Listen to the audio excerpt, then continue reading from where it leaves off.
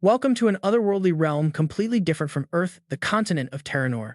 When the heart of the king burns and vanishes, a being who transcends the very fate of this world will descend. A legendary prophecy has long been passed down in Teranor about summoning a supreme entity from another dimension. The Emperor of Rustenard planned to sacrifice his 5 sons, 7 daughters, and 19 close royal relatives, all to summon this prophesied otherworldly saint. However, that high-stakes summoning ritual mistakenly dragged a young man from Earth, instead sending the Emperor into a massive fit of rage. And on his journey to this strange reality, he was sent somewhere else entirely.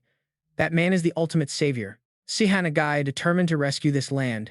Now he has returned once more to crush the king's cruel tyranny. With the tyrant finally destroyed, the nightmare should have ended right there. That long-awaited moment felt like the gateway to true happiness was finally opening. Sihan was about to reunite with his beloved Lavina, who stepped forward with a gentle smile. After endless struggles, they shared a warm hug. But right as Sihan confidently swore to stay here forever and start a new life, the faces of his closest comrades suddenly twisted with dark intent. In that chilling split second, a terrifying smile spread across Lavina's face, cold enough to freeze anyone's blood. Sihan himself froze, paralyzed by her overwhelming hostile aura. The moment he turned around, a dimensional rift tore open. Shocked and unable to comprehend the betrayal unfolding right in front of him, Sihan desperately looked at his lover. Instead, she stared back with pure malice shining in her eyes. The woman who once shared his warmest kisses now looked at him with utter disgust. Sihan was forcefully dragged into the portal, staring at those familiar faces that had suddenly become complete strangers. The story fed to the public was that the legendary savior and his 6 heroic companions saved the world. Cruel taxes were abolished, freeing the citizens from forced labor, and those 6 heroes founded allied kingdoms to split control of the land. An era of peace and prosperity had begun. Now our scene shifts to a quiet village deep in the woods, where a young girl steps outside into the warm sunlight. Her delicate bare feet gleam in the morning light as she softly whispers to herself about the clear blue sky. Not a single cloud in sight. Alita shields her eyes from the sun, realizing it is the perfect day for farming. Driving her shovel deep into the dirt, Alita happily hums a gentle tune. But her peaceful work is suddenly cut short. She hears a bizarre sound, and as she looks up, her eyes land on a random fish flopping right beside her. Confused, she stares at the flopping flounder, a perfectly fresh, delicious-looking fish. But wait, she tells herself. How can I eat something without knowing where it came from? Since when do fresh flounders just magically appear in the middle of a forest? Shaking it off as highly suspicious, Alita tries to garden when something else drops right behind her. Startled by the sudden crash, she spins around in a panic. What now? Standing before her is a massive pig that just fell from the sky. First a flounder, now a whole pig. What on earth is happening up there? Staring up in disbelief, her eyes widen even further as she spots another figure hurtling down from the clouds. It is a completely naked man plummeting straight down. Alita's expression turns into a mix of shock and pure embarrassment as Sihan crashes with a loud thud, kicking up a massive cloud of dust. She can only sigh in disbelief. First a pig and now a naked guy. She cautiously steps closer, wondering if he even survived the impact. Suddenly, Sihan looks up, startling her. He gazes around at the unfamiliar surroundings of this quiet, secluded forest clearing. Right here in this tiny clearing, a new destiny begins. Standing outside her small stone and wood cottage, Alita speaks up. She offers a hesitant hello, but Sihan just flashes a wicked, ecstatic grin. He actually made it back after all. How many years has it been? Sihan boldly declares that he is finally back, you fools. But his exhausted body hits its absolute limit and he collapses right in front of her. Alita is left completely dumbfounded by all of this. What on earth is going on? Night falls over the lonely little house, and after a long, deep sleep, Sihan finally opens his eyes. Confused, he looks around as the soft light illuminates his face, whispering to himself. Alita approaches and asks if he is all right, offering some hot porridge she prepared to help him recover. She admits she was shocked to see someone fall from the sky. Hearing this, Sihan bolts upright in sudden pain. He asks if she saved him, realizing the side effects of dimensional travel are far worse than he anticipated. Alita watches him in silence, noticing his strange language. He is not speaking the common tongue of Teranor at all. Instead, he speaks a foreign language. Could he be from some primal tribe? He seems way too clean for that. Looking at her expression, Sihan realizes he forgot this is no longer Earth. He speaks up, asking if she was the one who rescued him. She sets the food down and softly replies, yes. Alita immediately falls deep into her own thoughts, realizing this man does not seem to come from the primitive tribes. Sihan curiously asks her where exactly he is right now. She explains they are in the northern region of Mount Lyphan. Confused, Sihan repeats Gozon Village and Mount Lyphan, wondering where that is. Alita decides to explain the local territories first. She tells him they are in the kingdom of Lilstein, a nation founded by Lilstein after the Revolutionary War by the Seven Heroes. Sihan's voice instantly turns incredibly cold and sharp. Lilstein, he mutters, spitting the name out with pure hatred. So that idiot Lilstein is a king now, he says. An awkward and tense silence suddenly fills the room between them. Sihan breaks the silence, asking if he can borrow some clothes since he has been sitting naked for a while now. Alita readily agrees. Soon after Sihan begins devouring the food as if he has been starved for ages, he stops noticing a slightly fishy smell. But there is no other choice since spices are clearly a rare luxury in this village. He finally feels his strength returning. He quickly adds that he is very grateful, thanking her for the meal. Hearing this, Alita looks at him with utter confusion. She observes his toned, muscular physique with absolutely no excess fat, his handsome face, and his somewhat blunt attitude. Alita quickly concludes that he must be a member of the royal family. But then why on earth was he naked? Sihan smiles, realizing he has not even asked for his savior's name yet. Alita silently wonders if he is really asking that now. She finally introduces herself as Alita, claiming to be nothing more than a simple country girl from around here. Sihan raises an eyebrow, asking if master swordsmen are considered simple country girls these days, noting her skills are far from ordinary. Alita's lips tremble slightly as if she wants to say something. Caught off guard, she curiously asks how he could possibly tell. Sihan replies that it was simply a hunch. She chuckles, admitting she is indeed a weapon-wielding warrior and a master swordsman. She clarifies that she is not a knight but rather a freelancer. Since she has no lord to serve, she is technically unemployed. So when there are no active commissions, she simply spends her days doing various gardening and farming work around the village. Sihan nods in understanding but then states he has one more question. The air in the small room suddenly grows heavy. He demands to know her relationship with Returnee. In an instant, she violently flips the table. Sihan instinctively leaps backward. Alita, consumed by sudden fury, stomps hard on the floor and pulls out a small dagger, her eyes turning deadly cold. She swiftly leaps onto the high table to strike, but her movement suddenly freezes as she stares at what lies ahead. Alita looks at the shattered wood in utter confusion, wondering where he went. Sihan suddenly speaks from right behind her. He calmly explains he only asked because he wanted to avoid a fight. Startled, she swings her blade backward, demanding when he moved. Sihan easily slips right in front of her again. She panics as he dodges effortlessly, wondering if he is also a master swordsman. Alita continues her relentless assault. Sihan dodges each strike while calmly repeating that he has absolutely no intention of fighting. Alita silently analyzes his movements, realizing this man is incredibly strong as he dodges every strike with absolute minimal effort. She decides to push her speed even further to catch him. Sihan chuckles, noting she is not as calm as she looks. Sihan turns around, realizing she actually has a kind heart since she is only aiming for his shoulder with no intent to kill. Alita screams in shock as she finds herself staring at a simple wooden spoon, suddenly losing her balance completely. She falls backward with a heavy crash, while Sihan stands calmly pointing that simple wooden spoon right at her throat now. Alita quietly admits defeat, demanding to know who he really is. He smiles and introduces himself as Sung Sihan. He tells her he is from Earth. Her eyes widen in complete shock, wondering if he is the legendary savior from another world. Sihan smiles, glad to see he has not been forgotten. He admits he understands why she attacked after his question about that tyrant. He explains he was only asking out of curiosity anyway, so she does not need to answer. She quietly looks down. She quietly reveals her full name as Alita, confessing to Sihan that she is actually the daughter of Returnee. She explains that the people cheered when the Mad Emperor's reign ended, demanding to execute anyone who shared his bloodline. They wanted to make sure a second tyrant would never rise. Back then, Alita's life was in absolute peril because of her father. During that chaotic collapse, the Empress pleaded with their loyal guard, Kion, saying he was the only one she could trust. Kion respectfully swore to protect the child with his very life. Back then, a young Alita could only cry in terror. Alita remembers Kion as the guardian who took care of her. He sacrificed his entire life to raise her in a remote land. He taught her how to fight, though Kion was ultimately acting as a free mercenary. But after her identity was accidentally exposed, to him he had no choice but to take her and flee far away in order to keep her safe. She explains they were driven out of the kingdom, living in isolation here.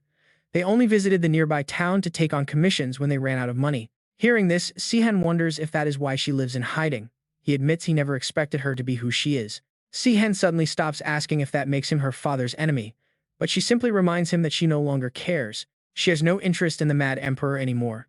Even though he is dead, people still fear that a new one will eventually rise.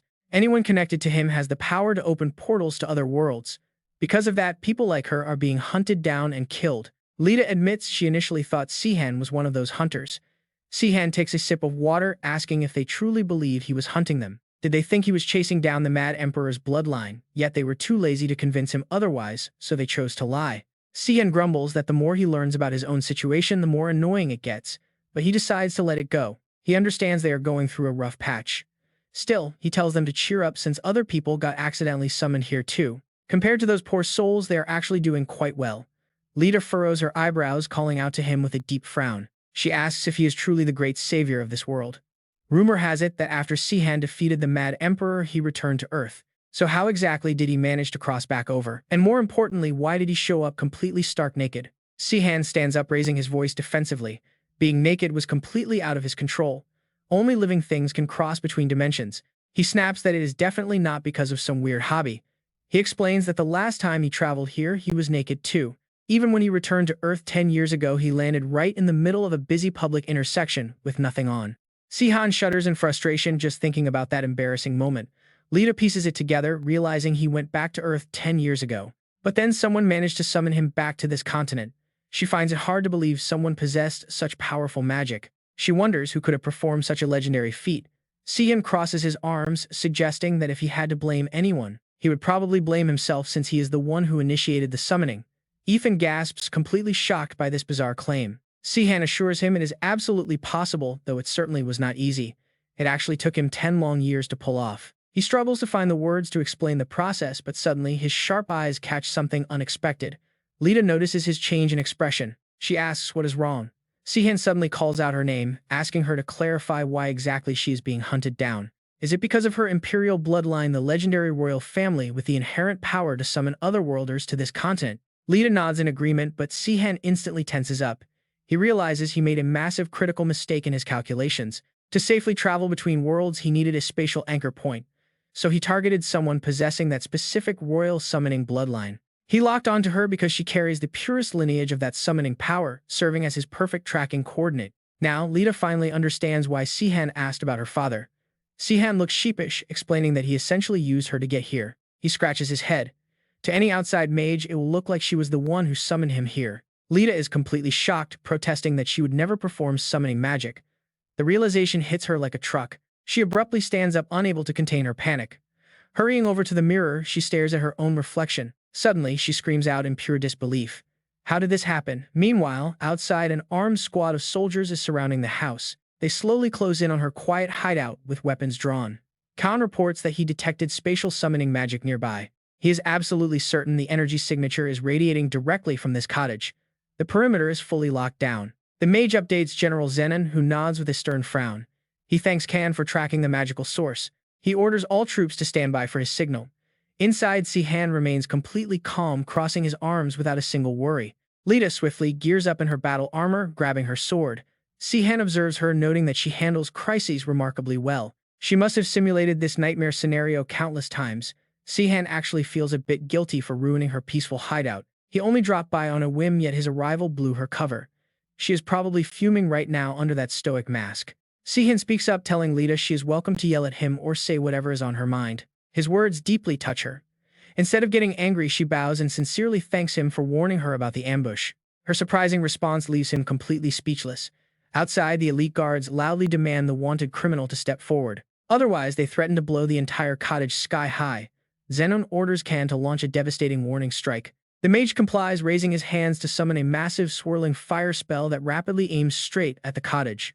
The terrifying magical pressure even makes the general flinch. Zenon shouts that this level of destruction is a bit too much. He reminds the mage they were strictly ordered to take her alive, but Khan reassures him the strike is purely for show. Rustanerd mutters that if she is unlucky, she will probably be burned. But right then, Alita moves like the wind, catching everyone completely off guard. He barks out orders. She is escaping. Catch her alive for a reward of 10 gold coins. Meanwhile, she is already in the thick of it. She fights like a demon. The guards panic, wondering if this girl is actually some legendary master swordsman. She fights hard, but she's completely outnumbered. How can she escape? Suddenly, a massive shockwave catches her eye. A massive blast of energy slams in, sending Alita flying. Zenon steps forward, sneering at her. Imagine a master swordsman picking on low-level grunts. Aren't you ashamed? He asks. He then proudly declares that from now on, he and Knight of Lay will be the one to put her down. Alita immediately senses the fighting spirit radiating from his armor. He is a tier above her. Suddenly, Zenon lunges forward with a direct, brutal strike. He aims straight for her face. Their weapons clash in an incredibly tense struggle. Seeing a quick opening to turn the tide, Alita swings her blade hard. A blinding flash of light erupts from their clash. Zenon grins, mocking her pretty decent sword energy. But his defense is still miles better. Zenon barks that simple tricks like that are completely useless against a warrior like him. Alita is instantly pushed to the defensive. She lets out a painful cry as her body is sent flying violently backward. She skids across the ground, leaving a long trail in the dirt. Suddenly, Zenon's fierce glare softens. He casually wipes his face. Disgusted, he mutters that it is filthy. He tells her that as a master she knows she cannot win, so she should drop her weapon. But Alita cuts him off, declaring that she surrenders. Zenon praises her wise decision, glad she knows how to read the room. He tells her to follow him, but suddenly Sung Sihan's voice cuts in from right behind him, stopping him dead in his tracks. "You were fighting so aggressively," Sung Sihan mocks. "Did you suddenly calm down just because you felt bad for her? Talk about a mood swing." Zenon's face instantly goes pale. Complete panic. Who was this guy? How did he sneak up like that? He could not sense even a single trace of Sung Sihan's presence. Zenon pulls back his mind, racing with sheer confusion. Who is this guy? He wonders. How could anyone approach him without triggering any of his senses? He begins to sweat. Terrified, Zenon screams, asking who he is. Standing right in front of the blade, Sung Sihan calmly apologizes, saying he has no personal grudge, but he still has a bit of a responsibility here. Before Zenon can even react, his eyes widen in pure shock. Sung Sihan closes his eyes and delivers a devastating punch, launching Zenon backward. He crashes headfirst, plunging straight into the dirt. He is planted deep, headfirst. The surrounding soldiers watch in utter shock, unable to believe their commander got buried. Alita stares at Sung Sihan's back, deeply confused. Why would he stand up against these soldiers? If this is Sung Sihan, aren't these guys working for his former comrades? Returnee quickly raises his hand, shouting that he is a remnant of the Demon Empire. He orders his men to take him down immediately. Sung Sihan puts his hands on his hips, asking if they still refuse to back down, even though their leader was just crushed so easily. It looks like he has no other choice now, though he really did not want this. He starts repeatedly apologizing, begging them not to hold a grudge or blame him. He is genuinely deeply sorry about this. The soldiers shiver in terror. If you are about to absolutely trash us, they think, just stop saying sorry already. A moment later, Zenon pulls his head out of the ground, swearing, but he freezes, cold sweat dripping down as he looks around. His jaw drops at the sight of his elite squad completely wiped out.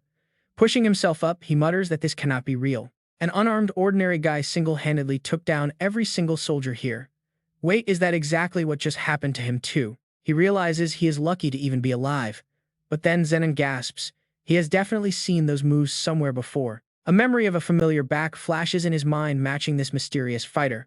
A subtle mocking smirk appears in the vision. Sung Sihan speaks up, teasing that look who's finally awake. He praises his toughness but says he needs to go back to sleep. Zenon watches his movements and screams, begging him to wait. He starts to ask if he is really, but before he can finish, a loud crash sends him face first into the dirt once again. Sung Sihan calmly turns away from the buried commander. He mutters that he has said it over and over, but he really does not have any grudge against them, so there is absolutely no reason to fight. But if they still insist on doing this the hard way, he will gladly oblige. Returnee clicks his tongue, looking at the bodies scattered across the floor.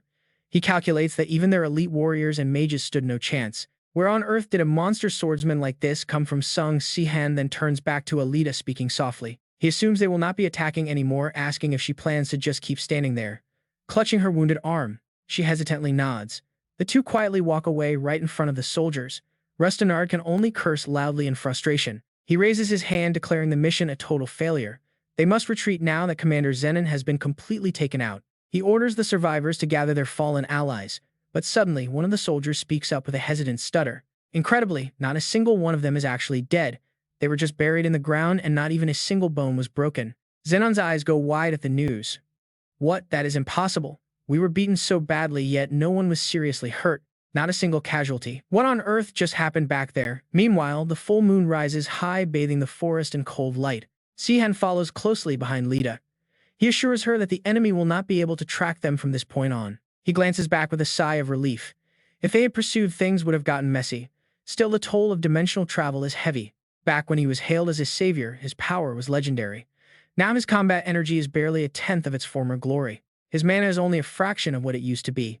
Sihan stares at the faint energy flickering in his palm, feeling frustrated. He wonders when he will ever regain his peak strength. Suddenly, a sharp gasp of pain cuts through the quiet night. Sihan quickly asks if she is all right, fearing her right arm is broken. Lita looks down at her trembling limb with a quiet sigh. She smiles, saying she got lucky because it could have been far worse than a simple fracture. Sihan watches her completely baffled. Is a broken bone really something to be grateful for? What a strange girl. After carefully bandaging her wound, he tells her it is done. He hopes it helps ease the pain. Lita bows her head to thank him, but Sihan just shrugs it off as no big deal.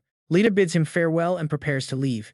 Sihan stares at her in sheer disbelief before shouting after her in a panic. Where are you going? Aren't we sticking together? How do you expect to escape this dangerous forest with a broken arm like that? Lita calmly turns around, suggesting she will manage if she is simply more careful than usual on her way out. Sihan cuts her off, insisting that caution alone will not cut it. He offers to help since he feels partly responsible for her plight. Besides, he cannot just leave an injured person behind in the wild. Lita blinks, completely stunned by his sudden kindness. After a brief moment of quiet reflection, a bright smile returns to her face as she accepts his generous offer. Sihan scratches his head, wondering if that really required so much deep thought. He suggests she drop the formal titles and call him Sihan. She easily agrees. Curious, Sihan asks about her next move since staying here is no longer safe now that her identity is compromised. She hesitates, noting that the nearest settlement is Godin Village. However, the enemy's search parties will likely head there first. Her best option is to cross the mountain range and head toward the bustling trade city of Kan. Meanwhile, inside the grand palace of the Garden Kingdom, a man is engrossed in a book until a voice interrupts him. A messenger bows low, reporting urgent news from the search party at Mount Nan. The scene shifts to a vast, dimly lit archive. Towering shelves packed with books line the corridor as a figure slowly makes his way down a hidden flight of stairs. He raises a hand, releasing a crimson magical energy that triggers a hidden mechanism in the stone wall. A massive door slides open, revealing Lilstein himself. Surrounded by a dark aura, his face is cold and completely emotionless. Before him lies a filthy, chaotic laboratory. Suddenly, a weak voice calls out his name, echoing from a dark corner. A locked-up prisoner glares at him, asking how he can dare call himself a hero while committing such atrocious acts. Lilstein merely smirks. He tells the descendant of Rustenor that his mana must have fully matured over the past 2 weeks. He asks if the prisoner knows why the magic circle beneath his feet changed color to green, signaling completed mana conversion. The prisoner screams in pure hatred, spitting out that he truly pities the fools who worship a monster like him. Lilstein is amused.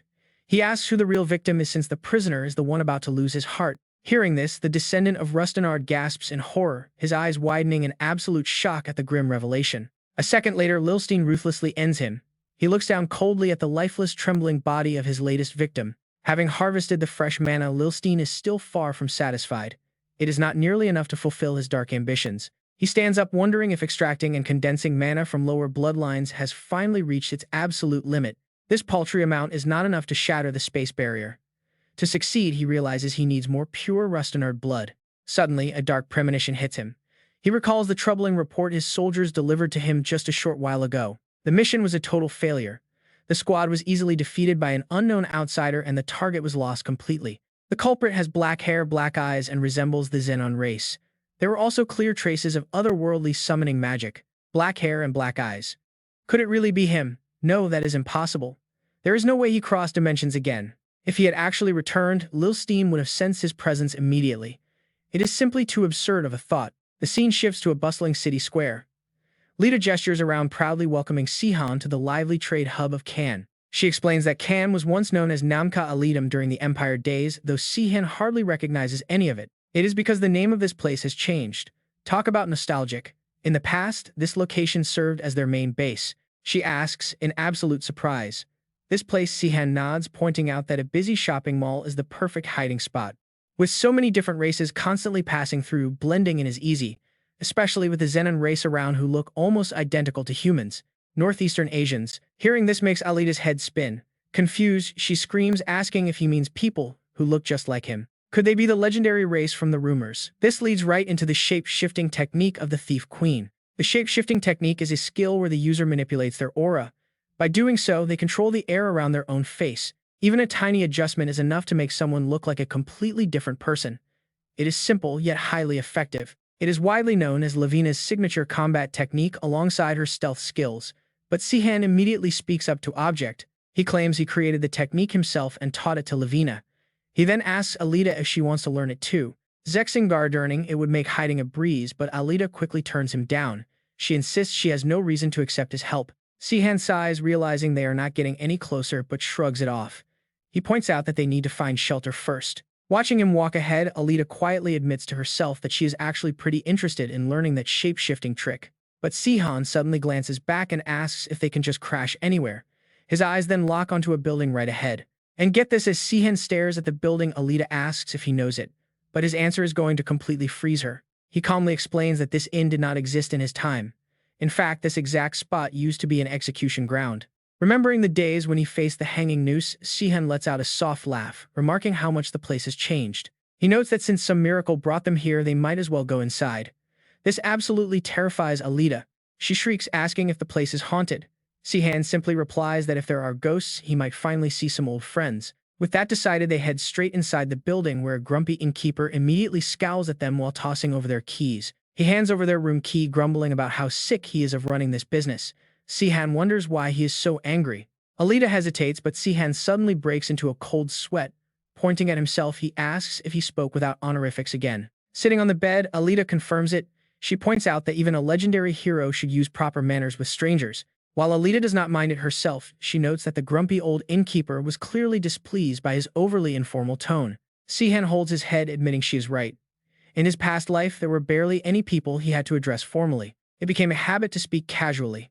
He suddenly panics, wondering if he has been incredibly rude to her this entire time. Alita shuts him down immediately, saying it is way too late for regrets now.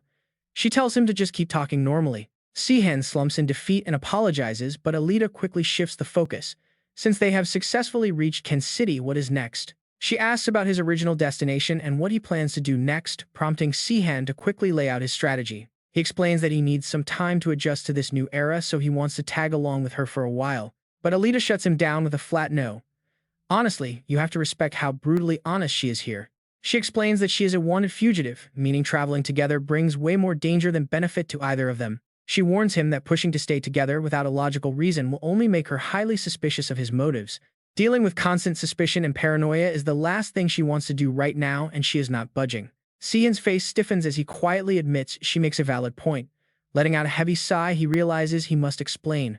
With a grim expression, Sihan admits he has no choice but to reveal the truth. Without his protection, she will get caught. He explains that using magic to summon someone from another dimension causes a massive disruption in the fabric of space. This spatial distortion acts like a beacon. However, since Sihan was not actually summoned, his arrival left no trace at all. Because he crossed over entirely on his own, the world barely reacted, meaning no one has realized he is actually back. However, anyone attempting to summon an otherworldly savior leaves a lingering spatial trace behind, marking their location with every single step they take. This trace causes spatial ripples whenever they move. The moment they trigger it, their pursuers will lock onto them instantly. Panic strikes Alita. She cuts him off, asking if they are currently leaving a trail that makes running away pointless. Sihan waves his hands to calm her down. He explains that while he was unconscious yesterday, he could not do anything. But now that he is awake, he has successfully suppressed her magic and the spatial vibrations to keep them completely hidden. For now, they are safe from detection. However, the catch is that Sihan must manually cast this spell every few days. With the shocking truth laid bare, Alita slumps back in defeat, realizing she absolutely needs his help. She stares blankly at him. Sihan is left with a massive question mark. Why does she need him? Cut to the capital of the Returnee kingdom, where Jerem is burning with rage. He shouts out, "Please, give me another chance to reclaim my honor. I stake my name on wiping out this stain. Commander, I will definitely capture those cursed Returners I missed last time." Hearing this, the commander falls into deep thought. After a brief moment, Eon rests his chin on his hand and sighs, asking Jerem if he truly thinks this is necessary. Even the king himself doesn't hold anyone responsible for failing those kinds of missions. Yet you're telling me you'd rather return to the battlefield with raw, untrained recruits than face a mere month of house arrest. You're incredibly stubborn. How can someone who disobeyed direct orders expect forgiveness? Reclaiming lost honor is a knight's duty, Jerem insists. Eon is left speechless by this bold declaration. He slams his hand down on the desk in pure admiration. That is the true definition of a knight. Fine, go and reclaim your honor. With the commander's green light secured, Jerem carefully closes the door behind him. Walking down the hallway, he begins plotting. They will need money to survive. Both of them are highly skilled sword masters, so they will likely take on freelance mercenary work. Judging by their direction, their destination is likely the city of Cannes.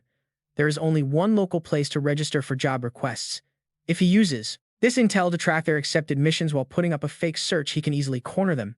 It is time to pursue. Honestly, he doesn't care much about the girl with Returnee blood. The one he needs to investigate is the man traveling with her. No matter how he looks at it, the guy resembles that legendary person way too much. but that's absolutely impossible. Or could it really be him? He has to confirm it with his own eyes.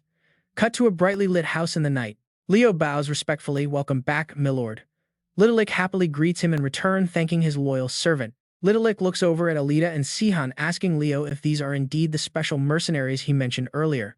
Leo confirms they are the elite freelancers recommended by Kaigan, introducing them as the wandering swordmasters Alita and Sung Sihan. Alita glances over and whispers, asking if he ever used the name Sung Sihan. Sihan leans in close to her ear. "I just picked a random name that sounds like mine," he whispers, "so even if you slip up, we can just play it cool." Leo continues the introduction, explaining that both are highly formidable swordmasters who can channel powerful aura into battle. These warriors are divided into 6 distinct ranks. First is the seed rank, where fighters use aura to boost physical strength. Next is the warrior rank. These fighters can fuse metal weapons they master with their aura to generate sharp blade aura.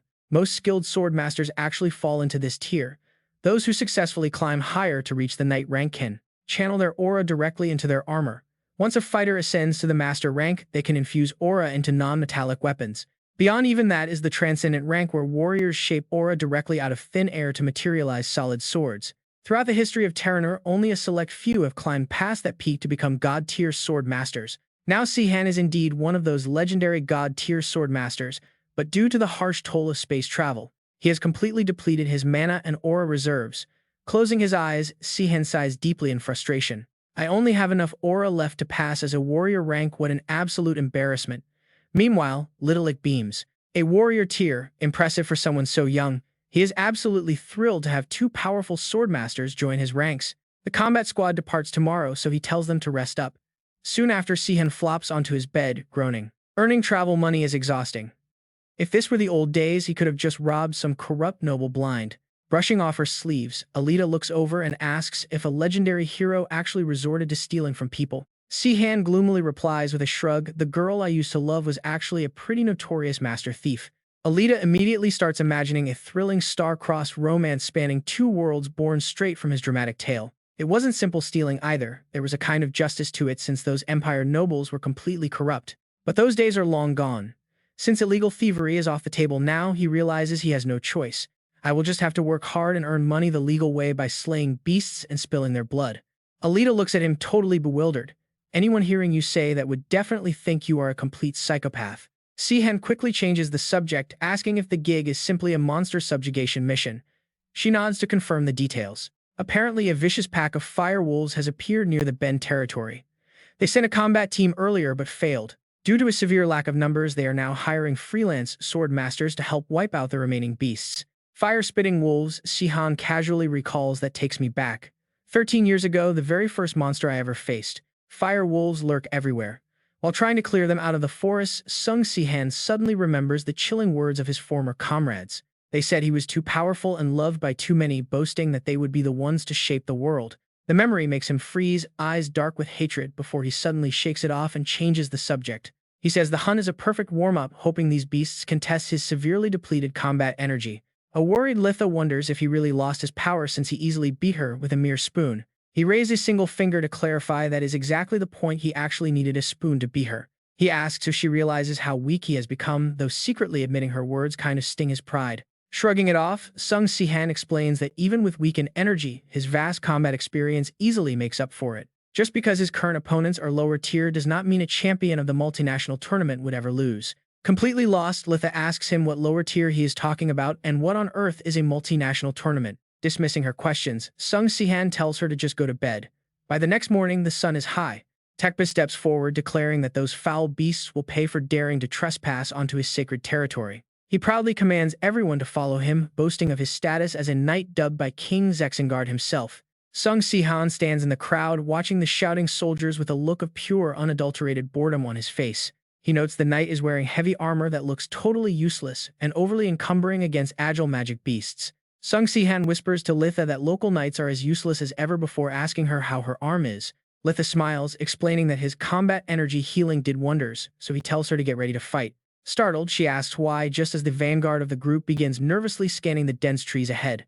Sung Sihan quietly mentions smelling sulfur nearby, and right on cue a dark shadow flashes through the thick bushes.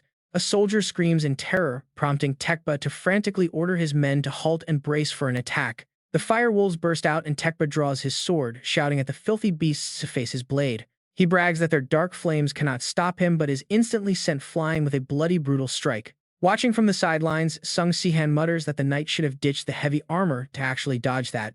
Sprawled on the dirt, Tekba stubbornly retorts that a proper knight cannot possibly go into battle without his armor. Meanwhile, the other mercenaries struggle against the pack, desperately shouting to hold the line and keep their formation solid. They rally, hoping the expert swordsman with them will carry right as Sung Sihan casually takes down a wolf. He looks at the dead beast, thinking they are way too easy to kill, and he could easily solo them. But showing his true power would draw way too much unwanted attention, so he decides to play it cool. He wonders why they even needed mercenaries for such weak pests until sudden screams echo from behind the group. And just like that, things get dangerous as a giant scarred wolf suddenly lunges out from the dark. Its overwhelming energy marks it as the pack leader, prompting a sharp knowing grin from a highly amused Sung Sihan. Since the wolves have a leader, Sung Sihan grips his sword tightly, ready to face the boss of the pack. While the panic-stricken recruits flee in terror, Tekba tries to rally them, calling this a golden opportunity. He says defeating the leader will break the pack, so he leaves it to Sung Sihan and Alita while he guards. Sung Sihan is completely speechless, muttering about how mercenaries always get stuck doing all the actual heavy lifting.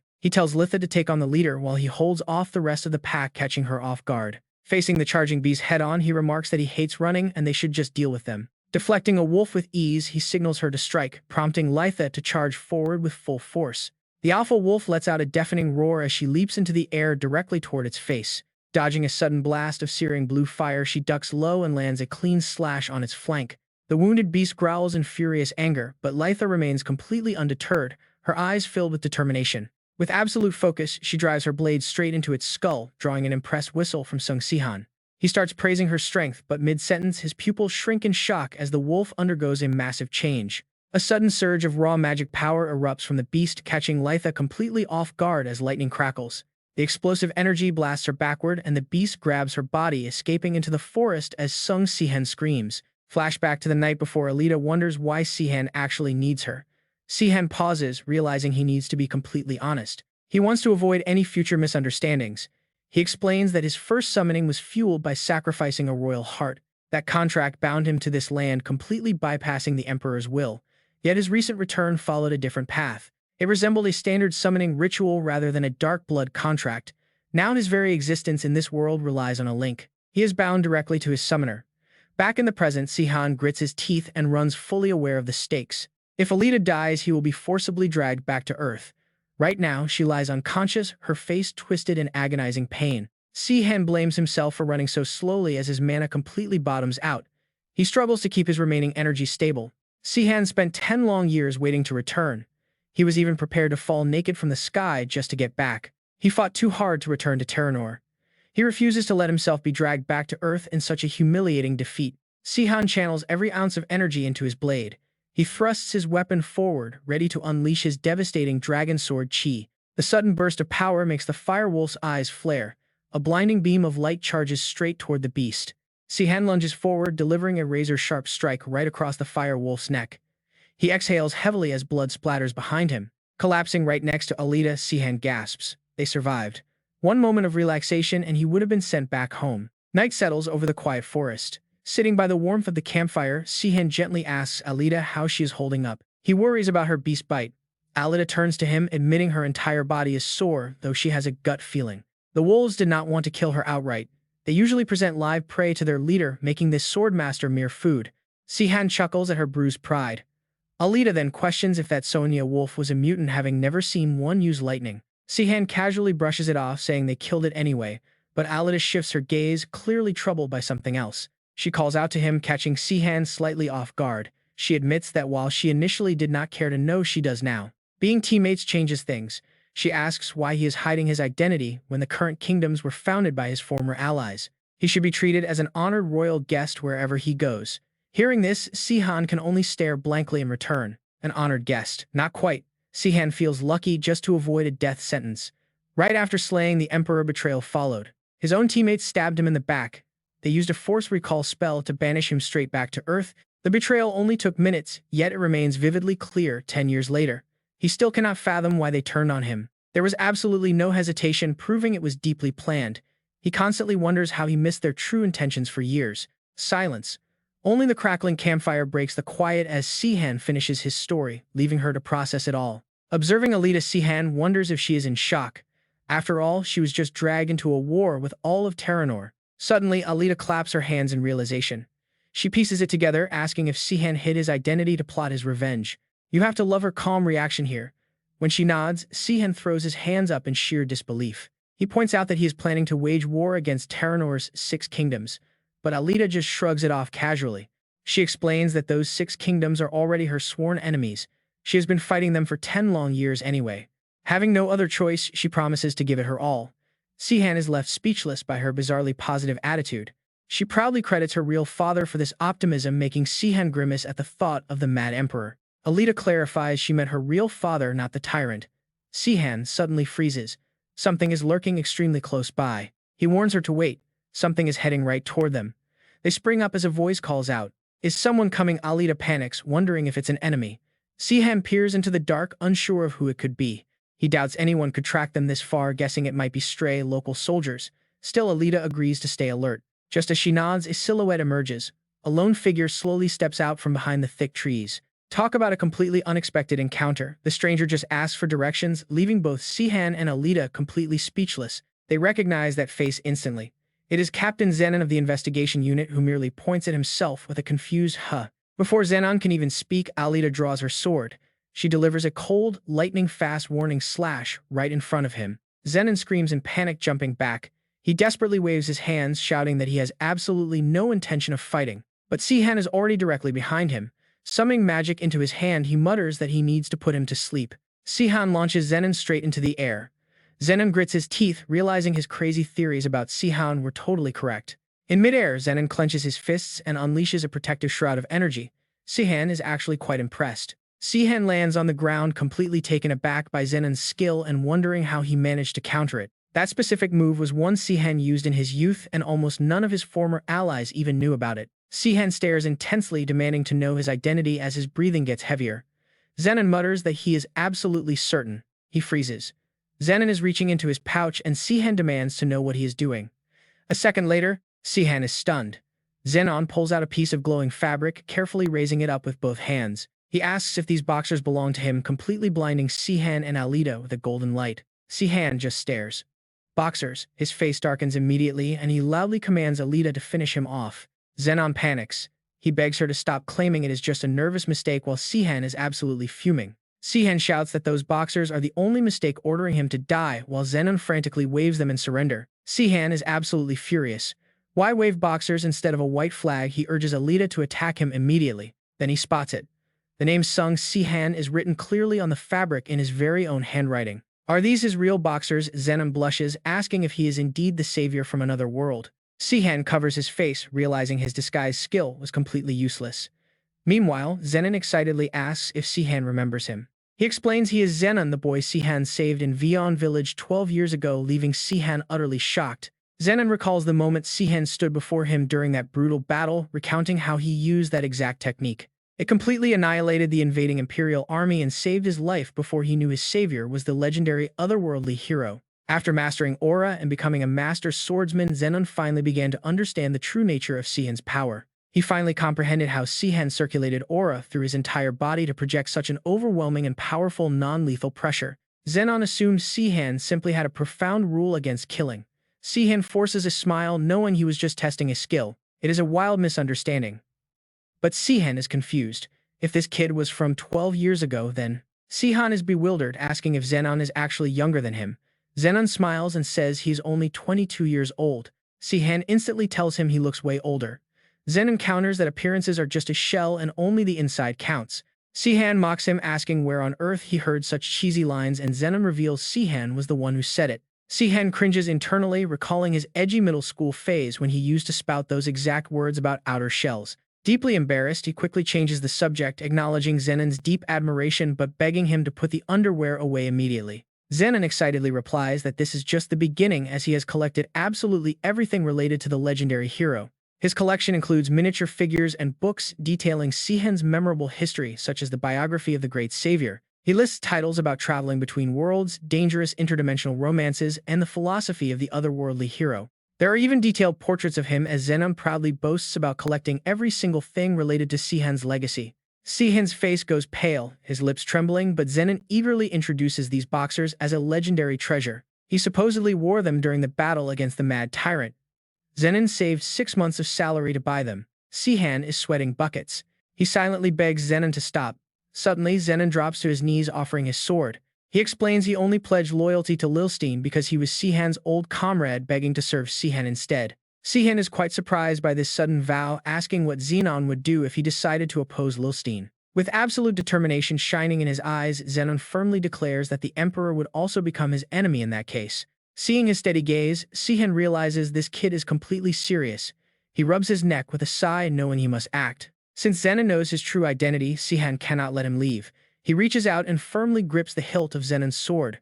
He points the blade down, declaring that he accepts his sword, which immediately makes Zenon beam with absolute satisfaction. Clenching his fist, Zenon promises to serve Sihan with all his might and vows never to let him down. He eagerly offers to take care of the remaining Dinia wolf, but Sihan simply points away, saying it is already taken care of. He asks if Zenon missed the alpha's corpse over there. Zenon is confused, stammering that these wolves usually hunt in pairs. Did Sihan use the male's body to lure the female? Sihan's eyes widen and both he and Alita freeze completely. Right on cue, the female fire wolf suddenly appears. Sihan groans in pain, cursing their absolutely terrible timing. As it radiates pure bloodlust, Sihan beats himself up. How could he forget there would be 2 alphas? Alita playfully mocks him, asking how a veteran hero like Sihan could possibly forget such basic details as he tries to argue. Why not? It has been 10 years. Ask a lawyer to solve a math equation and see if they can. She wonders math. Sihan scratches his head. It is just a Korean word. Suddenly, Zenon cuts in, begging to handle the fight himself. He promises to show off his true skills. Narrowing his eyes, Sihan agrees. Zenon immediately points his massive sword right at the fire wolf. Raising the blade to guard his front, he radiates intense killing intent while thinking that he finally met the legendary hero he has admired all his life. This is his chance to prove himself, but what kind of impression has he made? So far, he gloomily remembers the embarrassing times he got stuck in the dirt. Suddenly, Zenon lets out a loud battle cry, summoning a bright golden aura. Zenon vows to show Sihan his true power to win back his respect once and for all. Lita is genuinely impressed by the glowing light, but Sihan just sighs, wondering why the guy is always so dramatic. Right then, the fire wolf charges with a ferocious roar. Zenon moves fast, landing a quick slash across its body. His eyes flash with light as he yells out, unleashing a flurry of wild razor-sharp strikes on the beast. Watching this, Lita narrows her eyes, full of silent admiration. He is not getting pushed back by that massive beast at all, but is actually dominating the fight. She realizes Zenon went easy on her before. Sihan rubs his chin, noting Lita is strong for her age, but this kid is pretty good too, showing real talent. Lita asks if that is only considered decent, wondering what a genius looks like. Sihan closes his eyes, explaining that everyone he used to meet was a genius. He is no prodigy, just someone special because he is from Earth, while the true genius is Lavina. Lita purses her lips in silence. Suddenly, a bright crimson energy erupts from the mouth of the fire wolf, shooting a massive blast of fire straight ahead. Zenon stands right in the blast, roaring. He scoffs, asking how mere flames could hurt him before leaping onto the beast's head to finish the fight. Lita's jaw drops in sheer disbelief, while Sihan senses something is off, thinking that flashy move was all talk. A second later, Zenon is struck by a powerful bolt of lightning. He crashes hard to the dirt, smoking. Sihan crosses his arms, feeling a massive sense of déjà vu. Lita places a hand on her face, asking Sihan if he is mocking her past defeat. Meanwhile, Zenon stands up, shocked and yelling in frustration. He is confused, wondering how a wolf could shoot lightning. Lita immediately draws her weapon, offering to take over the fight. Sihan stops her, deciding to finish it himself since the beast is using magic. Hearing this, Lita suddenly has a realization, connecting the dots. Since Sihan is from another world, she realizes why the Mad Tyrant's monster army was once considered a living nightmare. It is not just their physical strength, but the fact that magic is entirely useless against otherworlders. Even the most powerful mages are completely helpless against someone from another world. She figures this must also apply to Sihan. As Sihan walks forward, the fire wolf unleashes another terrifying wave of fire, yet Sihan just strolls right through the flames, completely unharmed, muttering that it is completely useless. He survived his first arrival in this world thanks to his total magic immunity. Sihan originally wanted to avoid showing this power because of the crowd, but now he has nothing to worry about. Sihan gets cocky, but watch what happens next.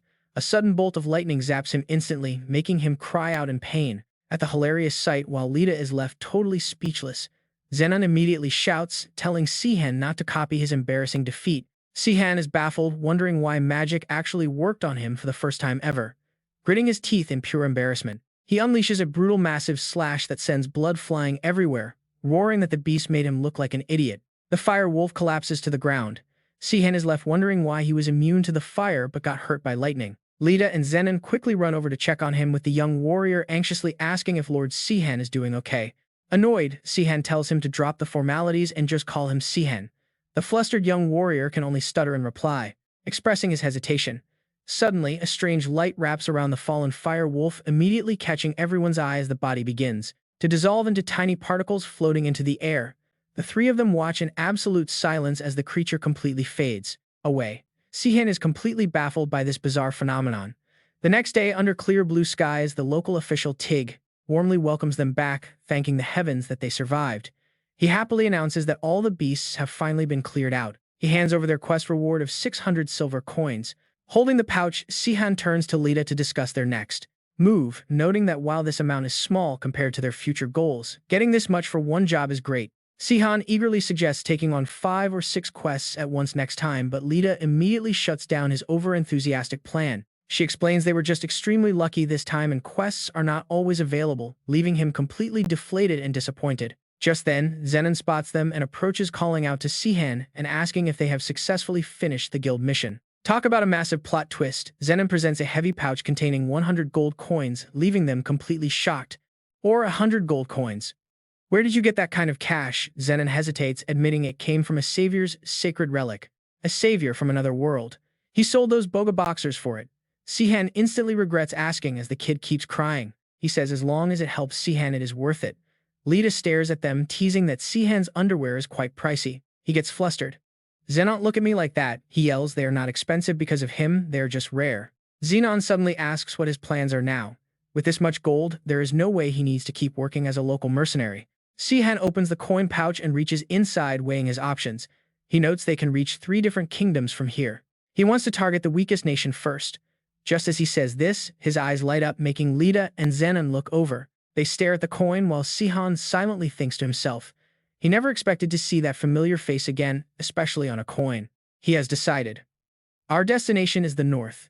Sihan stares intently at the familiar face stamped on the metal. That coin belongs to the Ginga Kingdom. Meanwhile, inside a lab in Lilstein, a projection flickers to life across a magical mirror. It is the Emperor of Lilstein. He notes it has been quite a while, questioning Clonan on why he is calling today. The old mage hesitates, stumbling over his words. He explains it is about test subjects 11 and 12 and that their intervention is unneeded. Apparently, the Basin Kingdom took care of those 2 on their own.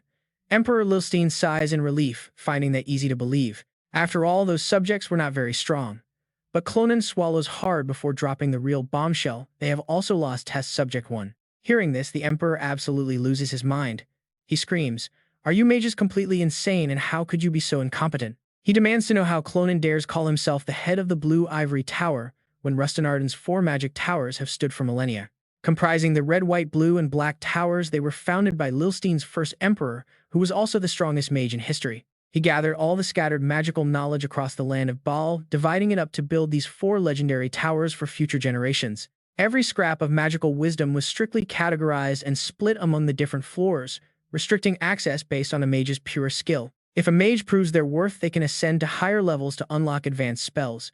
Reaching a certain floor is the ultimate badge of honor, but the peak of authority rests at the very top. Right now, the Emperor of Lilstein himself rules over the 9th floor of the Red Tower. As the master of the 9th floor, the Emperor continues to scold him. He asks if Clonan forgot the only reason he got his position. Clonan only got the job because the qualified candidates were executed. The Emperor sneers. Does he want to join them? There are plenty of mages on the 8th floor who can easily replace him. The Emperor grants Clonan one final chance to redeem himself. He must hunt down Test Subject 1 immediately and erase all traces. Terrified, the old mage bows, promising he will not fail again. The illusion fades. Clonan is left standing frozen in fear. He lets out a heavy sigh to steady his nerves. Muttering that he at least has one final shot, he turns away. Meanwhile, we cut to Dotando, the capital of the Ginga Kingdom. An advisor strides quickly down a grand palace corridor. Opening the doors, Cade bows deeply and calls out to his ruler, who grins widely. He cheerfully asks Cade if he wants to join him for a drink. Meet Emperor Zexengard, the founding ruler of the Ginga Kingdom. Cade asks if his lord is throwing another party. Zexengard just laughs. Nothing in life is more fun than that. The days of running from the Empire are now a distant memory. Cade looks concerned, warning him that he is indulging way too much. Neglecting state affairs will cause the citizens to lose respect. Zexengard simply grins. He raises his wine glass. He scoffs, claiming he is not a bad emperor since he only spends his own money. Cade is left completely speechless by this. The problem is that all his funds come straight from those very citizens. Zexengard folds his arms, proud that he is not too cruel. He brags about not taxing them 60% like his predecessor, though Cade bitterly recalls that Zexengard still taxes them 50%. Zexengard boasts about not burning down villages or enslaving tens of thousands of innocents like the previous tyrant. But Cade silently notes that his lord still destroyed villages and forced tens of thousands into the military. Meanwhile, Zexengard keeps babbling on. Zexengard claims he earned his lavish lifestyle by liberating the kingdom. He asks if Cade remembers how bad the previous ruler was. He gets defensive, demanding to know how Cade dares make such a comparison. After all, those peasants have no right to complain. Cade tries to raise his voice in protest, but the Emperor cuts him off. Zexengard's face darkens, his tone suddenly dripping with malice. Zexengard coldly tells Cade to get out. Terrified, the old advisor quickly bows and retreats from the room. Outside the heavy doors, Cade quietly weeps. Zexengard is a brilliant general in war, but he is a terrible king. He lacks the soul of a proper ruler. If only there was some loyal subject powerful enough to guide him. Inside, Zexengard stares out the window. His mood is ruined. He wonders if he should retire the old man. Should he force him out? Suddenly, the doors fly open. A panicked soldier bursts inside, calling for his king. Such flattery. The savior of the world, the hero of heroes, it is an honor to meet you, Zexengard. The Emperor instantly brightens up, noticing Kenlo walking over to nudge his shoulder. Sorry to bother you, but there is some urgent work. Zexengard chuckles, saying he always liked him anyway, and asks what is going on. Kenlo hands over a stack of documents, muttering that it is just some paperwork for him to sign. The Emperor frowns as he takes one sheet to look over. He immediately tosses it away, turning around to tell Kenlo to just handle it himself, because the Emperor's duty is to protect the defenseless and he has no time for such trivial matters. The scene shifts to the western outskirts of Loedo, capital of the Linga Kingdom. Standing in front of a rundown house, Lita speaks up. She asks if Sihan actually bought a house in Loando. Resting his hands on his hips, Sihan replies that staying at an inn for too long would draw too much attention, so they should treat this as a temporary base. Zenon quickly agrees with Sihan, but Zenon wonders if there is a problem, clutching his hands in pity at the thought of the great Sihan living in such a rundown place. Zenon even laments that he would have sold his own house to afford a better place for them. Meanwhile, Sihan and Lita already start walking inside. Looking around the messy house, he mutters that it is not as bad as he expected. Lita agrees, noting a little cleaning would make it highly livable. Suddenly, they feel a dark, raging presence behind them. Zenon angrily yells that the place is cursed and completely unlivable. He furiously warns the two of them not to interfere with his cleaning. Before long, loud rumbles and blinding flashes of light erupt from the house, leaving Sihan and Lita completely stunned. They watch in disbelief, wondering if those are actually normal sounds for someone cleaning a room. In an instant, the house is spotless. Zenon calls out to Sihan and Lita, saying that while it is still simple, it is finally good enough for their stay. Sihan is absolutely blown away by the results. Zenon proudly scratches his nose, suggesting they only need to buy some furniture now. Sihan sighs, asking Zenon why he is so intensely obsessed with cleaning. Meanwhile, Lita rubs her chin deep in her own thoughts. Sihan grins with satisfaction, praising Zenon for a job well done. He notes that this is actually a fantastic start for them. Zexengard's face immediately flashes in Sihan's mind. Excitedly, Sihan declares that now that they have a base, they can finally deal with Zexengard. Zenon stares at his own palms as he begins to explain. Currently, the Baylor continent is divided and ruled by 6 nations. There are 2 powerful empires, 2 middle-tier countries, and 2 weaker nations. The powerhouses are the Lessian Kingdom and the religious state of Nakia. The mid-tier nations are Saphon and Pharaon, while the weakest of the bunch are the kingdoms of Lucinda and Ubante. These 2 weak nations have remained content with their current policies, choosing not to expand at all for the past 10 years. And that stagnation is precisely why massive conflicts have been constantly breaking out between the other, more ambitious kingdoms. The most severe incident recently was the Kahan War. It was a massive clash between the Lessian Kingdom and the religious state of Nakia over the control of Kahan City, sparked by fears that this dispute would escalate into an all-out global war. The other kingdoms quickly intervened rather aggressively. At that time, Tessinda loudly proclaimed that no matter who they had to face, they would fight anyone to secure control over Kahan City. Zenon adds that even though the 2 superpowers were incredibly strong, their actual strength was not too far ahead of the others. Thus, Gazinda's aggressive intervention was actually enough to stop them. Ultimately, the two powerhouses reached a peace agreement with the Jinga kingdom dividing the control of Kan City among the three. Resting his chin on his hand, Sihan sighs, realizing they were basically just squabbling among themselves. But honestly, he is not, expecting them to get along anyway. When it comes to power, there will always be a clear division of interests and conflicts. Besides, those who chose to cast him out right from the very start could never be considered good people anyway. Clenching his fists tight, Zenon angrily shouts that those villains resorted to petty schemes just to banish the true hero. He regrets ever swearing loyalty to such trash, calling himself foolish. Sihan quickly stops him, pointing out that he is not even dead. They did not actually manage to get rid of him. Zexengardening to the side, Sihan hesitates for a moment, then turns to Lita. He asks her how her training is going. Lita looks over rather weakly, gritting her teeth, and tries to transform into a frighteningly ugly person using her shape-shifting skill, making Sihan spit his drink in shock. She turns away, sighing that she failed again. Lita complains that it is incredibly difficult because her original form immediately returns. Sihan clutches his stomach, trembling with laughter. Sihan reassures her not to rush and to stay calm, telling her to visualize an invisible hand gently covering her face. She should make it feel like her aura is completely masking her features. Instead of forcing her face to change physically, she should imagine wearing a disguise made of raw energy using her aura to lock it in place. Lita narrows her eyes and sighs, pointing out that this is the third time he has given that exact advice, asking if he can explain it differently. She says she does not understand a thing. Sihan scratches his head, admitting he is not sure either, only telling her exactly how. Lian explained it. Looking confused, she asks if he can explain it the way he actually learned it. Sihan admits he cannot. This only makes Zenon and her extremely curious. Pointing a thumb at himself, Sihan declares that he is an Earthling. While Earthlings and the natives share the same physical appearance, there is a massive difference in how they perceive aura and magic.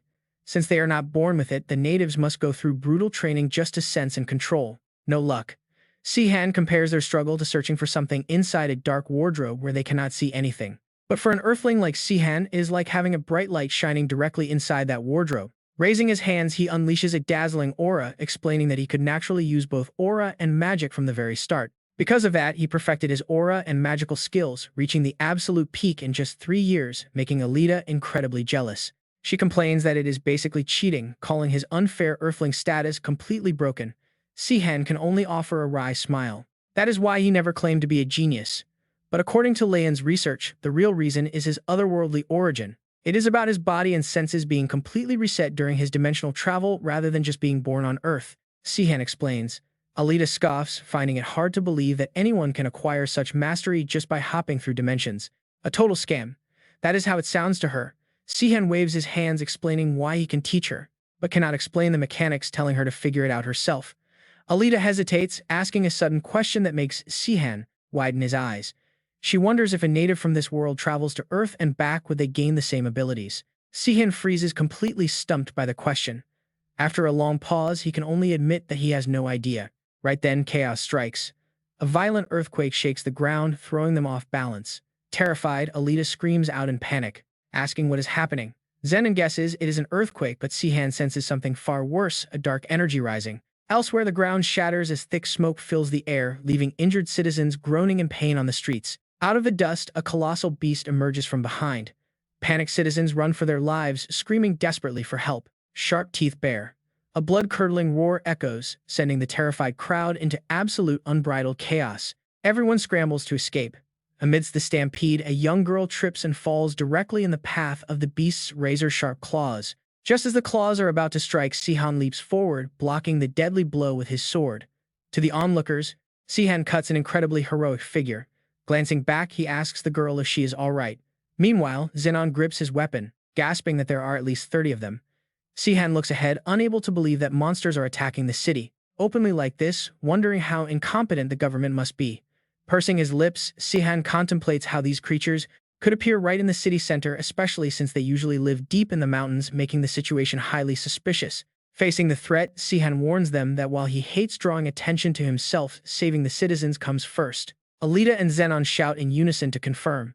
Gritting his teeth, Zenon drives his blade into a beast while Alita strikes. From the other side, unleashing sharp slashes on the monsters. Suddenly, a heavy footstep stomps on the ground behind them. The commander of the arriving soldiers bellows for them to stop. Recognizing Zexengard's knights, Sihan guesses that backup has finally arrived. Relieved, Sihan hopes there will be no more casualties now that the army can handle the rest. Surrounded. Before Sihan can even finish his thought, the knights corner the trio in a tight circle. The commander barks, demanding why they did not stop. Declaring that the Black Knights are taking over, he orders them to immediately step back. Alita snaps back in anger, asking if that is really what he should say when people are dying. Instead of stopping them, the knights should be focusing on killing the monsters. The soldiers draw their swords, pointing them at the trio as the commander shouts, demanding to know if they dare defy a direct royal command. Seeing the tense situation, Zenon asks Sihan what they should do. Shocked, Sihan's eyes widen to their absolute limit. He whips his head around, staring back towards the city entrance. A figure approaches from afar, radiating a blinding aura. Sihan grits his teeth, recognizing the familiar presence immediately. As heavy footsteps approach and overwhelming magical pressure rises in the air, he is absolutely certain of this energy. It is the signature aura of that absolute bastard. King Zexengard raises his voice, demanding how these beasts dare to touch his people. Reassuring them that there is nothing to fear, he confidently promises to protect everyone, issuing a loud command to his men. He orders the Black Knights to protect the citizens while he personally handles the beasts. The soldiers shout back in salute. Sihan stands silently in the crowd, muttering Zexengard's name as the arrogant king grins, saying his body has been aching lately. That is pretty stiff. I'll slaughter every last one of you monsters. The crowd watches in absolute awe. No way. It is unbelievable. Is he really wielding two massive axes? Zexengard charges straight ahead, instantly slashing the monsters. He laughs wildly as black blood sprays everywhere. You are pathetic tiny beasts, he mocks. The creatures freeze. The pack hesitates for just a single moment before immediately turning tail to run. Zexengard narrows his eyes and curses. You think you can run? Not a chance. Zexengard stomps his foot hard, summoning a magic circle to gather energy. Power surges everywhere. Zenon gasps, wondering if that is a battle seal. It's his first time seeing it. Rita repeats the name in disbelief. Yes, Zenon confirms only a transcendent-level swordsman could ever pull this off. It's a magical seal fueled by raw combat energy. Right now, Zexengard is winding up for a massive punch. Take this. A second later, his fist grows to a giant size, blasting the monsters away with his special move. The crowd cheers wildly as the beast falls. Watching from the sidelines, Rita whispers that the man is a total monster. Zenon strokes his chin, amazed by a transcendent master's power. Meanwhile, Sihan frowns as he analyzes the situation. He finally gets it. Zexengard staged this entire monster attack just to win over the gullible citizens. This whole invasion is just a theatrical show to make him look like a hero. That explains the guards' actions. They weren't allowed to defeat the beasts before the king arrived. It's a complete lie, but it works. The trick works perfectly on the public. Still, Sihan never expected Zexengard to sink this low. The giant was always brute. He used to have unshakable pride. Yet here he is degrading himself just to chase cheap popularity and fame. Sihan bites his lip, his face darkening with absolute disappointment. Is that big guy really such a skilled actor? Meanwhile, the citizens shower him with praise, shouting that he is the strongest hero for saving hundreds of lives. Rustenard Live, the revolutionary king, Sihan watches the giant's thrilled face, starting to wonder about something important. Does Zexengard even know this is a staged show? Perhaps his subordinates orchestrated this farce to flatter him. Playing with national affairs for cheap praise is pathetic. Honestly, Sihan would have preferred it if he was just corrupt. He always knew Zexengard was a fool. Suddenly, the giant glances back with a dead serious expression. Sihan freezes quietly, cursing under his breath. The giant warrior stares straight at Sihan and Zenon with deep suspicion. He has never seen this boy before, but the kid looks far from ordinary. Zexengard purses his lips in silence. A soldier breaks his focus, suggesting they head back to the castle. Zexengard nods, resting his massive axes on his shoulders. He smirks, confident that everything is under control as the crowd resumes their loud cheers for the king. Sihan watches him go deep in thought. The guy is definitely an idiot, but he still looks like a walking fortress. He looks exactly like he did 10 years ago. Even with the world changing, Zexengard's combat skills haven't dulled. Still, it isn't the time for Sihan to reveal himself yet. He must act cautiously and prepare everything perfectly. 10 days pass. Sihan and his companions settle into the capital, where Alita registers for basic classes in energy manipulation. She quickly masters it, learning to mask her presence. Meanwhile, Zenon trains hard, learning more about mountain-breaking techniques. Sihan, the creator of this style, focuses entirely on leveling up his combat energy and magic alongside his allies. Their raw magical output has tripled since returning to Glone. As they train independently to sharpen their skills and wait for the perfect opportunity, soldiers march up to the bulletin board. They paste a massive scroll containing an announcement. It states that evil heretics in the Ben region are currently controlling hordes of monsters to spread chaos.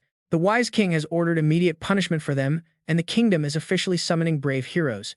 Adventurers are encouraged to step forward and join the expedition, offering them a chance to earn massive glory. Sihan squints at the board. Heretics. He can't read it clearly from here. Zenon raises his hand to explain. He explains that they are referring to the Void Cult. During the Mad Emperor's reign, a heretic group emerged. They worship Hios, the true god of the outer world. Though conquered by the Empire, they are regrouping. The poster says they are spreading a bizarre new doctrine to lure in desperate followers and expand their influence. Sihan chuckles, noting that no matter the era, desperate people will always look to religion for some hope. His face goes completely blank as Zenon drops a bombshell. They call themselves the reincarnated Sihan. Sihan whips around. What do they call themselves? Zenon explains that according to the cult, Sihan is actually the divine son of the outer god Hios, sent to Glone to bring absolute punishment to this corrupt world. Sihan is speechless. Sihan originally wanted to lead the people of Glowinner to the heavenly realm of Earth, but the 6 revolutionary heroes stopped him. Those corrupt heroes betrayed him, forcing him to return alone to reunite with his allies. Sihan broke out in a cold sweat, sensing a deeply unsettling truth. The reality of his situation was far worse than he imagined. Sighing, he noted that this was actually a perfect opportunity to strike. They could hunt down the cultists, throwing innocent citizens into chaos, a mission perfectly suited for a king. And knowing Zexengard's arrogant personality, he was bound to lead the expedition himself. Sihan realized they needed to join this vanguard because once Zexengard left the capital city, his security would drop, leaving him completely vulnerable. Meanwhile, at the bustling city gates, a loud voice suddenly echoed through the crowd. Everyone fall in line. The great revolutionary hero King Lilstein has ordered me to command this expedition. I am the prestigious. Kelteron, obey me faithfully, and your rewards will be grand. Listening nearby, Zenon stood there completely bewildered by the sudden announcement. He wondered who would actually be running this show. Sihan felt his head spinning. Even without Lilstein present, they were still in deep trouble. He had been absolutely certain that the bastard would show up in person. Still, if they proved their worth, they might get closer to Zexengard, meaning this mission was not a total waste. But what on earth happened to that hot-tempered king anyway? Kelteron pursed his lips, remembering the king's furious rant. He had raged about how those cultists dared to threaten his innocent citizens. Kelteron had quickly stepped in to soothe him, begging his sovereign to let him handle the matter personally. Persuading the stubborn king not to march into battle had been an absolute nightmare. Thank goodness he secured the command, but he still wondered how he got caught up in this disaster. He remembered Safarin begging him to keep the secrets of the Blue Ivory Tower safe. The truth could never reach King Lilstein's ears, and it was absolutely vital that the official state military stayed completely out of it. Kelteron had raised his teacup, accepting the secret task.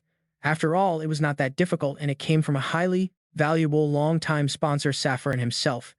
The elite tower master had frowned during their meeting, giving Kelteron some very strict final instructions. The Ivory Tower would dispatch 10 elite 6th-floor mages, and Kelteron would bring 5 of his personal Black Lion Knights. With ample forces secured, Kelteron only needed to hire some mercenary muscle with his own coin.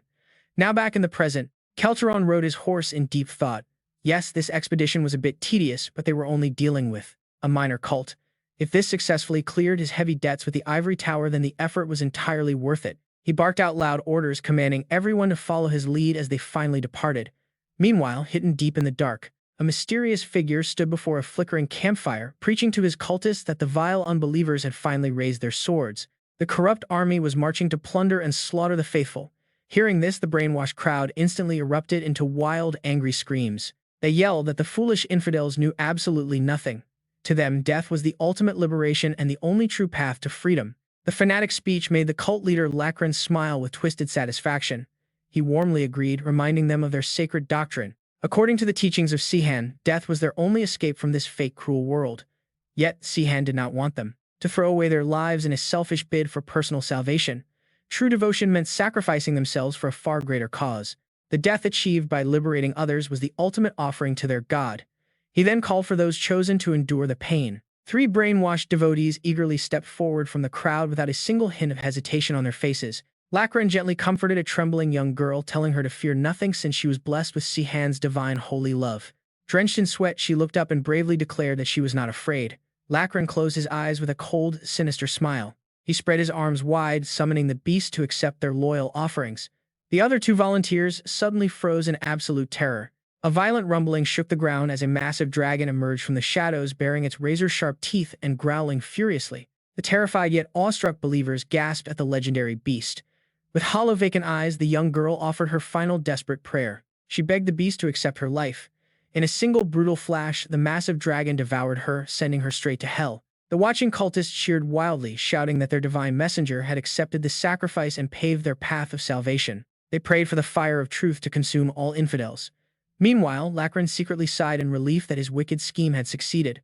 The dragon was consuming energy much faster than expected, but as long as he held the ashes of the Returnee royal heart and kept feeding it continuous human sacrifices, the massive earth dragon would remain under his absolute control. Still, he wondered how much longer he could maintain this illusion. Without his pet dragon, these gullible fools would never obey him. If things went south, he would simply deny everything. For now, he decided to enjoy his absolute power while it lasted. The scene shifts to a narrow path winding through a dense forest. Teranor barked out orders to set up camp for the night. The weary soldiers stopped setting up their tents while complaining loudly, with Zenon openly mocking their pathetic progress. There is no organization here, just pure chaos. If she compares this ragtag group to a proper and official army, there is absolutely zero order. Without any discipline, there is no way they can fight, not in a real battle. Alita raises her hand, letting out a soft laugh. She chuckles. An expedition team made entirely of mercenaries never has structure. After all, how could an arrogant knight understand? How would a noble know how lowly mercenaries get things done? Zenon sneers back, asking if she just called him an arrogant knight. He finds it hilarious that she would say that. After all, isn't Alita herself a member of the royal family? Sihan just watches them stare each other down. Sparks practically fly between their clashing glares until Sihan steps in, telling them to watch their mouths. Zenon needs to quiet down before they get caught. Otherwise, Sihan will be the one facing trouble. Zenon quickly apologizes while Sihan sighs, grumbling that he is hungry. Zenon's eyes light up instantly. He eagerly agrees to prep the food right away. Sihan internally calls him a total fool, watching him hustle off to start cooking. Sihan remains curious. He asks if tonight's menu is stew again, which Zenon confirms. Alita raises a finger, lecturing that proper nutrition is crucial during their long journey. That is why stew is the best option. It is fast. It keeps them energized, ensuring absolutely zero ingredients go to waste. Sihan groans. Who is she trying to fool? The dish is clearly made from random leftovers. Alita quickly fires back with a pout. She tells him that dining in the wild is never a luxury. They are eating for survival, so there is no point in complaining about the taste. And wait, you won't believe how good this food looks. Zenon scoops up a ladle and a literal dazzling magical glow erupts from the pot. Taking a bite, Sihan is instantly blown away by the incredible flavor. He eagerly asks if Zenon really used the same basic ingredients they always have. Smiling, Zenon assures him it is just standard stewed vegetables. He mentions that he simply enjoys experimenting with different foods since cooking is his hobby. Sihan mentally scoffs. This is far beyond a normal hobby. Alita takes a bite and is immediately left completely speechless. She showers him with compliments, saying she would easily believe him if he claimed to be a royal chef. Zenon beams with pride. He proudly brags that the royal head chef used to constantly pester him for this secret recipe, which actually caused him quite a bit of stress. Sihan teases him. If Zenon were a real chef, that recipe would be worth more than his life. The palace cooks should feel ashamed. Alita playfully chips in, asking if he is a chef instead of a knight. She eagerly holds out her bowl, begging for a second helping. Zenon happily serves her, telling her to eat up. Sihan watches them with a warm smile, but then drops of rain begin to fall. He looks up. The sky is turning dark. The group quickly scatters, seeking shelter inside their tents, while Teranor grumbles. He laments their terrible luck. Rain and no home. This is the absolute worst. Outside, Sihan secures the tent pegs. Sihan mutters that heavy rain dulls his senses. Zenon agrees, pointing out that navigating and detecting threats becomes nearly impossible when surrounded by thick moisture. Alita places a hand over her chest in worry. She mentions hearing that the main fighting force of Sihan's enemies consists of dangerous beasts. Since their enemies rely mostly on monsters, they should be safe from a sudden ambush in this downpour, right? Monsters usually dislike the rain. Sihan agrees that even monsters follow animal instincts, meaning they rarely wander out in storms. However, he notices that none of the mercenaries are on guard. Instead of keeping watch, everyone has run off to seek shelter. This lack of discipline makes Sihan uneasy. If the enemy controls beasts, things could get ugly. Alita wonders if a master could simply force the monsters to move despite the weather. Sihan shakes his head, deeming that completely impossible. Even with advanced mind control, a summoner cannot completely override a beast's core survival instincts. In heavy rain like this, they simply will not budge. Sihan is confident that no monster would dare venture out in this torrential downpour. Hearing this, Zenon claps his hands together, fully reassured. But just when you think they can relax, an alarm screams. Enemies. Monstrous beasts are surging out from the dark forest. The mercenaries scatter in a panic, trying to outrun the horde. Sihan watches the chaos unfold, his mind racing with confusion. He wonders if the world has truly changed this much over the last 10 years. Inside the tents, terrified survivors watch the brutal clash outside. They cannot believe monsters are attacking in such a severe storm. How could any summoner possess enough power to control beasts under these harsh conditions? A seasoned mercenary tears open the tent flap, sword drawn. He yells that none of that matters right now, ordering a defensive line. They need to establish a tight perimeter and prepare for a counterattack. Brandishing his sharp blade, a soldier glares at the oncoming beast with pure disdain. He sneers. Even a monster is just a wild animal in the end. After all, they are battle-hardened mercenaries who have survived countless wars. Two soldiers coordinate their moves, driving their blades deep. One mercenary grins, shouting in triumph as the first beast falls. But his celebration is cut short. Another monster blindsides him, sending him crashing down, spitting blood. Panic quickly spreads. The mercenaries are baffled by the beast's relentless ferocity. Normally, animals suffering this much damage would have fled back into the woods by now. Suddenly, heavy footsteps approach as a calm, commanding voice cuts through the chaos. He reminds them that these monsters are puppeted by mind control. Unless they are completely dead, they will keep fighting. He commands the squad to focus on the immediate threats right in front of them. With that, the mercenaries rally and charge back into the fray. Lachran glances over at their sudden savior, calling out to Glayan about the mercenary. Glayan nods in agreement, admitting that the man is actually proving to be quite useful. Nobody expected a simple mercenary to take charge of this chaos. What a mess. Kelteron is staying way in the back, so shouldn't his subordinates protect their leader? Meanwhile, the Count smiles, keeping his eyes on Sihan. At the same time, a voice echoes nearby, noting that if Sihan is at that level, he might prove quite useful. Right now, Sihan is charging forward with his sword raised. He delivers a heavy slash directly to the monster, then leaps ahead to put the beast down for good. The exhausted mercenaries catch their breath, asking if that was the last one. Finally, it is all over, celebrating, shouting that they won against those damn monsters. Sihan watches everyone cheer quietly, calculating that a total of 44 beasts had appeared, yet not a single one showed any sign of wanting to flee. What is going on here? How is that even possible? It is hard to believe they use mind control magic powerful enough to make these monsters completely override their very instincts. He had never seen this kind of magic back when he fought against the Empire over 10 years ago. Suddenly, he glances to the side, listening closely. In the distance, a small crowd is gathering, whispering anxiously about some urgent matter. Sihan smirks, guessing that some trouble has started. He suspects this operation is definitely more than a simple cult suppression mission. At this point, Kelteron raises his hand to warn everyone to stay on high alert, threatening severe punishment for anyone who slacks off. Hearing this, the mercenaries can't help but feel furious. What a smooth talker, considering he was the one hiding behind the knights during the entire fight with those monsters. If the Black Lion Knights had stepped in to help from the start, they wouldn't have suffered so many injuries. Zenon sighs, muttering about how pathetic their commander is. Letta completely agrees, whispering that the man only cares about his own safety. Sihan bends down to open his bag, advising them not to let it get to them since Kelteron is just that type of person. Zenon asks curiously if Sihan knows the Count, to which Sihan responds that although they weren't exactly close in the past, he has heard plenty of wild rumors about him. Back then, Kelteron's nickname was a superhuman with the body of a sage and the brain of a beast. Zenon rubs his chin, noting that it doesn't match the commander's look, but then he pauses, asking if it shouldn't be the other way around. Sihan confirms that no is correct, meaning the Count is a bottom-tier superhuman. The man has zero combat ability, yet surprisingly always manages to survive. No one ever expected him to actually become a real Count. Zena marvels at how strange the world is, while Letta quietly ponders, looking over at Kelteron in disbelief, stroking his beard and murmurs that she doesn't think someone so average and weak could have ever secured such a high position. The scene shifts to Roy Village under the cover of night. Kelteron stands on a platform praising everyone for their hard work and announces they will officially launch the raid against the Sihan cult tomorrow morning. Because of this, he urges them to rest up here tonight and recover as much strength as possible. The mercenaries chuckle and chat amongst themselves, glad they might actually get to sleep on dry ground tonight. One mercenary mentions he fully expected to stay in those flimsy tents again. This is the first time mercenaries like them have been treated so well. Sihan turns to them with a smirk, reminding them that just yesterday, were complaining nonstop. Sihan notes how in any world people are easily swayed by simple comfort. Zenon points toward the beds and yells that their sleeping quarters are ready. He collapses onto the mattress, declaring they should get some solid rest tonight. As Sihan yawns, a voice suddenly calls out from the crowd, asking if there is a Sung Sihan among the mercenaries. Sihan sits up and raises his hand, identifying himself as Sung Sihan. Dina steps forward, cheerfully introducing herself. She explains that she is Dinah Gambo, serving the Black Scale Knight Famine, and requests that the three of them follow her.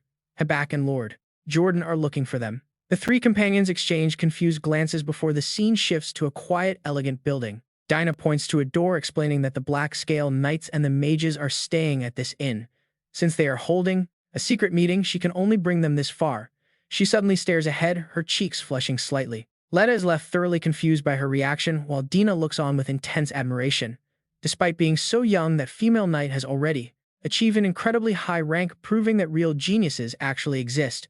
Sihan reaches out, opens the door, and announces that he is Sung Sihan and heard they were looking for him. Jordan turns around warmly, welcoming him in and introducing himself. The man next to Jordan is brief, simply introducing himself as Habak before pointing to the map. He notes their timing is perfect and asks Sihan to look. Sihan is startled as he recognizes the circled area on the map. One of the mages quickly explains that this is the main cult base, located about half a day's travel away. Habak adds that these Sihanist cultists possess the bizarre ability to control monsters. He asks if Sihan noticed this during yesterday's battle. Sihan confirms, mentioning that the others found it highly unusual to see monsters attacking in such heavy rain. Habak rubs his chin, noting it is only natural that seasoned mercenaries would notice something so strange. He then asks if they can keep a secret. Sihan offers a wry smile, replying that whether they stay silent depends entirely on how heavy their gold pouches are. Habak snorts in amusement, saying he likes that practical attitude and asks if this bag is heavy enough for them to teach you a lesson. Zenon exclaims in confusion, 10 gold coins, that much. He crosses his arms, silently comparing. How much is money? Worth here anyway, since his underwear sold for 100 gold coins, but is that really considered a lot? Then Sihan smiles and speaks up, this is heavy enough. Habak advises, good, you had better keep in mind how heavy it is. Now let me continue. The rumor that our Sihan cult possesses the ability to control monsters is completely false. They are actually a sect that performs human sacrifices, drawing power through dark magic. If normal magic is designed systematically and scientifically, then uncertainty and inconsistency define dark magic. Since almost all of this dark practice relies on sacrificing blood and life, it was completely excluded from true magic. Sihan deduces, if so, is the thing controlling those monsters a new kind of dark magic? He rejects this. No, they have no such dark magic. It is shameful to admit, but this is one of the secrets of the Blue Ivory Tower. There was a man named Lu. At 37, he was a highly promising 6th circle mage of the Blue Ivory Tower. He had the honor of conducting secret experiments for the tower, recognized for his outstanding talent. But due to his obsession and a single careless mistake, the monsters he was experimenting on all escaped. Because of that, he lost his status, his privileges, and was sentenced to the 4 elements punishment. Zenon asks in confusion the 4 elements punishment. Habak explains that earth, water, fire, and wind are used in this special execution, harnessing the tower's elemental magic. That is why it is a death sentence. Terrified, he yells out, a death sentence. What kind of experiment could lead to execution? Habak glares ahead, his tone warning, do you even feel the weight of your pocket? Ah, right. Zenon quickly bows his head. I am sorry, our pockets are indeed extremely heavy. He warns you only need to know what you are told, so stay quiet and listen. We do not know how Lachran did it, but he managed to escape from prison and caused an even bigger disaster. He stole one of the legendary beasts used in the secret experiments, and that creature is the very one capable of controlling other monsters. Hearing this, Sihan's eyes widen. He wonders, a monster that can control other beasts. Habak continues, after that we discovered that Lachran's parents were high-ranking members of the sect, which is now known as the Sihan cult. Habak asserts with absolute certainty, we are sure he used that beast to spread the cult's influence, defeating the monster and erasing all traces of the Blue Ivory Tower. That is the true mission of this suppression campaign. We summoned you here today because we believe you are strong enough to support us in this critical matter. Sihan scratches his head and laughs. What an honor. With such a massive force of knights and mages, even if a dragon appeared, it would not be an issue. Habak points his hand at Sihan, exclaiming, exactly the monster we need to defeat is the Earth Dragon. Sihan's face darkens instantly as panic sets in. A dragon? The next day, washing clothes by the stream, Sihan deduces, so the target is the Earth Dragon. No wonder they gave us 10 gold coins. In his current state, this is not going to be an easy opponent. Zenon glances over and speaks up. He does not understand why master swordsmen and mages are being asked to suppress simple cultists. Sihan considers, would it be better to decline? If they reject the offer, they might find themselves in serious danger, since they already heard the Blue Ivory Tower's secret. The mages might even choose to silence them permanently so that nobody else finds out. Alita and Zenon are left speechless. Sihan closes his eyes, thinking they clearly have not considered this possibility. He is not surprised, since they are living in a peaceful era. They are incredibly naive, but unfortunately this is reality. Alita suddenly speaks up. She does not think there will be any issues. That is why she cleverly asked further about the secret experiments. If they wanted to kill us, they would have just told us directly from the start. The same goes for the detailed explanation. They could have simply ordered us around, but they chose to explain everything. To ensure we keep the secret, they provided all the background information beforehand to build trust. Sihan happily asks, "Oh, Alita, you noticed that too?" She proudly replies, "She is not that foolish." Sihan wonders, does she know? Sihan's face blushes, realizing he might have underestimated them. Zenon turns to him asking Sihan, "Are you going to do as they want?" He smiles, he still does not know, but this useful information will make for excellent bait. He could use it to get close to them. Zenon offers to help let me do the laundry. You are not planning to hang it on the wall, are you? Sihan replies he is just joking, it is almost finished. Right then, someone giggles behind them. Oh my! Zenon blushes deeply. Sihan glances back at the women, teasing them there are two of them. Are those handsome young men over there? Do you boys come all the way from the capital? It must be pretty inconvenient traveling to a remote village like this, right? But this is still a decent place to relax. You should definitely get some rest before leaving. Zenon slings his gear over his shoulder and says they will do exactly that, saying their goodbyes. The lady blushes, thinking it is honestly tough to keep up with their bright energy. Meanwhile, the other villagers glare at the trio with absolute bloodlust. Someone suddenly slips a sharp knife out of their bag and lunges straight toward their backs. Sensing the danger immediately, Alita whips around to deal with the sudden threat. She leaps forward and knocks the attacker down. In an instant, the woman is sent flying, leaving Zenon and Sihan utterly baffled. They turn back in shock to call out to Alita. The other villagers draw their daggers with grim faces, their ambush completely ruined. They cannot believe she reacted so fast, cursing them as pathetic non-believers. Sihan wonders if they are some kind of fanatics. How did she predict the attack and dodge so flawlessly? Alita calmly shrugs, saying she actually did not know anything at all. She just always stays alert whenever anyone gets close. Hearing this, Sihan strokes his chin and begins to wonder about her mindset. Was she honestly thinking that those seemingly friendly and sweet women might try to stab them in the back at any second? One of the cultists glares and asks if living that way is exhausting, but Alita replies it is still way better than being dead. Exactly.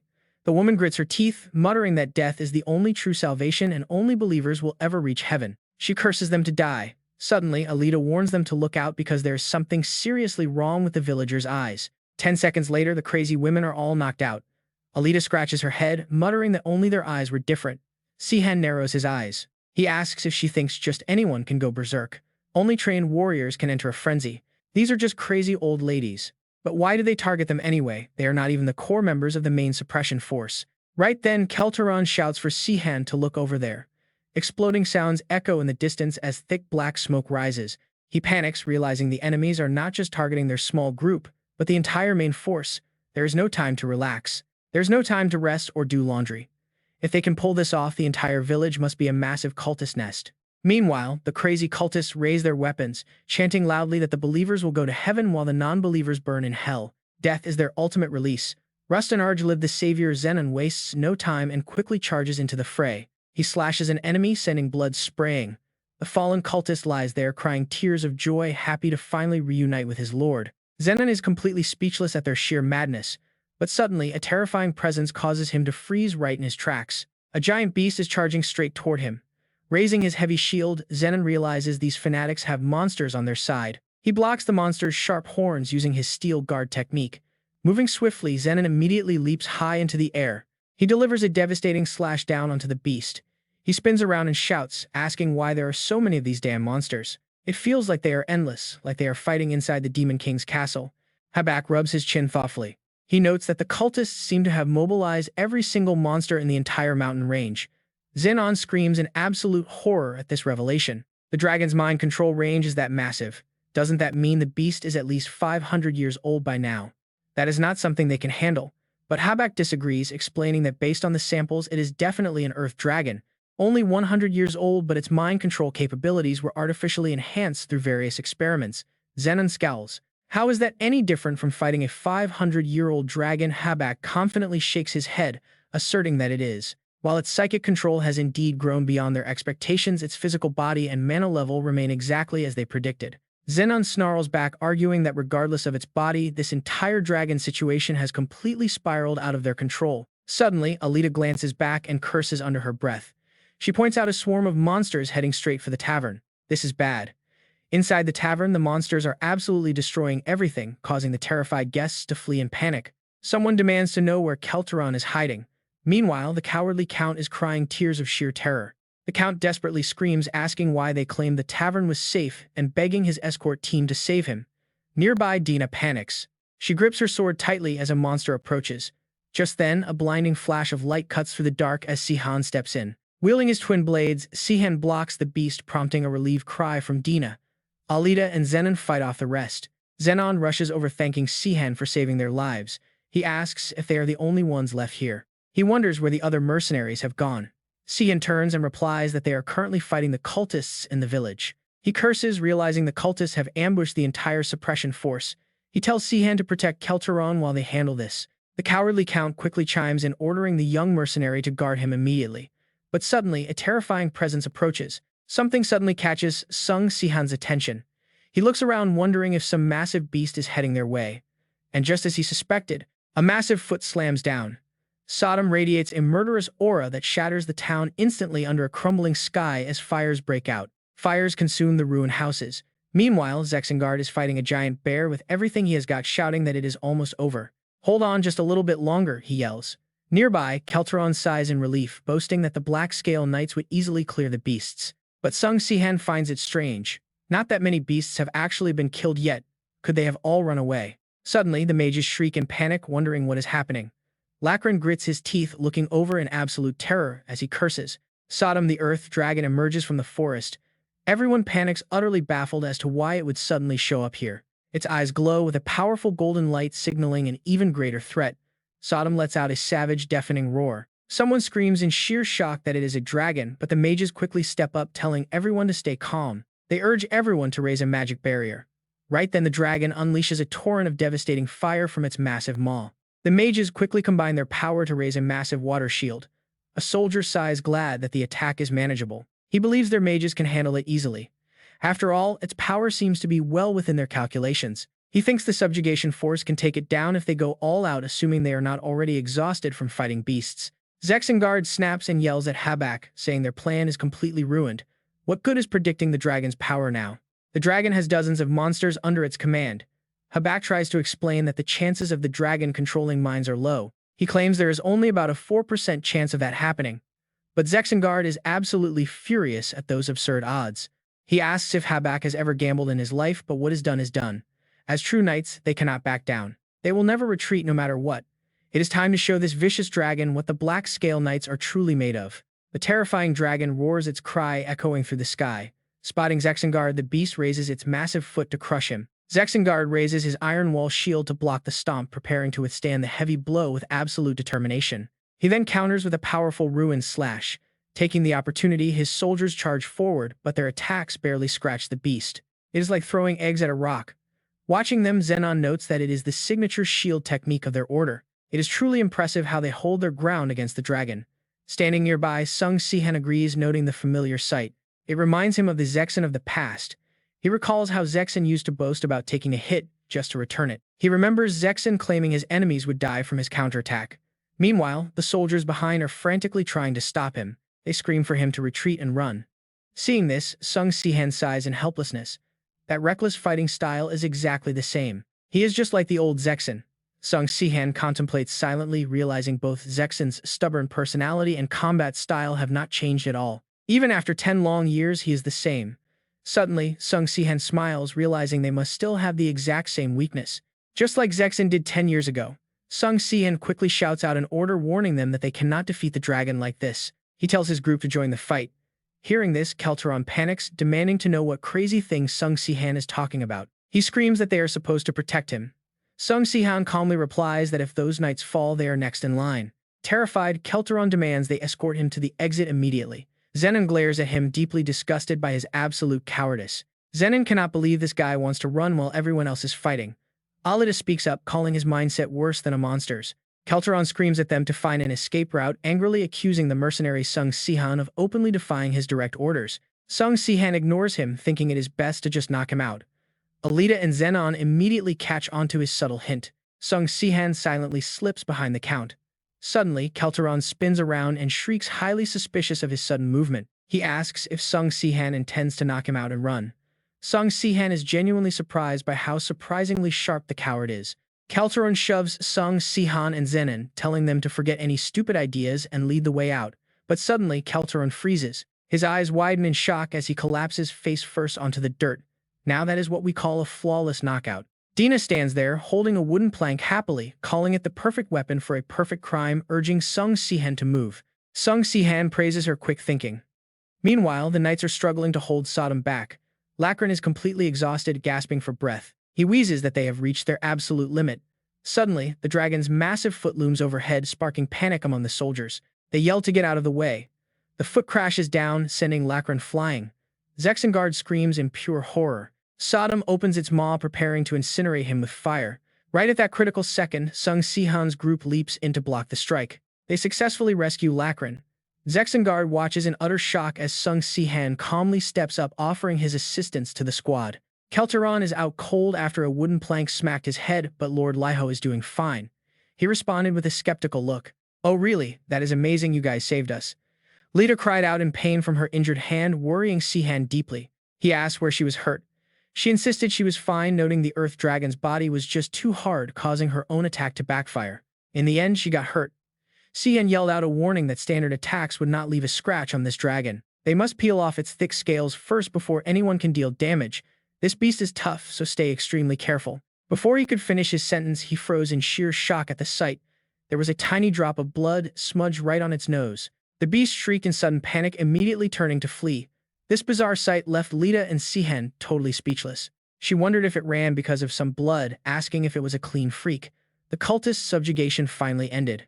Inside a nearby building, several tied-up cultists screamed out in frustration, demanding that the foolish non-believers release them immediately. They claimed they were only following the teachings of Sung Sihan, but another person in the room instantly snapped back, telling them to shut up. He called them filthy heretics who were merely exploiting the name of the savior from another world, warning that Sung Sihan would punish them for this. The heretic yelled back that the savior would rescue them, leaving Sihan to silently turn away in utter disbelief. He muttered that their work here seemed finished. Lita sighed, noting that the final ambush had dealt a heavy blow to their forces. The subjugation force was down to about 600 troops. It was a relief they remembered nothing. 3 days had passed since leaving the village. She wondered if this meant the campaign against the cult was finally over, assuming the ringleaders had already made their escape by now. Sihan added that they still accomplished something. Having eliminated so many cultists, their operation could definitely be considered a major success. Even though wiping out every single heretic was never the true objective of this campaign, things still went remarkably well. He asked if the Earth Dragon and Lachlan had escaped. Lita admitted she was not sure, guessing they might be hiding to recover their strength. Meanwhile, deep inside a massive hidden cave in the forest, Lachlan stared in absolute confusion at the sight unfolding right before his eyes. He furiously screamed at the beast, demanding to know why it refused to obey. Lachlan yelled in frustration, telling the dragon to get up and move.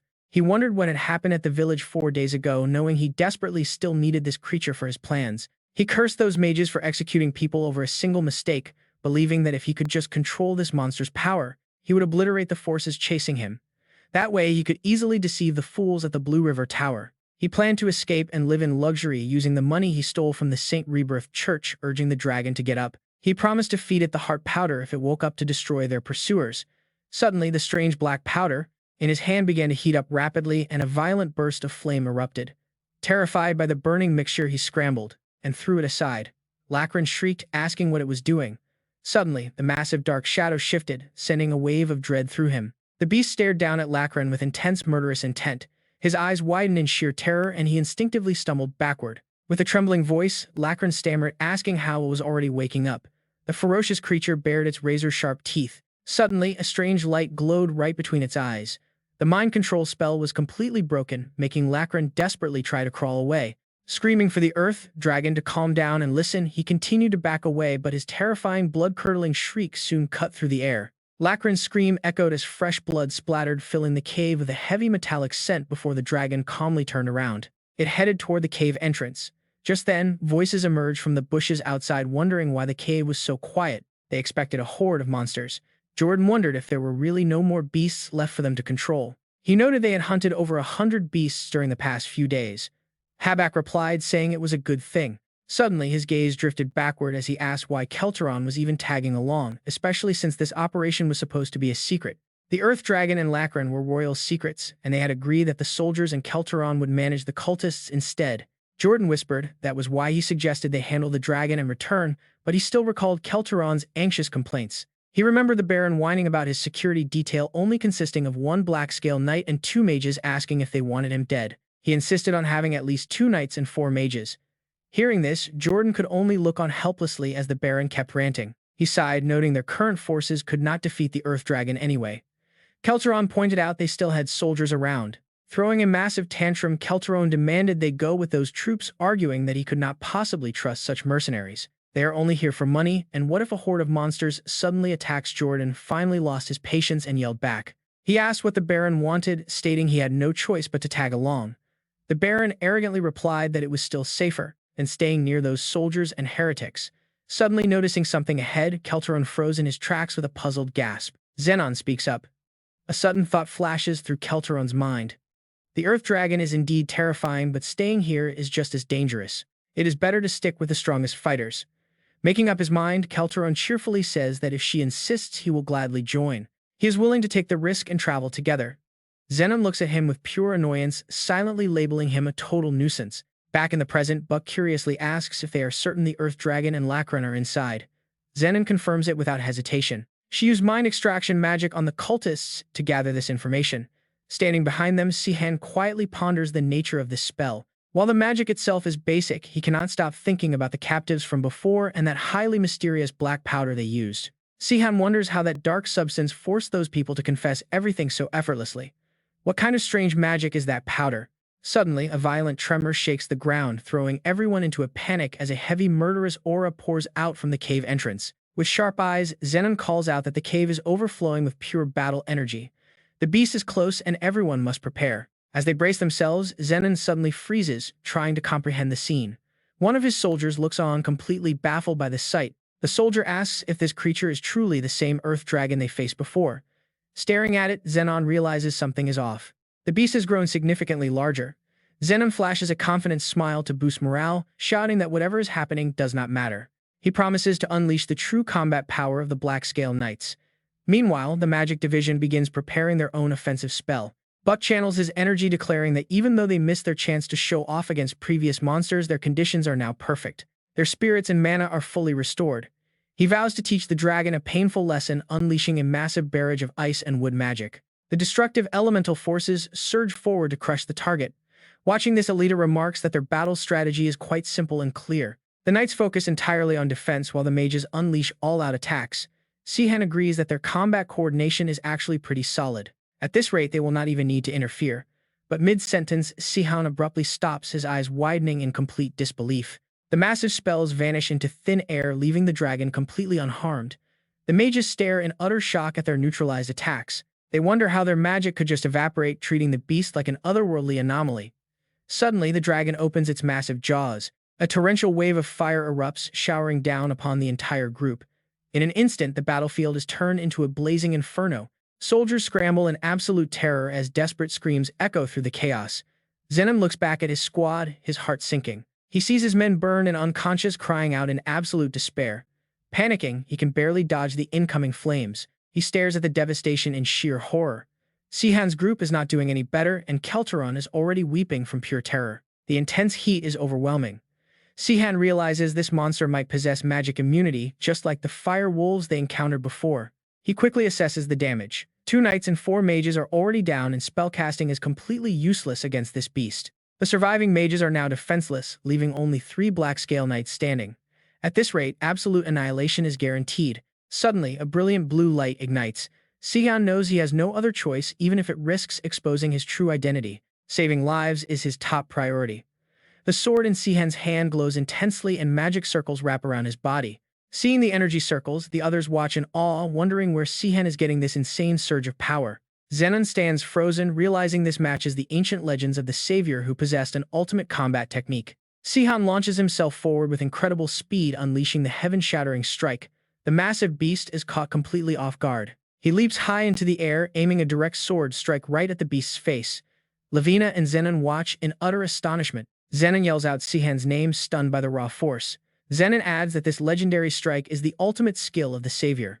It was specifically forged to slay demon lords in another world, making its raw power superior to any mortal martial art. While trading blows, Sihan realizes his internal energy is still far from being fully restored. He cannot draw upon his maximum output, yet this strike remains his only option to pierce the dragon's armored scales. Zenon turns to Zenon, unable to believe Sihan is taking on the dragon solo. He asks who this mysterious mercenary really is. Zenon is equally bewildered, admitting he has no idea, but remains absolutely certain about one undeniable fact. Sihan is far stronger than any knight in their empire. Just then, Kelteron and some survivors rush toward the battle. Kelteron shouts that they are here to assist, but he instantly freezes as he catches sight of the duel. His face drains of color as he recognizes the unmistakable combat style, whispering in sheer disbelief that it is impossible. The enraged dragon sweeps its massive tail, shattering stone pillars to hurl debris.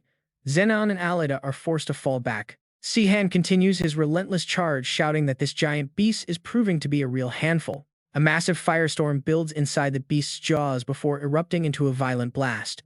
Seeing the danger, Zenon looks on with deep worry. She screams at the top of her lungs, "Watch out! Commander Sihan, the Earth Dragon, is unleashing its full power now, stronger than anything it has ever done."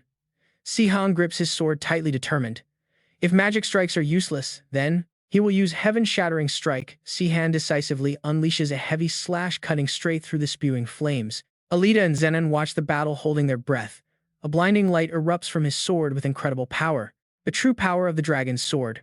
Wielding dual blades, he strikes directly at the centipede's head, unleashing brilliant energy. Instantly, the beast coughs up blood, collapsing in agony. Its colossal body crashes down, sending a massive shockwave through the area. Standing majestically with dual blades before the fallen monster, Sihan takes a deep breath and quietly declares that they won. Dinah and Kelteron stare in utter disbelief. Even Habak and the other mages are completely stunned by what they just saw. But Sihan quickly realizes something is wrong. They are staring at him with sheer undeniable shock. Has he gone too far? It wouldn't be surprising if they recognize him now. Sweating nervously, Kelteron slowly speaks up, calling the feat absolutely incredible. He cannot believe Sihan took down that dragon alone. Sihan stands there totally bewildered as Liho cheerfully chimes in. He asks if Sihan is a free knight with those unique skills, while others praise his top-tier techniques. Sihan secretly wonders, could they actually believe his powers are nothing compared to the Grand Legends? Do they just think he has some neat tricks? They clearly do not connect him to the legendary hero. Sihan realizes that if this were his past self, he might have lost his temper completely. He is not sure whether to laugh or cry, but at least they survived this mess. Suddenly, a familiar voice cuts through. Zenon steps forward, asking if Sihan has been hiding his true combat abilities all along. His swordsmanship and raw talent far exceed those of any Black Lion Knight. In fact, Sihan must be far stronger than them. With power like that, how could Sihan possibly think his skills only match the rank of a low-level soldier? Right then, Zenon rushes over quickly, explaining that Sihan is just joking. Apparently, Sihan spent years training in the mountains before joining up. But because Sihan completely lacks real-world experience, Zenon had advised him to start from the bottom to learn the ropes. Besides, isn't it completely normal for mercenaries to hide their best skills to survive? Sihan can only stare in silence. Sihan looks at Zenon, utterly speechless. Is Zenon actually claiming to be the younger one here? Hearing this, Zenon nods. He finally understands why Sihan remains so humble despite having the raw power of a high-ranking knight. Sihan quickly plays along. He scratches his head, claiming it was all pure luck and teamwork. Zenon chimed in, asking them to split the reward. Zenon smiles, warmly nodding in agreement. He turns around, promising to reward Sihan handsomely once they return to the capital. A bit later, Sihan walks over to Zenon with a grateful smile, thanking him for the timely and life-saving cover-up. Zenon shrugs it off, saying Sihan was way too cool during the fight, so he obviously had to protect his secret. Pushing himself to the absolute limit against that Earth Dragon was honestly spectacular. Sihan can only smile and nod in agreement. But Alita is still highly curious, asking Sihan why Zenon doesn't seem to know about his lost powers. Sihan simply sighs. Sihan asks if she would ever admit her weaknesses to anyone after being brutally betrayed by those she once trusted completely. He had no other choice but to tell her. Still, he is relieved his identity remains hidden despite using that technique. While the heaven-shattering strike turned some heads, Sihan is confident no one could easily recognize him at his current level. Unless, of course, they were watching with absolute focus. Alita quietly points out that there might actually be such a person, a highly observant acquaintance. In the distance, Kelteron stands with wide, trembling eyes, still unable to believe what he saw. Sihan realizes things are getting complicated and helplessly mutters a quiet curse. Thus, the mission to the second temple concludes. Suddenly, Dina screams out in absolute panic, begging her master to wake up. During the chaotic clash with the Earth Dragon, 4 Supreme Mages lost their lives and 2 Black Lion Knight commanders met their end. Elkon's body is eventually recovered. Mages use powerful fire spells to completely incinerate the dragon's remains and Elkon's body, erasing their physical existence from this world. Sihan quietly ponders how magic can be applied to corpses. He remembers how the wolf monster vanished upon its defeat. Normal monsters always dissolve, yet this magical beast could utilize complex spells to attack him. There has to be a connection. Looking back, that strange wolf did not simply fade away. Something artificial caused its disappearance. Once the dust finally settles, the troops march back to the border village to reunite with the main force, spending the night there before returning home. That very night, finding Kelteron wide-eyed and deeply unsettled, Sihan approaches him with a heavy, serious look, greeting the commander directly. Sihan greets him quietly, addressing him as Kelteron, and calmly states that they need to have a serious talk. The Count responds cautiously, calling him Sihan, and asking how he can help, advising him to rest since they leave early tomorrow. Kelteron asks if he wants to rest in his room. Hearing this, Sihan freezes for a second before calling out, making Kelteron panic. He panics, stammers out a quick, "Yes, my lord." Sihan lets out a satisfied hum, turning Kelteron pale with a sly grin. Sihan says slyly, "I knew it. You have already figured out my identity, have you not?" Kelteron asks if he is truly Sihan. Sihan just chuckles and confirms it. He confesses he is quite surprised Kelteron noticed, considering the old man is not even a sword master. The administrator awkwardly explains that they met a few times in the past. Although Sihan likely does not remember, he was there. He saw the hero fight firsthand during the war. Still, he was not entirely sure because Sihan's current power seems so vastly different. Sihan is back. Kelteron quietly ponders how he had no idea.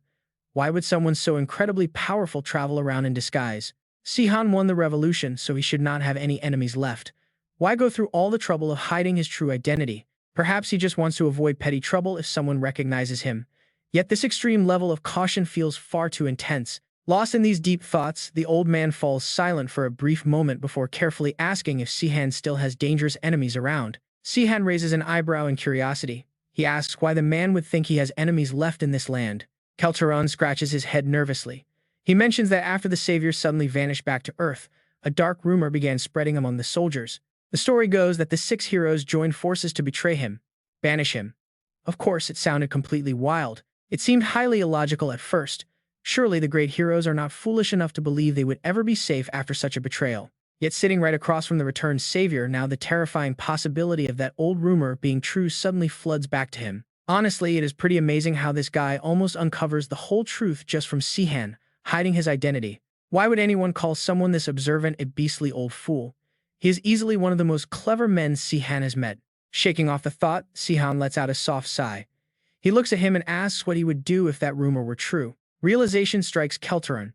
He stands completely frozen as his mind begins racing with a dozen different terrifying thoughts. He assumes Sihan still views him as an ally.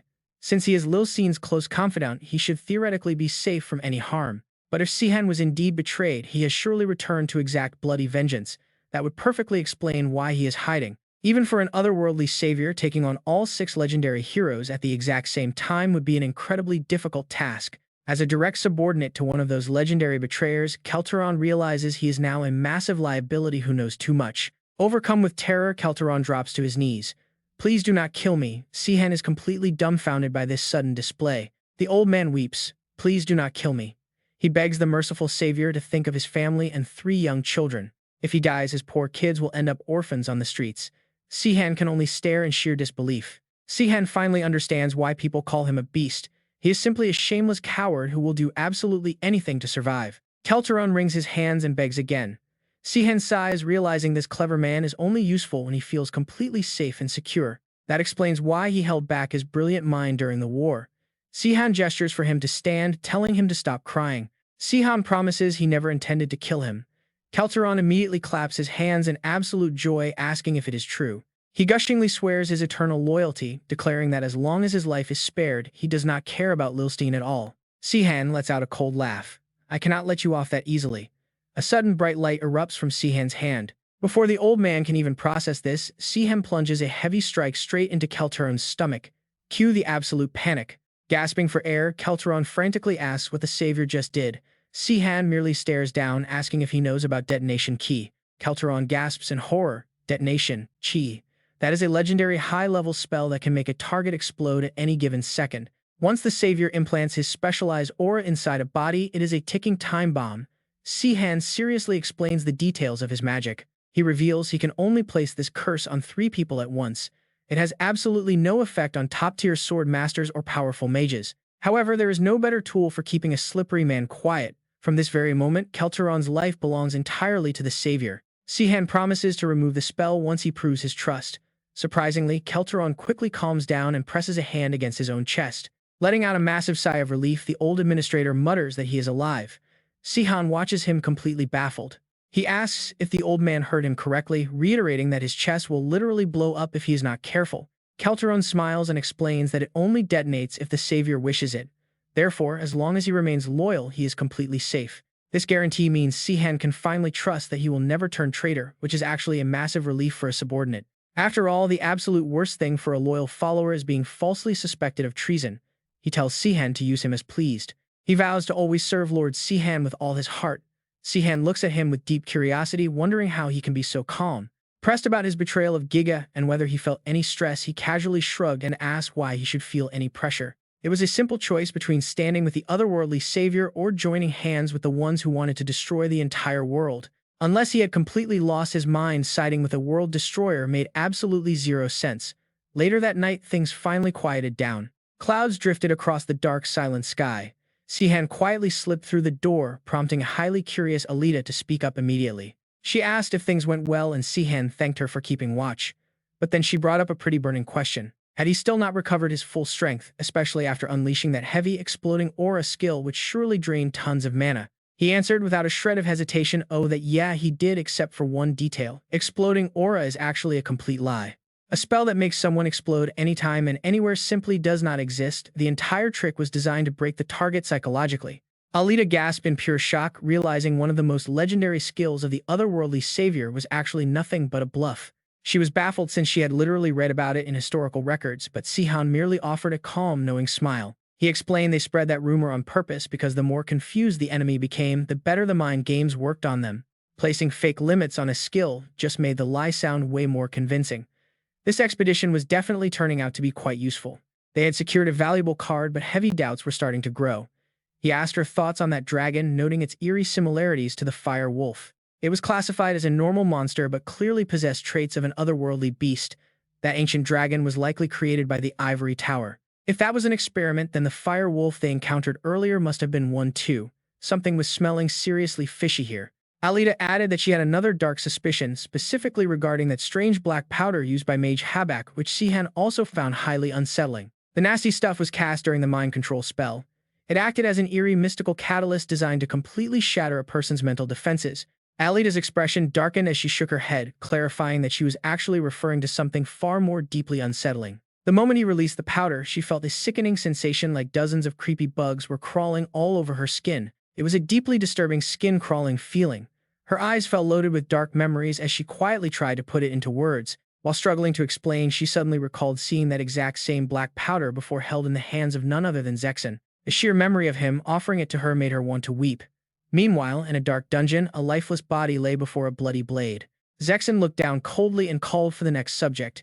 He issued a harsh command to a terrified man who reluctantly stepped forward. The man gripped the sword, his entire body trembling so hard that even the cold steel of the blade shook visibly in his grasp. Widened eyes filled with absolute dread stared ahead.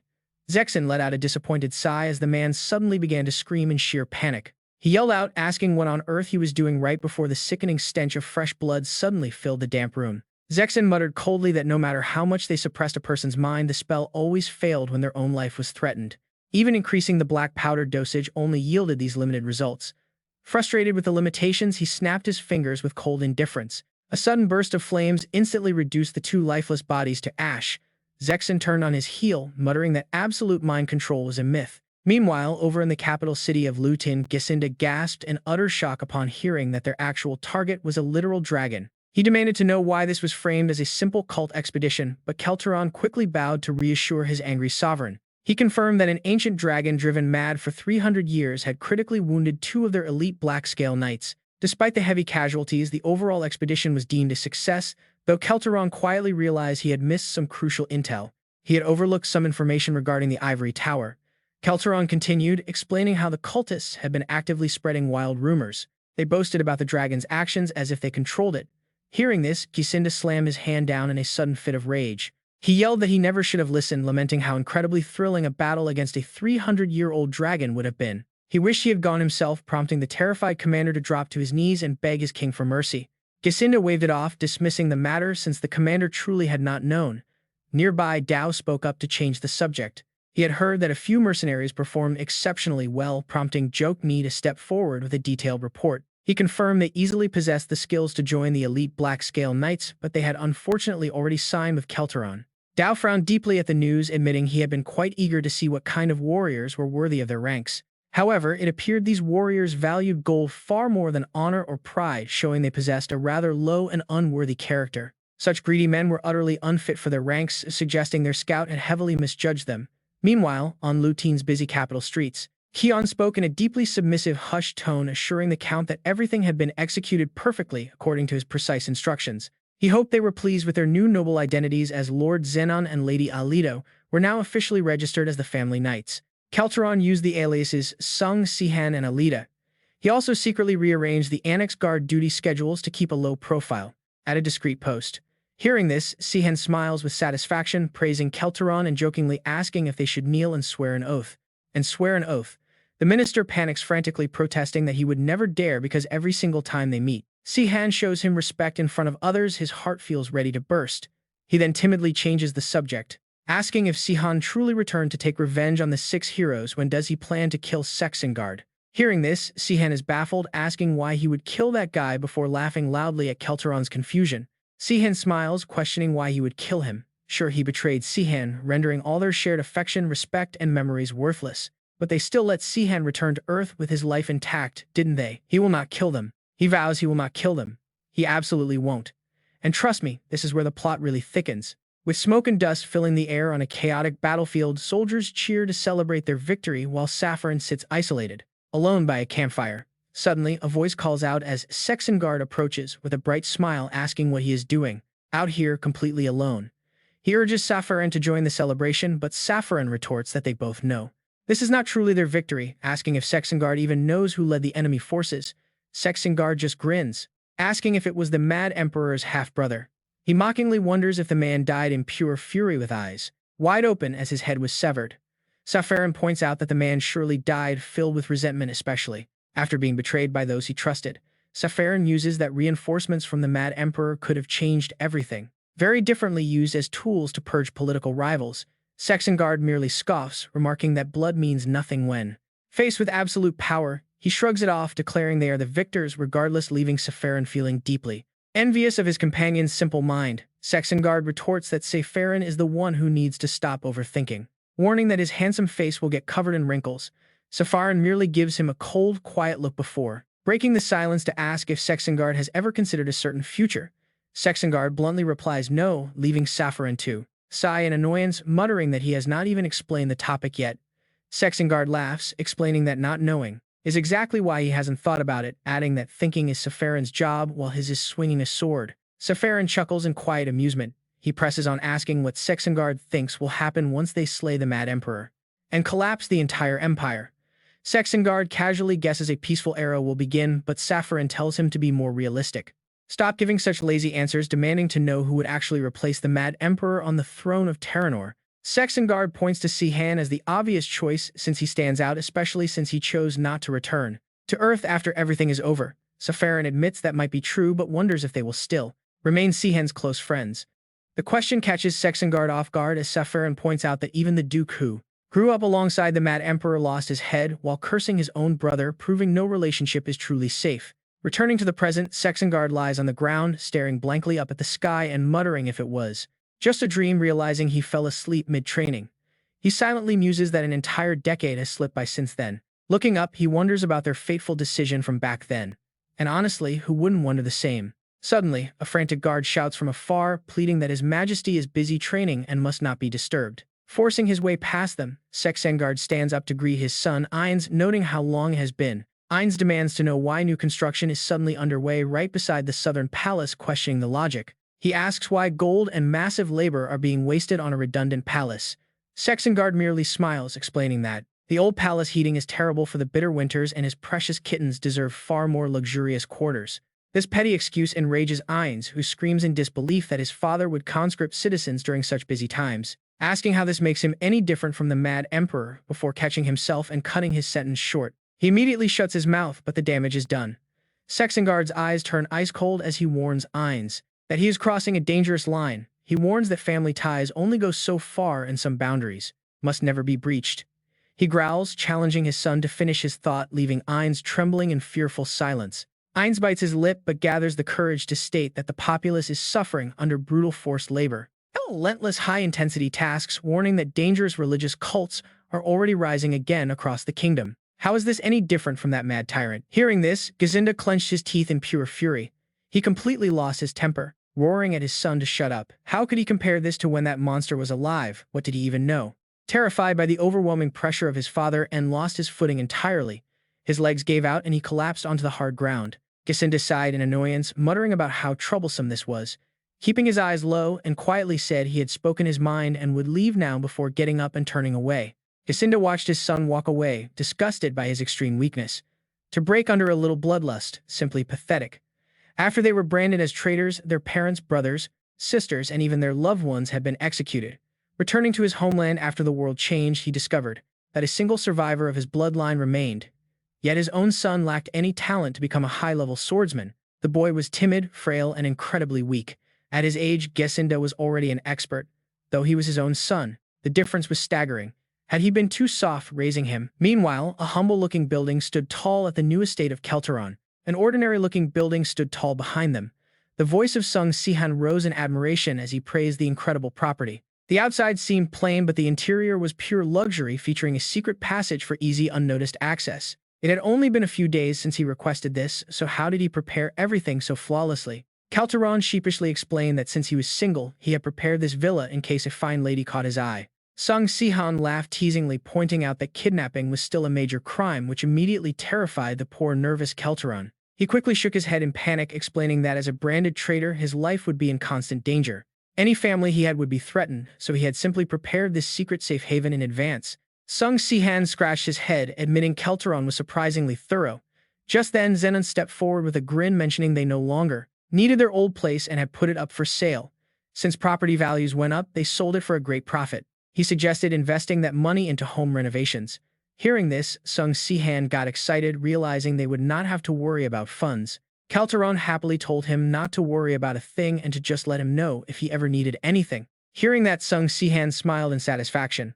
Later, walking through a nearby forest, his voice echoed as he told Lita how listening to her back then was a wise move. He had originally planned to tell Keltaron to drop the formalities, but because the man spoke so respectfully, it helped maintain a healthy boundary between them. Lita agreed, explaining that was why the military and royal palace relied heavily on rank. Proper titles and decorum kept everyone aware of their place. Without boundaries, people would unconsciously view themselves as his equal. This was especially true for someone with the pushy personality of Keltaron. They would naturally try to take advantage of him.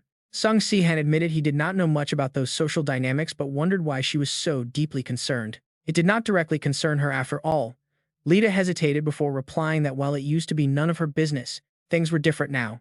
She suddenly stopped speaking, leaving Sung Sihan staring at her in utter confusion as she blushed. Quickly trying to hide her embarrassment, she asked if she and Zenon should start addressing him differently from now on. But Sung Sihan shook his head, saying he did not want either of them treating him with stiff, uncomfortable formality. Lita smiled with genuine relief, thanking him before curiously asking why he had brought her out to the forest.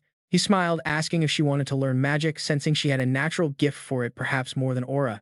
She had indirectly summoned him from Earth after all.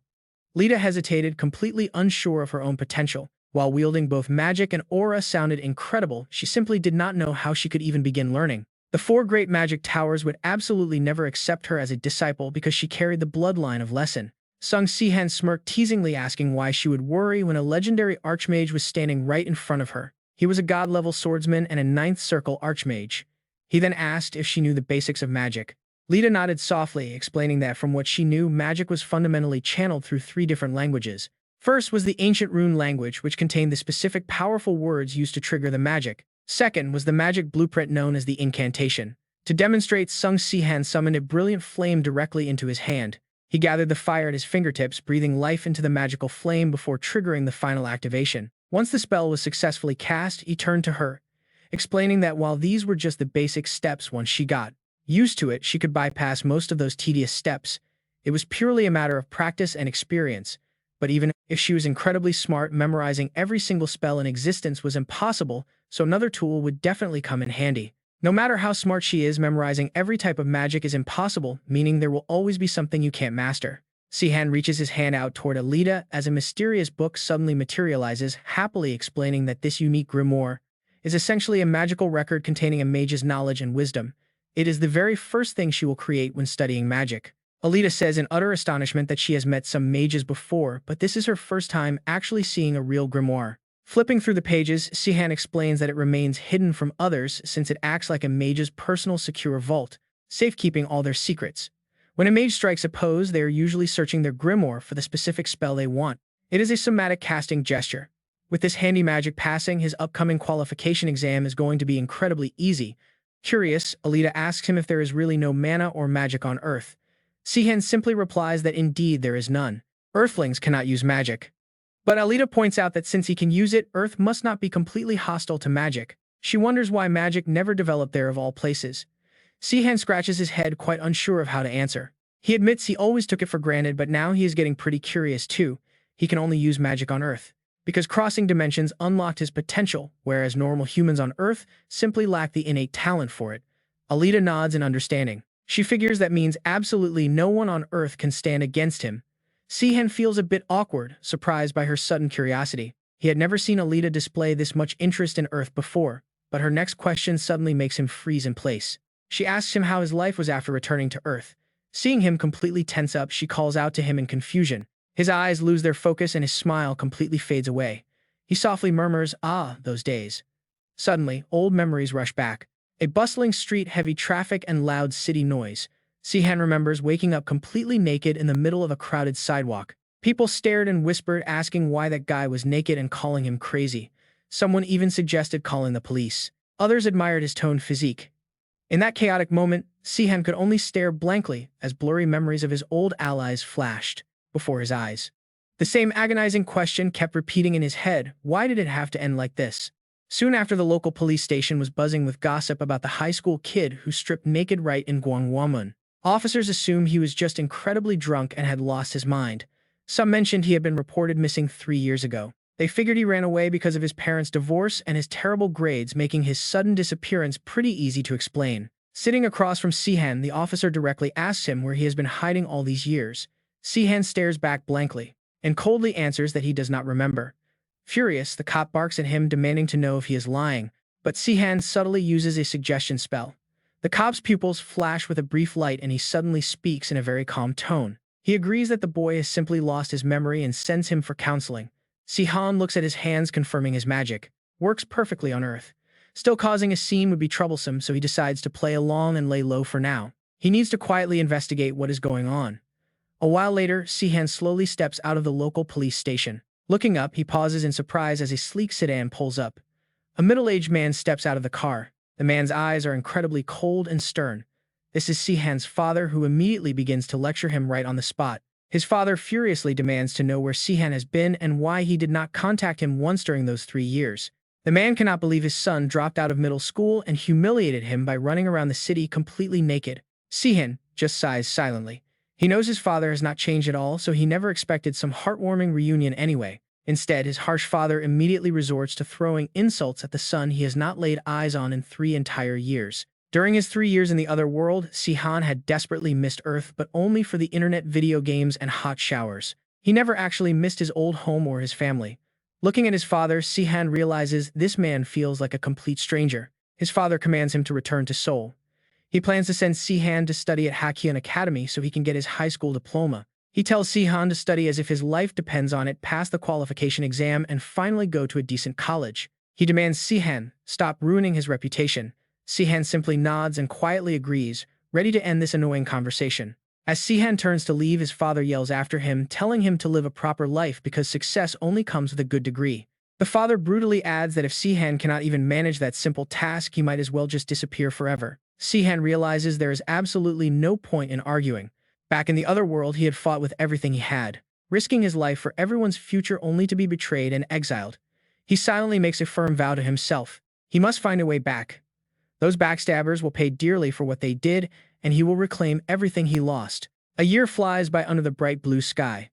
Sihan pretends to be a regular student at Hakkion, secretly searching for a way back. Sihan locked himself in his room, endlessly reviewing Lavina Nonder's complex magic theories using a secret spellbook he possessed. By using magic to cheat on the exam subjects, he didn't know he easily passed his final graduation tests and much more. He secured admission into a prestigious university in Seoul, leaving his father Jae-han absolutely thrilled and boasting about his son. The father bragged that his boy had finally grown up, letting him walk proud, but Sihan cut through his joy with cold reality. Sihan bluntly told him that since he saved the family honor as requested, he would now live completely on his own. He planned to cover his own living expenses and tuition, demanding his father stay out of his life, sparking instant rage. Jae-han yelled back, asking if he thought the world was that simple, daring the rebellious brat to go survive on his own. Deep down, Sihan knew he looked down on this mundane world, but he couldn't help it given his incredible supernatural powers. Controlling both magic and aura broke all rules of modern civilization, making the task of acquiring massive wealth shockingly easy for him. For instance, Sihan only had to visit the racetrack and secretly manipulate the horse's speeds using his invisible aura stream. By altering the race outcomes through various covert techniques, he quickly gathered enough money to comfortably live a lifetime without worry. Within a single year, he was financially set, yet staring out the window, his mind remained weighed down by heavy thoughts. He had made zero progress in finding a way back to Teranor, only managing to crack open a tiny spatial rift. Even if he successfully traveled through the void, he had no idea which random dimension he would land in while seeking Lavina. Searching for her across infinite dimensions was like hunting for a single oasis, hidden in a vast, endless desert of emptiness. Success felt completely out of reach. With no physical tethers left to Teranor, he was left entirely stranded and utterly lost. If things kept going like this, decades would slip away until his death, eroding the iron resolve he once held so dear. Over the years, Sihan's steel resolve began to fade, leaving him wondering if his intense anger was even worth it anymore. His betrayers hadn't actually tried to kill him, they just sent him home, forcing him to gradually compromise with mundane reality. He kept rationalizing his betrayal, muttering to himself that relationships are always complicated, even if they had stabbed him in the back. Making excuses to justify their dark actions, his burning rage slowly turned to ash as he rationalized his tragic banishment. The once eternal flame of his anger died out, replaced by the slow poison of forgiveness. Return to Teranor seemed completely impossible. 3 years after returning from Teranor, Sihan finally chose to live in the present, making a few friends at university. After spending a long time isolated on Earth, those small human connections helped the constant nightmares of Lavina slowly fade away. Once his mandatory military service was over, Sihan realized his nightmares had flipped and he dreamed of being back in uniform. Like some cinematic superhero, Sihan sometimes thought about using his phenomenal magical abilities to benefit and save the modern world. But he had already bled and risked everything for another world, and the heavy price he paid left him with zero motivation. Trying to start new relationships briefly caught his interest, but the initial excitement slowly faded into a dull, monotonous routine. Sihan could achieve absolutely anything he put his mind to, yet this effortless existence only bred deep, agonizing boredom within him. He was wandering through a dark, aimless existence with no escape until a sudden, brilliant light pierced his quiet life. Right in front of him, a blinding signal flashed. Working out at the gym, Sihan froze, his eyes widening in complete shock. Sihan felt a strange yet deeply familiar energy, wondering if this was the lost, powerful magic of his old world Teranor. He bolted immediately, his heart pounding in frantic confusion as he desperately chased the faint, fading traces of his true home. This was the exact dimensional coordinate he had spent years searching for, bringing a sudden, breathless smile to his face. He realized he could finally return despite failing every past desperate attempt to lock onto a stable coordinate leading back. He had never been able to grab onto a solid coordinate, reducing his dream of returning to an impossible fantasy. The return had been completely out of reach, but now a brilliant light was cutting through his hopeless dark sky. Running with all his remaining strength, Sihan knew without a doubt that this was the signature magic of Lavina herself. Her magic was piercing straight through dimensions and reaching Earth, but he questioned if it even mattered to him anymore. Sihan had already committed to continuing his life on Earth, claiming he had forgotten and forgiven the painful past completely. Yet if he truly moved on, his chest wouldn't feel so hollow and drained of life at this very moment. Sihan hadn't forgiven those betrayers, he had simply given up because of the sheer despair of never being able to return. But now everything changed because he could actually return, and Sihan swore he would never let this chance slip away. Sihan immediately dropped out of university, diving back into intense training to master his aura and dimensional crossing magic once more. Even with a solid coordinate leading back to Teranor, tearing open a stable gateway to another dimension was no simple task. It was supposed to be easy, yet he felt truly excited for the first time since returning. After what seemed like a miracle, the path between Teranor and Earth was finally connected. 10 long years of hard grinding away finally paid off. Sihan stared at his achievement. Finally, a spark returned to his lifeless eyes. He did it. He actually did it. He smiled through his exhaustion. Then Sihan burst into loud laughter, shouting in pure joy that he could finally go back. Forgiving those betrayers. Absolute nonsense. Forgiveness would only come once. He reclaimed every single thing those bastards stole from him. Sihan calmly muttered that he would drag those traitors back to reality. No mercy. It was time for payback now. He figured life would be pretty normal now with magic and mana. Honestly, living on Earth was an absolute breeze. No complaints here. Alita gave a gentle smile, replying that she understood. But seeing her smile, Sihan felt a bit puzzled. Under a clear blue sky with drifting clouds, Alita knelt on the grass. She closed her eyes, deeply focused. Standing nearby, Sihan asked if she could feel anything. Alita softly whispered that she could, describing it as extremely gentle. He explained that while learning magic theory was indeed important, the most fundamental step was actually feeling the mana. So keep trying. Once she reached the third circle, she could easily hide the traces of spatial summoning magic herself. Alita curiously asked if that magic was only third circle level. Sihan chuckled and nodded. Yeah, it is pretty basic. Even he could cast it with his current weak mana. Right now, she was only hiding the traces, not erasing them. So it was not that hard. But if she could master blocking it entirely, she would not need his guidance anymore. Hearing this, Alita's eyes lit up with sudden interest. What if she got so good she could completely erase the traces? Could she leave? Then Sihan replied that of course she could, having absolutely no reason to hold her back at all. He sincerely hoped she could enjoy a peaceful future without any more trouble. If anyone could do it, it was her. Alita fell silent for a moment. Then she softly asked what would happen if she chose to stay by his side. Could she help him? Then Sihan was slightly puzzled but nodded. Of course she could. She was one of the few. He trusted her completely. If she stayed, it would be a massive help. Alita remained quiet, her mind drifting. She quietly asked what he planned to do once his revenge was finally over.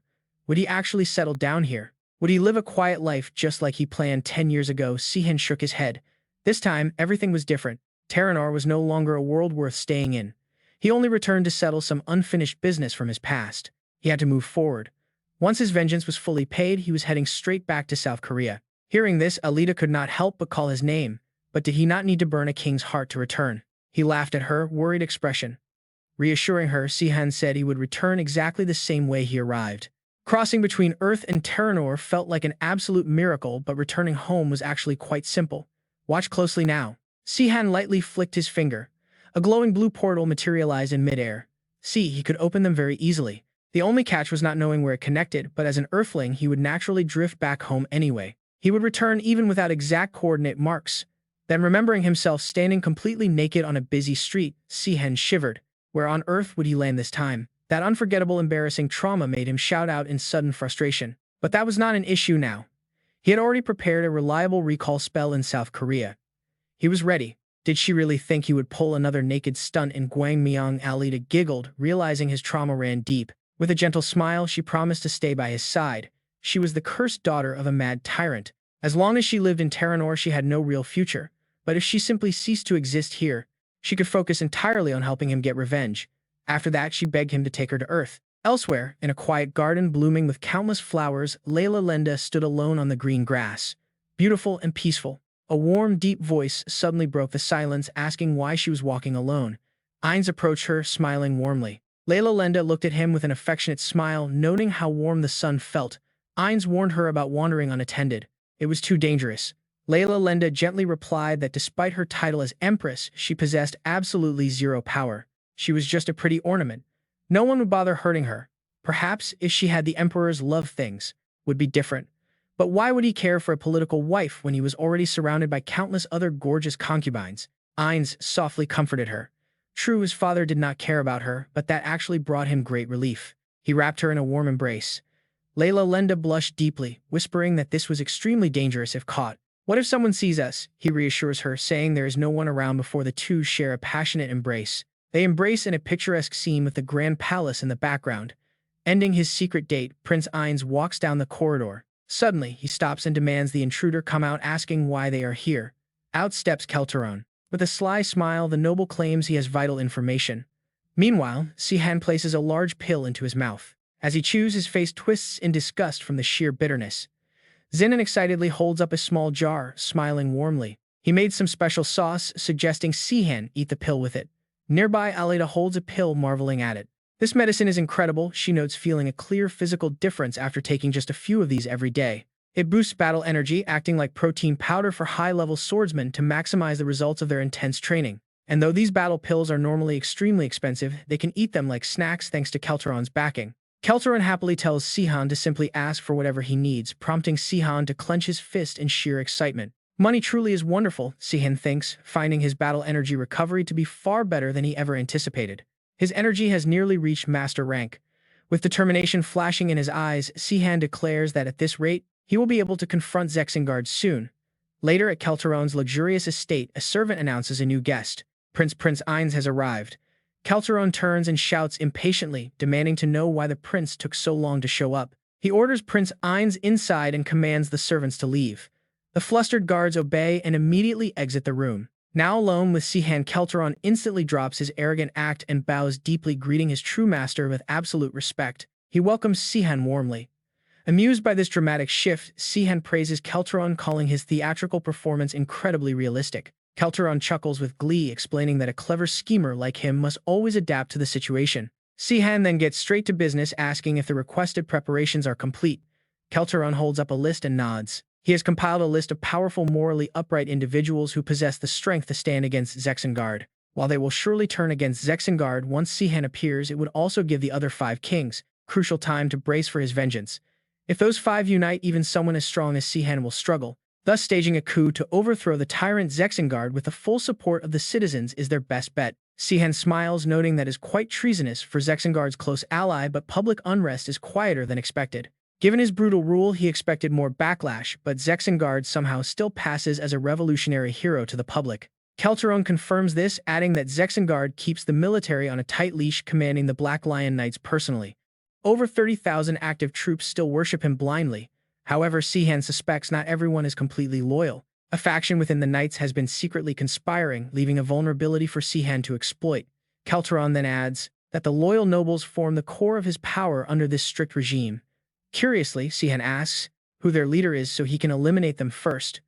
Without a single moment of hesitation, Kelteron points to himself. Surprised, Sihan notes the coup only has a 50-50 chance. It is doable, but far from easy. Kelteron agrees but admits Zexengard truly despises him, treating him like a parasite. Later, Prince Ines confronts Kelteron. "Are you planning to betray my father?" Prince Ines asks, coldly demanding to know why he should trust a traitor. Kelteron knows it sounds absurd. After all, without Sihan, he would never have even considered such an audacious plan. Yet he cannot mention Sihan. Impatiently, Sihan snaps, demanding to know how a parasite dares speak of patriotism. He orders the noble to drop the ridiculous act and get straight to the point. Kelteron merely rubs his chin. Deep in thought, the noble admits he is a parasite, but notes that a clever one always chooses a thriving host. And Zexengard is a host whose time is quickly running out. Hearing this, Sihan's eyes widen in absolute shock. Confused, Sihan warns him that such words are incredibly dangerous even if meant as a mere joke. Kelteron calmly replies that he is fully prepared to put his very life on the line for this venture. Useless patriotism and the suffering of the citizens do not concern him, he confesses, acting purely out of self-interest. Yet this move will undoubtedly ease the public's pain.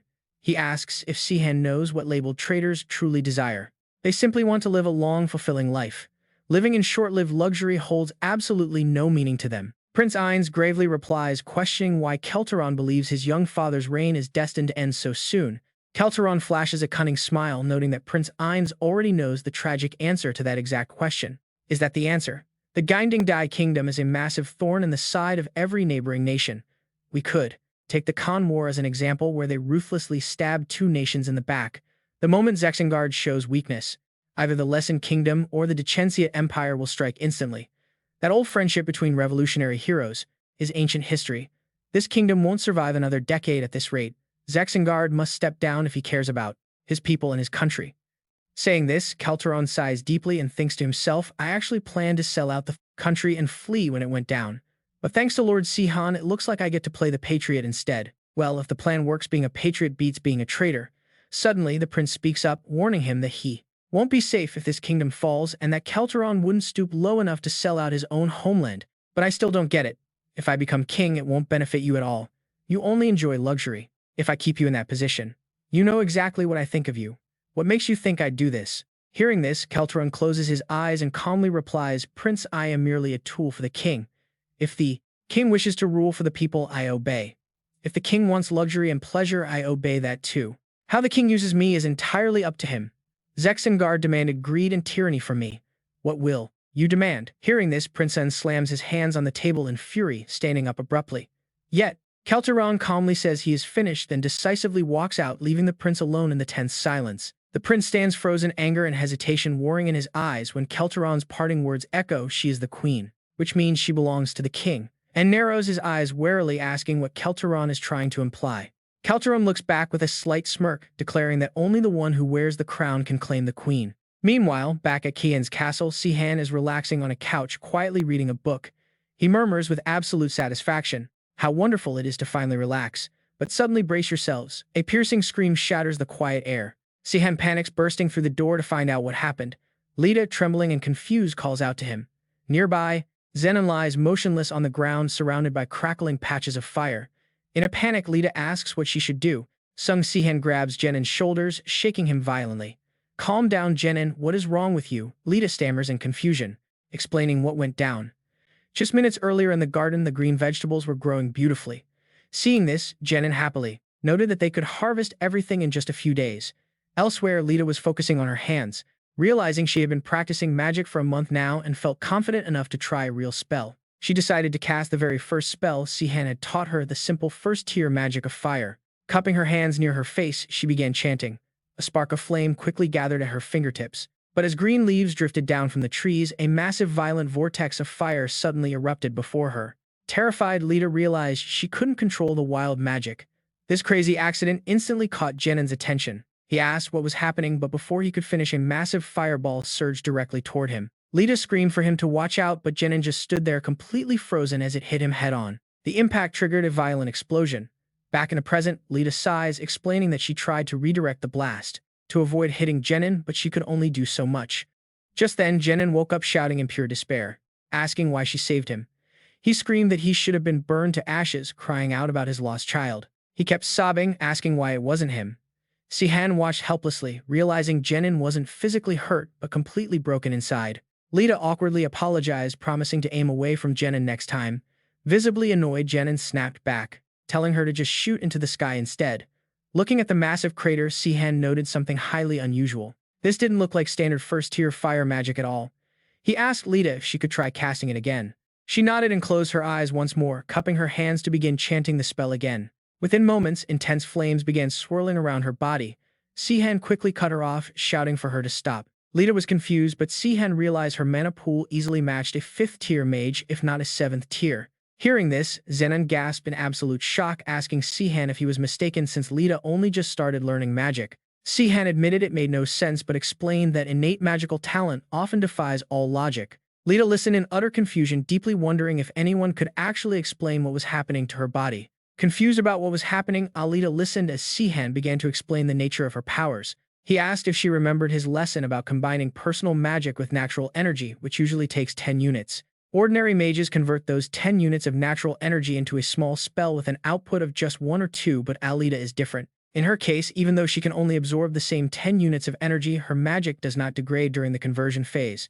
In fact, her magical power actually multiplies during the process, making it seem like she is drawing energy from some completely unknown source. Sihan admitted he had never seen anything like this before, wondering if grand magians like Saffron or Lilstein would have any answers.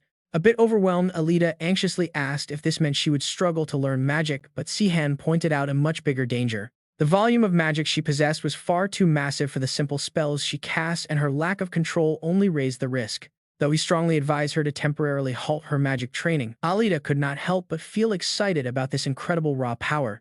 She knew she was currently useless to him in their battles, which meant she absolutely could not afford to abandon this incredible new strength. Her sudden determination took Sihan by surprise, causing him to fall completely silent as he weighed his options for a brief moment. Scratching his head in defeat, he decided to be completely honest with her and admitted that there might still be one last option. He explained that humans from Earth naturally possess a much higher magic absorption rate compared to the typical inhabitants of this other world. Just like her, Sihan possessed immense magical power but initially lacked the necessary control, making Alita hang onto his every word. He offered to teach her a temporary method to control her wild mana, though he honestly admitted that he could not foresee any potential side effects. Without a single second of hesitation, Alita eagerly agreed, thrilled to finally find a way to master her powers. Sometime later, Sihan casually entered a grand, luxurious guest room where Kelteron immediately welcomed him back with a warm, respectful smile. Sihan took a seat and got straight to business, asking how Prince Ainz had been holding up since their previous secret discussion. Kelteron revealed that after several highly confidential meetings, the prince had finally shown a strong desire to join their alliance. However, before committing to their dangerous cause, the prince demanded undeniable proof that they could actually pull off a successful coup. Nodding in satisfaction, Sihan calmly noted that he had fully expected the prince to make such a calculated move. He then asked what specific test the prince had laid out, and Kelteron answered him without a single second of hesitation. The prince demanded that they eliminate one of the 3 loyal dogs who enforce Zexengard's tyrannical rule. These 3 powerful subordinates secure the tyrant's grip on the kingdom from behind the scenes, each fully dominating the military economy or politics. The suffering citizens bitterly refer to them as loyal dogs, desperately praying for the day some brave soul finally takes them down. The military arm is commanded by Berkeley of the Black Lion Knights, while the economy is controlled by the tyrant's wealthy relative Duke Quampton. Curious, Sihan asked who the 3rd loyal dog was, only for Kelteron to quietly point a finger directly at himself. Sihan was visibly caught off guard, but Kelteron quickly clarified that the prince specifically wanted them to assassinate Berkeley. Facing the ruthless leader of the Black Lion Knights meant Sihan would have to go head-to-head against a legendary master swordsman. Kelteron smiled warmly, fully confident in Sihan's supreme strength, but Sihan quickly pointed out a major complication with this assassination. To keep his identity completely hidden, Sihan explained that he would have to fight Berkeley without using any of his signature combat techniques. Realizing this would be a difficult battle, Sihan asked for more information, prompting Kelteron to reveal Berkeley's bloody past. It turned out Berkeley had completely changed his name in history after being elevated to high nobility by the tyrant. He was originally the ruthless vanguard commander who led the brutal first wave of attacks for Zexengard's devastating army. Meanwhile, at a massive royal construction site, ruthless guards were screaming at the exhausted workers to speed up their agonizing labor. They were building a new grand castle for Zexengard, and the cruel overseers threatened to murder anyone who fell behind. Before the guard could strike, a brave laborer named Bam suddenly stepped forward and knocked the brutal overseer straight to the ground. Bam shouted that they could no longer live like animals, reminding everyone of the countless brothers who had died for Zexengard's amusement. Panic instantly swept through the guards as the spark of rebellion quickly ignited among the oppressed workforce.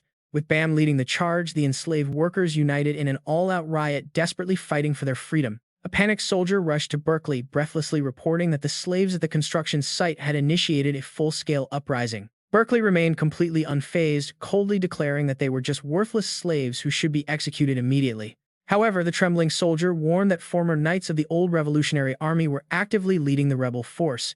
That finally caught Berkeley's attention, causing him to pause and mockingly wonder if those knights had lost all of their self-respect. With a cruel sneer, Berkeley announced that he would personally lead the Black Lion Knights to slaughter every last one of those pathetic traitors. The guard screams out in absolute agony as Jiam charges forward with a ferocious look, striking down anyone in his path. He roars, "Stand back, I don't want to kill my former comrades, so stay out of my way." The guards stand there completely shell-shocked. That man is the former commander of the Revolutionary Army, a legendary swordmaster. There is no way we can defeat him. Jiam freezes in his tracks as Berkeley speaks up, his booming voice startling everyone nearby. "A revolutionary," he sneers. "Are you planning to disobey the king himself? You disloyal traitor, I won't show mercy to anyone. Russenard time no see. You old fat bastard." Jiam's eyes turn cold as ice as he snaps back. "I am no longer that man, call me Jiam. What are you even doing here anyway? I thought you retired years ago to become a simple peasant." Jiam lets out a dry laugh. "True enough. I thought I'd never have to draw my sword again after the world changed, but I was wrong. We are leaving. These suffering people are leaving this land with me." Berkeley sneers arrogantly. "Even retired, you were once a proud knight. Are you really throwing away your loyalty to commit treason? You became a filthy peasant and lost all your knightly honor." Jiam grits his teeth in pure rage at those words. "Treason? Look at yourself first.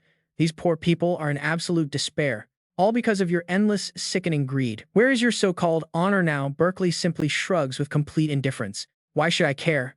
A knight's only duty is absolute loyalty to his master." Jiam stares back and asks, "Is this really the world we fought for?" Berkeley's eyes flare with sudden rage as he grips his hilt, barking, "Do not use that name. My name is Berkeley, an honorable title bestowed by the king himself." Jiam's expression twists as he grits his teeth. Their fierce duel erupts without another word. Blades clash violently in the air, sending bright, lethal sparks flying in all directions. Jiam grits his teeth under the crushing pressure. He can feel it instantly. This bastard has gotten far stronger than before. He is on a completely different level. Even though both are master class, Jiam has only recently reached this peak tier. Jiam is slowly forced backward by the overwhelming power. Suddenly, his eyes widen in pure shock as Berkeley lunges forward. He barely blocks the devastating slash, but a deep gash splits his flesh, spraying crimson blood. His subordinates scream out in horror. "Commander Jiam, you heartless bastard, how dare you hurt our leader?" Berkeley turns his head, sneering that they are all the same. Traitors from the old revolutionary army, no doubt. A real lion does not care about weak, cowardly mice. "I will eliminate your commander and let the Black Lion Order execute every last traitor here." A horrific massacre begins as they fall one by one. Berkeley stands tall in the chaos, watching the slaughter with cold, unfeeling eyes. He feels absolutely nothing for these poor souls. "You absolute fool, if you were alone you could have easily escaped. Why sacrifice your life for these worthless, low-born peasants? You threw away your honor for nothing."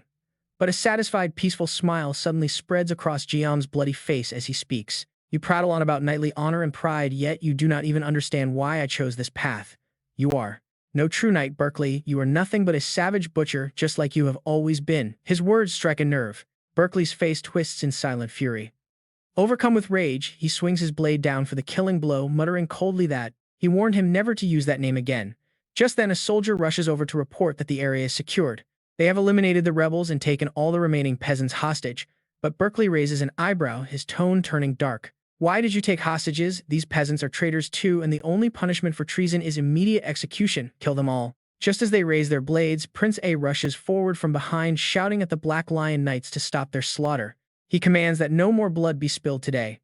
Berkeley quietly turns his head, addressing him as the Crown Prince, but A snaps. "I will not allow you to harm these workers. This is an official order from the rightful heir to the throne."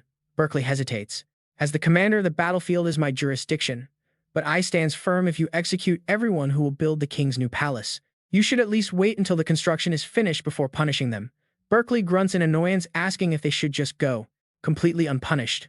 Sighing, he mutters that if the young prince insists, he has no choice but to comply with the royal order. They will be sent straight to the imperial construction site. Ai's face darkens at the commander's deeply sarcastic, disrespectful tone. He turns and walks away in absolute disgust. Watching him go, Berkeley sneers that the young prince is far too soft and weak. Traitors must be crushed mercilessly to show the public no weakness, but the prince only has soft-hearted, fragile logic. How could a mighty tiger sire such a pathetic puppy? After walking a safe distance, A sighs and asks Sung Sihan for his thoughts. He cannot understand how a former revolutionary hero could turn into such a monster. Sung Sihan replies with a calm, steady voice. No, he has not changed at all. Past or present, he simply slaughters anyone in his way and obeys whatever his master commands. Sung Sihan points out that blind obedience is the only justice that man knows. Intrigued, A asks if Sung Sihan actually knows the commander. Sihan forced a quick chuckle, explaining that was just what he heard from Baron Kelteran. The prince replied in surprise, wondering if the Baron could really say such a thing. Ainz wondered why Sihan had even decided to join them. Sihan quietly replied that he felt the prince was simply the right person. He felt the prince deserved to be the emperor. Ainz hesitated, questioning if he truly was deserving. He had never received such praise before. People always call him a dog born from a tiger. Sihan comforted him, explaining that dogs are actually humanity's most loyal and closest companions. They embody deep bonds, loyalty, and support in life and hunting. They guard us through the night, proving their irreplaceable role throughout history. No animal has served humanity better than a dog. King Vinda was indeed a tiger-like ruler, but Sihan preferred to serve a loyal dog over a beast. Though it sounded strange, hearing Sihan's words made Ainz smile warmly. The prince realized Sihan was quite a fascinating and unique person. Ainz thought to himself that the more they spoke, the more he trusted this man. Meanwhile, Sihan began scanning their surroundings with a sharp gaze. Sihan quietly questioned if this world was truly what they had envisioned. He wondered if punishing the betrayers would only shatter the current peace. Disrupting the peace here made him hesitate, momentarily distracted by his personal emotions, but he knew he had to keep moving forward. Still, he was grateful to Zexengard, whose actions cleared any lingering doubt from his heart. Meanwhile, inside a nearby room, the atmosphere grew tense. Berkeley ordered his men to drink up. His subordinates eagerly cheered for their captain. Berkeley then suddenly remembered a recent piece of news. He asked if they had heard about the new construction project. One of his men, Nos, curiously asked what the prince was up to. Nos explained that Prince Ainz was demanding a new residential area and more support. Berkeley scoffed, asking if they expected him to agree.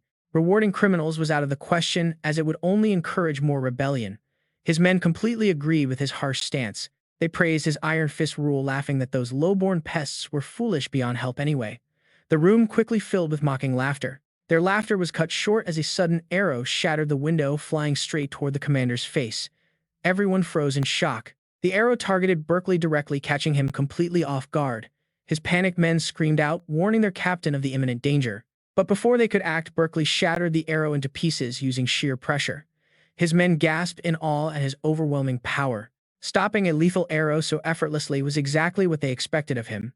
Berkeley only chuckled, his lips curling into a bone-chilling smirk. He noted how impressive it was that an arrow packed with battle energy could target him so precisely through such a narrow gap.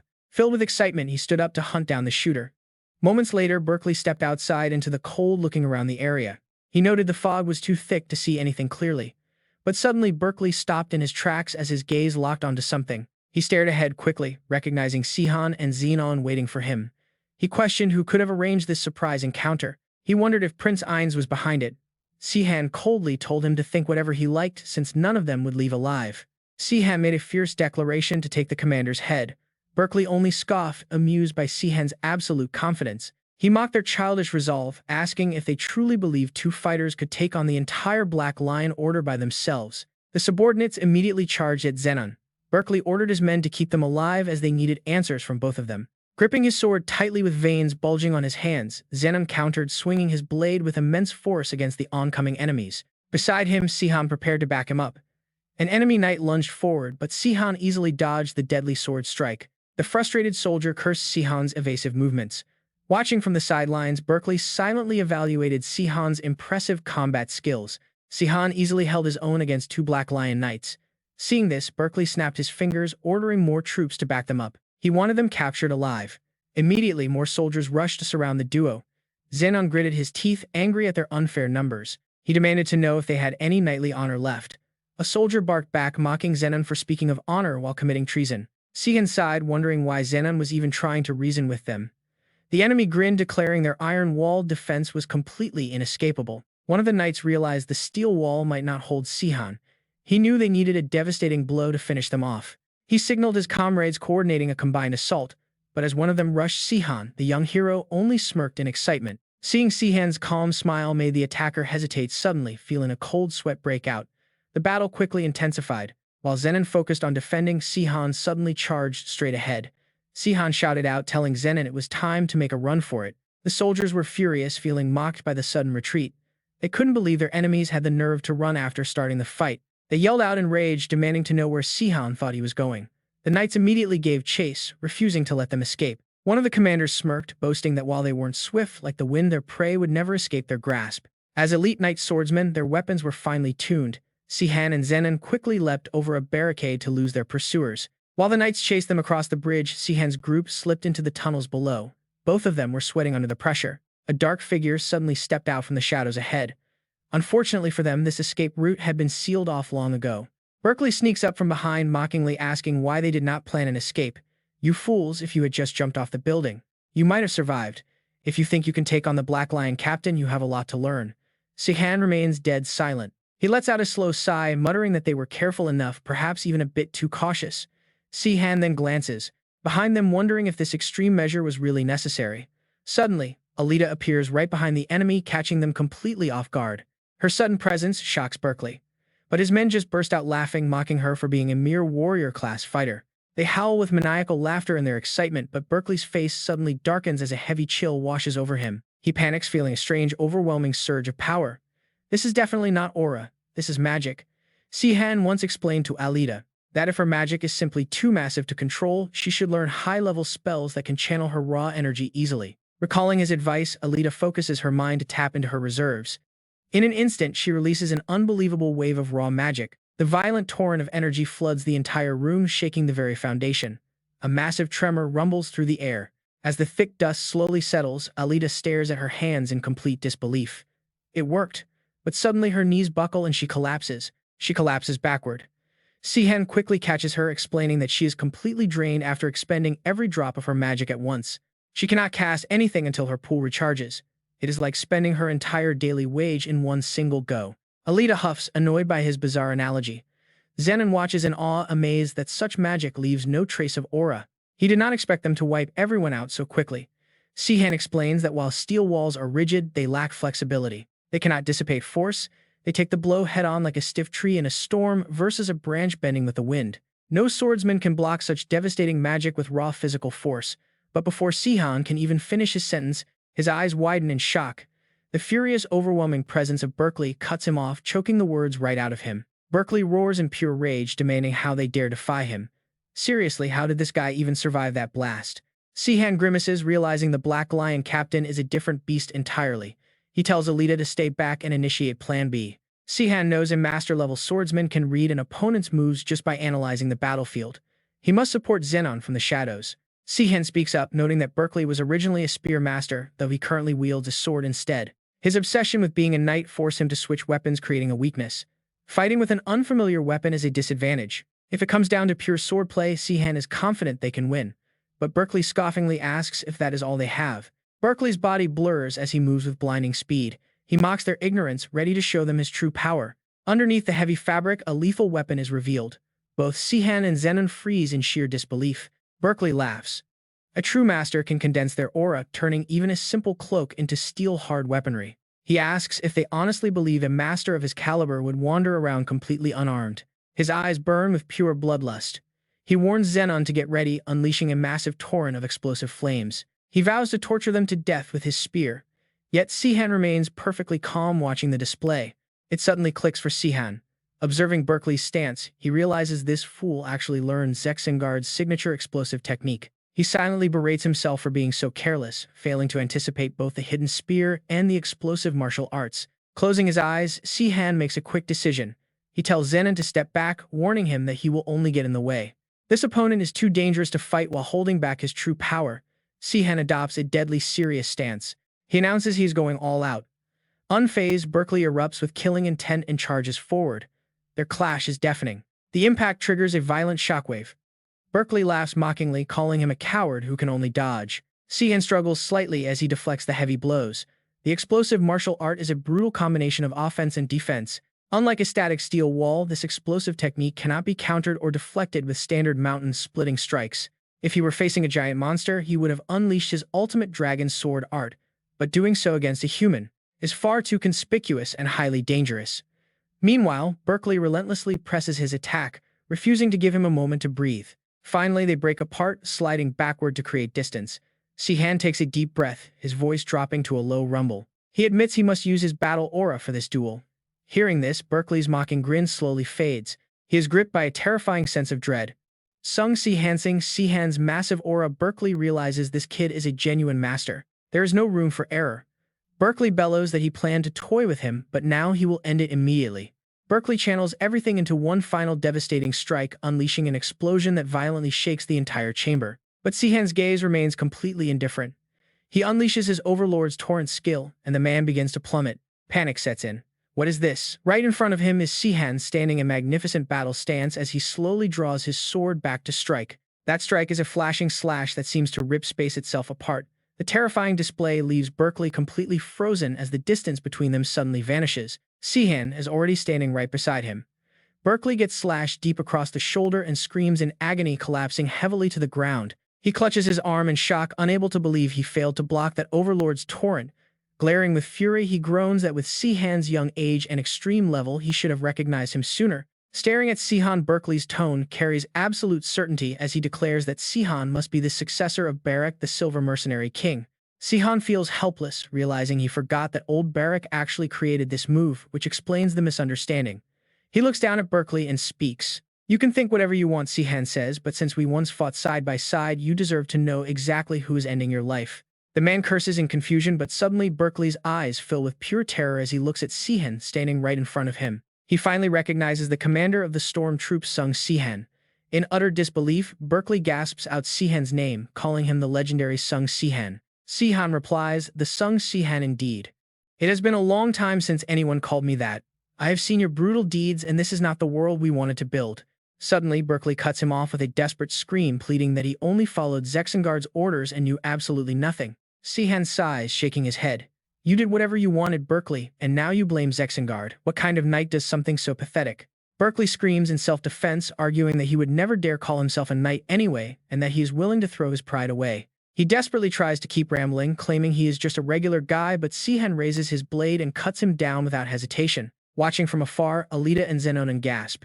Sihan mutters that he only came for a personal vendetta, not caring about the bigger picture. He declares that either way they deserve to die. Meanwhile, a guard watches the scene closely, tracking everyone's movements. Over on his side, Lilstein falls into a panic.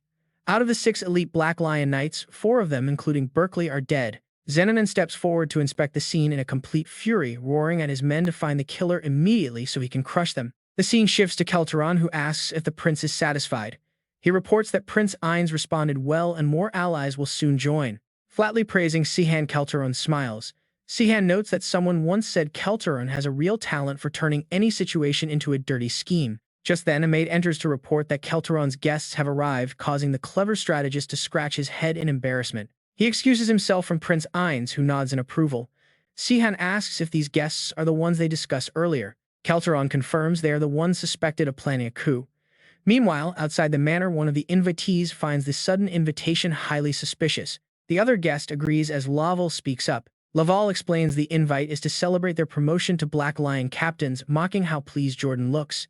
He adds that since they are powerful figures, playing along with Kelteron costs them nothing. Laval sighs, admitting he never expected their old acquaintance to end up in such a state. The scene shifts inside, where the guests' expressions suddenly turn incredibly dark and serious.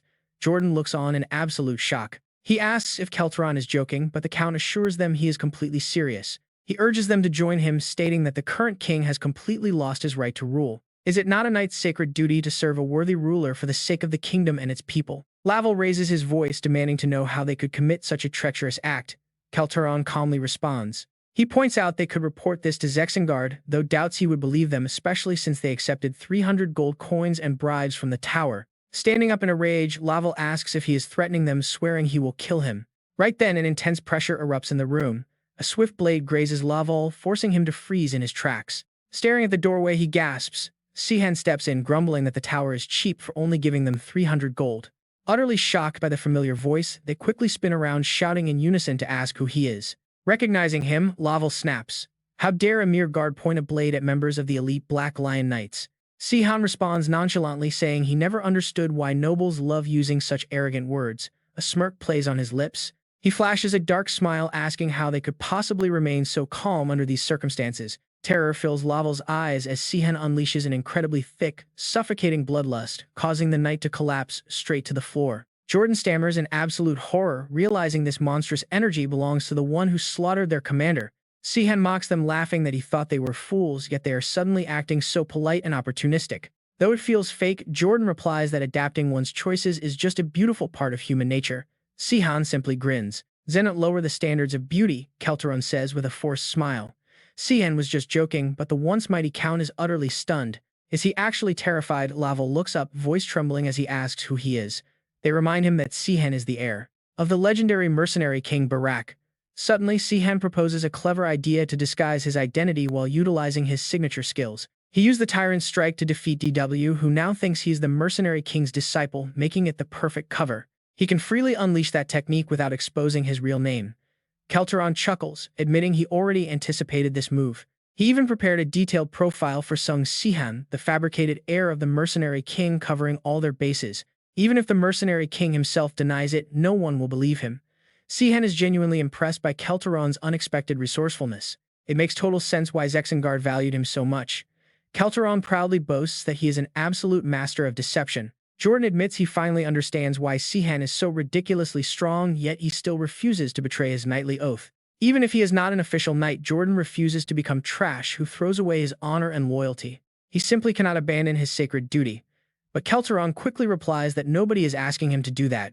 He only needs to redirect his loyalty to a truly worthy ruler. Jordan is left completely stunned by the offer. Right then, Prince Laval steps forward, asking for their help for the sake of the kingdom's future, shocking them both. They turn in disbelief, staring at the prince. Someone at the table can't help but tap their fingers in anticipation. They shout the prince's name in unison. The young prince speaks with sincere devotion for the safety of his people. He asks if they will stand by him. Outside, the Black Lion captains, Laval and Jordan, are already walking away. Sihan watches them from the window. He has already analyzed their weaknesses and appealed directly to their sense of duty. The prince was just the perfect leverage. They are already won over. Meanwhile, Alita is busy happily stuffing her face. They have secured the 2 Black Lion captains. Zenon sits beside her, munching away and telling Sihan to dig in. Sihan turns around in shock, asking when they even arrived. Alita casually explains they were escorting the young prince, and wasting delicious food is a massive sin. Zenon happily praises the head chef, calling the meal absolutely spectacular. Calderon is utterly delighted. He boasts about his refined palate, saying his rough military days made him appreciate good food. He has to make up for those terrible wartime rations. Sihan silently thinks the dish needs slightly less vinegar to balance, but he decides to keep his culinary critiques to himself. Sihan asks if they will soon get a new commander. Calderon confirms that since 4 captains perished, the remaining leaders will step up as the new commanders. They will split the command as their strength is almost perfectly equal. Only the absolute elite were chosen as captains. Suddenly, Zenon asks Sihan why he isn't eating his favorite soup. Sihan flashes a cheerful smile in return. He explains that he is simply saving the absolute best bite for the very end of his meal. After all, the main course should always be savored last. A brilliant plan is slowly forming in Sihan's mind. Shortly after, Calderon presents a stack of documents. Thanks to Zexengard's corruption, the public is ready for a coup. With the prince's backing, their plan is moving incredibly smoothly. Sihan nods, impressed by their rapid progress. Calderon explains that countless citizens suffered under Zexengard. But for a successful coup, they absolutely need Viscount Gambo. Sihan is immediately intrigued by Viscount Gambo, widely known as the second pillar of the entire kingdom. Calderon notes that Gambo is ridiculously wealthy and controls the vital trade networks needed to secure the coup. Sihan admits it might be incredibly difficult to make such an influential figure submit to their cause. Calderon grins, revealing Gambo is already on board. However, he has one highly unusual personal condition. Sihan eagerly asks what that condition is. Calderon replies that Gambo wants Alita to tutor his youngest daughter. Hearing this, Sihan completely spits out his drink in shock. He questions if Alita is even remotely qualified. Calderon points out that reaching the warrior tier at Alita's age is an incredibly impressive feat. Gambo's youngest daughter has no mentor and is struggling. A female master teaching a female disciple is a long-standing tradition. The Viscount was specifically searching for a female knight, and Alita is registered as Sihan's personal guard. While female knights are rare in Roan, Gambo must be desperate to pick Alita. Her name sounds remarkably familiar. Calderon smiles, reminding Sihan they have already met. She was the tutor who stayed with them and Feynman. Suddenly, Dina's face flashes in Sihan's mind. He gasps, remembering that Alita literally hit Viscount Dina Gambo on the head. Calderon looks completely dazed, so Sihan quickly brushes it off. Alita gasps, utterly shocked at the idea of being a mentor. Then he says it is truly surprising to ask a high schooler to teach a middle schooler, but even if she is smart, she can still refuse. After all, Viscount Gambo has already agreed to join the coup. Alita replies that they gain nothing, but Sihan tells her otherwise. Dina Gambo's mother apparently comes from an incredibly powerful family. Unlike Viscount Gambo, they are top-tier nobles from the kingdom of Lilstein. While Viscount Gambo's influence is limited to the Saffron Kingdom, her mother's family runs massive businesses that stretch across the entire continent. Having their backing makes traveling and finding shelter in Bantam much easier. Plus, we can connect with other elite families through them. Alita is thoroughly impressed by how deeply Sihan investigated this. Sihan simply brushes off the praise, attributing the information directly to Calderon. She curiously presses further about the potential risks. Sihan warns that their true identities could be completely exposed in the process. He is the otherworldly savior, and she is Alita, a member of the royal family. If the truth gets out, it will be massive. He can adapt. But if they discover her royal blood, pure absolute chaos, they will be in deep trouble. Alita quietly reflects on his warnings.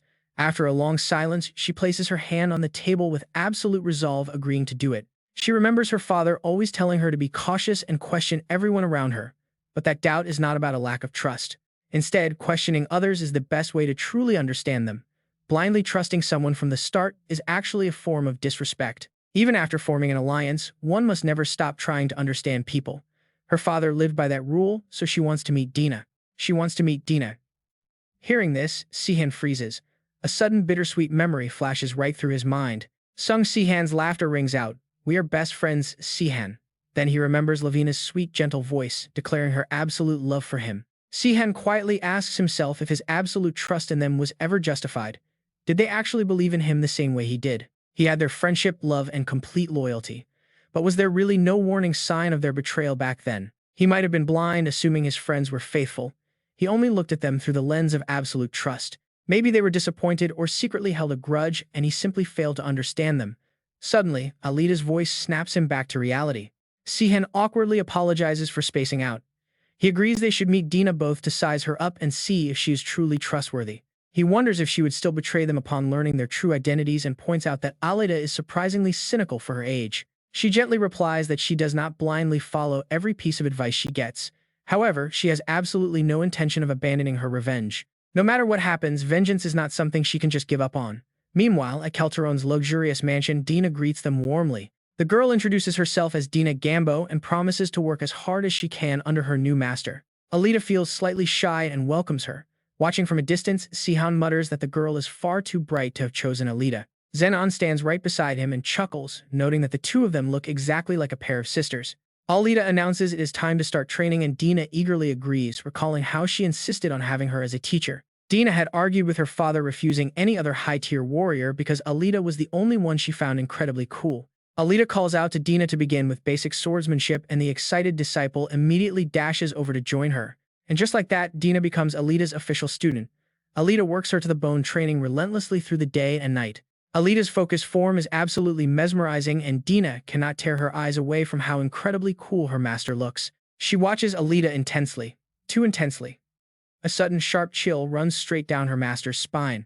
And honestly, who can blame her? Dina keeps daydreaming about Alita's beauty and muscle, asking if standard armor is useless against high-tier warriors. Expressing her desire to wear heavy iron armor like her teacher, Alita pauses her training to offer some valuable encouragement. She explains that reaching the warrior class allows a fighter to harden steel by channeling their raw combat energy. Dina excitedly rambles about wanting armor like Zenon, though he stays completely silent. Alita elaborates on the tiers further. She then explains that master-level swordsmen can harden any material they want, not just steel like standard knight-level fighters. Dina instantly sets a brand new goal to be like Sihan. Meanwhile, the rest of the group finishes their discussion with heavy sighs. Sihan looks completely lost, prompting Alita to ask if superhuman-class fighters are actually better off without heavy iron armor. Sihan struggles to keep up with her sudden question. Alita admits she is just genuinely curious about how their gear functions. She heard that once someone reaches the master class, the material of their armor no longer matters. Yet the 7 revolutionary heroes still wore varied armor. Sihan explains that it entirely depends on the specific battle scenario and the unique techniques a fighter relies on. Normal cloth might only provide Tier 1 defense, while heavy iron armor offers Tier 10 protection right off the bat. Knight-level swordsmen utilize their combat energy to reinforce steel, allowing them to boost their armor's base defense significantly. Once you reach the master class, you can harden silk just as easily as steel with the exact same amount of energy. Sihan explains that with equal energy, wearing normal clothes or heavy iron armor makes no difference. He points out simple examples but warns that once she reaches the transcendent level, she can combine her combat energy with certain materials to boost its strength, like turning normal clothes from level 1 to 10 or heavy armor from level 10 to 30. Alita quickly jumps to conclusions, so heavy armor is better, right? Sihan just smiles and tells her that is not how it works, explaining further. From the master level and below, any stat boost is unaffected by the armor's weight. But at the transcendent tier, weight actually matters, meaning if her combat style relies on speed, she should wear light armor. If she wants raw power, she needs heavy armor. Hearing this, Alita finds it pretty logical. She thinks it over seriously and says she will stick to light armor if she ever gets there. Sihan immediately starts teasing her. He tells her she has a long way to go before worrying about that. Alita huffs in annoyance. Suddenly, Sihan frowns, lost in thought. He wonders what happened to his legendary blue raven magic armor. Hearing that name, Alita instantly realizes exactly what he is referring to. Alita lists them all off: the 3 sacred relics of the otherworldly savior, the dreadful magic sword, the blue raven armor, and the red dragon's cage. Now it is her turn to tease Sihan, suggesting that someone is probably keeping those legendary items very safe. After all, even his old underwear sold for 100 gold coins, so his actual battle gear must be worth an absolute fortune. Sihan frowns. He gets why they would sell the underwear, but he is certain his old companion stole his high-tier magic gear. Finding it disgraceful, Sihan decides to have Kelteron investigate the matter before turning to leave, wishing Alita a good practice session. Alita calls out, asking if his combat energy has fully recovered yet. Sihan proudly asserts that it obviously has. He feels his past peak strength gradually returning, quietly staring down at his hand, or at least his physical combat energy. Sihan keeps his true struggle a secret. While his physical energy is recovering smoothly, his magic recovery is lagging way behind. He wonders what is wrong. Meanwhile, Kelteron is working way harder, flattering King Zexengard by day while plotting in secret at night. He gathers nobles and former revolutionaries to plan a massive coup, though many prefer to just watch safely from the sidelines. To force their hand, Kelteron resorts to straight-up blackmail, warning that anyone who refuses to join will be exposed for corruption. Having these nobles cornered, he asks them who King Zexengard would actually believe an esteemed minister like him or them. Thanks to Kelteron's masterful persuasion, they all fall in line. Sihan is not surprised at all birds of a feather flock together.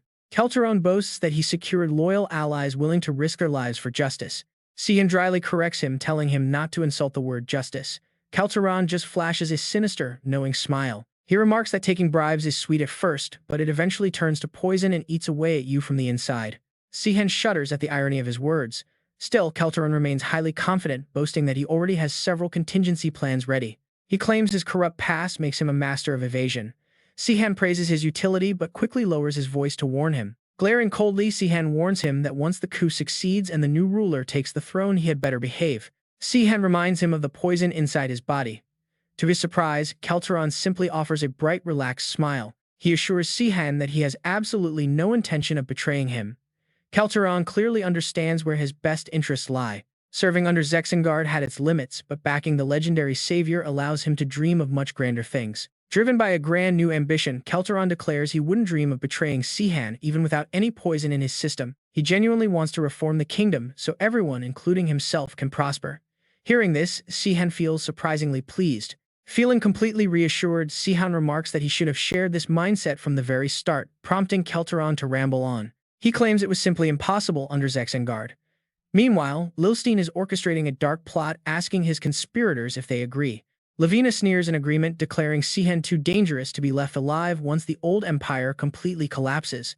The other betrayers join in, admitting that while they take no pleasure in this decision, they cannot ignore the reality of Sihan's threat. They quickly cast their votes. Lilstein then turns to the final conspirator, King Zexengard, who seems somewhat hesitant about betraying Sihan. Zexengard admits he doesn't hate Sihan and actually quite likes him, but Lilstein cuts in, saying they all feel the exact same way. They aren't making this choice out of hatred. Tyrant remains silent. Though he is no better than the rest, he values other bonds more. He stands by his choice for the sake of his closest friends, trusting Lilstein's judgment as a master mage. With a cynical chuckle, he agrees that majority rules. But then Karen suddenly speaks up, instantly shattering the lighthearted mood. She addresses the most glaring issue they are all ignoring: how exactly are they planning to take down someone as powerful as Sihan? Karen knows his terrifying strength all too well. Hearing her doubt them, Tyrant snaps in anger, feeling deeply insulted by her caution. He yells that Sihan cannot possibly defeat all 6 of them at once, while Karen merely responds with a cold, mocking smile. He agrees even Zexengard won't survive if they all strike together. Kazan is a highly practical man, and with some luck, maybe half of them might actually make it out alive. The room goes dead silent as she sneers mockingly, calling them 6 useless mice, chatting but asking who will bell the cat. Meanwhile, morning breaks at Zexengard's palace, where he wakes up looking like he survived a nightmare. Drenched in cold sweat, Zexengard tries to shake off the strange dreams that have been haunting him lately. Maybe that bizarre thing from yesterday triggered old memories. Suddenly, a cold chill hits his spine. The marks of Tyrant King's fist were discovered on Berkeley's corpse. Terror consumes him. It couldn't be Sihan, yet the past refuses to leave his mind. Is he getting old? His groggy companion stirs awake beside him, her sweet voice cooing, inviting him back to bed. Zexengard instantly casts his fears aside. Why worry? He dives straight into her waiting arms, telling his darling to come closer. She knows exactly how to please her emperor. Another wild party. Today, he has endless energy, drowning his anxiety in daily feasts. Keller speaks up with concern, noting these massive banquets are happening too often, but Zexengard simply brushes it off. You've got it wrong, Zexengard explains, claiming these events are to honor Berkeley. Keller can't believe his ears. In 1 month, the emperor held multiple feasts for a dead squad leader's soul. Keller raises his glass as the newly appointed captain. Zexengard roars with boisterous laughter, praising his spirit. Suddenly, the massive chamber doors slam open and someone screams in panic. Kelteron rushes inside and drops to his knees. The loyal noble bows low to pay his respects to the hero. He quickly reports that the group responsible for Berkeley's death has finally been located. Instantly, Zexengard's icy gaze locks on him. The emperor hurls his wine glass, shattering it and scaring his lover. He snarls like a feral beast, asking if it's true. As they walk, Kelteron showers him with sweet talk, noting the killer seems to be the disciple of the mercenary king. He flatters Zexengard's wisdom, but the emperor doesn't care. Asking for his name, Kelteron admits he hasn't confirmed it yet. They only call him the Sung Sihan. He quickly shares reports that the assassin is hiding out with the active rebel forces. They are stationed in an old castle west of Lysangio. Zexengard chuckles, darkly pleased with the news. He praises Kelteron and orders immediate execution, calling for his general Keller. The warrior instantly appears ready to serve. Keller proudly vows to prepare 100 Black Lion Knights and 3,000 soldiers. Kelteron freezes in absolute disbelief. That's far more troops than he planned. Kelteron racks his brain, realizing this is practically Giga's entire standing army. Keller wants a massive victory for his first deployment. Kelteron forces himself to calm down, planning his next move. Kelteron screams in support, calling it a brilliant move. Watch closely, he is deliberately manipulating Zexengard's pride here. Anyone who killed Berkeley must be an absolute monster, so bringing a full army makes perfect sense. Zexengard takes the bait. If they bring too many people, we'll think the Emperor is terrified. Zexengard instantly slashes the numbers, ordering 50 knights and 1,000 soldiers instead. Keller gasps, trying to protest that they should go all out even against minor threats. But Kelteron cuts in smoothly, arguing that a fierce lion hunts rabbits with its deadly claws, not its entire pack. One or two beasts are plenty to catch a tiny rabbit. Zexengard nods along, easily swayed by the smooth-talking noble. Agreeing with Kelteron, the foolish emperor confirms the reduced force numbers. Right after, the cunning noble whispers directly to Keller. Kelteron plays innocent, claiming he only wanted to protect Keller's reputation from being tarnished by using too many troops. He adds that funds are needed for the palace, making a 3,000-soldier army too costly. Keller sighs in defeat. Admitting he was far too hasty, Keller feels relieved. Kelteron understands his position. He turns back to issue his final command. He orders 2 lieutenants to accompany him and the Emperor. The rest must secure the castle. Jordan salutes in obedience. Kelteron secretly smiles like a true winner. Meanwhile, Sihan had recently received a detailed plan to ambush a captain. Sihan stands straight, analyzing the situation. Since they already have Glan and Laval positioned in Giga's elite ranks, he still finds the strategy a bit confusing. Shouldn't they target the remaining 4 leaders instead of just one? Kelteron explains his clever angle. 3 captains are Keller's personal favorites, so they can play on that favoritism. He will drop hints, so Keller doesn't look biased. Sihan nods, understanding the psychological game. It could get messy otherwise. Sihan chuckles darkly, asking if they are exploiting the new captain's shaky authority to turn the tables on them. He offers to break a captain's leg to cripple their forces early, but Alita quickly shuts down the aggressive idea. They would just elect a new leader. Kelteron agrees, noting it would also make managing Glaon and Laval much harder. The two exchange surprised looks. Kelteron praises Alita, impressed by her sharp military insight and tactical wisdom. He remarks she sounds like royalty with war experience. Alita beams with quiet joy, admitting she simply read a lot. Sihan keeps his guard up, thinking that this man is incredibly dangerous. Yet he still carefully observes Kelteron's suspicious behavior. Kelteron is betraying his own master, yet he feels absolutely zero guilt. Is he really that shameless? He even jokes, asking if guilt is something you can eat, maybe fried like old shoe leather. What a twisted mind. Sihan warns himself to be careful. One wrong move and Kelteron will betray him next. Meanwhile, at Jen's old castle, guards panic. The ground trembles. Thunderous hooves draw near. The guard screams in terror, shouting that the enemy has arrived. Jordan steps forward to deliver a harsh warning. He roars at the gates, demanding the rebels surrender. He orders them to drop their weapons, but chaos erupts inside before someone defiantly yells that they will never surrender. "You are a fallen hero who is no longer fit to rule," the rebel screams, declaring the citizens reject his reign. Zexengard sneers in dark amusement. He spots the Sung Sihan standing right in the open. Too easy. As the rebels swear to fight, Kel asks Zexengard what they should do. Zexengard does not even think. "Of course, we charge straight," and Zexengard sneers as he spurs his horse forward, yelling for Kel to follow. Kel, fiercely loyal as always, promises to stay right beside his king while warning the others to keep up. The two charge ahead completely alone. Zexengard clenches his fist tight, gathering an immense wave of destructive energy. He activates his battle seal instantly, conjuring a colossal stone fist that leaves the defending soldiers screaming in panic. They cry out in horror, wondering how any human can wield such power, as Zexengard easily smashes the main gates. Drunk on bloodlust, Zexengard roars like an absolute beast, yelling that he will avenge Berkeley with the giant's head. Amidst the mounting chaos, only Zenon remains completely silent, carefully calculating his timing since his part here is done. From a secure high vantage point, Sihan watches those two fools charge blindly into battle, smiling with quiet satisfaction. Sihan whispers that the hunt has finally begun. On the wall, Zexengard roars for the Sung Sihan to face him. He screams, demanding vengeance, but suddenly stops when a massive glowing magic circle erupts directly under his feet. The scale of this magic circle is absolutely mind-blowing, leaving Kel to look around in sheer screaming panic. Zexengard calmly realizes it is a trap as countless swordsmen and mages surround them, heavy invisible pressure weighing them down. Kel warns that something is terribly wrong since Count Kelteron's reports explicitly stated the rebels were just ordinary soldiers. But Zexengard remains completely unfazed, scoffing that he has survived hundreds of traps exactly like this before. He knows barriers inside out.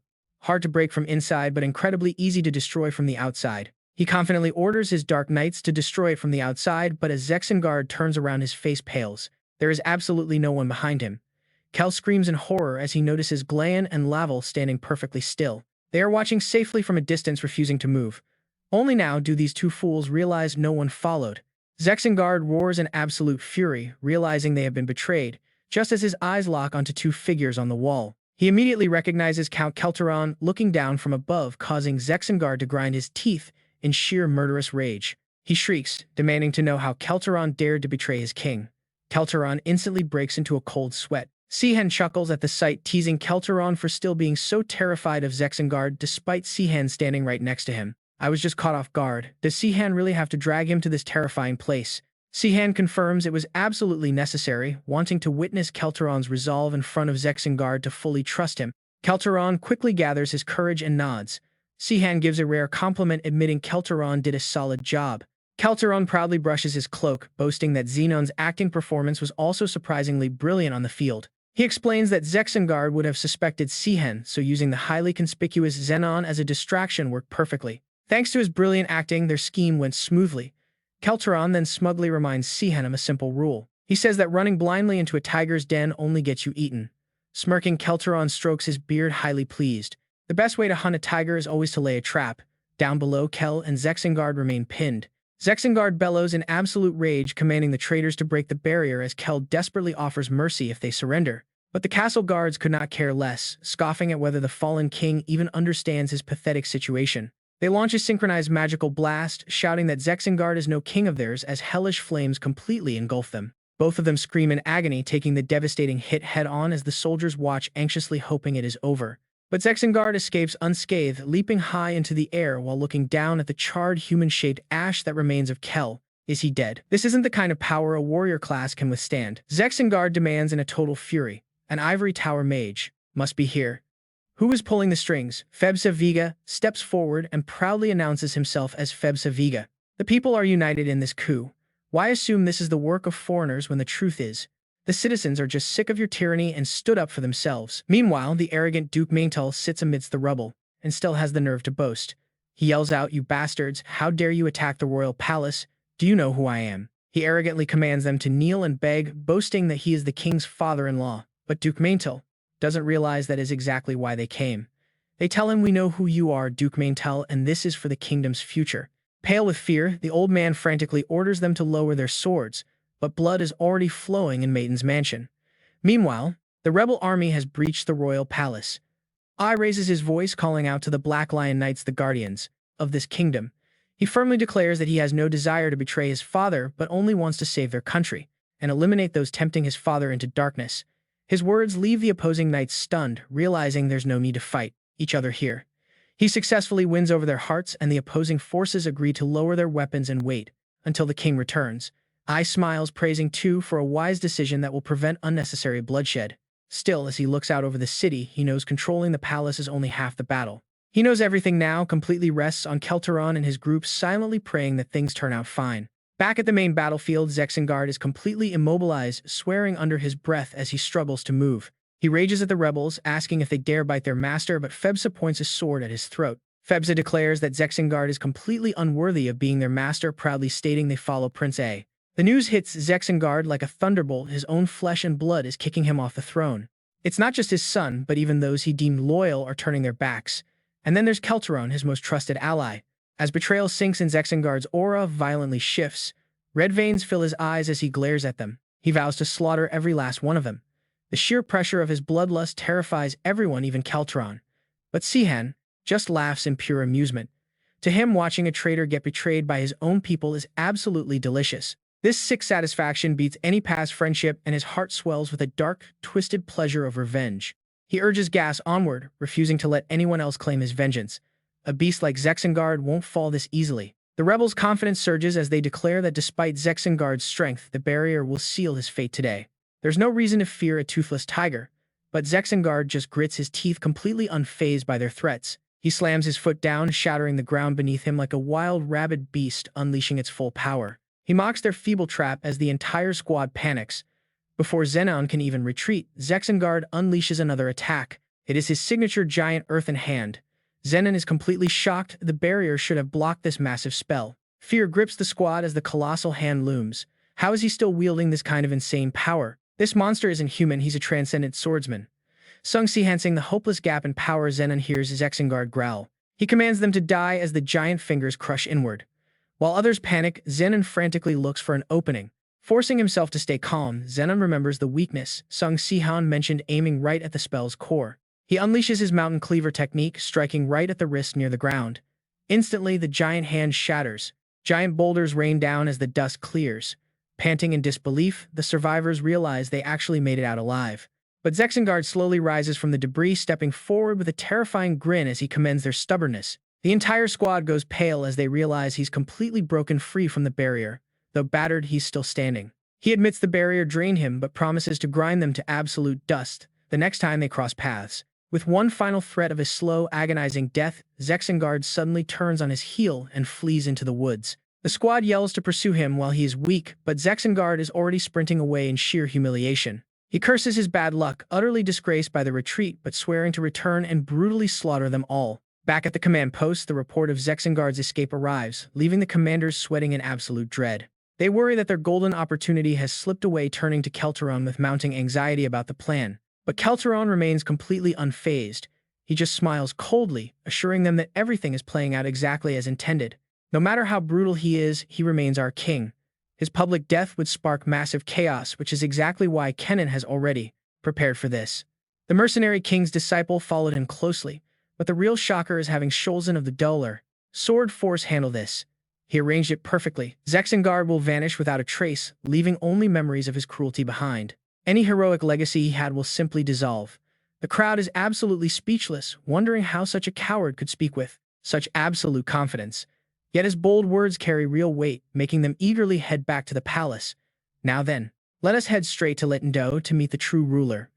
Meanwhile, in a distant past, deep inside the forest, a rough group of muscular bandits is loud and rowdy. A young Zexengard smirks, glaring down at the intruders with immense pride. Who on earth are you people? Sihan calmly steps in front of Lilstein, demanding to know if this arrogant brute is their leader. The tension instantly skyrockets. Behind him, Lilstein anxiously asks if they are really safe with just the two of them. Sihan merely chuckles, teasing his friend for being terrified of petty bandits despite being a level 6 mage. Lilstein instantly snaps back that he is just cautious. Sihan keeps pressing, asking why he is acting like a scared toddler. Enraged, Lilstein shouts back at the kid's sheer audacity. He questions how a reckless brat like Sihan can be completely fearless. Zexengard watches the bickering duo totally dumbfounded. He wonders why they are having a petty lovers' quarrel right in front of a bandit camp. Disgusted, he turns to his men. He demands to know how they call themselves bandits when they literally guided the enemy straight to their base. The underlings stammer. They desperately plead that they ran as fast as they could, but there was no escaping Sihan's incredible speed. He is an elite swordsman after all. Sihan bypasses the lackeys and directly asks the chief if he plans to return his stolen gear. Zexengard uses his shameless bandit logic, mocking the request. Sure, it belonged to Sihan before, but it is bandit property now. Why steal in the first place if they are just going to hand it back? A massive aura of power erupts as Zexengard flexes his dominance, challenging Sihan to take it back by force. Sihan, completely unfazed, is ready to reclaim his goods at any cost. He delivers a crushing blow, and the impact rattles the surrounding forest. Zexengard gasps as he feels the kid's terrifying raw strength. This brat is easily at the master tier. Meanwhile, Sihan also senses his opponent's immense potential.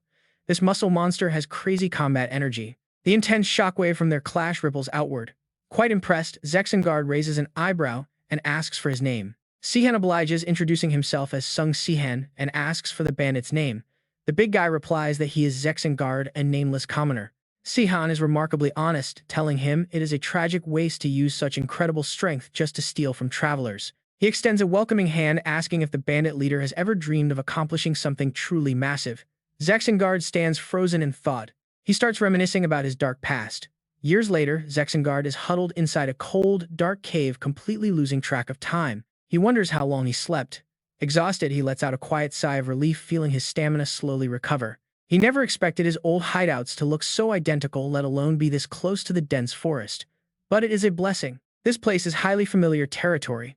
It was his ultimate secret base back when he ruled his bandit gang with an iron fist. He abandoned this camp long before the Revolutionary Army even existed, which is why Zexengard can finally enjoy some quiet peace now. The royal search parties will never think to look for him here, giving him a perfect chance to rest.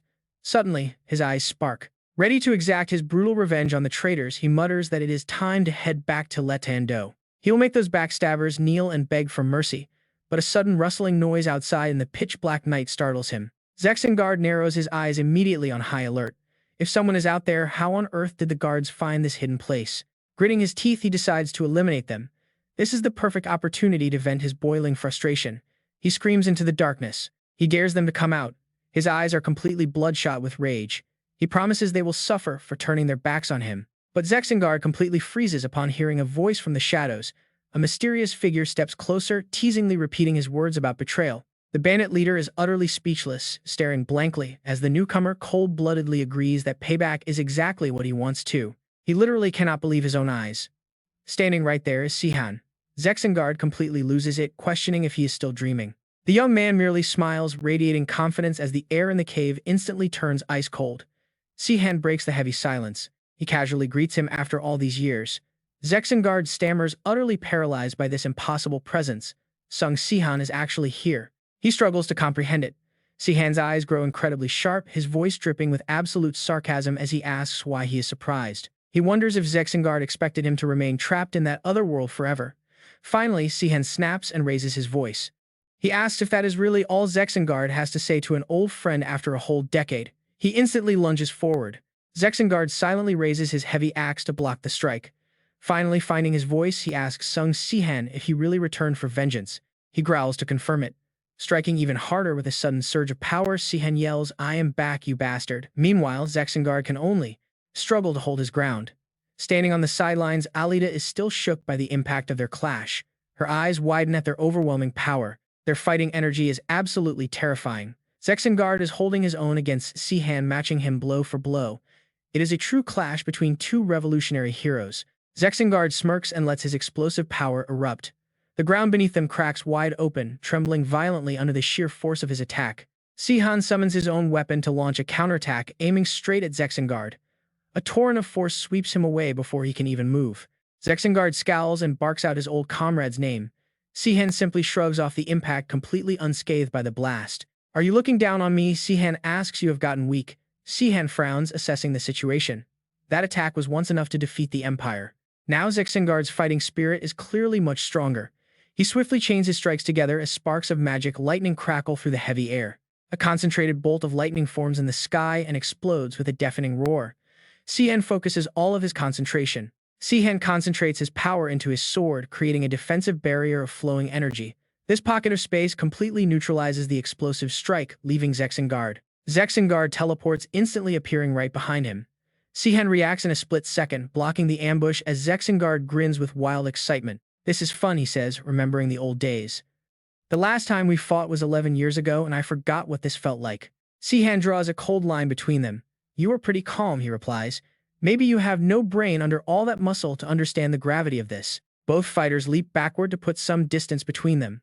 Zexengard laughs, completely shameless, as he questions what Sihan means. "Why should I care about gravity?" he asks. "My only opponent is you, Sihan." He looks completely crazed, desperate to fight. He wants a duel to the absolute death, declaring this the perfect final battle to end his life. But then Zexengard remembers the past. 10 years ago, the 6 revolutionary heroes gathered to find a way to kill the savior from another world. But they could not do it. Zexengard has accepted his fate. If 6 of them could not defeat Sihan back then, fighting him alone now makes the outcome crystal clear. This is his final stand, and winning is not his goal. He only wants to go out with a bang, giving it everything he has left. "I want to fight I will not have to be ashamed of," he roars, swinging his heavy battle axes with terrifying force. Sihan stays focused. Sihan calmly parries every single blow with his sword. Zexengard goes quiet, closely watching Sihan's movements as a strange feeling of doubt creeps in. Something feels incredibly off about him. Zexengard grips his axes tighter, a nagging suspicion growing in his mind. Could Sihan be holding back? He swings his axe, barely grazing Sihan, who blocks it with raw physical strength. Zexengard stops his relentless onslaught and stares in disbelief. His lips tremble as he struggles to speak. Finally, Zexengard voices his suspicion, demanding, "Sihan, what is wrong with you? Something is off." He directly demands answers. "Why are you not using your steel fighting aura? That power is your ultimate weapon in battle." Steel aura is an ultimate technique only available to those at the transcendent tier or higher. It remains an unparalleled combat skill. It condenses invisible energy into a pure devastating force. Zexengard remembers its sheer power all too well even to this day. Your steel aura is like a destructive streak of blue light reminding me of an endless sky. Zexengard recalls that vision clearly. 10 years have passed, but he immediately noticed the anomaly. Sihan is only deflecting his attacks, completely avoiding the use of his signature aura. You are not pretending to be weak, Zexengard says as a grim realization dawns. Sihan's face suddenly darkens at his next words. Have you actually gotten weaker? Sihan slowly closes his eyes, keeping his cool before tossing a counter-question back at him. Do you always ask your opponent such questions? Sihan asks, calling him a simpleton. Then Sihan decides to reveal the absolute truth. The legendary aura and magic you once knew are completely gone. I sacrificed every drop of my power just to return here. The air turns heavy as Sihan finishes speaking. For a long moment, Zexengard can only whisper in utter shock, what the hell? His shock instantly turns into mockery. Where do you get the confidence to seek revenge on me? He sneers. In a flash, Tyrant charges straight at him. Showing absolutely no mercy, he unleashes a devastating explosion. Sihan grits his teeth, desperately struggling to hold his ground. Tyrant attacks with absolute madness as he speaks, seemingly turning the tide of battle. 10 years ago, my combat power was nothing compared to yours. He arrogantly boasts, determined to take Sihan down right here. I thought this would be our final battle, he sneers in triumph. But now that I have seen your absolute limits, you are the one who's going to die. Sihan stands tall, refusing to back down. Even if I am not as strong as I used to be, I am still more than strong enough to kill you. Sihan spots a fatal flaw. I can see every single move you make, but Tyrant's raw magic suddenly blasts him backward. What can you do with such pathetic combat energy? Sihan has to admit that his opponent is genuinely powerful. Suddenly, violent tremors shake the ground, causing the earth to fracture. As the earth shatters, Tyrant summons a massive stone construct. It is his signature combat seal, the giant hand. Sihan struggles to find his footing on the collapsing terrain. His opponent mocks him arrogantly, pointing out how weak he has become. You are just dodging instead of fighting back with your own combat seal. How pathetic. But Tyrant does not stop there. Sihan gets hit mid-movement. He is in pain from the impact with that giant hand, and now Zexengard has him trapped completely. Held tight in that massive grip, Zexengard keeps landing relentless blows on Sihan. It is pathetic to watch. Sihan remains calm. Trapped and catching his breath, Sihan still asks a question. He gasps out, asking Zexengard why he does not hesitate to kill him. He calls Zexengard a bastard. There is something he never understood. For 10 long years, this unanswered question has kept bothering him. Back when you betrayed me, why did you not kill me? Sihan gets lost in 10 years of memories, always wondering about that day. He was weak, then trapped at the dimensional gate. If a blade had pushed him instead of Lavina's hand, he would have been helpless. He could not have fought back. Sihan's eyes turn ice cold as he questions his enemy, asking why they spared his life. Why send him back to Earth instead of executing him? Did they actually feel guilty for their betrayal? Zexengard bites his lip in silence. After a long pause, the giant villain sighs. He says that since this is the end anyway, he will finally reveal the truth. He admits he originally wanted Sihan dead. Looking exhausted, Zexengard frowns deeply, his face twisting with a sudden wave of disgust and bitter memory. He tries to suppress his frustration. It turns out 3 hypocrites among them had argued to spare Sihan and send him back home alive. Zexengard lets out a cold, bitter laugh. He recalls how those 3 threatened to switch sides if they actually went through with it. It must sound pretty confusing. Zexengard's face darkens as he explains that those traitors wanted to turn on Sihan without feeling any guilt. That is why they chose to send him back. Zexengard cannot hold back his anger anymore and suddenly screams out at the top of his lungs. He rants that they should never have betrayed him in the first place if they were going to be soft. Unlike them, he owns his choice. He betrayed Sihan to become king, knowing he could never enjoy this luxury if his old friend had remained in power. Listening to Zexengard's unhinged rant, Sihan's expression shifts. He realizes something major as the villain claims he has 0 regrets. Zexengard boasts that he might be a traitor, but he is no coward. Hearing this, Sihan lets out a sly, plotting smirk. Sihan bursts into a loud laugh, his face full of pure contempt. He mocks Zexengard, saying that acting tough only proves his deep weakness. Seeing his enemy freeze in utter shock, Sihan leans in with a quiet, mocking tone to push his buttons even further. He mocks Zexengard for claiming he is not a coward. Slowly, the smirk fades from Sihan's face, replaced by absolute cold fury. There is nothing but pure rage left in Sihan's eyes. He calls Zexengard the most pathetic, cowardly narcissist he has ever met. Sihan scorns him for acting innocent after committing such crimes. Zexengard cannot handle this intense humiliation, his entire body shaking with fury. Screaming in rage, the villain raises his massive greatsword high into the air as a blinding yellow light erupts all around it. Zexengard roars that Sihan can insult him all he wants, charging straight forward. Meanwhile, Sihan remains pinned in place by the giant hand. The villain bids Sihan farewell as a massive golden slash tears through the air. How on earth can our hero survive this? But suddenly the giant hand holding Sihan completely shatters into dust. Sihan effortlessly blocks the incoming deadly blade with just a single hand. He stands perfectly still with a terrifyingly calm expression. He has finally uncovered the real truth of what happened 10 years ago. Terrified and sweating bullets, the villain stutters out Sihan's name in pure shock. Sihan just responds with a smug dark grin. He thanks Zexengard for clearing things up. The next second, Sihan summons his sword as a tidal wave of blue energy explodes around him. He calmly tells Lavina that his skills have not improved even a single bit after all these long years. He mocks him for using the same old move from his walking fortress days, proving he has not grown at all over the last decade. Sihan admits he expected some kind of secret trump card, but there is absolutely nothing. Only now does the villain realize he was completely played. Furious, Zexengard roars out that he was tricked, while Sihan just shrugs his shoulders with a highly contemptuous laugh. He asks the villain if he feels embarrassed for falling into such an obvious trap, mercilessly teasing him without any hesitation. Sihan continues to mock him, asking if he honestly thought Sihan would return after 10 long years without a solid backup plan. The villain's golden pupils shake with pure shock and fear. The next second, his mind completely snaps under the weight of his rage. Slamming his massive greatsword hard into the ground, Zexengard unleashes a devastating wave of golden power that violently blows outward in every single direction. Despite the crazy golden energy sweeping across the battlefield, Sihan effortlessly dodges the entire blast without breaking a single sweat. Covered in wild crackling sparks of electricity, Zexengard rushes forward. He swings his greatsword once more with blinding lightning-fast speed. He moves so fast he completely vanishes from sight, charging straight at Sihan. Sihan stands his ground with absolutely zero fear. Prepared for a decisive clash, Sihan unleashes a single powerful sword strike that completely shuts down his enemy's entire offensive. Frozen in his tracks and grinding his teeth, Zexengard looks on in utter disbelief that Sihan can still perform his famous sky-tearing strike. Sihan lets out a cold, highly arrogant smirk. He replies that since he is fighting a literal monster, he has to use a fitting skill. Furious, the villain roars and charges forward with terrifying speed, once again, his massive greatsword slicing cleanly through the wind. Attacks rain down heavily on him. From afar, Alita stands frozen silently watching the entire clash.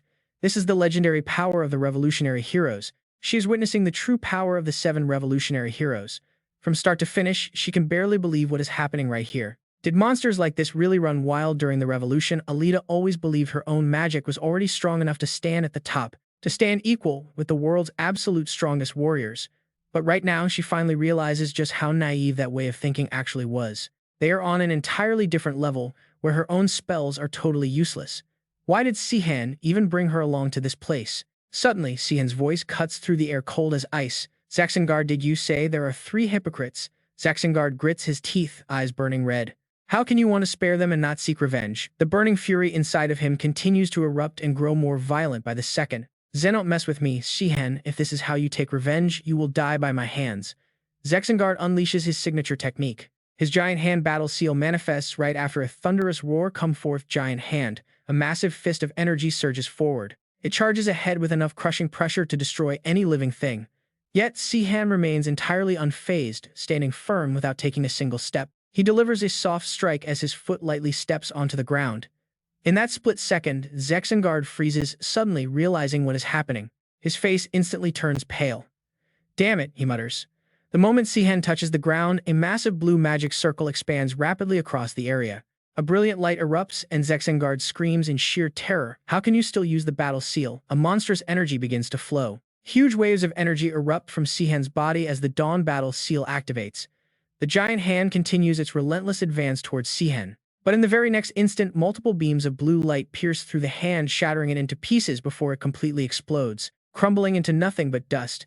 Zexengard stands completely petrified as he watches his ultimate spell easily torn to shreds like a fragile toy. His eyes widen in absolute horror and disbelief. Sihan stands completely untouched, not a single attack even grazing his skin. He towers over the ruined battlefield. Zexengard had actually anticipated this exact outcome if he were to ever face Sihan again. So Zexengard was prepared to accept his death, wanting only to fight with honor. Sihan's cold gaze cuts right through his old comrade. But the second he thought Sihan had grown weaker, he tried to scheme for survival. Now Sihan's aura expands, shaking the very fabric of space. The sheer pressure makes it impossible to ignore. Yet Zexengard stubbornly refuses to back down, hiding the growing panic rising deep inside his mind. He fires attack after attack in sheer desperation. Sihan calmly takes step after step, closing the distance between them without breaking a sweat. "You are finally showing your true colors," Sihan mutters. "Seeing you act like you were above it all earlier was incredibly irritating." Zexengard roars in pure hatred, his voice echoing through the ruins. "Damn you, I knew I should have finished you off back then." But before he can say another word, Sihan unleashes his ultimate strike. "This is the end," he says, as a blinding blue light tears the sky apart. A colossal beam of energy rips through space, hurtling straight toward Zexengard with cataclysmic force. Brilliant sparks scatter in all directions. Like a violent meteor shower, a massive shockwave slams directly into Zexengard. Throughout the entire strike, Sihan maintains a deadpan expression. Watching himself crumble to the ground, Zexengard curses internally. "Damn it," he thinks as his broken body collapses onto the dirt. "Is it really over?" He continues to curse under his breath, spitting out blood before calmly raising his voice to speak. "You really have grown weaker, Sihan. You could not even finish me off with your ultimate sky terror technique." Hearing this, Sihan replies with cold intensity. "Zexengard, those three hypocrites you mentioned earlier, even if I ask, you won't tell me who they are, right?" Zexengard's expression hardens as he proudly declares that, of course, he won't tell, his defiance showing in his eyes. Sihan's stoic face remains unchanged as he admits that he expected as much, knowing Zexengard is simply that stubborn of a man. Sihan's gaze grows even sharper as he adds that he still has to ask one critical question that has been burning in his mind. "Why did you betray me? You never cared about luxury or politics." Zexengard looks genuinely taken aback by Sihan's words. "Why would you want to be king even if it meant stabbing me in the back?" A wry smile slowly creeps onto Zexengard's face. Zexengard slowly forces himself to sit up, wheezing heavily. "Your very question proves that you never understood a single thing," he gasps. "Why did I betray you?" He explains his simple logic. "My friend is stronger than me, so I must stay beneath him and obey." "Am I really supposed to think like that, Zenit? Make me laugh."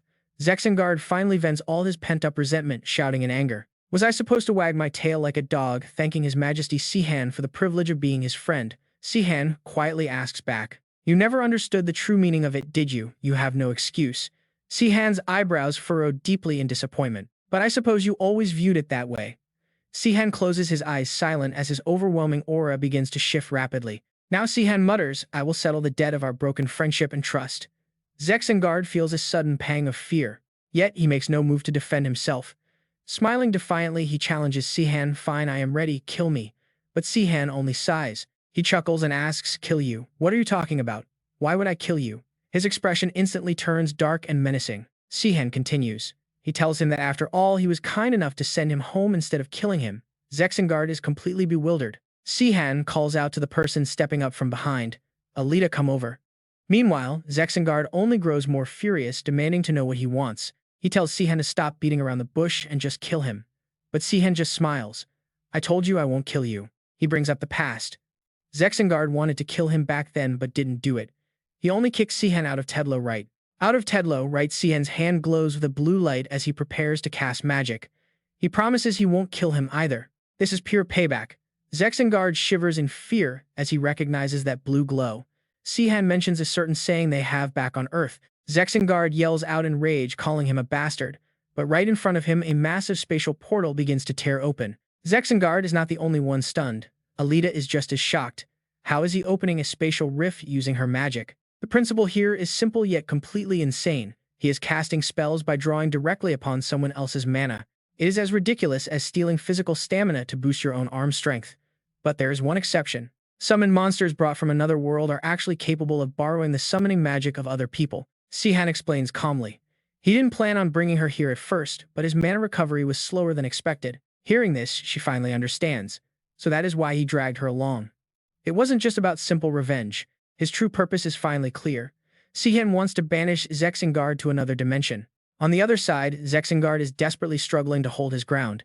This only amuses Sihan. He mocks his struggle to stand. He lets out a cold sneer, just like I did 10 years ago. Then he sheds more light on the harsh reality.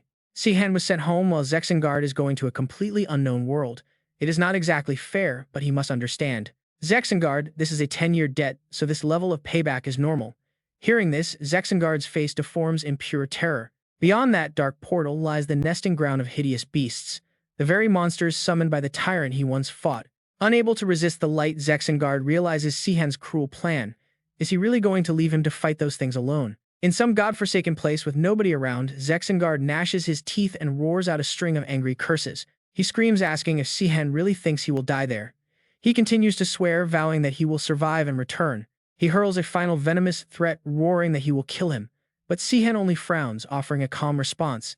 Sihan narrows his eyes and gives his final farewell goodbye. With that, Zexengard is sucked into the vanishing portal. Sihan and Alita stare at the empty space where the rift once was.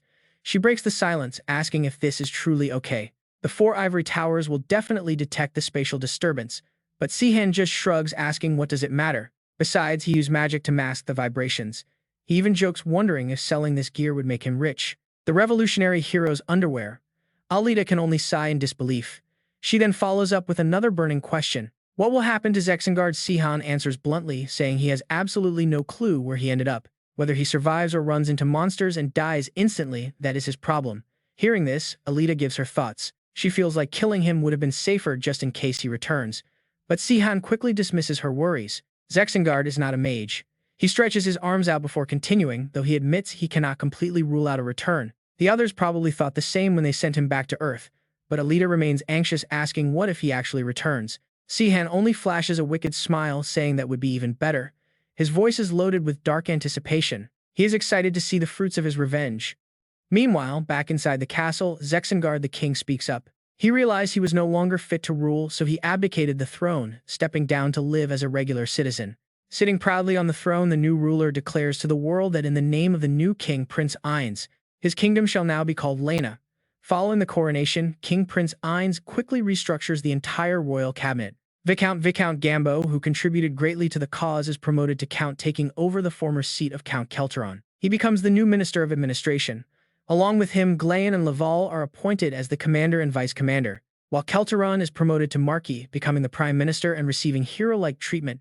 Meanwhile, the nobles watch the new king. He erases all traces of the previous ruler. Terrified, they dread a complete clan-wide purge, but the king calmly reassures them. He is not a malicious tyrant, but the sins of Duke Maintel and the other corrupt nobles cannot simply be ignored. However, punishing their entire families would be too cruel.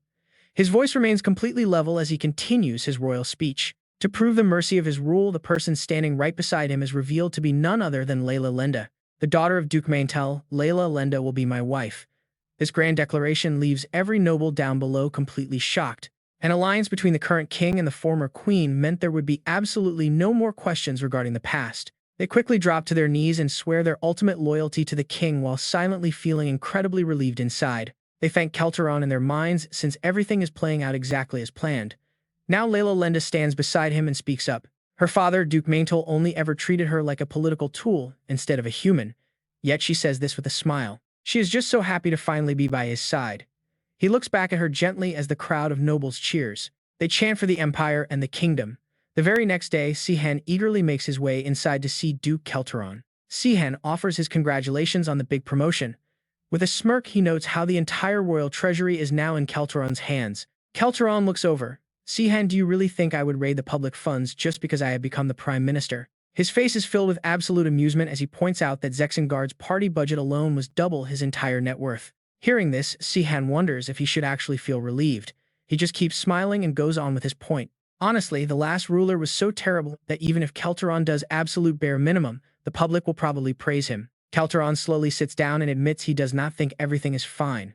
He looks right at Sihan with a serious expression. While Zexengard was the main one destroying the kingdom, he also served as their shield.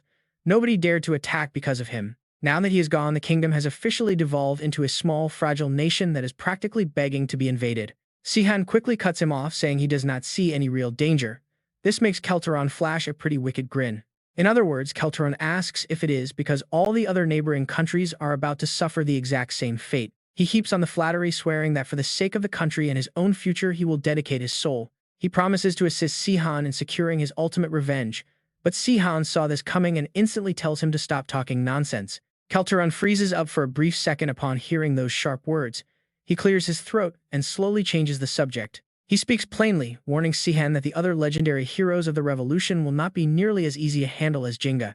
Jinga was inactive and away from the front lines for too long. But compared to him, powerful figures like Leshan and Saffron, who rule the prestigious ivory towers, have pushed themselves way past master rank. Sihan quietly processes this warning in his head.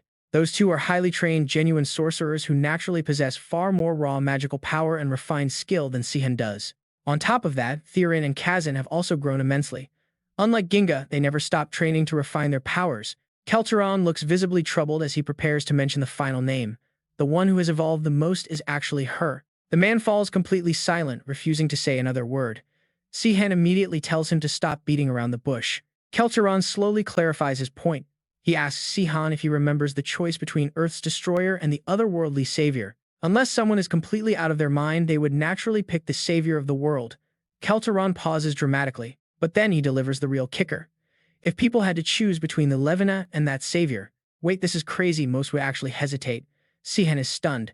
Has Levina really become that powerful? Kelteron nods. He slowly confirms the terrifying truth. There are only 3 legendary figures who could ever stand against that savior. The first was Doa, the guardian knight of the Leshan Empire, but Sihan already killed him. The second is mercenary King Barak. After the empire collapsed, the king of mercenaries vanished without a trace, likely dying of old age. That leaves only the last one, the Levina, who went into hiding and trained her magic until she attained the legendary demigod level. Right now, she stands as the absolute sole demigod class swordsman alive on the entire continent with that kind of power. Sihan cannot mask the genuine shock on his face. Honestly, it makes sense if one remembers her insane track record. 10 years ago, when she was barely even an adult, Levina had already unlocked transcendent power. She was a true monster. A genius among geniuses, so reaching the absolute peak of power is not actually out of the question for her. Kelteron speaks up again, speculating that Thao Genin is also incredibly close to reaching the Thief Queen's level. But the fact that this ruthlessly ambitious woman abandoned her country all alone proves even demigod power does not guarantee victory. All this heavy information starts to overload Sihan. He raises his hand, admitting he does not quite understand. Levina might be greedy, but she would never step on innocent people to satisfy herself. Is Kelteron mixing her up with someone else? Hearing Sihan defend her, Kelteron goes completely silent. After a heavy pause, he speaks up with absolute sincerity. Even if this truth makes Sihan angry, he must speak. He delivers a dead serious warning about her true character. Sihan looks absolutely furious. Kelteron shrugs, adding that absolutely everyone in this world knows about the 6 legendary heroes. Even he, as Jinjinda's former follower, knew the man's words were sharp as a knife. The only clueless one was Sihan. Hearing that Sihan's aura turns pitch black, Kelteron freezes, realizing he made a massive mistake by running his mouth. He quickly throws himself to the ground, desperately begging for mercy. This over-the-top panic only makes Sihan feel incredibly awkward. Get up, Kelteron. Sihan sighs, claiming he just has a slight stomach ache. Kelteron looks up, still completely terrified. He asks if it hurts badly and offers to fetch medicine, but Sihan quickly declines, standing up to leave. He tells Kelteron he has heard enough and praises his work. Kelteron bows, deeply wishing him a safe departure. Sihan walks away, realizing Kelteron was totally right. He was clueless. He remembers Levina and her cold look from 10 years ago. That freezing stare was her true nature all along. He stops right at the doorway, cursing under his breath. Later, Sihan stands before a mirror, adjusting his outfit. Watching him, Alita cannot help but feel a bit curious. She asks where he is heading, and he calmly explains he is just bored and wants to find a book to read. This only makes her eyes light up. She immediately offers to tag along since she is also dying of boredom. Sihan worries if it is safe for her to go outside, but Alita quickly assures him everything is fine. She has her shape-shifting energy active now. Just then, Dina suddenly pops up, begging to tag along with them. But Zenon quickly cuts her off. He sternly reminds Dina that she still has lessons to finish today. In reality, his inner voice is screaming that he cannot let this kid ruin Sihan's rare romantic moment. Dina just grins, calling him a matchmaker, but internally she has some very different plans of her own. She hates being a third wheel, absolutely refusing to leave her beloved sister alone with that older guy. Ultimately, Zenon drags her away to study. Sihan just smiles, noting how close those two seem to be. Alita agrees. As they walk through the bustling streets, Sihan looks around, noting how lively the city feels. The atmosphere has completely changed. Even though this was about personal revenge, seeing this vibrant life makes him proud. Suddenly, Alita spots a library and gasps in absolute excitement. Sihan smiles and suggests they head inside together. The bookshelves are packed with bizarre titles like Isekai romance novels and strange dreams about other dimensions. Reading these highly ridiculous concepts, Sihan sighs, already knowing exactly how these predictable fantasy tropes will play out. But then a very specific title catches his eye. He stares at the cover and mutters the title aloud. The Lover of the Isekai Savior. Flipping it open, he wonders if this is supposed to be about him and Levina. It must be wildly popular to still have new editions 10 years later, but his expression instantly sours. Sweat drips down his face in total disbelief.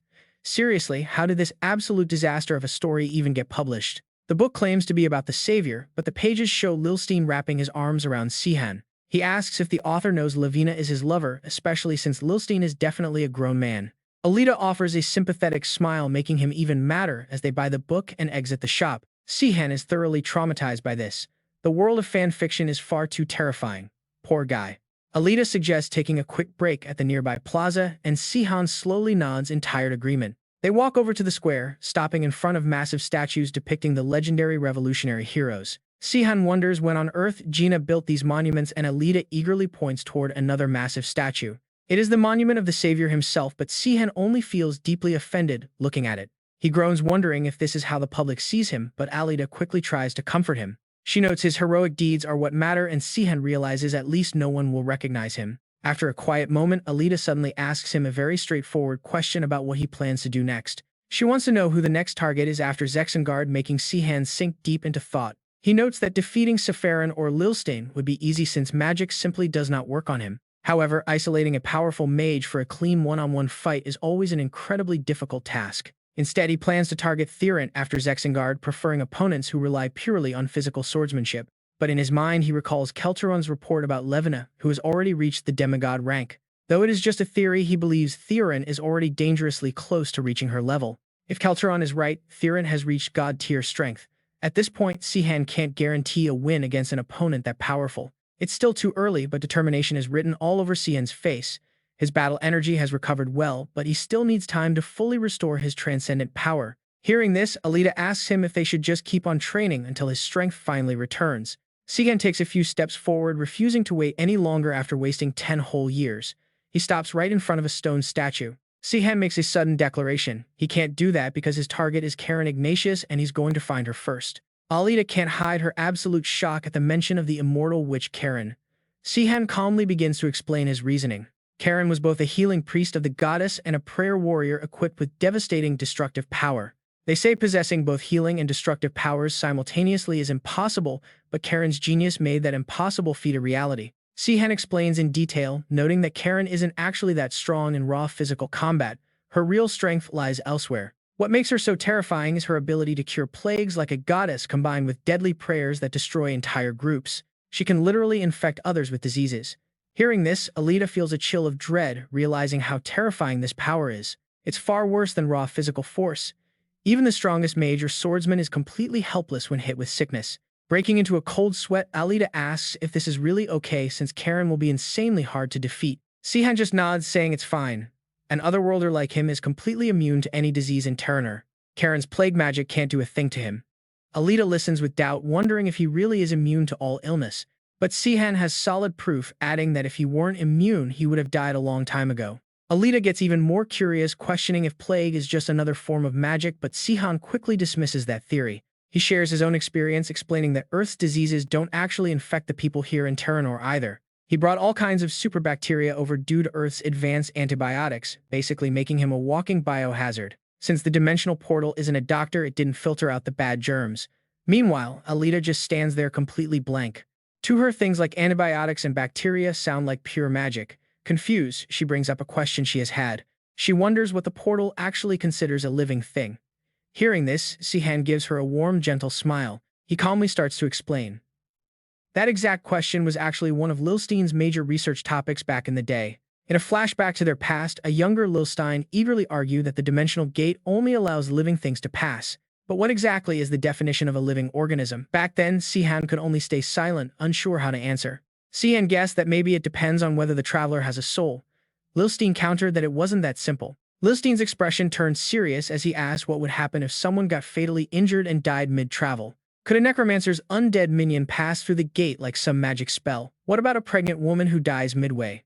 If she dies but the child lives inside, what happens then? This dark line of questioning genuinely creeps Sihan out. Back then, snapped out of his trance, Lilstein calmed down, claiming it was just standard magical research before continuing his theories. He wondered if a parasite halfway out of someone's body during the teleportation would be considered part of them. Sihan shuddered at the bizarre thought, wondering what kind of twisted example that even was.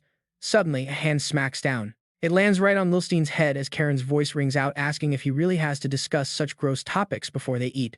Lilstein rubs his head in pain and glares at the culprit. The one who just showed up is indeed Karen, sporting a bright smile. Her warm presence fills the space. A cheerful voice calls out from inside their cozy little cabin announcing that dinner is ready. Several bowls of simple white porridge are set on the table. Seeing her teammates look a bit confused, Karen speaks up apologetically. She apologizes for the plain meal, admitting food is hard to come by lately. But Sihan just smiles, saying it's completely fine. Tyrant nods in agreement, taking a bite and calling it delicious. Lil Steen suddenly turns to Karen and asks if she isn't eating. Karen smiles and declines, explaining she nibbled while cooking and isn't hungry.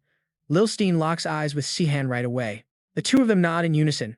Together, Lil Steen and Sihan scoop up some porridge, offering it to Karen with a playful smile. Flustered but clearly amused, Karen laughs and tells them she already ate, but the stubborn duo refuses to back down. Unable to change their minds, Karen reluctantly takes a bite playfully, calling them a couple of kids. Only then do Sihan and Lil Steen grin in victory. Eating nearby, Tyrant can't help but glance over at them. Sihan and Lil Steen share a victory grin. Eating nearby, Tyrant can't help but look up, noticing the expectant stare of the two boys. They playfully insist that Tyrant take a bite too, but feeling the immense pressure, he loudly objects that even if he cut to a memory, Tyrant slams his food bowl onto the table. He turns around to leave coldly, declaring he has lost his appetite. He tells them to eat the rest or throw it out. But he warns them that wasting food is a ticket straight to hell. The rest of the group can only laugh at his attitude. This tsundere acts just like an old man, which he gruffly denies. "Shut up and get outside once you are finished eating," he grumbles. That is when Karen speaks up with a warm smile. She hands Sihan a fixed scarf, telling him she mended it because the weather is getting cold and he needs to stay warm. Karen flashes a bright smile, assuring him it will keep him cozy. The sweet gesture makes Sihan smile with pure shy embarrassment. To the team, she was like a caring older sister or even a mother. Even though Theo and Lil Steen were technically older than her, he always thought that if he ever started a family, he would want a wife just like her, warm, gentle, and incredibly smart. Sihan fondly recalls how she always smiled through the worst hardships. He can still clearly picture her fierce presence on the battlefield, even when she was wiping out the Imperial army. Hearing this, Alita cannot help but shudder at how terrifying she must have been. Sihan just beams with pride, explaining that it was not just her. Back then, they were all incredibly close. They felt like a true family bound by deep trust. His smile fades into sadness as he reflects on what they became. They certainly taught him a harsh lesson about betrayal. Alita calls out to him in concern, but he only offers a quiet smile. He tells her it is late and they should head back. Deep down, Sihan knows those golden days are gone forever. Night falls as a bright moon illuminates the sky. Below lies the grand capital of Sia, the sacred city of the goddess. A majestic tower stands tall right in the center of the capital. Inside, a woman paces around in absolute disbelief. Pope Sia asks her subordinates to repeat the shocking news, unable to comprehend why Zexengard would suddenly decide to abdicate. They quickly explain that the new ruler is Zexengard's eldest son. Apparently, Kelteron's close subordinate Kelteron is the mastermind behind it. The ministers whisper amongst themselves. Zia murmurs that she has heard of Kelteron before, a man with a brilliant scheming mind. They say he possesses the poise of a sage but the brain of a beast. Yet Zia dismisses it, calling him a coward. Kelteron would never have the spine to pull off something this massive. Sung Sihansing a deeper plot, she orders a thorough investigation. Her subordinates bow respectfully and quickly transition to the next pressing matter on the Empire's agenda. They report on the refugees who fled from Zexengard. Desperate for survival, they recently snuck into the Holy Temple. They stole the sacred offerings meant for the goddess. Zia is baffled, pointing out they were supposed to receive food and aid. Why would they commit such sacrilege? Her advisor hesitates, visibly sweating as he prepares to deliver the ugly truth. The officials in charge of distribution are corrupt, leaving the refugees starving.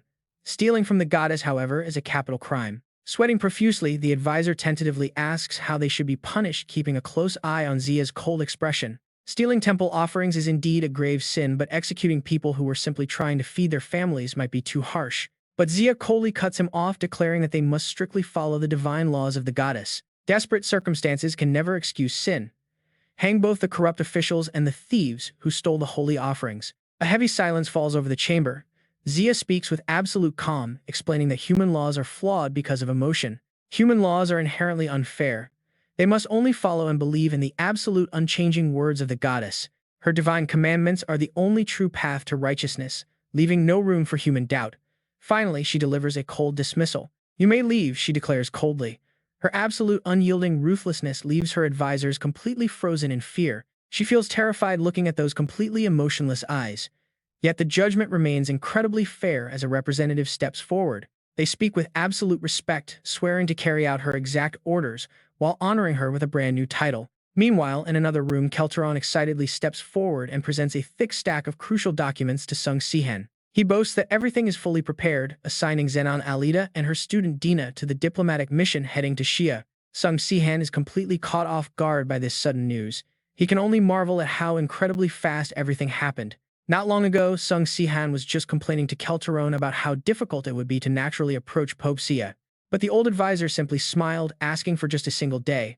Sung Sihan assumed he only wanted time to brainstorm a plan. Yet Kelteron finalized every last detail.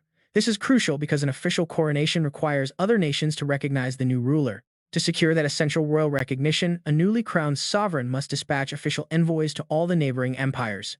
Sung Sihan looks at Kelteron with pure admiration, wondering how he managed such a massive task in under 24 hours.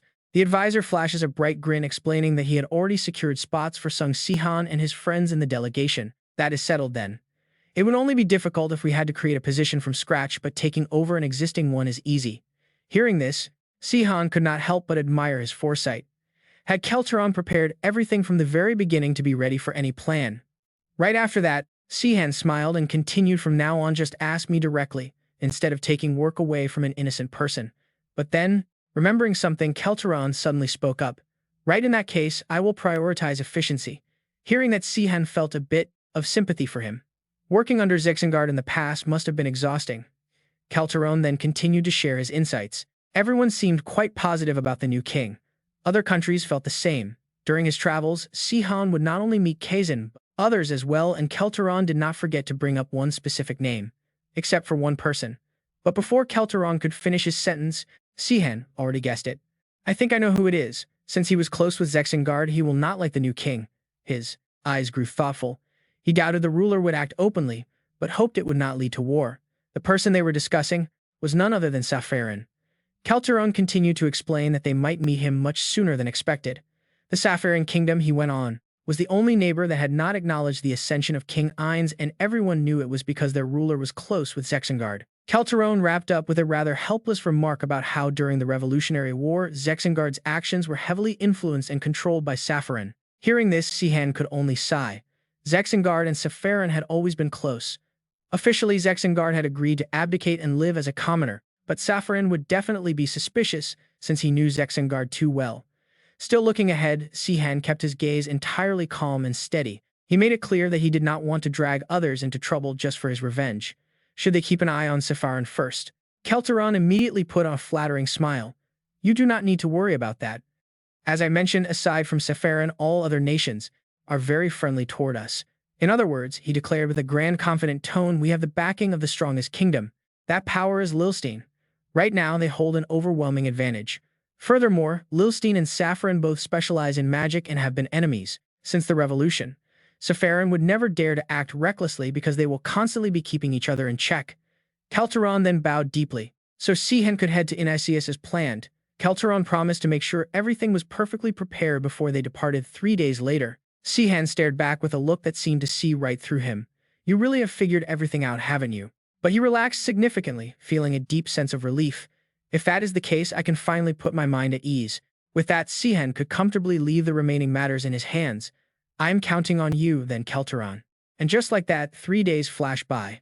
Get ready, because their journey to Inasius is officially starting now as the carriages rumble forward.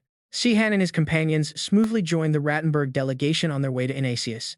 Sitting in the carriage, the military advisor looked deeply concerned. He could not help but ask if Sihan really did not want to ride in the carriage, as the journey to Inasius was still very long. Sihan simply offered a bright, carefree smile, replying that it was perfectly fine since he preferred riding a horse anyway. Seeing that the advisor did not press further and politely asked Sihan to let him know if there was any discomfort.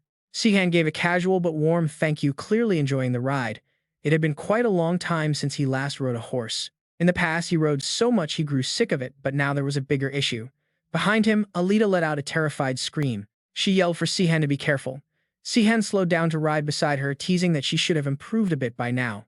Alita slumped her shoulders gloomily, muttering that it did not feel safe at all. Seeing her struggle, Sihan did not force it. He told her not to push herself if it was too dangerous. Despite her fear, she still wanted to push past her limits. Even with speed, skills running faster than a horse was tough, so she had always wanted to learn to ride if given the chance. She looked at her companions with admiration, as a night riding came naturally, and Dina, coming from a wealthy noble family, was likely used to it. Sihan casually mentioned that Alita also came from a wealthy noble background, but her voice quickly turned gloomy as she replied. She reminded him that her entire family had already fallen after all. Alita pouted and could only let out a deep, heavy sigh. How could the fall of a 1,000-year empire compare to a simple family she vowed to get used to riding before they reached Inasius? By late afternoon, they stopped to rest. A few soldiers hurriedly set up tents before dark, while Sihan enjoyed a peaceful moment. This trip was entirely different from his past campaigns with soldiers handling all the chores. Having actual authority felt incredible. However, Sihan quickly noticed something was off. They were not mercenaries, so why were they sleeping outside as part of an official diplomatic delegation? He had assumed Teranor would have arranged better lodging. Overhearing this, Dinah could only smile warmly, pointing out that they could not expect too much. Their nation was simply not as developed as the others, lacking any luxurious resort towns that travelers could stay at along the road. Furthermore, most of the terrain consisted of rough mountainous hills. Remembering something, she quickly added a bit more context. A government road used to run through the mountain range, but the bridge was destroyed during the revolution and never repaired, leaving only this path. Rust entered winding roads. Arriving here, Dinah can only let out a frustrated sigh. If only the bridge was not destroyed, they would have traveled 3 times faster. Hearing this, the group cannot help but admire her sharp mind. Truly a merchant's daughter. But Alita remains highly curious about the bridge, since a mountain connection should be pretty sturdy. How did it break? Realizing something, her gaze suddenly falls directly on Sihan. Seeing his guilty expression, Alita is completely shocked. Did you do this? But there was Gata Sindai. With no other choice, Sihan has to explain the entire situation. Back then, the intense battles just happened without much careful planning at all, but as he thinks about it, plenty of structures probably got wrecked along the way. Sihan looks over at the soldiers pitching the tents, and a guilty thought crosses his mind. Did the surviving civilians suffer because of him? It heavily reminds him of what happened in his past. From now on, he should probably be much more careful. Even so, Sihan can only stand there cluelessly. But what should they do now, since the soldiers have already set up camp for the night, leaving them with nothing to do? Zenon eagerly offers to go help the soldiers move things. Meanwhile, Alita quickly finds a task for Sihan. She wants to practice horseback riding, and if Sihan is free, the most difficult job of watching Dinah falls entirely on him. Sihan cannot react in time, and the next second, the two find themselves standing face to face. Sihan can only roll his eyes in complete helplessness. Why did this happen? Meanwhile, Dinah is extremely eager, ready to jump in as she swings her sword, only to be easily deflected by a tree branch. Sihan moves so effortlessly it almost looks like he is painting a picture. He likes her fighting spirit, but being overly excited is not good. Saying this, he quickly pokes her right in the stomach. A wide-open spot, Sihan notes, shaking his head in disapproval. She gets excited way too easily during combat. Dinah rolls on the ground, clutching her stomach, groaning that Sihan is simply too amazing. He continues instructing her, explaining that keeping a clear head is just as important as physical coordination. You can feel angry, but never let that rage control you. Anger can stimulate your combat energy, but letting it turn into fury will only cloud your vision and mind. Dinah looks completely blanked out at first, but then she suddenly gets excited again, though her understanding seems completely off. She asks if he means she can be angry but just cannot throw a tantrum. Hearing this absurd logic, Sihan is left completely speechless. Agreeing anyway, he keeps advising her that even during training she must focus as if she is in a real life or death battle. Swinging blindly is not only useless and distracting, but it also creates terrible habits. Staring blankly, Dinah asks if that means they should not take shortcuts. Sihan tries to change his wording to make it as simple and easy to understand as possible. He explains that focusing does not mean using full power during training, which only leads to reckless force without achieving anything. But Dinah still concludes they should just take shortcuts. Sihan is officially completely out of patience. Does this girl actually understand anything he is trying to say? Soon she gets incredibly excited again, praising him as the true disciple of the mercenary king, asking if Sihan also trained like this when learning from the mercenary king. Hearing those words, Sihan freezes up. Was it really just training? He vividly remembers those brutal days from his past where any tiny mistake would result in getting beaten without a single shred of mercy. Hold that sword properly, the abusive man would scream, cursing Sihan and complaining about why he had to babysit a pathetic kid. He would constantly manipulate Sihan, telling him that the only person the organization actually needs is his mage friend. Mages are useful, and since having a good friend got Sihan this far, he should at least do something to contribute as well. Right then, a figure appeared from behind, demandingly asking what he was doing. It was Lilstein, looking completely furious. The abusive man stopped the beating and casually walked away, claiming he was just teaching him swordsmanship. A warrior must train hard like this to gain real strength. It is either get beaten and improve or die, before leaving him with a final warning that tomorrow, he will definitely die if he keeps acting like this. Once that man leaves, Lilstein immediately rushes over asking Sihan if he is okay. Still kneeling on the dirt, tears streaming down his face, Sihan cries that he has been here for 3 months. What did he do wrong? He was just a normal student. But Lilstein's eyes remain dead calm as he tells him that bad luck does not happen because of mistakes. Life is full of injustice and pain, yet his voice carries a strange, unshakable strength, reminding Sihan that he must carry on because dying here without ever going home would be too unfair. Those words gave Sihan the strength to walk forward, knowing they will make it through. Every time Sihan remembers this, he completely spaces out. Dinah suddenly calls out, stating she finished her tasks, snapping Sihan back to reality. He praises her, ending the training since the tents are fully set up. Dina immediately salutes like a proper soldier and thanking him. Once she leaves, he drifts back into his thoughts. His very first swordsmanship instructor was nothing but a brutal criminal. Though he never truly taught him proper martial arts, he taught him something far more crucial: cruelty. Yet Sihan must admit those harsh lessons made him realize how fragile human life really is. His mind slowly drifts back to the moment his hands were stained blood red. Staring into the distance, Sihan remembers the sheer will to survive he needed to overcome that living hell. Soon enough, all the tents are fully set up while the soldiers remain highly alert, guarding the entire surrounding. Zenon looks around, incredibly satisfied with this sight. This is what a real army looks like. Suddenly, Alita casually jokes, "Let's just hope it doesn't suddenly start pouring and monsters show up." Sihan won't have it and immediately objects, saying there is no way since the weather is absolutely perfect. The three burst into cheerful laughter. Even Dina, who is happily chewing away, is totally excited about how perfect this group is and how delicious the beef stew is. But the moment she speaks, all three of them freeze. Sihan stares at her like she's a total alien. Alita can only shake her head with a weary sigh. Sihan knows Dina is incredibly innocent, so the real problem is having a companion who is a master chef. Eating Zenon's amazing food has completely ruined their standards. But since Dina has never tasted his cooking, she has absolutely no clue. Sihan can only force himself to choke down the military rations. Compared to Zenon's top-tier food, this stuff is incredibly bland, but he can't just throw away food made by the army chef. Alita's face is completely scrunched up too. Normally, food on the road is pretty decent, but Zenon's cooking is just on a completely different level. Without warning, both of them glare at Zenon with pure, resentful eyes. Silent accusation, "It's all your fault, Zenon." Dina just watches this play out, completely clueless. Soon night falls and everyone heads to their tents to rest, but strange noises echo from the forest edge. No one should be out here right now.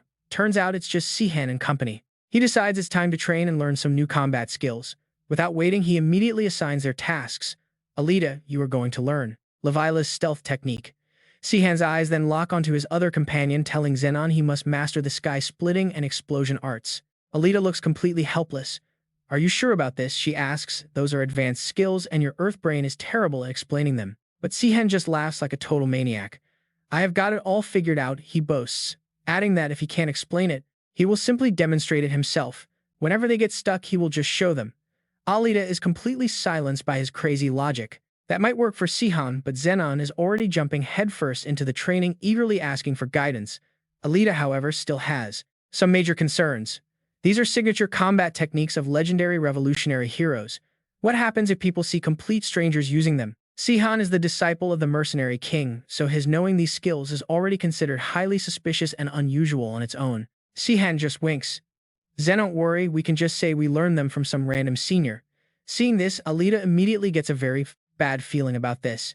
He just keeps rambling on, mentioning that Zexengard actually learned his own explosion technique from some other master, too. It was extremely common back then. To escape the king's oppression, masters turned their backs on the empire and passed down their secret combat skills to the younger generation.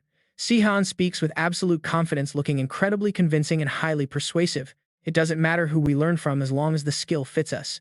Now that you understand, let's start training." So Alita is forced to learn it against her will, while Zenon is extremely cooperative. Hours fly by and the moon eventually reaches its peak, but Sihan is actually the first to collapse. He rolls on the ground, dramatically panting. They are the ones practicing, but he is the one acting exhausted. Alita already reads him like an open book. Every single time they don't understand something, he uses that exact trick to escape. But his hunger is very real. Hearing Sihan complain about being starving, Zenon immediately gets hyped up, asking if he should make a late-night snack. Before Sihan can even respond, Zenon dashes off to hunt for some meat, leaving Sihan yelling after him. Hey, no need, where are you going to find meat right now? Practicing while everyone is asleep is hard enough, don't waste your time. But in just a few blinks, Zenon is already back carrying 2 wild rabbits. Sihan's jaw literally hits the floor in pure shock. What? Zenon just gives a clueless, innocent smile. It is rabbit meat, he says, asking if they don't like it. Sihan is completely tongue-tied, stammering. That's not it.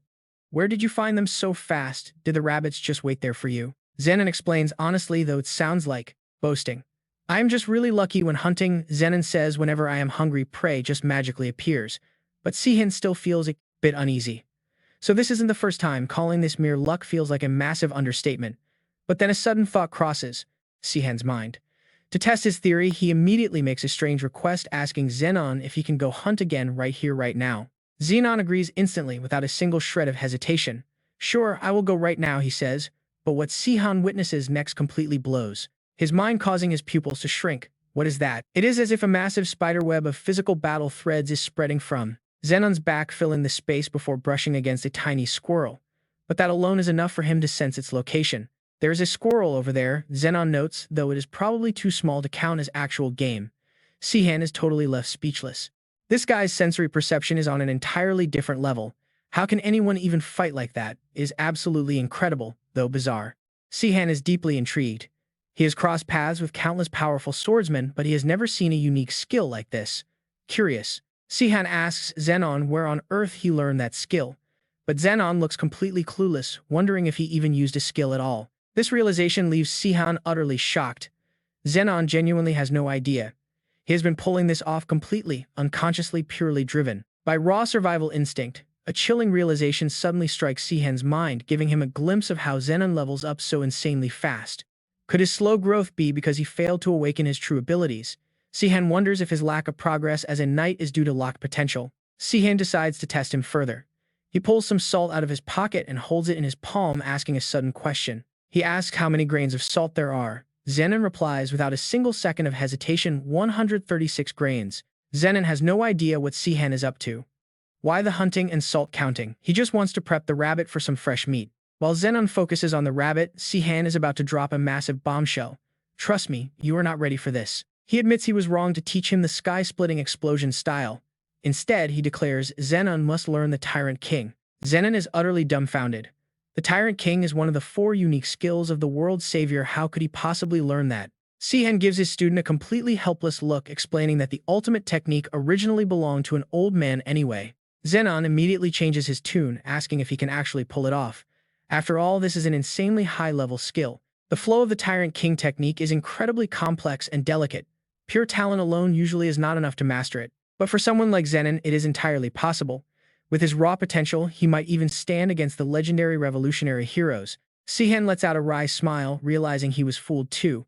He originally assumed Zenon was just a brute physical fighter. Zenon's hidden talent runs incredibly deep. Looking at his actions, he is actually a technical genius, more meticulous than anyone else. Sihan suddenly pauses as a shocking thought hits him, making him scream internally. Did this kid really only use that genius talent for basic cooking and cleaning tasks? Meanwhile, Zenon loudly promises that he will do his absolute best to learn the legendary move. By noon, the carriage caravan is moving again, but the other 3 have crawled inside the cabin to sleep soundly. Dina finds it incredibly bizarre. What on earth did they do last night to be this exhausted? Meanwhile, the group advisor is forced to ride a horse outside, grumbling about how they claimed they hated carriages. Suddenly, Dina lets out a loud shout. Towering spires are rising above the forest canopy ahead. She spots the grand capital of the Holy Kingdom, Hinopolcilium. The caravan quickly arrives at the gates where a bishop has been waiting. He welcomes their old allies and eternal friends. The advisor returns the greeting, thanking him for the warm hospitality, while Sihan takes the opportunity to scan the crowd. Sihan notices several familiar faces standing along the sides. They are definitely soldiers who followed Kazan during the revolution. They remain completely respectful. No one recognizes him because he is currently using his myriad transformation energy to mask his presence. Suddenly, a voice echoes through the hall as the Pope enters. A gorgeous woman makes her way toward the main seat. She is breathtakingly beautiful, looking like she stepped right out of a painting, immediately captivating everyone in the room. But Alita immediately recognizes her. This stunning woman is actually one of the 7 legendary revolutionary heroes, Kazan Hinetio. Alita ruthlessly rubs salt into her friend's wound, teasing Sihan that Kazan is over 30, yet he looks much older. Sihan scowls at the teasing, but Alita quickly notices something is wrong. Sihan's expression has turned incredibly dark. Alita calls his name as his voice drops to a chilling tone, his gaze locked onto the woman. Who is that? Both Zenon and Alita are completely stunned. Once they reach the guest room, she finally asks what he means. Sihan stubbornly insists that while he does not know what is going on, that woman is definitely not Kazan. Alita is highly skeptical, pointing out they look identical. Sihan admits it sounds absurd because their appearance is the same. Even though they look identical, Sihan can feel that her inner essence is completely different. He cannot quite explain it. Sihan struggles to put his thoughts into words, but he simply knows it. It is an unexplainable gut feeling. To Alita, he is just talking nonsense. She suggests that 10 years is a long time and anyone would change. Zenon chimed in, suggesting he take another close look tomorrow at the grand welcome banquet being held for their delegation. Just as they are discussing the party, Dina suddenly bursts through the door carrying a massive sack of formal clothing. She proudly announces she found banquet outfits for her master and the other two shoving the clothes into their hands. Dina explains these are traditional garments prepared by the local tribe, urging them to go try them on immediately. Alita's outfit fits her perfectly. The fine silk beautifully complements her features, leaving Dina staring at her in absolute awe. Dina compliments her beauty, but Sihan finds the traditional attire quite strange, asking if this is really normal around here. Zenon looks surprisingly handsome. He explains that while culture was suppressed under the old rule, it revived after the empire split. Hearing this, Sihan unconsciously stares blankly at Alita. His intense gaze makes her blush deeply from sheer embarrassment. She shyly asks if it looks weird since she has not worn an evening gown in ages. Sihan quickly reassures her. He insists she looks great, making Alita feel a bit flustered. Dina rolls her eyes at their awkward flirting. Is that all he can say? His master Alita is wearing a dress. Yet Sung Sihan has absolutely no clue why she is so annoyed. Unused to fancy clothes, Sung Sihan tries to peel off the layers. He complains that the outfit is way too restrictive. He complains about wearing it much longer, but Dina stops him. She says he needs it for the welcoming party's dance. She warns him that discomfort will ruin his dancing. This instantly makes Sung Sihan freeze. He has no clue how to dance. Even Dina seems eager, mentioning it has been a while. Sung Sihan warily glances at Zenon, who looks as excited as a puppy. When Zenon mentions it has been a while too, Sung Sihan's eyes nearly pop out. You too, he demands to know in shock. Zenon acts like it is totally obvious. All knights are trained to dance. Seeing this reaction, Dina immediately realizes the truth. She bluntly calls Sung Sihan out for his lack of skills. Still, he stubbornly tries to save face by claiming sword fighting counts. Dina immediately shuts him down. That is sword dancing, not ballroom dancing. This leaves Sung Sihan completely defeated and panicking. He must dance to get close to Karen Ignatius, but he is completely clueless. Seeing him panic, Alita chuckles and offers to help. She teases him that there is finally something he does not know. She steps forward holding his hand, telling him to focus. She instructs him to coordinate his steps. Clumsily, Sung Sihan follows along, slowly picking up the basics of the dance. But just as he gets the hang of it, his combat instincts kick in. He accidentally twists Alita's wrist, terrifying Dina. Dina is ready to chew him out on the spot. Sung Sihan quickly apologizes. He did not mean to let his reflexes take over. He explains that locking wrists has just become muscle memory. Still, he can only worry if tomorrow's ball will be a disaster. Soon the night of the ball arrives. Melodies fill the Grand Primrose Palace, located within the central tower of Lizaterium. While beautiful music echoes through the hall, long tables are stacked with delicious food. That is the only thing Zenon cares about. He completely ignores his surroundings to stare at the dishes. What are these strange, never-before-seen delicacies, he wonders. A waiter politely explains that it is their traditional cuisine. But the moment Sung Sihan takes a bite, a familiar flavor hits him. It tastes exactly like Korean food. He starts stuffing his face, completely shocked to find the taste of home in this world. Seeing how much Sung Sihan loves it, Zenon promises to cook a massive pot later. Meanwhile, Sung Sihan silently scans the crowd. He wonders if Karen Ignatius has arrived yet, knowing he must wait. Meanwhile, Dina and Alita try to blend into the crowd. There are simply too many people. Dina notices that her master is incredibly anxious, looking like a total introvert forced to socialize. Surrounded by strangers, Alita is completely out of her comfort zone. But as the two chat, someone in the crowd spots them. A man named Ritz quickly approaches them, asking if she is Dina. She looks back at him with a confused expression. Who? Confirming her identity, Ritz immediately brightens up. He heard she was coming and notes how much she looks like her mother. It turns out Ritz is Dina's cousin from the Amo family. Their mothers are sisters, which instantly makes Dina's eyes widen. She recognizes the Amo family as the place her aunt married into. Dina quickly offers a polite, respectful greeting to her cousin. She introduces herself as Dina, and Ritz lets out a warm, hearty laugh. He is truly delighted to finally meet his cousin. Just then, a guard named Duan appears from behind Ritz asking if everything is all right. This only makes Ritz even more excited. He happily introduces Duan as his family's loyal guardian knight, just as more and more guests begin to gather around the party. As the crowd grows, Sung Sihan and Xenon happen to stroll by.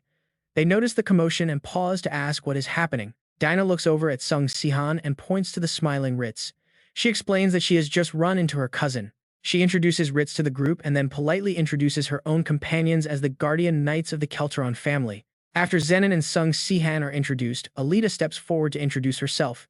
Ritz's eyes instantly light up with excitement. He practically swoons, telling Lady Alita that she is as beautiful as her name. His face completely gives away his crush. He asks for a dance, and with no way to politely refuse, Alita reluctantly agrees.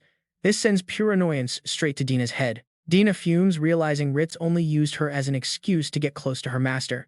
Zenon hilariously adds fuel to the fire. Zenon chuckles, noting how smoothly Ritz played his cousin. Meanwhile, Duan has been quietly watching the whole scene play out. He bows politely, asking if Dina would do him the honor of a dance. This instantly flips her mood by 100 degrees. She immediately accepts and walks off with him, leaving Sung Sihan with a twitching lip, amused by the quick resolution. Suddenly, his attention is drawn to the main stage as a figure steps forward. Sung Sihan whispers that his target has finally arrived.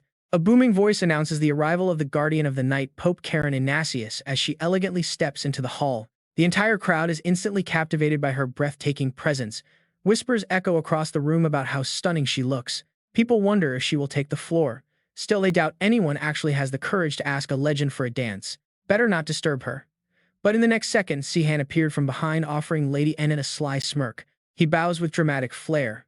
"My name is Sung Sihan, bodyguard knight of the Kelteron family. May I dance with the goddess?" To dance. The entire hall instantly erupts with shock. Sihan feels pretty uneasy under their gaze, but there is no turning back. He is locked in.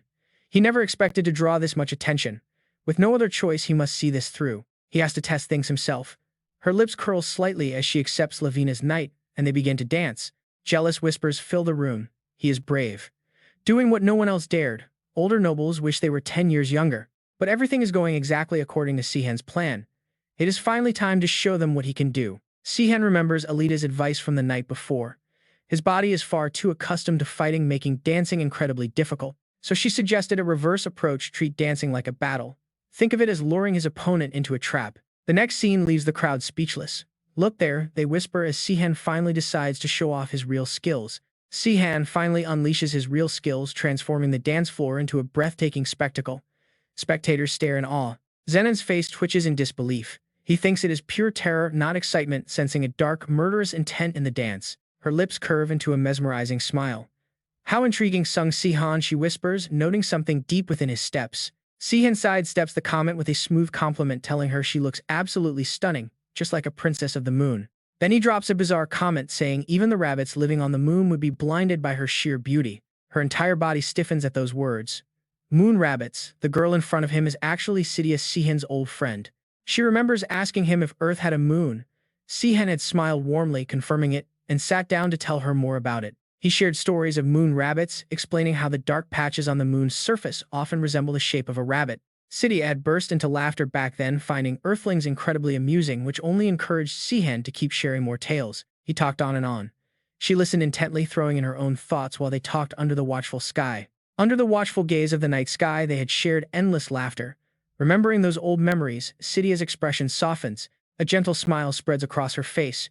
Rabbits on the moon really is a charming tale, she muses. She asks where he heard it, but Sihan only offers a cryptic look. As the music ends, they share a polite bow. Having gathered the crucial clue he needed, Sihan quickly takes his leave, telling Lady Inet it was an honor to dance. She replies the pleasure is hers, keeping a soft smile. Sihan watches her walk away, his deepest suspicion finally resolved. He is absolutely certain now she is not Karen. Meanwhile, near Hinseal country atop the desolate Ibazar plateau, there stands a colossal structure piercing the heavens. This is the Black Ivory Tower, where a cloaked figure emerges from a mirror. They announce they have found the rust-honored bloodline. Hearing this, Zenon Ryu rasps in a witch-like voice, praising the discovery. Excellent, though Mage Hand took far longer than planned.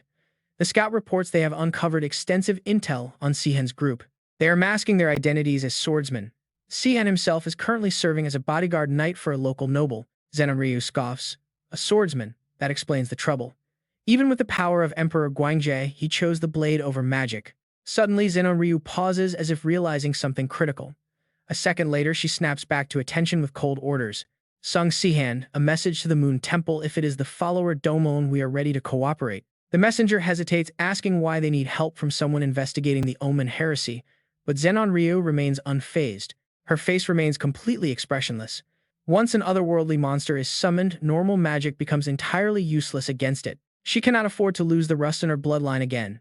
Zexen giving the messenger no room to argue, she demands total readiness. Left with no choice, the messenger backs down and complies. He understands her orders completely.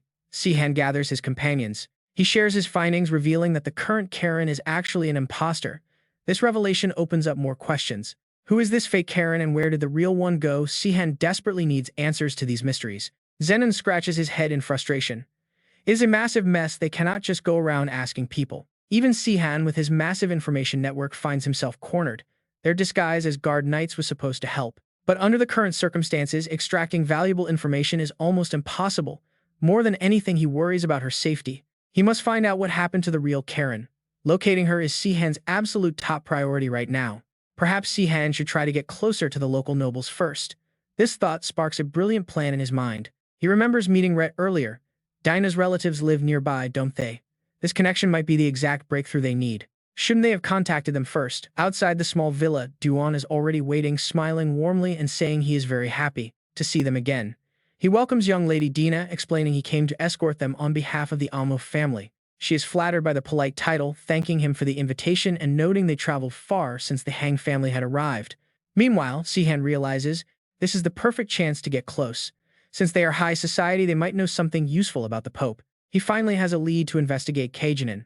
Just then, the driver interrupts to announce that it is time to head out. Their carriage rolls away from the estate as Duan eagerly introduces himself again as Duan, an 18-year-old who became a swordsman at 18 and has served the Amo family for 6 years. He politely asks everyone in the carriage if they are knights. While he is confident in his skills, boasting about being a swordsman still makes him a bit shy around them. He praises young Lady Dina for doing so well in her knightly training alongside such powerful mentors. Dinah scratches her head bashfully and admits she is not that good yet, as she hasn't even learned how to boost her power with battle spirit. Duan immediately turns on his wise mentor mode, explaining that swordsmanship is not about raw power, but about protecting honor and loved ones. Even the weak have a right to hold a sword, and he admits that he was not always the best student either. His gentle words completely charm Dina, and he assures her she still has plenty of time to grow stronger. However, Duan's smooth show-off attitude triggers completely different reactions from the two boys sitting across from him in the carriage. One finds the knight standard a bit too cringy, while Alita is suddenly distracted as the carriage pulls up to a grand mansion. They have arrived, and as they step inside the massive Amo Manor, they are warmly greeted by Reese with open arms. He welcomes the legendary Knights of Ledendao and expresses his honor. He then turns to Dina to ask how her mother has been. Dina smiles and replies that her mother is busy but doing well, which makes sense since things are so chaotic lately. Sihan finds the polite small talk quite boring since he only came here to gather information on Kajinin. He knows he cannot just abruptly change the topic to ask a stranger such deep questions, so he must get closer. Suddenly, Reese shifts his focus and looks toward Alita. Having harbored a crush on her, he decides to seize the moment. He boldly confesses his love, declaring he has been unable to sleep since meeting her and asking for a chance to get closer. This sudden out-of-the-blue confession leaves everyone in the room completely shocked, utterly speechless, and staring in disbelief. Alita and the others gasp in utter confusion, wondering what they missed and where that bouquet of flowers even came from. Duan watches in helpless disbelief as Reese confidently pushes forward, famous for confessing to any woman who catches his eye. Reese doubles down on his bold proposal, insisting that he genuinely wants to get serious and asks her to be his partner. Feeling incredibly awkward, Alita shuts her eyes, musters up all her courage, and politely rejects him with a firm thank you but no. She grabs Sihan standing next to her and lies that she already has a boyfriend, making Sihan twist his face in pure shock. Everyone is stunned as she scrambles to convince Reese, adding that she has already trusted her entire future to this man. Dragged into the lie, Sihan has no choice but to play along, apologizing awkwardly for not mentioning their relationship sooner. Deeply disappointed, Reese sadly apologizes to Alita and dejectedly heads back inside, leaving a sudden wave of heavy guilt in his wake. Sihan feels terrible about the deception, but Duan quickly steps in to apologize for his master's hasty confession, suggesting they rest. He guides them toward their quarters, promising they can finally catch up and continue their discussions first thing tomorrow morning. However, entering the guest quarters leaves Sihan utterly dumbfounded. Before them is an incredibly grand, beautifully arranged room in deep red. Both he and Alita blush furiously as the maid explains that this special arrangement was ordered by Reese himself. Sihan is completely speechless. Since Reese thought Sihan was her boyfriend, he wanted to make up for his rude proposal. Talk about a generous host. Sihan is blushing as red as a ripe tomato as the maid politely wishes them sweet dreams. Turning to Alita in total panic, he asks what they should do now, but she calmly responds that they should just sleep. Her complete lack of embarrassment catches him off guard as she casually mentions this sharing is nothing compared to seeing him naked. Sihan immediately snaps at her to stop bringing that up before someone outside overhears them and gets the wrong idea. He reassures himself that sharing a room is not new since they did it back in Karen, so there is no need to overreact. But then Alita grabs her pillow, walks over to the floor, and prepares to sleep there, revealing she's actually shy too. Seeing right through her fake calm, Sihan offers her the bed and insists that he will sleep on the floor. Alita insists she is more comfortable on the floor, but since neither will back down, they end up sharing the bed. Lying side by side, Sihan is a frustrated, nervous wreck, wondering why he cannot sleep when they shared a room just fine before. She suddenly brings up their mission, reminding Sung Sihan that they are here to investigate Sen by getting close to Amo's family. She worries she might ruin the plan, but Sung Sihan casually shrugs it off. He tells her that Amo does not seem that petty. Plus, he even prepared this room for them. Alita laughs, agreeing before a quiet silence settles over the entire room. Alita sits up, admitting she cannot sleep and wants to read. Sung Sihan immediately warns her that reading in the pitch black will ruin her eyes. Alita heads to the bookshelf anyway, claiming she can easily make her own light magic. She insists that reading with proper lighting is always better. But before she can do anything, Sung Sihan silently casts a glowing spell from behind. Alita turns around in absolute surprise. Magic really is handy. Alita asks if she can read out loud. Sung Sihan rolls over and closes his eyes, giving her the okay as he tries to drift off. She dramatically recites a line about tears falling because the karma of King S became the blood of 10,000 men. That completely wakes Sung Sihan up. He asks what on earth she is reading, and she casually tells him they are famous quotes from the savior. Apparently, the savior said a lot of edgy lines. Sung Sihan cringes, asking if she honestly believes he would ever say something so embarrassing. Alita ignores his protests and keeps reading. If you commit a crime under the guise of loyalty, I will call it the crime of loyalty. Hearing those words makes Sung Sihan freeze. He realizes he actually did say that once. He feels like absolutely exploding from the sheer embarrassment. Why on earth did they publish his cringe teenage quotes? It feels like actual torture. But after a quiet sigh, he tries to let it go. Alita keeps reading but sighs, noting there are so many of these books. She wonders why, since he barely had any information during his first visit here. Sung Sihan suddenly glares at her, making Alita ask if she said something she should not have. Sung Sihan tells her it is nothing and lies down to sleep. But despite closing his eyes, sleep refuses to come. His mind keeps drifting back to the dark, damp dungeon where he was once imprisoned. He quietly remembers that those days were anything but pleasant. Back then, an intense, blinding light suddenly exploded inside his prison cell, making him scream out in agonizing pain. Two cold researchers looked on, muttering that further experiments on this useless kid were pointless and they should just treat his burns. They claimed he was no different from otherworld monsters. While divine martial arts worked on him, magic did not. He seemed completely ordinary otherwise. The researcher hesitantly reported this to Lord Bakan, who instantly gritted his teeth in fury. Bakan grabbed the researcher by his collar, demanding to know how an otherworlder could possibly be so useless without any special abilities.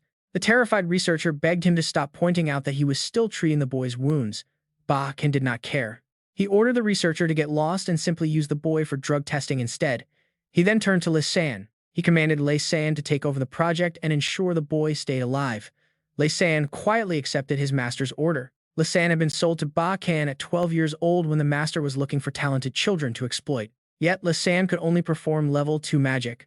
This was not from a lack of talent, but because Bakan taught him absolutely nothing. Lisan was a natural genius who reached that level entirely on his own, a potential any normal teacher would have treasured. But Bakan only viewed Lisan as a tool. Instead of nurturing his talent, he treated the boy like a mere lab rat. He forced Lisan to test dangerous substances, leaving the boy to endure constant pain and toxic side effects. Lisan had to endure it all because he had nowhere else to go. To both of them, this world was a living hell. Naturally, Lisan felt a deep sense of empathy for Sung Sihan. Sitting right across from him, he introduced himself. He welcomed the boy from another world, introducing himself as Lisan and announcing he would be taking care of him. Sung Sihan could only stare back blankly, completely unable to understand. Lisan sighed, realizing they did not share a language. Yet he was the very first person to show Sung Sihan any real kindness. Lisan stood up and repeated his name slowly. Sung Sihan watched him point to himself and repeat his name slowly, realizing that the boy was trying to introduce himself. Sung Sihan pointed to himself and carefully repeated his own name. Through Lisan, he slowly learned the language and rules of this world. Having only each other in that dark place forged an unbreakable bond, and they quickly became best friends. Listening to Lisan's tragic past, Sung Sihan realized they were exactly the same two boys with absolutely nowhere to run. Lisan quietly remarked that the weak suffer the same fate everywhere. They bumped fists, promising each other they would survive another day. 3 months later, their lives took a massive unexpected turn. A new round of experiments triggered an explosive reaction inside Sung Sihan. His body levitated into the air as raw, violent energy surged through him. He screamed in pure agony, shocking everyone in the room. Panicked murmurs filled the lab as his magic power spiked to impossible levels. Bakken stared in disbelief at the sudden monstrous growth. Realizing it was because Sung Sihan was an otherworlder, the mad scientist burst into manic laughter, celebrating their first successful breakthrough. But the terrified assistant warned him that controlling this raging storm of power would be an absolute nightmare. With his precious test subject on the verge of death, Bakken suddenly comes up with a dark, desperate plan. Li Xin rushes to his side with his sword drawn, anxiously asking his master if there is any way to save Sihan. Bakken just laughs wickedly at his disciple's worry, ordering Li Xin to use that very sword to immediately sever Sihan's limbs right now. Though completely shocked by this horrifying request, Li Xin reluctantly prepares to carry out his master's cruel orders. Bakken explains that the rampaging magical storm is fueled by Sihan's limbs and a mere test subject does not need them anyway. Li Xin steps forward, completely torn between obeying his master's harsh command and mutilating his only true friend. Bakken yells at his hesitant disciple, reminding him that the boy will survive as long as his head and torso remain intact. With Li Xin still holding back, the impatient master snaps, calling him a coward and trying to snatch the weapon to do it himself. But Bakken suddenly freezes, his eyes widening in total disbelief as he turns to look at his disciple in shock. Li Xin has actually run his master through with a sword, leaving the old man collapsing to the ground in agony. With Bakken down, Li Xin urgently calls out to Sihan, telling him to stop holding back and let his power explode. Sihan's massive energy erupts, but back in reality, he is safely asleep with Alita watching over him with deep concern. She feels incredibly sorry for him, realizing that those two must have been each other's ultimate saviors in that brutal place. Now she truly understands the agonizing weight of the betrayal that has completely broken Sihan's heart. As his breathing steadies, Alita blushes, suddenly feeling deeply self-conscious about sharing a bed with a man. She freezes in embarrassment, mentally lecturing herself for letting her thoughts wander in such a tense situation. Telling herself to just go to sleep, she lies back down, but Sihan's eyes suddenly snap wide open. He sits straight up like a machine, prompting a sweating Alita to call his name in confusion.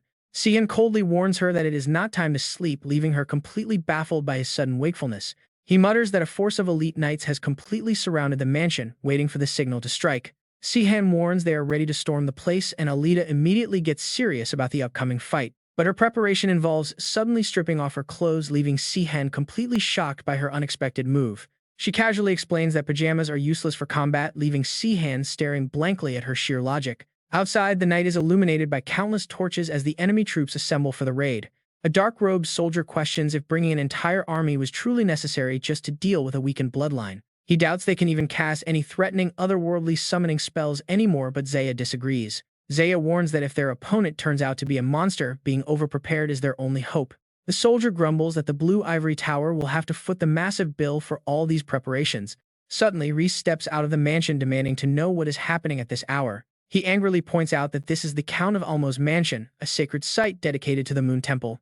Zaya chuckles coldly before snapping, asking how they dare speak of the temple while harboring a descendant of the Rusklin bloodline. Reese gasps in utter shock while Sihan and his allies feel their hearts sink in panic. Alita bites her lip, terrified that she has finally been found out and that they came for her. Zaya draws his sword, stating that unmistakable blonde hair is proof enough, and points it toward the terrace. He commands the sinful bloodline not to run, making both Alita and Sihan turn around in complete confusion. But when they look closer at the person being pointed at, Sihan's eyes widen in sheer disbelief. It is not Alita. They are after their actual target is Duan, who is also a descendant of Rusklin. Duan tries to remain calm, and Lord Reese quickly steps in to speak up on his behalf. He insists there is a mistake, arguing that not every blonde in the world is of the legendary Rusklan bloodline. Zaya sneers at the excuse while his companion demands Duan's surrender to prove his innocence. As Dina watches anxiously, Duan is backed into a tight corner with nowhere left to run. With no choice left, Duan suddenly grabs Reese as a hostage, desperately yelling for everyone to stand back. He warns the soldiers that the young heir's head will roll if any of them take a single step forward. Duan curses his luck under his breath, furious that his cozy scam has fallen apart so easily. Zaya only sneers, telling the cursed bloodline that a pathetic hostage trick will never stop them. He tried to stop him, whispering that the young master has a high status. Eugene apologized to Reese, saying it was necessary. This is to protect your family from suspicion. With a satisfied smile, he pushed Reese away. Thank you for everything. Zia ordered the squad to attack. Dan leaped high, scaling the wall. He escaped while Zia screamed at his men to pursue. They rushed off, leaving Dina and Yenin stunned. Dina couldn't believe it. Kind Eugene was part of that cursed race. Suddenly, Alita dashed off in a hurry. Dina panicked, calling out for her master. Sihan immediately gave chase to catch up. Sihan cursed and told Yenin to protect Dina. Nodding, Yenin carried her off. Reese just stood there, staring blankly in silence. Reese called after Eugene. Nearby, a knight was thrown back. Eugene fought them all alone despite his growing exhaustion. Facing overwhelming numbers, his energy faded. Zaya mocked him. It was useless, and his secret identity was finally exposed. Eugene gripped his sword, protesting that he had done nothing wrong, but he immediately took another heavy blow. He crashed hard into the wall and coughed up blood. Zaya declared he would face interrogation despite his cursed bloodline. The goddess would decide if he was truly innocent. Eugene collapsed to the ground. He was completely helpless. A fair trial would only lead to a hanging. He panted heavily. Is there any other way? Eugene raised his hand, muttering that he didn't want to do this. Meanwhile, Alita was running ahead. Sihan chased her, demanding to know what she was doing. Alita replied coldly. She had no time to explain. Dan's real name sounded familiar to her, though she couldn't quite remember if they had met during childhood. Sihan suddenly froze. He stopped and stared at the sky. Even the masked man in black and Zaya stood frozen in utter shock. And look at that, Eugene looked down to find a giant, terrifying beast from another world had suddenly materialized. Eugene bit his lip. He cursed, knowing he never wanted to summon such a monster, but he had no other option. He raised his hand and ordered the beast to attack. The creature pounced. Knights scattered in pure panic. Zaya yelled from behind, urging them not to panic since they were the goddess's blades protected by their divine deity. Hearing this, the knights rallied. They couldn't let their city be destroyed or see their families attacked once again. Stealing their resolve, they charged with everything they had. They refused to back down or surrender to the beast. Zia raised his sword and joined the fray, unleashing sharp, furious slashes against the hideous creature. They chopped at the tentacles while Bellows stabbed its torso.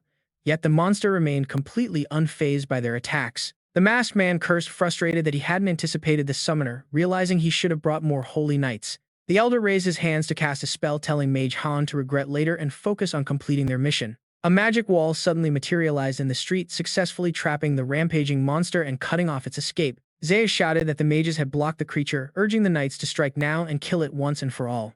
Alita watched seriously, noting that despite having master swordsmen and holy knights on their side, it wasn't enough. Even with elite soldiers and mages from the Black Tower, their joint assault could only temporarily freeze the monster. This was a beast from another world.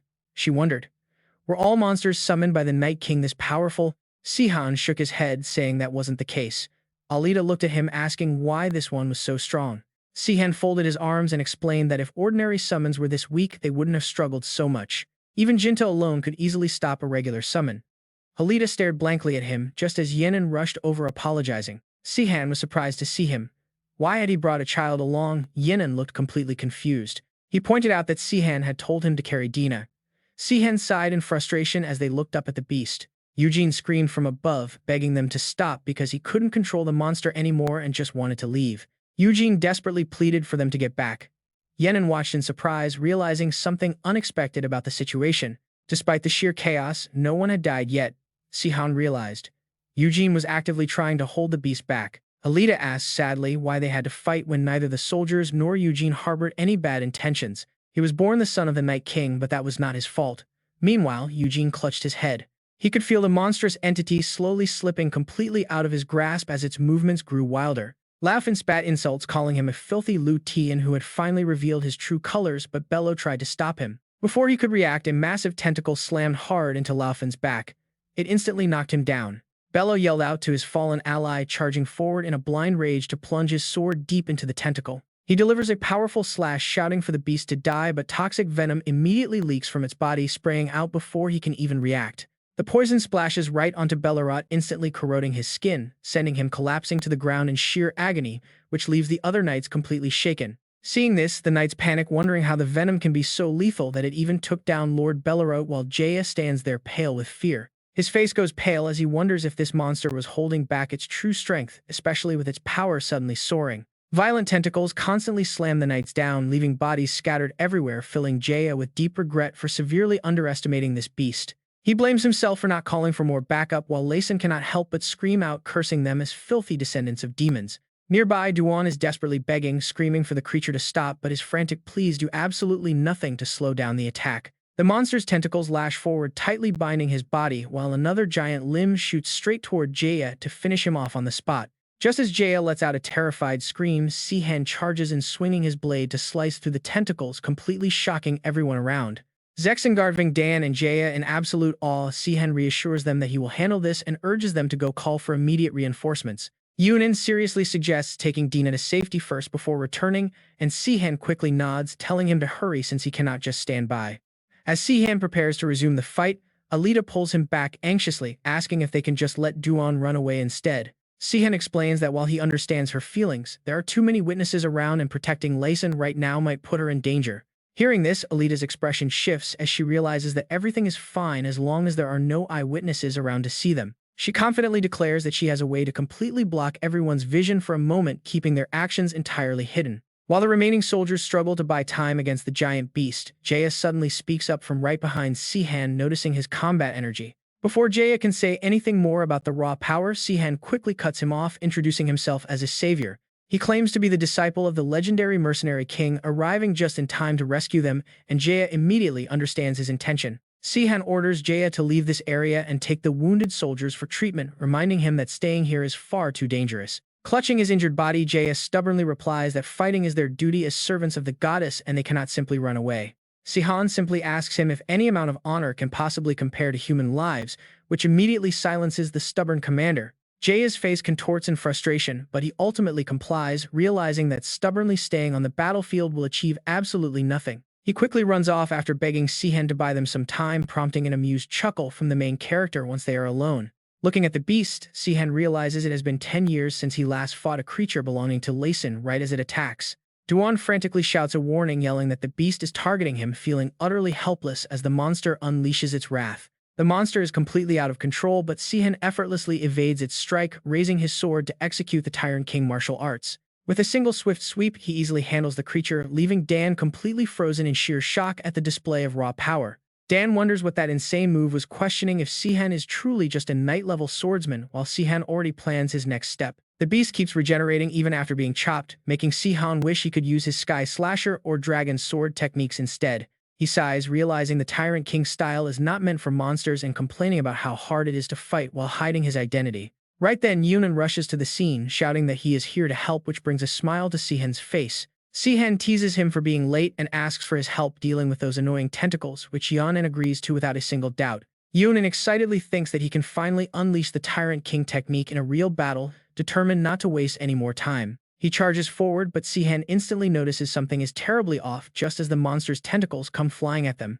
Yunan is already getting used to fighting off the tentacles, gracefully leaping into the air to dodge them when they try to strike him. An excited grin spreads across Yunan's face as he realizes he is getting the hang of it, but the stunt leaves Sihan utterly speechless. That is supposed to be the Tyrant King style, not some mountain-crushing display, yet the kid is buzzing around the battlefield like a bee. His swordsmanship is taking on a bizarre form due to his combat instincts, forcing Sihan to sigh and comfort himself. It seems the Tyrant King style does not suit Yunan's energy, meaning this is his own weird version, but Sihan decides not to care. As long as the kid fights well, it is fine, and since the monster is focused on Duan, all unnecessary bystanders have finally cleared out. A smirk plays on Sihan's lips as he decides to move, closing the distance to the massive beast in an instant. Slipping behind the monster to exploit its perfect blind spot, he refuses to hold back any longer, ready to carve up that massive target. Sihan unleashes his freezing ability, reaching out to instantly lock the giant creature in solid ice, stopping it dead in its tracks. Harnessing the immense power of the Dragon Sword aura, he leaves Duan watching in absolute shock at this unbelievable display.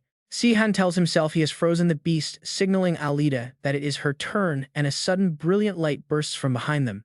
Alita lunges at the monster, unleashing an attack so devastating that even Duan is caught off guard. Heavy magic slams into the earth, triggering a massive explosion that leaves the surrounding soldiers panicked, crying out in confusion as they lose all visibility. As the dust settles, the soldiers stare in disbelief. A joyous voice rings out from the rubble, announcing that the beast has fallen. They eagerly report they have defeated the otherworldly monster. Meanwhile, Sung Sihan sighs deeply. He looks into the distance, whispering a quiet wish for Duan to successfully escape. Meanwhile, Duan is fleeing with Alita. Drained of mana, she slumps down totally exhausted while Duan wonders why she even bothered to help him. Why on earth would she protect him? He is a Rustanad, meaning anyone assisting him becomes a target. She urges him to keep running before they are caught. Looking at her tired face, Duan freezes as a sudden realization hits him. She looks exactly like she did when she was a little girl. He suddenly asks if she is the child of Serafina. Alita hesitates but nods in confirmation, filling Duan with joy that she is actually alive. But there is absolutely no time to celebrate their reunion. Duan approaches her quickly, saying he has something crucial to tell her before he leaves. Before she can react, he whispers in her ear, leaving her eyes wide with total disbelief. Alita stumbles back in shock, but Duan simply chuckles, telling her he trusts her. Suddenly, a projectile tears through the air. An arrow pierces straight through his heart, splashing blood across her eyes as time seems to grind to a halt. Duan stares in sheer despair, coughing up blood as he collapses. Alita stands frozen in terror. An arrogant voice sneers that they are about to lose him, calling him a fool.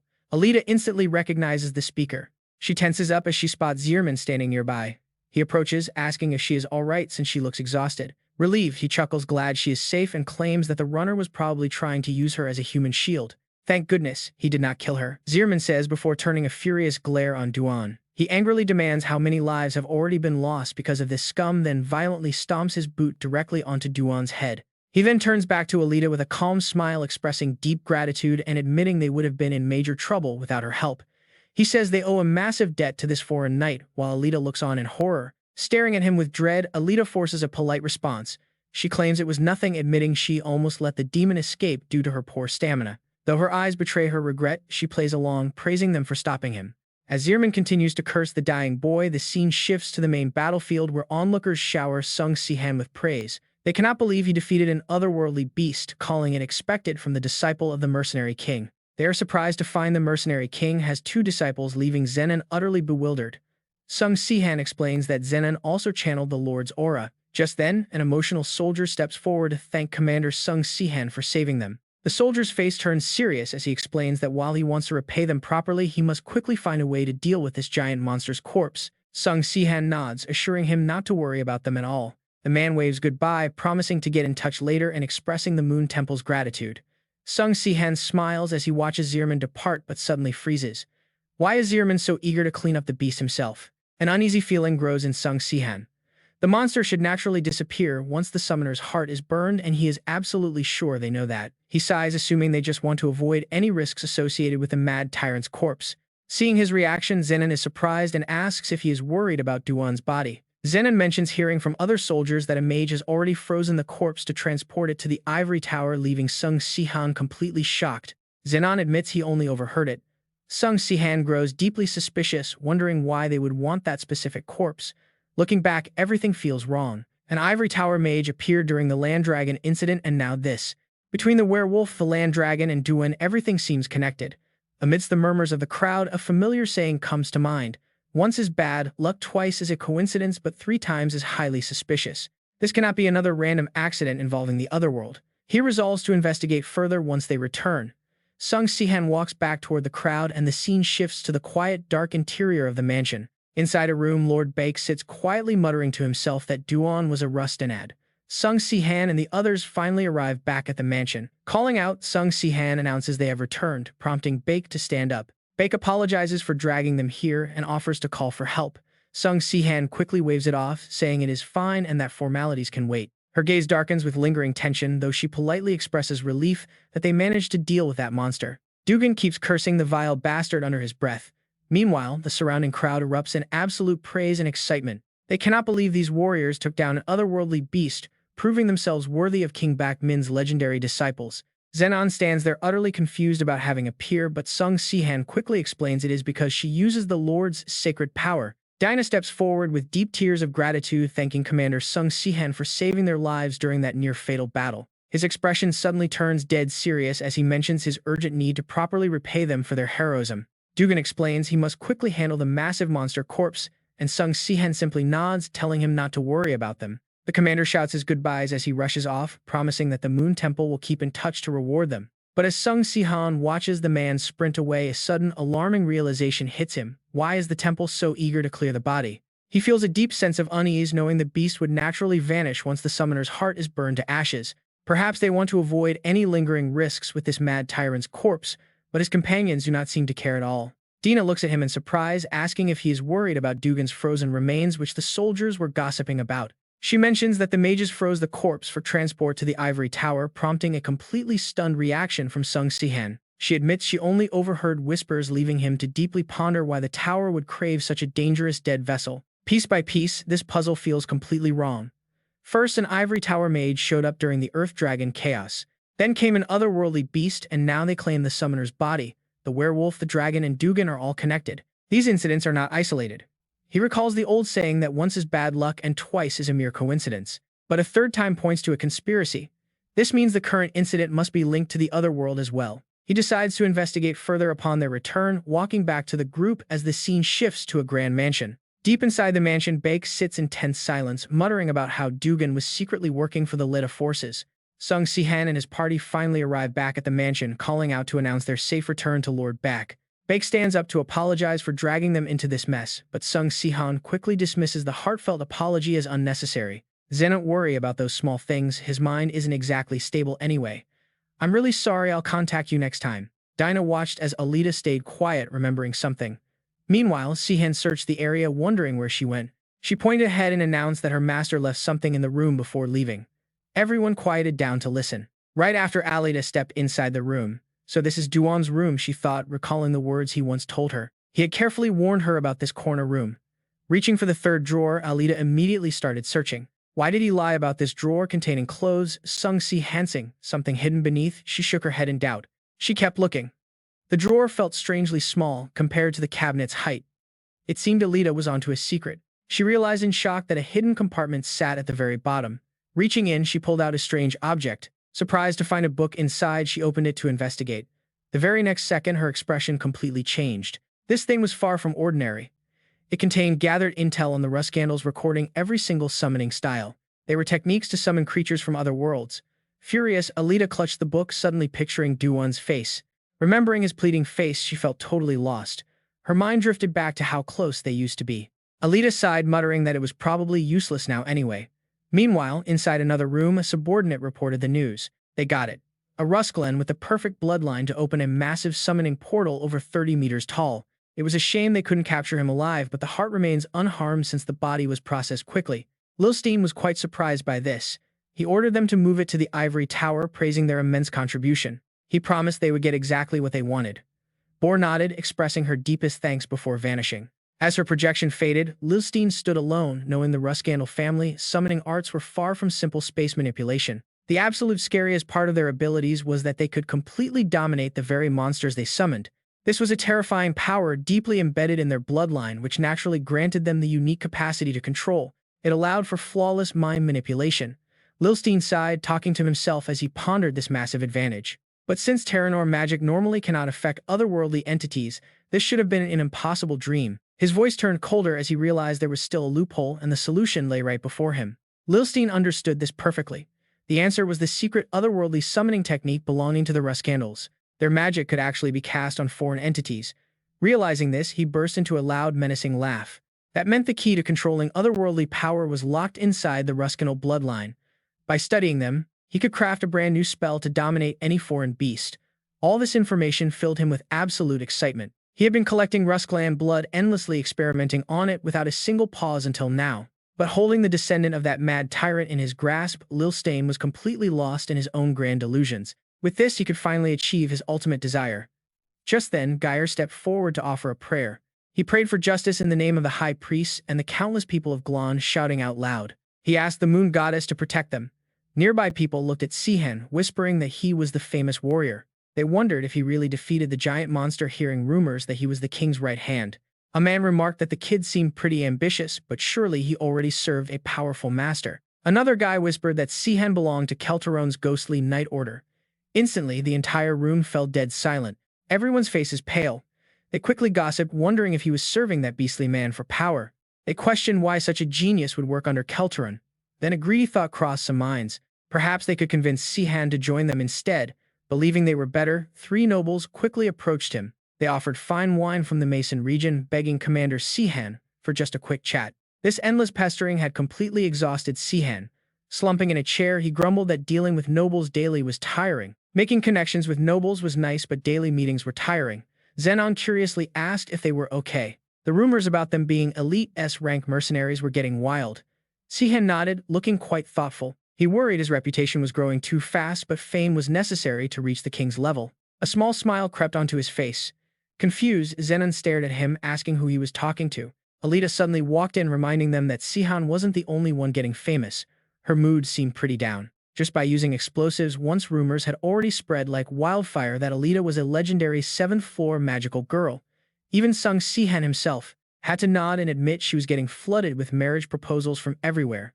Alita looked back at Sihan, knowing they were now being treated as disciples of the legendary mercenary king.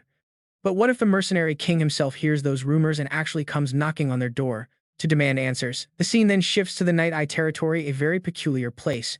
While normal castles consist of a central palace surrounded by peaceful villages, the Night Eye is a completely different beast. The entire structure itself is one massive soaring tower. Gazing up at it, Sihan couldn't help but think how back in Korea towers like this only existed in apartment complexes. It genuinely surprised him.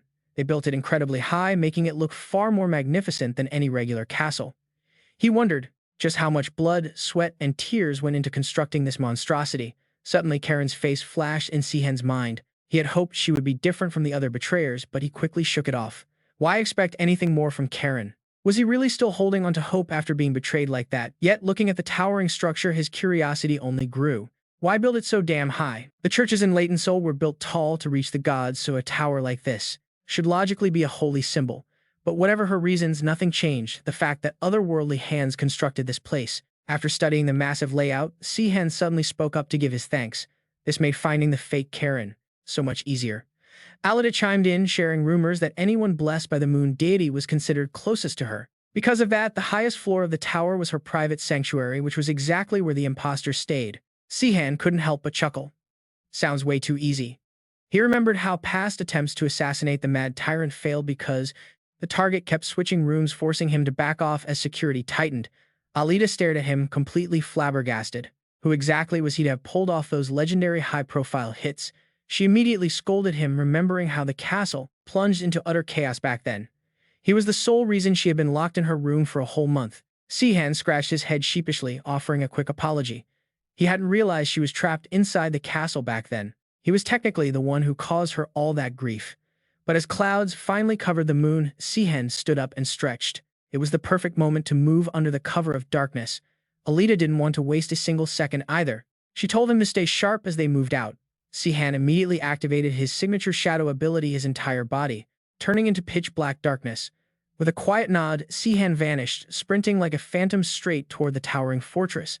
Heavy guards patrolled the perimeter, but he slipped past them in a literal blink of an eye. His movement was way too fast for any mortal to track. To save time, Sihan leaped directly toward the upper levels, closing the distance in seconds. Everything was going incredibly smooth. His shadow skill was easily the ultimate tool for infiltration. But suddenly something felt off. Sihan paused and crept closer to inspect the nearby window. It looked like it was made from some heavy radiation alloy.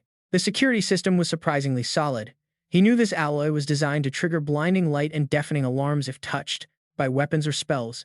It was a high-tech defense capable of stopping almost any intruder dead in their tracks. But Sihan wasn't about to turn back now. He launched a quick, precise strike at the window frame. With a few punches, it silently popped loose.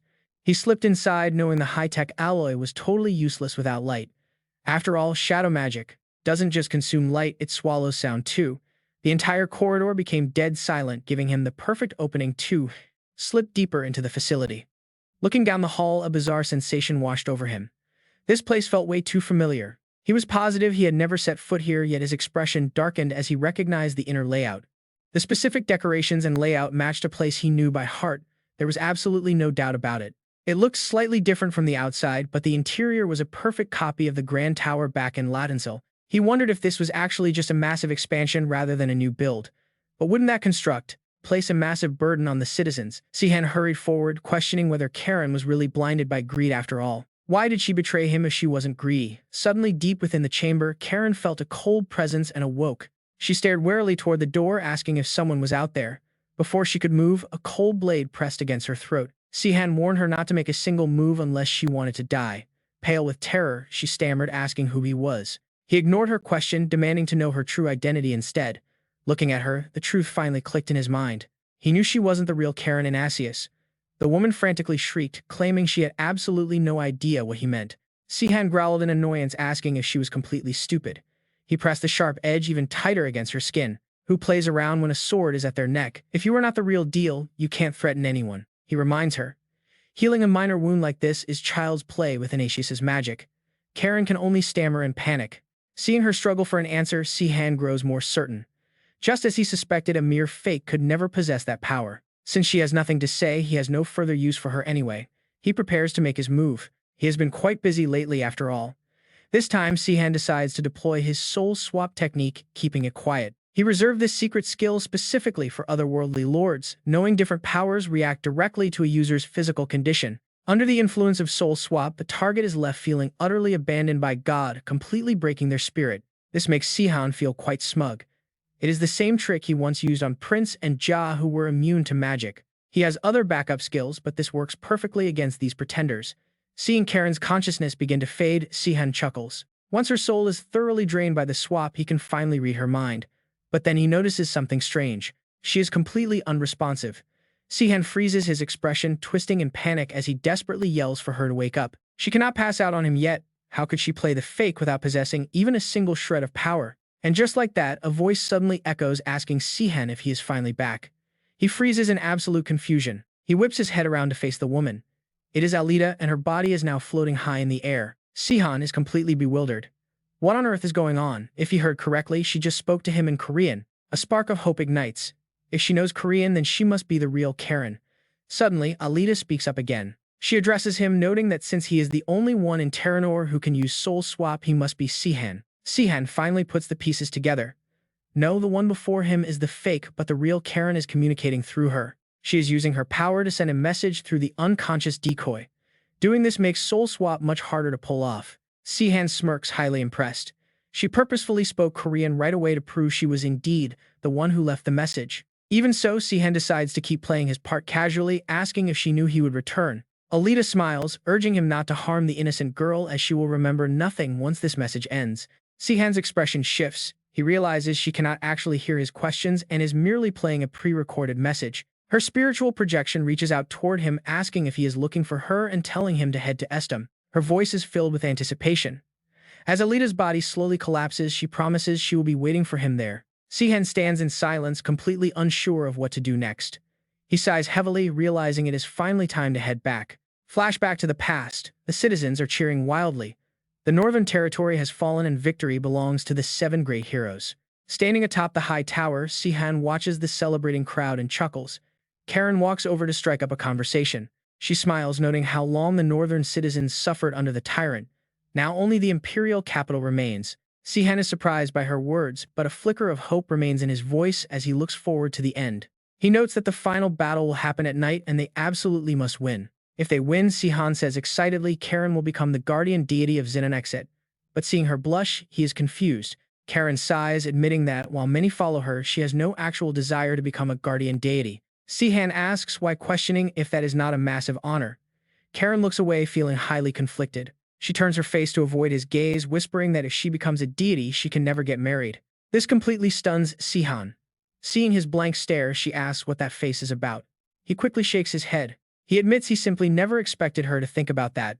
Karen gives a sad smile, confessing her true dream of being a mother. She wants children born from her love with the man she cherishes.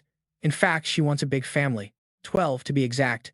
Sihan flinches in shock. 12. He asks if she is planning to start an entire soccer team. She tilts her head, completely lost. Sihan explains it is a wildly popular sport from his original world involving kicking a ball. She finds it quite amusing. Sihan quietly sighs, thinking how soccer fans back on Earth would react to that comparison. Shaking off the thought, Sihan returns to the topic, admitting that whoever her future husband is, he will have his work cut out. Karen smiles warmly, replying that the man she chooses must be capable of handling plenty of heavy lifting. Sihan nods, asserting that is only fair if he wants to make her happy. He would never approve of just anyone. Hearing this, Karen falls silent, her face softening into a quiet, gentle smile. Zen't worry. She explains that is not happening. For the people, she will become their guardian deity. Her voice holds a faint, desperate hope. Even if it sounds unrealistic, can she still pursue her dream? Setting out the next morning, he arrives at the outskirts of Thumb. Hirgam village looks incredibly peaceful. Alita is surprised. How could a queen be in such a quiet place? Sihan walks and answers her. In a way, this place really suits her personality. The three of them push forward, watching local children. Sihan notices her fondness for kids. Suddenly, a ball rolls their way. A little boy rushes to chase it. Spotting the strangers, the boy freezes. Jackson's terrifying face scares the kid. The children scatter in panic. They run off crying about a suspicious guy. Alita sighs. She tells Jackson he'd just scare them all away. He wonders what he even did wrong. The children run to a house crying out about a giant. The lady gently pats his head.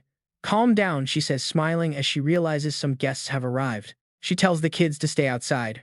Sihan and Alita silently observe her as the wind blows. Her hair sways in the breeze, revealing a familiar face. Sihan completely freezes up at the sight. He quickly snaps out of it thanks to Alita. Meanwhile, Jackson realizes he has terrified the kids. Karen gently reassures them, "No need to fear, they are my guests. Why not play inside instead?" Seeing the children go inside, she feels relieved.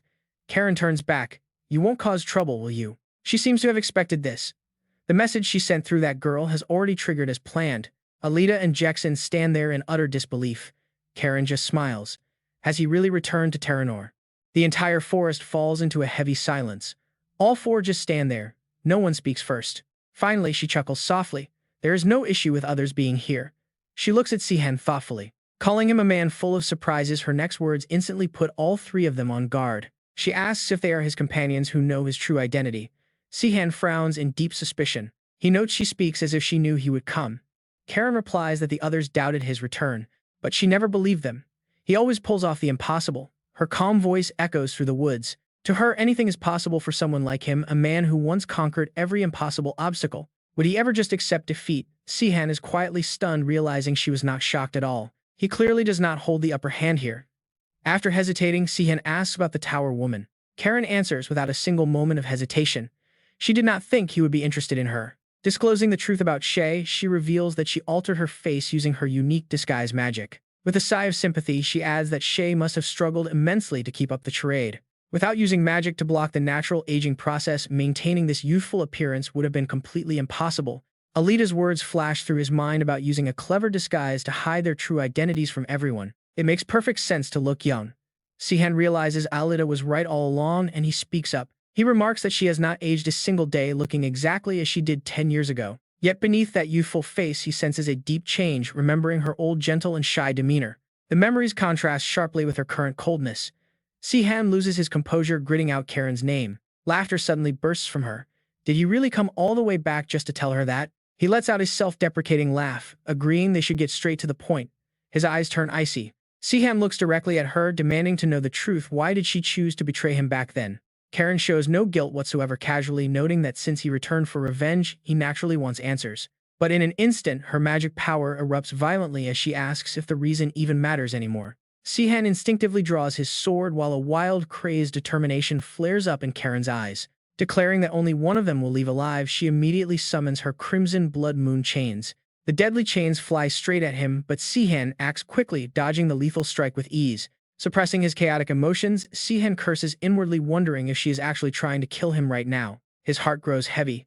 He calls himself a fool for still hoping she had some good intentions left.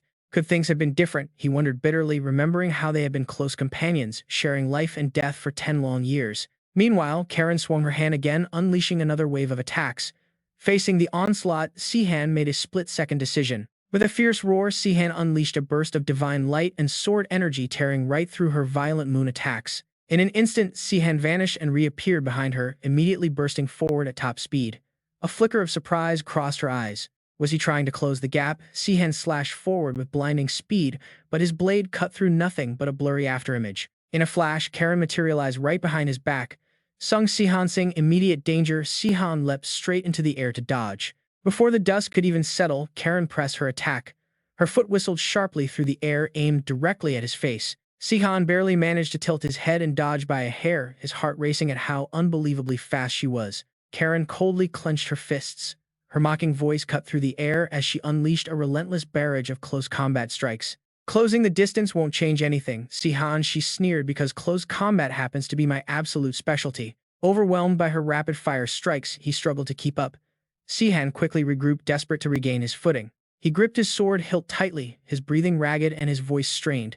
Yet a faint smile played on his lips. Your skills have definitely improved, Sihan panted. It looks like you had to train pretty hard for this. Karen maintained her stance. Still, a faint smirk played on her lips as she replied that he also seemed to have worked hard back home. Suddenly, Sihan's voice dropped to a terrifyingly cold tone as he demanded to know once more why she had betrayed him. She laughed mockingly, replying that betraying him made her the guardian deity of an entire nation. So what other reason did she need? Karen kept mocking him, asking what kind of answer he was even hoping to hear from her. Her words hit him like a physical blow.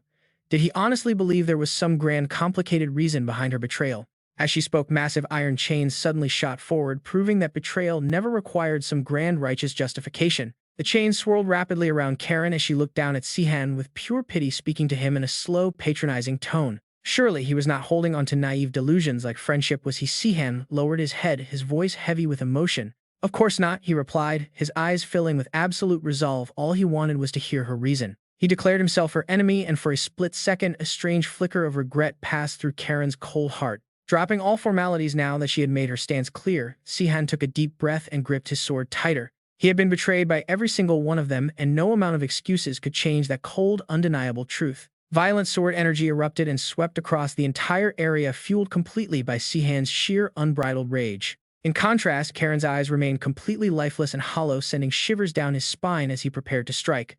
I will make you pay, he snarled, his voice laced with deadly intent as Sihan quickly analyzed her battle style. She had mastered countless moves and fought with the precision of an elite swordsman, making close combat her absolute specialty. Even though her original skills were meant for defense, she chose to prioritize offense through lethal close-quarters combat techniques. Rather than using standard weapons, she relied solely on the Moon Temple's close combat arts, as weapons never quite suited her. Seizing a split-second opening, Karen suddenly whipped out a devastating kick packed with pure, raw power. Though Sihan managed to block the impact, the sheer shockwave left his arms trembling as he struggled to assess the situation. It seemed like a basic strike, but it packed so much compressed energy that her raw endurance was giving her a massive advantage. After a brief hesitation, Sihan made up his mind. He simply could not afford to take another direct hit from her.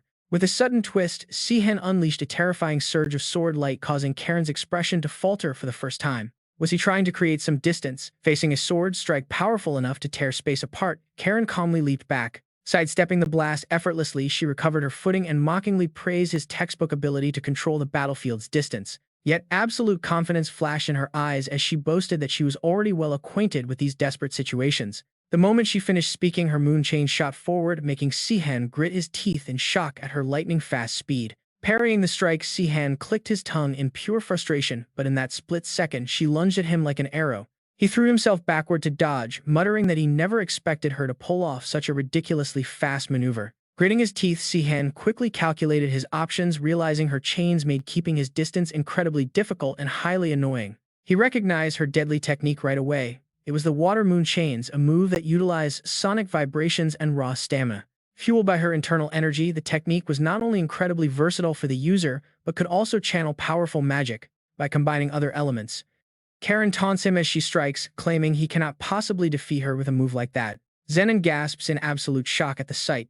It is his first time witnessing the true overwhelming power of legendary heroes. He swallows hard in pure admiration, wondering if this insane strength is the real deal for the 7 legendary heroes. He can only describe it as peak perfection, wondering when he will ever reach that level. Meanwhile, Alita cannot help but offer some praise. Pretty impressive, she remarks.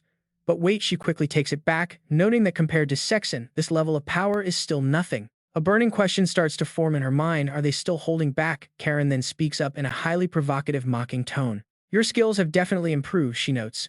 Your main trick used to be just swordsmanship, and even that alone was terrifying. Karen proudly clenches her fist, declaring she is ready because her opponent is Sihan. The very next second, she dashes forward like lightning. She unleashes an earth-shattering kick with terrifying velocity. The raw impact is so massive that it forces a gasp out of Sihan. He is instantly blown away by the strike. Alita watches in pure horror, shouting out and wondering why her kick suddenly became so insanely powerful. In contrast, Sihan simply chuckles with absolute confidence, just as he thought her power is on a completely different level now. He watches her closely. Observing her gear and skin, his calm voice echoes as he puts the pieces together. The immortal witch of the 7 heroes. Zenon flinches in shock upon hearing this, shouting that he finally understands why her power spikes so dramatically. He immediately starts explaining everything in a frantic rush. Unlike a prayer's destructive skill, which taxes the body or weapons, she uses diverse magic. The unique healing ability of a Prin can be targeted precisely on a designated person. It is extremely effective in bare-handed combat. Zenon is visibly shaken, but he quickly adds another crucial piece of information to the puzzle. On top of that, Karen can use the abilities of both a prayer and a Prin. He falls into deep thought right after. She can manipulate both destructive prayer moves and healing Prin techniques. Shocked to the core, Alita turns her head to look at the staff. Sung seeing her confusion, Zenon slowly confirms her suspicions. Looking at the battlefield, he cannot help but analyze Karen's terrifying traits. She does not just boost her own physical power, she actively cripples her opponent's combat abilities. Suddenly, Karen throws a swift kick at Sihan's face, forcing him to dodge in a panic. Regaining his footing, Sihan roars in sheer frustration. It is not even with her hands. How on earth is she channeling that power through her knee? Can a Prin heal using her knee? As if finding this amusing, she immediately responds, explaining that the main thing is preventing recoil when contacting the target. She is a total mutant after all. She is pretty sure even the goddess of moonlight did not anticipate someone like her. Sihan clicks his tongue in sheer annoyance. Unleashing his killing intent, he charges straight ahead and swings his blade, but his strike only cuts through empty air, making Sihan curse under his breath. Damn it, if he cannot create any distance, then his dragon technique is completely useless. He tries to calculate the spacing, but deep down he knows that no matter how he backs away, her moonlight chains will close the gap. Sihan is slightly shaken by the massive gap in their power. He knew she had gotten stronger, but this is just insane. Right on cue, her cold voice breaks the silence. Karen questions him calmly, asking how long it has been since he last touched water. Sihan immediately stomps the ground. Driven by a massive wave of sword intent, he blurs forward like a lightning-fast phantom arrow. Karen tracks his movement, her eyes lighting up with genuine amusement. Oh my, is that the phantom image step? Karen clenches her fist in excitement. It has been ages since she last saw it. But Sihan suddenly hesitates with deep suspicion. That specific light was the very move that had cornered Sexton before. In that split second, her fist tears through the air. Sihan quickly retreats, completely dumbfounded. Is she really planning to block a direct strike with her bare hands? While Sihan is momentarily distracted, Karen swings her fist. Facing imminent danger, he does not hesitate and channels his power downward. A sudden surge of force erupts from his legs like a crashing tidal wave, instantly halting her aggressive advance. Just a single step away, Karen is violently blasted back by an invisible shield. She lands gracefully, evaluating the situation with amusement. An aura shield, is it? An interesting application, though quite clunky. Look how much you have grown, Sihan. Karen casually continues, teasing that she cannot really nag him anymore. Then her tone shifts to a mocking, provocative challenge. Why don't you show your real power? There's no way this is all you have got. I guess this is a decent 10-year reunion. Sihan is left completely speechless for a moment. Seeing his blank face, Karen lets out a dry, sarcastic laugh. Zenon, tell me you gathered all those stars just to pretend you were losing. Those cheap tricks only work on Sexton. He gloomily grumbles back, noting that it did not fool Sexton either. Karen replies with a very deep, knowing look in her eyes. So you are the one acting as Sexton's guardian angel. There's no way a guy like him would ever back down voluntarily. Sihan's mouth twitches, silently wondering how she manages to dig up info in a fight like this, but he still answers her. Karen shields him from the blast. She asks in surprise, was Jess really beaten by just that? Has he not improved at all after 10 long years? Sihan snorts mockingly. All Gesse ever did was eat and enjoy himself. Karen raises her voice in anger. She is no fool to sit back and quietly enjoy peace like that. The almighty god is sharpening his sword to point at them.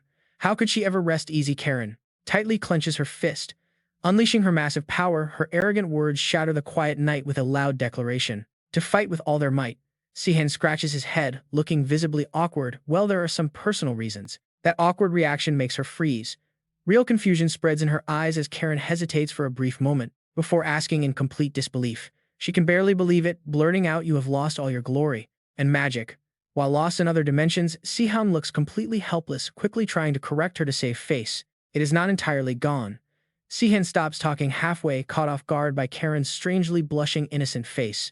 He explains awkwardly that things are just different now, but he has already recovered a good chunk of it. Regret hits him immediately after saying those words. Why on earth did he even tell her that? A second later, Sihan sighs softly. Even though he is not fully recovered, he still slowly raises his sword and declares it is still plenty to take her down. Karen immediately raises her hands in a defensive stance while Sihan prepares to clash, analyzing her. She has gotten stronger, but his own endurance should be more than enough. Sung Sihansing his sharp gaze, Karen laughs. She unleashes her magic, muttering that his old self has finally returned. Sihan snaps in anger, roaring that he will kill her. Her dark energy instantly surges forward in response. Sihan swings his sword to block. Soul swap. Alita and Yomuo watch the intense battle in absolute shock. They can barely believe their eyes. That technique uses soul swap light. Yes, he actually has that skill. Alita quietly reflects a strange feeling rising. No matter how massive the gap in raw power might be, soul swap makes it completely useless. If the opponent is a spellcaster, it can instantly turn the tables. But Karen only asks coldly, does he really think he can limit her ability to use her power? Karen clasps her hands, yelling that she knows all about that move and he cannot beat her this way. Suddenly, a silver chain tears through the air, instantly ripping the surrounding shroud of dark energy to shreds. Red Moon, she smiles confidently, holding the chain as if she has already won the battle. As long as there is no direct contact, his skill is useless. She will use it to finish him. But panic strikes Karen's face as the dark energy surges slowly, swallowing her Red Moon chain bit by bit. She freezes in complete shock. Is the skill actually climbing up her chain? Soul Swap has never done this. Terrified, Karen immediately lets go of her weapon that was way too close for comfort. Suddenly, her danger sense flares up, forcing her to spin around in absolute terror at once. The dark energy has already surrounded her like a deep abyss, leaving her completely panicked and confused. She is trapped like a frog in a well.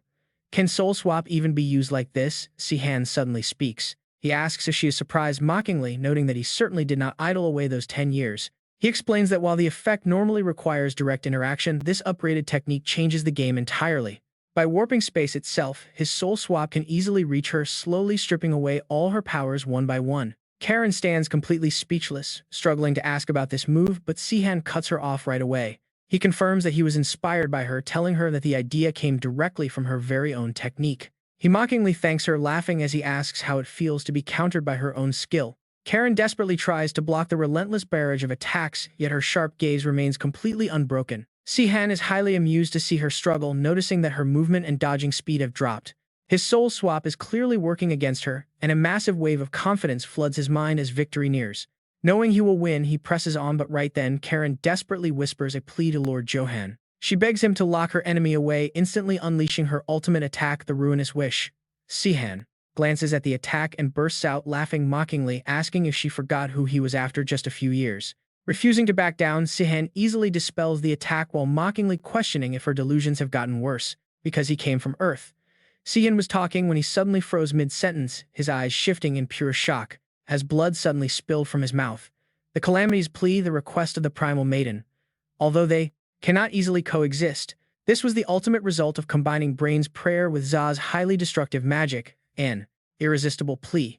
Humans kept focusing entirely on the eternal curse, letting it grow continuously, but nobody ever considered the plea itself, a power that can spread plagues to anyone, raising you to the level of a god. Yet, there is only one person whom that deadly magic cannot touch, the Earthling Sung Sihan, completely immune to any plague or curse, with the soul returning technique which can seamlessly weave various other magic types. Even without recovering his full power, Sihan was still confident he could easily defeat her. Panicking, Sihan immediately clamped his mouth shut. Staring at his blood-stained hand, he froze in shock, wondering what on earth just happened. What is this? In that split second, an answer flashed in his mind. Could Van's disease, the maiden's plea, actually affect him? Sihan muttered in utter disbelief, desperately trying to process the horrifying reality. No way, how could he be affected by this plague? He had never been sick since his awakening. Suddenly, Kazan's mocking voice broke the silence. Do you want to know why? She asked mockingly, slowly pulling out a small pouch to prove her words. It seems the Black Tower found something interesting. And watch closely, her next words made Sihan freeze in sheer horror. A way to affect beings from other worlds using Glula's magic, and it seems they actually succeeded. Kazan did not seem to care, calmly explaining how they used dark magic as a medium. Those past memories kept haunting Sihan. He struggled to snap out of it, that raw power, the legendary force that first crushed the entire cult. Amidst the silence, her steady voice rose. It is not that they were innocent. For some reason, the Black Tower hid this secret. They treated this as a top-secret matter, even though there was no real reason to hide it so deeply. If she had returned, she might never have known. Sihan's battered state did not bother Kazan at all. Although she was not sure it would work, it clearly did. Sihan remained quiet for a moment before slowly speaking. So many mages failed this research during the rebellion, and yet she was claiming that the Black Tower actually succeeded. Sihan pressed her for answers, demanding the truth. Furthermore, the Black Tower was under his absolute control, along with almost all of its third-generation members. Except for the White Tower, almost all third-generation towers belonged to him now. As Sihan spoke, a heavy wave of exhaustion hit. Of course, it was Noel-san. The man had always been deeply obsessed with his research into the multiverse. Sihan's eyes snapped wide, his pupils shrinking in sheer terror as a sudden agonizing pain made him scream out. His mind went numb. Damn it, it hurt too much he could not even control his own body. She immediately seized the chance to strike. It must be tough, she taunted, falling sick for the first time. She boasted about her mastery of the soul-returning spell from their past training, throwing a heavy punch. Sihan crashed hard onto the ground as she roared, demanding he use the power of a god before he died. His only response was a painful, raspy cough. Gasping for air, Sihan glared up at her with pure rage. Did she really think he was hiding his skills? Unfortunately, this was the truth. He had nothing left to give. Facing his anger, Kazan stood completely still. Sihan cursed inwardly. He should have focused entirely on his recovery. And get this, the heavy silence was quickly shattered by Kazan's icy voice asking if he had really lost everything. Before the stunned Sihan could react, she aggressively grabbed him by his collar, gritting her teeth in absolute fury. She screamed, asking if he was insane for revealing his weakness to an enemy when he was powerless. Sihan stood frozen under her barrage of angry insults, hesitating for a few moments before quietly calling out her name. He gasped for air, asking what on earth was wrong with her since she clearly did not care. Was she pitying him? Flustered as always, Kazan quickly shook her head, muttering that this indeed seemed to be the end. Her sudden embarrassment turned to pure rage. Die, Sihan, she screamed as a sharp sound sliced through the quiet air. Kazan swung the red moon blade, blocking the incoming attack. Her eyes burned with sudden fierce excitement. She laughed out loud. There was absolutely no way his loyal teammates would just let him die like this. Without giving Sihan a single second to react, she struck again. Sihan blocked and yelled out for Alita. Alita immediately rushed to his side. Kazan's cold, detached voice echoed through the chaotic battlefield once again. Did he really believe he could buy time for someone else by trying to weaken her powerful magic? Snapping back to reality, but did they forget something? With a simple wave of her hand, she summons a massive wave of energy. It is the catastrophic primordial maiden's lightning calamity.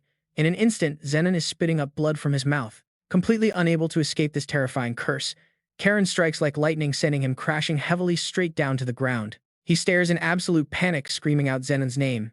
His frantic shout quickly draws her attention away from her initial target. She admits she's curious, asking if Alita is using an aura, mocking that she must have lived a pretty miserable life. To rely on an aura to treat her sickness. It is actually quite useful if she learns something from it. Suddenly, a heavy, invisible pressure starts radiating from Karen's cold eyes. She warns that Sihan is out cold and will die from this disease, so Alita should just behave. But even in this terrible situation, Alita refuses to bow. Not now. No matter what, she will never submit to her. That fierce determination actually makes Karen pause, but she is not planning to give up. No way. A loud scream tears through the air as a blinding light erupts. Crimson moon fireballs are quickly summoned to attack. Karen wastes no time summoning a shield to block the oncoming attack. Her eyes narrow in sheer shock at what she is seeing. How can a mere child cast such high-level magic? Alita gathers all her remaining strength to yell that it is his turn now. Karen's eyes go wide in total disbelief as she turns around in absolute confusion, trying to deny the impossible reality. Karen can only stare in horror at the shattered sword dripping with dark energy, wondering how on earth he is even standing. Sihan's gaze is so icy it sends a shiver down her spine. Without a single second of hesitation, he launches a devastating blow that sends her flying. Instantly, a heavy shroud of pitch-black energy wraps around Karen like a dark mist. Her eyes roll back in pure unadulterated shock, left wondering what just happened and how Sihan could possibly recover this fast. This reality completely breaks Karen's mind as she spirals into absolute shock. There is no way he could have survived without her antidote. But then a flash of realization hits her. No, it is simply impossible. Karen stares blankly at the hazy flow of energy, lost in deep thought. Sihan, meanwhile, naturally feels the power flowing through him, using it as Karen glares suspiciously at Alita in the distance. She realizes Alita must have cast a healing aura to fight off the disease they were both just infected with. Sihan calls out with deep gratitude, thanking Alita because her magic is the only reason he is still breathing. He confidently yells out that it is finally over now, unleashing a wild, raging torrent of dark energy that surges straight toward Karen. She is frozen on the spot, unable to dodge or even throw up a shield. Right before the darkness swallows her whole, Karen lets out a mysterious, subtle smirk. Alita looks up, her eyes widening in absolute shock at the sight before her. The entire area is blanketed in a suffocating, terrifyingly dark haze. Sihan rubs his neck to ease the tension, a hint of doubt flashing in his eyes. The pain is completely gone, likely because Karen has been knocked out. Just as he starts feeling better, Alita's soft groan echoes through the air immediately, drawing Sihan's attention. He rushes over to her side, frantically asking if she is doing all right. Alita winces in agony. Not good. She weakly whispers that she is not okay at all. The spread of the plague has stopped, but the pain is still absolutely unbearable. Sihan helps prop her up, completely puzzled as to why he feels completely fine. Alita sounds pretty annoyed as she points out that Sihan always gets the better deal, explaining that the effects of her dark magic must have finally worn off. Sihan hesitates for a second before offering a sincere thank you, admitting he would have died without her help. Alita pants heavily, letting out a weak, helpless chuckle, muttering that they are both in a pretty miserable state, but they have completely forgotten about Zenon for a moment. Alita looks incredibly anxious, asking what they should do now. Since she has completely drained her mana, she cannot transfer any more magic to him, and they still need to quickly carry out their revenge. Sihan quickly calms down and reassures her with a few gentle words, telling her not to worry, because they can wait until she is fully recovered, which also gives him time to prepare. But then he suddenly pauses, eyes widening in utter disbelief. Sihan cannot hide his shock as he blurts out that she actually has plenty of magic left in her body. Alita is completely taken aback by this, insisting that there is no way she could even move normally without her mana pool. Sihan stares at her, completely bewildered, and tries to explain that while he knows that should be the case, he can literally see the magic swirling inside her right now. He asks where all this strange power is coming from. Sihan looks over at Karen, muttering under his breath about what kind of bizarre magic this could be as things get more confusing by the second. Right at that moment, Karen suddenly opens her eyes weakly, whispering to herself, wondering if she is actually still breathing. Sihan is startled and looks over in curiosity as she gasps for air, slowly whispering her defeat. She congratulates Sihan on his victory, muttering about the incredible power of the soul-swapping magic since she cannot even lift a single finger. Karen quietly surrenders, slowly closing her eyes in peace. "Just kill me now," she whispers. Sihan speaks up softly, testing her with every word. He has a few questions, starting with why she betrayed him. In that moment, her eyes fly open, but she doesn't react. Sihan can't help but press her again, demanding to know why she betrayed him. Karen chuckles softly and calmly replies that she has nothing to say, telling him to just kill her. In the brief silence, Sihan slowly refuses, saying he won't do it because she didn't kill him either. Those words instantly spark a fire in her. It wasn't that she didn't want to kill him, she simply couldn't. If she could have, she would have. Sihan just curls his lips in a sneer, saying he doesn't care. Whatever her reasons were, he is still standing there, thankful for it. Disdain fills Sihan's eyes as he declares he won't take her life. But just as he finishes speaking, right behind Karen, a spatial portal suddenly opens. Opportunities have to be fair, right? She stares in absolute shock, letting out a scream. It's a spatial portal. In that frantic moment, Karen can only scratch the ground in sheer panic, asking if he is sending her away. Sihan only gives her a cold, calm response. It's time to pay back that 10-year debt. Then his voice suddenly rises, with a sharp demand. He asks her one last time if any of their years together ever meant anything to her. He roars in fury, unleashing a massive wave of raw emotion. Why did she betray him back then? He thought they were like family. She lowers her head, biting her lip to fight back the tears. Suddenly, Karen clenches her jaw, gritting her teeth in pure rage before screaming out that she never once saw him as her brother. Sihan stands frozen, unable to believe his ears. She screams that she isn't his sister and they were never family. Even Alita is stunned by the outburst. Karen demands to know what kind of family lets her stay safe in silence while he suffered everything. In her blinding rage, she completely loses her mind. Why did it have to be Lavina? Why her? Karen pours all her remaining life into a single scream, shouting that she met him first. Instantly, the world falls dead silent. A heavy silence hangs in the air. After a long pause, she slowly speaks again, murmuring that she was so excited. Karen hoarsely whispers that he deserved what was coming to him. Sihan agrees, admitting he deserves to rot in hell. Her eyes flare with raw fury. But she insists the hell she's going to will be God's hell. Karen slams her hand onto the ground, declaring she won't die where Lilstein doesn't exist. Alita panics, screaming in terror as she notices she still has power left. Sihan's reflexes completely freeze up his mind, turning entirely blank as danger looms. Yet Karen just smiles peacefully as if all her burdens have vanished. "Goodbye, Sihan," she whispers. He screams in terror, trying to stop her, but Karen decisively ends her own life. Next thing she knows, she is floating in an endless void. She closes her eyes, feeling incredibly peaceful, but highly skeptical. Is she really dead? Her heart was crushed when the soul magic suppressed her strength, so dying like this was inevitable. But in the eerie silence, a mysterious voice suddenly echoes out, calling Sihan's name. It asks if he knows anything about the spatial portal, warning him that he can't just throw his enemies in there. After all, no foe would ever go in willingly. Yet she was trapped there 10 years ago. Karen hears a strange woman's voice mixed with a familiar man's voice. Their situation was different back then. Guangji was the portal's target, but its power wasn't strong enough to bind anyone.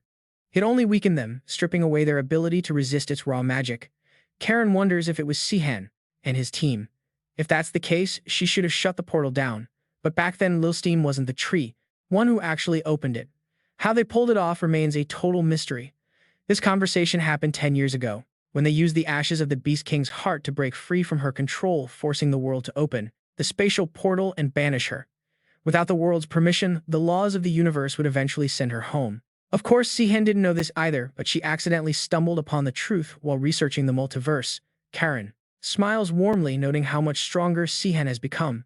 Up until this point, he had only been copying magic flows without truly understanding spellcraft, but now his massive reserve of mana makes all the difference. The stronger Sihan grows, the clearer his path becomes, making his deepest desires much easier to reach.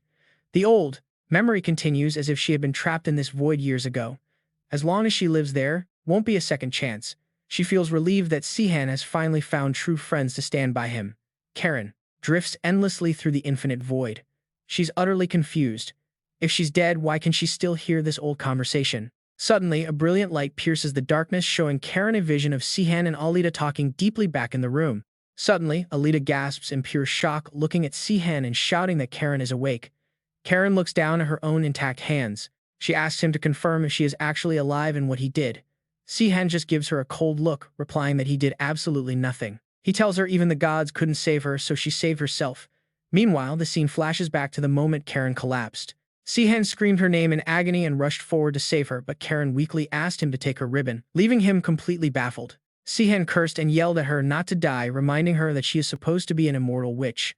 He demanded the truth from her, while Alita tried to calm him down, but Sihan was too frantic to listen as she looked on in disbelief. Suddenly, Alita watched in shock as dark shadows began rushing into Karen. It turned out Sihan was using a soul transfer technique. He was forcing the magic back inside, concentrating it directly on her crushed heart, desperate to keep her alive. Sihan refused to let her die before she confessed everything. Suddenly, a miracle occurred as Karen's shattered heart began to glow and beat once more. After hearing the incredible story, Karen was amazed that Sihan could use soul reversal magic in such an advanced way. Sihan casually explained that it only worked because he brought her here. He then asked why she ended up in such a terrible state. Sihan demanded to know who those attackers were. He admitted to holding her but insisted it was not what she thought, showing he deeply cared. He warned her that she was not fully healed yet, but Karen explained her magic had already replaced her damaged heart to keep her alive. By channeling her own power, she could sustain an artificial heart, though it was a constant strain on her body. Karen admitted she was no longer a normal priestess. Sihan listened in silence before asking if this had been her plan all along. Sihan realized she knew he would seek revenge, which was why she lived unprotected in a remote village and held back during their fight. She had deliberately spared him and fed him vital information. Sihan asked if her goal from the start was to die by his hand. Karen calmly replied that she did not seek forgiveness. She acknowledged his right to revenge and wanted to help him as a repentant traitor. She felt obligated to aid him in any way possible. However, as a servant of goddess Kron Lizate, she had strict rules to follow. She explained she could only die in Railer, so she resorted to slowly ruining her own body while admitting she was a terrible actress. Karen turned to Alita and politely apologized, asking if she could leave her and Sihan alone so they could have a private conversation. Though slightly taken aback by the sudden request, Alita agreed to step outside and give the two of them some much-needed space. The heavy door clicked shut, leaving them in complete silence. Sihan closed his eyes to gather his thoughts before turning back to her. He sat down and demanded to hear why she chose death over seeking forgiveness, along with her real motive for betraying him back then. Blushing, Sihan recalled her earlier words where she admitted she had never once viewed him as just a little brother. The memory made Sihan completely tongue-tied and flustered. He couldn't help but wonder if she had just blurted those words out. Karen only offered a soft smile, teasing that he wouldn't understand even if she explained before her expression turned dead serious. She asked Sihan if he remembered the Battle of the Sacred Tree, noting that their paths had completely diverged from that moment. Outside, Zenon realized the immortal witch had planned to die by Sihan's hand all along, a tragic truth Alita quietly confirmed. Zenon was dumbfounded, asking why anyone would do something so insane if their ultimate goal was just to end their own life. He complained that his body still ached from the plague blessing she cast on them. Soon the two began debating heatedly. Alita suggested Karen felt immense regret, but Zenon argued that true remorse meant asking for forgiveness, not trying to kill Sihan. He questioned her logic, but Alita retorted that human emotions can rarely be governed by cold, rational logic. She noted that even after fighting alongside Sihan, they remained mere outsiders who could never truly grasp the depth of their bond. Back then, no one could foresee the dawn of a new era. Compared to the massive Rusklan Empire, the rebel forces were weak. They were nothing but a ragtag band of underdogs, yet they pushed through brutal survival struggles without ever backing down. Even in the darkest times, they recruited new allies, steadily building their military strength and influence until they were unstoppable. Finally, the banner of freedom was raised high. This formidable rebel force was co-led by Sihan and the legendary commander Lo San. Backed by the incredible strength of the seven heroes, they amassed enough power to directly challenge the entire might of the Empire. The rebel force grew strong enough to reshape the world, but this massive success only increased the heavy burden on the seven heroes. Standing in Sunset Square, Leighton strictly questioned his subordinates about the progress of the post-war reconstruction efforts. Saon Safon reported that he had delegated those duties to Gambit and Dua, who were handling things exceptionally well. Lytton praised him, adding that they must show basic decency to hostages. Unlike the ruthless royal soldiers of the past, they only planned to punish the ringleaders, allowing regular soldiers to safely return home or choose to join their ranks. Meanwhile, near the western border, Vesena openly grumbled about how incredibly tedious dealing with the royal leftovers had become. Even if they are royalty, those summoners from the Otherworld should be executed.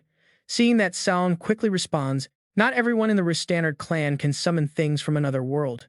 The royal family was captured in the final battle, but they had absolutely nothing to do with it. They are just elders, women, and children." Lavina then chimes in, "How do we know they are not summoners? We must confirm the exact identities of these summoners." Kazan steps up and adds, "We have the protection magic handed down from the Ristandard royal family. Of course, some of them possess that power too. Should we separate them from the other royals?" Then Jessina wonders, "Will that really be okay? If they learn the way, they might summon a hero from anywhere they want." Theo adds that there is a major physical difference, but the possibility is still there. Hearing this, Lilstein stubbornly persists, "Do we really have no other choice? They are just women and children. After all, I hate this, but maybe execution is necessary." Wait, that voice makes everyone freeze. Sihan asks them what on earth they are talking about. Back in the present, he suddenly remembers everything. "We did talk about that, and we had a massive argument." Kazan echoes the word argument. If he remembers, it is just a simple argument. He does not understand the severity. Back in the past, the clash continues. "This is insane. Those kids are only 15. Do we really have to kill them?" Lil Sing stands firm on his position.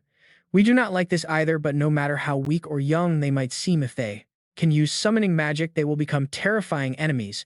We cannot afford to leave any future threats behind." Meanwhile, Sihan is absolutely furious, "So we are going to execute them just because they might commit a crime. They have not even done anything yet. What kind of logic is that? Are we no better than those royal soldiers?" San supports Lilstein, pointing out they have no other way to control summoners. "Unlike other magic users, we cannot keep summoners under wraps using normal magic. There is a massive difference here. Normal magic is easy to handle, but to stand against the Sun Wheel, we would need thousands of soldiers to back us up. Right now, we lack the numbers, and even if we had them, we cannot waste their lives." Theo tries to persuade, highlighting that their safety must come first. One wrong move and thousands will bleed out. His cold words make Sihan even more irritated. "Would you let innocent people die for your so-called justice? What are you saying?" Lilstein, "Do not spill useless blood to save others." Sihan refuses, making Lilstein sigh in sheer exhaustion. Then he breaks down exactly who in the Rustannard clan is actually innocent. Even if they are young, they still enjoyed elite privileges. They lived in luxury while doing absolutely nothing. What kind of foolish selfishness is this? What did those kids do wrong? You cannot blame them for their parents' sins. Hey Sihan, what are you talking about? If not the children, then who pays for the crimes of their parents? I agree, it is tragic that they must die so young, but they are not innocent. Our principles are completely different, even if the hostages accept them. Sihan remembers something from the past, those haunting words echoing in his mind, freezing him in place. They must bear the sins of their parents. What is this? But we still cannot just murder children. That makes us no different from tyrants. Lilstein slams the table, yelling that they do not enjoy this either. Are you really going to gamble the lives of tens of thousands of followers just for your ridiculous sense of justice? We carry the weight of millions on our shoulders. We must act now, not just sit back and wait for the future to decide what is right. Sound timidly chimes in, noting that in the healing arts of tone sometimes, you must use poison to fight poison. Dealing with side effects is still better than dying. Executing them is wrong, but to save all of La Lang it must be done. Theo agrees, adding that their mission is to save Rustannardo. I know the end does not justify the means, but leaders must carry the burden of making hard choices for the greater good. Is ignoring a threat when you can stop it not a crime in itself? Meanwhile, Gina scratches his head, calling it a real headache. He turns serious, reminding Sihan that they are currently at war. This decision needs careful thought, and even his simple brain gets that. Kaizen urges him to understand that this is the most logical choice right now. Everyone knows it feels wrong. Sihan has noble intentions, but idealistic perfection does not exist in the real world. We will not follow your standards, Lilstein coldly declares. With everyone rejecting his path, Sihan stands utterly alone. Looking at the allies before him, he asks if they once dreamed of making that ideal a reality. Fine, if that is how they feel. Sihan dangerously draws. Drawing his sword, a beautiful blue light flashes behind him. That reckless move instantly terrifies Karen and Lilstein. Sihan, what are you doing? Gripping his hilt tightly, Sihan declares that if they insist on killing innocent people and look this incredibly dangerous, he will stand in their way. After that fateful draw, Sihan reacts because he thinks the others are wrong. Since then, Sihan's image slowly shifts from a rigid, trustworthy commander into an irredeemable madman. Safarin believes Sihan has lost control, claiming they do not need another tyrant. Lilstein also agrees, thinking Sihan acts as if he alone must fix this world. As long as Sihan clings to his Earth-like morals, his attitude will never change. They are all here now, meaning everyone agrees to this plan. Lilstein asks if anyone objects, but Karen stays silent. She realizes it all started when Sihan grew too powerful, wondering if anyone would risk their lives for the future of Teranor. There are 6 mice plotting happily together here, but who will actually bell the cat outside? None of them want to. And it is not like they cannot deal with Sihan. They have a plan, but who would risk their life? Lilstein suggests sending him back to Earth. This proposal catches Karen completely off guard, making her think about sending him home. If Sihan returns, he will no longer be with Lavina, and since their bond is already broken, it might be best to banish him. Her deep train of thought is suddenly cut short by the map on the ground shattering. Sihan unleashes his power, destroying the space around them. Sihan demands to know why they still defend this. He apologizes but insists that killing innocent children is wrong. Both Tyrant and Karen gasp. She panics, realizing too late just how terrifying Sihan has become. Just 2 months ago, they were absolute equals, but now his resistance only infuriates Lilstein even more. The mage curses under his breath as everyone enters combat stances, warning Sihan not to act rashly. Karen desperately tries to persuade him to stop. In this explosive tension, a hand suddenly reaches out. Lavina steps in to stop them, declaring that Sihan is right and she has changed her mind. She reminds them that without Sihan, they would have never made it this far. All of Teranor owes him. He is simply standing his ground and she will side with him. Hearing her defense, Sihan is stunned. Lavina, a heavy silence fills the room. Safarin is the first to break it, admitting he also feels uneasy. Lavina has a point. Tyrant freezes for a moment before reluctantly agreeing to follow the majority. Seeing the tide turn, Lilstein sighs and yields, warning that this will definitely leave a dark legacy. He promises to treat the royal children well. Hearing this, Sihan feels a massive wave of relief. Like a kid getting candy, Sihan eagerly thanks everyone for standing by him, promising to prove he is right.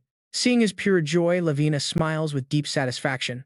But back in the harsh reality, Sihan continues. Even if they changed their minds for him, the entire royal family still ended up committing suicide. After drinking poison, Sihan wonders how those kids could have known. Their parents must have given it to them. It is brutal. Karen denies it, stammering that they did not commit suicide. It was actually Lavina who killed them. Meanwhile, Lavina is admiring herself in a brand new dress, completely obsessed with her own stunning beauty. She wonders if Sihan will like it. Suddenly, Karen runs in, looking extremely panicked, catching Lavina's attention. Karen demands to know why the royals were paralyzed before they died, exposing Lavina's secret poison trick. Even with her corrosive skill exposed, Lavina remains cheerful, calmly, noting she left no traces behind. Karen assures her that no one else knows yet. Lavina shrugs, seeing no real issue with it. Karen is shocked by her lack of remorse, but Lavina points out that someone had to do it. Karen admits to herself that Lavina is right. They were all struggling to keep the royals isolated. But Lavina remains completely nonchalant. She knows Sihan will not be easily convinced of their sudden suicide, but she shrugs it off, knowing Sihan is not convinced. Still, she asks why they must obey him. She claims she loves Sihan more than anyone, so she knows him best. When his limits are pushed, he will make everyone pay, even his closest allies. It would not be the first time they paid for Sihan's impulsive actions. If he cannot be persuaded, she will try to convince him herself. Karen hesitates before asking how Lavina can lie to the one she loves. Lavina simply listens intently. Hearing that, she bursts into hearty laughter, telling her she is incredibly naive since not all couples share every single secret. Lavinia then hugs Karen, saying secrets are necessary to keep a relationship lasting, even if it means hiding things until the very end. In the end, Sihan cannot even argue against her logic, realizing this painful outcome was completely unavoidable all along. No one thought he was wrong, but before they realized it, Sihan had already decided to stay in Glowler only to be double-crossed. His closest companions betrayed him, forcing him all the way back to Earth. One can only imagine how deeply that betrayal cut him. Meanwhile, in the garden, Sihan and Levania chat happily under the bright sun, looking like a perfect couple. But contrasting this scene is Karen standing in the distance, watching them with a heavy, lonely expression as she recalls the memories of their past. Karen explains that whatever she says now is just an excuse, which is why she fought Sihan without uttering a single word. She tried to pay for her betrayal with her own life and has never once begged for his forgiveness since that day. She only wants to tell him the whole truth now because he was desperate enough to bring her back to life. But that does not change the fact that they betrayed him. Hearing this, Sihan remains completely silent, clenching his fist in anger. His heavy silence makes Karen feel uneasy. She continues, admitting that ever since that fateful day, nightmares have plagued her sleep. No matter how much time passes, she can never forget his agonizing screams.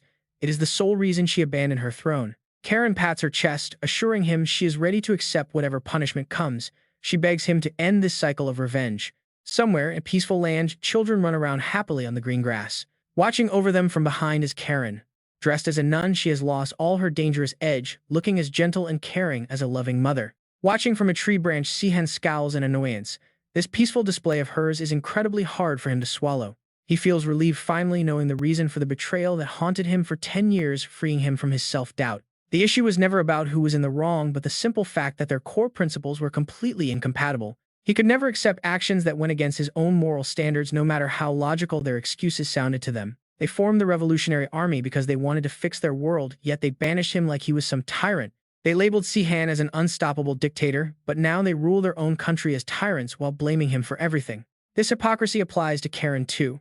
She likely thought he would waver after hearing her sigh, but he knows he did nothing wrong. No matter how different their cultures might be, there are some lines that no human being should ever cross. For Sihan, the slaughter of innocent people is completely unacceptable, no matter what kind of noble excuses they try to make. Sihan monologues to himself, directing his thoughts toward his betrayers.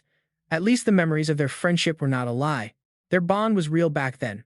But as Sihan grew stronger, it was his friends who allowed themselves to change. Looking into the distance, Sihan knows he is finally free from his past ties. His former comrades better prepare themselves. Suddenly, a worried gasp catches his attention as another nun asks Karen if something is wrong with Princess Dilla. Despite her pale face, Karen forces a weak smile, saying she is only tired, while Sihan silently watches her from above. He recalls her plea to end this revenge. Sihan reflects on how he originally planned to throw his betrayers into hell. Banishing them to another world was his ultimate payback, designed to strip away their power and make them suffer. He wanted them to experience the same absolute loss. If they somehow survived that hell and returned, he might have forgiven them. But the current situation makes things complicated. She is no longer an immortal witch, nor does she possess her former authority. Unleashing his wrath on her now would feel less like justice and more like Sihan simply bullying the weak. Because she forced her divine power to sustain a heart that should not exist, she can never use magic again. If she ever taps into her divine power again, her heart will immediately dissolve, killing her on the spot. Having abandoned her throne, she has lost all status, authority, and power. Sihan realizes revenge would be simple if he remained ignorant. But now that he knows her genuine feelings, he is torn. Sihan suddenly recalls the desperate words she once told him. She asks why he chose Levania when she had met him first. Sihan scratches his head in complete confusion, feeling conflicted. He is unsure of his next move, but his thoughts are cut short when Alita asks what he is doing up there. Alita quickly scales the giant tree to sit beside him, mentioning she has successfully recovered most of her mana. She asks when Sihan plans to open the spatial portal, making it clear she will only do it at his command. Sihan admits he is undecided, as seeking vengeance when he is so conflicted makes no sense. Alita is left completely stunned. She asks why he even wants revenge in the first place, leaving him confused before she quickly tries to correct herself. What kind of revenge is this? It is like wanting to see the traitors repent, watching them regret their past actions and beg for forgiveness. Repentance and forgiveness are merely side effects of revenge. The real reason to end it is he stops mid-sentence and looks down. Down below, Kazan is still playing with the children to pay for her betrayal. Back at the inn, Kazan stands right in front of Sihan. She musters all her courage to say she is ready. It is time to end this revenge, but just hearing him call her name makes Kazan flinch. If he does not hold his ground, she warns she will not open the dimensional gate. Hearing this, Kazan is completely stunned. She shocked asks if he has already forgiven her, but Sihan quickly denies it. He is not virtuous enough to easily forgive anyone. Instead, he swore to strip away absolutely everything those traitors own. The absolute fastest way to do that is throwing them through the gate. Just like Kazan, she has already paid her price. She lost her divine power, her immense authority, and her former high status. The legendary revolutionary hero of the past, the immortal witch Conus, is dead. Now she cannot even defeat an ordinary citizen. Kazan chuckles bitterly, asking if he only forgives her because she has been completely degraded to this pathetic state. She thought he might have grown soft, but the exact opposite is true. Honestly, getting thrown into another dimension might have been more merciful. Sihan turns his back to leave. Coldly. Their conversation is over, and he is finally walking away, leaving her behind. Kazan just stands there smiling as he goes, but suddenly Sihan stops. He speaks up, admitting he does not know how she once viewed him. He cannot return her feelings no matter how she viewed him in the past or thinks of him now, and he offers a quiet apology. Right now, Sihan has zero time to worry about anything else. None at all. Kazan's hope completely vanishes in an instant. Even so, she bites her lip and accepts the painful truth. Memories of their happier days together suddenly flood back, making the present hurt. Now only pure misery remains as she breaks down in tears, repeatedly whispering how sorry she is. Meanwhile, deep in a quiet forest, sunlight filters through the trees when Alita suddenly remembers something important. She turns to Sihan with an incredibly worried look. She realizes they completely forgot about Dina.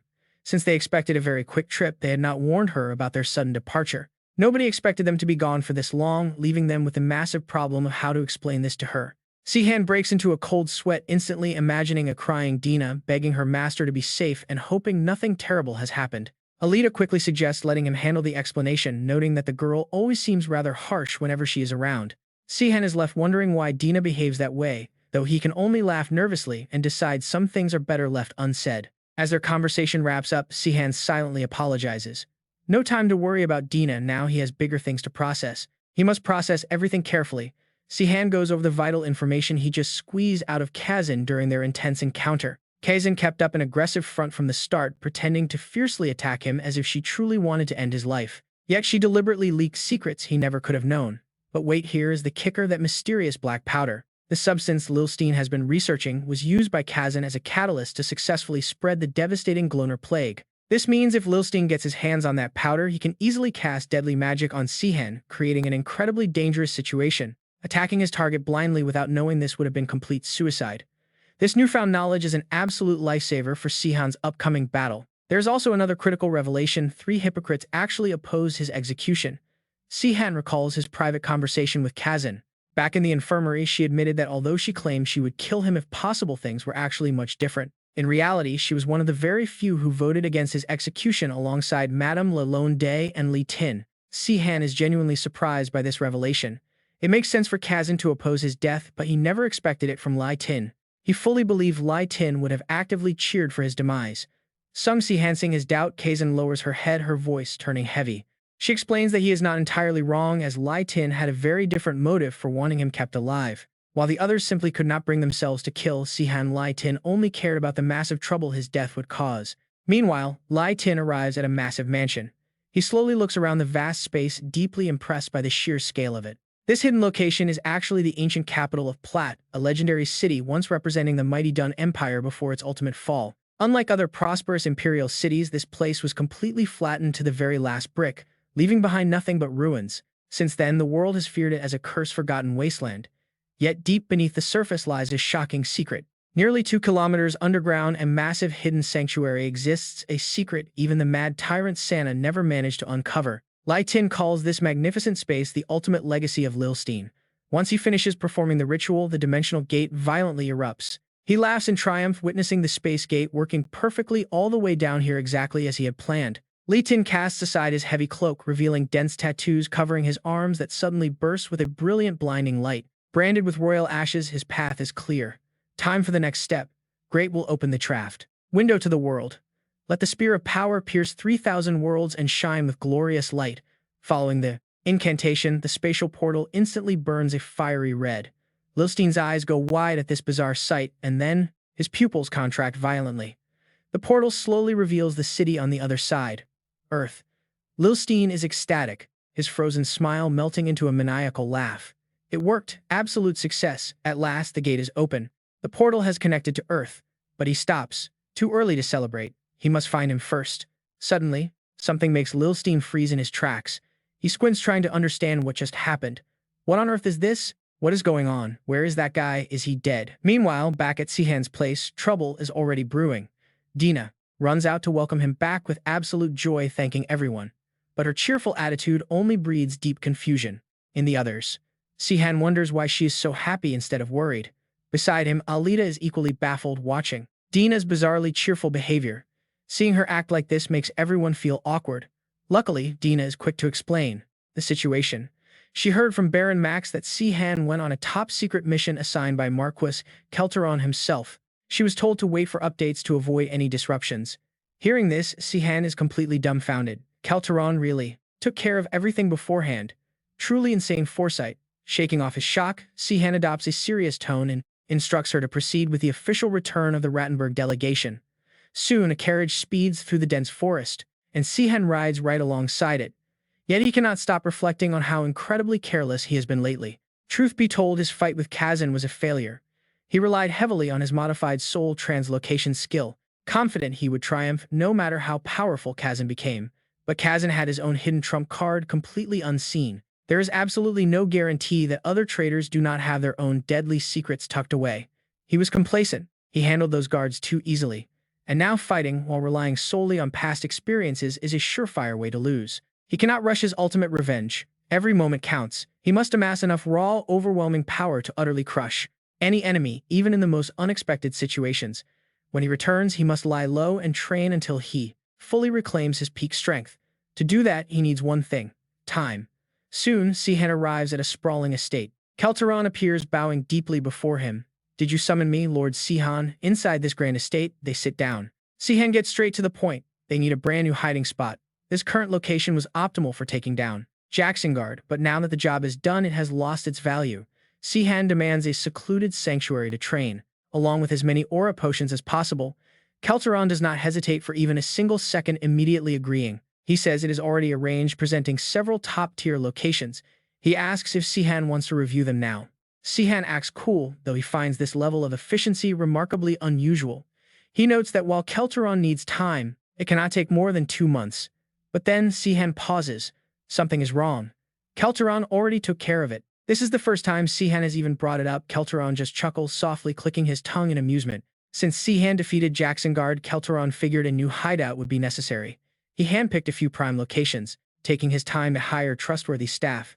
After all, these are strategic spots, secured in preparation for the war. He arranged them in advance. He kept it quiet because he had not found a chef up to Sihan's high standards. Sihan is left utterly speechless by such meticulous attention to detail. But wait, there is even more. Sihan doesn't need to worry about the aura potions either. They have already been gathered. Every single potion was bought out, while Sihan was occupied with the Church of Ignatius. The sheer level of preparation is mind-blowing, prompting Sihan to wonder if Kelteron is telepathic. But the Marquis simply reveals his true capitalist nature. If Sihan defeats all 6 kings, war is inevitable. Naturally, the value of high-ranking swordsmen will skyrocket, meaning the prices of aura potions will inflate. It is a brilliant business move, and Sihan finally understands the sheer depth of Kelteron's calculations. He really is prepared. Naturally, war or civil conflict will cause the value of high-ranking swordsmen to skyrocket alongside the prices of rare elixirs. Sihan finally understands the sheer depth of Kelteron's calculations. The man really has planned out absolutely everything beforehand. It makes perfect sense why Jacksonguard fell. Even the most disciplined person would grow soft with everything prepared like this. It is incredibly convenient, yet somehow deeply unsettling. Moving straight to his training grounds, Sihan refuses to waste time. A devastating slash infused with pure mana instantly vaporizes the massive boulder before him. There's no holding back now. With everything neatly sorted out, Sihan finds himself quite liking Kelteron's new hiding spot. It is incredibly convenient not having to look out for other people. Zenon speaks up, admitting he feels quite guilty about Dina, as it feels like they are completely isolating the poor girl. With her new training ground located at the peak of the carved cliff, Dina would never be able to climb up there with her current skills. Alita, standing nearby, feels a bit of sympathy too. She asks if it would be fine to finally tell Dina his real identity, since she seems trustworthy and keeping it a secret feels uncomfortable. This is actually something Sihan has already considered before, though he still has doubts. He is still thinking about it, but for now his main focus is strictly on regaining his past peak strength, something he never thought he would have to rush. Before, he felt reaching a certain level would be enough, but now he realizes how naive that mindset truly was. His battle with Kazan completely shattered that arrogance. Now Sihan plans to prepare himself thoroughly this time around, ensuring he is fully ready to avoid repeating past mistakes. He wants to follow Kelteron's example of always staying prepared. Hearing this, Alita falls completely silent for a moment. She takes a few steps forward and speaks up, warning him about Kelteron. She believes they should be quite cautious of whatever the old man is planning behind their backs. Whether his intentions are good or bad, facing an unexpected surprise can feel like a betrayal. Kelteron is extremely capable, yet he constantly hides his true motives from them, which makes it incredibly hard to fully trust his actions. Doing everything without clear orders is not always a good thing, and Alita stresses that open communication is what they truly need. Sharing information is vital for everyone's benefit, and hearing this suddenly opens Sihan's eyes. He realizes she is absolutely correct. Every single time Sihan deals with Kelteron, he feels a strange mix of satisfaction and deep discomfort. Now he finally understands why. He praises Alita for being incredibly sharp with people.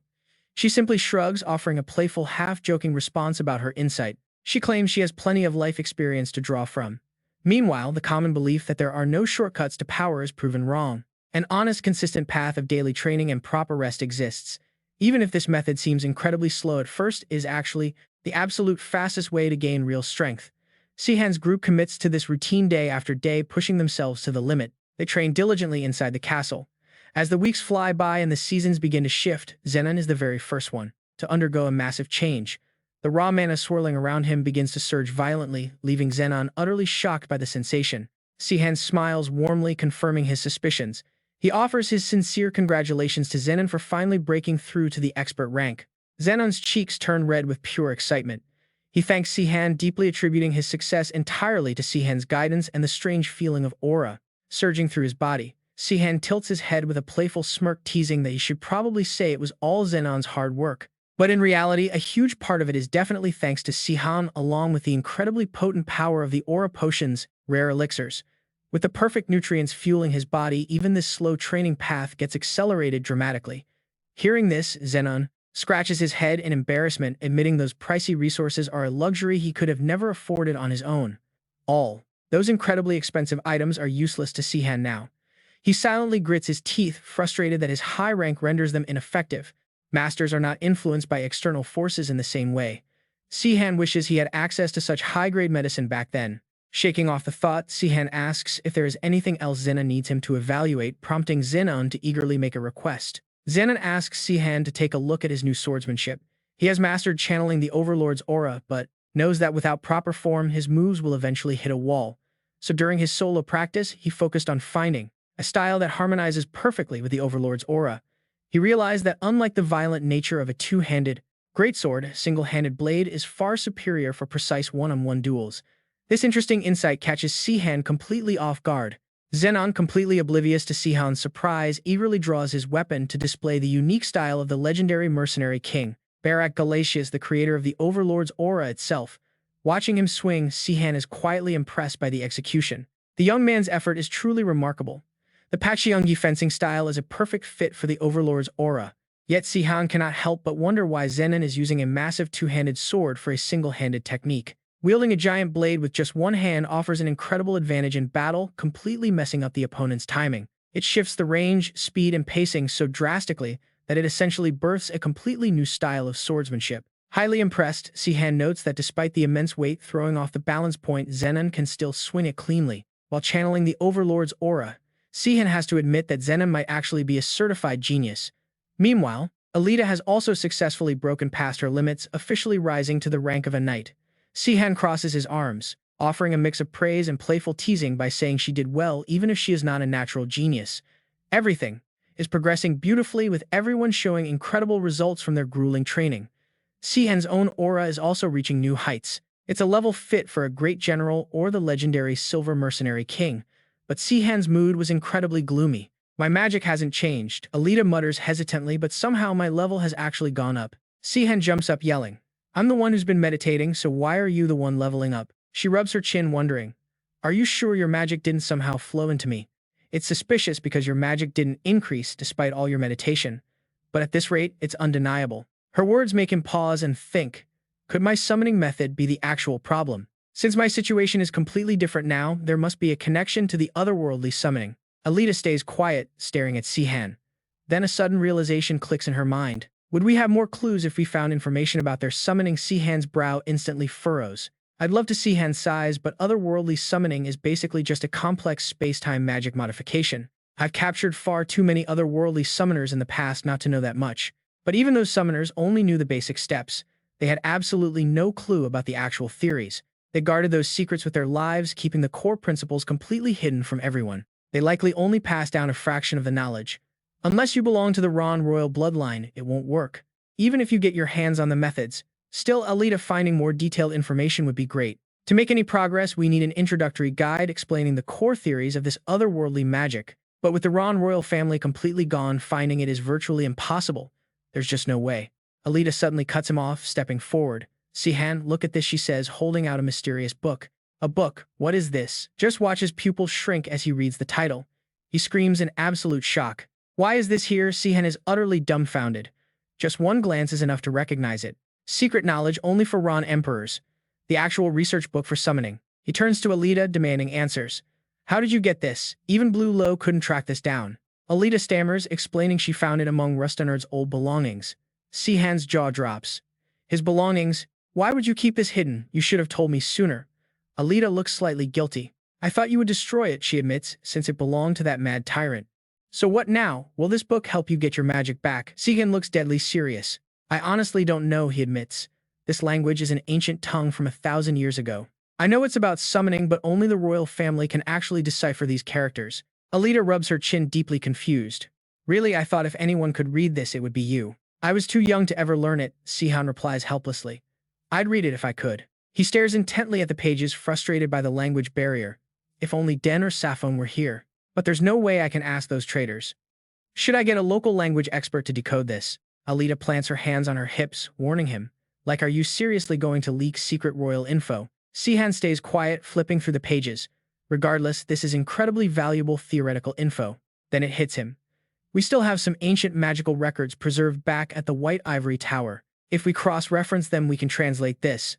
Alright, training's over. I'm hitting the books. A few days later, Jeon-eun listens to Alita completely shocked. Sihan has been training alone for days. I wonder why he called us here today.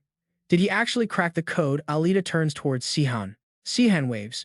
Alita, you two made it. Alita immediately rushes over, practically bursting with curiosity. Did you find the reason for our weird magic issue? Sihan shrugs, admitting he still has no answers. I translated a small portion, he smiles, but the rest is complete gibberish. Still, look at this. Suddenly, a devastating wave of magic erupts around him. Alita gasps. This power surpasses my arcane strike. Sihan gathers the condensing power into his palm, chanting, Hear me, heat, I forbid your very existence. He unleashes absolute zero, freezing everything ahead in a straight line, leaving both Jeon-eun and Alita stunned. Alita stares in absolute disbelief, demanding to know if he just used the legendary 9th tier freeze magic. Is that absolute zero? What is this? Seong-sung Sihan, have you fully recovered your magic? Zenon asks, but Seong-sung Sihan just smiles.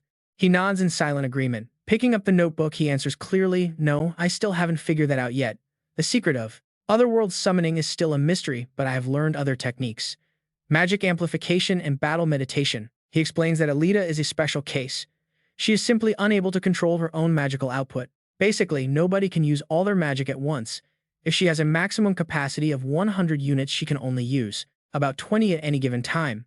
But this Otherworld summoning guide actually teaches her how to adjust and channel 80 or 90% of her power all at once. This is magic amplification. Seong-sung Sihan raises his hand, forming a glowing sphere. Then he unleashes the spell, unleashing an immense burst of energy.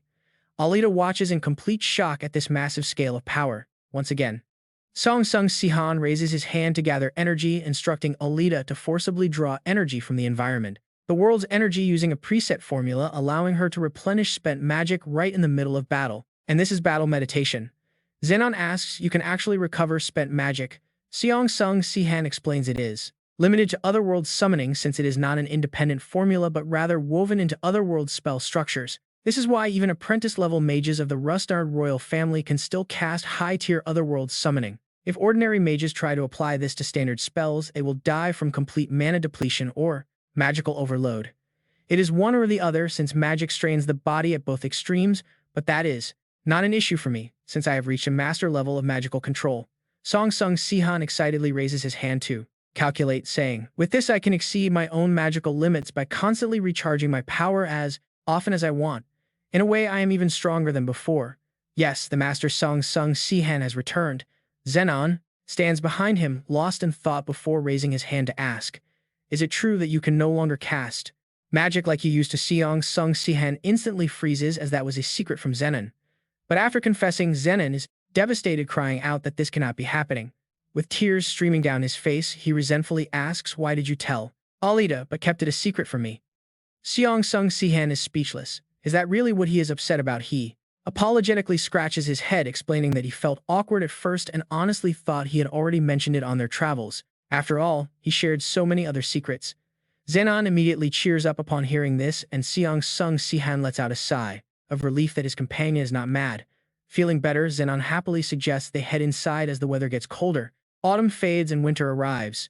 Sitting on the edge of the cliff, Seong Sung Sihan opens his eyes and focuses on his blade. He invokes the war god's aura, unleashing the 12 swords technique. His blade glows golden, multiplying into several shimmering copies. They form a massive circle, hovering high in the air. Smiling, Seong Sung Sihan notes that 12 swords are exactly what he summoned when facing the mad tyrant. Channels the war god's aura, manifesting a blinding heavenly light that cuts the sky. With a single sweep, the 12 swords slice a massive boulder clean in half. From above, Seong Sung Sihan watches the debris tumble down, a satisfied smirk forming on his face.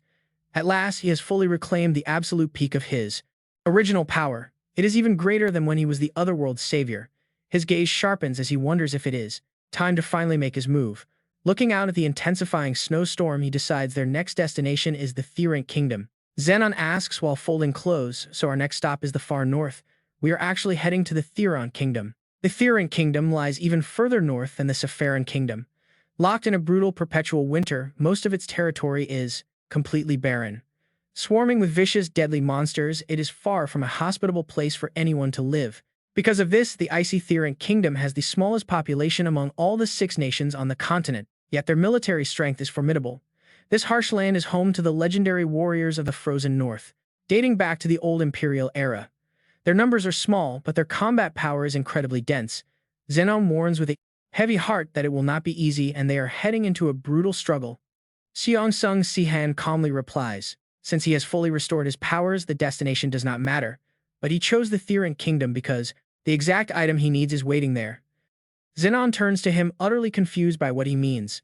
Is it the headquarters of the Sun Sect? Seong Sung Sihan confirms that according to Kelteron's intel, his target is hidden right there. He needs it to perfectly channel the war god's aura no matter how many times he plans. Meanwhile, over at Kelteron's camp, the stressed-out lord scribbles down notes, letting out a heavy, exhausted sigh. Things are just way too busy.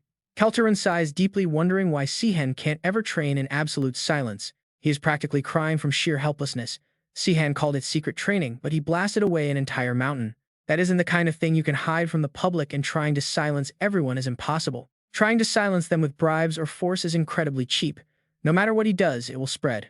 Since he cannot stop the rumors completely, Kelteron quietly realizes his best move is to spread them himself. Spreading fake stories will destroy the real rumors, and honestly, his devilish grin shows he knows it is brilliant. He is pleased with his perfect plan. If he spreads rumors that other mountains were destroyed, including those near Bato's castle, the current rumors will lose all credibility. The truth will be buried under total lies. Kelteron realizes Sihan's power is truly beyond imagination. He is thrilled to know he backed the right side. Sihan's every single move reshapes the very destiny of Na. What if Sihan decides to become the next emperor? As a trusted ally, Kelteron couldn't ask for more. Even if Sihan decides to return to Earth, he loses nothing. Just knowing that secret in advance is a massive benefit. He knows things will get tough if Sihan fails. But that's just a risk everyone must accept in life. Sihan's power makes the risk look incredibly small anyway. Of course, if things go completely wrong, he can always switch sides. But he is sure Sihan will succeed. Suddenly, a maid knocks at the door, announcing that Count Sihan is asking to meet with him right now. Kelteron quickly composed his expression, telling her to let him in. Sihan enters as the maid leaves. Looking pensive, Kelteron asks with a smile if Sihan has completed the assignment he handed over earlier. Sihan responds with a bone-chilling smirk, telling him to stop acting because the maids left a long time ago. Kelteron immediately drops the act, asking if Sihan is satisfied with the hiding place he prepared for him. Sihan stares blankly, praising his acting skills. He says Kelteron would easily win an award back in Korea. Kelteron is surprised, wondering if there are actual dragons giving out awards in Korea. Sihan stops playing around. He gets straight to the point, asking for the information about the solar route he had requested. Kelteron pulls out the documents, explaining he has gathered all the guard schedules and the internal structures. He wonders out loud if Sihan will be strong enough to split a mountain with the 3 holy relics. Sihan takes the papers and explains that recovering his relics won't actually make his attacks any stronger. He examines them, adding that they will expand his attack range to wipe out all the traitors. Sihan praises his quick and precise work. Keltaron rubs his hands together, happily thanking him for the warm compliment. He is quite curious, wondering if obtaining the 3 holy relics will make Sihan even more powerful. He wonders if Sihan could literally split a mountain then. Sihan takes the papers and calmly answers him. No, even if he gets all 3 holy relics back, his active moves won't actually grow any stronger. He examines the documents, adding that with the relics his attack range will expand, which is vital against traitors. Sihan looks at him and praises his speed and accuracy. The Count happily rubs his hands together in gratitude. Sihan asks if Keltaron happened to prepare alternate plans in case they didn't follow the main island route. Keltaron freezes for a moment, admitting he prepared them, but Sihan points out those plans are totally useless now. They are useless because Sihan decided to follow the solar route.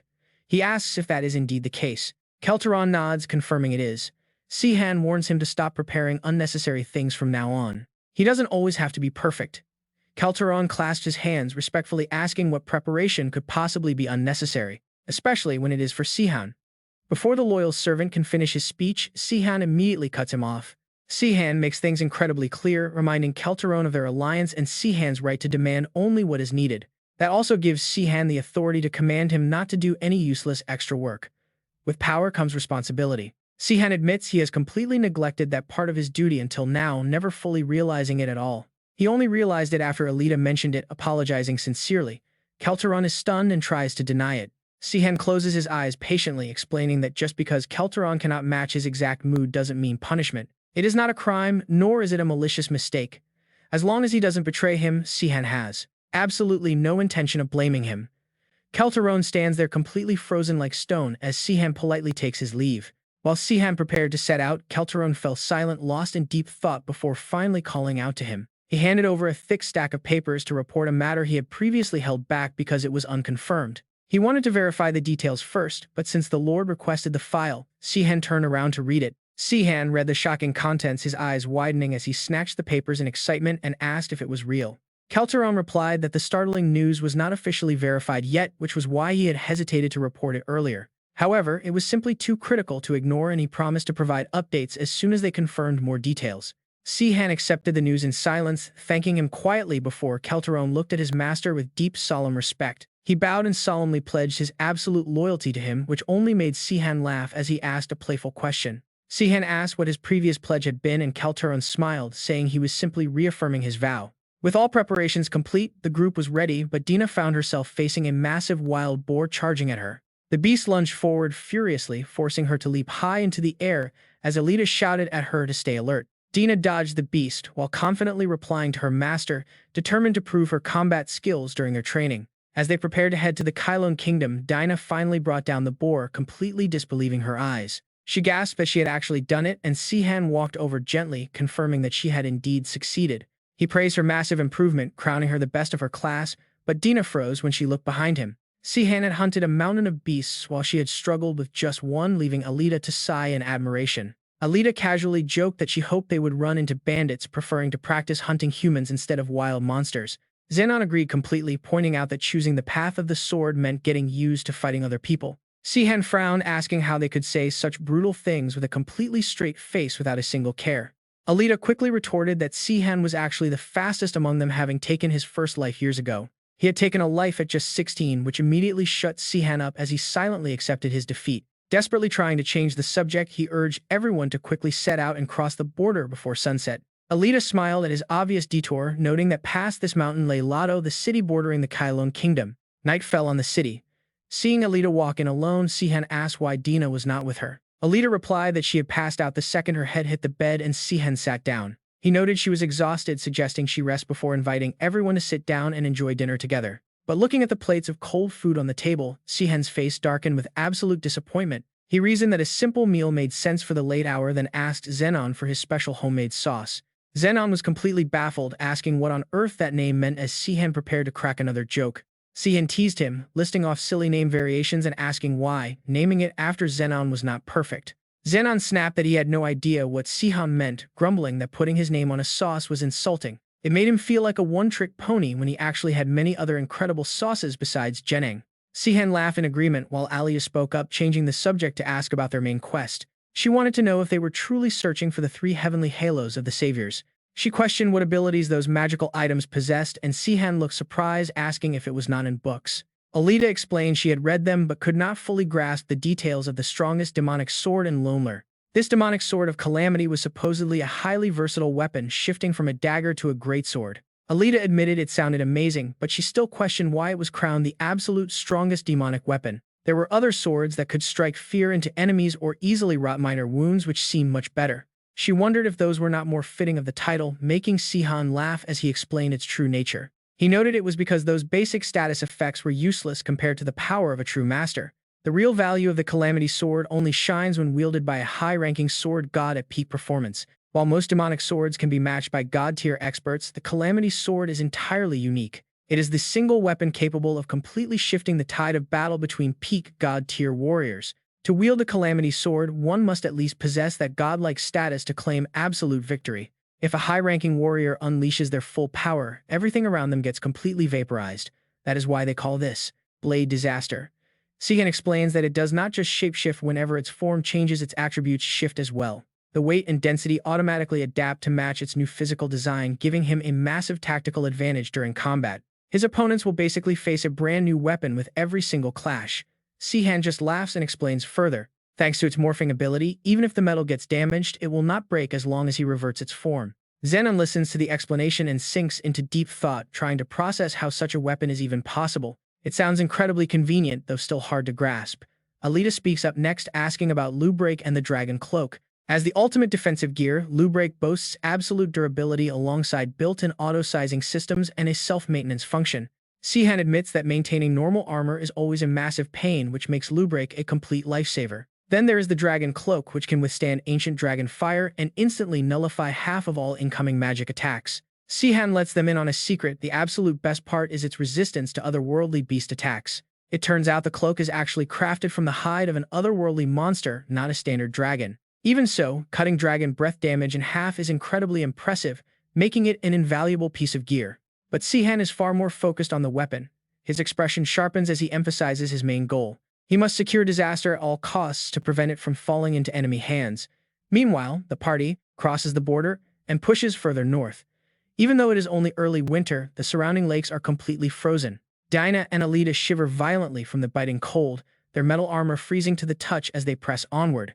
Battling the worsening blizzards day after day, they finally arrive at Iq, a surprisingly lively and bustling city. Alita looks around in amazement, unable to believe how many people actually thrive in this freezing environment. It turns out Iqui serves as a vital trade hub founded under the direction of the High Princes of the Sunday. It brings together traveling pilgrims and merchants, transforming the heavily populated snowy region into a prosperous commercial center. Sihan watches the bustling crowds and quietly notes how much the city has evolved since his last visit. It used to be nothing but a bleak, snow-covered wasteland.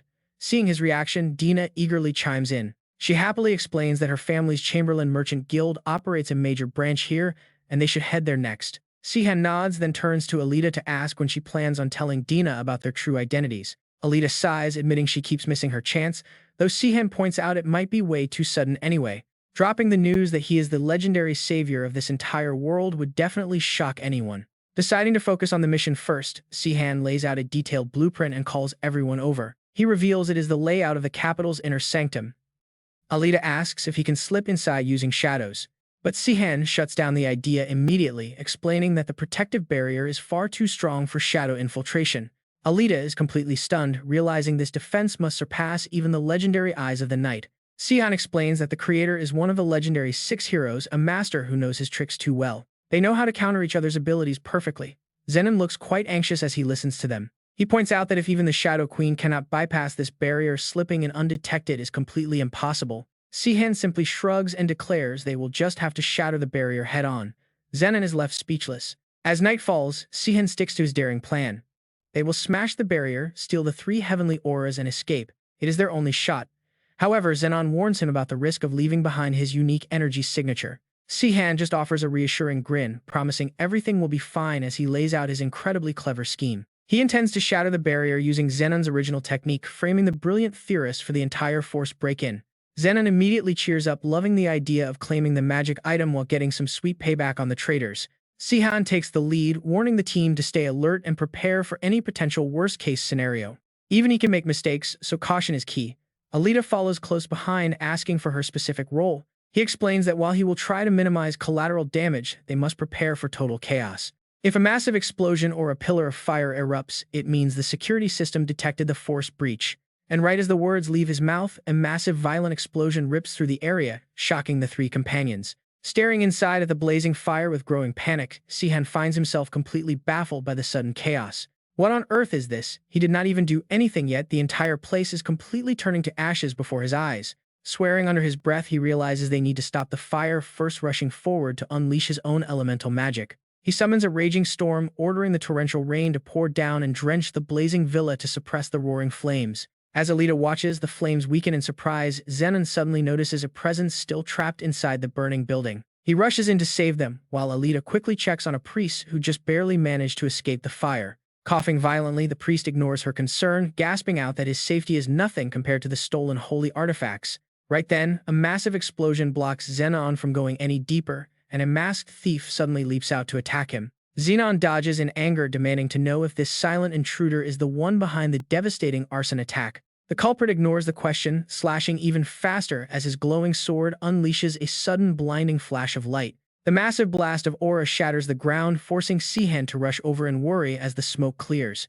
Zenon takes a direct hit from the blast, left completely helpless against the sheer, terrifying power of the enemy's high-grade weapon. The priest screams for them to stop the escaping thieves, pointing out that the sacred treasures are being taken away. Sihan glares ahead at the escaping bastard, noting that the thief stole the crimson cloak Rublake and the disaster sword. Giving chase relentlessly, Sihan carefully analyzes the enemy, sensing their raw power is average but their control is master class. Who on earth is this? A master of this level should be famous, but since 10 years have passed, new powerhouses must have risen. Sihan knows he will easily identify this new master, the second he strips that mask off during their intense chase across the rooftops. Below them, the curious townspeople wonder about the loud noise, but the fleeing thief suddenly turns around with a nasty trick. Realizing the enemy's dirty play, Sihan watches in horror as the heartless bastard unleashes a lethal strike directly at the innocent civilians.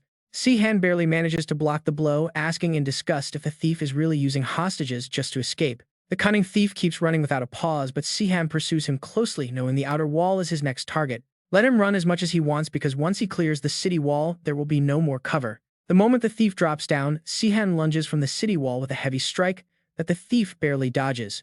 Smirking, Sihan points out that without hostages, it is time to reveal the face behind that mask as the thief lunges again. Parrying the blow, Sihan decides to hide his original skills to avoid drawing attention, opting to counter with his calamity aura. But as their weapons clash, Sihan suddenly notices something highly unusual about the spark of the enemy's elemental energy. This is Levena's signature lightning strike, and he is even using her fire dragon skill. This bastard must have stolen them. Backing away from the thief, Sihan demands to know if this is a mere coincidence or if he is actually Karen's disciple. The silent thief continues to attack, forcing Sihan to dodge while realizing it is impressive to master both techniques at his age. His aura control is indeed admirable, but a strange sense of discomfort still lingers in the back of Sihan's mind. The thief presses on with relentless strikes, but Sihan easily avoids each blow while trying to analyze the combat style. The aura manipulation is almost identical to Levina in her absolute prime, yet there is zero sense of actual threat here. The attacks are way too simple, leaving Sihan to wonder why this fighter's swordsmanship is so incredibly sloppy. His physical swordplay is far below his level of aura control, and Sihan easily exploits the opening with a basic counter. Following up with a quick, devastating combo, Sihan sends the thief crashing hard into the dirt, but the easy victory leaves him utterly baffled. Why is this thief so weak? They do not seem to be holding back or acting at all.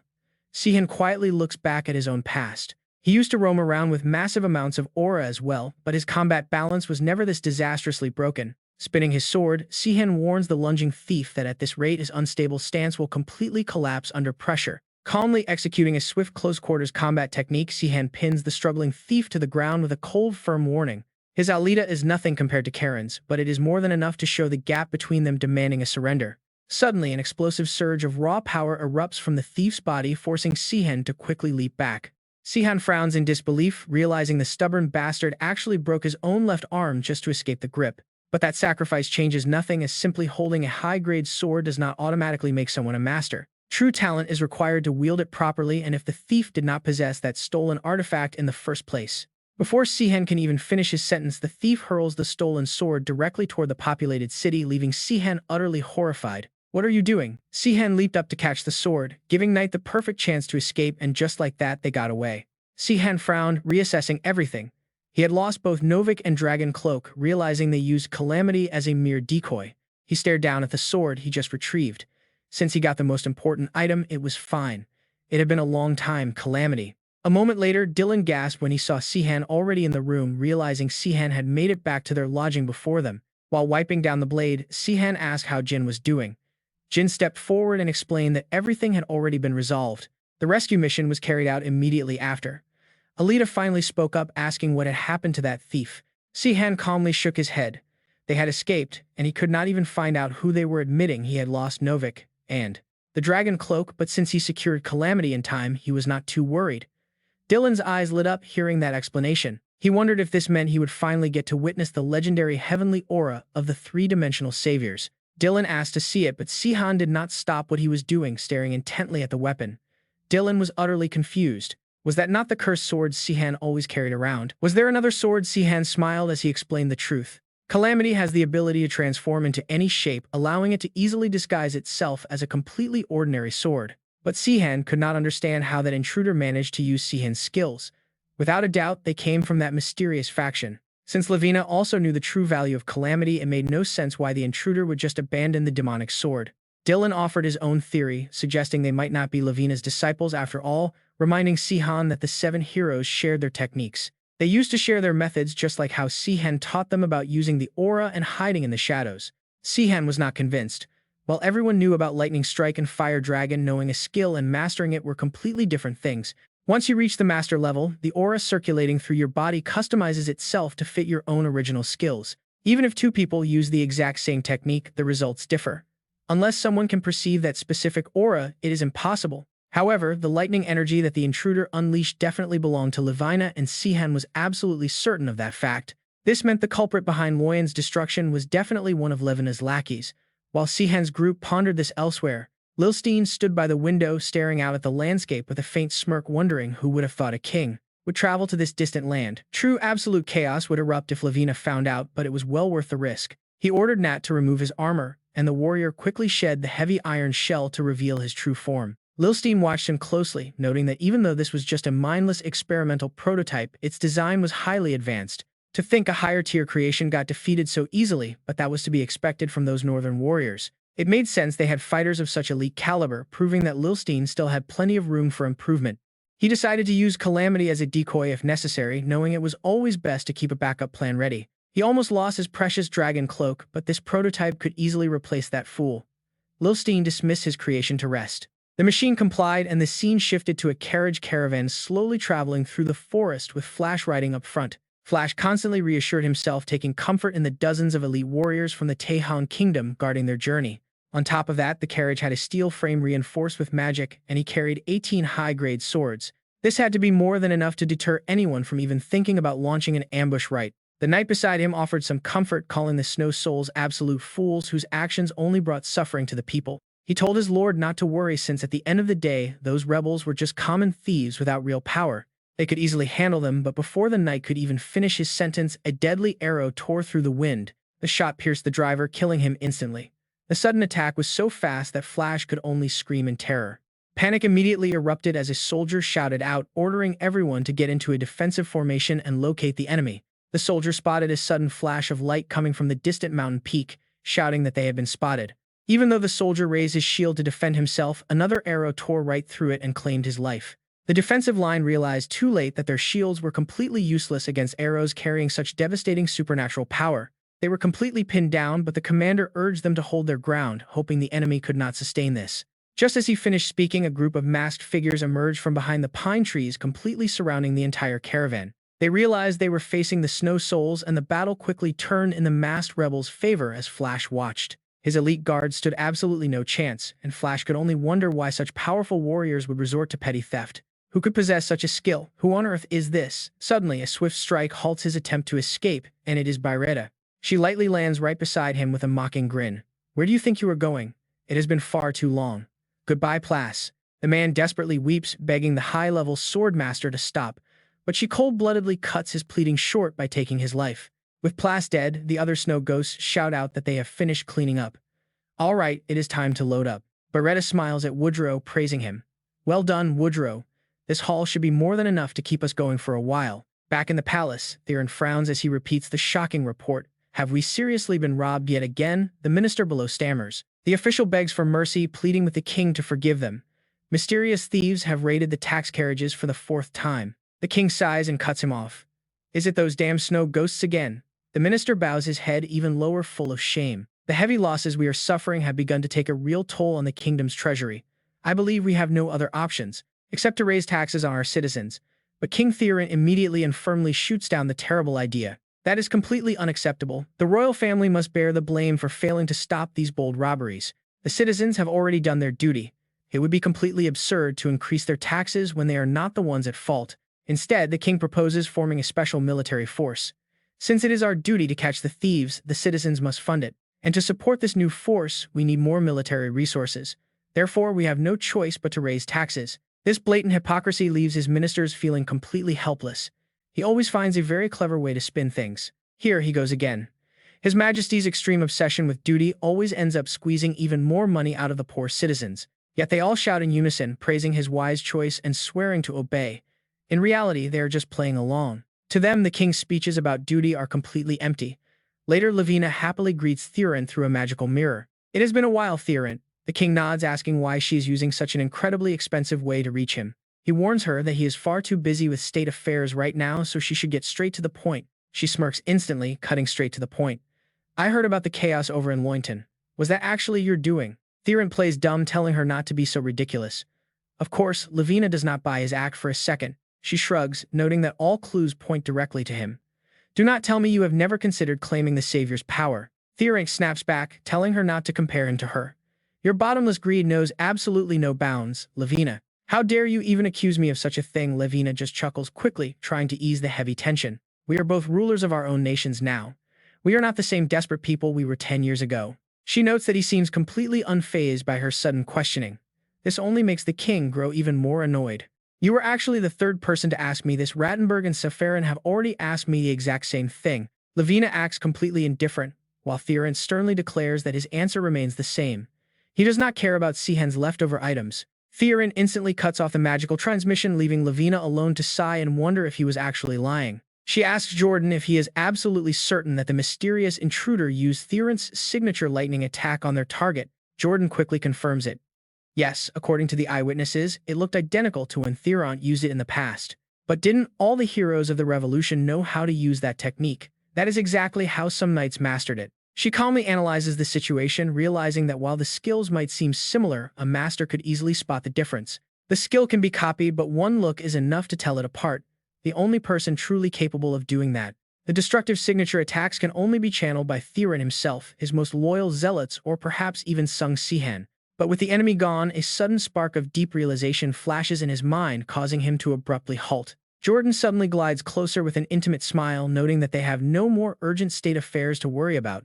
Levi flashes a highly seductive grin, teasingly asking if they are trying to sneak around while the sun is still up. She admits it is a tempting offer, but unfortunately it is time for her to head over to the training grounds. Jordan is pushed back in surprise, marveling at how a supreme master of her caliber still dedicates time to daily practice. He points out that as a top-tier sword master with absolute authority and endless treasures, she already has everything in life. She simply turns her back on him coolly, stating that Jordan clearly does not understand her true burning ambitions yet. She asks him if he honestly thinks such basic material luxuries could ever be enough to truly satisfy her hunger. Meanwhile, a local villager recalls some rumors sharing that while gossip about those elusive spirit beasts exists, none have been spotted.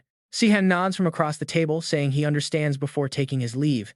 Despite the unexpected setback, they still manage to retrieve the magic sword and get away as planned. However, Tran and his group do not head back to the Loa-Tan Kingdom just yet. Sihan observes them, figuring they still have business up north. While eating, Dian asks if anyone knows about the bandit group known as the Snowfield Souls. He wonders if they can find any clues, since rumor says they are too clever for even the Tun Kingdom's army to track down. Sihan calmly replies that it is not surprising, and he does not expect much anyway. But since they are already here, he wants to give it a shot. Alita finds it baffling, wondering why he cares so much about a bunch of bandits. Sihan explains he heard a rumor from an enemy and wants to check if it is true. But since they are hitting a dead end, they will set off tomorrow morning. After all, a student should not pry into a master's secrets. Da smiles, completely satisfied with his meal. He happily digs in, praising the incredibly delicious food. Dian also enjoys his meal and cannot help but agree. Northern sea fish is truly amazing, packed with healthy oils. Living in deep freezing ocean waters makes them rich, though the fishy smell is still there. They really should have used vinegar instead of smoking. Hearing this, the trio's eyes light up. It looks like they just picked up a brand new culinary tip for their next meal. Suddenly, a loud shout echoes from outside, ordering men to surround the targets. Everyone in the tavern curiously peeks through the window. What is all the noise about? The voice booms again, shouting that they have nowhere left to run as soldiers corner two suspects. The lead soldier commands them to drop their weapons and surrender, warning them not to even think about trying to escape. He promises fair treatment if they give up quietly.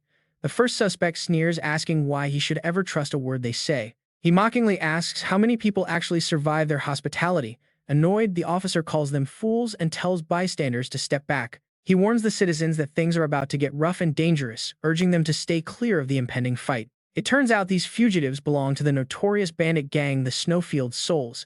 Instantly, the crowd breaks into hushed whispers. Sihan smirks from the sidelines, talk about perfect timing. Did that officer seriously just mention the Snowfield Souls? Are they actually standing right here? One of the bandits draws his blade and charges arrogantly, shouting at them to prepare to die. He calls them traitors to the king and the great hero of the Rustanargan Revolution, promising they will receive their ultimate punishment. The first bandit braces himself for a clash, but suddenly freezes as an overwhelming power unleashes a raging blizzard right before his eyes. The soldiers panic.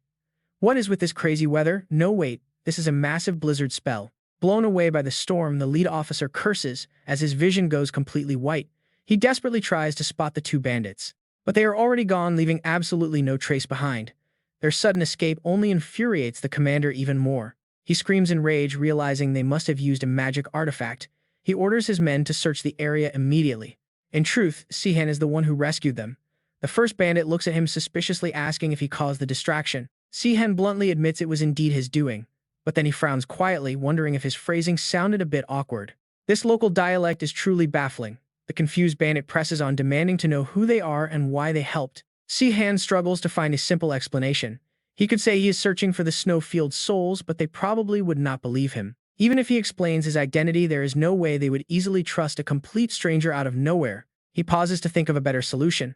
An idea suddenly clicks, and Sihan cheerfully proposes a way to prove his intentions. He offers to prove he is trustworthy, guessing they must have a secret code to identify fellow members of their group. The second bandit is taken aback, wondering how this stranger knows about their secret codes in the first place. It seems Sihan is looking for them because of a connection to his past, but even he might struggle with this.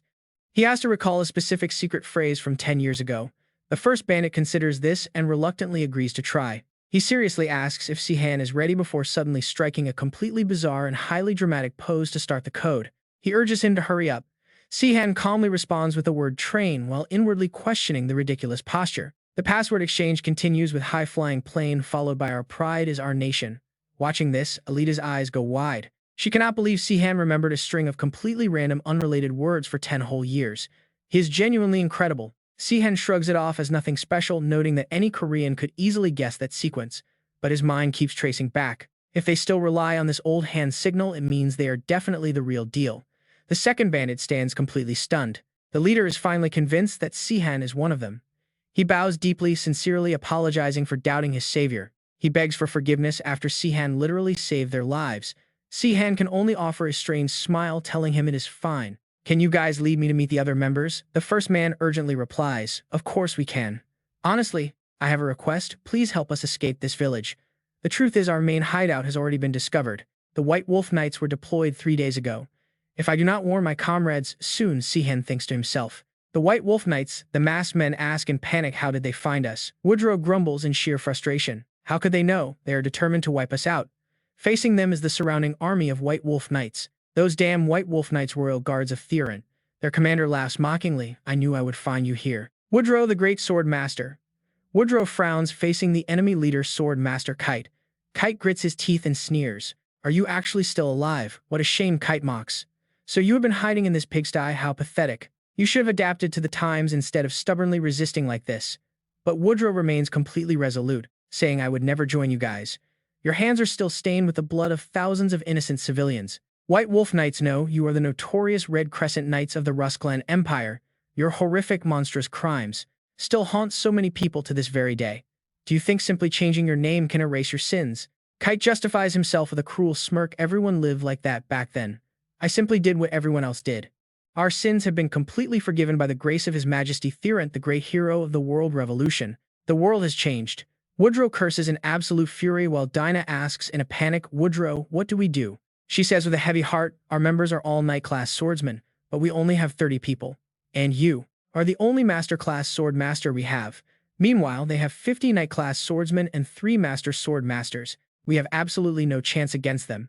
Woodrow is cornered, unable to make a decision, making the enemy laugh. Kite raises his hand, thoroughly amused. In this era, you are the villains. Kill those traitors. The enemy knights charge forward all at once. The savior from another world is not here to save you anymore. Former members of the Changshun Knights draw their bows. Woodrow fires a decisive shot, plunging the vanguard into total chaos. Charge in one by one with swords in hand, refusing to surrender. We may not be as glorious as before, but we are still the glorious Blue Sky Knights. We cannot surrender. Suddenly, an enemy blade flashes forward, wounding on their side, making Dina even more anxious. Both sides are battle-hardened veterans with very deep combat skills. Their skills are fairly equal, which Dina can clearly see, but the enemy holds an overwhelming advantage in numbers. Right then, a soldier rushes forward to clash swords with Dina, shamelessly sneering, Blue Sky Knight Dina, I have never liked the idea of a woman wielding a sword in battle. This is the perfect chance to teach you your proper place. Dina raises her sword to strike back and fiercely retorts, it seems you still have not changed your outdated thinking. Zexin and her trade several rapid blows. On this side, Woodrow sees this and immediately fires an arrow packed with lightning power, but Kite unexpectedly swings his sword, completely blocking the arrow and causing it to detonate instantly. He breaks out in cold sweat, exclaiming, what terrifying power! Even though I blocked it mid-flight, you are still strong. Kite and another knight charge Woodrow at the same time, saying, even you cannot handle 2 master-class swordsmen. Woodrow, holding his bow, struggles hard to fight off both. He scowls in disdain, asking, do you plan to team against me? Have you thrown away your knightly pride? Kite shamelessly retorts, as if that matters when we face a traitor who committed high treason. Meanwhile, on the other side of the battlefield, Zexin has already managed to hurt Dina, wounding her shoulder and forcing her back. Damn it. He joyfully raises his sword to quickly finish her off, declaring, this is the end. You fought well for a woman, but now it is time to die. Just as Dina can only watch the sword slowly descending and Zexin laughs in triumph, his head suddenly flies clean off his neck. Dina only sees a shadow flash past, leaving her completely stunned. Kite and Woodrow, who are fighting, also freeze, staring over in complete disbelief. Who is this person? An ally he just defeated, a master-class sword master with one strike. Sihan does not let everyone keep guessing. He steps forward and casually greets them, saying it has been a long time. Dina is deeply shocked, wondering how he knows her. Could it really be him? Sihan turns his head to look at Dina. She is completely confused and asks, who are you? Kite steps up, demanding to know who he is, saying, these guys are notorious bandits called the Ghosts of the Snowfield. We are under orders. Tyrant, the great hero of the revolution, to wipe them out. Why do you interfere even after knowing that? What if you two are actually their accomplices? No matter your excuse, there is absolutely no escape from this. Sihan's face goes ice cold as he asks a single question. Kite, how are you still breathing? Why is a dead man standing here? How are you completely unharmed and serving Tyrant? Has he lost his mind? Furious, Kite barks out, such insolence, how dare you? How dare you insult His Majesty? Kite charges Sihan with a powerful sword strike, shouting that he will pay with his very life. But the strike is stopped dead. Sihan catches the blade with just 2 fingers, calmly asking if he really just said, insolence, Zenit, make me laugh. I say whatever I want. He smiles, looking straight at Kite, asking if he finally recognizes him. Staring blankly, Kite realizes the face before him has shifted. He stands frozen, utterly dazed, as pure shock begins to take over. Terror floods his eyes. Kite lets out a blood-curdling scream and collapses. Sihan looks down, his voice dripping with icy contempt. Unforgivable, he mutters. Pointing his sword hilt at Kite's chest, he thrusts it down, brutally uttering the coldest words imaginable. Why are these monsters who should have been eradicated long ago still running wild? Nearby, the Imperial Knights shiver in terror. Their spines tingle at the horrific screams. Sihan releases his grip on the sword, his aura still brutally oppressive, muttering that Kite died far too easily compared to his heinous sins. Sihan whispers his name one last time as Kite's knights freeze mid-combat. Seeing their commander fall, the enemy knights lose all will to fight. Run for your lives, they scream, completely scattering. Sihan stands completely still, murmuring that he has never gone out of his way to hunt down those who choose to run. Sure, they might be Imperial soldiers, but they are also someone's family, mere victims of the times. But as for these guys, the Blood Moon Knights are a completely different story.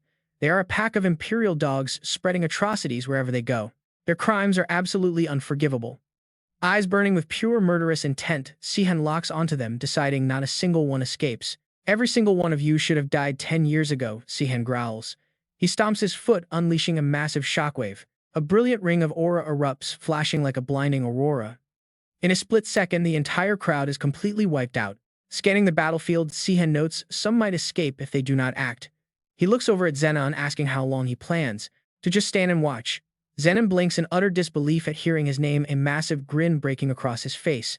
Raising his hand, Zenon orders his troops to attack, declaring it is finally time to make the White Wolf Knights pay. Looking down at the chaotic battlefield, one soldier gasps, wondering what just happened.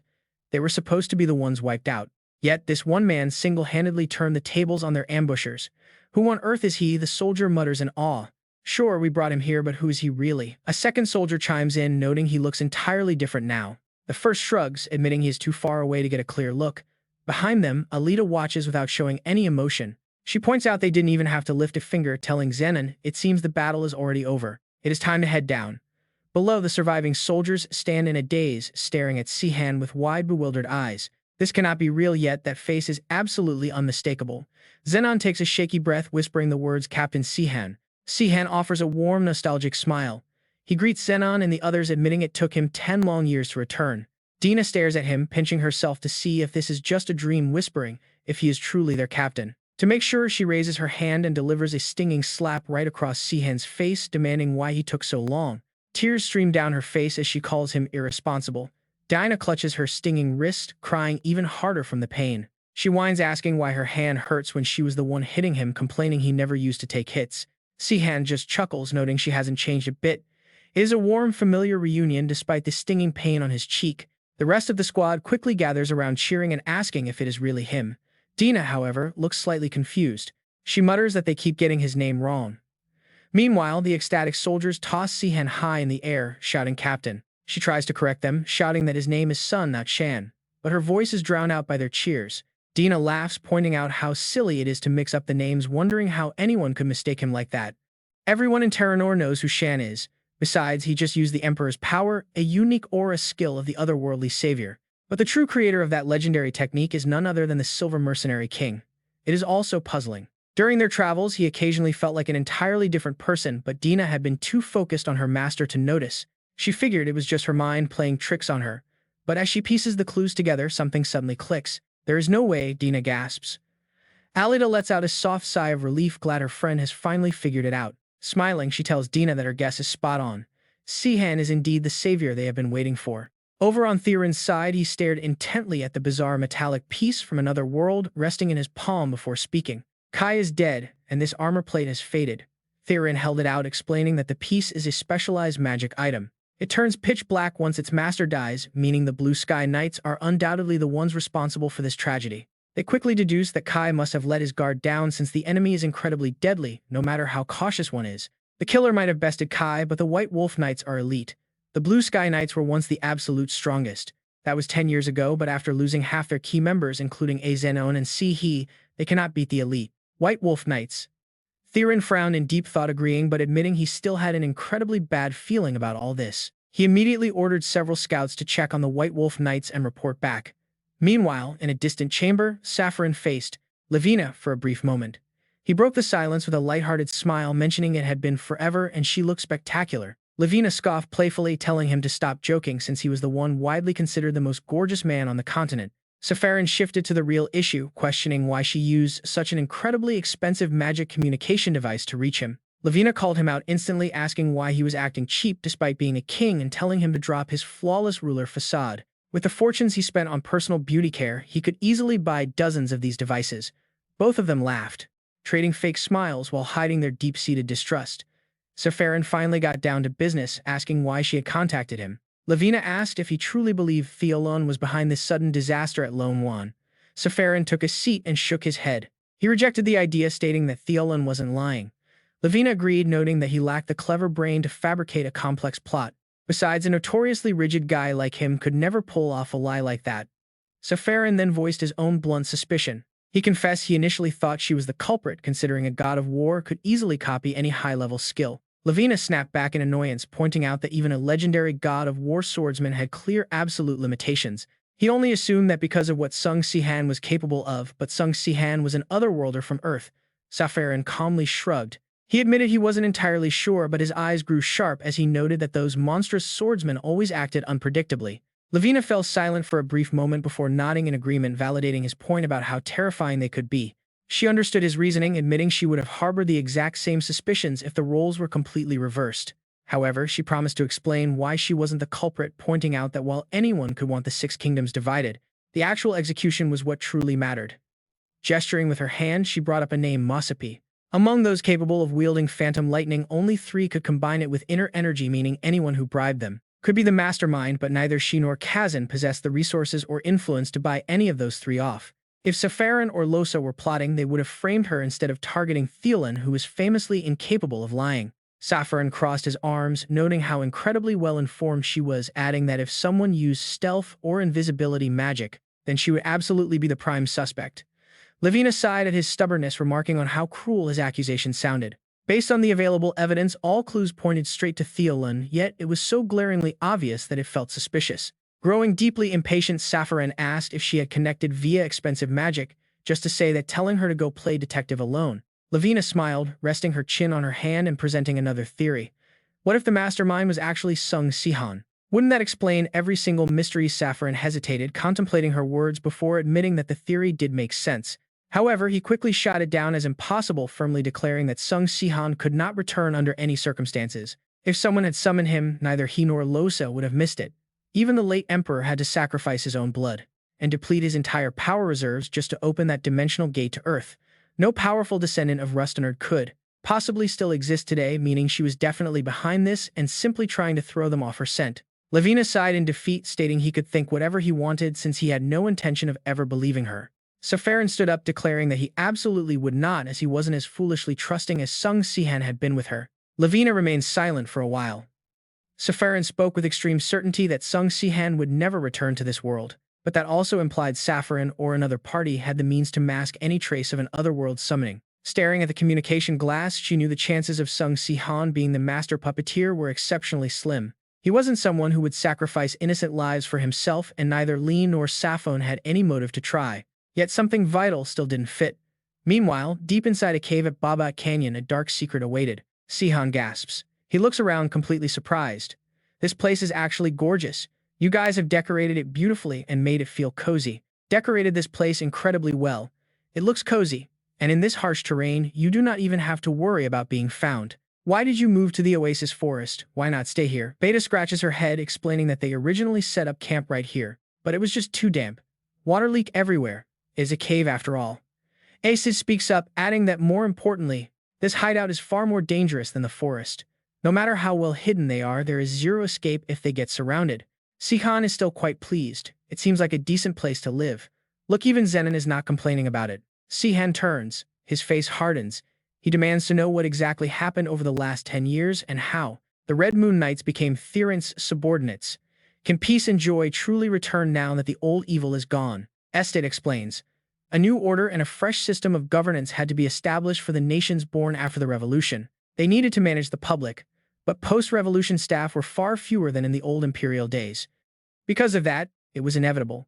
Some former imperial officials were welcomed back, including those who played key roles in the tyrant emperor's brutal regime. These were the strongest swordsmen of the fallen Zenon Empire. Esed adds that they were the ones fanatically loyal to the tyrant. They were the 6 savage lords. 2 of those clans were eventually wiped out by us, but Droten and Canavan remained. Those 4 clans survived. They even kept their influence after the empire fell, also managed to maintain a level of influence despite their losses. Meanwhile, the kingdom of Leon dealt very strictly with the remnants of the old empire. The survivors of those 6 savage lords got zero chance to interfere. The Holy Kingdom did the same, but the king of Sexengard was furious. He hated them so much he did not even want to see them anywhere in his kingdom. He used that excuse to turn them away. Honestly, he actually got one thing right this time. As a direct result, the surviving knights of those 4 savage clans joined other kingdoms. They claimed it was to atone for their sins by serving the public. Sihan hears this and sneers, calling the whole thing completely ridiculous. They just regretted losing those powerful fighters. Sihan turns slightly surprised. Safarin and Lavina make perfect sense, but he never expected someone as rigid as Tyrant to agree. Esed then goes on to explain that Tyrant's personality became a massive burden. He tried to balance political factions and business.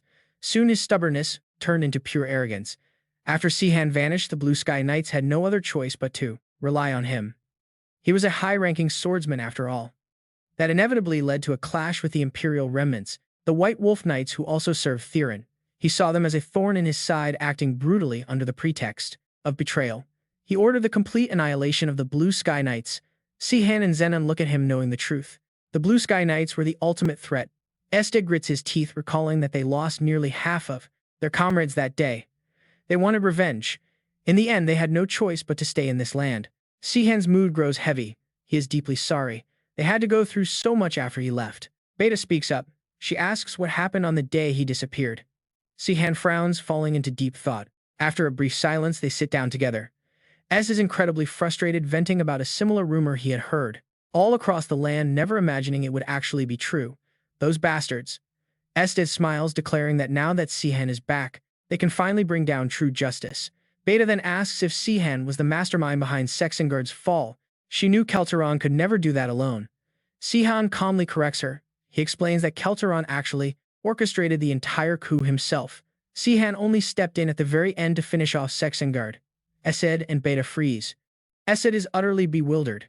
He asks if they are truly talking about the same man. The one with the sage's body, but the mind of a wild beast. Sihan calmly nods. It is indeed him. Beta is completely dumbfounded and unable to believe her ears. The coward who flees from danger. The one obsessed with saving his own skin while constantly flattering the strong. How is that even possible? Sihan smiles. It is impressive that they still remember the man so perfectly after 10 years. Sihan crosses his arms. He actually praises Baron Keltaron. By avoiding danger, the man mapped out clever strategies to gather crucial intelligence. He supplied the mercenaries with enough resources to keep their overall morale incredibly high. In that light, he actually proved to be a capable commander. A person's true worth shines in the right position. Keltaron's cooperation is actually immensely useful to Sihan right now. Because of that, he urges them to cast aside their old prejudices. They should accept him as he is today. Isid falls silent, finally agreeing since Sihan said so. So I have no choice but to accept, Keltaron muttered. Dina was still skeptical, wondering if they could truly trust a guy like him. Sihan confidently flashed a thumbs up. Of course they could. He had already placed his delayed explosion technique on him, and it worked like a charm. With Keltaron's help, they would finally reconnect with comrades scattered all over the continent. Dina smirked, absolutely certain of their next moves. She knew that once word spread of Sihan's return to town, every single one of their old retired comrades would rush right back. This is truly the rebirth of the legendary Blue Sky Knights. Keltaron chimed in. Sihan smiled warmly, and the strategist quickly added another thought. Things are going to get incredibly busy from here on out. For now, Sihan needed to rest up with everything prepared for his comfort. Sihan looked around the cave quite puzzled. Why would they drag so many books down here when they kept complaining about the dampness? Zenon looked down at the book in his hand. Sihan instantly recognized it. It was the popular biography chronicling his own heroic legends. The writing was so vivid it felt as though an actual eyewitness had recorded every single detail to make it incredibly lifelike. You actually bought a copy? Sihan asked, completely stunned. They were seriously reading fantasy stories about him. It made zero sense. Keltaron chuckled softly before making a shocking confession. He was actually the secret author behind the best-selling biography, leaving Sihan and Zenon speechless. Zenon practically jumped out of his skin. He gaped, asking if this meant Keltaron was truly that famous, mysterious, legendary writer. Keltaron scratched his head, admitting he only jotted down his memories with Sihan during his free time. Zenon's eyes instantly sparkled with excitement. He eagerly begged for an autograph. Keltaron happily obliged, calling it a true honor. Sihan just watched, unable to believe his eyes. Holding his head in pure exasperation, Sihan sighed. He supposed that was classic Zenon before pleading with Alita to do something about him. But the moment he turned around, Alita was already stepping up to Keltaron, shyly asking if she could get an autograph too. Sihan's jaw dropped. He asked her in utter confusion when on Earth she had actually become a fan of these trashy novels. She sheepishly confessed to buying every single volume. Sihan, completely exasperated, demanded to know when, and Alita smiled, recalling her past. She read them back when she lived in a small tent before her home was burned down by people she once trusted. Hearing her tragic past made them fall dead silent. It turned out Keltaron had published all of Sihan's embarrassing childhood questions and dramatic lines. Furious, Sihan grabbed Keltaron by his collar. He shook him violently. How could he expose all his cringy secrets to the world? After things finally calmed down, Sihan stepped forward to thank everyone for watching over him and believing in him since his youth. He was incredibly touched that they still remembered him and stood by his side, stating they were no longer just wandering souls. Clenching his fist, Sihan made his declaration. He was finally back. It was time to rebuild their legendary order. The Blue Sky Knights would rise again, prompting the entire room to cheer wildly while Alita watched the emotional moment with a quiet smile. Teranor raised his glass with a smirk, teasing that Sihan usually hated cringy book lines, but that speech was actually pretty impressive. Sihan raised his glass with determination. Tyrant and his White Wolf Knights owed an unpayable debt to their order. They may have managed to slaughter the original captain, but they absolutely could not walk away without forcing King Tyrant to pay dearly. Sihan pondered the situation before asking about the current successor to the Tyrant throne. Teranor was quick to supply the answer. Prince Conrad was only 8 years old, meaning the queen would likely take over as regent. Sihan stared at him in utter shock. Was Teranor joking? An 8-year-old child was far too young, especially when the son of Sexengard was nearly Sihan's age. Teranor explained that while Sexengard indulged in lazy desires, Tyrant was a strict warrior who followed a rigid path of combat. He had refused to marry until ascending the throne, never once looking at any other woman besides his chosen queen. Together, he and Queen Sorsen had 5 children, 2 boys and 3 girls. Sihan rested his chin in his hand, processing this. So he was actually a devoted husband and a good father, Sihan mused. It seemed even monsters could have some decent qualities. Teranor tightened his fist, warning him that good traits could never erase horrible crimes, urging him not to let his resolve waver. If they started humanizing their enemies, they might end up calling the Mad Emperor a loving father to some innocent kid too. Sihan looked over at Alita, silently asking for her. They plot their next move, agreeing that they must completely eliminate those lingering forces once they successfully execute Tyrant. Sihan asks, who will govern the country? Revenge is one thing, but he wants to avoid dragging innocent people into their war. Alita points out there is always the Grand Duke. Orcus gasps. That is right, he had completely forgotten about him. Unlike the rigid Tyrant, his younger brother is actually brilliant at administration. He is not nearly as stubborn either. He even cared for them back when they were outcasts in the kingdom, and he shares the same bloodline as Tyrant. This makes him fully qualified to rule. Sihan then asks for more details. Where is he, and is he in the kingdom? Orcus explains they never really got along, especially not after the terrible way Tyrant treated everyone around him. Dealing with the White Wolf Knights has completely fractured their relationship. Sihan believes that if they don't fix their past mistakes, future consequences will be incredibly severe. Meanwhile, Gendry argues they must first secure a viable future before worrying about any potential future fallout. Real talent does not just drop from the sky while they sit around waiting. How long do you plan on clinging to those unrealistic ideals? Odin gathered some fresh intel. After Theo took the throne, Rustenard became the prime minister to support him but was dismissed after angering Theo. Rumor has it he is now under house arrest in a small capital villa. Hearing this, Sihan calculates his next move. The man definitely has both the motive and ability to seize power. Sihan promises to spare his nephews and ensure that Theon's daughter is well looked after. Odin stares in absolute shock, questioning if he really plans to let them live. Who knows what they will do when they grow up? Sihan firmly replies that he cannot just murder an 8-year-old child. They've done nothing wrong yet. He refuses to punish them for things that may never happen. Just as he has the right to avenge betrayals, those kids also deserve the right to seek vengeance for their father. Odin freezes in utter surprise. Captain Sexengard lets out a warm laugh, noting that this is exactly who Sihan is. That is the precise reason they keep following him. Alita rolls her eyes, calling him out for acting so grand. He is only speaking so grandly because he is about to return to Earth, right? What rights is he talking about? Sihan holds back his rising emotions and snaps at her to shut up. Alita Brienne takes another sip and sneers. Either way, they cannot ignore the glaring fact that their captain brought a girl back with him. Hearing this, the crew bursts into a frenzy, bombarding her with questions about her name and how she met their leader. Alita gets a bit flustered as she introduces herself as Alita Brienne, explaining how she discovered Sihan's real identity and ended up traveling alongside him. Bet thinks she is incredibly adorable, watching her get so completely flustered like this. She has completely let her guard down, totally unaware of when this sweet-looking woman might suddenly turn on her. Sihan rests his chin in his hand, realizing Alita can read her like an open book. He chuckles softly. He praises the delicious wine, enjoying a good drink after so long.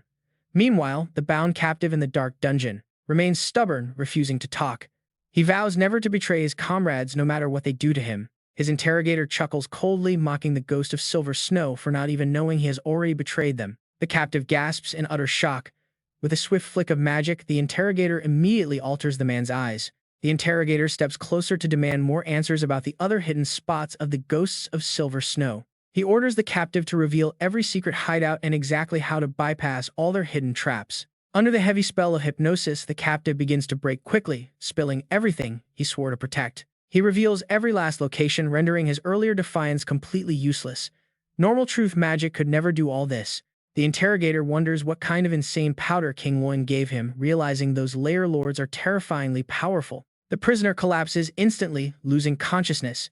Suddenly, an urgent report arrives from the commander, Mavon Oi. After grueling interrogations using dark magic, they have successfully pinpointed the new hideouts of those elusive snowfield spirits. This is completely unreal. No one ever expected them to totally wipe out the legendary White Wolf Knights. How did they pull that off with such a tiny force? King Theo solemnly declares they will see for themselves. He immediately summons the White Royal Knights, resolving to personally hunt down and crush these ghosts of the past. Meanwhile, Calteron is still struggling with his magic communicator, testing if his voice is even going through. Being his first time using one-way communication, talking to himself feels incredibly awkward. Here is his official report. There is absolutely no doubt. The rogue group, known as the Snowfield Spirits, are actually the Blue Sky Knights. Witnesses confirm that Odan is leading them now. Judging by the sheer damage already inflicted on Theon's nobility, they likely boast 30 to 40 elite high-tier swordsmen alongside at least 200 lower-ranking members in their ranks. But here is the real issue. The Kingdom of Theon is already mobilizing to completely wipe out the Blue Sky Knights. Their massive force includes King Theo himself, the elite captain of the White Royal Knights and Zenoni's top disciple. They also have 60 Royal Knights, 10 elite battle mages, and nearly 1,000 regular soldiers with them. Judging by the small amount of provisions they have packed, they must already know the exact location of the hideout. Kelterun calculates carefully, noting that the hideout must be within a 5-day march from the royal capital of Lacier. Looking at the best spots with favorable terrain to hide, I believe it could be Vervik Canyon, Bauman Forest, or Hobe. You do not have much time left, so I advise you to find them quickly. Good luck, Kelterun. Sihan calmly smiles and says, "You say that, but I have already found them even though I have no way to report back." Alita says in awe, "I did not know you could use communication magic without a mana cloud." Sihan turns to her and explains, "Pretty convenient, right? But we can only receive messages and cannot reply." Beta wonders why someone in the kingdom of Rattenberg has a better grasp of the situation here than we do. Odao touches his chin and admits, "I must acknowledge his ability." Beta urgently presses, "If not for his warning, we would not have been able to escape while trapped in this canyon. We must move our hiding spot immediately." Sihan raises his hand to stop her. "Hold on, how strong are the high-tier swordsmen in Theron's army?" Odao answers him. "The high-tier swordsman Mao just reached Great Sword Master rank not long ago, while high-tier swordsman Sami is at Sword Master level. Sihan calculates that the others are likely at Knight or Gladiator level. In terms of regular soldiers, we are clearly outnumbered, but as for top-tier combatants, we are evenly matched. Why is Theron personally participating in this campaign? Is it because we wiped out his White Wolf Knights? I never thought I would get a chance for revenge like this." Odao speaks in a low voice. "We know the enemy's numbers well, so we can prepare thoroughly. The advantage is fully on our side. There is no reason to give up and run away." He gritted his teeth, emphasizing their primary goal, but most importantly, that Tyrant has voluntarily stepped out of his kingdom. "We will never get another opportunity like this." Captain Sihan. Theron's massive army of knights, led by him, is preparing to march. Theron solemnly orders the entire force to prepare for battle as Lars watches him. What a terrifying aura. So this is the true strength of the Conqueror of the North Sea and Lamo, one of the 7 heroes of the Revolution, the Lord of Thunder. He sneers, thinking, "I do not know what tricks the Blue Sky Knights are playing, but if they think we are like those hunting dogs of the Empire, those damn White Wolf Knights, I wish I had never taken them in, but I was forced to accept them back then. If only we had welcomed the Blue Sky Knights from the start, we could have been friendly rivals now, leading the 2 strongest legions of the kingdom together." He truly does not understand. I still cannot believe that. They were shaken by rumors that the heroes of the revolution betrayed the savior from another world. How could they possibly believe such a slander after having witnessed the genuine friendship and trust the heroes once shared with him? No matter the past, the Blue Sky Knights have now become enemies of the king, and the duty of a knight is to destroy the king's enemies. He tells himself, "Do not blame us, old comrades." Odao slams his hand on the map. Just as Kelterun suspected, we only have 30 high-tier swordsmen left, totaling 180 people, including regular soldiers. But we do not have enough time to gather everyone here right now, and even if we could, they might not be useful in this fight. Sihan adds, "Of course not, since regular soldiers with no real combat experience means we must face Theron's army with only our handful of high-tier swordsmen left behind." Alita is a bit confused, but why would he bring such an incredibly massive force to deal with a small group like us? Beta explains because we wiped out the White Wolf Knights regardless of how many spirits on the snowy plains there are. We have successfully proved we can defeat 3 master-level swordsmen along with about 100 knights. Sihan raises his hand awkwardly. In other words, this is all my fault. Beta sighs and says we have no choice but to fight in Vervic Canyon. We must take advantage of this terrain to make up for our massive numbers gap. Odao adds if we engage outside of Vervic Canyon, we will not be able to keep up with the speed and mobility of the Royal White Wolf Knights. Sihan touches his chin still, feeling a bit regretful. What irony, our highest chance of victory lies in letting ourselves get completely surrounded and cornered. He turns to discuss with Alita. We just need to take them down with the Halo Ring, and I must face Choi. Odao reminds them we would be in huge trouble if we did not know about this attack beforehand. Sihan smiles and continues. But now, thanks to Kelteron's warning, we can prepare in advance since they are clearly planning something. Anyone would choose this strategy with such an overwhelming numbers advantage. They will use regular soldiers to encircle us then, reinforce the front line. The regular soldiers will act as a wall to block our escape, but only the high-tier swordsmen will actually enter the canyon. Sihan is still worried. Facing such an overwhelming enemy force, we are forced to. We divide and destroy them in small groups. The master swordsmen are the real problem. He folds his arms, chuckling proudly claiming he could once easily defeat them one by one. Odao chuckles dryly, warning that doing so allows Tyrant to pick them off, one by one. Sihan points to himself, asking to let him handle Tyrant with no objections. Odao is the first to agree, and steps up. Yes, Captain, our squad, and I will handle that high-ranking swordsman Mao. Zenon also steps forward to take his share of responsibility, offering for the two of them to fight Sami Raul's disciple.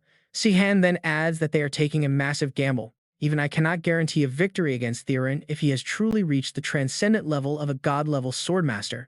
Oigao says that does not matter, clenching his fist with determination.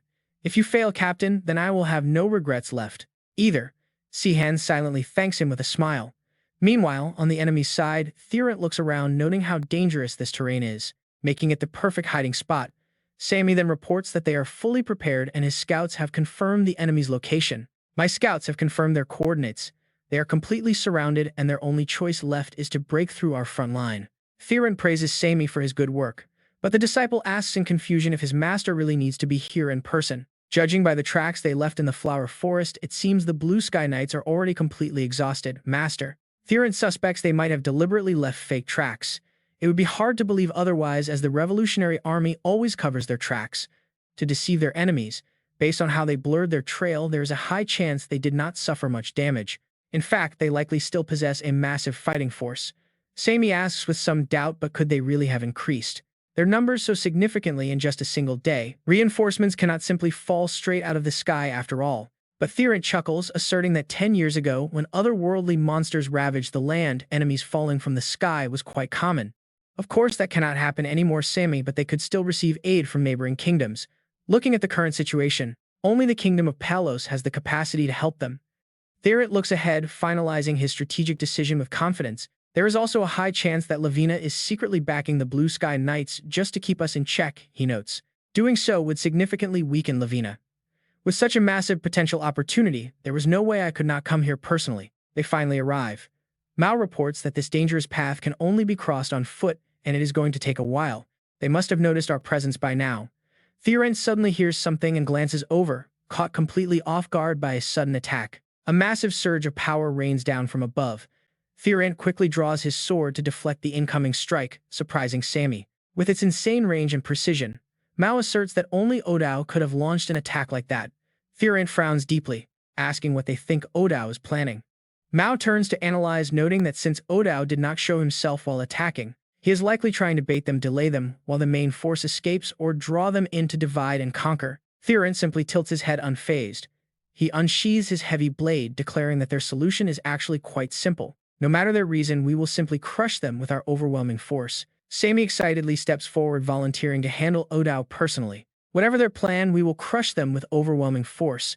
Sami eagerly steps forward, begging to handle Odao himself. Tyrant orders him to take 15 knights and 5 warriors, eliminate Odao, and regroup with the main force once they know his true goal. But Sami protests, arguing that he is already strong enough to defeat Odao alone. Tyrant sternly calls out his disciple's name. He firmly orders Sammy to take 20 more White Wolf Royal Knights as well to find out exactly who is backing the rebels. Sammy turns back wondering who that could possibly be. Meanwhile, up on the mountain peak, Zenon and two others are waiting. Sammy asks, hesitantly admitting he does not recognize them. He warns that standing out in the open like that seems highly suspicious, asking if it could be a trap. Tyrant chuckles, stating that it does not matter. If they want a direct challenge, without trying to lure them into a trap, there is absolutely no reason not to accept. Sammy quickly agrees with his master. Mal is fully prepared and Sammy is also pumped for battle. Sihan comments that the enemies are reacting exactly as predicted, knowing that their sheer overconfidence in their own strength would make them move with very little provocation on their part. Sihan smiles, noting that although this is not their original plan, it is finally time to make them pay the price. He firmly grips his sword ready. Suddenly, a deafening noise echoes through the sky, putting all the soldiers on high alert. They look up warily at the figures standing on the mountain peak. Mao stares up, noting Odao is in quite a favorable position. He raises his sword high. It has been a very long time, he calls out. Up above, Odao matches his defiant posture. Indeed, Odao calls back, raising his sword.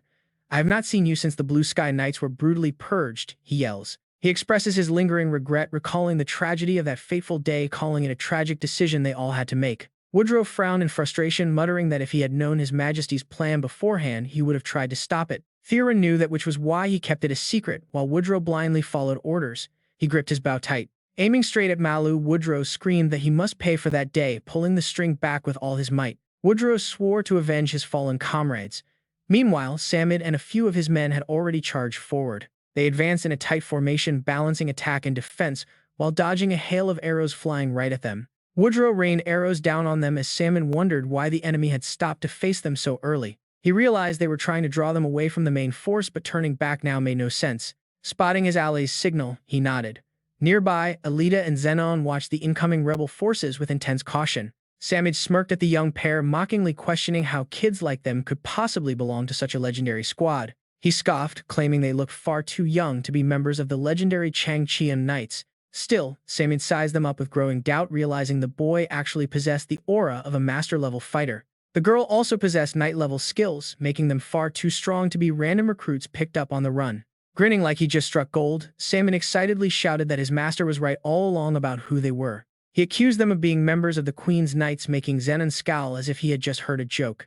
Zenon demanded to know what on earth they were babbling about, but Samid confidently drew his sword, fully convinced he was right. He launched an attack, telling Zenon there was no use, denying it, and that he would force him to kneel. Zenon effortlessly parried the strike, snapping back that he had absolutely no clue what Samid was talking about. He added that Samid would be the one on his knees, his smug grin widening as the battle heated up. Samid wondered if the Queen's Knights could use such radiant skills, but quickly brushed it off as irrelevant. Judging by his opponent's brute force approach, Samid was clearly overconfident and failing to realize his own limits.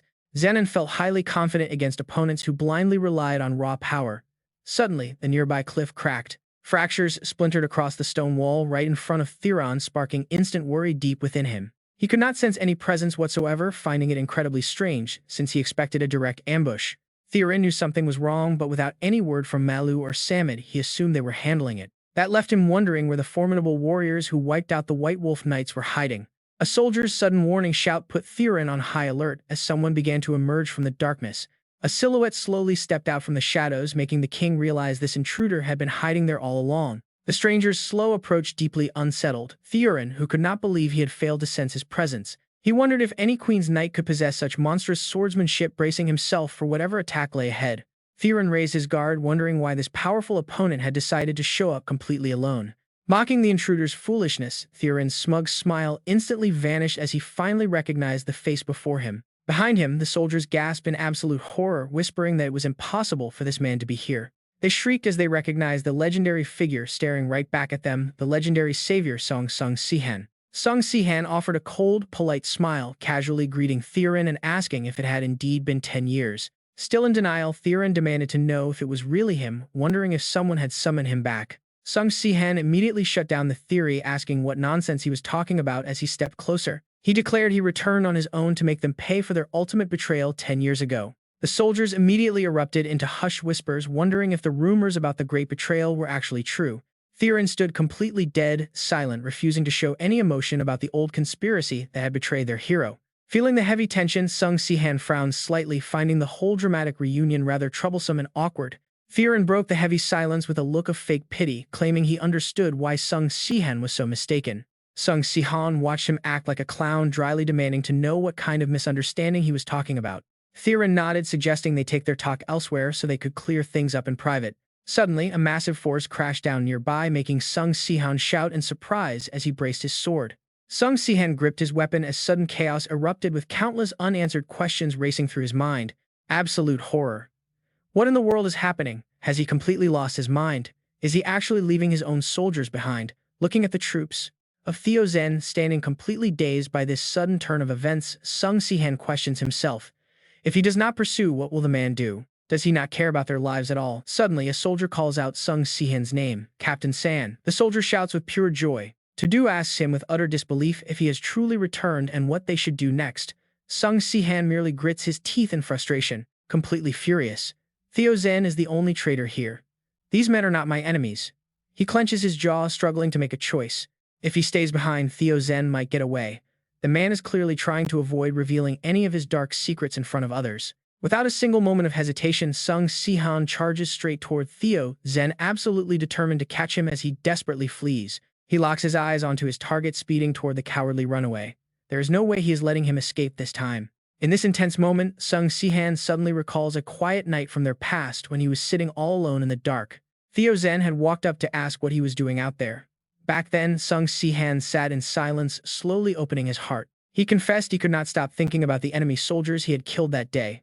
They were someone's father, someone's son. Did he truly have the right to end their lives? Theo Zen had simply listened to his heavy words, looking slightly puzzled by his concern. Sung Sihan had told him that those thoughts kept him awake. Theo Zen smiled warmly to comfort him, praising him for having a kind heart. He said those who spill blood must bear that heavy burden. Then, with a slightly bitter smile, he added that it is foolish to let it crush you, because using a sword to survive is never wrong. Sung Sihan had sat there, completely taken aback by his wisdom. Listening to those comforting words, Theo Zen told him to always carry the weight of his sword and to let his heart guide his actions. After all, only humans can judge the sins of other humans. Hearing that, Sung Sihan had smiled with pure innocent relief. To him, the old Theo Zen was a truly great man. Despite his stubbornness, nobody could deny that he was like an older brother and the absolute leader of the 7 revolutionary heroes. They only survived those brutal trials because he kept their spirits high. But looking back now, those memories feel like a sick joke. That is why it makes no sense to him anymore. Why would he not only forgive the Imperial dogs, but even try to completely wipe out the legendary Blue Sky Knights? The old Theo Zen would never commit such an atrocity. Now watch, here is where we finally uncover his mysterious past before the heroes, ever united. Back then, scattered resistance groups fought desperately against the Zenon Empire all across the land, and one of the most famous factions was the White Royal Knights. It was during those chaotic years that he had his fateful first meeting with the young Sung Sihan. They had met in a small western town where Theo Zen questioned why he should ever team up with him. Why should they form an alliance, even though he respected Sung Sihan and valued his men as crucial allies against the Empire? Theo Zen remained incredibly strict. He demanded that Sung Sihan prove his worth first if he wanted to fight alongside his knights. Back then, Sung Sihan realized that the man was a highly respected leader. Theo Zen was honest, straightforward, and deeply honorable. As the leader of the White Royal Knights, he carried himself with pride. But during their first sparring match, a sudden flash of light ended the duel. Sung Sihan easily claimed victory, sending the proud leader crashing hard onto the ground. Theo Zen could only stare in shock at the determined young warrior. This kid possessed the swordsmanship of a grandmaster, paired with high-level magic spells that seemed absolutely impossible for his age. Theo Zen simply could not believe his own eyes. He showered the young man with endless praise, admitting he never expected such an incredible powerhouse to be fighting the brutal emperor. He realized that heaven had not abandoned Tala. In fact, he was the one who needed to prove his worth. Hearing those words filled young Sung Sihan with immense excitement. Grabbing his hand warmly, Theo Zen became his closest ally. They quickly became close, like real brothers, agreeing to join forces. He was always a sincere man who readily acknowledged a worthy opponent. Their bond grew deeper with each passing battle. It was the first time Sung Sihan had ever met someone he truly respected and admired, an experienced mentor he could trust completely with his life. But now, as they stand face to face once more, there is only betrayal and bitter resentment between them. Theo Zen looks at him mockingly, saying he never expected to meet again. Sung Sihan is stunned to hear his old name called out. The traitor slickly tries to wrap his deception in gentle words. He casually tells Sung Sihan that he has no right to blame them, especially after they kindly sent him back to the family that loved him. Hearing this shameless excuse makes Sung Sihan boil with rage. He asks if he should feel grateful for being forced back to his original world. Theo Zen simply closes his eyes, sighing as if dealing with a spoiled child. He says that since Sung Sihan was so young back then, it was understandable why he felt betrayed. But 10 years have passed. Is he still not mature enough to comprehend why they had to banish him? Hearing this, Sung Sihan looks ready to explode. Veins bulge on Sihan's face as he demands answers. Tyrant lowers his voice and speaks coldly, claiming he knows exactly why Sihan revealed everything. Are you also responsible for Zexin's sudden disappearance? Tyrant shouts in absolute fury, calling his actions completely and utterly unforgivable. You complete fool, how can you still act like this after learning the truth? Tyrant continues to vent his growing rage.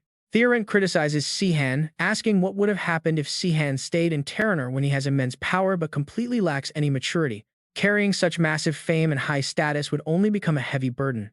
In the end, all of those things would just turn into a knife in Sihan's back, ruining his entire future and pushing Teranor to the brink of ruin. Sihan just listens in silence. Tyrant asks if Sihan can actually deny that they solved all of those critical problems by simply sending him back to Earth. Sihan clenches his fists in anger at Tyrant's smug question. Are you implying that deceiving and manipulating me before sending me back to Earth was actually done for my own good? Without denying Sihan's accusation, Tyrant calmly replies that it was indeed for his own good. Sihan lets out a bitter, ridiculous laugh at the absurdity. He can't believe this man can say that so openly. Like a rising storm inside him, Sihan counters. You all criticize me for ignoring Teranor's rules, but not a single one of you ever actually tried to understand my perspective. If this was truly for my own good, why did nobody say a single word to me? Tyrant casually dismisses his words with no remorse. What would speaking up achieve? He is older and more experienced. He knew exactly how Sihan would react. Sihan points his sword directly at the older man, demanding answers. Why did you recruit the Crimson Knights? Tyrant firmly concludes his defense, calling them a necessary evil. Despite their serious crimes, they are still highly capable and talented warriors. Hearing this, Sihan doesn't hesitate to strike back, asking how he can possibly justify trying to destroy the Blue Sky Knights. Tyrant snaps, rejecting Sihan's question. What are you talking about? Why should he ever have to justify that? They tried to spread false rumors and sow discord throughout the kingdom. He simply used them as a harsh lesson, to show what happens to anyone who dares to challenge the king's authority. Tyrant is surprised when Sihan suddenly starts laughing. He looks at Sihan in confusion as the boy laughs at their situation. Tyrant asks, what's so funny? Your words remind me of someone, Sihan says. I realize you are just like someone I once knew. Sihan points his blade straight at Tyrant. The way you only see things from your own perspective is exactly like my father. Tyrant raises his sword, ready to clash. What a fool, he sneers. Do you still not understand anything? In the heavy, tense atmosphere, Sihan remarks that Tyrant was right about one thing. Sihan really was a fool. He immediately charges at Tyrant without any hesitation, as if unleashing all of his pent-up pain and deep resentment. Sihan swings with all his might, furious that he once believed Tyrant was worthy of his admiration. Tyrant refuses to back down. You are as arrogant as ever, Tyrant barks, but I am no longer the person you once knew. Tyrant quickly channels his full strength, driving his blade towards Sihan. I will show you that your otherworldly savior title means absolutely nothing now. Their fierce battle sends massive sparks and wild lightning flying across the sky. The devastating shockwave crumbles the earth around them, sending debris flying. Suddenly, Woodrow leaps in, drawing his bow, aiming at the enemies below. With each shot, Woodrow unleashes his illusory lightning cascade. A blue flash of light strikes directly at the targets like a divine lightning bolt. Suddenly, a brilliant sword aura slices his arrow in half. The arrow explodes, creating a massive shockwave that rattles Maloof. Beretta quickly seizes her chance, swiftly moving in to swing her blades at the off-guard enemy. Unfortunately, Maloof parries her strike just in time, nearly reversing the situation. Woodrow mocks Maloof for his carelessness, asking if he dropped his guard a bit too much. But Maloof warns them. Even in a 2-on-1 fight, we aren't strong enough to stand on equal terms with Sihan. But Woodrow is undeterred. Woodrow fires back, claiming he is doing his absolute best to capture Maloof alive. Maloof quietly observes the clash. He advises Woodrow to give up, saying this battle is unnecessary and he wants to avoid any bloodshed. The outcome is already clear, and it is not too late to surrender. But Woodrow raises his weapon and shouts. He shouts to rally the soldiers, declaring the Blue Sky Knights are finished. He says Sihan has no idea. He doesn't realize the real traitor is the savior, not the 6 heroes of the revolution. Woodrow just sneers mockingly and denies it, unaffected by their words. Gripping his bow with terrifying resolve, Woodrow decides to stand and fight. He determines to fight to the end. Words won't convince Maloof, so Woodrow will let his actions do the talking. I get it. Now charge, he stared at Otho, completely bewildered. Where did this guy get that kind of confidence? Deep down, he truly believed that they still stood a decent chance of winning. A sharp ear-splitting clang erupted as their blades collided. Unable to block, Sammy was sent flying by Zenon. He struggled to get back on his feet. How was he so strong? Sammy lost it. You giant idiot, anyone can swing a sword around like that. It is finally time to show you what real swordsmanship looks like. Refusing to believe his eyes, he charged forward even more fiercely. Even the 6 heroes of the revolution recognized my skills. Unlike the struggling Sammy, Zenon stood completely steady, ready to unleash his next move. Is that so? Congratulations, but now I am getting serious too. Zenon's blade grazed right in front of Sammy's face. The strike sliced off a few locks of his hair, leaving him in utter disbelief. Did he seriously just thrust a two-handed sword forward like that? Zenon's confident stance completely shook Sammy. He had never seen anyone wield a weapon like this before. Zenon furrowed his brows, locked in a fierce clash. Sparks flew wildly as the two swords collided. Sammy, struggling under the immense weight of the combat, gritted his teeth. This style reminded him of Fefinsha, a martial art used in West Thana. He had definitely run into this unique fighting style before. He was completely awed by Zenon's momentum, but he had no idea it could be executed with a greatsword. Zenon had transformed it into a completely different martial art. Suddenly, the sword emitted a brilliant light, followed by a sudden, devastating explosion. Zenon smiled smugly. What is wrong? Didn't you say you were taught by the greatest swordsman on the continent? You should be ashamed of how you use your aura. Sammy yelled in rage. How dare you? Do you know who I am? Suddenly, out of the corner of his eye, he spotted something. Alita launched a surprise attack from behind, catching him completely off guard. Did she just leap out of the shadows? That was Lavina's stealth skill. Alita turned back to look at Sammy. I missed.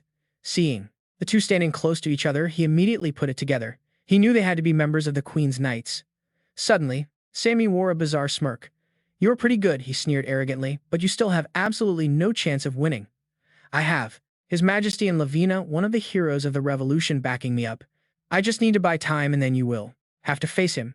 Hearing this, Alita was slightly dazed, but she calmly agreed, saying, I guess you are right. That reaction puzzled Sammy completely. This was not the reaction he had expected at all. Why wasn't she worried? He began to feel doubtful. How could she remain so calm after hearing his legendary name? Or was she hiding something even bigger? Sammy wondered something even stronger than the heroes of the revolution. Suddenly, his soldiers called out in a panic. Captain Sammy, they stammered, utterly speechless. Could it be? His eyes widened in shock as a massive energy surged straight up into the sky. Beta and Mar were also shocked to see that. The guy stammered, this energy feels way too familiar. Is that Sihan rushing over from the distance? Sung Sihan, the famous leader of the revolution, is known as the strongest swordsman on the continent. He possessed a unique ability to master any combat style and understand its core principles. However, he had no natural talent for aura techniques. It took him much more time than Lavina or even Sessica to reach the rank of Great Swordmaster. Of course, that was only possible thanks to the extraordinary talent that both of those women possessed. Even so, Theogen was still considered a rare genius. The atmosphere became incredibly tense until a boy from another world appeared and reached the martial god rank after only 3 years of mastering his aura techniques. Sihan's talent completely eclipsed his. Theogen realized he would never be able to keep up with them, so there was only one thing left to do. He studied countless martial techniques, then perfected them. By completely mastering these styles and gaining absolute control over his own body, he achieved a new kind of strength that could rival the others. Theogen believed he was on the right path and trained even harder. After taking the throne, summoning every skilled swordsman he met to learn from them. After 10 years of intense training, he finally achieved the strength he had always desired.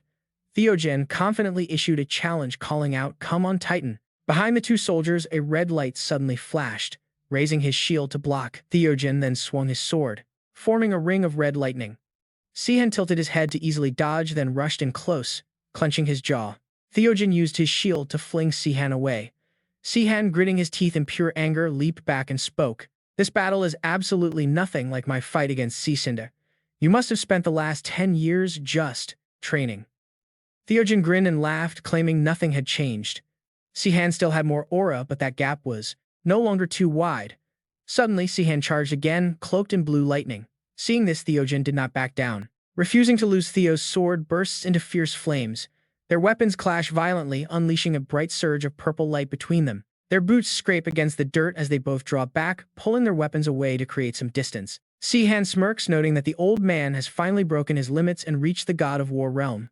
Suddenly, Theo brings up the past. Do you remember when we first met? Sihan is not just a high-ranking swordsman, he also possesses incredible magic power. I lost last time because your magic was too overwhelming. Theo growls, channeling heavy magic into his blade. But this time it won't be that easy. Theo sneers, telling Sihan to bring on his magic. Yet, Sihan remains completely unfazed. I don't need magic, Sihan replies, raising his ordinary blade. He claims this simple weapon is more than enough to handle Theo. Hearing this, Theo bursts into a loud laugh. Are you serious? You expect to fight me without using your precious magic? He raises his weapon with a mockery, remarking that Sihan seems to have forgotten something very important since returning to Earth. You have never beaten me without using aura, Theo boasts, his voice echoing. Your greatest strength has always been your magic. That infinite pool of aura won't work on me anymore. With those words, Theo lunges forward, determined to settle this fight. This battle will be decided by pure swordsmanship, he yells, unleashing two quick slashes. Sihan flinches slightly as the blade nears. Seeing blood spray, Theo laughs with pure triumph, mocking Sihan for thinking he could dodge, warning him the real shock is yet to come. He rains down relentless attacks, unleashing every deadly sword technique he has mastered over a lifetime of ruthless training. These are secret moves passed down by the land's greatest masters. With a terrifying expression, Theo vows to teach Sihan a painful lesson. A lesson for your ungratefulness and total lack of respect, Theo roars, preparing a devastating strike to finish Sihan off. But right as he swings, Theo suddenly freezes, his entire body locking up in shock as he watches Sihan's sudden shift. Sihan is parrying every single blow now smoothly, taming the fierce rhythm and completely adjusting to Theo's relentless tempo. Theo is plagued with sudden doubt, wondering how this is even possible. Sihan finally speaks up, breaking his silence. He lunges forward, stating he expected many insults but never thought Theo would have the audacity to call him ungrateful. How dare you act like a hypocrite when you are the one who betrayed me? In this world, countless families dedicate lives to the blade. Their deep knowledge and refined styles have been passed down through generations, all of which Theo has meticulously studied. He has mastered a massive variety of forms, seamlessly changing his flow and tempo with every single strike. If Theo's opponent is even slightly lacking in skill, they would never be able to keep up with such a fluid combat style. At least that is how it should have gone. Instead, Theo glares at Sihan with growing disbelief and utter shock. How is Sihan reading his moves so quickly? Sung Sihansing his opponent's hesitation, Sihan lets out a cold, mocking smirk. Why the shocked face? Sihan asks, casually explaining that he certainly wasn't slacking off during his 10 years back on Earth. He continues his explanation while forcing Theo back, noting that swordsmanship is ultimately just using a blade to strike a target. The concept is basically the same, even if the forms differ slightly. Sihan's smile grows wider, enjoying his opponent's confusion. When it comes down to the core principles of the blade, those very same techniques exist back on Earth too. Theo refuses to believe it, asking how on Earth such advanced techniques could possibly exist in a world without magic. It makes no sense. Sihan patiently explains that because humans on Earth cannot rely on aura, their physical skills became highly refined. Without mystical power, Earth's warriors had to rely entirely on flawless precision, making their martial arts incredibly advanced. Of course, real warfare and modern sports are different, so Sihan admits it took him some time to adapt. Theo furiously snaps back, refusing to accept that his sacred ancient martial arts could be compared to common Earth sports. These are legendary techniques passed down by grandmasters, and yet Sihan claims anyone on Earth can easily learn them. Sihan silently laughs, thinking of modern technology before confirming that absolutely anyone can access these methods back on Earth. Take Theo's previous move as an example, where he rotated his shoulders and hips to throw off his opponent's depth perception. That trick is standard practice in modern boxing or martial arts. Sihan continues to break down the mechanics with ease.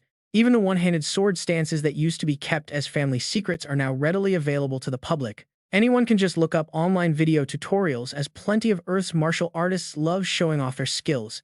Theo absolutely refuses to accept this, screaming at Sihan to stop talking nonsense about such an absurd-sounding world. He cannot believe a world could treat sacred combat skills so casually. Sihan only smirks back, asking why he finds it so hard to believe. If there are worlds that do not even value human life, why is an open-source martial arts world so shocking? Sihan quietly admits to himself that mastering these techniques is still no easy feat, even for a seasoned fighter like him. Sihan knows watching a technique is not the same as learning it. His knowledge might be shallow, but seeing it in person changes everything. A massive gulf exists between seeing and knowing. But before he can even think, the king unleashes another heavy strike. Previously, Theogen stood absolutely no chance against the reincarnator from another world when it came to mastery. But he has closed that gap. He did it by constantly refining his skills. On the other hand, Sihan's technical skills once lagged behind, but now he has closed that distance. Sihan can finally capitalize on his own mastery of Ea. Theogen scoffs, muttering that he once believed Levina was his only worthy opponent, but now Sihan has suddenly appeared to block his path. Theogen raises his voice, demanding to know the truth. He asks if Levina was the one who summoned Sihan. This completely stuns the young warrior. What is this old man talking about? Receiving no immediate answer, Theogen jumps to conclusions. He claims that is the only logical explanation, unable to believe Sihan is working with her. He demands to know why Sihan fell for her temptations once again. Calling him a fool, Sihan can only sigh in sheer helplessness. "You fool," Sihan sighs. "Did it ever cross your mind that this mess is the direct consequence of your own actions?" Theogen seems to back down slightly, admitting he failed to foresee this development. But suddenly, intense bloodlust flares up in the king's eyes. His chilling words cause Sihan to pause. Theogen warns that this doesn't mean he is defeated. Instantly, Sihan feels a massive tremor. Rocks shatter and crumble all around them. A blinding radiant light erupts from Theogen's body, causing Sihan's expression to tighten with tension. This is bad. Sihan glares at his opponent, realizing the king is actually deploying the ultimate war god Ah technique. Theogen issues one final warning, telling Sihan to lower his blade and surrender, promising forgiveness. But the young warrior remains completely unfazed. Sihan retorts that the king must have heard too much flattery during his reign, rotting his brain. Theogen does not scare him at all. Theogen demands final confirmation if that is his definitive answer. When Sihan nods, the king agrees. Instantly, his entire body turns translucent gold. Staring at the glowing aura enveloping the king, Sihan braces himself. He knows absolutely nothing about this war god A technique. He must be prepared for anything.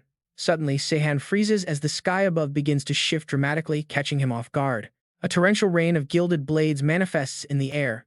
Theogen's voice echoes, stating he really did not want to resort to this. They lock onto him.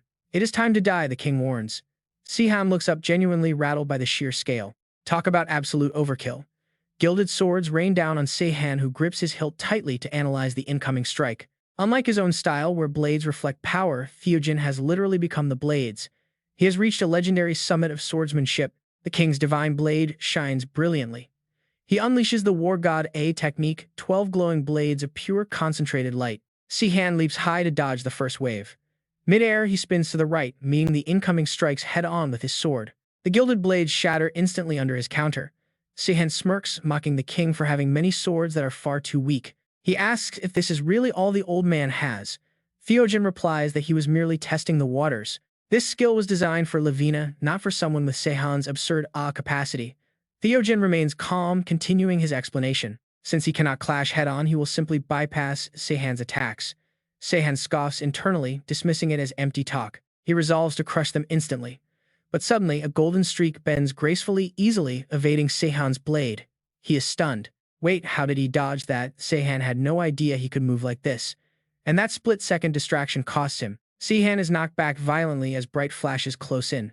Gilded swords strike from behind, catching him in a deadly pincer. He grits his teeth in frustration. It is as if each sword possesses its own mind. He isn't overpowered but can't find an opening. Theogen mocks his defensive posture, asking why he is only blocking. He thought Sihan had already seen through all his techniques. Sihan carefully watches every single movement. This is truly the absolute peak of swordsmanship. He must find a way out. At this rate, you will be stuck on the defensive forever, unable to launch a single counterattack. The golden circle draws closer. Gilded tips converge on him. It is an incredible skill, making it feel like he is fighting multiple masters simultaneously. No way out, he cannot win like this. A massive blast erupts and Theogen shouts that it is finally over. But wait, a sudden crack fractures the king's weapon. Sihan emerges from the smoke wearing a cold, confident smirk. Fine. If pure skill cannot break this old man, then he will just have to let his raw power explode. Sihan will rely on absolute overwhelming power. With a serious face, he blocks every single incoming strike with ease. Theogen stares at his cracked weapon in horror. Is it possible his ultimate refined technique is being crushed by raw strength alone? How dare he do this? Theogen's concentration shattered. Sihan looks him dead in the eye and sneers, asking if that is all. Furious, Theogen tells him he should be ashamed. He cannot believe a warrior would resort to such clumsy tricks. He demands respect for the war god realm, the peak of swordsmanship revered across the entire continent by every warrior. Show some respect and act like someone of your status. Sihan grimaced, countering, "Do you think I am a fool? I know my skills alone are not enough to defeat you.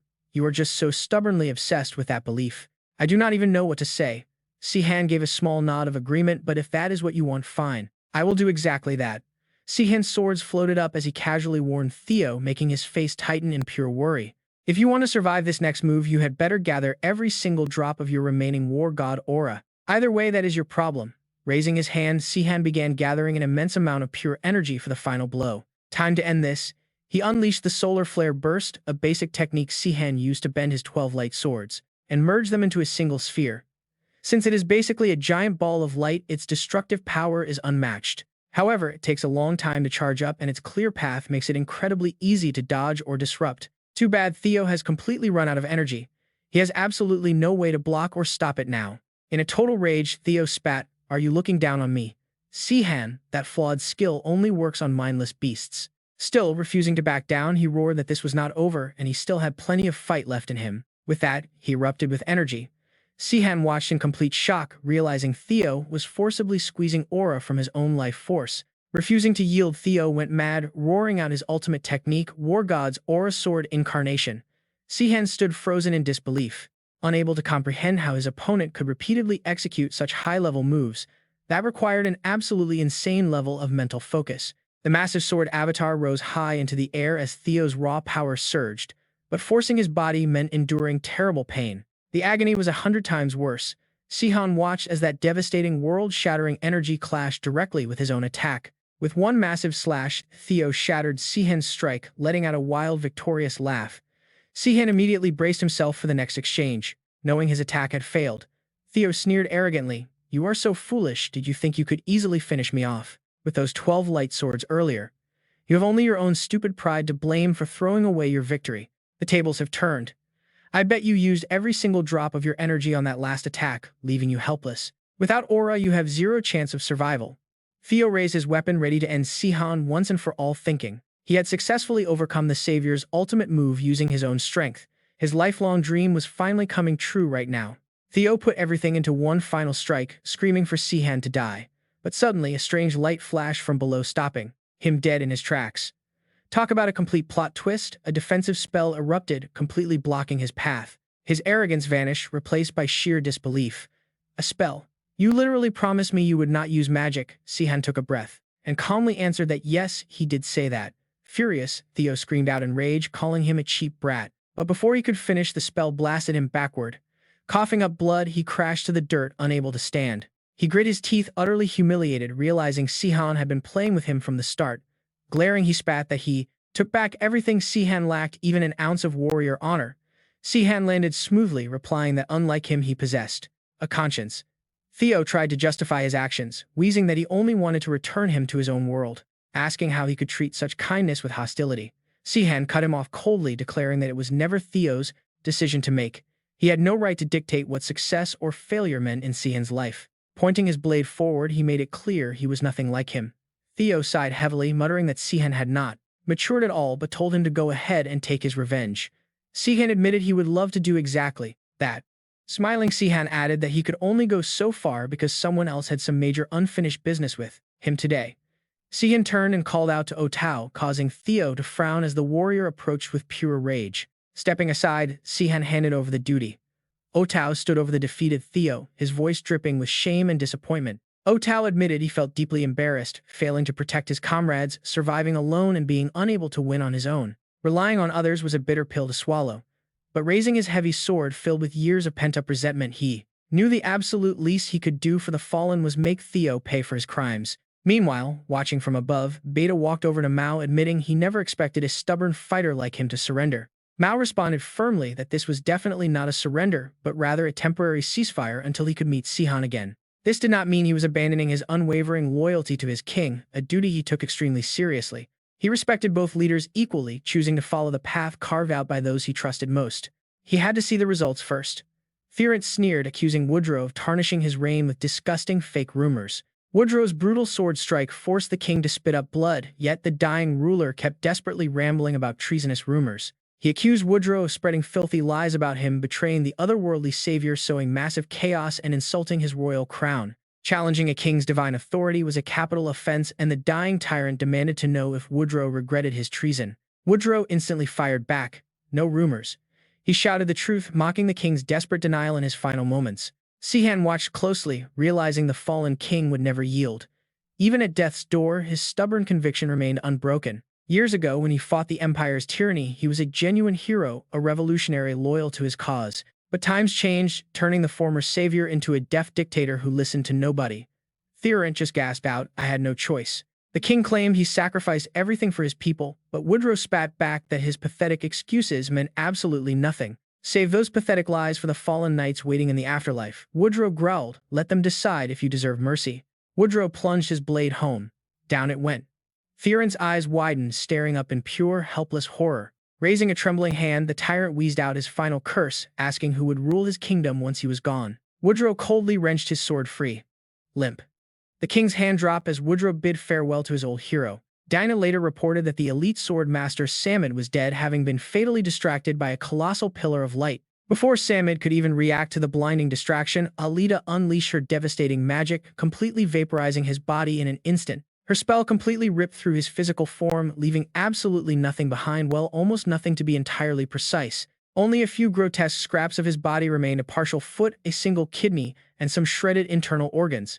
Sihan recoiled in disgust, begging her to spare him the graphic details, while Zenon stood by looking rather apologetic. Zenon explained that even though their captain had fallen, the Royal White Knights stubbornly refused to surrender and kept fighting. They tried desperately to stop the bloodshed, knowing those knights were Sihan's former allies, but some casualties were unavoidable. Sihan sighed heavily. Too many losses. He accepted that such tragedies were simply the harsh reality of war. He turned to ask Mao what they should do next, but the knight lowered his head in deep hesitation. It was hard to believe their king had betrayed him, but if it was the truth, they had no choice. They still deeply trusted their captain, but Mao insisted they needed to clean up this entire mess first.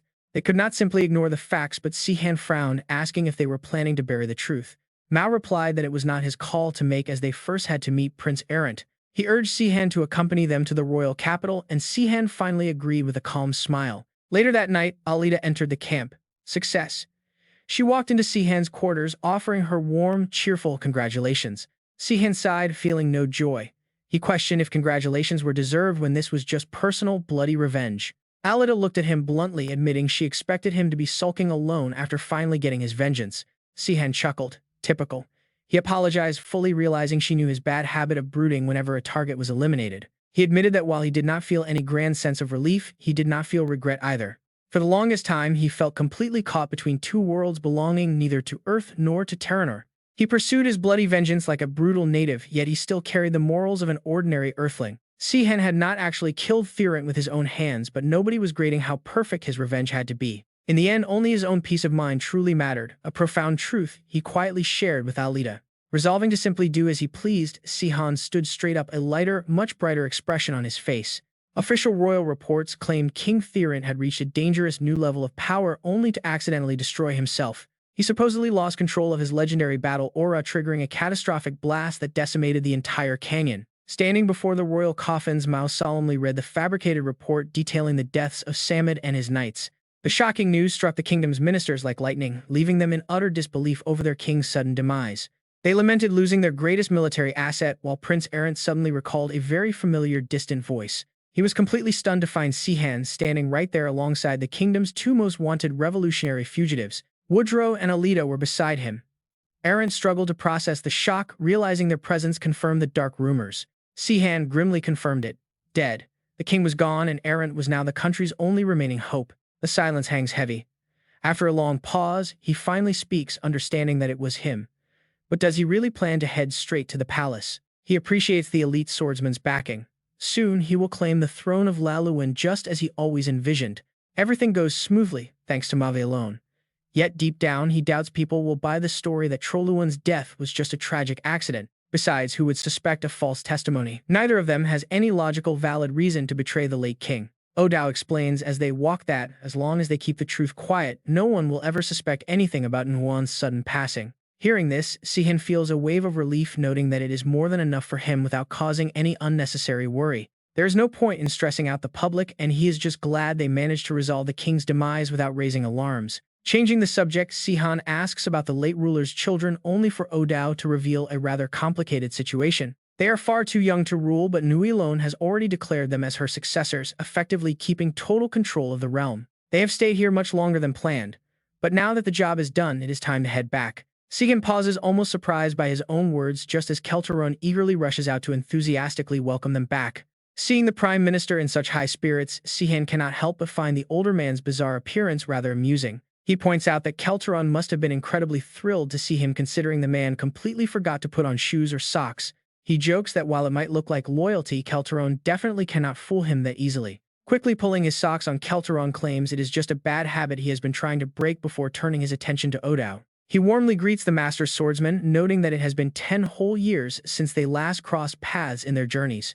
Odao is left completely speechless, remembering Kelteron as just a fool with a silly nickname who somehow became the Prime Minister. Kelteron cuts the chatter short and presents a thick stack of reports confirming he secured exactly what the young master requested. Sihan takes the papers and praises his hard work, prompting a curious Kelteron to ask what the secret documents are actually about. With a sharp grin, Sihan explains that it is a new mission for the Blue Sky Knights who scattered across the continent years ago. They had all started quiet, ordinary lives after being hunted down, but the kind-hearted Prime Minister apparently could not bear to see them suffer. He hated seeing these legendary heroes denied the respect they deserved, so he secretly reached out to offer them a brand new path. Deeply moved by the Prime Minister's genuine sincerity, they allegedly agreed to pick up their weapons and serve under him once more. Kelteron instantly recognizes the obviously fabricated story, but Odao is already fuming, shouting about what is expected of them next. He demands to know if they are meant to be private mercenaries, pointing out that Kelteron's actual troops are notoriously greedy, third-rate sellswords. Their awful reputation has spread all the way to the neighboring kingdom, and they are known as nothing more than gold-hungry thugs. Odo asks if they are being insulted, but Kelteron simply strokes his beard and tells him to take it up with their captain. At that exact moment, Sihan cheerfully raises his hand and proudly announces that he is actually the captain of this new squad. Kelteron sighs deeply, asking them if they have any idea how much political maneuvering it took to secure this arrangement for everyone. While Sihan can easily disguise his identity, the rest of them are far too recognizable and famous to just wander around freely. Because of their legendary notoriety, he even had to halt the expansion of his own personal guard to avoid triggering any early suspicion. Odao looks away, still finding it hard to fully accept the arrangement, though he understands the logic behind the Prime Minister's move. Beta also voices his hesitation about working under him, but Kelteron quickly steps in to try and win over the stubborn knights. He firmly requests that they show him the proper professional respect he deserves as the official Prime Minister of the kingdom. Unless they want to become a massive burden to Sihan, he guarantees that he has absolutely no intention of looking down on them. After all, nobody would find it odd for him to treat the legendary Blue Sky Knights with the highest level of honor. Odo finally relents, saying that since their captain holds him in such high regard, they have no choice but to trust him. Beta begrudgingly agrees as well, offering a polite nod and expressing his readiness to work together for the sake of the mission. Kelteron sighs with relief, but Sihan quickly points out a major issue regarding the massive number of witnesses during their recent battle. Even if they manage to completely silence the elite Royal White Knights, rumors about the Laluan clash are bound to leak out. Kelteron nods, calmly reassuring them that they should be safe for now, as implementing new kingdom policies always takes several months. Even after the official decree goes live, whispers will persist, but they certainly will not spread across the entire realm overnight. While the situation is undoubtedly quite tense, the public is currently far more focused on the shocking news of the king's demise. Most citizens will easily accept the official narrative that the ruler tragically took his own life during the chaotic struggle. Any whispers connecting Sihan to the incident will likely take at least a few months to travel across the vast continent. People wondered how other nations would react to the news of Thelm's death. After all, it was the tragic passing of the fall of a revolutionary hero right on the heels of Sia's tragedy. Both events happened in such a short window of time, yet hardly anyone connected the dots. After all, a sudden coup in the Kingdom of Seas made perfect sense, and Daeon losing control during training were both highly plausible scenarios. Sung Sihan sighed, noting that people probably didn't suspect a thing. Sung Sihan remarked they were lucky nobody knew about Kazan yet, while Kelteron slowly raised a thumb in high praise. Kelteron praised Sung Sihan for handling the entire situation perfectly. Keeping Thelm's body intact was a stroke of absolute genius. It made everyone believe the incident had nothing to do with the fall of Xyz. Sung Sihan blankly agreed with him. Sung Sihan quickly calculated his timeline. He had a few months before anyone realized he had returned to this world, which meant he had to get his revenge on Lavina. Meanwhile, before rumors spread across the continent, Lavina muttered to herself that first Xyz, and now down. She knew things were starting to look highly suspicious. It was hard to believe this was all a coincidence, and everything made sense if Sung Sihan had truly returned. Although one could argue the first incident was an isolated case, and the second was a mere coincidence, a third would certainly be no accident. Now only she, Sun, and Kazan remained. Mused. If anything happened to any of them, it would be absolute proof Sung Sihan was back, and his secret would be exposed. Kelteron was proudly showing off his new forces. He wanted to personally welcome each of his precious Azure Knights. On their very first day as his personal guard, he showed them around their brand new base, promising they would all enjoy spacious private living quarters and a top-tier chef to prepare all their meals. They were also free to use the massive mountains behind the mansion as their exclusive training ground. Kelteron generously told them to just focus on giving their absolute best during training and to never hesitate to ask him for anything. Meanwhile, Kelteron was grinning wildly, feeling absolutely thrilled with how this plan was coming together. If Sung Sihan returned to Earth after completing his revenge, these knights might choose to stay if Kelteron treated them well. Maintaining a strong bond was crucial. He happily daydreamed about the future. They would become his personal guard, and both the Loetanor and Theolon kingdoms would form an alliance, all thanks to Sung Sihan. Sung Sihan was a fox playing the tiger, but any false king would be devoured once exposed. Playing the middleman was, for both factions, was a far safer bet. Dina suddenly spoke up, cutting off Kelteron's thoughts to introduce the officers. She formally introduced their new commanding officers, starting with Captain Soren, then Vice Captain Ontao, and the rest followed. Next came Vice Captain Bella Zenon, and last but not least, Vice Captain Alita Ban, causing the entire crowd to erupt in cheers. They chanted Alita's name, shouting 3 cheers for their beautiful vice captain. Rumor had it that Captain Sung Sihan had personally brought her there. She seemed incredibly kind, defying their expectations of Sung Sihan's terrible taste in women. He was, seemingly, the only one completely clueless about Lavina's dark side and surely wouldn't believe anyone who told him the truth. Someone mentioned they had warned Sung Sihan once before, and it took forever for him to calm down. Surely he wouldn't fall into her trap again. Feeling a bit deflated from all the gossip, Sung Sihan turned to Alita and said he expected great things. Alita quickly waved it off, telling Sung Sihan not to put too much pressure on her since she was still brand new to the role. Amidst the laughter, a guy named Mac got completely drunk and asked the Azure Knights how all of this even happened. Before the Azure Knights arrived, Kelteron only had about 10 knights. One of them was Mac, a supposedly skilled swordsman who was actually nothing more than a cheap third-rate thug who used his modest strength to bully and exploit those weaker than him. After spending his days living a carefree, lazy life as a local bully, Mac was suddenly introduced to actual legendary warriors, legends he had only ever read about in fantasy books. Ontao crossed his arms, announcing their warm-up was finally over. He granted them a 10-minute break. Everyone collapsed, gasping for air and wondering how that was just a simple warm-up. They had to survive a coup, and now they found out these Azure Knights train under Back, the mercenary king. What on earth were these monsters doing here? Someone sneered at them, mocking them for being absolutely pathetic. Ontao offered some encouragement, promising the training would make them stronger, just as Sung Sihan had done for the Azure Knights. Without Sung Sihan, they would have remained third-rate swordsmen forever. But humans always adapt, and they would grow stronger too. His words struck a chord, and everyone cheered up, raising their voices to praise the formidable Azure Knights. They thanked Lo, their sword master. He was right, maybe they could actually become legends themselves. Anything seemed possible. But Lo instantly shattered their hope, coldly adding that they would simply die if they failed to adapt. Mac froze. He delivers a final brutal warning. They will all die if they cannot adapt, leaving Zenon standing there completely frozen. What did you just say? He smiles and says it is nothing before handing back the notice, declaring it is time to keep training. This marks the official start of the Chthon Knights transforming into absolute sword masters. Right now, the entire body of Mar is trembling with exhaustion. Sihan looks at the others who are shivering on their feet, thinking to himself that these knights have basically become walking zombies from the brutal training.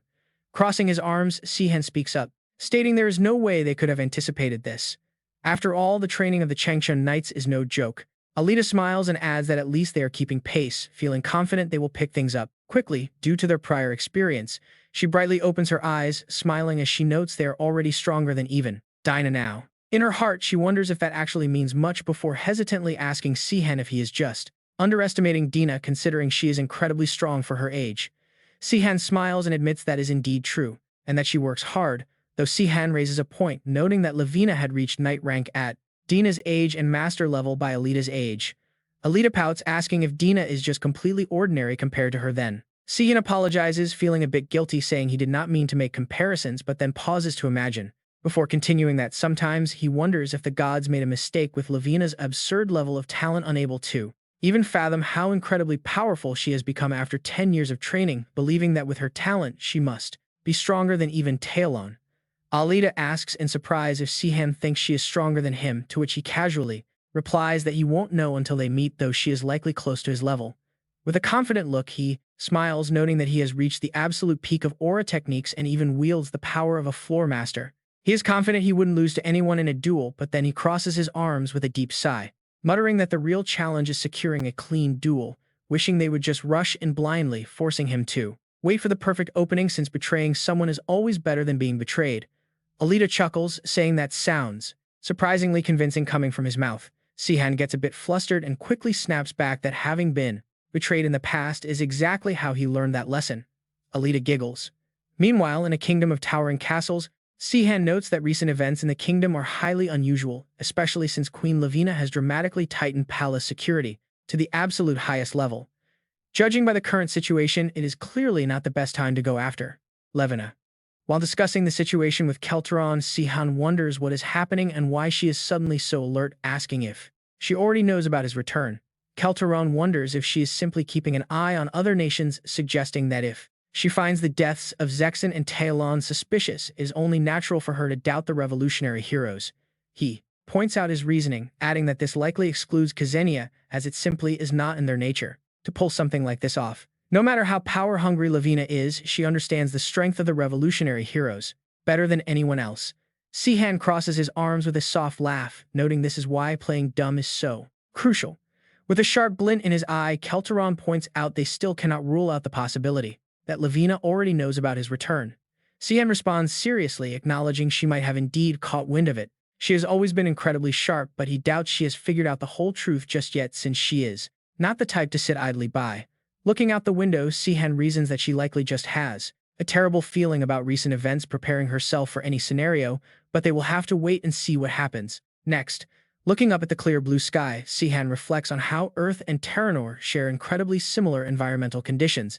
A year on Teranor also lasts 365 days with 4 seasons, reminding him of his past days on Earth.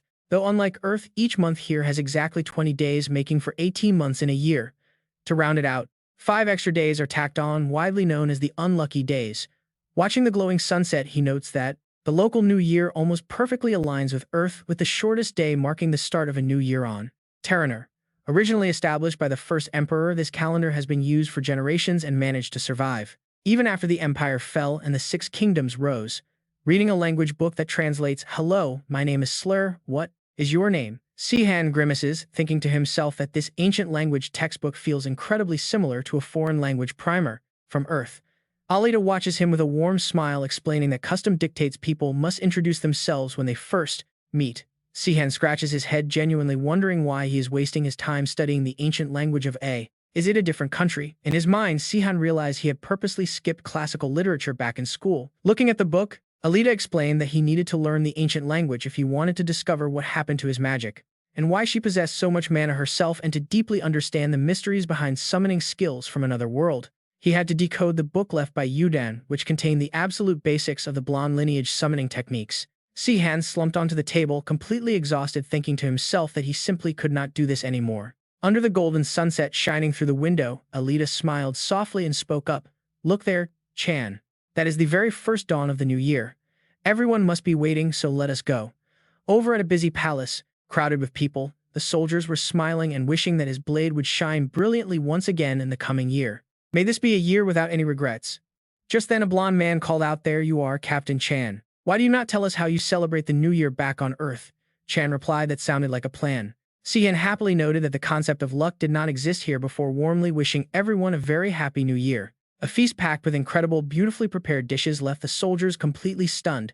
Looking at the food, they could only admire how incredibly lavish it all was, praising Kelteron's chef for being so exceptionally talented. Alita gave an awkward smile, explaining that all of this was actually prepared by Dinan, who happily held up a steaming hot dish. Chan then brought out a delicious-looking meal, announcing he had tried to make the rice cake soup Sihan once mentioned. Sihan looked on in surprise, praising how great it looked, while Dinan proudly gave a thumbs up in anticipation. It was nothing really. The ingredients are quite similar to what they use in traditional Sia Kingdom cooking. Since he did not know what sesame oil was, he used sunflower oil instead. Sihan happily took a delicious bite, thinking it was absolutely amazing. He jokingly requested kimchi next. Beta smiled, curious if that dish was from his homeworld. Alita also chimed in with curiosity, noting how interesting it looked and asking if there was enough to try. Sihan happily handed over a bowl, telling her to eat as much as she liked, explaining that back where he came from, eating a bowl of soup made you a year older. Hearing this, the two coldly turned away and Beta excused himself. Just then a man approached to address Sihan, prompting Sihan to look up in surprise and ask what Keltaron was doing there. He thought Keltaron was supposed to be attending an important meeting at the royal palace. Keltaron stepped forward to explain, stating there was an urgent matter to discuss. A guest from the Holy Kingdom of Ensef was demanding a meeting. Sihan asked in confusion if they meant they wanted to meet Sung Sihan, but Keltaron hesitated, speaking in a low voice. No, they specifically requested to see Chan Song. Soon, Sihan opened the door to find a black-haired woman sitting inside. Shia turned to him with a warm smile, expressing how great it was to see him after so long. Surprised, Chan admitted he was wondering who else could possibly know his real identity besides Kazan. Approaching her, Sihan asked if she had finally stopped acting as Kazan's body double. Shia softly confirmed she had. Her Majesty had reclaimed her rightful place as queen. She added that Chan looked far more reliable these days. Sihan offered a warm smile, noting that Shia had changed too, no longer looking strained like her body double days. She finally looked her actual age. Shia laughed weakly, calling him as tactless as ever, which caught him off guard. Looking around, Sihan apologized for having once snuck into her bedroom and even using a soul-piercing strike on her. Shia assured him it was fine since she remembered nothing, though her eyes grew quiet as she spoke. She wanted to explain why she had come, her serious tone catching Sihan completely by surprise. She had desperately pleaded for his help, explaining that Her Majesty was in dire need of Chan's assistance. Ever since Sinus lost his powers, he was no longer considered a hero or the holy servant of the moon. However, that did not mean she could easily step down from the throne, even if she desperately wanted to. She explained that the 6 nations were newly formed, having existed for only 10 years. Even if they had structure, they still relied heavily on the legendary reputation of the revolutionary heroes, whose mere presence could prevent war. Keltaron chimed in, agreeing that things were currently looking incredibly unstable for the kingdom under their current situation. With a soft chuckle, he added that while the Lotenberg kingdom seemed to be doing much better lately. Sihan also chuckled, noting that their ruler was an absolute exception. Sia explained with a strained look that Her Majesty had never actually wanted the position, but she had never once abandoned her responsibilities, her duties as the queen demanded. That is why she absolutely must prove that her health is in perfect condition. During the sacred Silver Moon Festival, Zay explains, if the queen can just get through this ritual without any issues, she will buy herself another year to get her affairs in order. And she has not forgotten her promise to Sihan. Sihan waves his hand in dismissal. There is no need to worry about explaining everything, he says with a calm smile. He adds that he has already forgiven Karen. If there is anything he can do to help her, he is more than happy to do it. Inside, however, he has his own thoughts after dealing with Elend. Karen basically looks like a saint to him. Sihan seriously asks what he needs to do. He cannot use divine arts, but he can offer a raw display of power. Yet he really cannot help with an actual religious ritual, Sihan mutters. Zia stays silent, thinking things over deeply. She admits she does not know all the details, but the queen is absolutely certain Sihan can help her. Standing by the window, her dark hair catching the light, Zia pleads for him to come along to Initiatus. With that, their carriage is already speeding down the road. Sihan rests his head, staring out into the distance. It has not been that long since Sihan told Karen they would never meet again, parting ways on cold terms. Yet here they are about to reunite. Meanwhile, Dina and Zenon are laughing up a storm inside the carriage. Zenon mentions he only wanted to learn to cook traditional dishes from Initiatus, and now he can learn from the source. Sihan looks completely annoyed, asking why they all had to tag along when he could easily handle this alone. Alita is utterly shocked by his attitude. Who is supposed to keep spatial vibrations hidden if he goes off on his own? Dina just giggles innocently, saying Alita is her beloved master, so she will follow her wherever she goes. Zenon shyly chimes in, offering to head right back if Sihan really does not want him around. Dina quickly protests, telling Zenon he has to stay because he spoiled her and she only eats his cooking now. After 2 full weeks of traveling, Chen, the captain of the Keltaron Knights, and her squad finally reach their destination. They arrive in Nishilium, the capital of Initiatus. Karen stands there with her neat black hair radiating elegance. Staring at her, Sihan cannot help but think that this is what Karen looks like in her royal gown. She looks exactly like her body double, yet she carries an entirely different, highly regal aura. And just like that, Karen breaks the silence, thanking him for rushing over and apologizing for breaking her promise. Sihan smiles to reassure her. He tells her not to worry as he has fully forgiven her already. They can speak casually now since meeting with Elend made all his lingering anger toward her vanish completely. Karen notes that Elend has changed a lot. Sihan agrees, saying Elend always tried to teach him life lessons. Unfortunately, those lessons are completely meaningless to him now. Karen looks at him with determined eyes, seeking answers. She asks if he will truly help her, and Sihan immediately agrees to it. He feels responsible for the situation, especially with the balance of power collapse after the deaths of Saren and Elend. Without a doubt, Rustenern and Lavina have their own dark ambitions, but she cannot simply abandon her throne.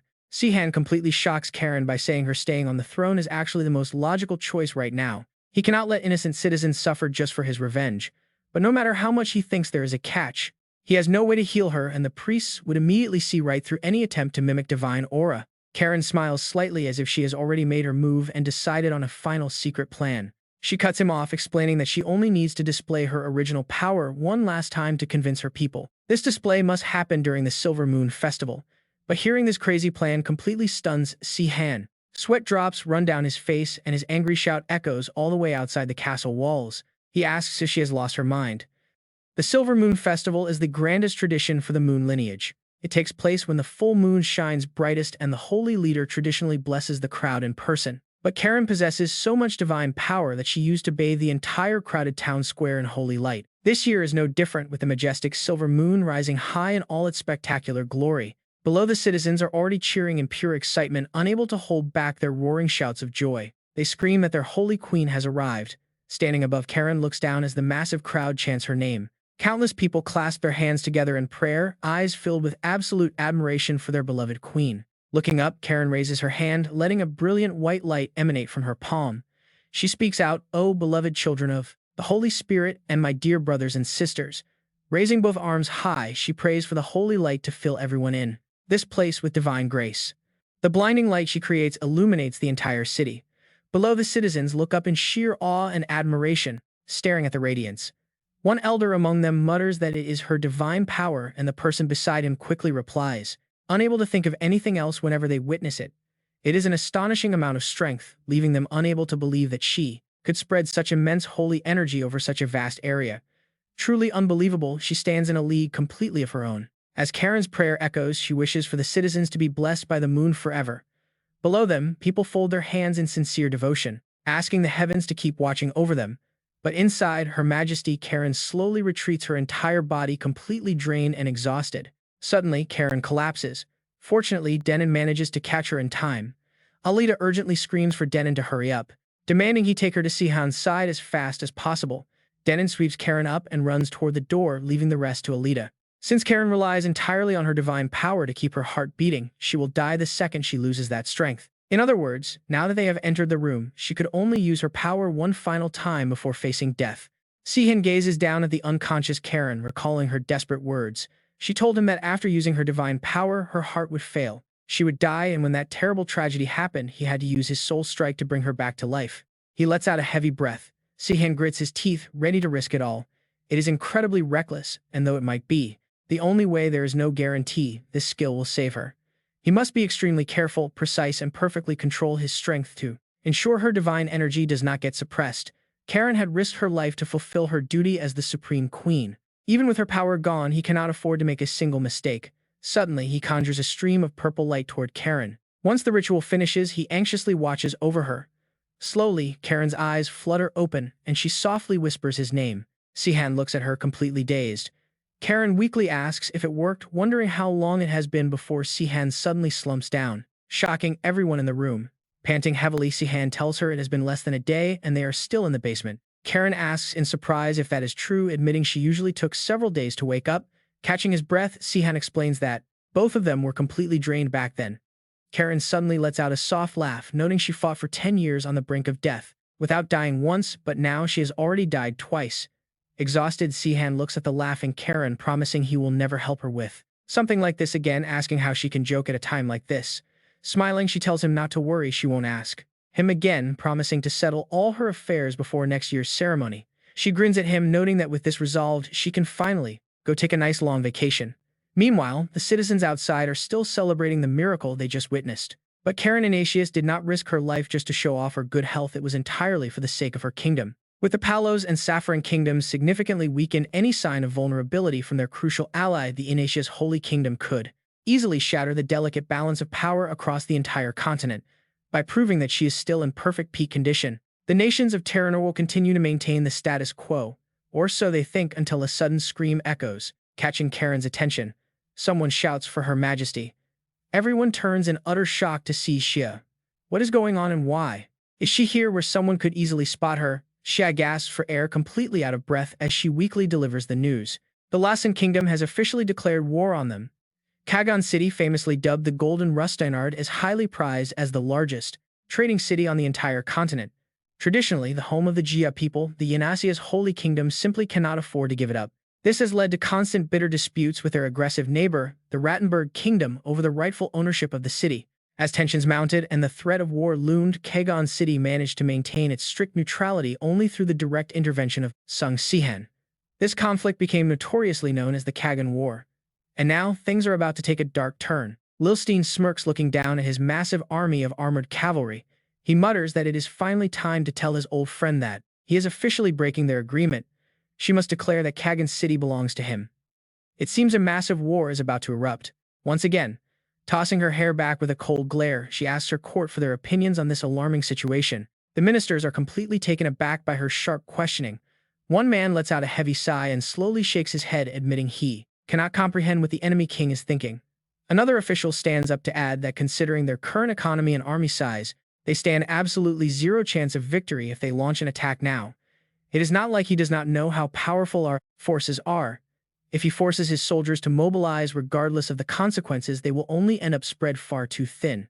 Their defenses are far too thin, leaving them wide open for other nations. He must be well aware of this, nodding in quiet agreement. There is no way the greatest mage of the Wizen Tower would declare war so impulsively without fully understanding the gravity of the situation. Resting his chin on his hand, the hooded man nods repeatedly. "You are right," he says. "That is something Sihan might consider, but definitely not Lawson. Perhaps he is simply trying to gauge the strength of the MB Kingdom and all the other allied nations. He could be trying to draw out reinforcements from the Watzenberg Kingdom, using it to assess the scale of their military forces." As everyone voices a different opinion, the debate grows increasingly heated. Still, even if that were true, he should have sent more forces. Currently, only 3,000 soldiers are marching toward Kan City. He would have sent a much larger force if capturing it was his true goal. A new theory emerges in the room. What if he is merely testing the loyalty of the allied kingdoms to see who stands together? After all, not even the Rand Kingdom could withstand the combined might of all three allied nations working in unison. He is pushing them. Wait, is he actually testing their alliance? It is a pretty clever theory, especially with such a small force on the move. Any soldier deployed to Kan City directly weakens the defenses of his own home kingdom, a risky move on his part. If testing them was his goal, he would have sent even fewer soldiers. Suddenly, Sen appears right behind him with a sharp question. Sen asks if Lawson actually intends to occupy Kan City under those circumstances, but the man keeps muttering his own wild theories.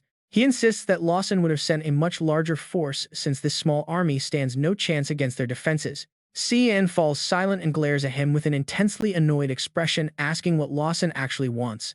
The man flinches in pure terror. He quickly stammers that he is only stating the facts. Sen heads back to his seat, concluding that they still do not know Lawson's true goal. Still, Kan City is the ancestral homeland of the Genian people, and they cannot simply abandon them to fend for themselves. It is time to assemble their forces, but they will not be asking the Watzenberg Kingdom to deploy any reinforcements this time. They have no idea what Lawson is plotting, and there is absolutely no need to reveal the full size of their alliance right now. A peaceful morning arrives in Kan City. Sihan clasps his hands behind his back and smiles, noting how different she sounds as a ruler. She used to be incredibly polite to everyone, but she instantly switched to a commanding, authoritative tone the moment she stepped into the meeting room. Kazan blushes and shyly turns away, admitting it is a habit of leadership she developed without even realizing it, and she cannot change back. She worries they might suspect something now, but Sihan simply waves his hand and laughs.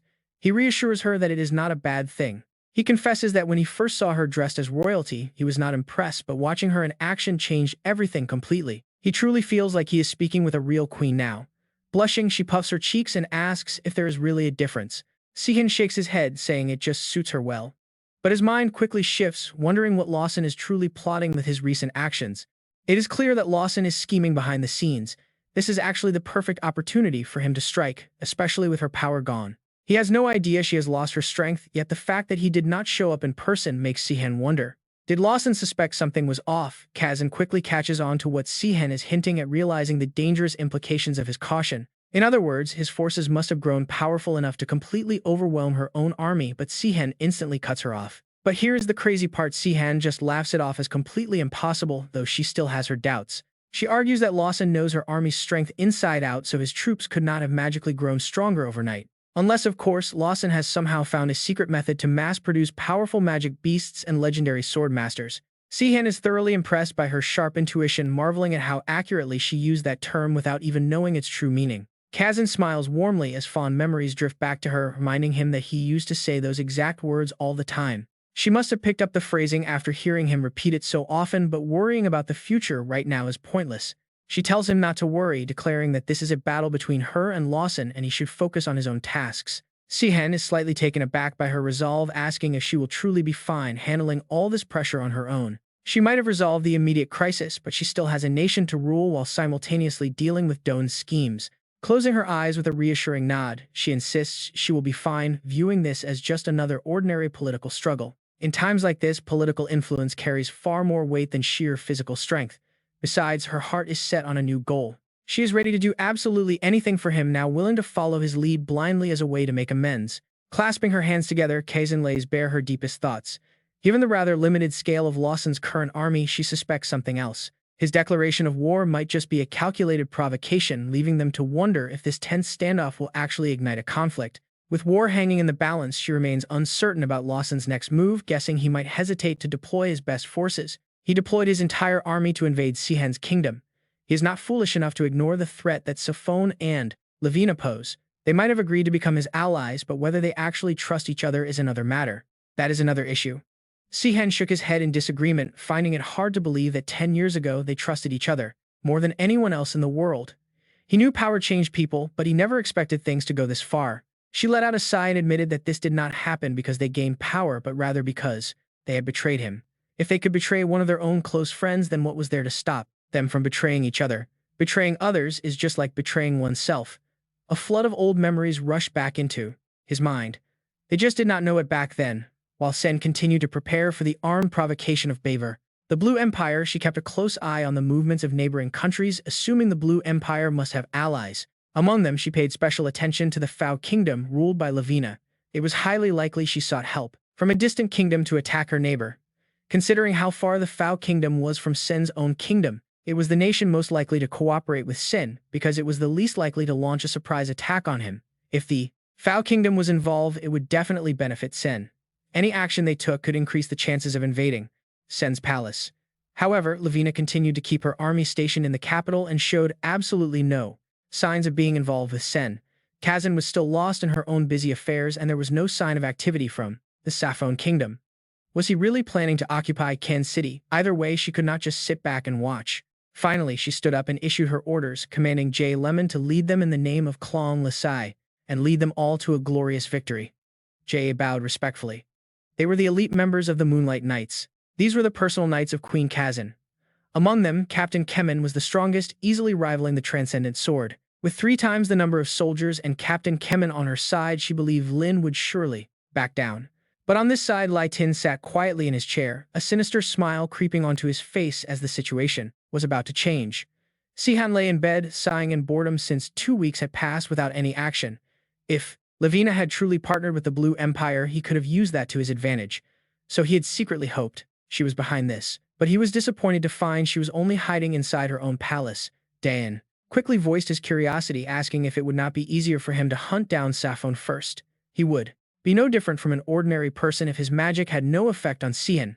Besides, wouldn't they keep the secret of black gunpowder hidden from Siphon's acid tower? Sihan rolled over on his bed, agreeing with the point. Perhaps he was right.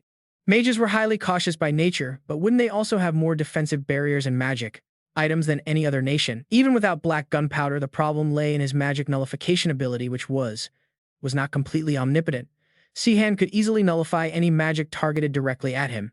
For instance, if a magic sword wrapped in magic electricity could not shock him, a sword powered by actual physical electricity could still hurt him, and he could not stop any object that was already enchanted. Diane was extremely surprised by this. At this, he had thought all magic would be neutralized before making contact with him. In that case, he would not be able to use the calamity either, since it was a magic item. Sihan personally explained it to him. During the revolution, Lean had used magic to create golems to fight otherworldly creatures, while Siphon crafted a cannon using magic, utilizing it to shoot heavy stones and metal blocks. Those dangerous projectiles would then travel at near subsonic speeds when fired from a 10-meter magic cannon. People used to call it the Siphon Cannon to show respect for its overwhelming power. Diane widened his eyes in absolute surprise, noting the Siphon Cannon did not sound like a very terrifying name. Sihan laughed it off and calmly replied that yes, but he shouldn't be fooled by that, as it was as powerful as 7th or 8th tier magic. However, both techniques had a lengthy and complex activation sequence, making them useless in one-on-one combat. That was why it was essential to fight a mage when they were all alone. Things would get much harder if they teamed up with someone like Lavina. With Sihan's explanation, Dian felt things were much clearer. He understood now why Sihan wanted to deal with her first. Suddenly, Sia appeared in a great hurry delivering urgent news, apologizing to Sihan for the interruption, stating that the queen wanted to see him immediately. Highly curious, he asked why Kazan wanted to speak with him. She hesitated, informing him that they had just received some shocking news. Sihan flung the door wide open. He barged straight into Kazan's room, panic written all over her tense face. Bin had taken City C. He marched straight up to her. What on earth happened? Is Ayakim really dead? Sihan demanded answers while Kazan stood there in silence. Kazan confirmed the tragic news immediately. Yes, she said. But that is not all. Our entire army has been completely wiped out. Yet Resin suffered almost 0 losses. Even Dean, the captain of our elite Bright Moon Knights, was completely slaughtered. Sihan shrieked in absolute disbelief. How is that possible? I thought we had an overwhelming advantage. Kazan had to break the news. She shared the dark intelligence reports. According to a lone surviving soldier, the enemy deployed 5 powerful elite swordsmen on the field. They wielded 5 blinding blades of pure light. Sihan still flat out refused to believe this tragic, impossible defeat. But that requires a refined aura. If they can channel refined aura, they must be master-tier warriors at the very least. Does this mean Logan has 4 more elite master swordsmen besides Benziu? And Kazan answered with a cold, serious shake of her head. No, she replied. The Grandmaster Benzuin was not even there. His second-in-command, the high-tier swordsman Tron, also stayed behind. A wild realization hit Sihan. So you were saying Logan somehow trained 5 elite swordsmen to match the mighty Red Dragon Knights in secret, and they did it without a single soul ever finding out? That is absolutely impossible. Sihan shook his head in sheer frustration. Kazan looked deeply concerned. I agree, she admitted. The entire situation is completely absurd. What could that man have actually done? Did Logan really discover a secret method to mass-produce elite master swordsmen? Meanwhile, over in City C, inside a quiet office, a figure stood staring out of the window. Think about it, Logan had won, but he watched the streets with growing restless tension. It was not because of some brilliant strategy, nor was it because his troops suddenly felt highly motivated that day. They won because they had 5 elite master swordsmen. Each one possessed the raw, terrifying power of a tactical weapon. Even Gemin stood no chance against their combined attacks. Logan quietly glanced over at the silent warriors standing near him. He could not help but wonder. They seemed like soulless, emotionless dolls. Who are they? Go back and rest, he ordered. Logan slowly raised his dark staff. Go and rest, he commanded the master swordsmen, waiting to see how they would react. Their eyes responded instantly. They turned on their heels and left in perfect unison, chanting their obedience as they departed. Logan felt a wave of deep unease. They only obey the one holding this staff of dominance. It is deeply unsettling. And what kind of bizarre backwater dialect were they speaking anyway? Elsewhere, a furious noble slammed his fist against the table. We must reclaim City C immediately, he roared. We cannot simply retreat. Another lord stood up to express his frustration. But Ayakim is dead, so what can we possibly do? The first man fiercely shot back, urging them not to be cowards. We still have our revolutionary hero, the immortal witch Her Majesty Kazan, on our side. The crowd quickly murmured in agreement. He is absolutely right. The enemy will be powerless if Her Majesty handles this personally. Even if they are elite master swordsmen, they stand 0 chance against the sheer might of the immortal witch. In reality, the figure before them was Shay in disguise. Thank you all for sharing your thoughts. Let us end the meeting here. The nobles stood up and left the chamber. Only when she was finally alone did Shay dare to breathe, her face pale with terror as she panicked over what to do. The real Kazan, hiding in a dark corner, stepped forward. When I first lost my powers, I felt relieved, she confessed. It was just punishment for my sins. But things are different now. I actually miss them. Shay sighed in deep empathy. I know he did not mean to do this, but I cannot help feeling a bit resentful. It would be great if he offered to handle this matter himself. Kazan shook her head. I am afraid that is impossible, Shay. His identity might be exposed, and the truth about my powerless condition would come to light. We must find a valid excuse to send him in my place. Sihan, who had been listening in secret, suddenly stepped out.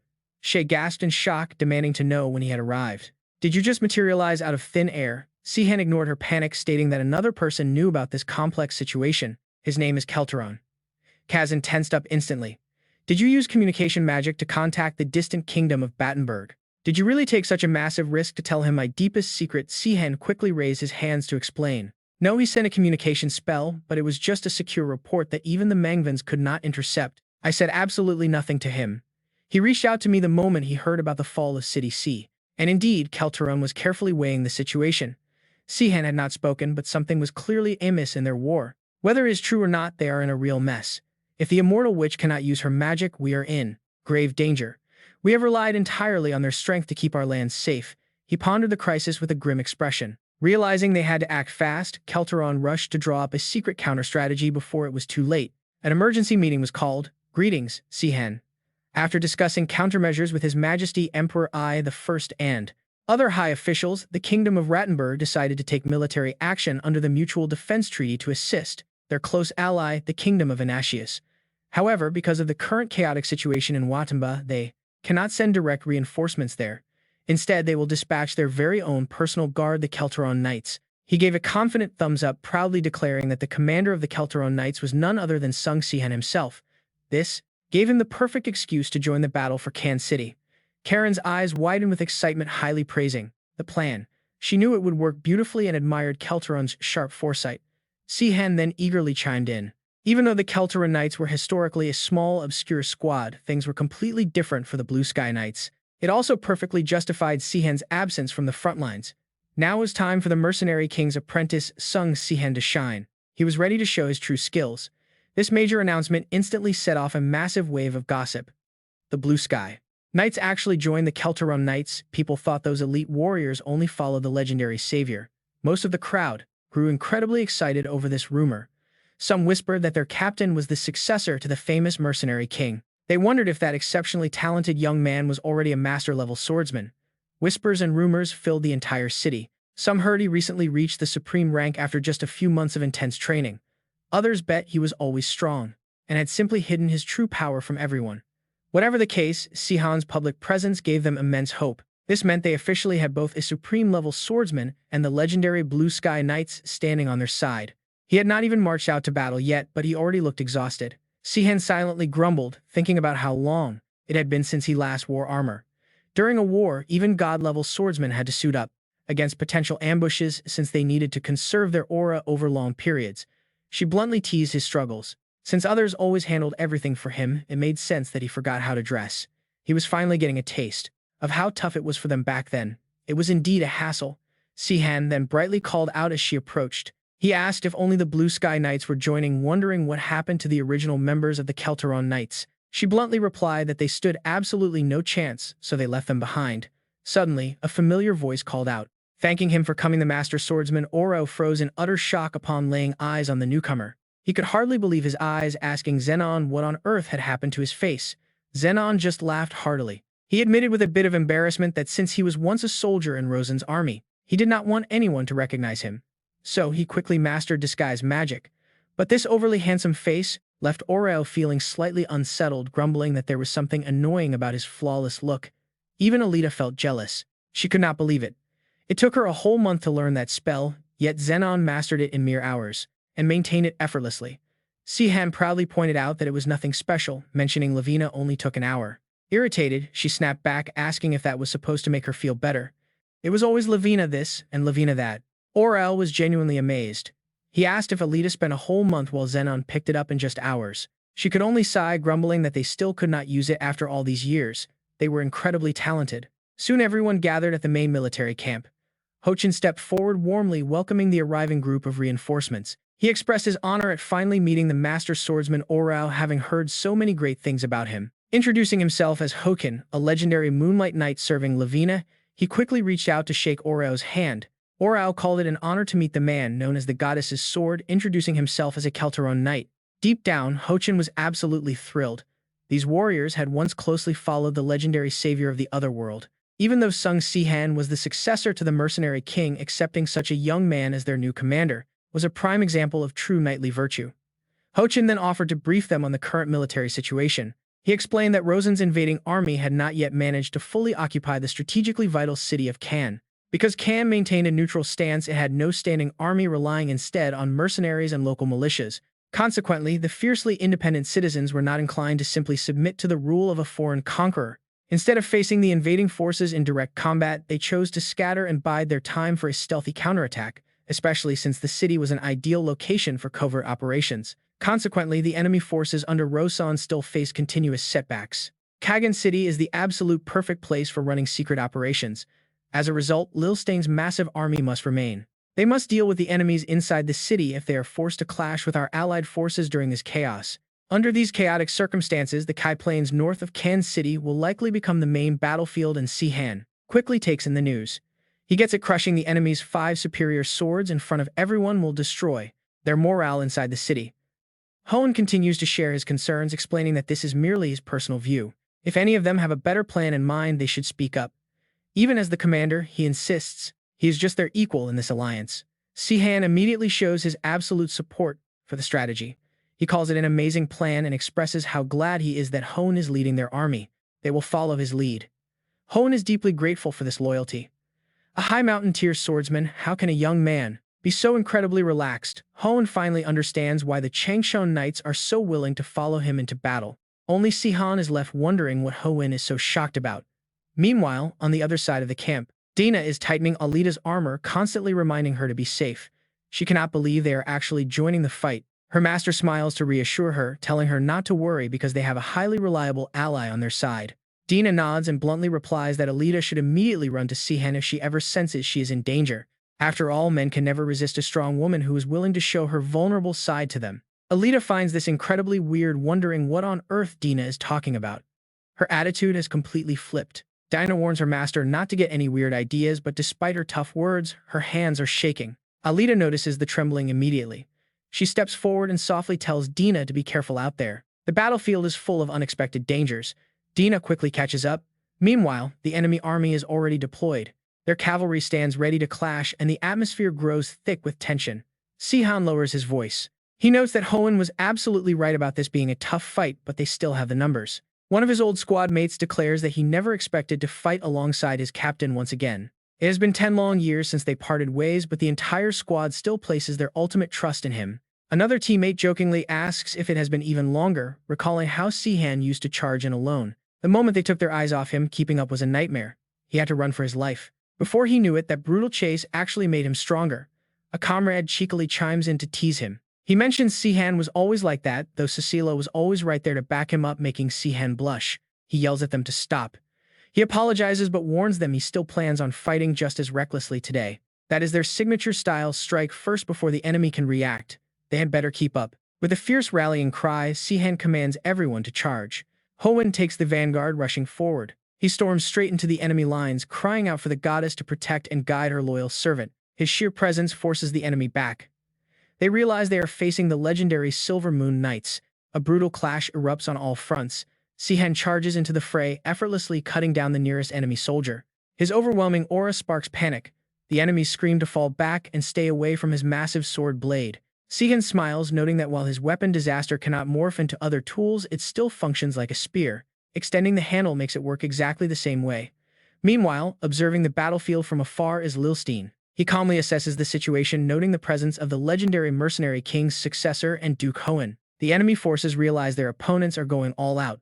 Lilstein watches them deploy their Platinum-class fighters early on. They are playing their best cards first, which will leave them with nothing later. This is actually perfect for him. If he can eliminate those 2 key figures, the entire allied coalition will crumble in an instant. He orders all units to attack, specifically targeting those 2. The 5 superior swords immediately receive the order. They leap into the fray. The allied soldiers instantly panic upon seeing the 5 fearsome enemy warriors.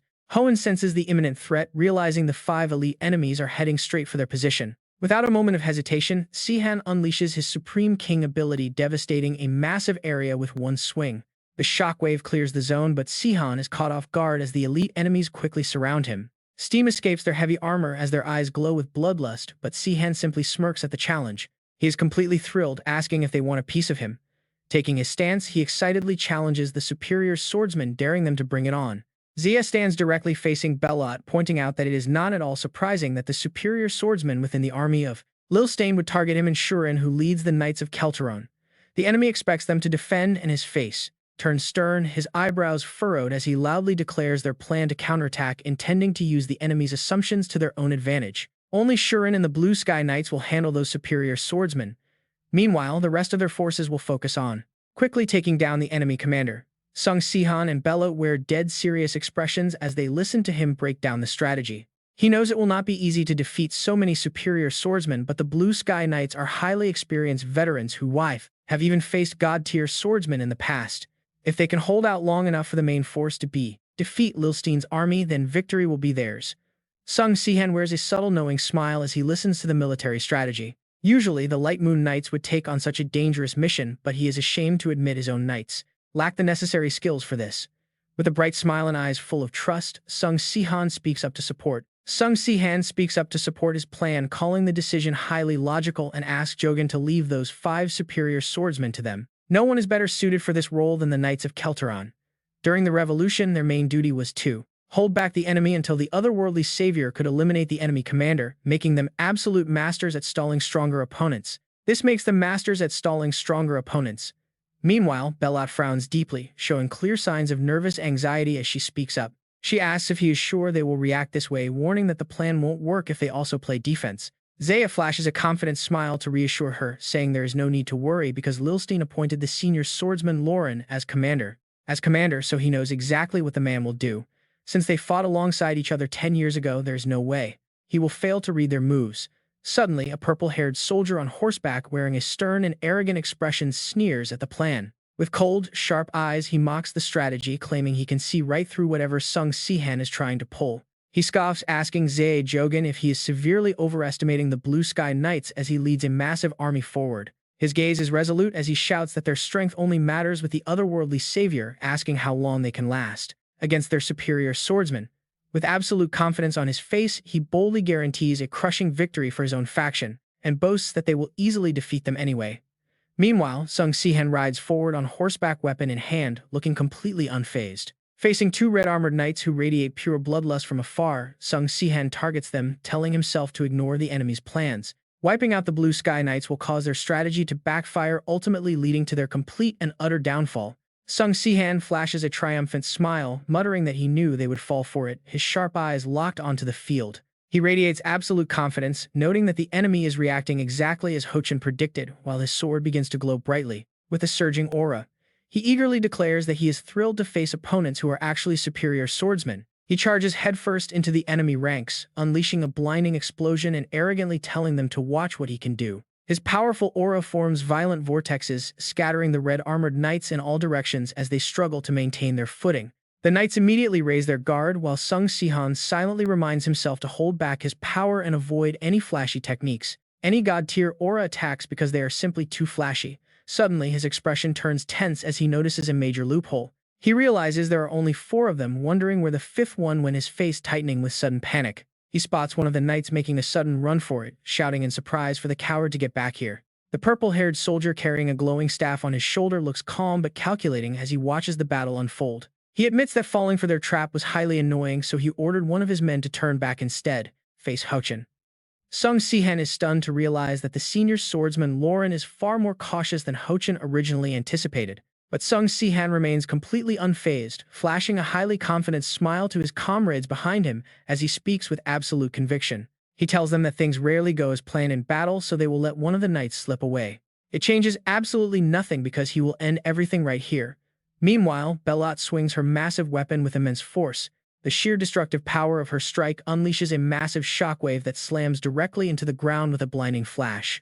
With glowing, determined eyes, she yells out, triggering a giant pillar of blue light that erupts into a violent explosion. As the thick smoke begins to clear, a red-armored knight emerges with menacing eyes, roaring in absolute fury as he charges. He lunges at lightning speed to attack Belot, but a powerful streak of blue light flashes across the battlefield in an instant. The Crimson Knight struggles to block a flurry of rapid blows, while a headband-wearing soldier grins with excitement and mocks him. "Damn, you are so predictable," the soldier sneers.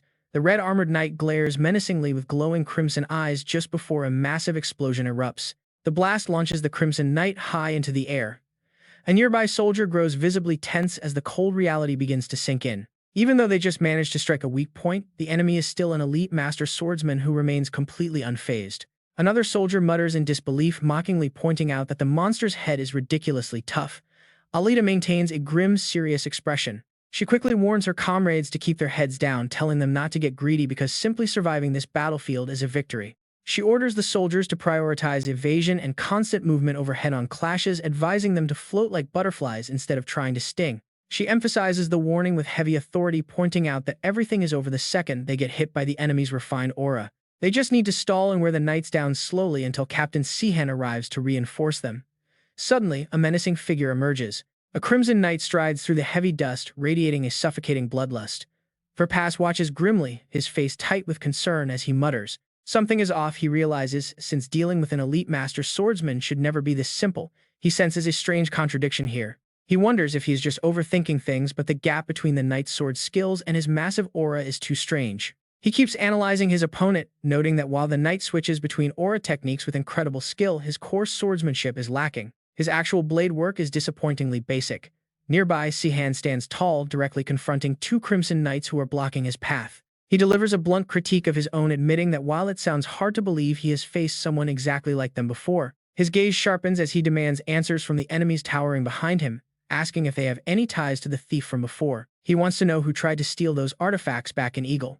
Looking at the two red-eyed knights in the dust, Sihan spots odd differences. Judging by their physical builds and active aura patterns, they do not seem to be the same person, yet they share striking similarities. There must be some kind of connection between them. Confronting the two Crimson Knights, he knows he needs to capture them for answers. He wants to extract information, but he is not about to waste his valuable time playing around with these opponents. He is currently taking on two of them alone while Yan Lin is busy fighting. One Woodlow is clashing with another, and Ho Chen is dealing with the very last opponent. Sihan's eyes grow cold as he makes his final decision. With a swift motion, Sihan swings his blade to conjure a raging vortex of blue energy that completely traps his target. A powerful line of force tears straight through the Crimson Knight's armor, blasting him backward and leaving him completely defeated. With a confident smirk, Sihan changes his plans and notes that there is no real need to capture every single one of them alive. He has other urgent places to be, so he refuses to spend any more of his time on these troublesome enemies. Meanwhile, a bright blue gemstone begins to pulse with an incredibly intense aura, causing a nearby purple-haired soldier to gasp in shock. He grits his teeth in sheer panic, wondering how on earth one of their powerful combatants could have been wiped out so instantly. He wonders what kind of monster they are dealing with.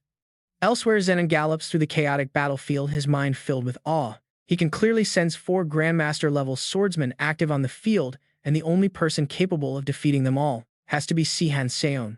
Sihan is proving to be vastly stronger than expected, a truly terrifying and remarkable young man. Zenon grows solemn, remembering how the famous heroes of the revolution were also remarkably young during their legendary rise. It is completely possible that another genius of that same godly tier exists today, and Sihan's imposing image commands respect. He recognizes Sihan's unique, unparalleled combat talent, but there is also something fundamentally different about the young leader. With those deep black eyes, he possesses the rare charisma of an emperor while confidently leading the Azure Sky Knights. Zenon's thoughts wander even deeper as a chilling realization hit him, feeling as though Sihan is almost the same as that person. Gripping his hilt tightly with his iron gauntlet, he quickly forces his mind back to reality because now is not the time for daydreaming. He draws his blade and spurs his horse forward into the thick of battle, shouting out that he must focus on the deadly clash right ahead. Watching from a distance, he knows that no matter how powerful an army might be, it will crumble if their leader is slain, meaning he simply needs to take down the enemy commander first.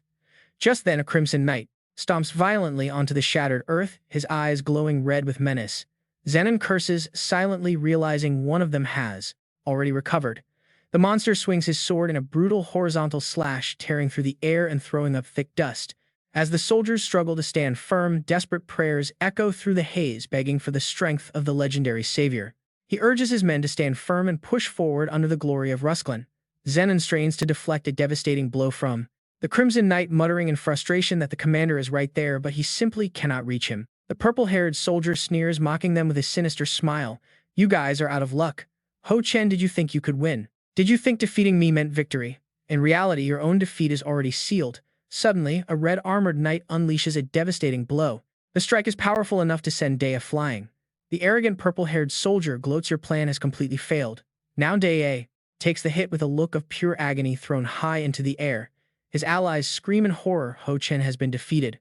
This cannot be happening. The purple-haired soldier grins victoriously, declaring that this is the end and the win is theirs. But suddenly his eyes shrink in utter disbelief as he gasps. What? Watch this. Dea is in free fall after being blasted away, yet his expression remains icy, cold, and laser-focused.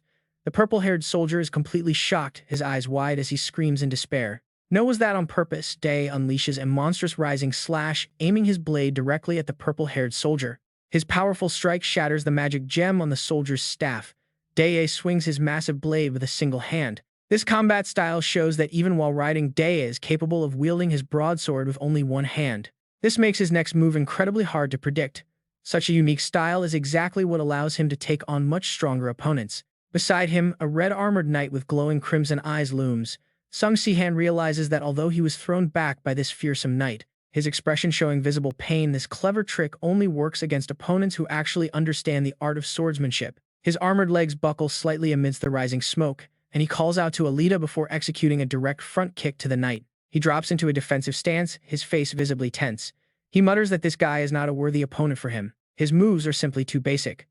Alita responds with a stern look, boldly declaring that she guesses that is why he is a suitable match for her, even though she does not think she is actually dealing any damage at all. Sihan's face suddenly freezes in absolute shock.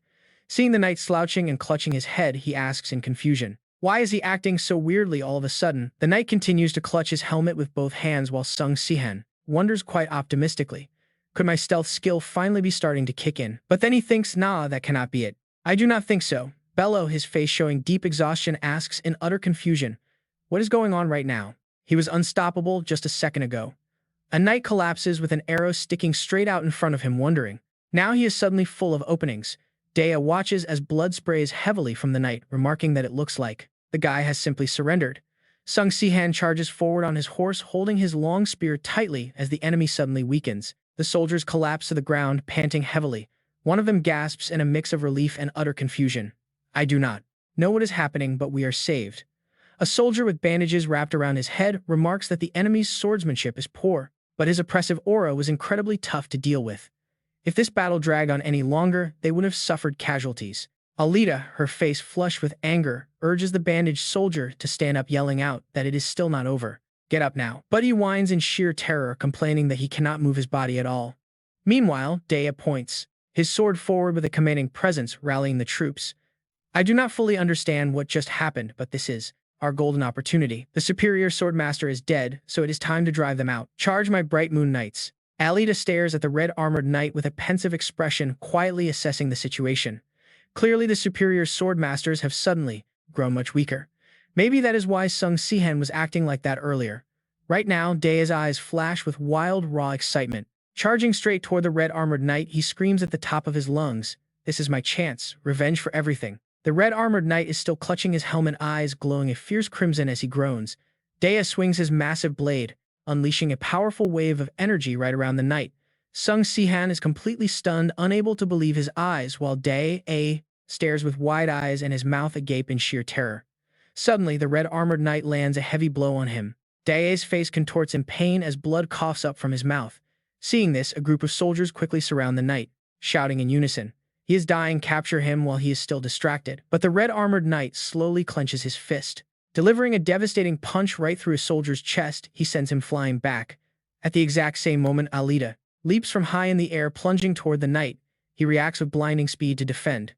Alita swings a powerful, horizontal slash, but her face suddenly turns to absolute shock as blood spurts from her mouth and she gasps, "Impossible." A massive explosion of dust and smoke erupts. The knight stands completely unscathed. Alita's face twists in agony as she realizes his attack was terrifyingly real, even though it only grazed her. Instead of weakening, it feels like his weaknesses have vanished. As the knight looms with a terrifying and dominant presence, she wonders if this is the true power of a superior swordmaster. The knight lets out a roaring battle cry, charging forward at terrifying speed. Alita collapses on the ground, her face frozen in pure horror and despair. Her eyes are wide, locked onto the incoming threat. Oh no, she cannot move. But then X rushes forward like a flash of light. Moving at lightning speed, he raises his sword to block the knight's heavy slash. In an instant, he unleashes a massive blast. The spiritual energy blows the knight backward. He grits his teeth, his face tense as he realizes just how incredibly dangerous this is. If he had hesitated even for a second, it would have been too late. As the knight lands heavily, he senses something different. This foe is unlike the others. This is not going to be an easy fight. His eyes sharpen with determination. He declares firmly that he will find the answers he needs before charging forward at terrifying speed. He is determined to capture his enemy. Meanwhile, the soulless knight stares blankly at the overwhelming power rushing toward him. The knight dodges with extreme agility, leaving him completely stunned as he grits his teeth in disbelief. What in the world? Exploiting a brief opening, the knight delivers a massive blow that launches him high into the air. He gasps in pain as his face contorts. The enemy avoided every single attack and landed a brutal counterstrike. That combat instinct is absolutely incredible. As the knight charges again with insane speed, he realizes this feeling is all too familiar. It is like facing Kaizen's close combat mastery combined with Levena's raw instinct. On top of that, his aura keeps growing. It is expanding constantly, possessing far more energy than even Xe himself could ever gather. Gritting his teeth, his face tenses. This level of power is impossible without a halo. What kind of fool possesses this much aura just to throw simple punches? His eyes become sharp and analytical as he processes the fight. It is almost as if he is battling a younger version of himself. Facing the threatening knight, he realizes he must stop holding back if he wants to stand any chance of winning. He needs to take him down the moment an opening appears.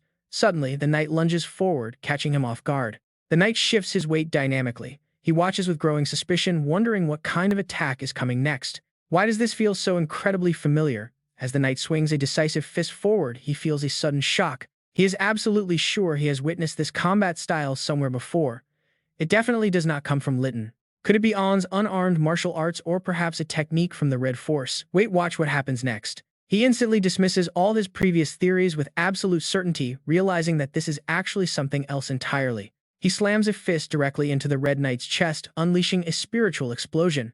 This is a close combat style from Earth. Nearby, a purple-haired soldier stands exhausted as a massive army retreats from the battlefield. Du watches with a serious face. He stands proudly among his cheering soldiers who loudly celebrate their hard-won victory as the enemies flee the area. Bell rushes over anxiously, asking if the captain is all right. He looks down, clearly exhausted from the brutal battle. He makes a surprising request, asking if they can remove the knight's helmet to confirm something incredibly important. Bell gasps in pure surprise. With a dead serious look, he proposes a vital theory to his companion. If he is correct, the knight will have a tattoo on the back of his neck. Hearing this, Alita recovers slightly. She asks if the knight is an acquaintance. He admits he recognized him from watching his fight videos countless times. The memory of a fallen knight flashes before them, his face still stained with dried blood as he passed away. He confirms the man's name is Van Fang Heffinson, a legendary world middleweight boxing champion from America. He was an MMA star. After the Kingdom of Litten was expelled from the Three Kingdom Treaty, things fell apart. Kan City signed a new pact with the Watba and Tongjia kingdoms, paying tribute in exchange for protection. The Second Battle of Kan City ended with Litten's defeat, forcing Kathon's knights to take temporary refuge there. In a dark basement in Kan City, he stands with crossed arms, silently observing several pale, lifeless bodies. Laid out on stone tables, the corpses are completely motionless. He notes that aside from Van Fang Heffanson, there are others. They include one Asian, 2 Europeans, and a South American. He reaches his hand toward one of the bodies. His eyes are focused and full of doubt. He carefully opens the mouth of a corpse to inspect the jaw. He grits his teeth in deep frustration as he uncovers a decisive clue. Their molars show clear dental work. These people are absolutely from Earth. The tragic demise of Van Fang Heffinson weighs heavily on his mind now. No matter how used to death and killing he has become, seeing fellow humans from Earth die is hard to accept. Gritting his teeth, his eyes blaze with pure fury as he lets out an angry shout. He demands to know what they have done to them. Meanwhile, Litten Zenon listens with a tense, thoughtful expression. So they really came from Earth. For Zenon, everything finally makes sense. He had thought the only way to explain the sudden arrival of those 5 legendary swordsmen was that they must have dropped right out of the sky. Turns out that is exactly what happened here. Alita's eyes go wide with worry as she realizes what this means. She wonders if Rilstein now has the Emperor's power to summon people from Earth. Sihan nods, crossing his arms with a calm, analytical stare. We have to assume he can, Sihan points out. After all, the bastard has already brought over at least 6 people from Earth. Zenon looks completely bewildered, but the Emperor barely managed to summon Sihan, and he had to sacrifice his own flesh and blood just to do it. He raises a tense question, wondering if Rilstein is working with someone even more skilled than the Emperor. Sihan, completely unfazed, firmly shuts down the idea. He highly doubts it. He knows for a fact that none of Lavina's other descendants are as strong as the Emperor. High above, scaly reptilian beasts pour out of massive portals. Sihan explains that while Dan is talented enough to open a portal around 30 meters wide, the late Emperor was a truly monstrous summoner capable of tearing open rifts wider than 450 meters. He literally ripped the sky apart to unleash a tidal wave of monsters from another world. Zenon is absolutely dumbfounded by this, gasping at the thought of a portal stretching over 450 meters wide. Zenon thought Dan was impressive, but this is on a whole different level. Sihan just maintains his calm demeanor, smirking as he poses a question. He offers to tell them right now who the strongest otherworldly summoner in all of Teranor is. Zenon eagerly asks if it is Alita. Sihan points right at her, explaining that she is the one. If anyone stronger than Alita existed, Sihan would have been summoned to them when he returned to this world. He sits back relaxed, resting his chin on his hand as he calculates his next move. It seems quantity beats quality in this scenario. A long time ago, the Emperor sacrificed 19 of his own family members. Apparently, anyone can easily summon beasts from another world, as long as they possess the ashes of the Mad Emperor's heart. Sihan looks determined, noting that Rilstein likely has plenty of those ashes by now. If Rilstein has been gathering them for the past 10 years, those 6 summons won't be the end of it. It wouldn't be surprising if he summons 10. Sihan alone is strong enough to decide the fate of Dov, the entire continent. If Rilstein has more otherworldly fighters like him, Zenon's eyes light up with intense excitement as he clenches his fists. He excitedly reminds Sihan that he is far superior to them in every way, whether in skill or battle experience. Sihan looks thoughtful, gazing into the distance as he recalls an old arena match. He agrees that those summons are still lacking in many areas. He believes they were summoned recently, noting that he knows at least one of them arrived after he returned to Earth, having seen him compete in America before leaving.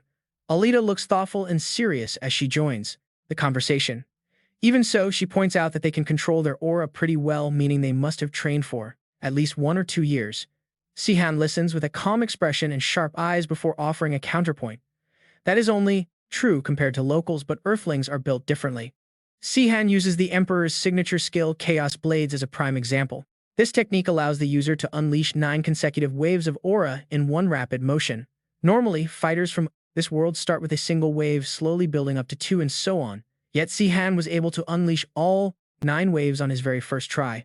Zenon clenches his fists in absolute awe, finding the entire thing hard to believe. Zenon admits his own limit is only 5 waves. Sihan purses his lips with a serious expression, clarifying that he is not saying this to brag. Looking straight ahead with absolute determination, he explains that he actually has no choice but to unleash all 9. He simply cannot control the exact number of aura waves he generates. Sihan offers a soft smile, gesturing with his hands as he explains his situation. Sihan reminds Zenon that he is far from being a natural genius, like him or Lavina. Coming from Earth, Sihan's only real cheat is his ability to copy techniques just by seeing them. However, he has no clue how they actually function. He once admitted to Old Man Park that whenever he gets confused, he just copies the people around him. Honestly, Sihan still doesn't understand even half of the principles behind the Emperor's powerful summoning techniques. Alita listens intently, her sharp eyes locked on him as he continues. His point is that they cannot determine training time solely based on aura control. It is much better to judge their true martial skills directly. Seeing how sloppy their swordsmanship is, Sihan believes they are definitely fresh arrivals. Alita sits across from him, her expression turning incredibly serious and troubled as she speaks up. She tells Sihan that there is another matter causing her far greater anxiety than their skills. An image shows a hollow knight, its empty sockets glowing with a cold, lifeless light. She brings up a terrifying paradox. Humans are supposed to be rational beings, yet they act just like wild beasts. Could this be a bizarre side effect of traveling to an entirely different dimension? Sihan purses his lips, murmuring thoughtfully to himself. No, it is far more likely that a menacing figure appears with a highly sinister smile, answering Sihan's deep doubts by pointing directly to the dark work of Lilstein. To avoid sharing the Emperor's grim fate, they were slaughtered by the very young man he summoned. He must have turned them into puppets by completely destroying their minds from the start. Alita and Zenon pale as they stand there, their eyes wide and trembling. Yelena's face is furious, her brow furrowed and eyes burning as she speaks with utter disgust. It is absolutely horrible. How could he do such a thing? She cannot believe she ever considered him to be her king. Sihan is silent, his face extremely serious as he comments that Lilstein is the kind of person who is utterly cruel to anyone he deems irrelevant. But Lilstein must understand better than anyone else the truly intense, painful suffering Sihan had to endure when he was first summoned to this strange world. How could that man consider people from Earth as nothing more than tools? His face is furious, eyes wide as he speaks. It is a harsh truth, making it feel like all the time they spent together meant absolutely nothing to him. Alita clasps her hands together, now offering Sihan a gesture of warm praise. Sihan looks slightly surprised and confused by this. She sits up straight, hands still clasped, looking directly at him as she speaks. They must have completely ruined his plans.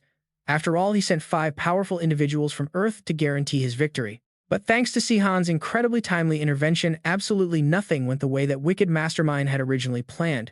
Her eyes droop slightly, her lips forming a soft, relieved smile as she emphasizes Sihan's vital role. Without his timely help, things would have ended terribly for both the Kingdom of Beeb and the Holy Kingdom of Ion. They are only alive because of Sihan.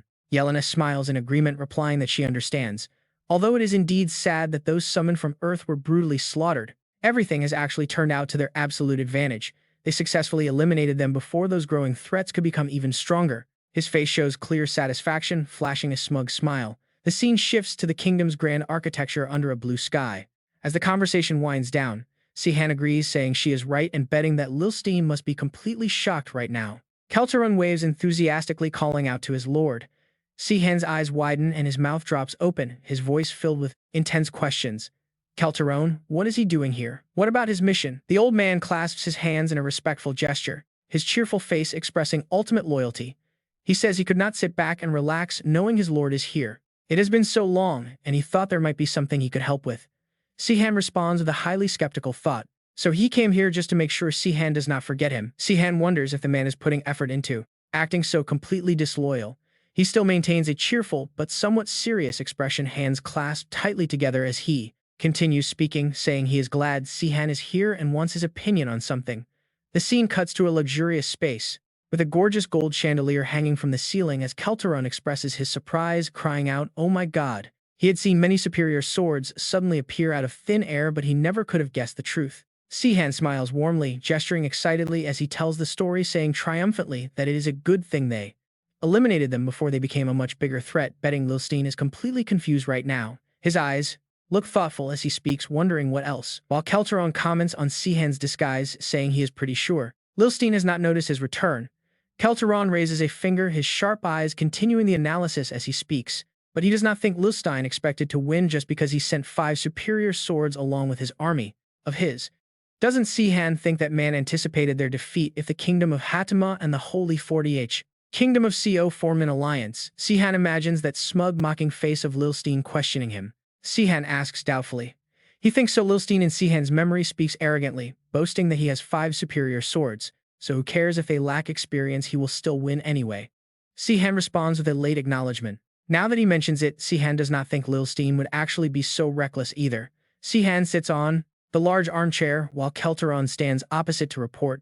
He thinks Lilstein was prepared to lose at least 1 or 2 of them from the start. Didn't Sihan say they suddenly started acting strange during the battle? It seems he did not foresee that.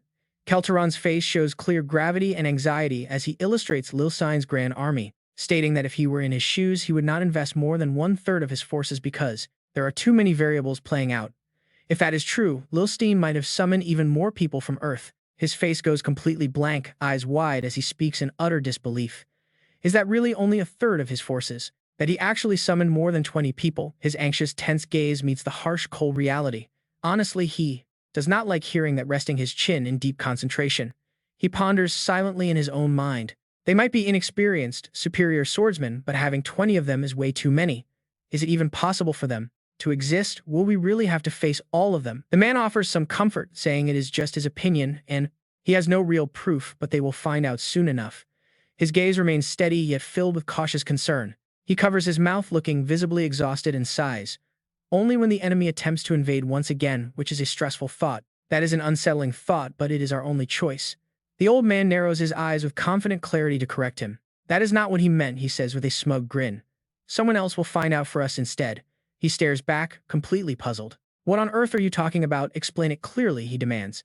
His eyes then widen in shock at a sudden realization. The kingdom of Jacksongard has finally made a move. On screen, a massive army marches through a vast, rugged mountain range. He continues outlining the dire situation. They crossed the northern border of the Lilstein kingdom just the other day. He had a gut feeling this would happen once news of Lilstein's defeat spread, never expecting him to act so predictably. Layla Lenda appears on the screen, her lips curling into a knowing, subtle smile as she watches the situation unfold. He asserts that right now none of those forces have any spare time to worry about the state of Ken City. Upon hearing of Lilstein's crushing defeat in Kagun City, Jacksongard saw a perfect opening and sent troops to seize control. They grabbed the northern region of Lilstein. As their massive army marches forward, the king of Jacksongard smirks mockingly. This is the price of your endless greed, Lilstein. Suddenly, the palace erupts in total chaos as an urgent report arrives. Fort Beta in the north has fallen. An army of 8,000 Jackson Guard soldiers is already marching south led by their elite force of 100 White Fox Knights. The king's gaze darkens with dread. So Jackson Guard finally took action. I knew this was the worst possible moment to try conquering Kansas City, he thinks, his expression growing grim. The court officials turn pale with fear, yet the emperor refuses to yield. They had high hopes after discovering those superior swordsmen of his. Emperor Lilstein sits on his high throne looking incredibly gloomy. So who did you think those superior swordsmen actually were? That doesn't even matter anymore. We have lost them all for absolutely nothing now. His eyes flicker with complex emotions. The surrounding officials look utterly helpless, noting he has been silent for a while. Can he not see the sheer desperation of our current crisis? He bows deeply, then looks up to ask what to do.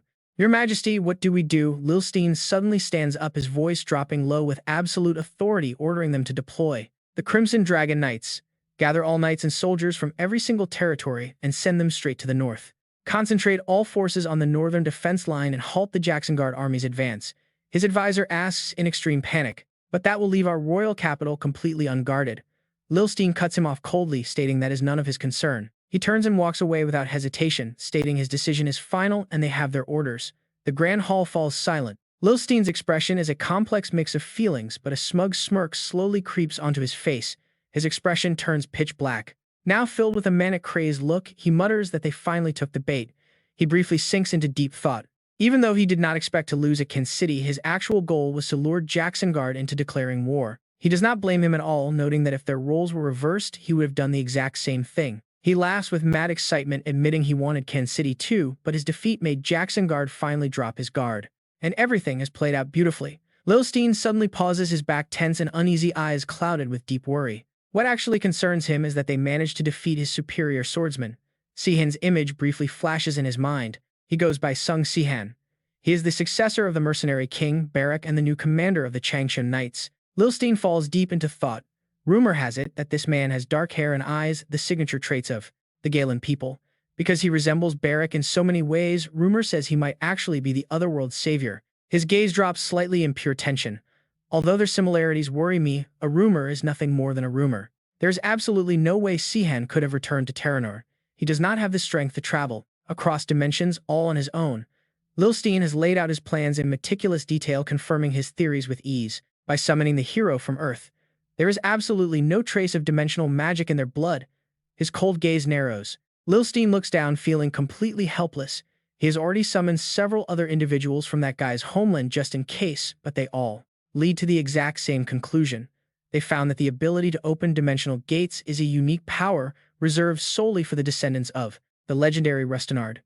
Lilstein's face twists with an intense burning ambition as he wonders why he cannot stop thinking about it, a subtle smirk creeping onto his lips. Letting out a soft sigh, he tries to reassure himself, thinking that he is simply overthinking and doubting himself for no good reason. There is absolutely no reason to worry about it because he will soon find out the truth himself. A glint of dark amusement fills his eyes as he proclaims that Safarin's white ivory tower will soon belong to him. The scene shifts to a lavishly decorated room where Sihan remains completely calm. He casually mentions that he should be going and bids her to take care. Karen lowers her voice, filled with lingering affection, as she bids Sihan farewell. A gentle smile spreads across her face as she admits she has a feeling they will cross paths again very soon. Sihan's eyes reflect a mix of complex emotions, which is honestly not too surprising. Given the chaotic state of their world, this ongoing war presents a massive golden opportunity. With Lilstein and Safarin at each other's throats, Karen's voice softens with deep concern as she offers to help him with anything she can. She urges him not to overdo it and to take good care of himself. Sihan lets out a warm, gentle laugh, telling her not to worry. He promises not to do anything reckless, recalling how underestimating those guys last time almost cost him his life. Karen's cheeks instantly flush red, with intense embarrassment, quickly muttering that he does not need to bring that up. Sihan turns around casually, waving goodbye as he heads out. Meanwhile, the grand army of Safarin's kingdom marching south towards Lilstein's territory has been abruptly halted by a sudden massive counterattack. Although the terrain favors Lilstein's forces, the heavy casualties they suffered back in Kagon City have left them at a severe overall disadvantage. The bloody conflict continues to rage with terrifying intensity. However, Safarin's ultimate goal is not the total crushing conquest of Lilstein's entire kingdom. Instead, he aims to exploit the surrounding chaos to quickly seize control of several key cities located in the northern regions of Lilstein's territory. By doing so, he can expand his influence. Having already captured 4 castles, Safarin stands to secure massive benefits just by dragging out this war. A sinister, knowing smirk plays on Safarin's face. Back in the war room, Kelteron hesitates before speaking up, looking thoroughly puzzled by the situation. But this is the exact moment Lilstein pulls off a wild card move. Kelteron slowly begins breaking down and analyzing each of their enemies' tactics. Instead of focusing on defense, Lilstein has launched a full counteroffensive. Reports reveal that his army is using the western sea route to invade Port Hat, a strategic port sitting right next to Safarin's royal capital, Ella. Hearing this, Sihan freezes in absolute shock. What is he trying to strike back when they are completely off guard? Sihan admits he is impressed, assuming the king would be too busy trying to defend his own borders. It is an incredibly bold move. Still, he speaks with doubt, questioning if the enemy has enough troops to pull it off. Kelteron keeps a calm expression, explaining that the Crimson Dragon Knights are already engaging Safarin's forces as they speak. Lilstein has mobilized 100 elite knights for this dangerous assault. Among them are powerful swordmasters, radiating an explosive, terrifying bloodlust. These are his newly trained personal royal guards. Clad in vibrant crimson armor, these deadly warriors are feared across the land as the Crimson Knights. Sihan's expression tenses with unease at the mention of a new personal order. Kelteron's voice drops, turning dead serious as he continues. He believes his theory is correct. While most of that force consists of regular soldiers, he estimates that about 15 of them are highly skilled elite sword masters summoned directly from Earth. Sihan lets out a heavy, frustrated sigh, realizing the massive, dangerous scale of this threat. If Safarin remains completely clueless about this, he stands no chance. At this rate, Lilstein will easily take control of the White Ivory Tower. Kelteron's lips curl into a sly, knowing smirk as he reveals he has a plan, confidently sharing his proposal with an excited grin. He suggests that they send reinforcement troops to aid Safarin's kingdom. Sihan's eyes immediately narrow in deep, absolute disbelief at the proposal. Why on earth would they do that? He wants nothing more than to watch that traitor suffer, and Safarin would never accept their help anyway. But then Sihan suddenly pauses as a realization hits him, his eyes widening. Wait a second, that might actually be an incredible idea. The brilliant strategy quickly comes together. By pretending to support him, they can secure an opportunity to collaborate and completely crush Lilstein. Best of all, it gives them a seamless way to approach the mages without raising any suspicion whatsoever. Sihan speaks with absolute confidence. The Shinda Kingdom and Safarin's kingdom have always maintained a strong positive alliance, and their historic friendship treaty is still fully in effect. In other words, they are simply offering military aid as a helpful gesture to easily gain official recognition from Safarin's royal court. Exactly, Safarin will have absolutely no reason to doubt their sudden support. Kelteron chimes in, his excitement building with every word. By keeping King Ainz completely in the dark about this arrangement, their true objectives can never be leaked to anyone outside this room. Sihan's eyes reflect a complex mix of emotions as he asks if Kelteron is truly prepared to use his own king. Kelteron quickly reassures him, smoothly claiming he serves only one master, and that is Sihan. Sihan declares it a brilliant plan and commands him to begin. Kelteron bows and rushes off in a hurry. Sihan watches him leave, his expression shifting as a wave of conflicting feelings washes over him. This detour means he has to delay his revenge against Lavina. He wants nothing more than to settle the score with her once and for all. Sihan calculates his moves. Dealing with Lavina first is risky since she might team up with the mages, so taking out Safarin or Lilstein first seems much safer. Lilstein first. He looks down at his fingers, counting his allies Zenon, Alita, the Lamthean Knight, and the entire kingdom of Zenon and Bozin, the Chowan Kingdom, and the neighboring Holy Kingdom of Sea. With all of them on his side, victory is finally within reach. Sihan smiles with sharp determination. If he can just take down Lilstein or Safarin right now, he can easily handle whatever comes next. He can still deal with Lavina even if she joins forces with the survivor. Right then, an excited voice echoes from deep inside the castle. No, he tells himself not to rush and to stay focused. A reply is sent immediately, and later that day the council convenes. The town gets official approval from King N, the first after a council meeting, sending a formal proposal straight to the Shenzhen Kingdom. This alliance aims to build on their existing friendship, urging them to stand together against the brutal atrocities of the Lilstein Kingdom. They must fight side by side. Hearing this, Zenon tightly grips his sword, a wild and almost manic intensity flashing across his face. Safarin has absolutely nothing to lose here, and signing the treaty is only a matter of time. Meanwhile, the Watbo Kingdom starts mobilizing. They prepare their troops even before receiving a reply. Zenon shouts with fierce resolve, his eyes burning with a sudden murderous intensity. This time he swears he will protect Sihan. Sihan watches him with a deeply conflicted gaze, wondering what has gotten into his friend. Did something happen? Alita speaks up hesitantly. She is not sure, but she cannot think of a single time Zenon was not helpful. She shrugs casually, praising how his cooking is absolutely amazing and how he always keeps their living quarters completely spotless. He is an indispensable team member who quietly takes care of every little thing. Hearing this, Zenon immediately speaks up to Object. That is not true, he says, his eyes darkening with deep frustration. He has never actually been able to support him on the battlefield. Alita pauses, teasingly pointing out that he always seems to end up flat on the ground anyway. Zenon grinds his teeth in fury. Just you wait, next time I will prove myself. Right then, Kelteron suddenly rushes into the room looking completely panicked. He gasps out that there is a major emergency, his face dark with panic. Sihan looks up, his eyes filled with worry. Sihan asks if Sapphire has rejected their proposal. A cold shiver runs down Kelteron's spine as he prepares to deliver the news. And get this, is actually way worse. Sihan's face completely loses color as the devastating news hits him. The war is over and Sapphire is dead. Sihan freezes in absolute shock, unable to believe what he is hearing. He once greeted them warmly, calling it an honor to meet the 6 famous resistance leaders as the head of the Wings of Freedom, named Sappho. Sihan recalls his polished look and refined manners, remembering how his very first impression was that of a true gentleman. Back then, Zenonat had asked with a confused frown, wondering if mages were chosen purely based on their good looks. Lilstein quickly dismissed the idea, saying of course not. Yet Zenonat remained highly skeptical, questioning the true background of this refined newcomer. He pointed out that the Kongan family was noble, closely linked to the Zenanon Empire. Sappho merely lowered his voice and spoke casually. That connection only made them another fading household, explaining that people do not even bother calling them nobility anymore. Sihan reflects on how Sappho's deep political insight allowed their alliance to win over various resistance factions all across Banner. Once he joined, Sappho played a crucial role in shaping their image, making sure they looked like heroic revolutionary liberators. They had to be seen as freedom fighters rather than mere traitors. As Sihan watches the present unfold, old memories flood back. The reason a proud former noble like Sappho joined them was simple: he judged people strictly on their actual merit and talent. He respected only raw intellect, knowledge, and power, deeply valuing anyone who actually proved they possessed those rare qualities. He did not care about status or background. Though Sappho was undeniably proud and a bit arrogant, he remained surprisingly open-minded. He always showed genuine respect to those he deemed worthy. Sihan recalls asking him why he always bickered with Lilstein. He had asked why they kept arguing since Lilstein seemed skilled enough to earn his respect.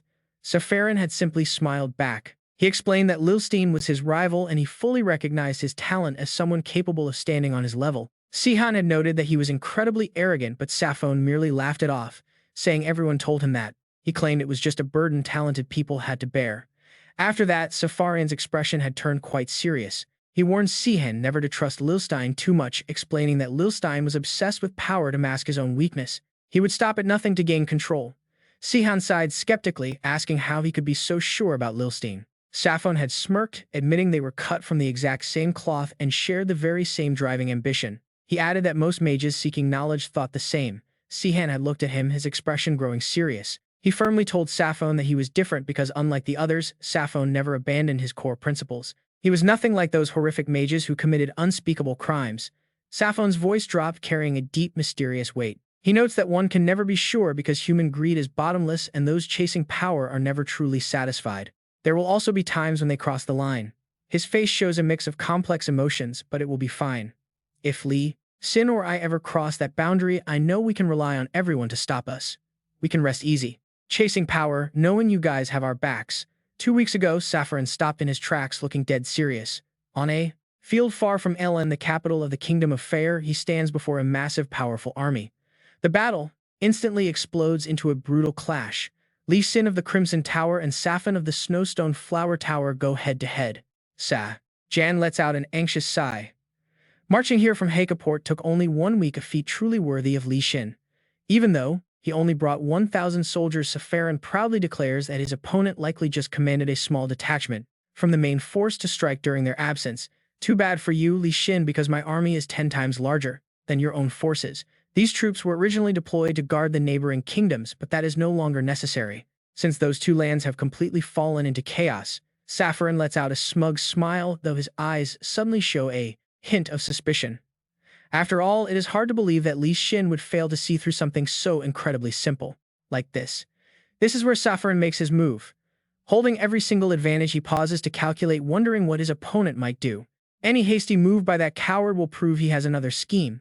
His face shows a complex mix of emotions as he anticipates a hidden trick. Just like those superior swords he paraded back in Qian City, a smirk slowly creeps onto the corner of Safarin's mouth. With absolute amusement, he guesses that these hidden forces are likely from Earth, given his rival's heavy obsession with that realm. But it seems he has successfully linked up with it. Safarin calmly watches his soldiers marching down below on the field. He is sure some Earthlings are mixed into that army. The question is how many, 5, 10, 20, or maybe even more, but it changes absolutely nothing. Safarin's gaze darkens with absolute madness, knowing that people will always trust and follow a king who possesses enough strength to rule. Li Xin is not the only one hiding his trump cards. For the last 10 years, charging forward, he declares with absolute majesty that they have the numbers, making victory inevitable. He orders the White Fox Knights to attack. The massive army charges forward like wild beasts as a sudden blinding light flashes across the battlefield. Crackling lightning blankets the sky as he commands the supreme storm to rise and take over the heavens. The Lord of Lightning dances in the flashes. Safarin's eyes grow dark as the magical energy erupts violently, bringing down heavenly meteors. The atmosphere violently shakes as a Selba Li Xin's subordinate stares intensely at the staff in hand.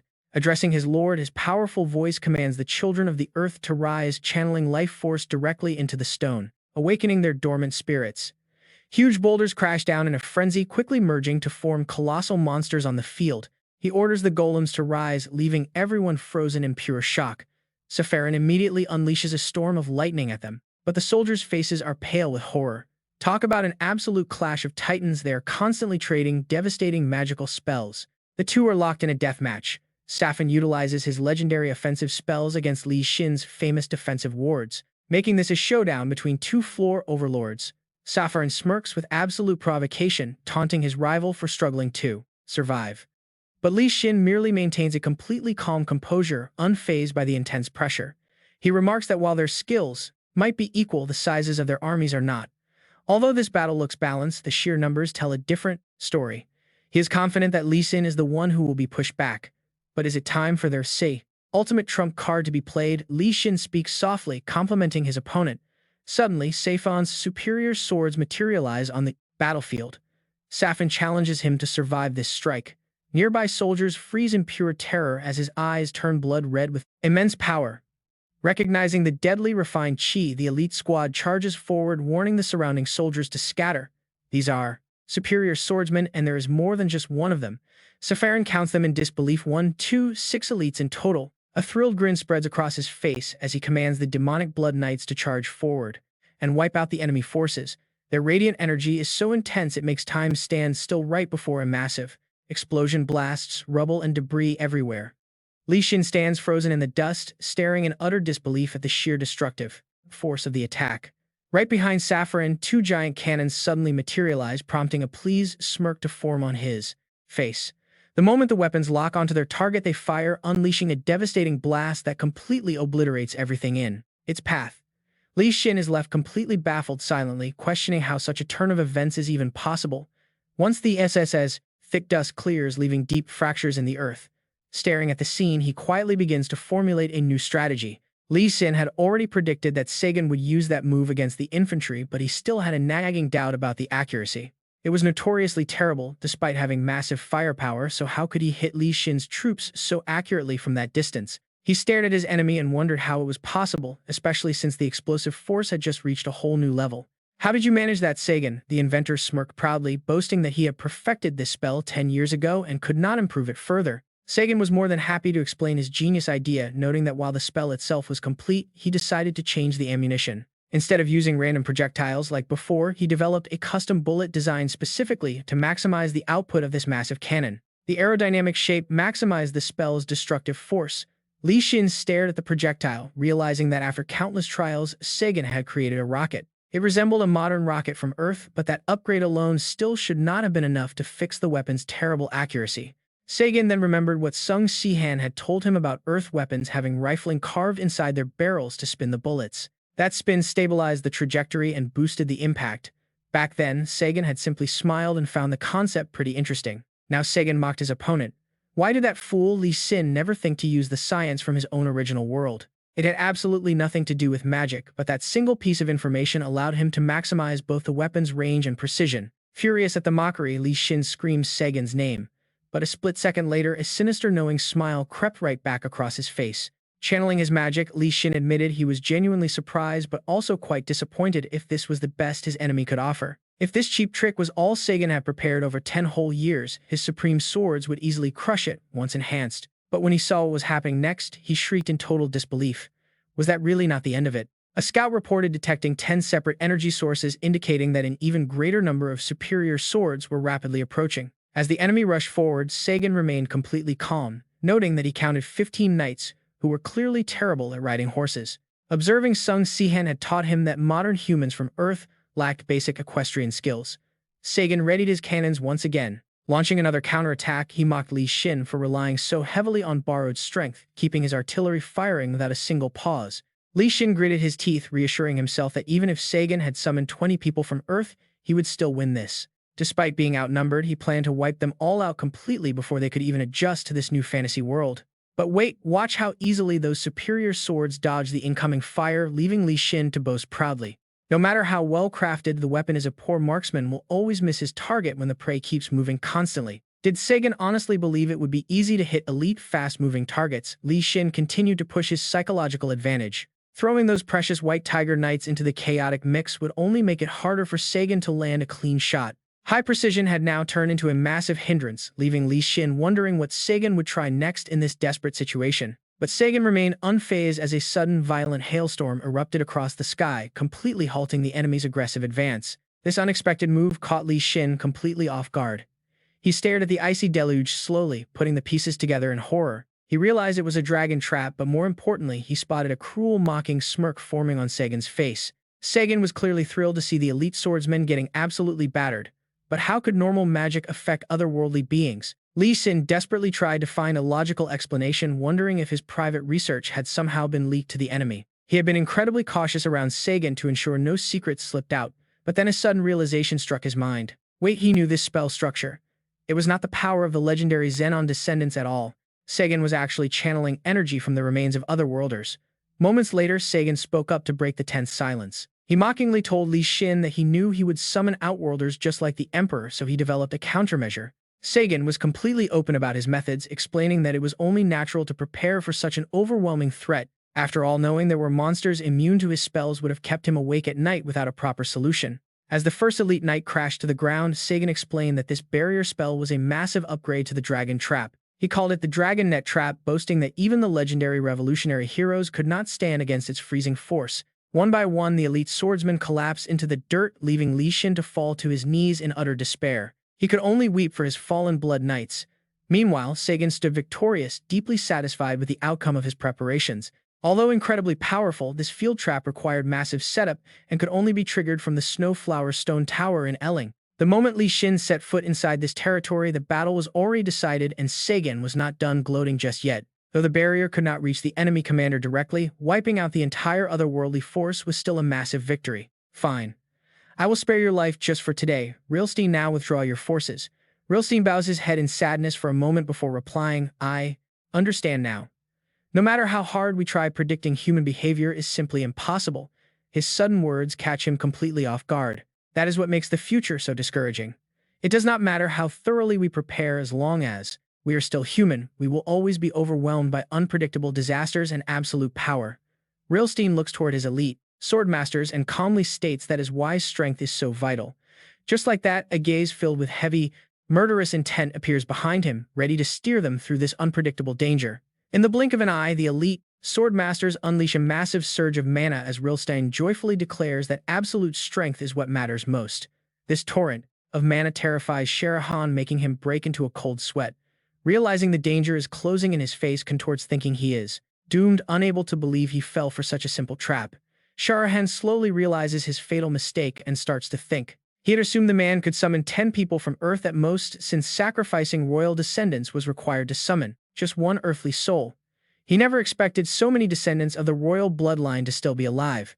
Deep down, he also detects an anomaly, realizing that their numbers match the mounted soldiers perfectly. The more he ponders, the more certain Sihan becomes. Thinking back, using superior physical abilities to ride a horse is simple enough, but even with that logic, their fighting spirit is burning hot while his mind continues to race. He never imagined that every single one of the 100 knights was summoned from Earth. After a moment, Rilstein laughs out loud and boasts that he could have won without any losses if he had gone all out from the start, but that would not have baited him out and he might have retreated to survive. He bets his foe was sure of victory and used up almost all his mana, which is why he hit his trump card. Yet, he also offers a bit of praise, admitting that Sihan is indeed his greatest rival. To seize the initiative, the mage decides to strike first, while Rilstein calmly says his vast knowledge, wisdom, magic, and strength are equal to his own, they just chose different paths. Meanwhile, Rilstein's forces successfully manage to avoid the massive cannon fire from Sihan. With a smile, Rilstein calls out that this very choice has bound his opponent's fate. A moment later, Rilstein barks a loud command for his puppets to charge and bring him the mage's head. Sihan desperately defends, snapping back, asking if Rilstein honestly thinks this is enough to slaughter him. He is Sihan of the Stone Snow Tower. Even with a blade practically at his throat, he confidently roars that he is a master who reached the peak of magic. Suddenly, a horrific scream rings out. Following that brutal clash, Sihan lies motionless on the ground covered in wounds. Seeing this, Rilstein notes that news of Sihan's defeat will shake Teranor, leaving many in a state of absolute disbelief. Meanwhile, his elite sword returns to its normal state as Rilstein remains deep in thought. However, what surprises people the most is not that Sihan has fallen or that most of his forces submitted to Rilstein, but the shocking revelation that Rilstein has 100 elite sword masters hidden in his dungeon. Scene change after hearing the report. Lavina finds it impossible to believe. 100 elite soldiers has to be a joke, right? The messenger quickly confirms, insisting that it is completely real. Even if they gathered every single elite swordmaster in Teranor, there would be 30 at most. He adds that if this is true, then almost every elite swordmaster in the land is serving under Rilstein. She scoffs, asking how this could even be possible. 100 elite swordmasters, he has to be kidding her. Soon Lavina sighs in frustration, noting that Sihan managed to take down about 20 of them, showing he would not go down easily. But that still leaves 80 elite warriors. Her advisor quietly ponders, muttering that it is still hard to believe how he could train so many elite swordmasters no matter how proficient his magic is. His words send her deep into thought. He must have summoned them from Earth, as that is the only way they would possess energy levels similar to Sihan. Suddenly, a realization hits Lavina. Wait, does that mean Rilstein was the mastermind behind the incident at the Saint's estate, so that matter had absolutely nothing to do with Sihan? Thinking of Rilstein, she grits her teeth in pure rage, calling him a bastard. No wonder he was so confident it was not Sihan, since he was the one pulling the strings. She taps her fingers, thinking deeply that even with her god-tier strength, she has no way to handle 100 elite swordmasters. Even Sihan cannot fight that many at once. They would have to gather all the revolutionary heroes along with the 3 legendary swordmasters of the past just to stand a slight chance. Her advisor gently reminds her that their energy is below standard elite swordmaster levels, meaning they might still have a fighting chance. Before he can finish, Lavina cuts him off coldly, declaring that a tamed tiger is still a tiger. Deep down, anxiety begins to gnaw at her. But there is no way he could summon that many using the Emperor's old method. What did you do, Rilstein? Seeing that Lavina stayed silent, her advisor broke into a cold sweat. With a horde like this, the Palos Kingdom stands absolutely no chance against the Rilstein Kingdom. The continental situation has changed in the blink of an eye. Why don't we take this chance to form an alliance with other nations, especially the Holy Kingdom of Inicius? Instantly, Lavina loses her temper and screams in anger. Are you serious? You expect me to ally with that coward Tyrant or some wet behind the ears brat? She sighs with arrogant pride, knowing she can no longer ask Karen for help even if her kingdom is completely isolated. She will never bow her head and beg them for help first. Suddenly, Lavina remembers something else. But check this out, her eyes light up. Given the dire situation, siding with Rilstein might actually be her best move. Lavina slowly makes her final decision. Of course, she absolutely hates the idea of serving Rilstein after abandoning Sihan, but it beats dying and losing everything. Still, she keeps quiet, playing her cards close to her chest. There is no need to rush. She will watch how things play out between Rilstein and the other nations first. Meanwhile, in the quiet forest near Lavina's palace, Sihan stands alone, lost in deep thought. He still cannot believe the reality of it. Is he really dead? Sihan paces back and forth, murmuring to himself that the man never paid the price for his betrayal.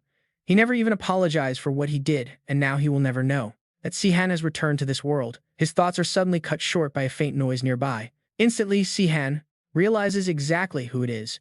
Do you need something, Alita? She pokes her head out from behind a tree, saying she knew he would spot her eventually. Sihan smiles, replying that he only noticed her once she got within 32 meters. Her stealth skills are impressive, easily on par with Lavina in the old days, but Alita instantly cuts him off. Stop right there, she snaps. She is tired of hearing about that woman, even if she reluctantly admits she is still second-rate. Seeing his silence, Alita pauses for a moment before asking if he is angry. Sihan does not deny it. Of course, he is the main target of his revenge, suddenly up and died. He stares at the nearby stream. If it was just a simple betrayal, he would have been glad to hear of his death. But if things were that simple, he never would have returned to Teranor in the first place. Sihan hesitates, admitting he could have just let go of the past entirely and started a brand new life on Earth. Honestly, his life back there was so much better. Earth had TV, computers, internet, hot running water, central heating, and Coca-Cola. He could have lived in luxury, using the amazing skills he brought back with him. Sihan opens up to Alita, but he simply could not do it. He had everything on Earth, yet he still missed the people who actually mattered. Remembering his loyal comrades, his real family, Sihan speaks from the heart. His thirst for revenge is simply a way to get closure. He looks off into the distance. It is about finishing what was left incomplete, even if it costs him his own life. He simply cannot move on to a new chapter with unresolved baggage from the past. Sihan thinks back to Safarin's tragic end, his expression darkening with sadness. Now he will never understand why Safarin betrayed him. He grits his teeth, wishing he could have been the one to end him, dead before he could get answers. It is incredibly frustrating, and Alita watches him with quiet empathy. It takes a moment before she speaks, noting that complaining won't change anything, nor will it bring comfort. But what is done is done. Sometimes, she suggests, he just needs to let go of the past and move forward. Sihan blankly stares at her. A few seconds pass before he dryly remarks that she really does not mince her words. Alita shrugs, explaining that sugarcoating things never actually helps anyone. The world does not revolve around him, no matter how powerful and almighty he is. Then she beams with a bright smile as she mentions her father. He always said that life waits for no one, so when facing an unsolvable problem, just move past it. As Alita rambles on, Sihan keeps his eyes locked on her. That way, there is no guilt in forgetting. He hesitates, calling out her name. Thinking about her optimistic father, Sihan finds the advice somewhat amusing. That man must have been an extreme over-the-top optimist. It certainly explains where she gets her attitude from. Alita scratches her head sheepishly, admitting others have said the same. Sihan can only sigh and smile. But then Alita looks on in confusion as Sihan picks up a stone, admitting that mindset actually helps. He was carrying far too much weight on his shoulders. Sihan suddenly chucks the stone into the stream, his voice rising. A whole day was wasted dealing with Sihan's trouble, while Lilstein's aggressive movements were putting the chaotic port in severe danger, into extreme danger, and though throwing stones into the water made a pleasant splash, Sihan remained unhappy, grumbling about his role. What kind of savior was he supposed to be, he thought, as Alita's teasing words made him scowl in deep frustration. He was definitely no hero, yet Alita quickly praised him, noting that while his past was filled with legendary deeds, right now he was simply a regular person, adding that this was exactly what she liked most about him. She would never have fallen for him, making him smile warmly as he asked if she really meant it. Then Sihan paused in total confusion, but as the implication of her words finally clicked, his entire demeanor completely shifted. He spun around to Alita and shouted out, "Wait, what did you just say?" But she only offered a sweet, silent smile. Sihan's face flushed deep red as he nervously stammered her name, while Alita just laughed and waved her hands off. She teased that he was handsome, kind, and treated her well, so he should not overthink things because he was already perfect. Sihan quietly wondered if that was truly her real intent, while Alita softly encouraged him to trust in his own path. With a cute wink and blushing cheeks, she asked why being obsessed with revenge was bad when his target wanted to destroy Vala.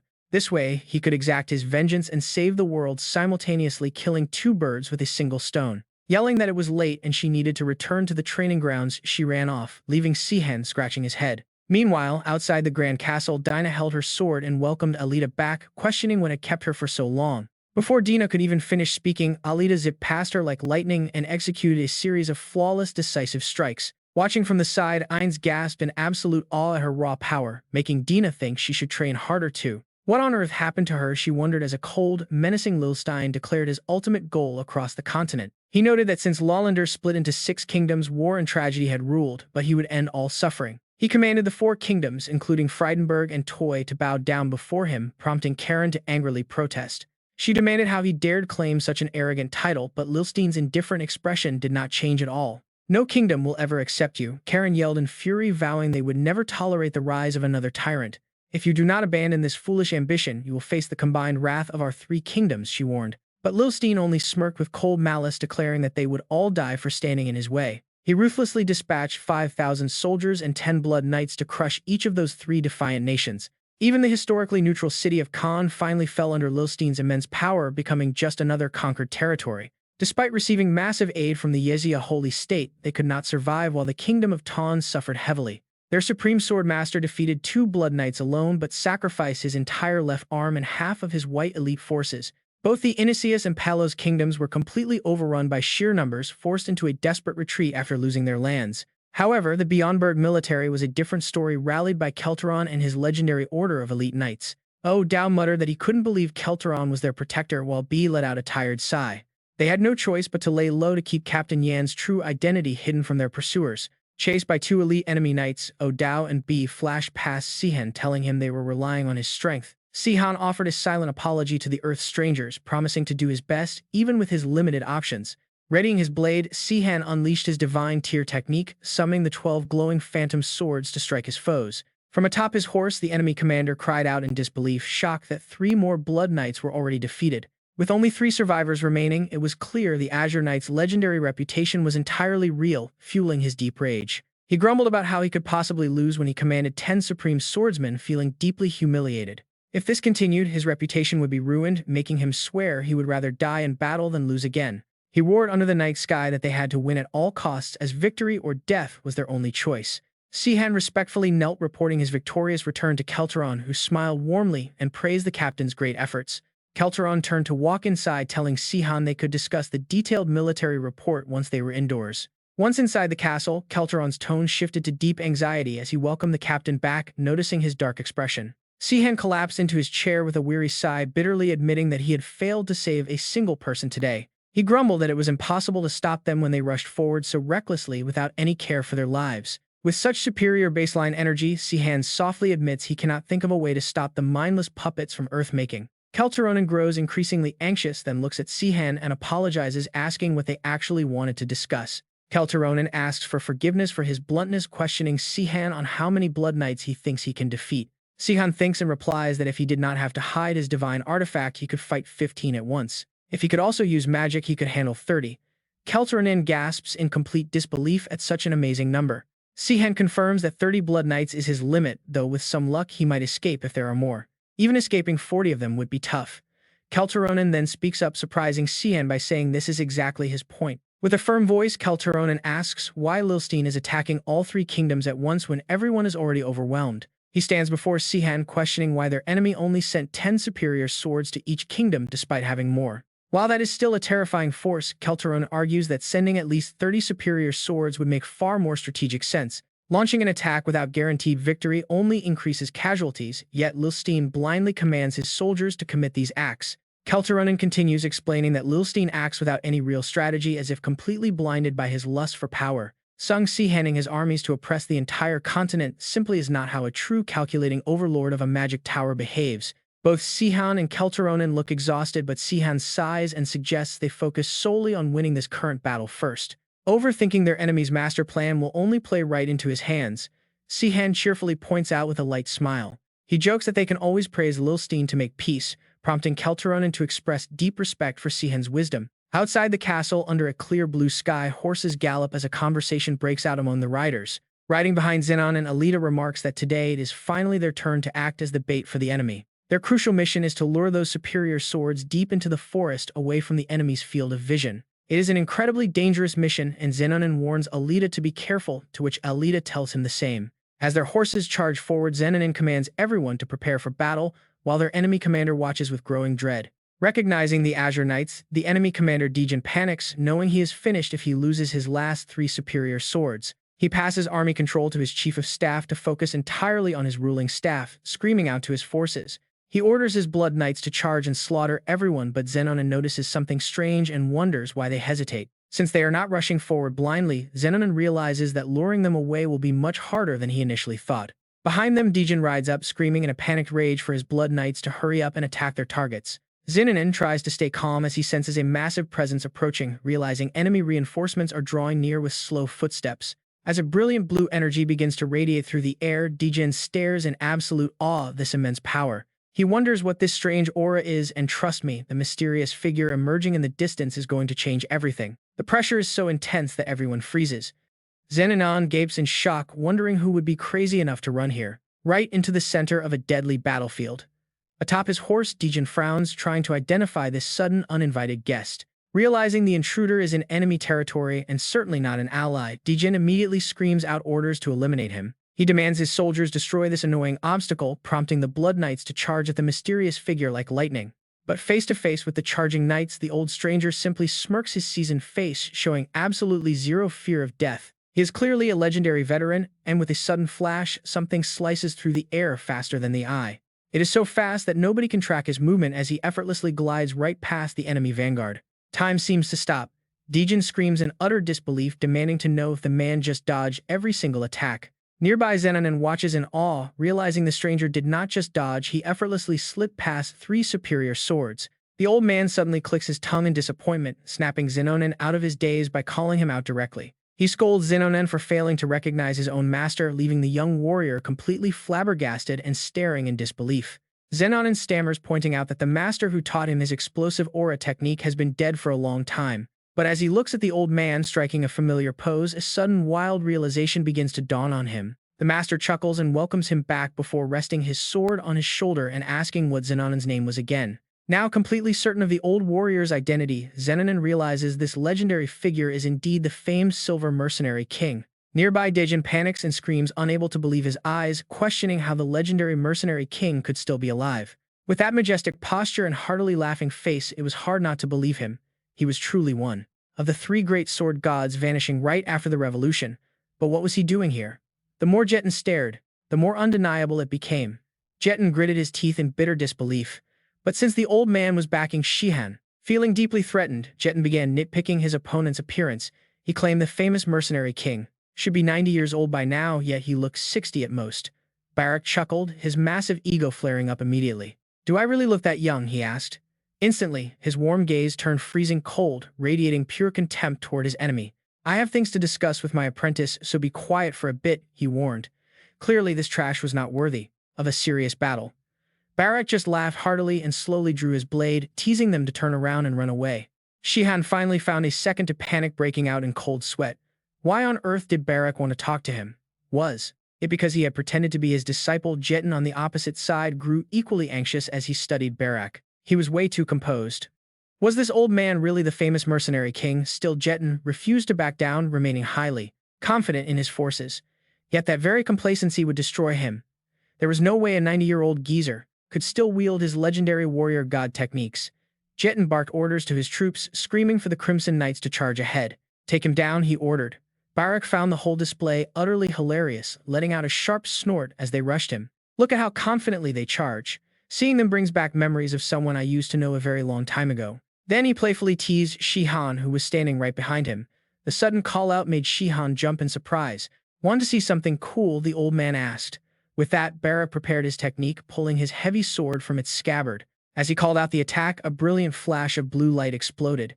It was the legendary warrior god aura technique. Instantly, 8 glowing golden blades materialized in the air, forming a deadly ring of pure energy around the veteran fighter. Both Sihan and Alita stared in absolute shock at Barak's terrifying display of power. Sihan could only gasp out in disbelief. Memories of an opponent getting instantly obliterated by this exact skill flashed through his mind, mirroring the battlefield before him. The Crimson Knights charged forward blindly, completely unaware of the doom waiting for them. Right in front of them, those golden blades shot straight forward like meteors. The outcome was clear as day. The elite knights were violently blasted back by spiritual swords. Not a single soldier could land a strike or move past the barrier. Jeton watched the entire massacre from his horse. He saw his men's blood spill everywhere, while the old man's defensive perimeter remained absolutely untouched. The commander was completely devastated. The extreme optimism he felt seconds ago turned into absolute paralyzing horror. Jeton stared in shock. Desperate to save his skin, he immediately canceled the attack and screamed at the top of his lungs for a full retreat. By now, Sihan was completely awed by Barak's power. He slid off his saddle and hesitantly asked about the flashy sword technique. "Shouldn't that be the 12 light swords?" he asked. The old man just chuckled over his shoulder, giving a vague answer. That kept Sihan guessing. "They look pretty similar, don't they?" Barak said, adding that the creator developed that skill after witnessing his own 8 light swords. Before Sihan could even respond, Barak launched into a massive non-stop lecture. Both Alita and Sihan could only stand there in awkward silence. "I just wish the kid copied my moves properly," Barak ranted. "My skill focuses on summoning multiple blades for precise strikes, but that brat just creates cheap duplicates." He duplicates the same sword due to his lack of skill, adding extra ones merely to flex his massive aura capacity. That guy has zero original moves. He clumsily altered my Emperor technique just to create his sky-shattering dragon-piercing attack. He even ripped off the soul-piercing force technique and stole the solar flare explosion directly from sword god Rustinarda's. Then he acted like he invented it. That combustion trick is probably the only ability he actually developed on his own. Pausing, the old man stroked his chin in deep thought, admitting that the combustion skill was actually quite impressive. I still don't fully understand it. How can he constantly maintain aura around a target to detonate it at any moment? How is that even possible? Alita actually knew the secret very well, but she kept quiet, not wanting to speak up. The truth was, the technique was just a trick. Unlike his calm demeanor earlier, Sihan was now starting to feel highly annoyed. Biting his lip, Shihan's killing intent began to flare, his brow furrowing deeply. Even if all of that is true, he thought. Xenon, you think you are downplaying our Otherworld savior too much. He spoke out, asking what actually counted as an original. I bet you also developed your Emperor technique by ripping off someone else's aura skills, Sihan challenged. Yet faced with Shihan's irritation, the old man did not get angry at all. He just raised his hands and shrugged. It makes absolutely no sense. Frankly, very few things are truly original these days, and he was only sharing his thoughts. Then Barak smiles firmly, asserting his point. Judging by the reaction, he hit the bullseye. Both Xenon are completely speechless after their secret is exposed, making Xenon's expression grow even darker. Has he returned?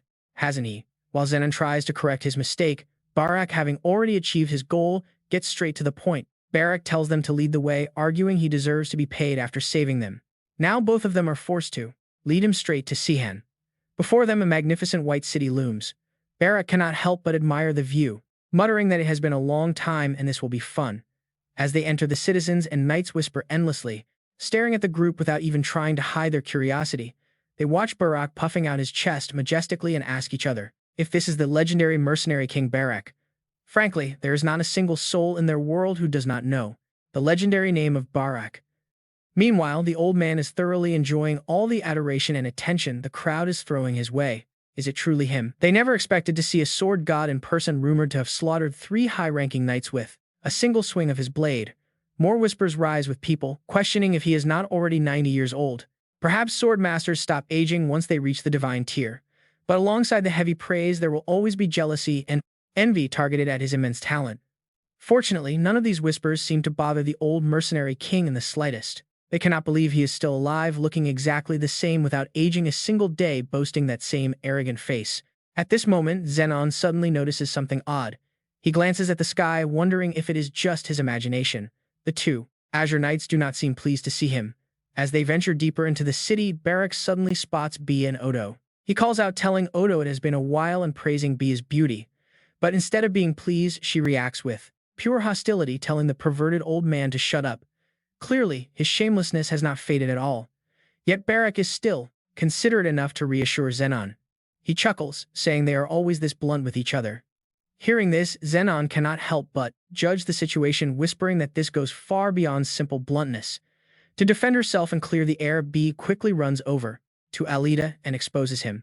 She warns her that Barak hits on any pretty girl, even those young enough to be his granddaughter. She looks incredibly young, almost like his granddaughter.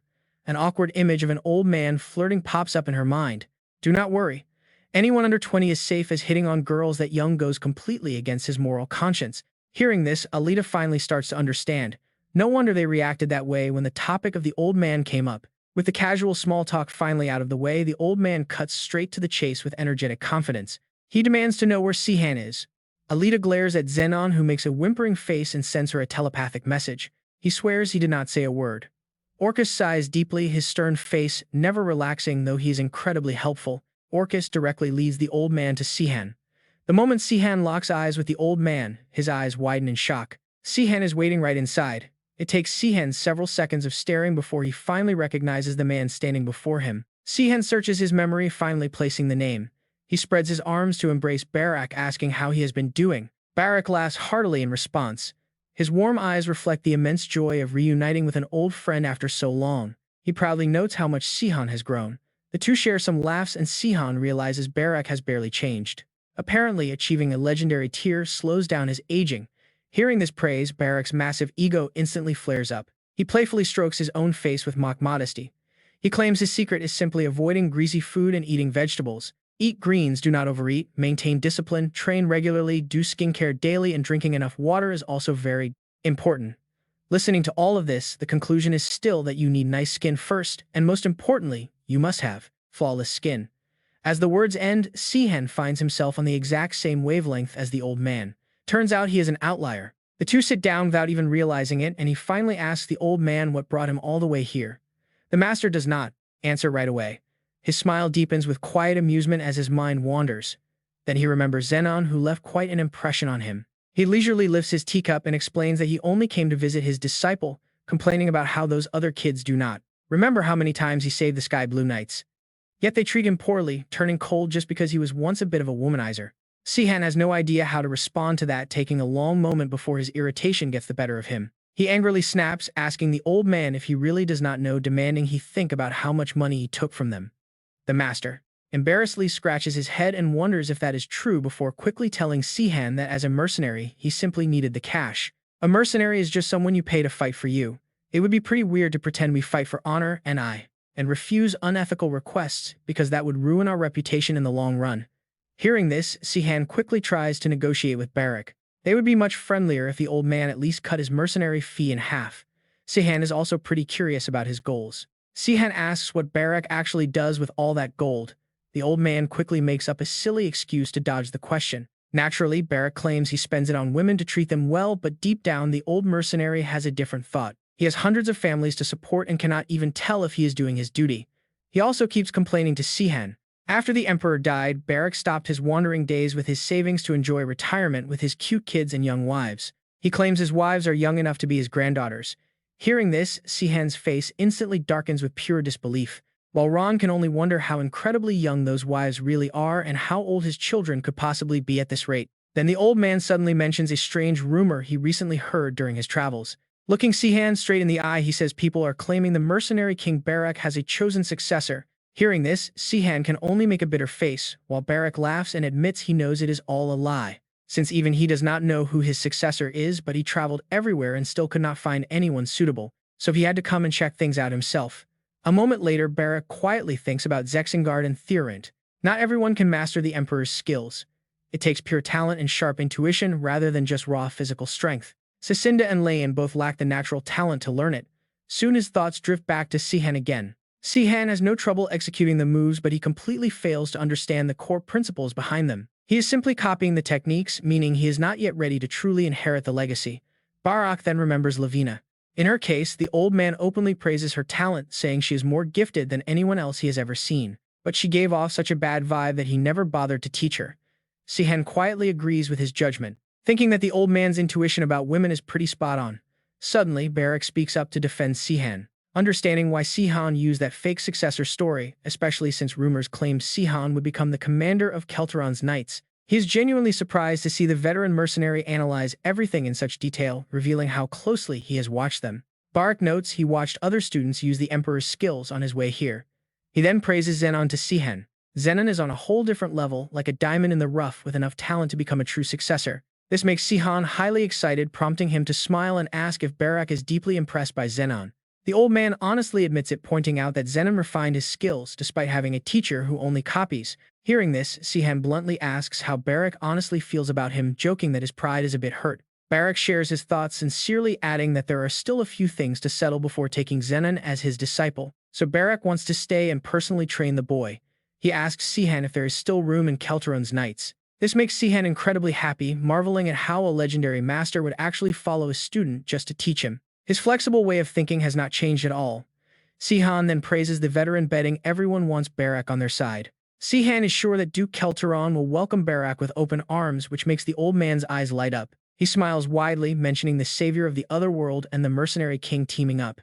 Sihan is highly amused by this. After a brief laugh, Barak's face suddenly turns dark and serious as he decides to get down to business.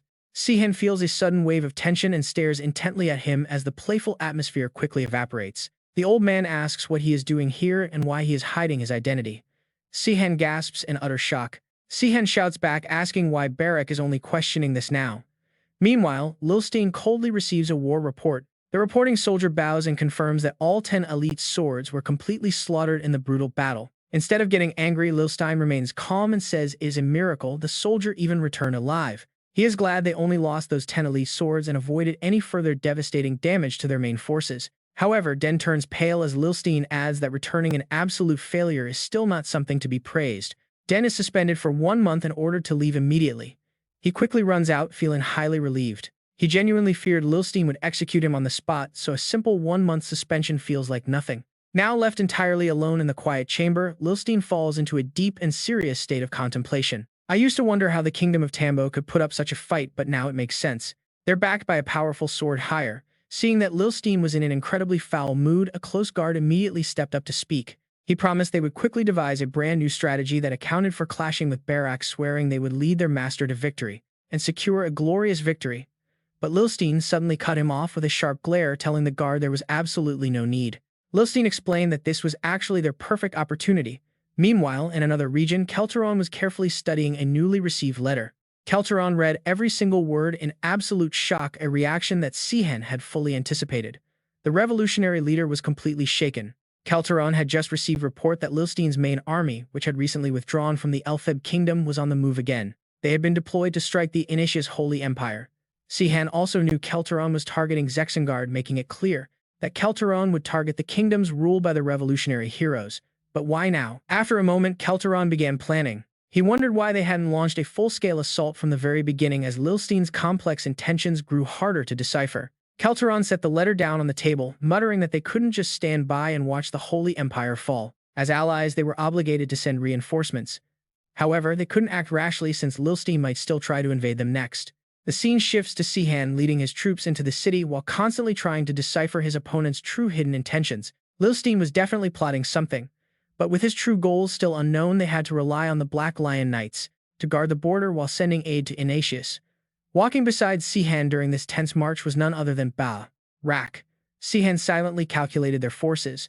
Together with himself, the savior, there was Barak, the mercenary king, and the entire Kelteron Knights, including the legendary Blue Sky Knights.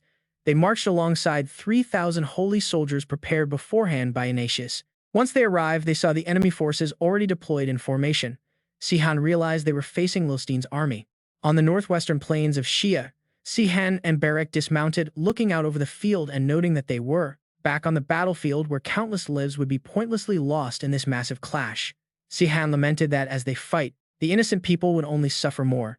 He voiced his frustration, recalling how they all once fought as comrades to defeat the Mad Emperor and save the world. He wondered if they had always hidden their dark natures, or if they simply changed over time. Sihan pictured Zexengard, who had drowned himself in ultimate luxury and pleasure, surrounded by beautiful women. Driven by greed and lust, Zexengard had basically transformed into a second Mad Emperor. Sihan then analyzed Tyrant, Lavinia, and Safaran. Tyrant now believed his word was absolute, turning into a ruthless, arrogant tyrant. Word was that Safaran and Lavinia had also become addicted to unimaginable luxury. Finally, Sihan thought of the most dangerous. One among them, Lilstein. The man who once seemed the most ordinary had now revealed his true wicked nature, becoming the most like the Mad Emperor. Sihan quietly muttered to Barak, asking why none of his 6 old comrades had even tried to become a decent ruler. He truly couldn't understand why they all ended up turning into the same corrupt monster. Barak's blunt reply caught Sihan completely off guard, asking what was so hard to believe when he saw it coming. Barak pointed out that they had used violence to seize power, making this grim outcome historically inevitable from the start. Since they never had to worry about what others thought of them, they only placed absolute blind trust in themselves. His next words caught Sihan's attention. Barak explained that in the end, the only thing that truly mattered was their core character, using Zexengard as an example. The veteran mercenary hid nothing from Sihan, sharing his thoughts with absolute sincerity. He asked Sihan what he expected from betrayers who could not even respect the most basic fundamental rules of humanity. But Sihan countered, arguing that from what he had heard, they each had their own complex reasons for their actions. He seriously contemplated this before admitting that while he had done nothing wrong, it didn't mean he did everything right. But Barak simply smacked Sihan's head, telling him he was completely wrong before turning back toward his horse to mount. Barak added that regardless of his reasons, Sihan should never have pointed his sword and raised his voice at his comrades. Sihan refused to back down, heatedly asking if he was just supposed to stand by and let innocent people die. Barak clarified his stance, agreeing that they must always protect the innocent and do what is right. Confused, Sihan asked what Barak meant, but the old mercenary just smiled and said he wasn't trying to judge him. He explained that Sihan had done both good and bad things. Sihan let out a deeply frustrated, confused snort. Barak advised him not to cover up past mistakes with good deeds, urging him to accept both as completely separate. Sihan pondered this, his gaze turning incredibly sharp as he asked if Barak meant he had no right to revenge. Even after everything I went through, Barak looked at him with clear disappointment, shaking his head. No, of course not. Stop looking for excuses for revenge. You just want payback because you were betrayed, nothing more. Sung Sihan scratched his head, replying honestly, I just do not want to have regrets later on. The old man looked straight at him and delivered a cold truth. Life is full of regrets. You will regret your choices no matter what you do. Barak gritted his teeth firmly, telling him that making a mistake and regretting it is better. Doing nothing is far worse. If mistakes and good deeds are unrelated, then let them try to justify their betrayal however they want. None of it erases the sins they committed. Still, hearing all this from Sung Sihan made the old man burst into a hearty laugh. That is a pretty noble speech coming from someone who flirts with every woman in those three places. Before riding off, Barak turned. He looked back with a firm gaze, asking if they had a reason for their betrayal. That final question from the old man. It made Sung Sihan freeze. Be honest, did he really think he could ever understand why his closest friends turned on him? Confused and conflicted, Sung Sihan stared back at the veteran, totally speechless. That was when Bella pointed his finger and spoke. Honestly speaking, if he used logic, he could understand why they did it. But deep down, his heart simply refused to forgive them. That was why he kept trying to find excuses for them. But understanding their motives did nothing to ease his inner turmoil. Without forgiveness, his mixed emotions would never make sense. Honestly, finding reasons for their betrayal was actually the easy part. Did they not betray him just to prevent another emperor from rising? Yet in the end, they became the emperors themselves. That made his revenge completely justified. The veteran asked while effortlessly striking down a blood-armored knight. But that was not all. The real anger came from being betrayed by his closest friends. It did not matter how noble their excuses supposed to be. He did this because the price he paid was far too high for whatever mistakes he made. It was time for absolute payback. Whether he chose to slaughter them or banish them did not matter. The veteran emphasized that only one person could decide. He was the only one who could value that broken trust. In other words, if they had not crossed the line first, Sung Sihan would never have sought revenge. In this world that is called mercy, while some deserve punishment, others deserve forgiveness. He had to make his choice wisely. Both of them turned their gazes toward the horizon, and Sung Sihan tensed up. He would face regret no matter what path he took. But that did not mean every choice carried the same weight. With one swift strike, Sung Sihan took down the elite swordsman. The choice between a minor regret or a massive one was his. He looked up feeling strangely calm. Even with his absolute resolve, he wondered if regret was just a natural part of life. Perhaps he just needed to find his own clarity to let it all go. Seeing his focus, Bella raised his hand. He ordered the troops to hold the line as long as possible, preventing the Blood Knights from ganging up on their leaders. The enemy had plenty of high-tier swordsmen, but isolating and defeating them one by one was their key to victory. Despite being heavily outnumbered, the forces of the Gina's Holy Kingdom completely crushed the invading army of the Lean Kingdom. Losing 7 elite knights along with most of their top mages and swordsmen, the enemy suffered a devastating defeat. It was a flawless victory for the kingdom. The remaining soldiers cheered wildly, celebrating their hard-won survival on the battlefield. The enemy turned out to be much weaker than expected. Bellot wiped the sweat from his brow with a bright smile. They managed to defeat the elite Blood Knights with 0 casualties. Over on the side, the soldiers laughed in relief. They noticed the enemy lacked basic combat training, making this fight much easier than their brutal struggles 10 years ago. Everyone had grown incredibly strong since then. Even if the old veteran was a bit of a rogue, he remained highly reliable. But Barak cut them off, calling for silence. Instantly, the chatter died down as the captain stepped forward. The commander looked troubled. Barak apologized to Zenon first, admitting he had tried to hold back, but capturing them alive was impossible. Zenon quickly reassured him that it was not his fault, noting the enemy fought desperately until their very last breath. They chose self-destruction over surrender. Sung Sihan smiled calmly, suggesting they should just be glad to keep casualties low. Still, Barak felt something was off. He turned to Sung Sihan, asking if this battle seemed way too easy. For an army from the Lean Kingdom, they folded too quickly. Barak wondered why the enemy only sent 10 Blood Knights. If Sung Sihan fought 10 of them earlier, the enemy command should have known that 10 more would never be enough. Sung Sihan rubbed his chin in deep thought, agreeing that the strategy made no sense. These artificial Blood Knights were superhumans. They were created by summoning people from Earth. Their terrifying tier-transcending power was a closely guarded secret in this world. Nobody knew who they really were. If they were local warriors, their names would have spread during their rise to power. But without their armor, no one could tell that these legendary top-tier fighters actually came from another world entirely. No, they are like skyscrapers, appearing out of nowhere. Since no one knows their faces, they are harder to fight. They could easily wear armor and blend in with other soldiers, But Lilstein didn't do that, and Alita agreed with Sihan. Sihan was right that red armor makes them easy targets, but Sihan was still puzzled, noting that on top of that, if 5 more Blood Knights had joined the battle, Sihan might have had to reveal his identity. Sihan had no choice but to deploy the exact same force despite knowing they would lose. Baek also pointed out a highly suspicious detail. Is the enemy commander really Jeton? For a defeated general given a second chance, he is not trying very hard. Dianon also admitted that he knew the sword higher because he was once a member of the Red Dragon Knights. He was an outstanding knight who was more than capable of leading an army and certainly not incompetent enough to completely misjudge the battleground. Sihan listened to this and grew increasingly confused. What exactly was going on here? These clues only pointed to a stranger conclusion. Remembering the battle, Sihan muttered they were aiming to lose from the start. The next morning, a soldier rushed in with urgent news. The Suong Frontlines captain reported they had been completely breached. He reported that the force leading the invasion against Lilstein was led by Jeton, who commanded 10,000 soldiers. The Insean army was still holding the line when the Knights of Ketho crossed the border. But 3 days ago, they broke right through the defenses, costing us 3,000 men. Lilstein's army is already nearing the capital. Belrot frowned in disbelief. It only took them 3 days to reach the capital. Is their army really that strong? The soldier added. There are 10 more Blood Knights mixed in Lilstein's forces.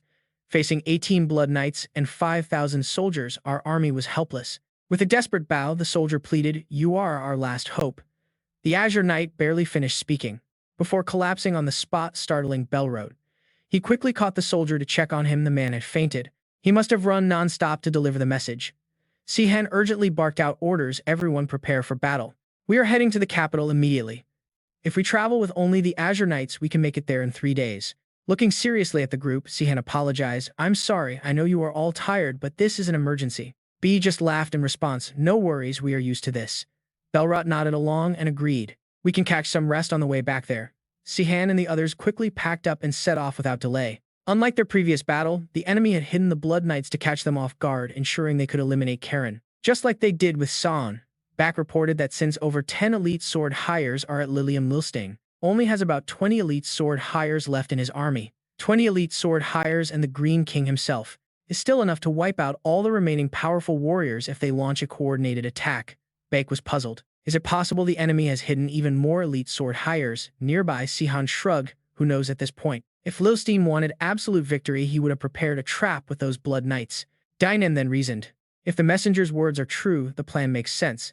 If his real target is the capital, he only needs to stall us. Alita immediately disagreed, arguing that something still felt wrong about this strategy. If he wanted to stop us, he wouldn't have sacrificed 10 elite sword hires. He could have found a much more efficient way to buy time. Dianon clutched his head in frustration and groaned. Lilstein, what are you playing at? Baek chuckled and explained. It has always been impossible to read his tactics before they are deployed. Trying to guess will only drive you crazy. Sihan stepped up and agreed with him. You are right. All we can do now is move as fast as possible. He ordered the march toward Lilium, the capital of the Holy Empire on this side, but the enemy advanced even faster. Lilstein smirked darkly in the shadows. I won't let you have your way. Watching from above, Karen looked down in utter shock, calling out an alarm. Meanwhile, inside the central hall of the Holy Palace of Insia, everyone rejoiced at the news. A messenger owl had just arrived, reporting that the Heavenly Knights had mobilized immediately. They fell to their knees in relief, believing the blessing of Kron Lezen had finally saved them. But one cautious person spoke up to warn them. It's too early to celebrate. The timing is completely off. Lilstein's army will reach Lilium by tomorrow afternoon.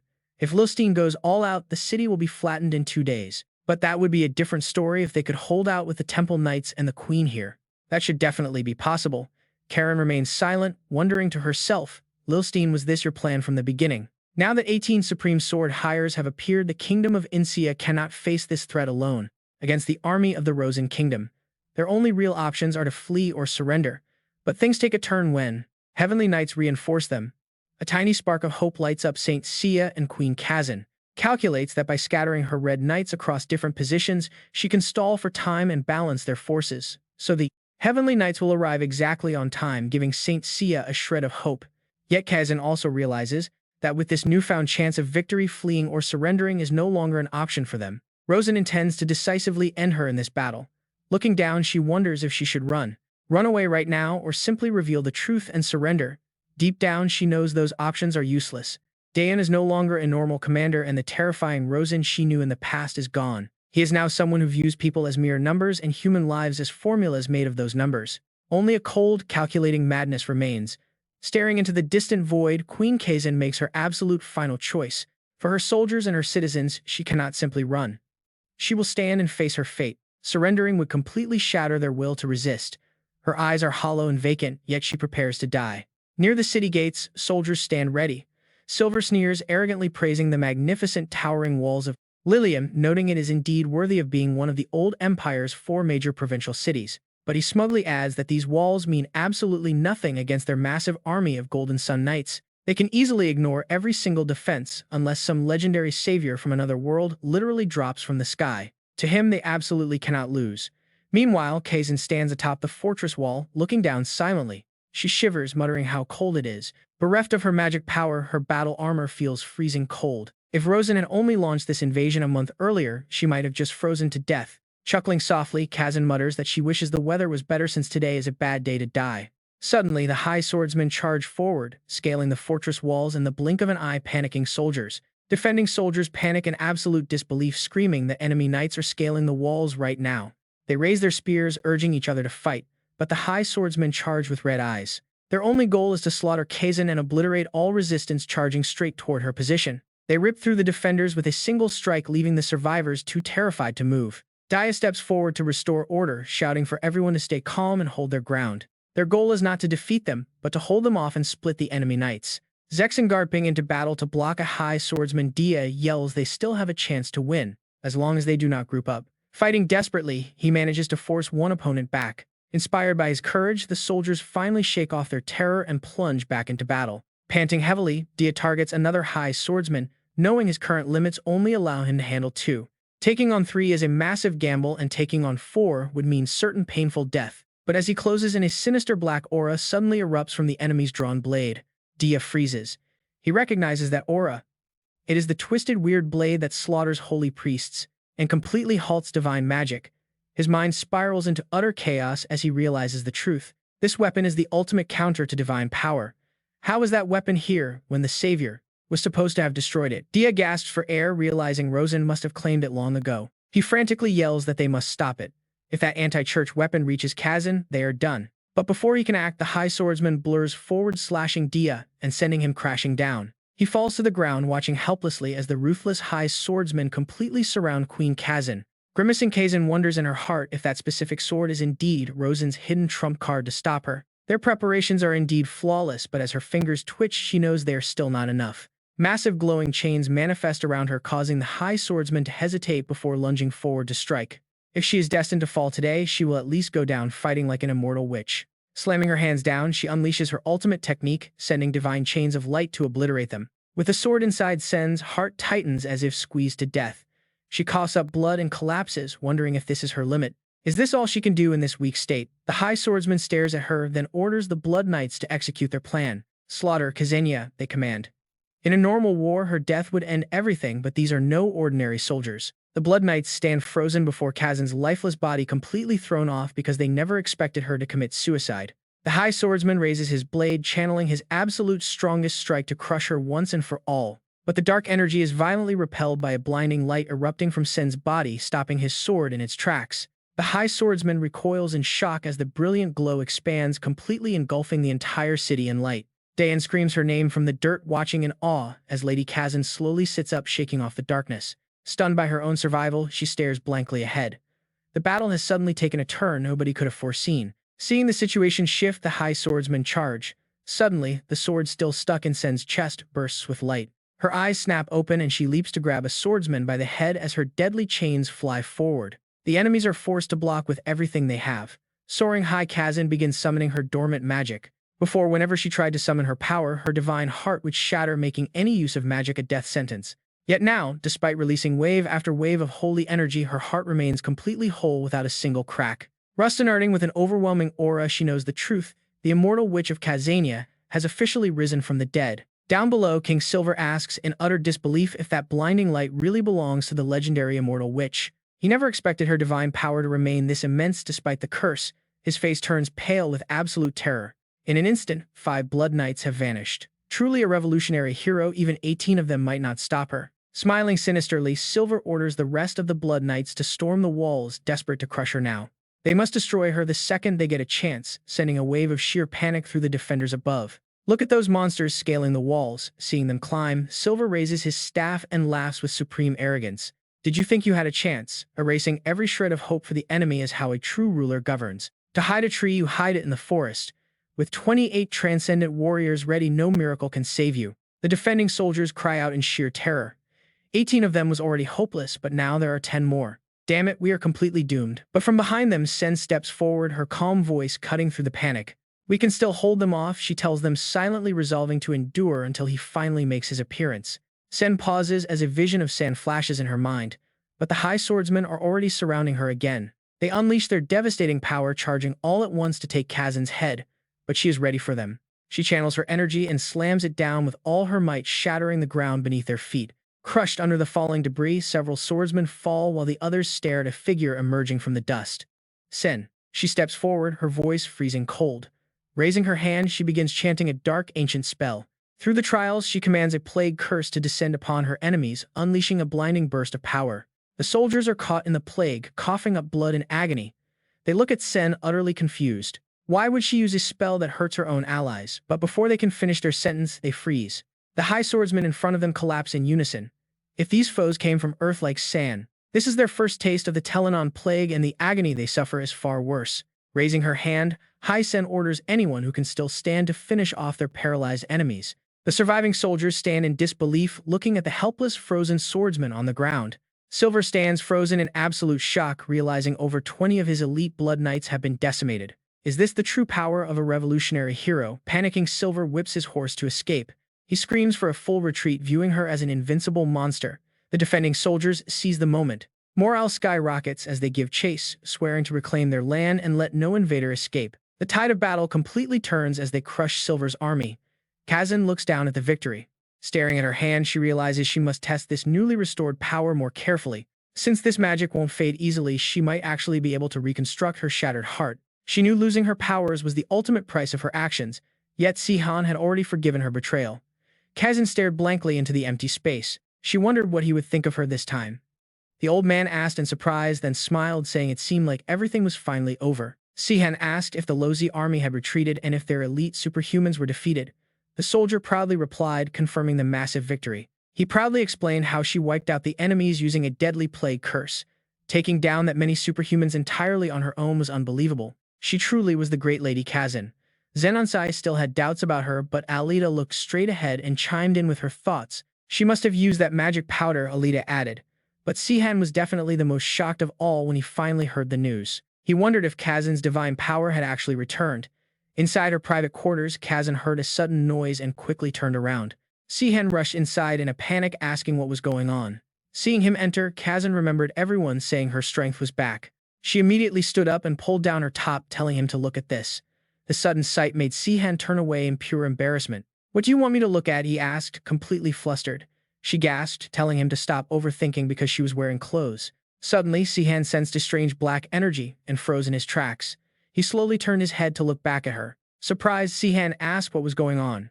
Kazen gestured toward her chest, explaining it was all because of that necklace. This necklace held the core of the cursed magic sword, leaking a powerful energy that was actively reconstructing her broken heart. She looked at Sihan seriously, explaining that because her heart had been rebuilt twice from the constant stimulation of chaotic energy, it had successfully adapted to her divine power.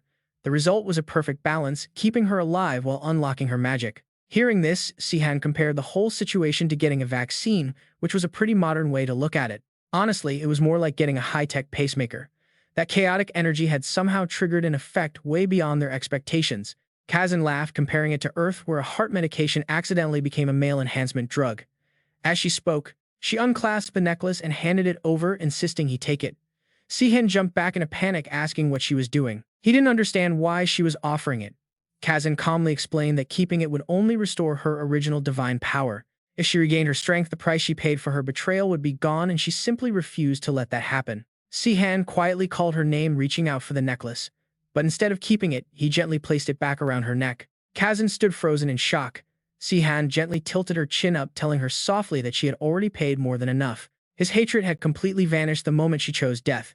Since then, whether she regained her strength or not was no longer his concern. He had already settled his grudge by casting Zinda down into the deep, dark abyss of the dimensional void. Even if that monster returned with the enemy army, his old hatred was gone. The past was closed regardless of any future grudges. After rambling on, Sihan awkwardly scratched his head, wondering what he was even saying. But then he looked at her with determination. He gently held her shoulders, telling her to keep it simple.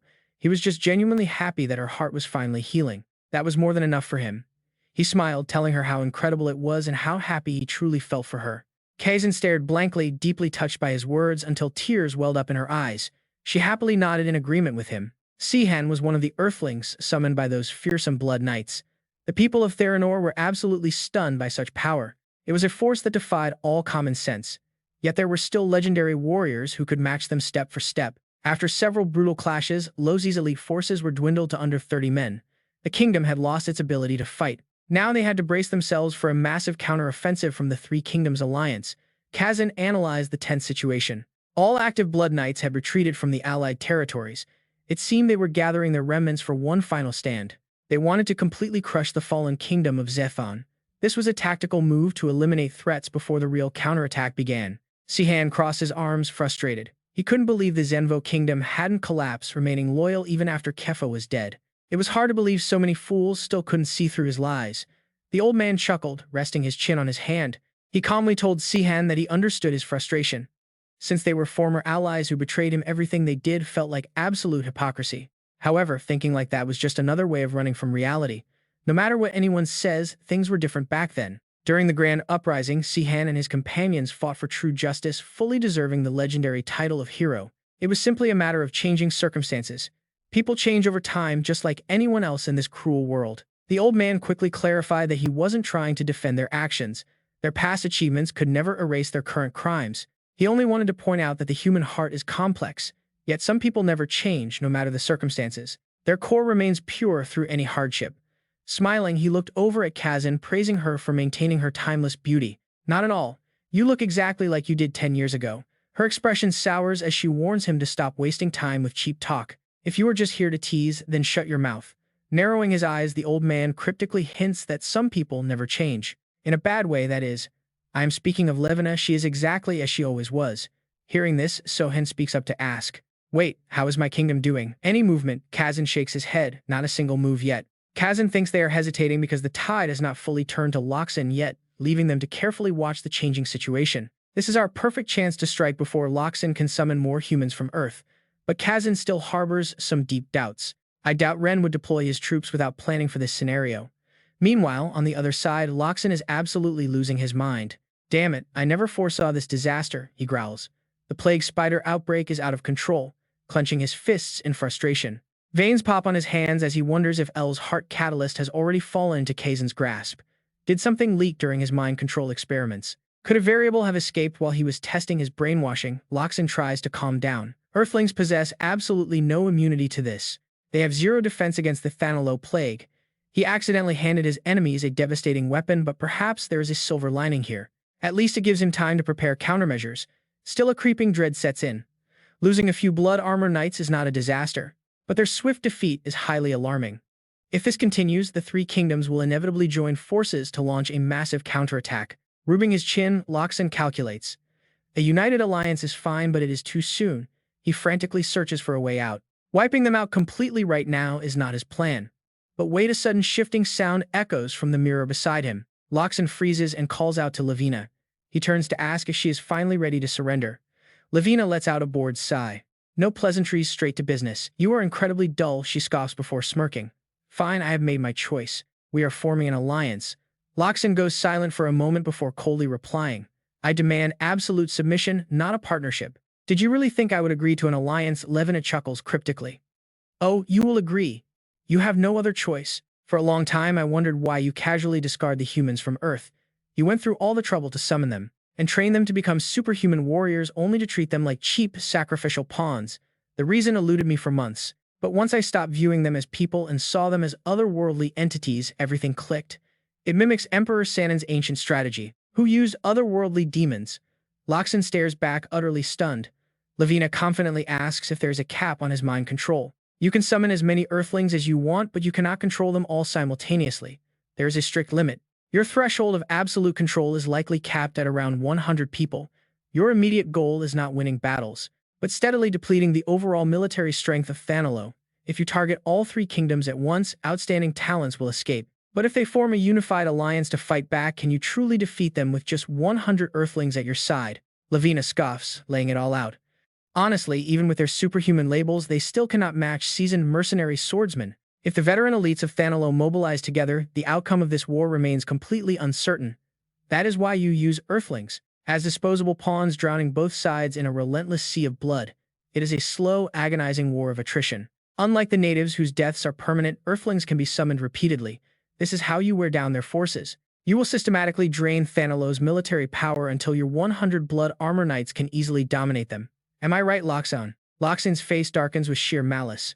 But then he lets out a bone-chilling laugh, admitting she has seen right through him. I have no counter-argument. You have completely dismantled my plans. If Kazan were to figure this out, things would get very annoying. Lavina exhales softly, offering him reassurance. You do not need to worry about that.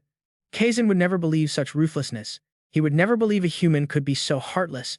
Loxan raises an eyebrow, genuinely curious as to her motives. Why seek an alliance with me? Then Lavina answers that his plan is already underway and Thanalo's forces are crippled. They are weakened enough for her to conquer the continent. Smiling arrogantly, she points out that he still lacks true supreme power. Unlike otherworldly demons, Earthlings cannot fight immediately upon summon. It takes precious time to train them. Even Sihan was just an ordinary kid when he first arrived. She systematically breaks down Loxan's initial long-term project. Your plan was to continuously train newcomers to replace the dead, but dozens of your recruits were wiped out by Kazan. They eliminated them so rapidly that you no longer have the luxury of time to raise rookies into superhuman elites. Loxan stays silent, unable to deny her analysis. Still, he cannot comprehend why she desires a pact with him. If you partnered with Kazan, you could easily destroy me. Lavina cannot hide her sheer amusement as she responds. The power gap between us is minimal. Besides, if forced to choose between Kazan and Loxan, I far prefer your company. She extends her hand to offer Litton a choice, asking what Losane will do, warning that if rejected, she will immediately run to Kadan. Litton gives a forced smile and agrees, wondering to himself why he feels so threatened before finally giving in and accepting her proposal. He shakes hands with Lavina to seal the deal, accepting the alliance and declaring the Baus Kingdom and Losane official allies. Lavina departs. Lin quietly notes to himself that what Losane truly desires is absolute obedience, knowing that he could easily change his mind at any moment to suit his needs. Lavina is indeed incredibly sharp, exactly as expected. He smiles with a cold calculation, knowing he can resort to drastic measures if needed, since she still remains blind to the most critical part. So there is absolutely nothing to worry about, and Litton laughs triumphantly. Kazan stands completely stunned as things go completely off script. The chance to strike back at Litton never comes because the Tau Kingdom, which shares borders with all three allied nations, has aligned itself with Litton. Launching an attack now would leave their rear completely exposed, forcing the alliance to put their grand counterattack on hold. Fortunately, Litton cannot easily receive any reinforcements from his allies across the border either. It is a tense stalemate with both sides locked in a waiting game when suddenly get this hurried footsteps echo through the halls. Around 20 new Red Knights summoned by Litton have been confirmed to be wielding the tyrant technique, having been trained into elite mercenaries worthy of the superhuman title. Litton clearly holds all the cards in this high-stakes situation. Suddenly, someone shouts out in disbelief. The tyrant technique. It actually makes perfect sense when you think about it, because Earthlings can copy any combat technique just by looking at it. Some survivors from his previous battle must have picked it up. He did not realize they were Earthlings back then. One Red Knight copied the tyrant technique and then another copied it from him. From now on, they must assume that literally any enemy they face might be able to unleash the tyrant technique. The old master grumbles in frustration, annoyed that his signature technique is being copied by just anyone. Having so many Earthlings around causes nothing but chaos.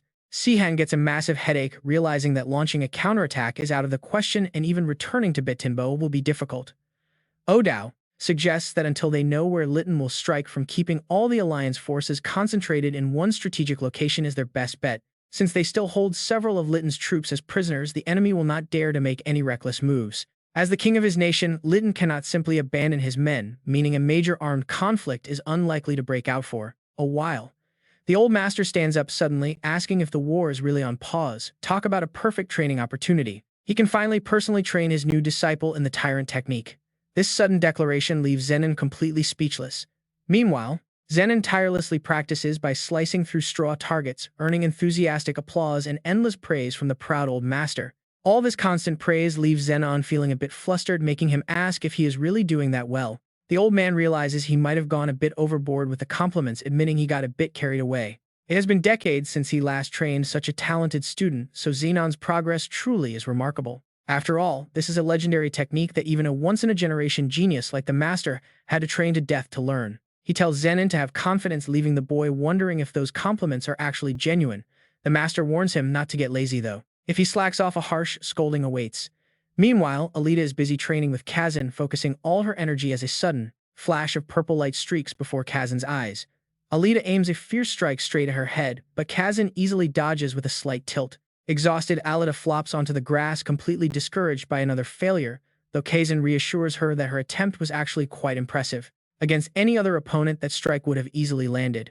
It is a brilliant skill, and mastering such a complex combat style takes real talent. She has great instincts and clear potential.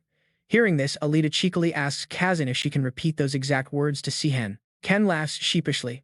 Sihan always complains about his lack of talent because Sihan's standards for a genius are just unreal. Alita silently reflects on Sihan.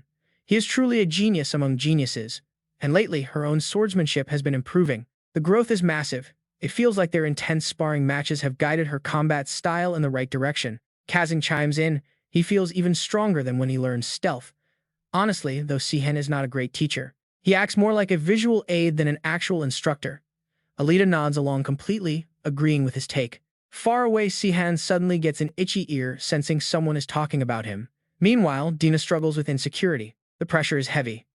She worries she does not belong in a group surrounded by such incredibly powerful people. Think about it. The three great martial gods, mercenary king Habit, and the legendary savior Sihan are all around them. Add in the sun, moon, stars, Pope, and the immortal witch. Dina's former idols suddenly look completely ordinary. The people she once considered geniuses seem basic now. Plus, Phalos Kingdom's Sky Knight is currently hiding nearby. Dina sighs, everything feeling so surreal to her. She admits she feels lost, like she doesn't know where she belongs anymore. Sihan comforts her, urging her to have some confidence. He tells her that at her age she is already doing incredibly well. He couldn't even split a log back then, not one. Dina is completely stunned, thinking Sihan is lying. He smiles, asking if she truly thinks he was just born as a savior. Still, she finds it hard to believe. Thanks to Sihan's warm encouragement, she gradually regains her confidence. He smiles gently to himself, watching her feel better. Not a lie. He was still on Earth back then. Night soon falls. Soon night falls, casting a dark blanket over the sky. Zenon serves dinner with a bright smile, welcoming everyone, including Karen. He urges them to eat up, though Barak looks on with deep skepticism. Taking a bite of a chicken leg, the old man tells his disciple to practice his overlord techniques instead of cooking. Barak freezes. Total shock. The flavor absolutely overwhelms his entire system. To him, this cooking is as masterpiece level as any overlord technique. Karen is equally shocked, questioning if Zenon is even a knight. Sihan understands their shock. Still, Zenon's incredible food quickly livens up the entire room. Sihan smiles as he watches them. And honestly, can you blame him? Karen then asks what their next major target is. While they have a temporary truce due to the chaotic landscape, Sihan knows it will not last, meaning they must prepare. He chews thoughtfully. Next target, Sihan already has a very clear target in mind. Facing Lilstein head-on requires far too much preparation right now, but taking down Lavina is a much more realistic step. Even so, Lavina is no pushover, especially with her unique stealth technique that allows her to vanish completely without any shadows. She vanishes. Just like that. Sihan is not confident he can track her. While they risk exposing themselves and letting her slip away, they can no longer afford to wait around and delay this. He must banish her to the otherworldly abyss, just like Sazin. Hearing this, Alita shuddered with fear, imagining that hellish portal. Zenon curiously asks if banishing them counts as true revenge. Sihan nods. He agrees. It is entirely possible. While opening a portal took him a year of research, finding specific coordinates in the vast empty space is completely different. Finding coordinates in that void is like searching for a needle in a haystack. He only made it back due to sheer luck, catching a massive wave of magic. Looking back, he realizes what happened. Without Lilstein summoning magic, even a floor master is completely helpless. They would be left wandering endlessly in the void with nothing left but absolute despair. Karen listens to him intently. But since Sazin and Lilstein are from Teranor, wouldn't a portal lead them straight home? She recalls that coordinateless portals automatically link back to one's homeland. Sihan freezes, pure shock. He realizes her logic is actually completely flawless. Sihan admits she is right, which surprises Karen. If he had banished Sazin, things might have ended up much worse. A blessing, perhaps. Alita frowns, questioning his plans for Lilstein. She asks how he plans to deal with Lilstein. Barak interjects, assuring her that there is no need to worry. Barak waves it off, but Karen steps in to angrily list the tyrant's unforgivable crimes. He slaughtered countless innocent earthlings and spilled ocean-sized amounts of Teranor blood. Her eyes burn with absolute fury. Sihan nods. Karen is right. They are gone. He thinks back to his loved ones, realizing this fight is now about much more than just his personal revenge. Meanwhile, deep in a monster stronghold, a soldier addresses his queen. He questions if conquering the dragon's nest is truly necessary, as provoking a peaceful dragon seems incredibly risky. Lavina retorts that their citizens are suffering because of these toxic beasts. As queen, she claims she cannot simply ignore their tears. Her soldier asks about her true motives. She smiles. Prepare for war. It is time to begin. Keeping their forces occupied in the east to manage the monster population is far too draining for her army. Suddenly, a massive swarm of monsters emerges, ready to strike. Lavina instantly orders her troops to prepare for battle. She laughs with pure arrogance, completely confident in the battle ahead. To form an alliance with Lilstein, we must elevate our worth and prove our value as much as possible. A horde of savage magical beasts suddenly charges. Seijin draws his sword, lunging forward to slash through the monsters alongside his comrades. The remaining soldiers cheer wildly, exactly as expected of the queen's personal knights, truly worthy of being handpicked by her majesty. Lavina steps down from her horse and smiles. Simply put, this entire battle is nothing more than a grand public display. She excitedly mutters about carving her presence deep into the continent of Teranor, an absolute show of force as the beasts keep coming. Lavina leaps straight into the fray. With weapons in hand, she glides past the beasts, striking them down one after another. The soldiers stand there with their jaws dropped. It is incredible, even right before their eyes. Nobody can keep up with that blinding speed. Lavina lands gracefully, declaring it is time to wrap things up, and suddenly, a massive golden flower blooms with blinding light. The brilliant glow expands, illuminating the entire battlefield. Sajin laughs excitedly, completely speechless after witnessing such awe-inspiring magic with his own eyes. He wonders if this is truly the power of a mere mortal. He eagerly praises her, shouting that she is absolutely magnificent. He declares this is more than enough to prove Her Majesty's absolute dominance over Teranor. Lavina simply replies with calm composure. Not quite, she says. There is still one more thing. She orders everyone to fall back, deciding she will handle the dragon loon alone. Sajian and the other soldier gasp in pure disbelief. That is impossible. Even for a divine-level mercenary, going solo is suicide. Without massive magic support, there is no way to stand a chance. But Lavina pays them no mind and heads inside. She tells them not to worry. She never picks fights she cannot win. The soldiers can only call out in deep concern. They desperately call after Her Majesty. As Lavina walks away, she secretly calculates her next political move. She wonders if it will be enough to intimidate the kingdom of Lilstein. For a brief moment, her pride gets the better of her. Showmanship is fine, but she knows better than to reveal all of her hidden cards. Lavina finally halts just a short distance away. She stares up at the massive dragon loon. Showing zero fear, she stands with hands on her hips, casually asking if this is indeed Loon. The thrill of this confrontation makes her grin. Within seconds, her terrifying power begins to erupt violently, filling the area with heavy pressure. With a cold sneer, she bids the beast farewell. Activating her ultimate technique, the sky begins to shatter. Meanwhile, Sihan turns in shock. Sihan asks if Lavina really captured Loon all by herself. Barak nods, warning that she might actually be stronger than Sihan is right now. Gripping his sword, Sihan asks Barak if he did not face the dragon Delstroy 30 years ago as well.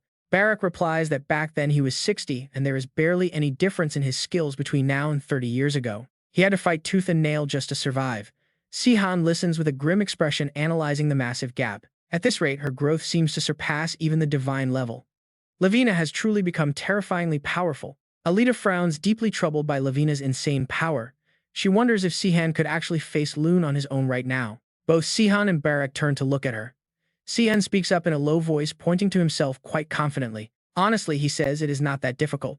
He specializes in taking down massive beasts. Nobody in Teranor has his level of experience. Hearing this, Alita is utterly astonished. Sihan continues, explaining that he has fought countless brutal battles against demon emperors. To him, there is no difference between Loon and a demon emperor. Dragons are actually easier to predict. Humans are the real challenge. The catch is that while Sihan specializes in slaying monsters, Lavina focuses her entire arsenal on fighting human opponents. Sihan grins confidently, noting that Lavina is far more dangerous against people. Still, he believes his magic will not lose. Barak gives an honest assessment, admitting Sihan has grown immensely since the days he relied solely on brute force and high mana. His tactical skills, martial arts, and magical core have all improved dramatically compared to when he just relied on raw power. He is like a clumsy giant who has finally learned how to control his massive body and coordinate his moves. However, the old master seriously points out that Sihan is still fundamentally just a clumsy giant for now. Barak chuckles, suggesting they move on to the next phase of training, turning him into an agile giant instead.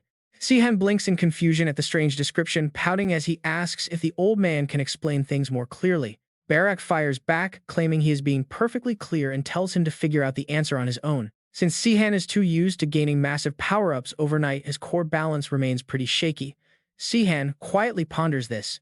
An agile giant, he mutters. Suddenly, Kazan rushes over in a panic, calling out with some urgent, troubling news. The situation between Lavina and the Lilstein kingdom is tense. The power balance of these two nations is completely uneven. In terms of population, military power, and sheer size, the Lilstein kingdom holds an overwhelmingly dominant advantage. Therefore, even in an alliance, Palos will inevitably find itself subordinated to the powerful Lilstein. Under these circumstances, Lavina acts, proposing a solution that could satisfy both nations. That was the summary of the message sent from the Palos kingdom to the Lilstein kingdom. Lavina stood before the mirror and calmly muttered that while he wanted submission, she wanted an alliance to satisfy both of them. She laughed casually and proposed they get married. Lilstein was completely shocked by this, biting his lip in sheer disbelief. Reports showed his citizens were already rejoicing.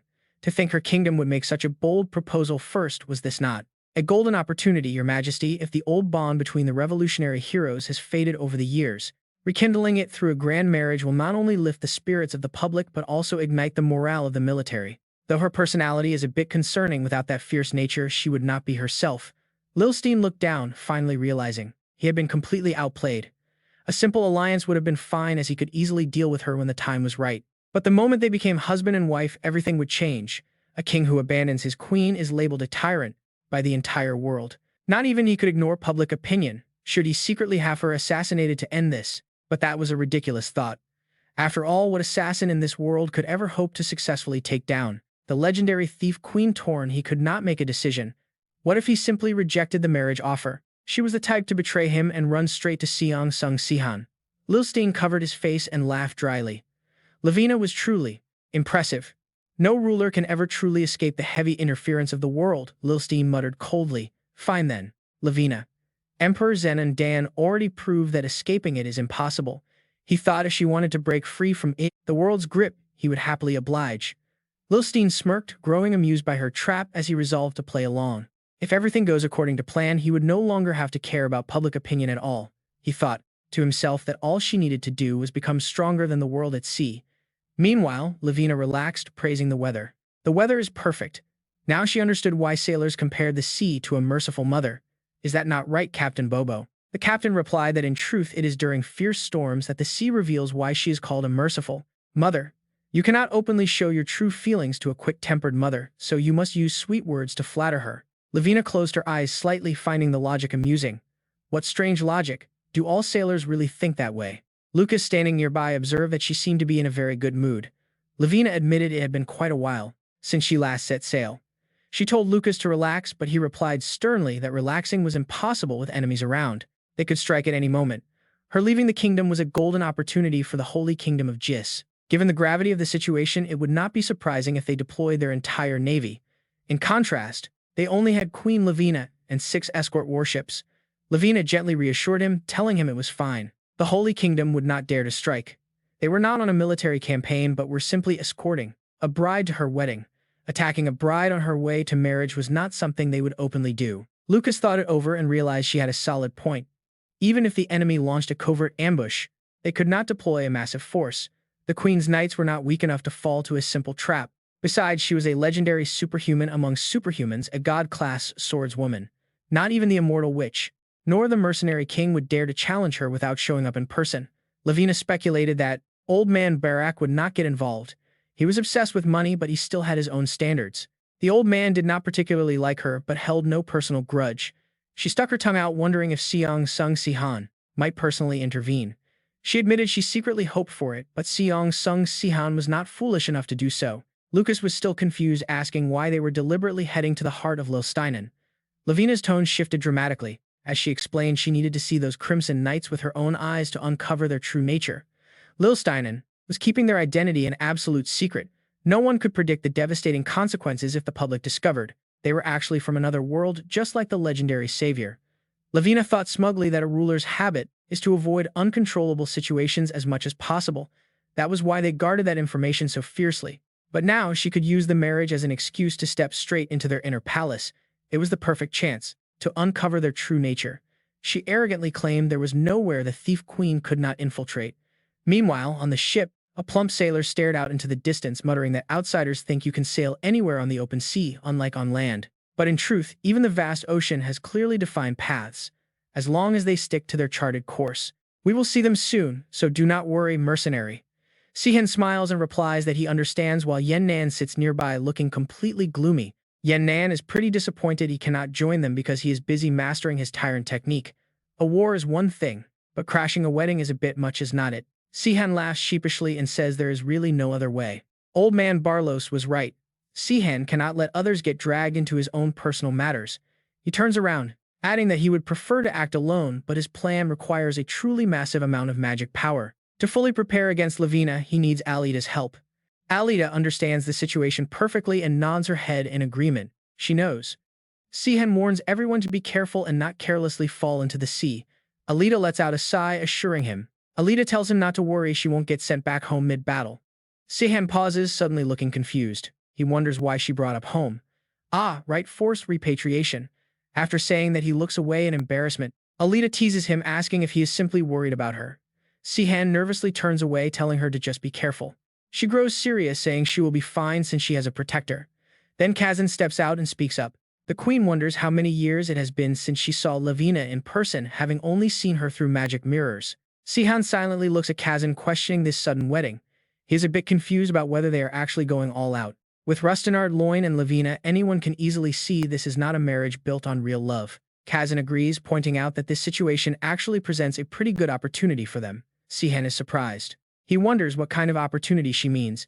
Kazan explains that by Teranor custom, the bride must travel to her groom. Because of this, Lavina is currently busy preparing to travel to the kingdom of Resin.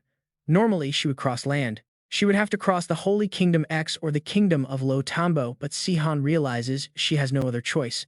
Taking the sea route is her only option. Even for someone like Lavina, there is nowhere to run on the open ocean.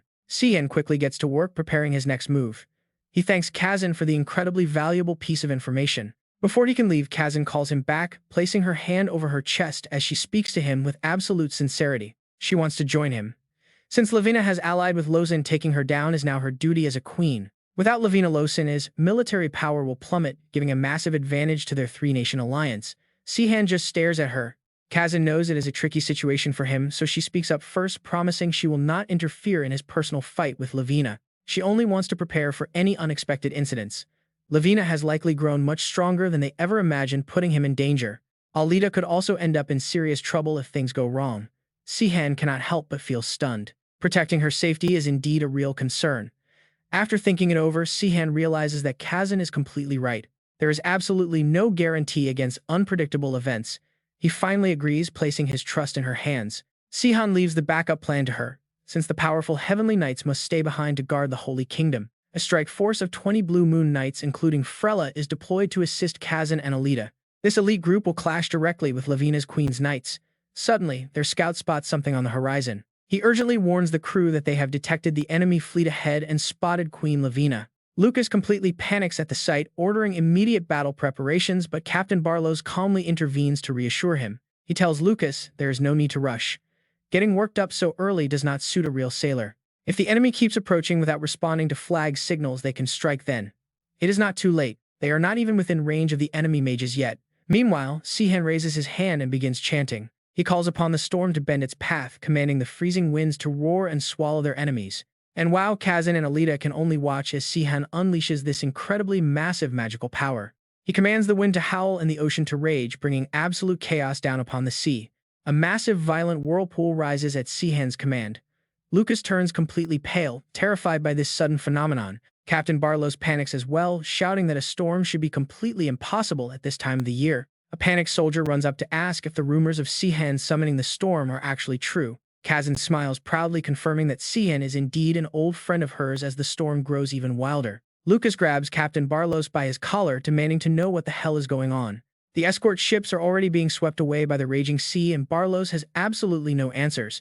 This is bizarre. It makes absolutely no sense. Lucas yells in a fit of rage, calling his useless crew a bunch of incompetent failures. Lavina steps forward from behind them, calmly speaking up. She agrees that this storm is far from normal, her chilling smile remaining incredibly relaxed. A sudden storm, a swirling sea, and somehow only their escort ships get left behind.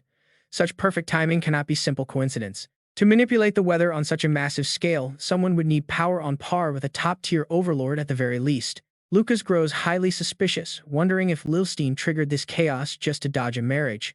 Meanwhile, Lavina watches the roaring waves outside. She confidently points out that the irritating bastard is definitely capable of such madness. Suddenly, Barot yells out in pure panic. He points to the massive battleship closing in fast right behind them, warning everyone that they are under immediate enemy attack. Levi smirks, immediately launching a counterattack by conjuring roaring flames. He commands the blazing heat to manifest as a piercing spear. His fiery strike tears through the air, slamming hard against the enemy ship's magical barrier. But the barrier holds strong. It leaves the crew completely bewildered by its insane strength. Soon, the two ships collide and the battle begins. The bright moon knights charge forward, swords drawn. Lucas grits his teeth, instantly recognizing those holy blades from the Divine Kingdom. In a flash, Levina draws her twin daggers and leaps into the air, leaving a panicked Lucas shouting after his queen. Levina's mind races with dark suspicion. Why are the bright moon knights here? Is Sihan secretly pulling the strings behind this? Could Lilstein and Karen have allied to destroy her? It makes no sense, since Lilstein agreed to cooperate from the start. No, this must be Karen's doing. Karen looks up at Lavina with a cold smile before landing directly on her ship. Standing tall, Lavina acts surprised to see Karen, mocking her by saying she never expected they would meet like this. Karen remains completely emotionless, merely acknowledging that it has indeed been a while. Lavina decides to cut straight to the chase. She demands to know the source of the storm, pointing out that the Divine Kingdom lacks any Overlord-level magic users. Karen curtly cuts her off, telling her she already knows enough. Lavina scoffs, asking if Karen is seriously looking down on her. With such intense bloodlust radiating from Karen, Lavina asks if she genuinely intends to slaughter her. Karen does not deny it. She calmly declares them enemies. Before Karen can even finish speaking, Lavina strikes first, launching a fierce overhead slash. Karen blocks, noting that Lavina has grown stronger. But Lavina arrogantly snaps back that she was always the superior one. She leaps back, muttering that it was only because of Karen's annoying blessing of falsehood. She takes a confident stance. Though she has not found a counter to it yet, she promises she will eventually. Karen stares back with murderous intent. Karen assures her she will not use her plague curse today, especially since someone else wants this fight instead. Lavina freezes in shock as Sihan steps forward. He calmly asks Lavina how she's been doing lately. He rests his hand on his sword, ready for combat. Lavina's face darkens instantly as she faces her past companion. She mentions the rumors of his permanent exile, smiling brightly as she mockingly greets him after all this time. Her fake warmth only makes Sihan's expression turn colder. Lavina subtly scans the raging ocean behind her for an escape route. Sihan immediately reads her movements, pointing out that they are in the deep ocean with absolutely nowhere to run. Lavina sighs, admitting she walked right into their trap. If she knew he returned, she would have never set sail. She pieces it together, realizing he must be the one behind the deaths of both Jackson and Talon. She shrugs, asking why he left Karen to handle things alone, calling it unfair since they all betrayed him. Sihan coldly replies that Karen has already paid the price for her betrayal, telling Lavina to mind her own business. Lavina smirks, asking if it is a bit too late for that. Sihan agrees and she immediately unleashes her power. A devastating shockwave slams into the deck. In the blink of an eye, she teleports directly in front of him. She blurs across the ship, forcing Sihan to block her rapid strikes. Grinning with excitement, she aggressively presses her advantage. As Sihan readies his counter, she activates her phantom light, leaving only a blinding flash. He grits his teeth in frustration. Sihan realizes she is utilizing shadow stealth, an elite combat technique evolved from ancient magic to manipulate her own shadow. Once activated, she vanishes completely from sight, existing as a mere illusion cloaked in a brilliant mantle of light. By channeling her energy directly into the surrounding light, every single movement becomes a deceptive, unpredictable phantom strike. Sihan understands the mechanics, but this advanced technique cannot be copied by simply imitating her mana flow. Its absolute mastery requires a deep, intuitive comprehension of light refraction and environmental shifts on the battlefield. Only a rare prodigy like Lavina could possibly unlock this technique's full terrifying potential on the battlefield. Sihan raises his sword defensively, scanning all directions. He can neither hear her nor sense any of her physical movements. He can't read her movements at all, which is incredibly annoying. Suppressing her with his aura isn't working either. He tightly grips his sword. Left with no other choice, Sihan makes his move and swings his sword blindly. But he has no idea what lies ahead. Lavina is right behind him, smugly mocking him. She asks if he is seriously trying to stab someone he cannot even see. Believing it is over, she slashes at Sihan, but she must stop as Sihan suddenly spins around and unleashes several quick strikes. Those sharp spinning blades prevent Lavina from approaching directly. It turns out his previous missed stab was just a setup for a slash. That is the legendary disaster sword. Its blade constantly shifts, twisting, thrusting, and striking from completely unpredictable angles. He is attacking wildly just to suppress her. But the more Sihan struggles, the more excited Lavina gets. Striking first is a complete gamble now. She finally appears up on the sails, and Sihan has no intention of being reckless. She is not foolish enough to risk her life against the savior from another world. Below her, Sihan suddenly shouts out. Sihan asks if she ever truly loved him. That unexpected question stops Lavina dead in her tracks, making her wonder if he still cares. She wonders if she can exploit this weakness, or if he just wants closure. Instead of giving a direct answer, she plays along. She asks what the point of that question is now. Would he even believe her if she said yes or if she said no? She says that is probably what he expected to hear anyway. But Sihan does not even need her answer to know the truth. Sihan tells her she is wrong. He only asked to see her reaction, and she only cared about calculating her next move. That is more than enough for Sihan to understand everything. Lavina laughs, remarking that he has become far too smart since his innocent days. She blushes slightly and admits she did love him once. She raises her sword, adding she just did not love him as much as she loved her own self. Sihan does not ask further, simply saying he understands before summoning his God Tier 12 light swords. Ready to fight, he tells her she will finally answer for everything she did. Lavina silently watches, analyzing the dangerous situation. She knows she could easily win if it was just Sihan. But if she defeats him, Karen will immediately step in to slaughter her. She cannot even rely on her own knights for backup. Meanwhile, Sihan begins controlling his 12 light swords, getting ready to strike. He tells her it is over and there is no escape. Whether she surrenders or resists, nothing will change. Lavina prepares her counterattack. She unleashes her own god-level technique, the Heaven Slayer. With a determined look, she yells out that she will never surrender. Lavina summons her ultimate weapon technique, the Heaven Beyond Heaven. Watching this, Sihan looks on with a very tense expression. Rumor has it that her weapon technique is like a grand festival of light. Sihan immediately prepares his 12 light swords to clash. He launches them forward, surprised she had this trump card hidden. He tells her she still will not escape this place, Lavina.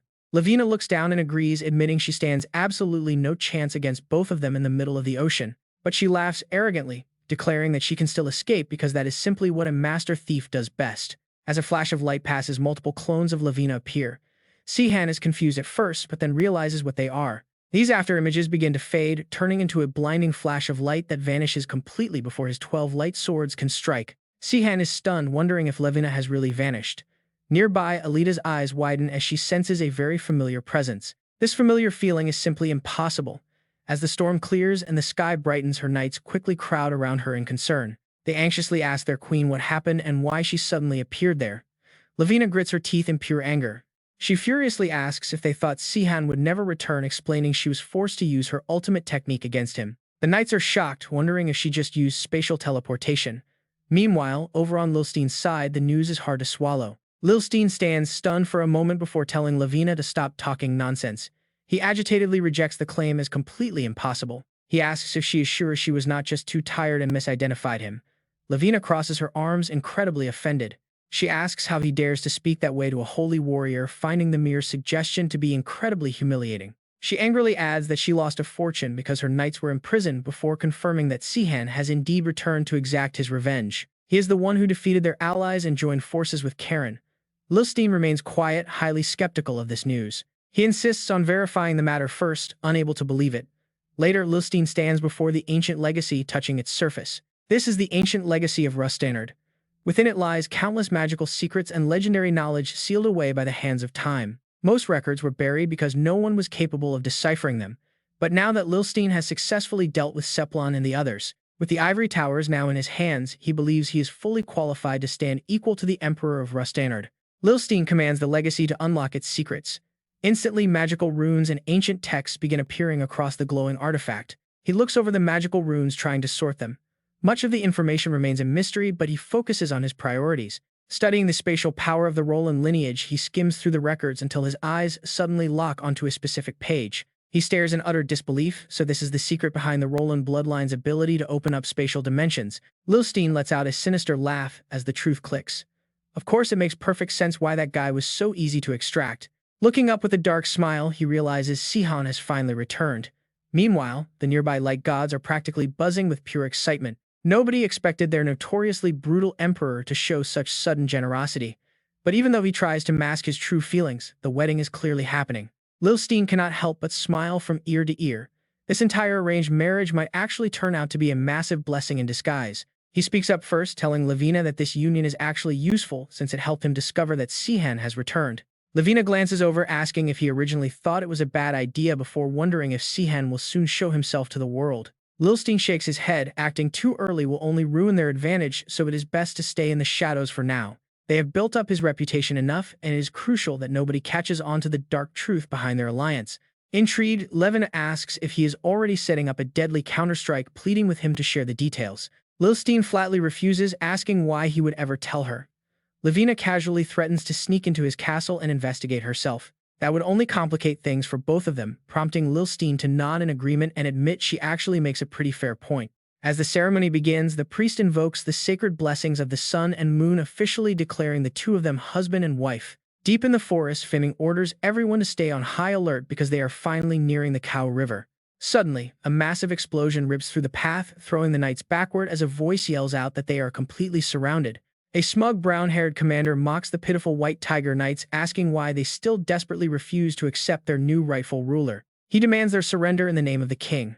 Hearing this, Fenny snaps back in absolute fury. She spits back, asking how they could ever face the late King Sephirin after selling their souls to a treacherous enemy. The commander casually chuckles, admitting he expected that exact response before a sudden noise behind him makes him freeze in sheer terror. A legendary white-haired elder steps out of the cave, calmly correcting him that it is actually his own side that is fully surrounded. The elder points out that although only 40 White Tiger Knights survive, the approaching Lysan army has over 1,000 troops. He warns them that escape is completely impossible. Right then, another deep rumble echoes from behind, forcing everyone to spin around. Earth tremors shake the entire cavern, and with 8 powerful Crimson Knights blockading the exit, slipping away is no longer an option. A hostile commander shouts for them to surrender, claiming their loyalty is respectable, but King Sephirin is already dead. He promises that if they change their minds, Lord Lil Steen will accept them. Bento just tightens his grip on his sword, growling. He yells to cut the nonsense and bring it on, unleashing a massive burst of aura right at those Lysan dogs. Suddenly, a familiar voice echoes from behind, mentioning how long it has been. The enemy leader points his finger in shock. He demands to know how someone dared cross their barrier. The mysterious figure calmly replies, telling them to just call him Sung Sihan. He explains that since Lavina is already gone, he has no more reason to keep his true identity hidden from the world. He introduces himself as Sihan, captain of the Heavenly Knights, while Alita and Bello swiftly dismantle the enemy forces. The surviving enemy troops freeze in absolute horror, recognizing the powerhouse standing right before them, the legendary 3-star Sword King. They scream, wondering why a 90-year-old monster is here. The old warrior chuckles, correcting them that he is actually only 90. He warns them to run if they want to live, because anyone who dares attack him will surely lose their life. Terrified, the enemy soldiers scramble to escape. The old warrior sighs in relief, glad the barrier is shattered without further bloodshed. Looking over at Sihan, he chuckles. The kid told him not to hold back anymore, meaning things are about to get wild. Sihan clashes with the sword hierarch, shattering the enemy's blade in a single strike before warning them that his power is unlocked. No more holding back. 3 insanely massive torrents of energy erupt simultaneously, completely shaking the heavens and the earth. Watch closely, the enemy knights crawl on the ground in absolute disbelief, realizing they are facing a true hero from another world. They scream for help in absolute panic, realizing that even their mighty Crimson Knights have been completely subdued by this legendary hero. The hostile commander grits his teeth recklessly, charging forward in a desperate final attempt, but he is instantly stopped in his tracks. A massive hand grabs him by the throat, crushing him instantly. Sihan looks down, muttering that he squeezed a bit too hard. He complains that it has been too long since he last used his true strength. Looking down at the defeated sword hierarchs, Sihan does not care about the casualties of the Lysan army, who were merely forced into this battle as brainwashed tools. Suddenly, the fallen sword hierarch's eyes fly open, glowing with a demonic red aura as he struggles to stand back up. In the end, they collapse from exhaustion. Even if Sung Sihan used his crushing aura to pin them down, they would fight to the end. They gave it everything. Not saving a single shred of energy for survival, the massive arm crumbled to the ground in shattered pieces. Pure wreckage. Sung Sihan could only wonder how deeply their minds had been enslaved by Lil Steen. Damn it. Just then, a strange object caught his eye. A fallen staff clattered onto the dirt. What was this? As he stared at it in confusion, Bento and the others came rushing over. They yelled for Captain Chan. Over and over, Sung Sihan just hoisted his massive blade onto his shoulder and chuckled at all the formal titles. Rustenard time no see. Had it really been 10 years, no 11, Bento joyfully corrected, thrilled to see his old commander alive. Bento kept going on about how Lord Seifun would have loved this. Sung Sihan just stood there deadpan. Honestly, his old buddy would probably complain. Always complaining.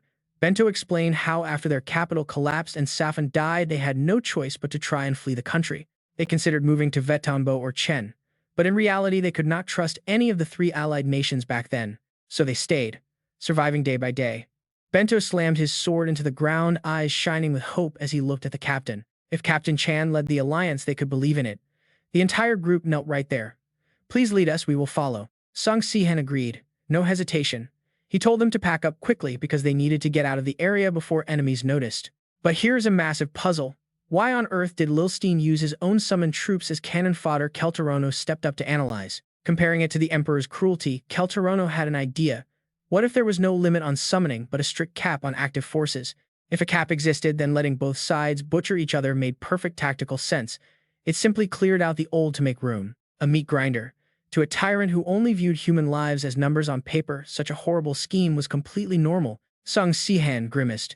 He had never even considered such a dark plan, yet the pieces of the puzzle fit with terrifying precision. Treating actual living people as mere lines on a ledger was a monstrous idea, but here it explained every single move.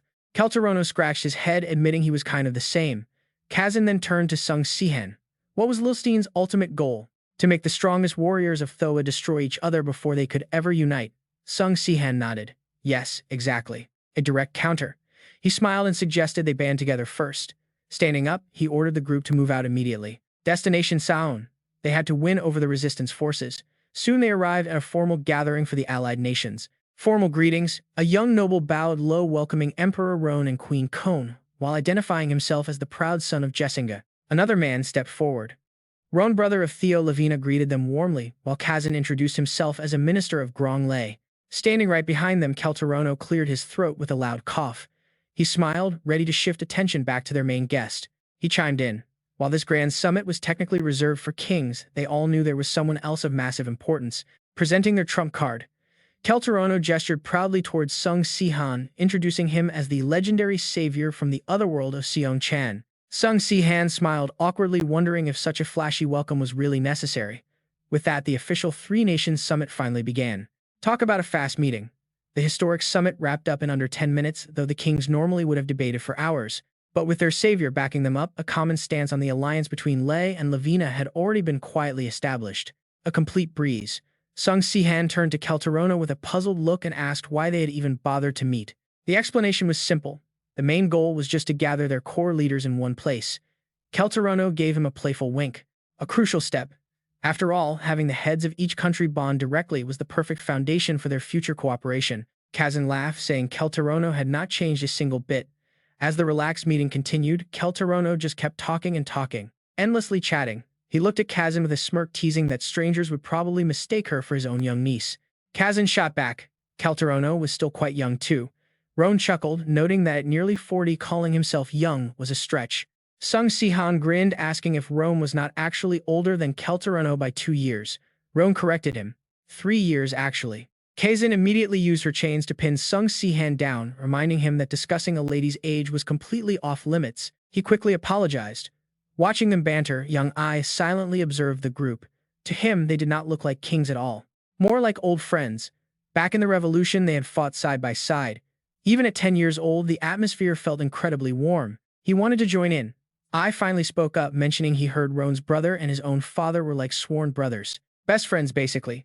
Smiling warmly, he asked if he could just call him uncle in a private setting like this. Roan gladly accepted. Behind them, Kelterono watched the heartwarming scene with a devious grin, silently celebrating his successful plan. Everything was on track. He needed to establish their strong bonds before Sung Sihan eventually had to return back to Earth. With the plan fully secured, they happily continued their lighthearted strategy discussion. Lilstein conquering Teranor gains us absolutely nothing, but there is not much else we can do. Wishes do not just magically come true. Our only hope now is to trust Sihan. Below, a massive crowd has already gathered. Sihan looks down at the paper filled with doubt. He wonders if he really has to read this.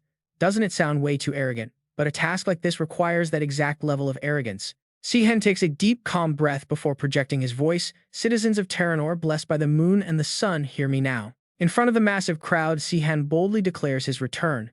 The legendary hero of the past is back, his voice echoing over the plaza. He announces that 10 years have passed since the betrayal. Lilstein and Levina turned their backs on their friendship, forcing Sihan out of this world. He had to return to Earth. He points out that the former hero has now become a ruthless tyrant, actively destroying the peace of Teranor. This is not the world they all fought so hard to build. Among the crowd, some listen in tense silence as the scene shifts.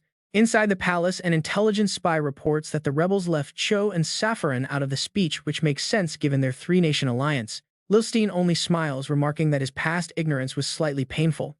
It has now been 2 weeks since Sihan made his grand announcement. The shocking rumors quickly spread across all 6 kingdoms. The very leader they once swore their absolute loyalty to is now branded a traitor. This news completely shakes up the high society of both nations. It is a massive political scandal that simply cannot be swept under the rug. The leader of the revolutionary forces has personally verified these claims. In response to the growing chaos, Lilstein prepares to deliver his own statement. He announces loudly that he does not wish to damage the lasting bond between their countries, but he cannot stand by and do nothing. He refuses to let his trusting citizens be deceived any longer. To protect them, Lilstein promises to reveal the true events from 10 years ago. Playing the victim, Lilstein claims that Sihan is no saint. The savior from the Otherworld only wanted to defeat the Empire to rule Teranor himself. They once foolishly believed that a brilliant young hero would lead Teranor into a golden age, only to be betrayed by his hidden ambition. Lilstein aggressively shifts the blame, calling Sihan a greedy, short-sighted tyrant who never cared about the common folk. Ancient historical landmarks like Castle Thabor, with its rich 1,000-year history, the primary transport hub of Teranor, and countless sacred heritages, were all burned down by Sihan. The listening crowd begins to panic. He claims Sihan slaughtered innocent civilians on a whim, his words dripping with pure manipulative malice. Lilstein paints Sihan as a monster who views Teranor as mere trash, wanting to forcefully reshape this world to match his original home on Earth. Finally, Lilstein urges the people that banishing Sihan back to Earth is the only way to safeguard their lives and repay his past misdeeds. He questions if they should simply let him go, arguing that the future of Teranor must be decided solely by the people who belong here. Lilstein fiercely declares that they cannot simply hand over their beloved world to an untrustworthy, power-hungry invader from another dimension. The entire public square erupts into chaotic chatter. Back at the base, Sihan is absolutely fuming at the sheer absurdity of the speech. He screams in frustration, calling Lilstein an insane bastard. He cannot believe he is being accused of destroying precious historical landmarks. Sihan angrily snaps, pointing out that those structures were already ruined by the war long before he ever arrived. Yet Teranor calmly reminds him that Lilstein is craftily rewriting history to favor himself, twisting real events and using Sihan's past actions to turn the public against him. He highlights past deeds that are hard for the public to accept. Hearing this, Sihan's anger only burns hotter. He decides to release a counter-statement promising to dispute every single word of Lilstein's lies until the true story is exposed. Teranor sighs in utter disbelief, asking if he is truly serious about releasing such a direct and formal statement to the public. He explains that a long, dry explanation will just sound like a massive excuse. It is too complex for regular citizens to follow. The common people simply do not care about the boring details. Still, Sihan argues that they cannot just sit back and do nothing. There must be another way to clear his name and handle this mess. Teranor suddenly smiles, assuring Sihan that there is indeed a way. He claims there is a remarkably simple solution, leaving Sihan completely stunned. Meanwhile, the gossip among the citizens outside continues to escalate. People whisper back and forth, wondering if the juicy new rumors have spread. They eagerly ask what kind of drama is unfolding this time. Everyone is buzzing about the Savior's sudden return from the Otherworld, but now a scandalous piece of history from 10 years ago has emerged. Rumor has it that Sihan's former lover Levina was having a secret affair with his close friend Lilstein right behind his back. The two fell deeply in love and plotted to eliminate the Savior. However, the rebel forces from the other kingdoms suddenly intervened. Unable to execute him directly, they banished him to Earth instead. Now the Savior has returned to Teranor to exact his brutal revenge. Teranor grins mischievously, explaining his strategy. The public never cared about boring political speeches or grand philosophies anyway. But a legendary battle over a beautiful woman, that is simple, provocative, and absolutely thrilling for the common folks to discuss.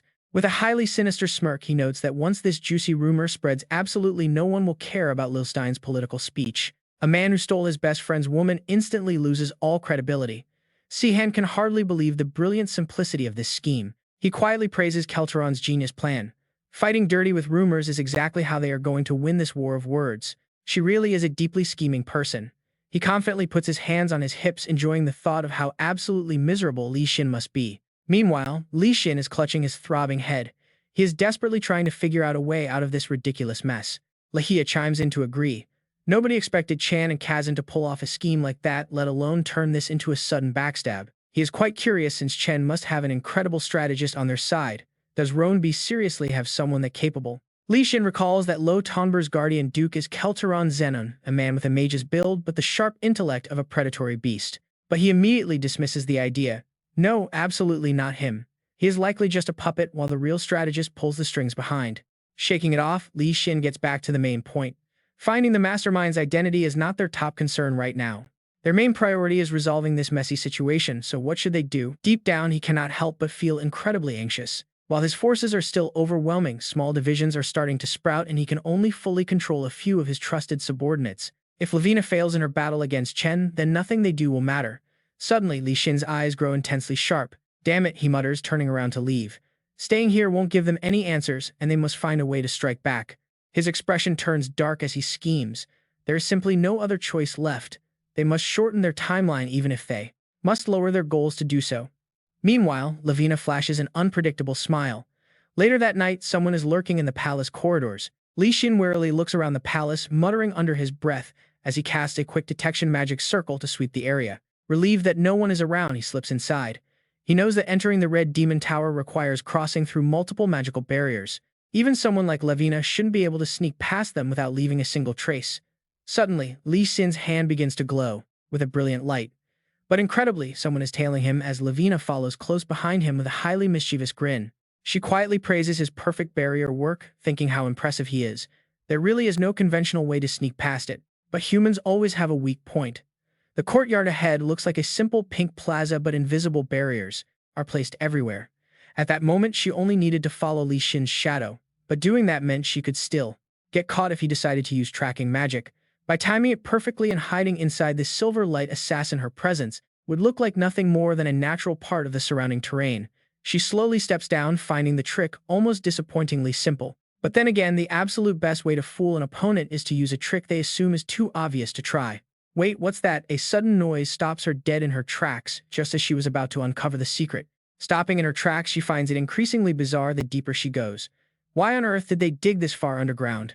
Finally reaching a massive gate, she steps inside only to realize Li Xin has completely vanished, causing her heart to race. Did he spot her and hide? She shakes her head, focusing on something far more important, the incredibly familiar energy in the room. Analyzing the area, she realizes it is the exact same spatial distortion she has felt ever since the heavenly path opened up. Did Li Xin actually teleport away? She gently brushes her hand against the wall, but the moment she touches it, she suddenly, total silence. The wall has completely vanished. Looking around in sheer panic, she realizes she is somewhere else. She has been transported somewhere else. Anxiously running outside, she is absolutely certain this is not Li Xin's magic. This is incredibly annoying. Frightened, she tries to think of a way back when the entrance and exit are completely different. Should she wait until she finds Li Xin and hitches a ride on his next teleport? Behind the gate, she sighs deeply. This is insane. All she wanted was to gather some basic info on this tower. But suddenly, her eyes widen. Rows of experimental chambers stretch out before her. What on earth is Li Xin doing? The next morning arrives and Li Xin is yawning sleepily, looking completely exhausted. While eating breakfast, Lavina finds it odd and casually asks if he slept poorly last night. He explains that he had some urgent matters to attend to, then notes her energetic appearance. She cheerfully replies that she slept wonderfully. She acts completely carefree, joking that she always sleeps well without anyone to bother her. Li Xin dryly retorts that even he doesn't have the courage to sleep next to a holy class swordsman. Chewing her food, she agrees, noting that nobody knows what could happen around a master-level fighter. Internally, she lets out a massive sigh of relief, glad she got away clean. But she recalls last night, where she cautiously approached the experimental tubes. She realized there were actually living humans frozen and sealed inside them. While digging up info on the Blood Armor Knights, she had always wondered how Li Xin was able to specifically summon battle-ready combatants straight from Earth. If the people frozen inside these crystals are indeed from Earth, then the mystery is finally solved.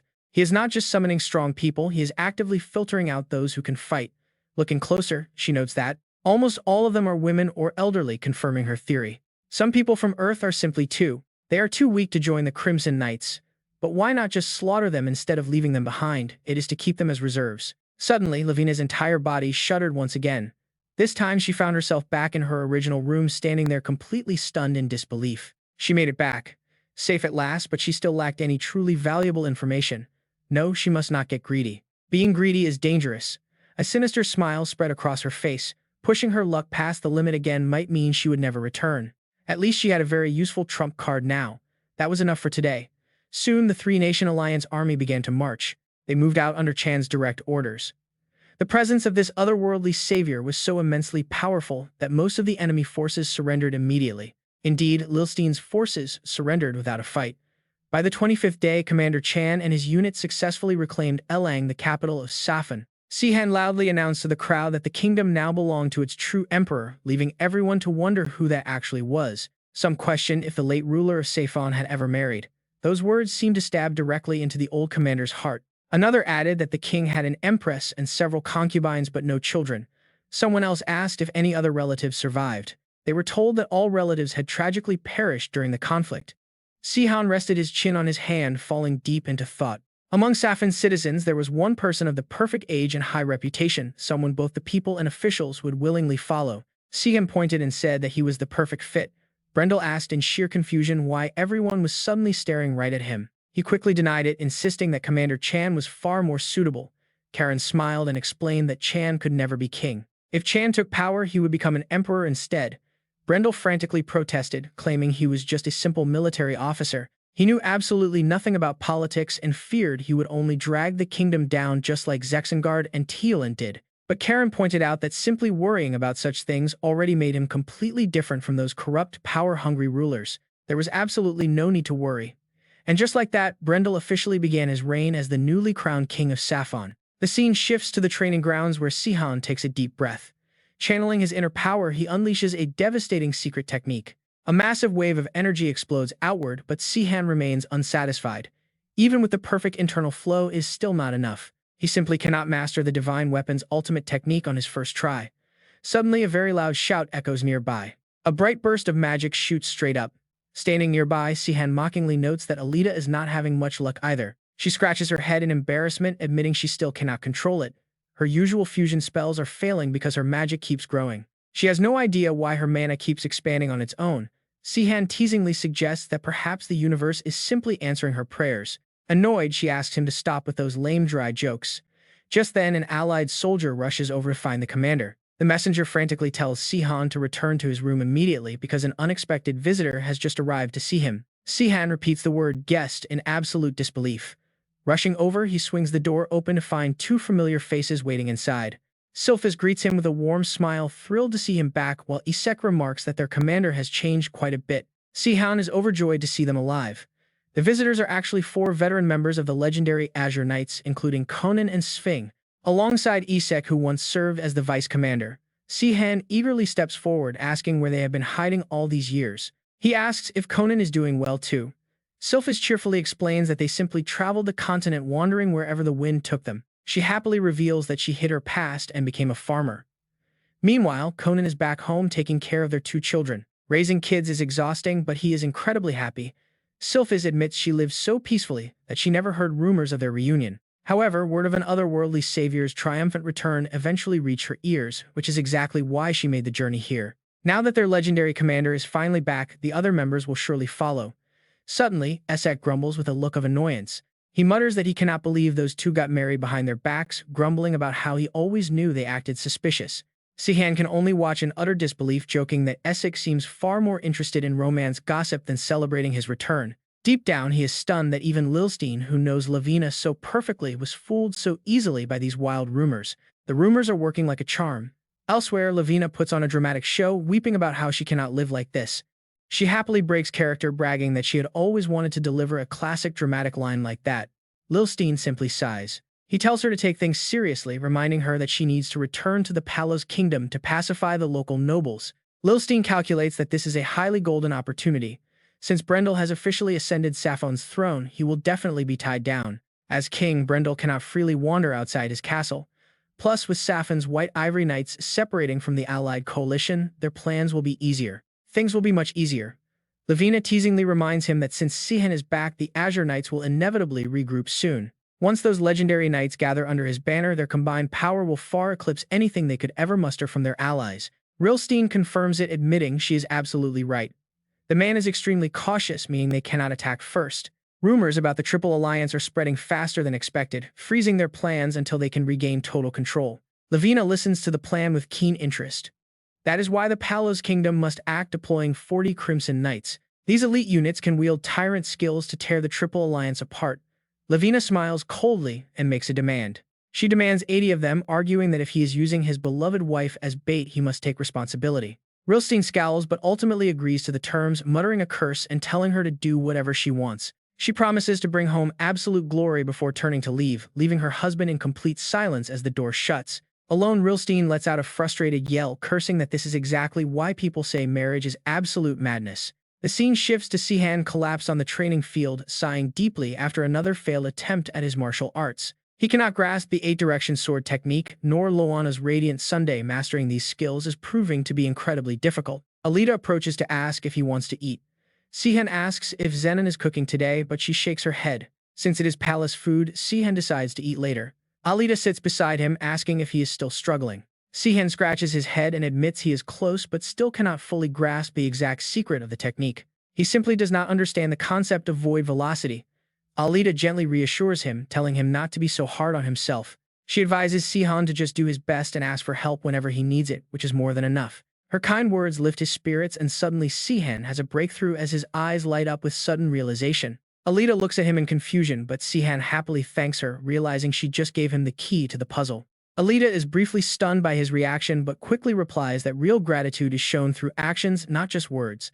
Sihan is taken aback by her sudden demand, but he quickly smiles and agrees to show his appreciation. He reaches into his pocket and pulls out his stunning necklace to show his gratitude, leaving Alita completely speechless. She is amazed by the beautiful necklace, prompting Sihan to hold it up proudly and explain where it came from. He crafted it using a magical artifact acquired from the enemy commander during their previous rescue mission in the Losan Kingdom. Sihan explains that he managed to safely extract the magic core from what originally looked like a simple metal bar. He believes the device was designed to control the Crimson Knights, but kept it to analyze whenever he got the chance. Alita sighs in deep disappointment, having expected a romantic gesture, which leaves Sihan looking thoroughly confused. Her disappointed face reminds Sihan of the exact look Lavina gave him when he previously gifted her something as well. Sihan quickly adds that the finished necklace turned out incredibly beautiful, and he genuinely believed it would suit her perfectly. He confesses that he wanted to give it to her all along, causing Alita to blush deeply in pure embarrassment. Sihan gently fastens the necklace around her neck, making her smile with absolute joy while he remains completely baffled by women. Suddenly remembering something, Alita mentions that Keltarondon sent a magic message that they should probably check out immediately.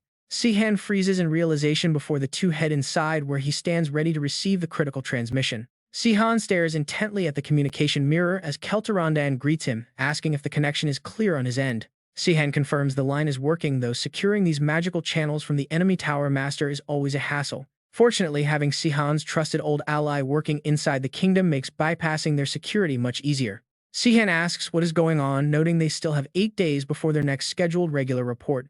Keltarondon gets incredibly serious, delivering the shocking news that Queen Lavina arrived in the Palos Kingdom 3 days ago. Sihan is stunned that she actually traveled there, while Keltarondon laments that they lost track of her movements. Sihan realizes this makes perfect sense given that everyone is currently hyper-focused on the active war zone of Losan. Since the Palos Kingdom is their primary target, Sihan knows he must keep a very close eye on Lavina's next move.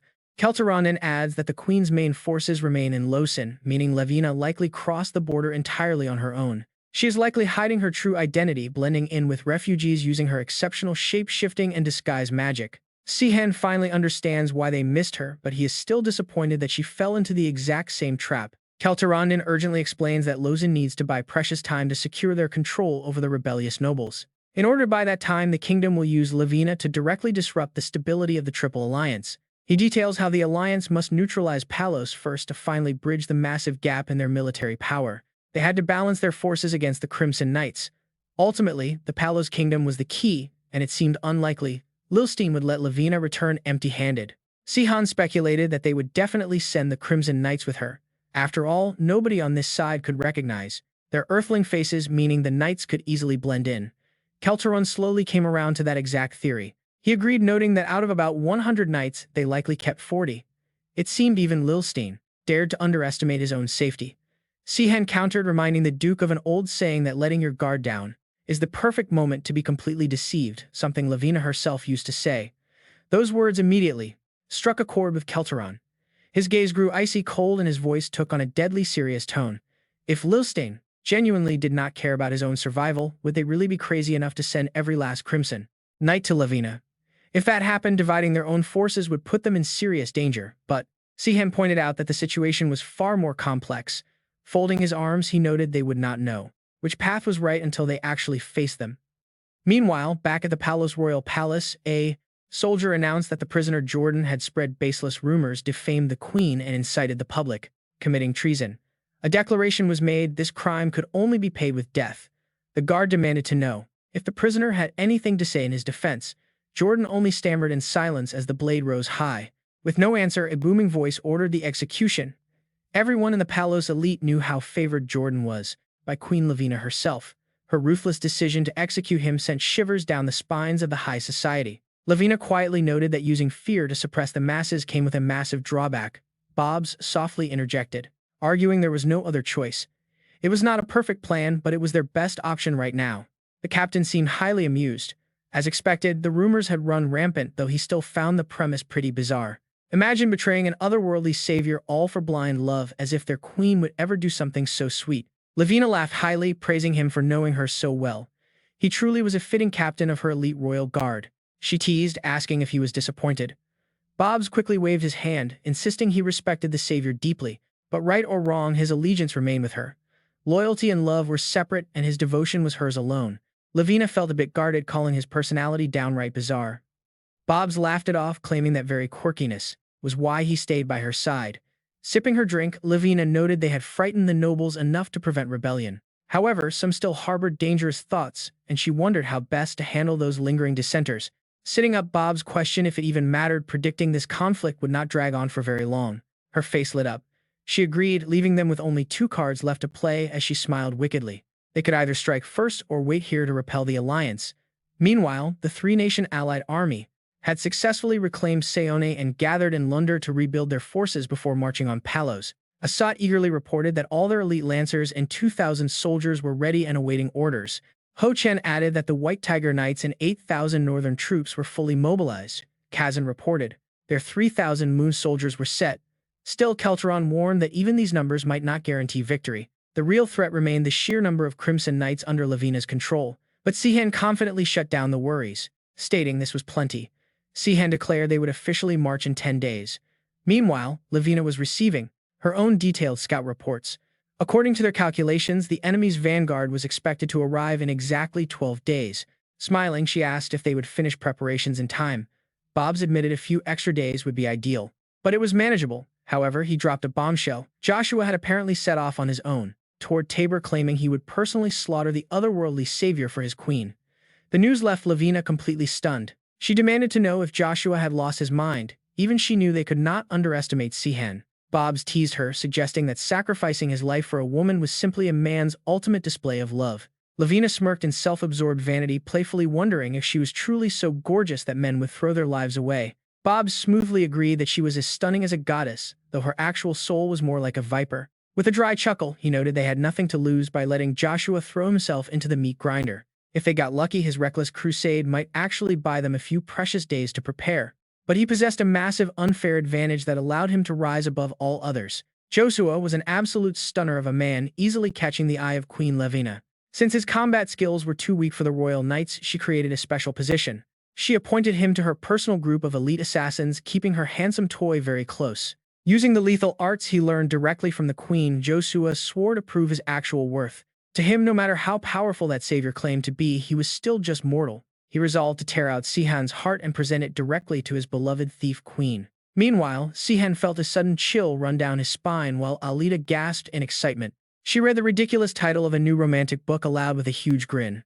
It claimed the main character chose to forget the past by stealing the great savior's actual lover. Sihan yelled in pure embarrassment, like why on earth did the local writers keep pairing him up? Alita happily clutched the novel, ignoring his complaints while suggesting they find some delicious food. Sihan agreed that sounded great, but suddenly his eyes locked onto something on the street. Kneeling down, Sihan called out softly to a stray cat, surprising Alita with his softness. She teased that his home must have been full of mice, but the creature ignored him. It walked straight to Alita instead, and Sihan teased that animals simply loved her presence. But from the shadows, Joshua watched them. He had finally located his unsuspecting targets. At a local tavern, Alita happily dug into a fresh meat platter, finding it amazing. Sihan agreed, noting that the rich flavor of the meat easily exceeded all their expectations. but the noisy tavern atmosphere triggered a memory of the day he first saved Lavina. She was being cornered by thugs, and he had stepped in to defend her back then. The arrogant scum had warned him that trying to play the hero would cost his life. One guard bragged about his royal rank, claiming he could easily crush Sihan like an insect. With a single effortless flick of his hand, Sihan sent the arrogant soldier flying backward. He warned the remaining guard that dealing with corrupt royal soldiers was always a breeze. But to his utter shock, wait for it, Levina suddenly stepped in and knocked the soldier out. She glared at him furiously, complaining that he had completely ruined her perfect little scheme. She snapped that the guard Sihan just thrashed was supposed to secure the royal vault. She had spent weeks planning this heist, leaving Sihan completely mesmerized by her beauty. Staring into her deep blue eyes, he had asked how someone so young was so strong. Lavina got right in his face, scoffing at his own ridiculous and overwhelming power. He simply introduced himself as Sihan, hoping to calm her fiery temper down. Her eyes widened upon hearing his name, proudly declaring herself as the legendary Thief Queen. That fateful meeting had completely captivated him, though he now looked back with a sigh. He aggressively stabbed his meat with a fork until Alita asked what was wrong. Suddenly, Sihan grabbed her plate, urgently warning her that the food was laced with poison. He warned her the toxin was completely odorless, though luckily only his portion was targeted. Alita panicked, but Sihan quickly assured her his passive poison resistance would keep him perfectly safe. Still, the subtle symptoms proved this was no ordinary toxin but a very rare formula. The legendary Fate Killer poison was meant for heroes designed to dissolve their very organs. Hearing that, Alita was completely dumbfounded by the sheer scale and lethality of this rare poison. She scolded him in a panic, asking how he could stay calm when facing dragon-melting toxins. Sihan admitted that while his body was tough, this dose was making him slightly uncomfortable. He wondered why anyone would waste such an astronomical fortune just to poison a diner. It seemed even the legendary savior was not safe from hidden strikes on this battlefield. Unable to block a sudden ambush, Joshua orders his men to strike Sihan from behind, bidding farewell to the legendary hero. Sihan stands frozen, his entire body stiffening up. Alita rushes over in a panic, holding her sword and screaming. Sihan slowly turns his head, staring blankly at the arrow that almost hit him. Alita shouts out in pure panic. She is absolutely furious, saying it must be assassins and asking if Sihan is hurt. Sihan just stares blankly, picking up one of the arrows and replying that his aura blocked it. She sheathes her sword, completely baffled. She wonders how he could detect an ambush in such a crowd, especially when she was on high alert and noticed nothing. Sihan just stands there blankly, explaining that a massive aura like his automatically reacts to most incoming attacks. It automatically deflects long-range threats. In other words, Earthlings can instantly detect magic or aura attacks using their sharp senses. Their extrasensory perception makes them walking radar. That is why assassinating an otherworldly savior is practically impossible. Alita frowns, her face clearly showing she does not buy it, yet she still tries to pretend she understands. She figures no one using magic or aura can get close to him undetected, and his massive energy blocks basic attacks. It must be nice not having to worry about cheap sneak attacks. Sihan turns his head toward the door behind him. He wonders if the sniper who shot those arrows is the same person who tried to poison him earlier. Since they already fled without looking back, he debates chasing them. But suddenly, his face turns dark as a new problem hits. He clutches his stomach in absolute agony, screaming internally for a restroom. Talk about a very bad timing. A moment later, he slams the bathroom door shut. Even a high-ranking sword god has to neutralize poison somehow. Golden light literally erupts from the restroom as he activates his skill, leaving Alita standing outside completely frozen. Inside, Sihan turns red with embarrassment, wondering who on earth painted this bathroom solid gold. Meanwhile, the assassins retreat. Hoi is slumped on the ground, completely out of breath. Another assassin asks their leader in absolute disbelief. He asks if that really just happened. Not only did their attack fail, but the queen's ultimate poison did nothing. The legendary Pate's lair poison was completely useless. He yells out that no human could possibly survive that. Sihan is a total monster. Joshua looks around, telling his crew to stay calm as he stares ahead. Sure, their assassination failed, but they have not been captured yet. Joshua plans to keep Sihan living in constant fear. Sihan will never know when the next strike is coming. Back with Sihan, Alita happily suggests they finally head out. Since everything is taken care of, she asks if they can finally make their exit. Sihan just covers his face. He is way too embarrassed to look at her. Meanwhile, the scene shifts to a grand, majestic palace filled with shocked screams. The royals cannot believe someone actually tried to poison Sihan and even launched a physical ambush against him. Usro frowns, wondering why anyone would execute such a pointless plan.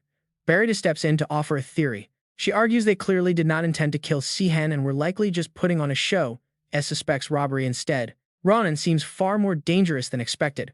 Alita angrily demands to know why Barita thinks it was not a real murder attempt. Barretta looks back completely baffled, pointing out who exactly they are dealing with here.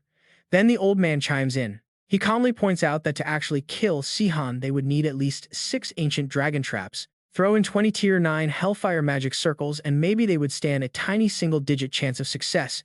Even the bandit queen commanding the Red Knights would need 30 elite troops just to touch him.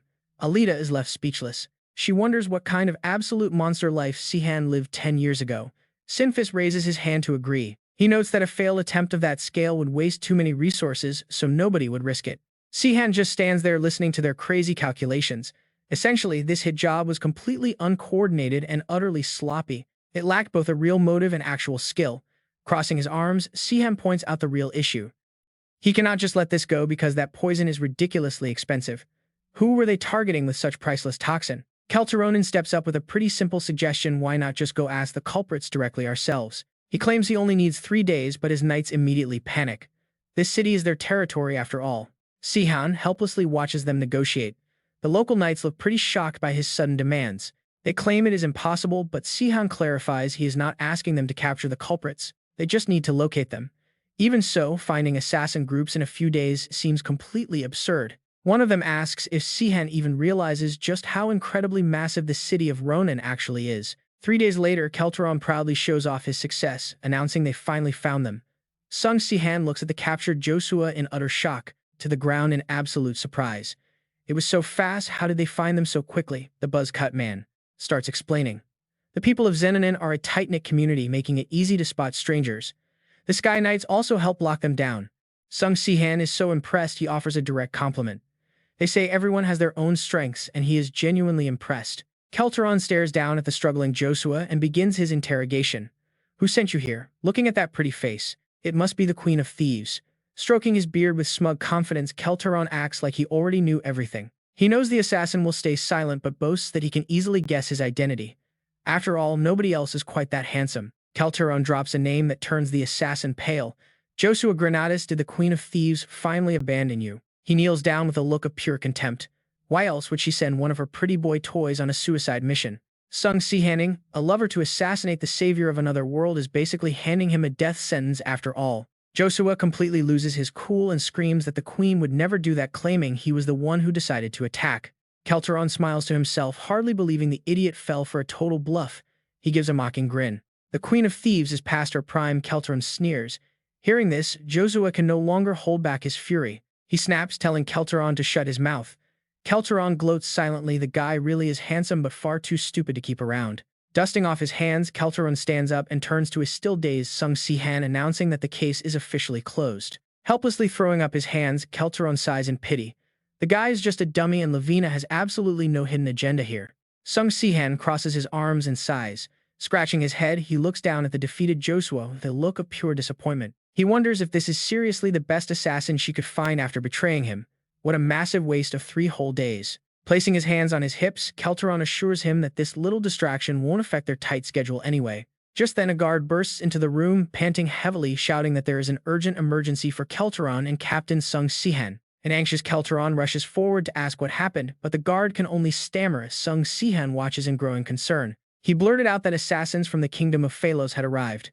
Meanwhile, the scene shifts to a dimly lit room where a voice echoes. Since Josua acted on his own, they might as well exploit the situation.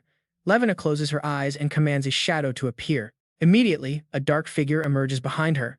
Kneeling respectfully, the assassin Black offers his absolute loyalty to the Queen of Thieves. Levina gives a highly satisfied smile. Bell stands by, remarking that the Ravens are a true legendary elite assassination unit. They are veterans personally chosen by the Queen herself. Compared to these guys, the Dark Slayers are practically playing like children. He turns to Levina and asks if she truly intends to assassinate the Otherworld savior. Levina puts her hands on her hips and cheerfully declines. Of course not, she says with a calculating, mysterious look. She claims she is simply setting up a solid backup plan just in case. Inside the castle, Bell asks what she means by that. Levina casually notes that Sung Sihan used to say those exact words back in the day. Night falls. Dina clutches a bundle of supplies, looking back at Alita and wondering if Kelteron's knights will actually find the assassins. They only have 3 days after all. Alita cheerfully replies that they just have to trust them, especially since it is Kelteron they are talking about. He promised everything would stay right on schedule, so she wouldn't be surprised if the targets are already caught and being interrogated. Dina smiles widely, fully agreeing with her master. The young girl keeps chatting happily as they make their way down the street. They have everything they need, so she suggests grabbing dinner at her favorite little restaurant located in the southern district. But right behind them, an assassin silently draws his sword, creeping up on a completely oblivious Alita. He swings his blade, but she reacts instantly, dodging the strike, even though her bundle of supplies goes flying. Dina turns around in absolute horror. Even the assassin is caught off guard as Alita glares back with a cold, piercing stare. She calmly tells him she knew he would show himself, eventually apologizing for ruining his easy target. She delivers a powerful kick, explaining that she always keeps a close eye on everyone she passes on the street. Alita leaps high into the air, forcing a cry of panic from the killer as she charges straight toward him. Determined to capture him alive for questioning, she is suddenly cut off as the master assassin Black grabs Dina from behind. Pressing a sharp blade against her neck, he orders Alita to drop her weapon unless she wants her friend's pretty face ruined. Alita instantly freezes, looking back in absolute panic. Meanwhile, Sung Sihan's eyes widen as he receives the devastating news. Sung Sihan gasps at the report of their kidnapping. A panicked Keltron demands confirmation, asking if the guard is absolutely sure. The guard confirms there were witnesses. Keltron quickly begins plotting their rescue, deeply apologizing for letting his guard down. An ally offers to mobilize search forces. They need to find the hiding knight and keep their scheduled journey on track. Sihan shuts him down immediately. There's no need. A minor delay does not matter to him at all. He does not care about a few days of delay. His face darkens, radiating absolute bone-chilling killing intent. Finding Alita is their ultimate priority. At that very moment, Alita sits bound in a dark, cold corner. Sihan demands her rescue at all costs. Meanwhile, night completely envelops a secluded cabin hidden deep within the forest. The guard flings open the heavy iron door. Inside, Alita and Dina are bound tightly, prompting Alita to demand answers. "Why kidnap us?" she yells. "We are just normal members of the Blue Sky Knights. We are not that important." The guard simply glares at them. He keeps his cold eyes locked on Dina, who huddles close to Alita. Alita suspects they have strict orders to remain silent. Dina panics, frantically asking what they should do next. Alita merely sighs. She remains quiet under the dim moonlight, wondering how incredibly worried Sihan must be right now. Meanwhile, Keltron nervously delivers his status report. They have a general search area but still lack the precise location. Mobilizing the Blue Sky Knights should yield quick results, but Sihan immediately storms off, refusing to wait any longer. He insists on tracking them down personally. The Elder desperately warns him that his personal involvement is completely unnecessary. Ignoring Keltron's advice, Sihan leaves. His mind is completely consumed by overwhelming anxiety over the extreme danger Alita faces. Back at the dusty cabin, a masked guard slides a plate of food onto the floor, announcing their dinner. He tells them not to complain since everyone eats the same garbage. Alita immediately presses him, demanding answers once again. "Why kidnap us? We have no value." She suddenly shrinks back in absolute terror as a dark thought crosses her mind. "Are you targeting our bodies?" she warns. "I would rather bite my tongue and die than let you touch me." The guard glares, calling her dramatic fears ridiculous. She will not die even if they must keep her quiet. The masked guard turns around, explaining that he has absolutely no intention of harming such highly valuable hostages. He admits he lacks the courage to ever lay a single finger on the lover of the world's savior, Sihan. The truth finally clicks for Alita. They only kidnapped her because they mistakenly believe she is Sihan's actual lover. Testing the waters, she asks if that means she will remain unharmed. The guard simply gives a short nod. He sneers as he walks toward the exit, mockingly calling the knightly order incredibly old-fashioned and uptight. He glances at her heavy steel cuffs, warning her not to attempt anything foolish while locked inside this room. The heavy cuffs are enchanted to completely suppress mana.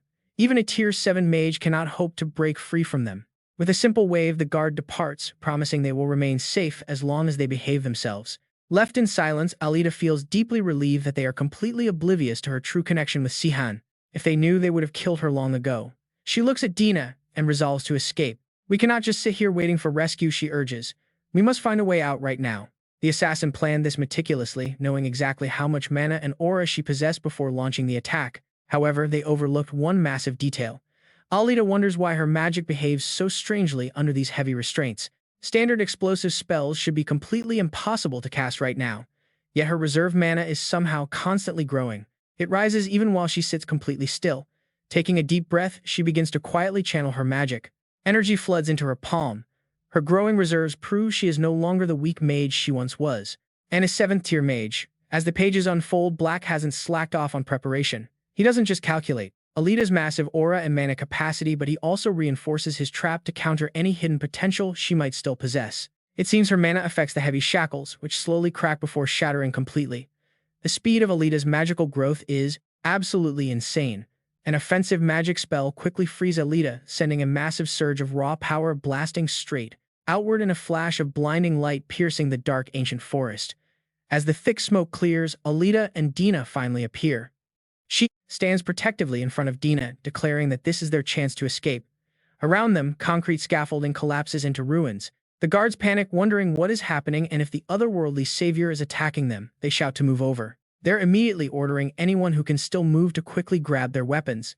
Piecing the clues together, they realize that hostages used magic to escape. But how is that possible when they wore magic-suppressing shackles? Did they hide some sort of magical device? The masked man quickly urges his guards on that doesn't matter now because if she escapes, they are completely finished. They are completely doomed. Chase them down, he yells. Armed with swords, they rush into the dense forest. They chat as they search, noting how bold the runaways are for choosing the main road instead of hiding in the Jed forest. Another guard points out that running into the mountains at night is just as bad since they will leave tracks regardless. It makes more sense to take the easiest path and put as much distance between them as possible. Suddenly, a silver-haired guard hears a noise in the bushes. It is Dina running for her life from the trees. He lunges forward to grab her, gloating that he found the red-haired girl and that amateurs should never try to escape. The guard grins, asking where the other girl is when suddenly Alita drops down from the trees above. She drives her blade straight into his neck. With killer intent flashing in her eyes and stealth active, she becomes a completely different person, coldly slicing through anyone who blocks her path. Dina hurries back to check on her, calling her Master. Alita snaps out of her trance, staring at her hands. Usually, using this much magic would leave her completely paralyzed, but right now she feels better than expected and actually has some residual mana left over. Clenching her fists in excitement, she wonders if she finally succeeded in controlling her mana because of those enchanted shackles. Suddenly, a voice echoes from the darkness, noting that his men were not exactly pushovers either. The masked man steps out of the shadows, approaching the duo. He admits she is surprisingly strong for a young girl, but she is still only at the knight tier and no match for a true master. Alita quickly tells Dina to run away immediately, but Dina protests that she cannot leave her behind. After a moment of hesitation, Alita prepares to face down the masked man as Dina finally runs off toward the giant trees, promising to find help. The masked assassin casually says he will let the child go since Alita is the only one who actually has any value. Glaring at him in rage, Alita lunges forward. The masked man stands his ground calmly, assessing her approach as she activates her stealth, bending the surrounding shadows to completely vanish. But the assassin easily predicts her move and stomps the ground. He laughs that it was just an illusion, claiming that even without seeing her, he knows where she is. Raising his sword for a fatal blow, he boasts that she cannot fool a real assassin. Exposed, Alita quickly flees. The assassin pursues from above, landing a vicious strike while mocking her for using such useless basic tricks. She spins around to counterattack, but with lightning-fast speed, the masked man already slips right behind her. He whispers that she is good, but still not nearly enough to face him. She must have trained incredibly hard to reach this high level at such a young age, but he has spent his entire life mastering this exact technique. Smugly cornering her, he warns she will not escape. Terrified, Alita frantically looks for a way out as he counters her every move. His stealth is far superior to hers, and he is just way stronger. He taunts her, trying to break her focus, saying that she should just surrender because he cannot afford to damage his valuable hostage. Meanwhile, Dina continues her desperate search for help. Sihan and his army are already marching out to rescue the duo. Back in the fight, a tired Alita wonders if she even stands a chance. Far away, Sihan unleashes his magic through the dense tree canopy, forming a massive web of detection. Xenon watches in absolute shock as the magic spreads. He admits he had no idea Sihan could spread his aura like a spiderweb just to sense tracking traces. Sihan silently notes that he actually copied this exact trick from him, though the guy clearly forgot about it. He focuses tuning into the surrounding forest with his aura, ready to track even the slightest movement in the dark. His sensory radar covers a few miles. It is not completely precise, only showing the types of creatures nearby, but it is perfect for finding people. Sihan suddenly detects a moving target and dashes straight toward it without a single second thought. Renong shouts after Sihan. Meanwhile, Dina holds onto the cliffside, slowly climbing down with a heart full of deep anxiety. She prays for her master to stay safe, but the rock under Dina's feet suddenly crumbles as she tries to climb down. Panicked, she slides down the steep slope. Dina screams in terror until Sihan's strong hand suddenly grabs her from above. She looks up, relieved to see Sihan. Once safe, Dina frantically explains that her mistress is currently fighting all alone. He grits his teeth, looking where Dina points. Realizing she is over there, Sihan wastes no time and charges forward. Hang in there, Alita. She is still standing, but the masked man keeps launching a relentless storm of deadly strikes. Since he leaves no openings to attack, Alita forms a wild plan. She decides to dive straight toward his blade. This move catches the masked man completely off guard. Honestly, who charges a blade on purpose? Talk about a high-stakes gamble. She delivers the finishing blow. Staring at her, he mutters that this is the heavy price of underestimating her fierce resolve. He never expected such a reckless gamble. Alita smiles, saying she knew he would not kill her because of his orders. Otherwise, he would not have tried to kidnap her. Plus, she knows a healer who can fix almost any injury. The masked man struggles to speak, amazed she can think so calmly during such a desperate life-and-death moment. He admits she would make a great assassin, but warns her not to celebrate yet. In a flash, he teleports. Before Alita can react, he snaps that losing his left arm does not mean she wins this deadly fight. He lands a devastating kick to her stomach, launching her backward. Rushing in, the masked man screams that playtime is over. Alita sits motionless against a tree. But just as the masked assassin closes in for the kill, she springs her trap. She launches her magic, saying she was waiting for him to lower his guard. Energy erupts right from her palm. A massive explosion rings out, but the fight is not over. The masked man slips to the side and grabs her neck. Pinning her down, he sneers that he knows her limits. He knew she could only cast one powerful spell per day. He was waiting for her to waste it. But instead of panicking, Alita flashes a sinister grin. Get ready, things are turning around. She calmly asks him if that is true, then how can she be preparing to cast it yet again right now? His face instantly pales with dread. As she moves her hand to gather mana, he starts to panic. She asks if he thinks she can do it twice, then what about a third time? The masked man jumps back. He retreats in fear, but it is a bluff. Alita swings her sword as her eyes flash with sharp focus. She mockingly apologizes for the lie. Clutching her arm, she staggers back. All her mana is completely drained. She can barely move now. The defeated assassin collapses onto the ground, breathing heavily as his strength fades away. Losing consciousness, he mutters that with her raw talent and guts, he could have trained her into the ultimate killer. With his final breath, the threat is gone. Alita's face instantly lights up in pure, exhausted relief. She actually defeated a master-class swordsman. Suddenly, Sihan crashes onto the scene, his powerful aura absolutely exploding. His terrifying entry startles her. Sihan looks around the bloody clearing and growls, asking who dared to touch her. He vows to slaughter them all, but Alita quickly speaks up to tell him they are already dead. Sihan rushes over to check on her, asking if she is hurt. Alita gently assures him she is just exhausted. She places her hand over her heart with a smile, showing him she is completely fine. But Sihan is still anxious. He frantically asks what is wrong with her heart, making Alita fluster as she explains she meant her connection. Her soul link with the dragon.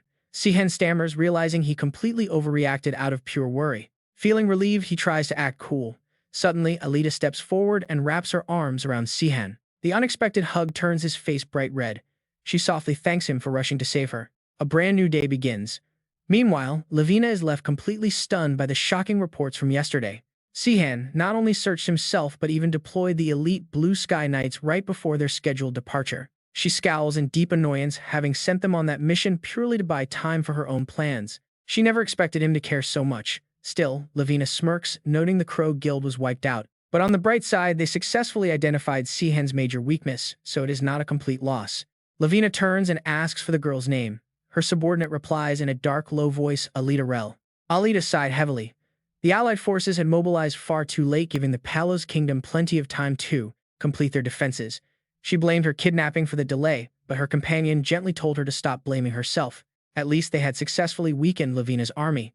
Just then, Sihan calmly stepped into the room. He cheerfully announced that he had brought the device she requested, which Al and his team had just finished. He pulled out a gleaming magic suppression bracelet. Meanwhile, near the eastern border fortress of the Rotenberg Kingdom, Sihan stared at the war map in deep thought.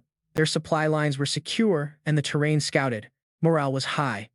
Yet Lavina was likely just as prepared.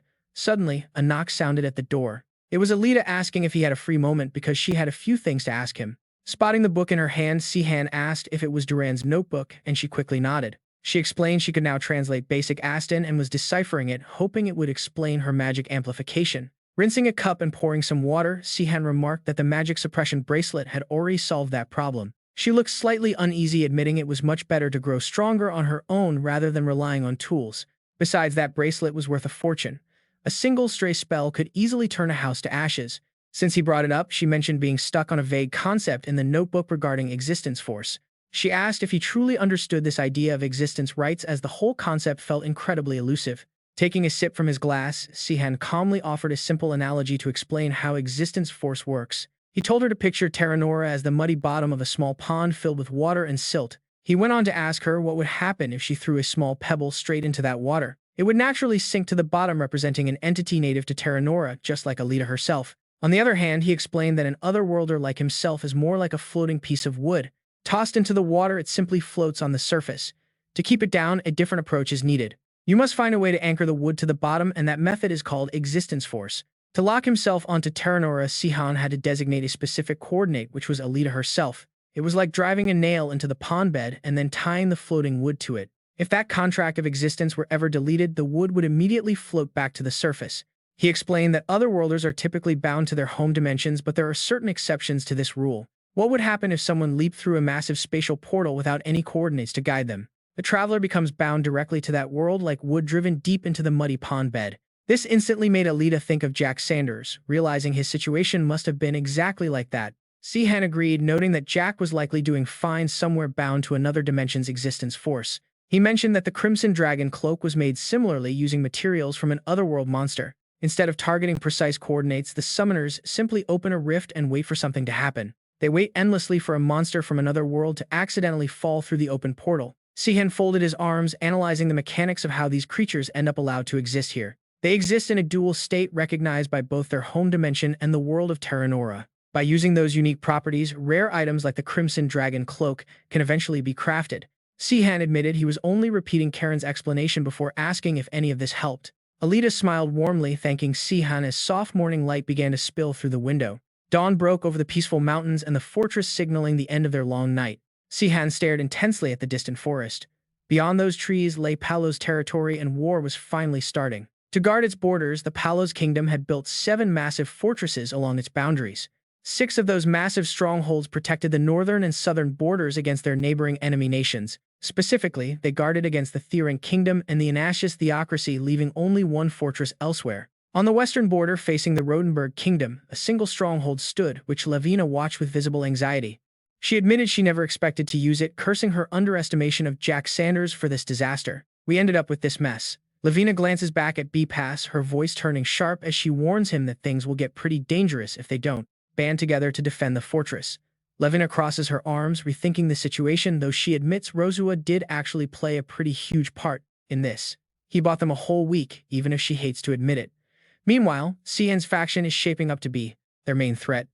The enemy boasts 2 god-tier swordsmen and the Moon Pope, individuals whose terrifying power rivals their strongest fighters.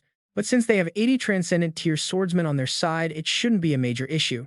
Lavina asks B-Pass for an update on the Red Snow Knights. How exactly is the Blood Red Knight formation organized? Well, the Emperor will personally lead 30 of them, while Rel and B-Pass will each take 10. The remaining 30 will be under Nephos as a separate unit, and Rizel and B-Pass will also have to manage the Queen's own personal knights. B-Pass seriously reports the structural layout of the forces. The leftover 30 soldiers are to be led by Nephos as an independent division. Rizel and B-Pass will oversee the Queen's Guard. Lavina coldly turns her back on B-Pass as he points out that Savian would actually make a much better fit. Nephos is still a risk. He openly doubts Sihan, but now that Sihan has declared himself an enemy, they simply cannot afford to trust that man. Who knows when he might stab them in the back, especially with how much he practically worships that savior from another world. He calmly dissects the savior's massive influence. Honestly, the man has already shown quite a bit of hesitation regarding this entire war. The savior's hold over people simply can't be ignored. Even after 10 long years, that influence remains incredibly powerful. Lavina flashes a knowing smirk. "Is that so?" she asks. "I find this outcome rather satisfying. To be honest, I am slightly surprised myself." She speaks her mind plainly. She expected far more people to turn their backs on them once those ugly rumors started spreading around. She even figured B-Pass would side with Sihan. B-Pass closes his eyes completely, letting go of any arguments over who is right or wrong. "My old devotion to the otherworldly savior belongs to the past," he says. "Right now, taking sides doesn't really matter to me anymore. The years I have spent serving Her Majesty mean far too much." Lavina puts her hands on her hips, highly annoyed, and fires back. "So you actually think Sihan's side is in the right? Honestly speaking, that man betrayed us, didn't he? What is the point of bringing that up now?" She closes her eyes in arrogant denial, claiming she knew it all along. He never loved her. Suddenly, B-Pass steps forward to embrace and kiss Lavina. She blushes deeply at the sudden confession. Talk about an unexpected twist. "My beautiful queen." Bepass smiles confidently and asks if she still thinks he is lying. And right on cue, the Three Kingdoms Alliance army begins to march. They cross the borders, heading straight into the Zepp Plains. The massive host steadily advances toward the looming battlefield. Oddly enough, the supreme commander of this force isn't the savior from another world, nor the immortal witch, nor even the mercenary King Malap. Instead of those legendary figures, it is the cold commander of the Black Lion Knights, Jordan, who steps up as the leader. This knight-level swordsman first appeared back in Chapter 13. If we look at the Alliance's military rankings, he sits right at the bottom. So how on earth did he end up as the supreme commander? Behind closed doors, the strategists are seriously discussing their war tactics. Standard military strategies simply won't cut it against the Blood-Red Knights. To stand a chance against them, they must gather their strongest fighters at the Transcendent tier and above into one single unit. Two legendary knight commanders make an imposing entrance, Ho Chenzo and the White Mirror commander Malap. Because of this crisis, these powerhouses who normally lead their own Grand Knight divisions are integrated directly into the Sky Knight Order, forming an elite strike force to counter the Blood-Red Knights. Jordan rides his horse, looking completely overwhelmed by the intense pressure, and honestly, who wouldn't be in his shoes? Masterclass warriors under their command had to step up to fill the vacant leadership roles in each of their respective nations. With all those shifts happening across the board, the Supreme Commander's spot somehow fell right into Jordan's lap. He rides on thinking about how ridiculous this burden is. Is it an honor or a total insult? Jordan tries to calm his nerves and accept the role. Since he has been given this duty, he decides to do his best, ordering the march to slow down and sending scouts ahead. But the regular knights are already questioning his capability, whispering among themselves about whether they can really trust this guy. Many don't even remember seeing him during the revolution. Still, his skills aren't terrible, and he's never made a major mistake as a leader. Meanwhile, Sihan smiles confidently, looking over the grand layout of the battlefield. The outcome of this war ultimately depends on him. His duel with Levina is what truly matters. That being said, they still need an army, which means they need a by-the-book commander. They need someone reliable rather than a flashy individual warrior. Back on the road, Jordan sternly addresses the doubts from his men. A critical position simply requires a competent leader. Placing the right man in the right job is the only logical choice. Ho Chenzo rides alongside him, laughing heartily.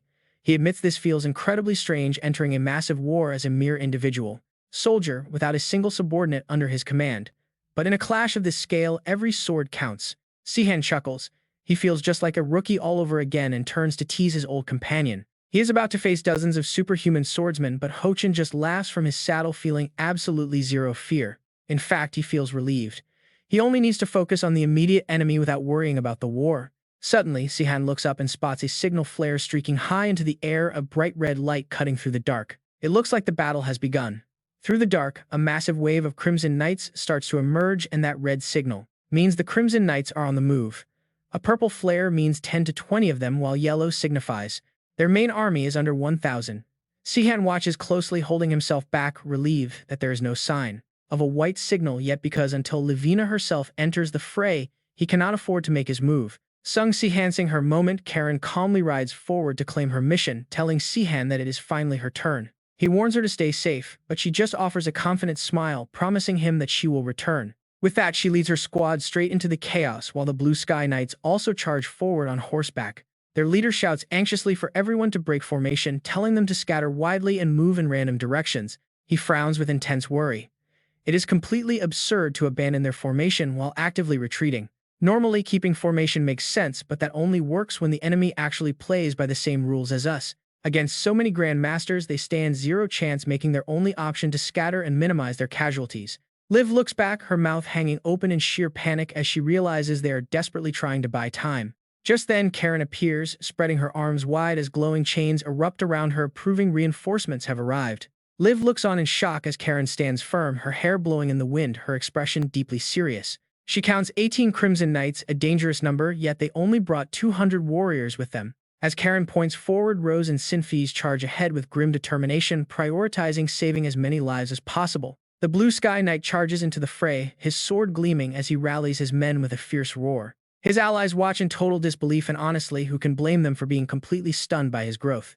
Given his absolute obsession with training, it makes sense, but suddenly a supreme swordsman lunges down from above. The clash unleashes a blinding white explosion, leaving Sinfiz to smirk as he relies on the incredible Emperor's power. Ordinary people can struggle for a lifetime without ever grasping this skill, yet he commands it with effortless ease. Crackling lightning wraps his blade, proving that even those without God-given talent can find their own path. He might not be the most naturally gifted warrior on the field, but his brilliant mind makes up for it. By breaking down and understanding the core principles of the Emperor's power, he can easily replicate its defensive shields. Through sheer intellect, he has forged a completely unique aura technique, a signature skill of the Blue Sky Knights. The enemy swordsman takes a barrage of blows.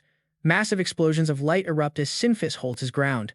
An immense shockwave erupts, and Rose draws her bow with furious resolve, aiming a powerful destructive strike. She refuses to let the enemy run amok any longer, firing just as their opponents leap high into the air. One of them gets knocked off, but quickly secures another mount, sharing a quick nod with his ally. Their seamless teamwork on the battlefield is truly spectacular, leaving even Karen deeply impressed by their skills.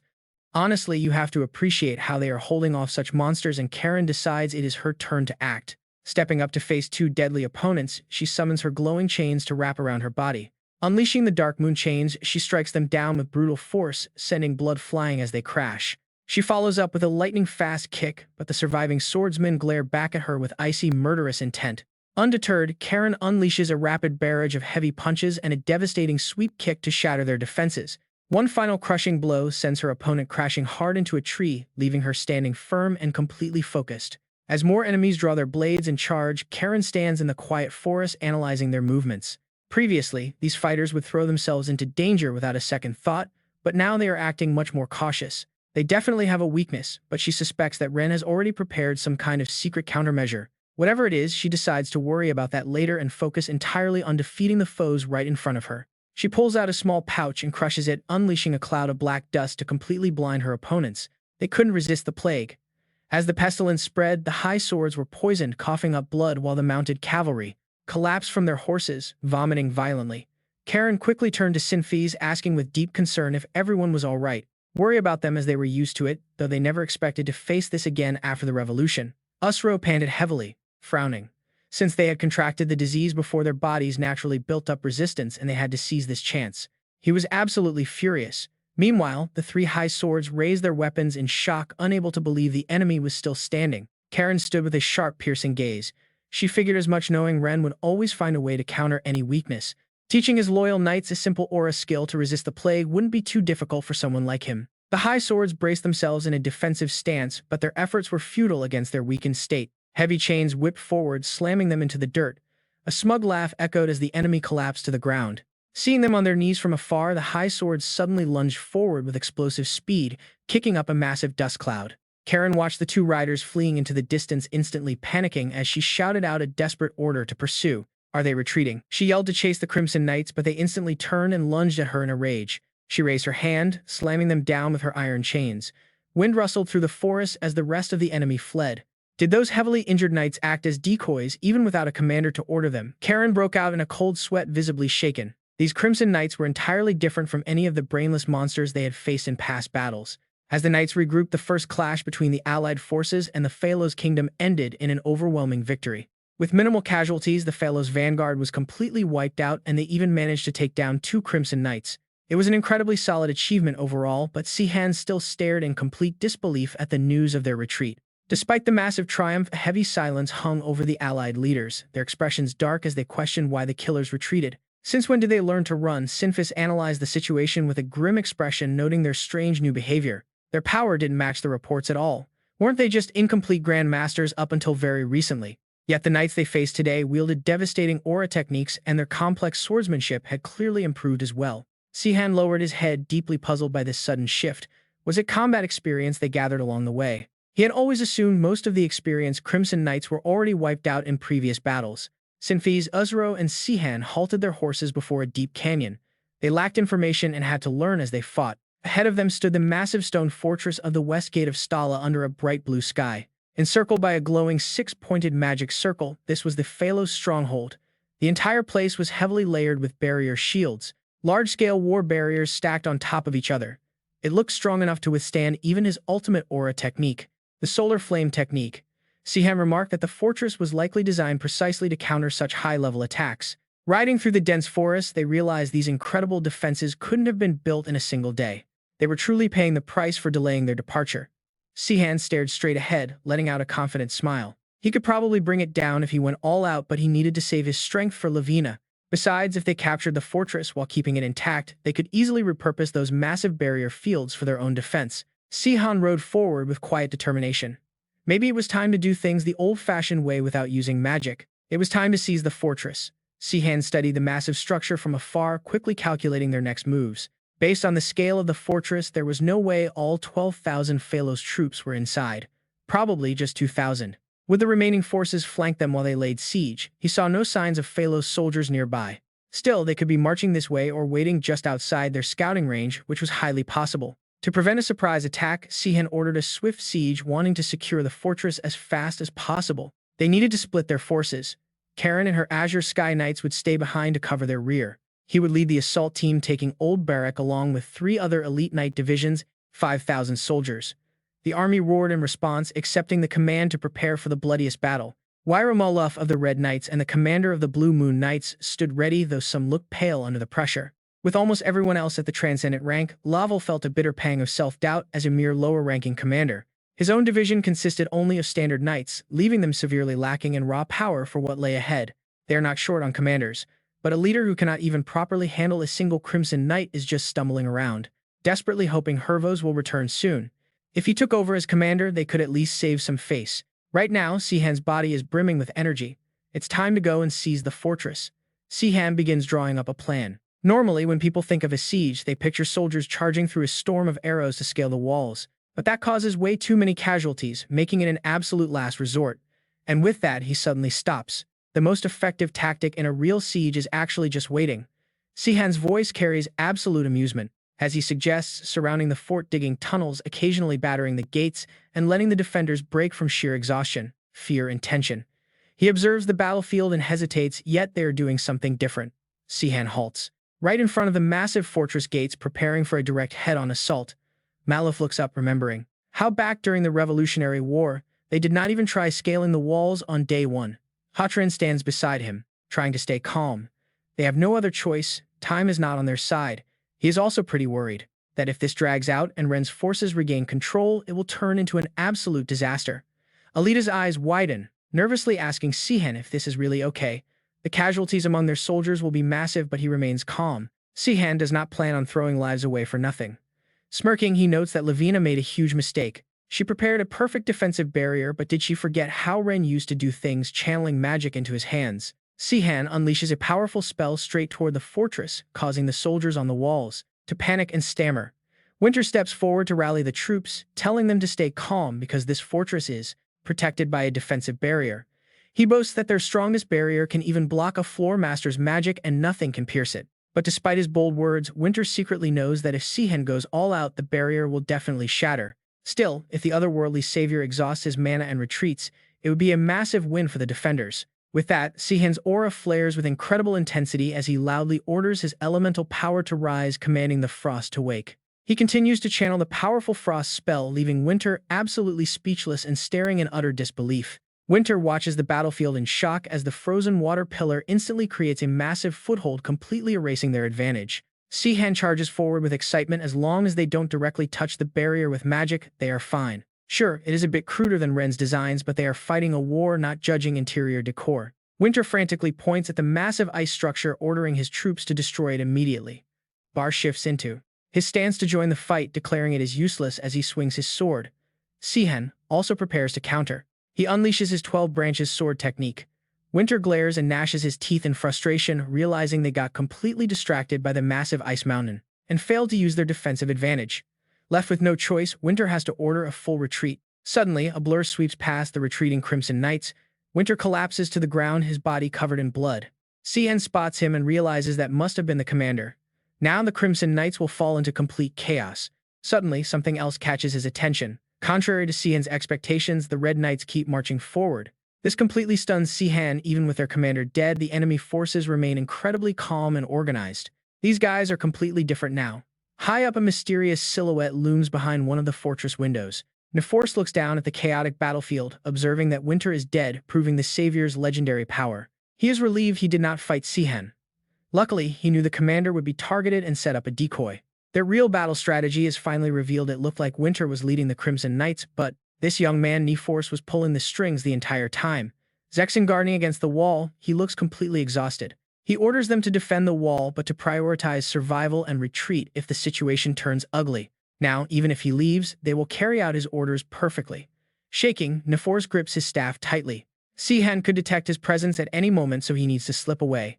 He warily scans his surroundings. Once the coast is clear, Neforce bolts, vanishing deep into the dark, dreading the day he became the savior's enemy. Outside, Bar continues fighting relentlessly, unleashing his 8-directional sword divine skill while Sihan matches his power with his own 12 branches sword. The Red Knights barely hold on as his sneaky foe suddenly charges from behind. The sudden rush briefly distracts Sihan, but using his lightning-fast reflexes, he counters instantly. Where do you think you are going? Sihan is running into major trouble. Damn, this is not easy. Being overwhelmed by pure numbers is far more annoying than he ever anticipated. These enemies are not pushovers, he can just take down instantly and others keep getting in his way. Sihan quickly regains his composure. If that is the case, just like when he defeated Teran, he will use sheer force to break through. He continuously blasts, attacks at the Red Knights. Watching in absolute awe, Zenon looks back thinking Sihan is truly on another level. Sihan continues to channel even more massive magical power. After a while, Sihan starts to tire out, panting heavily as he relentlessly spins his sword. This is way too exhausting. The combat drive is there, but his stamina is fading, forcing him to drop this method. Sihan falls deep into thought. At this rate, the Alliance's casualties will only mount up and he needs something big to turn the tide. Just then up ahead, a massive racket echoes out as heavy chains clank loudly. The massive fortress gate slowly begins to lower and the Red Knights quickly retreat inside. What on earth is happening? The gate is open, so charge ahead and do not miss this chance. This is completely outside of Sihan's plan. Did someone sneak inside during the chaos to open it? He ponders this for a moment and realizes that with such stealth and magic, only one person could have pulled it off. Looking at Alita, Sihan praises her for doing an amazing job. The battle rages on as the Alliance Knights charge forward with burning spirits, ready to crush absolutely everything in their path. Ribble speaks in a commanding voice. Witness the absolute bravery of the Black Lion Knights. The Black Lion Knights never show weakness. Suddenly, his tone drops as Ribble scans the area. Ever since he set foot on this chaotic battlefield, something has been bugging him. It is as if he is completely overlooking something incredibly important. Up on the fortress walls, the Red Knights continue to defend desperately. Barak calmly approaches them, pointing out that seeing 10 knights using Tyrant's aura at once is truly an impressive sight. It is the kind of thing you only see in dreams. Then Barak's expression hardens as he mutters how much he despises copycats who just put on a show. Meanwhile, Zenon charges forward like a hungry tiger. The Red Knight raises his sword to block, but Zenon swiftly tilts his blade to land a direct hit. Barak smiles in approval, noting a momentum-driven thrust that could split the earth is not bad. It is raw combat instinct compensating for a gap in advanced swordsmanship. He is genuinely glad they saved that kid. Suddenly, a swarm of Red Knights rush the old veteran, but Barak just grins without a hint of fear. With the main gate breached, it means he can finally focus solely on the enemies standing right in front of him. In a single sweep, he wipes them out with his 8-directional divine sword art. Barak raises his hand, wondering aloud what became of the chief copycat who went chasing after the cowards who fled the scene. As for Sihan, he is busy unleashing a barrage of continuous attacks. Roaring hellfire and solar flare spread across the field with unbelievable speed. The Red Knights scatter in panic, and Sihan kneels down to think. They are desperately trying to escape, and even though these knights are innocent humans summoned from Earth, leaving them alone will only end up causing more casualties for his own side. Sihan quickly stands up and prepares his magic, knowing he absolutely cannot let them escape under any circumstances. An intense battle aura field suddenly erupts. A lone Red Knight stops, lifts his leg high and stomps hard to trigger massive tremors. From the cracked earth, a gigantic arm suddenly emerges, leaving Sihan completely stunned. He cannot believe they are now utilizing battle aura arrays. Specifically, he recognizes the signature giant's hand.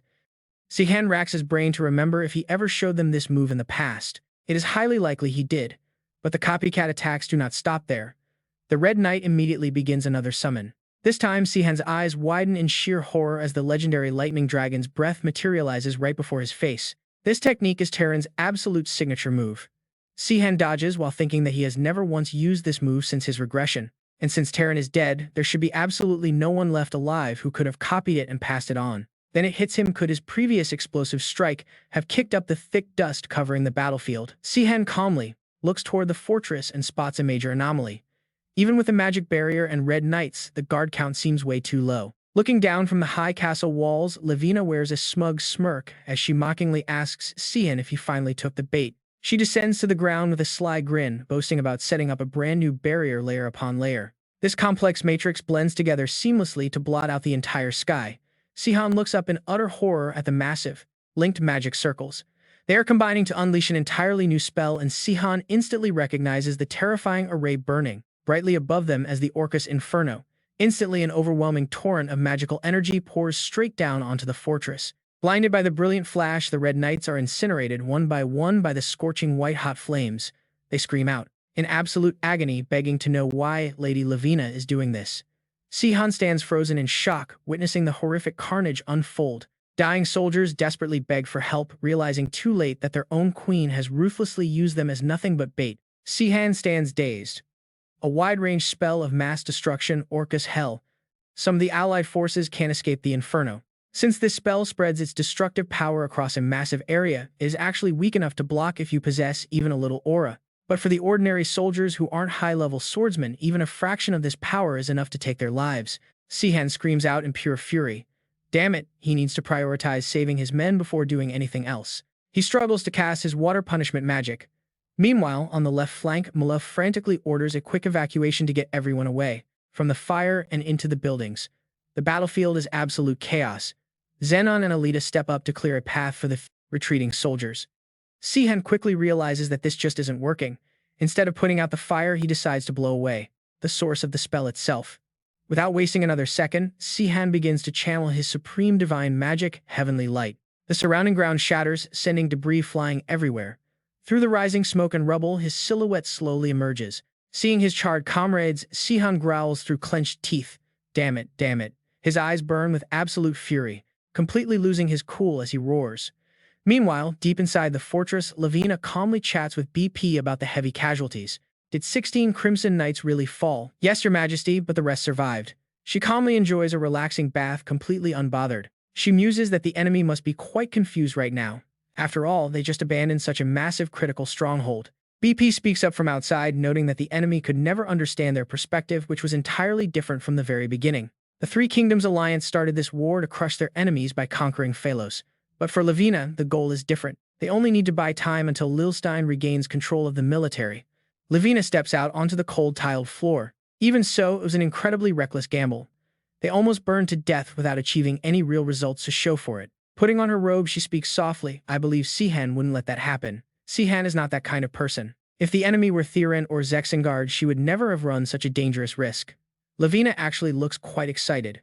She rambles on about how she understands Sihan perfectly while he knows absolutely nothing about her despite what he might think. Outside the fortress, the allied leaders gather in a circle to discuss. They successfully captured Stala Fortress, but at a cost. They lost nearly 3,000 soldiers in the process. Worse, most of the Crimson Knights used the fires to escape unscathed. Sihan speaks up, sounding deeply troubled. He really can't comprehend how they could abandon a fortress just to set a trap. Rain begins to fall, making the grim atmosphere even heavier. Stala Fortress is far too strategically valuable to simply throw away. Giving it up just to wear down allied forces makes no sense, especially since Lavina is not in a highly favorable position. The Alliance commanders look to him and ask in unison what should they do next. Captain Sihan. He hesitates for a moment before speaking. I've made my decision. Sihan clasps his hands tightly, stating he shouldn't be the one making choices. He calmly explains that his vital role in the revolution is solely due to his ridiculously powerful aura, not his strategic mind. Rustin and Lavina are the true strategists who draw up the battle plans. He is just meant to lead the vanguard. Acid and Barretta chuckle softly in agreement. It is true every single time Sihan is absolutely certain of the outcome. The exact opposite happens. Barretta jokes that she can't even remember a single time he was actually right about anything. Sihan hangs his head, his voice laced with slight embarrassment as he tells them to stick to the plan. Karen raises her hand. She points out that their main objective is to eliminate Lavina. No matter what she is plotting, they must focus on attacking the capital. Karen explains that if they march directly toward the royal capital, Lavina will be forced to face them in a head-on battle. Shortly after, they resume their march. Acid leads the vanguard with high spirits, raising her shield to block an incoming attack. Her sturdy shield deflects the Crimson Knight magic, forcing the enemy to quickly retreat into the deep forest. Not again. This is already the fourth ambush. Since the battle at Stala Fortress, they have done nothing but launch annoying hit-and-run guerrilla raids. These small-scale strikes are always led by the Crimson Knights. Barak walks up and asks what their total casualties look like. Zenon estimates they have lost about 1,500 soldiers to injuries or death. He sighs, staring off into the distance. Combined with the previous battle, they have suffered nearly 5,000 casualties. Hochin chimes in, admitting it is a heavy loss. However, they haven't lost a single high-level swordsman yet. The enemy might not have lost as many men, but at least 40 Crimson Knights have been wiped out. This is a massive blow to their elite forces. Sihan calculates the battlefield state. At first glance, it looks like they are suffering much heavier losses than the enemy, but in terms of overall military power, the allied forces still hold the upper hand. Hochin calmly adds that if they keep picking off the elite Crimson Knights in these minor skirmishes, final victory will soon be within their grasp. Karen suddenly stops dead in her tracks, exclaiming that the price to pay will be countless innocent lives. She calmly shares her thoughts, realizing what the enemy is trying to do, and at that exact moment, Lavina reveals her plan is to whittle down their ordinary soldiers, knowing that even if the Crimson Knights fall, they can easily replace them while the Alliance will be completely crippled by a soldier shortage. She basically has seen right through his plans.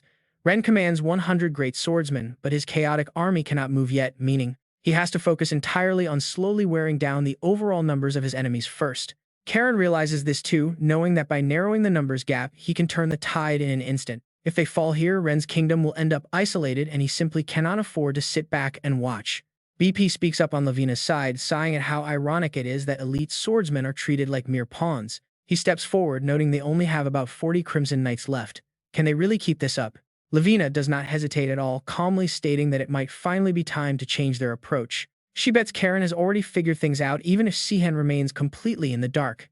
BP looks at her skeptically, asking if she will fight Sihan. Lavina just chuckles, saying she will gladly leave that dangerous task to Rin. She has no intention of facing Sihan again. Meanwhile, Sihan and his allies are still fighting off fierce waves of attacks. Up until now, the allied forces managed to handle surprise attacks by keeping their top-tier commanders positioned right in the center of their units to charge out on command. But under these relentless conditions, they must change their tactics. Now that Lavina's scheme is out in the open, keeping their defense, the same will not stop heavy casualties.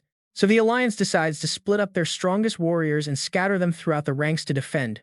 These small teams work together to hold the line even in weaker spots, focused entirely on surviving until reinforcements arrive. It is the most practical way to shield their troops and minimize casualties.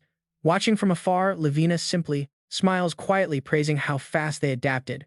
Now she decides it is finally time to make her next move. She orders her Crimson and Royal Knights to focus their attacks and strike hard at a single vulnerable point. Hearing this, Karen loudly declares that if the enemy wants to play dirty, they will respond in kind. Chaos erupts. The melee officially begins as she commands her troops to ignore the knights and target the soldiers. Lavina watches this play out from a distance, amused that Karen is actually willing to go that far. Honestly, Karen is usually all about justice, but she can get pretty cold when the situation demands it. She accepts that more casualties are inevitable, but views this as a solid opportunity to secure victory. In a head-on clash, they have a massive advantage. Lavina directly orders her forces to push onward. She wants them to keep up the pressure with surprise attacks, promising to personally step in at the plains. As night falls and the campfires flicker, Alita wonders aloud if the enemy will strike again tonight. Sihan looks concerned, admitting it is highly likely. They will reach the Miranda Plains in 2 days. The enemy wants to exhaust their forces before then. He frowns, thinking deeply about the Crimson Knight's strange behavior. Suddenly, Sihan leaps to his feet, sensing a sudden shift in the air and warning everyone of trouble. They are here. The allied forces immediately brace themselves as Crimson Knights ambush them from all directions. As the brutal skirmish erupts, Sihan smirks, his eyes lighting up as he catches onto their strategy. Scoffing at their attempt to avoid him, Sihan channels massive energy into his glowing blade. He swings without hesitation. The devastating purple dragon strike literally tears the ground beneath them apart. Pausing mid-combat, Sihan ponders if his theory holds true about how these Crimson Knights actually share combat experience. It functions almost like a real-time data backup synchronization system, linking all of their minds together. He wonders if Safarin's magic cannon and the earth knowledge he shared somehow inspired this collective hive mind system. Still swinging his blade, he analyzes their growth pattern. Since they do not get stronger during the battle, the accumulated data must only transmit when one of these Crimson Knights is actually killed on the field. To test this, he realizes he simply needs to incapacitate them without delivering any lethal finishing blows. But keeping these relentless beasts alive presents a completely different set of challenges during a chaotic war. Suddenly, an overwhelming pressure descends from above, instantly crushing the charging Crimson Knights to the cold ground. He is stunned, and Alita cannot hide her shock either. The Red Knight lies trembling on the ground, leaving everyone completely speechless. Everyone is astounded that he actually collapsed. Bar is shocked to see the Blood Knight captured alive, wondering if they really pulled it off. No one has ever managed to suppress a Blood Knight before. This is an absolutely unprecedented feat for their group. They ask how she did it. Sihan calmly tells everyone to keep their distance, admitting that he honestly needs more time to investigate. He promises to analyze the situation and report back. Since the incident occurred during a clash with Alita, precaution is definitely necessary. He advises the others to stay back for now to prevent any unpredictable variables from ruining their momentum. Sihan, suspecting a connection to Alita, shares his theory. He has a strong feeling that she holds the key to this mystery. As a descendant of Retsilon, she possesses a deep ancestral connection to the ancient forbidden arts of summoning. Alita looks back in complete confusion. She has absolutely no idea what she did to trigger such a massive reaction. Things were way too chaotic in the heat of battle for her to remember any of the specific details clearly. Suddenly, Alita remembers a strange detail. She clearly recalls feeling her mana get completely drained right after the clash. It felt less like she was casting a spell and more like her energy was being forcefully sucked away. That familiar sensation felt just like transferring mana to Sihan, and the energy flowed straight into the necklace. Everyone stares in shock at the magic tool originally owned by Ren. Could this simple necklace really be the key?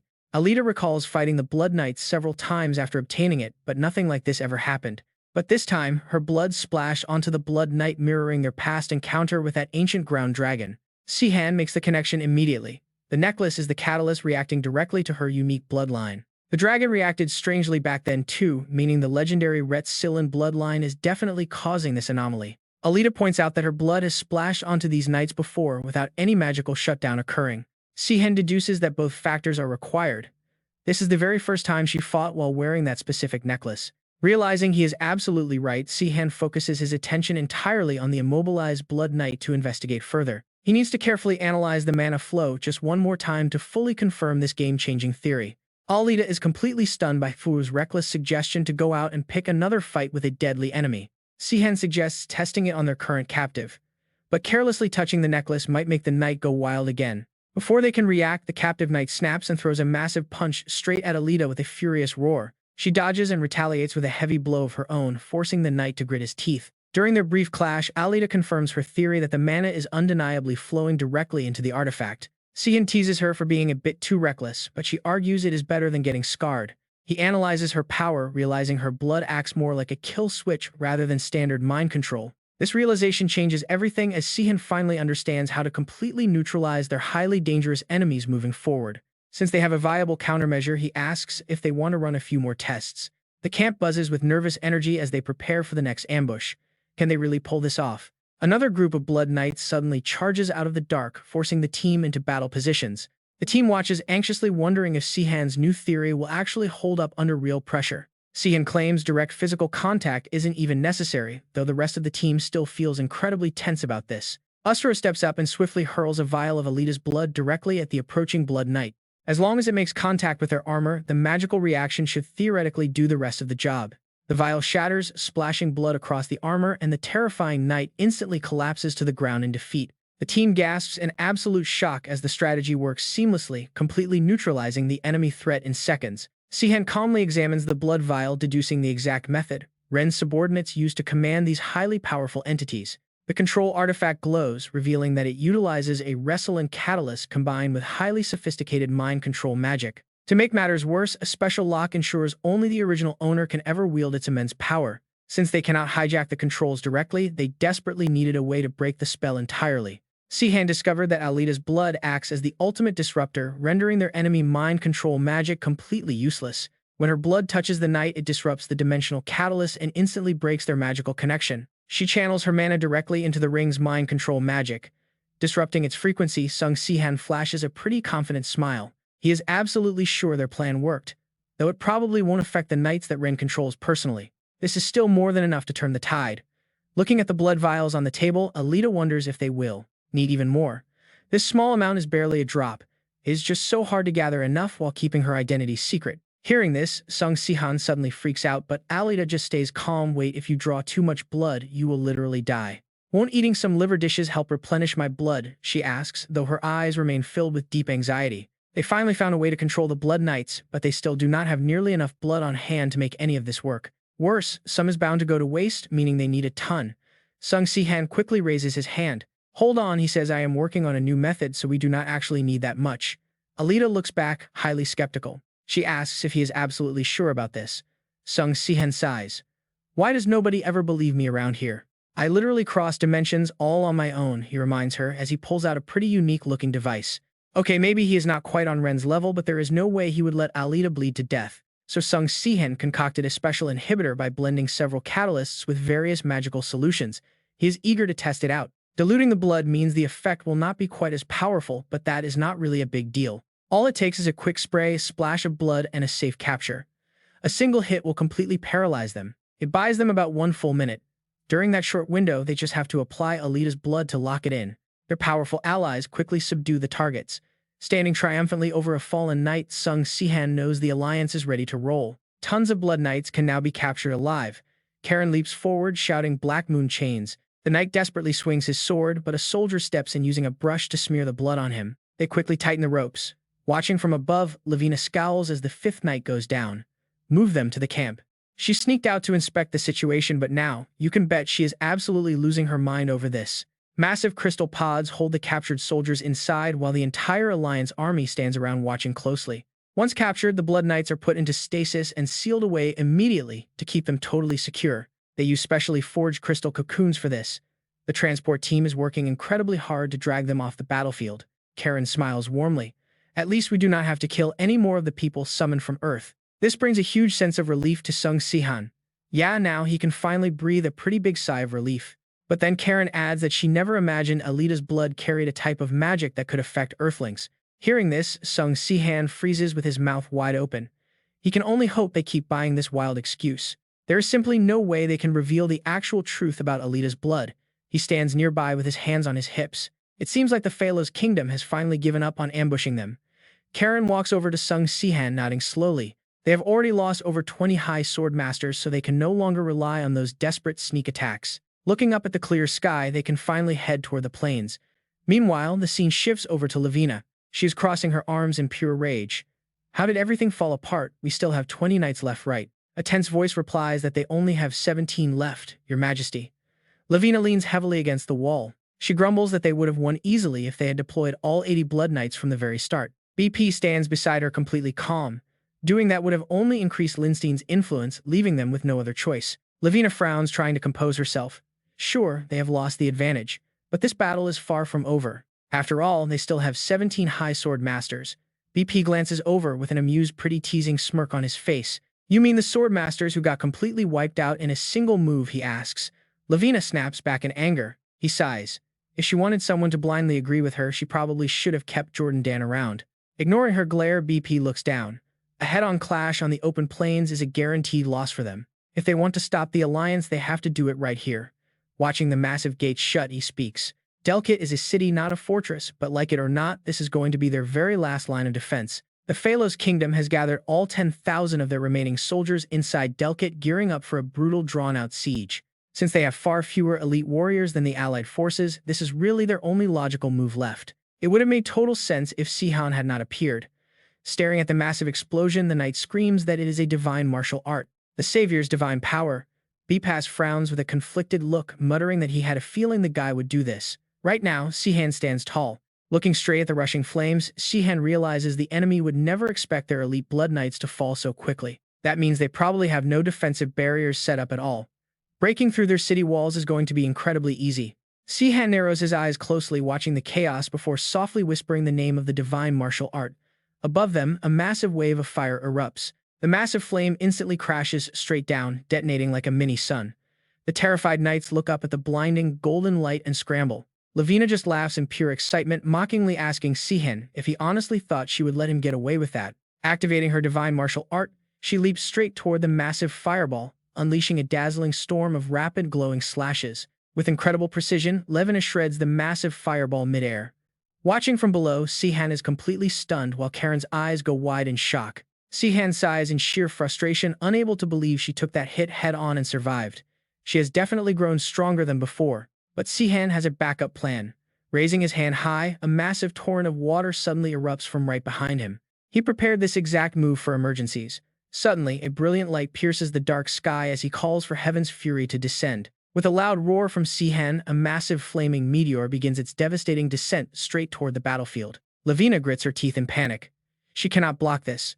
The colossal fireball crashes down, obliterating everything in its path. Seeing the wall shatter, the knights charge. True to their leader, they rally all forces to storm in the savior's name. Bepas raises his hand and barks out orders to hold the line. He yells at them to not let a single enemy inside.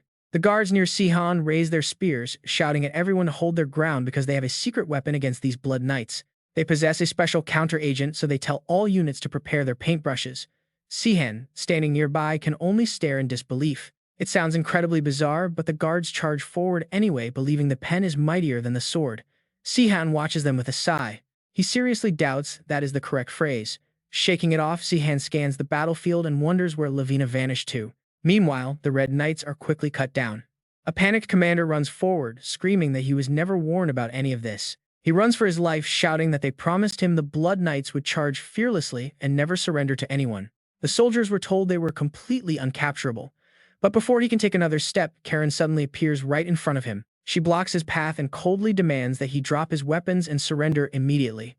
The desperate commander tries to fight back. He attempts to draw his massive sword to attack her, but Karen casually drops him with a single, cold-faced punch.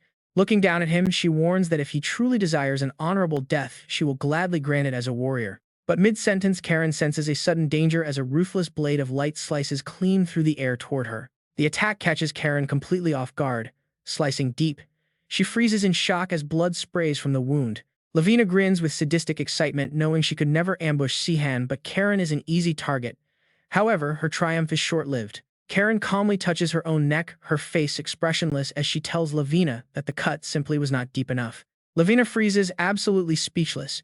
She asks if this is a joke since she literally sliced halfway through her neck already. Labeling Karen a monster, Lavina lunges forward, noting that Karen recovers much faster than she did 10 years ago. She even bets Karen could reattach her own head if it got severed. Karen quickly spins around to block the incoming strike. Lavina screams that Karen is no match for her. Dodging the blow, Karen looks back with pure determination. Karen leaps forward, declaring she will not go down without a fight. Dropping to her knees, she channels a plague spell. Rustinarding nearby, Lavina complains about the annoying spell, raising her dagger while noting it is still manageable. Suddenly, massive golden wings sprout from Lavina's back as she unleashes her ultimate divine martial art, the Heavenly Slaughter. Blindingly fast slashes rip through the air. Too fast. Before Karen can even process what is happening, her arm is cleanly severed. Grunting in pain, Karen realizes that Lavina has mastered the terrifying ability to slice directly through space itself. Lavina smiles gleefully, mocking Karen that even a monster cannot easily regenerate a limb that has been completely pulverized. Knowing it will take time for the arm to grow back, Lavina immediately charges forward to finish Karen off. Suddenly, sharp, thorny vines wrap tightly around Lavina. Trapped, the sudden bind stops her dead in her tracks, leaving her utterly confused. Sung Sihan sing a presence, she looks back to see Sihan arriving just in time, asking if he made it too late. Bound by the magical vines, Lavina stares back in sheer terror as Sihan closes the distance with frightening speed. Unleashing his devastating magic, Sihan conjures stone blades, blizzards, and lightning in an absolute storm of elemental spells. With a slight frown, Lavina waves her hand to trigger stealth mode, using the Eternal Abyss to slice right through Sung Sihan's incoming spells. Sung Sihan narrows his eyes as his pupils shrink in surprise. She actually used a stealth mode to completely cancel out his magic. He realizes she's gotten far stronger since they last met. Wondering if she can block his next move, he prepares to strike. Sung Sihan shouts, launching his secret punishment. Lavina watches closely, spreading her massive wings as a powerful blast of water surges forward. Sung Sihan flinches as the water strikes. Clinging to the wall behind him, Lavina casually calls out to him. No matter how strong your attacks are, she sneers, they are completely useless if they cannot hit me. Sung Sihan grits his teeth. He clicks his tongue, realizing she teleported yet again. Suddenly, Karen leaps into the fray, unleashing her own magic. She shouts in frustration, telling Lavina to stop running and start acting like the queen of a nation. Lavina looks back, gritting her teeth. Do you really think I want to run? She snaps, her expression turning dead serious. I want nothing more than to fight you to the end, but right now she knows she has a bigger problem. Facing Sung Sihan and Karen together is too risky. Karen possesses the Plague Blessing, which can completely neutralize her powers. And then there is Sung Sihan, a legendary sword master unaffected by anything she throws at him. Lavina quickly retreats. Facing either one alone might be fine, but fighting both at the exact same time puts her at a massive disadvantage. But a wave of magic surges right behind her, with Sung Sihan demanding to know how long she plans to run. She looks up just as a blinding light rains down Sung Sihan's divine technique, the sparkling festival detonating on her. Thick dust blankets the battlefield as Sung Sihan stands in silence. Karen screams in frustration that Lavina managed to escape again. Sung Sihan gasps, staring down at Karen's severed arm. He asks her if she is okay, but Karen does not care. She snaps back, yelling that they have bigger things to worry about than her arm after letting Lavina get away. She shrugs it off, noting her arm will heal by tomorrow. She turns to Sung Sihan as he speaks up. He tells her not to worry, catching Lavina today was unlikely, but confirming his suspicions about her was enough. Sung Sihan gives her a serious look, stating their next destination is Akanchia. That will force Lavina to stay and fight. Scene change, a hand slams violently onto a table. Lavina screams out, demanding to know what the hell is happening. This was definitely not part of the plan.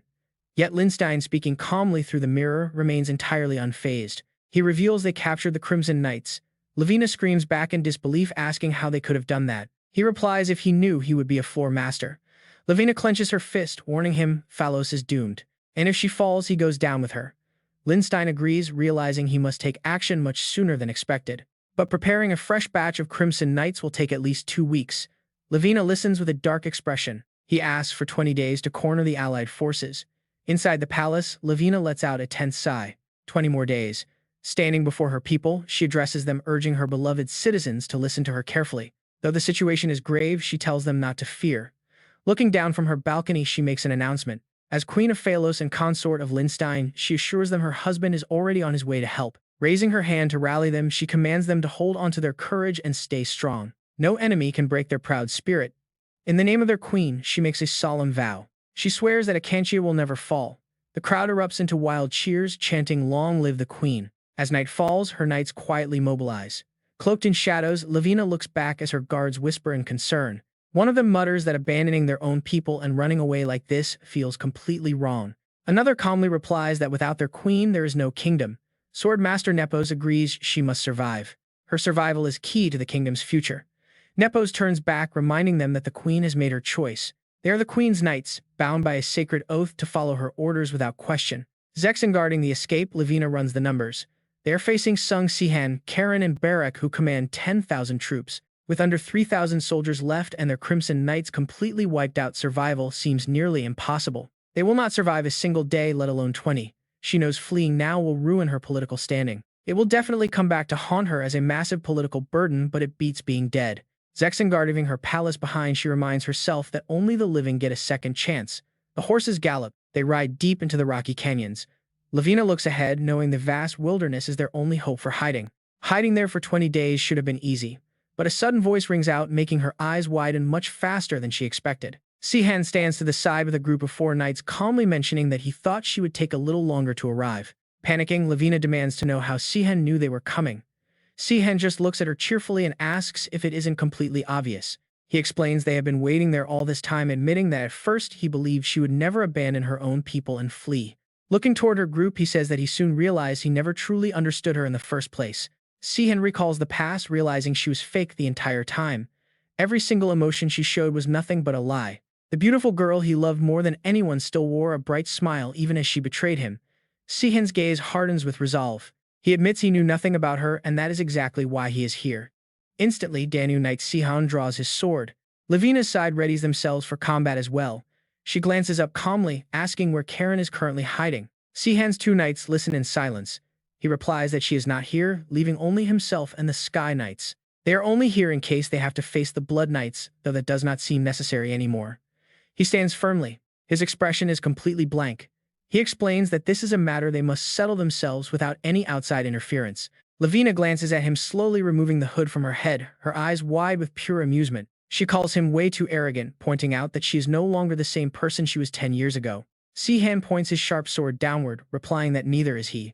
The two stand opposite each other, preparing to strike. Her pupils constrict as she commands her knights to crush them. Sihan yells back with equal force, calling for his Sky Knights. They charge into the dark. Shouts echo below as Sinfis leaps high to block BP's path, declaring himself as the opponent. The Swordmaster BP laughs and tells Sinfis to bring it on so they can settle their score today. Elsewhere, Essid is targeted by an enemy who mocks him as a kid who was not even around during the revolution.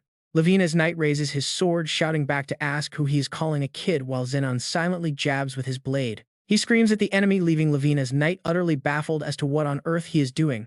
Rose watches from horseback. Rose looks over worriedly at Captain Sihan as a massive explosion erupts above them. Lavina, fueled by excitement, charges forward. She slashes her twin blades through the air, invoking her White Knight stealth. Sihan counters immediately with equal force. His sky-piercing echo triggers a chain of massive explosions. Blown into the rubble, Levina slowly pushes herself up, complaining about the dust. Glaring sharply at Sihan, she challenges him to see how he handles her next move. Sihan frowns quickly, sensing something off. He realizes she went into stealth mode, wondering if she plans to flee, but Levina suddenly rushes in only to be blocked. Sihan blocks her effortlessly. Levina quickly shifts to another angle, impressed by his speed as Sihan calmly turns his head to track her. He realizes she has no intention of fleeing and flashes a sinister smile. Everything is going exactly according to his plan. She would never run away from this, driven by pure stubbornness.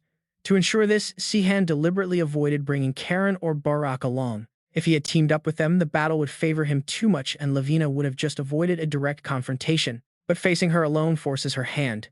Even so, he knows Levina will still refuse to fight him in a fair, straightforward manner. Instead of risking a brutal duel with an uncertain outcome, she knows her absolute best option is to join forces with Lilstein. Sihan smirks with satisfaction as they clash. He knows people care far more about what they lose than what they can win. Losing everything she worked so hard to build is going to hurt immensely, especially with the favorable conditions she had in her grasp. The immense fame she would gain from defeating him is too tempting. There is no way the great thief queen would walk away from this. Such an alluring prize keeps her locked in this battle, but by the time she realizes his trap, it will already be too late. She will be the sole architect of her own ruin. Sihan raises his sword, glaring coldly before delivering a devastating, powerful slash. His demonic dragon octagonal strike misses as she quickly evades, charging right back in. Once again, their eyes lock in the heat of battle. Swords clash continuously as they trade blow for blow. Sihan finds it terrifying how deeply ingrained their past habits really are. Exchanging moves with her like this brings back memories of their past, reminding him of the graceful sword dances they once shared together. He recalls their very first duel. Glaring coldly, Levina mutters that while she doesn't mind a little swordplay on a date, she expects better scenery. Sihan smiled, amused by her complaint, and replied that he thought this dark battlefield was actually quite perfect. He looked at the stunned Levina, adding that it was especially beautiful because the most gorgeous flower was standing right in front of him. This corny line made Levina cringe hard, prompting Sihan to tease her that she could at least say something sweet in return. Stepping close with a sly grin, she whispered that he was joking before sweetly telling him that she loved him, leaving him flustered but happy. Back then, he told Levina he loved her, sealing it with a passionate kiss. But he had spoken those words far too easily. Snapping back to reality, Levina looks at Sihan with pure amusement. What did he expect when they were both so young? A simple touch made their hearts race. They acted like the only couple in the world. Sihan raises his sword, looking down with cold anger and admitting she is not wrong as he channels magic into his blade. He slashes down, refusing to hear her excuses, asking if she was not also young when she chose to betray him. Levina playfully dodges, muttering that young girls are always fickle, but her playful eyes instantly widen in complete shock. Multiple magic spells strike right in front of her. Levina watches in amusement, noting he used to be just a basic magic cannon but can now chain entire spell combos together. Stamping her foot on the ground, she has to praise him. Sihan is not bad, she admits, quickly casting her signature Black Widow barrier to intercept his incoming strikes. Sihan watches his attacks get blocked by Spider Silk, recognizing her unique barrier, the deadly Black Widow shield. He can replicate all 7 main elements of magic using only his aura. He locks his gaze on Levina, who stands ready and glowing with intense energy. By his estimate, that feather armor is likely the green fruit. It is an ancient treasure of Retan that conjures magic barriers by consuming its feathers. Breaking through that barrier with normal magic is going to be incredibly annoying. Sihan tightly grips his sword, staring her down. He knows this won't be easy. Levina softly calls out to him, saying, "Sihan, you are actually very close to my ideal partner." She analyzes him with a serious look, acknowledging his immense strength and unmatched influence. But when she asked what he wanted after bringing down the Resan Empire, his only response was a simple, disappointing wish. He just wanted the two of them to settle down quietly somewhere. Sihan frowns, listening in silence as she continues. With the power to become a king and rule over everyone, he wanted to throw it all away and return to poverty. She never wanted that. For her, fighting from the very beginning was simply a ticket out of her miserable life. Levina lowers her head and lets her arms hang limp. That was when she realized their standards of living were simply worlds apart. To him, life in Teranor was nothing more than a brief escape from his normal routine. She remembers Sihan when they were young. She recalls their early days, contrasting his past with her own agonizing struggles. No matter how much they loved each other, a gap remained. There was a massive distance between them that could never be bridged. Sihan looks straight at her and speaks up. He says he knew he was never good enough for her, so he wouldn't have blamed her for leaving. But she didn't. Levina stands silently watching him. He continues, accusing her of smiling to the end and betraying him after using him completely. How does she plan to explain that Lavina closes her eyes, feeling like she is listening to some ridiculous, absurd fairy tale? She admits she cannot deny her betrayal, but if she had been honest, he would have walked away, causing the revolution to fail. Sihan's eyes are shadowed by his long bangs. He asks if she is claiming that her lies were for the good of the world. She flatly denies it, stating it was purely for her own sake. As swords materialize in the air, Sihan whispers that he understands.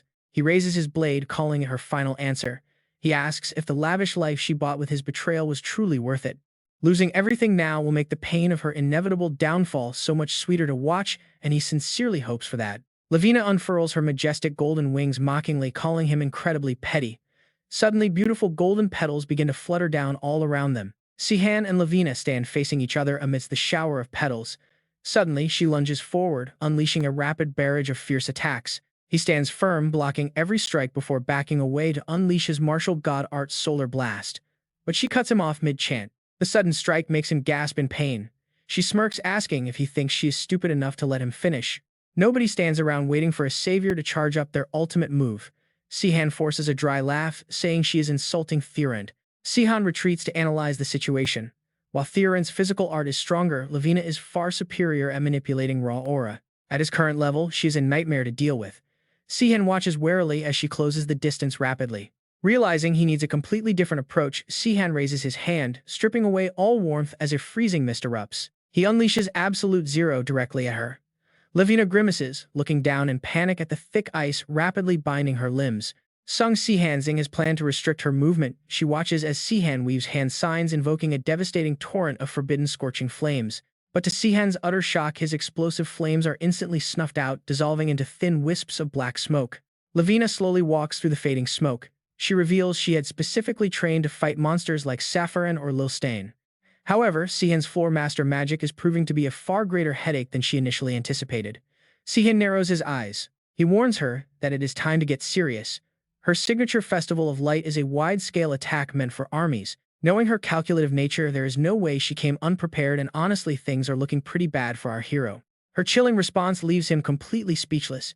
She mocks him, wondering why someone who knows her so well would ask such silly questions. She smiles coldly, agreeing to show him exactly what he wants.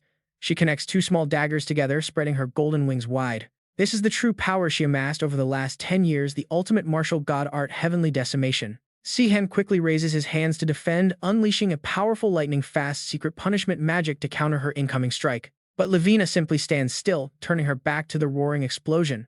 Her golden wings fold and wrapping tightly around her. She is absolutely ecstatic, her eyes wide with thrill. Sihan frowns in deep concern, trying to make sense of what just happened. Not even attempting to block or deflect his spell, she just let it phase right through her, the power of spatial manipulation. A sudden wave of pure dread washes over Sihan. He frantically raises his sword, barely deflecting two invisible strikes coming out of nowhere. He gasps in sheer horror as the attacks materialize from thin air, staring at Lavina as if she is a true monster. He realizes these spatial slashes ignore distance, striking straight at his blind spots. It is basically cheating. His cold gaze locks directly onto his opponent. Most would think that way, but looking closer, he spots their true nature. Sihan analyzes the attack while barely even dodging. Manipulating space does not make her invincible, not by a long shot. If her spatial teleportation were truly that broken, she would have just teleported a blade straight inside his body. Right from the very start, her Heavenly Slayer's spatial technique has to work by targeting points through aura wavelengths. Deep in thought, he realizes this means the denser the opponent's aura becomes, the harder it is to target. Sihan suddenly flinches as a blinding light flashes right in front of his face, forcing him to tilt back. He glances back at her. The slashes are stopping about 1 meter away from his actual physical body. Outside of his protective shroud, she cannot manifest those spatial cuts where his own energy is too thick.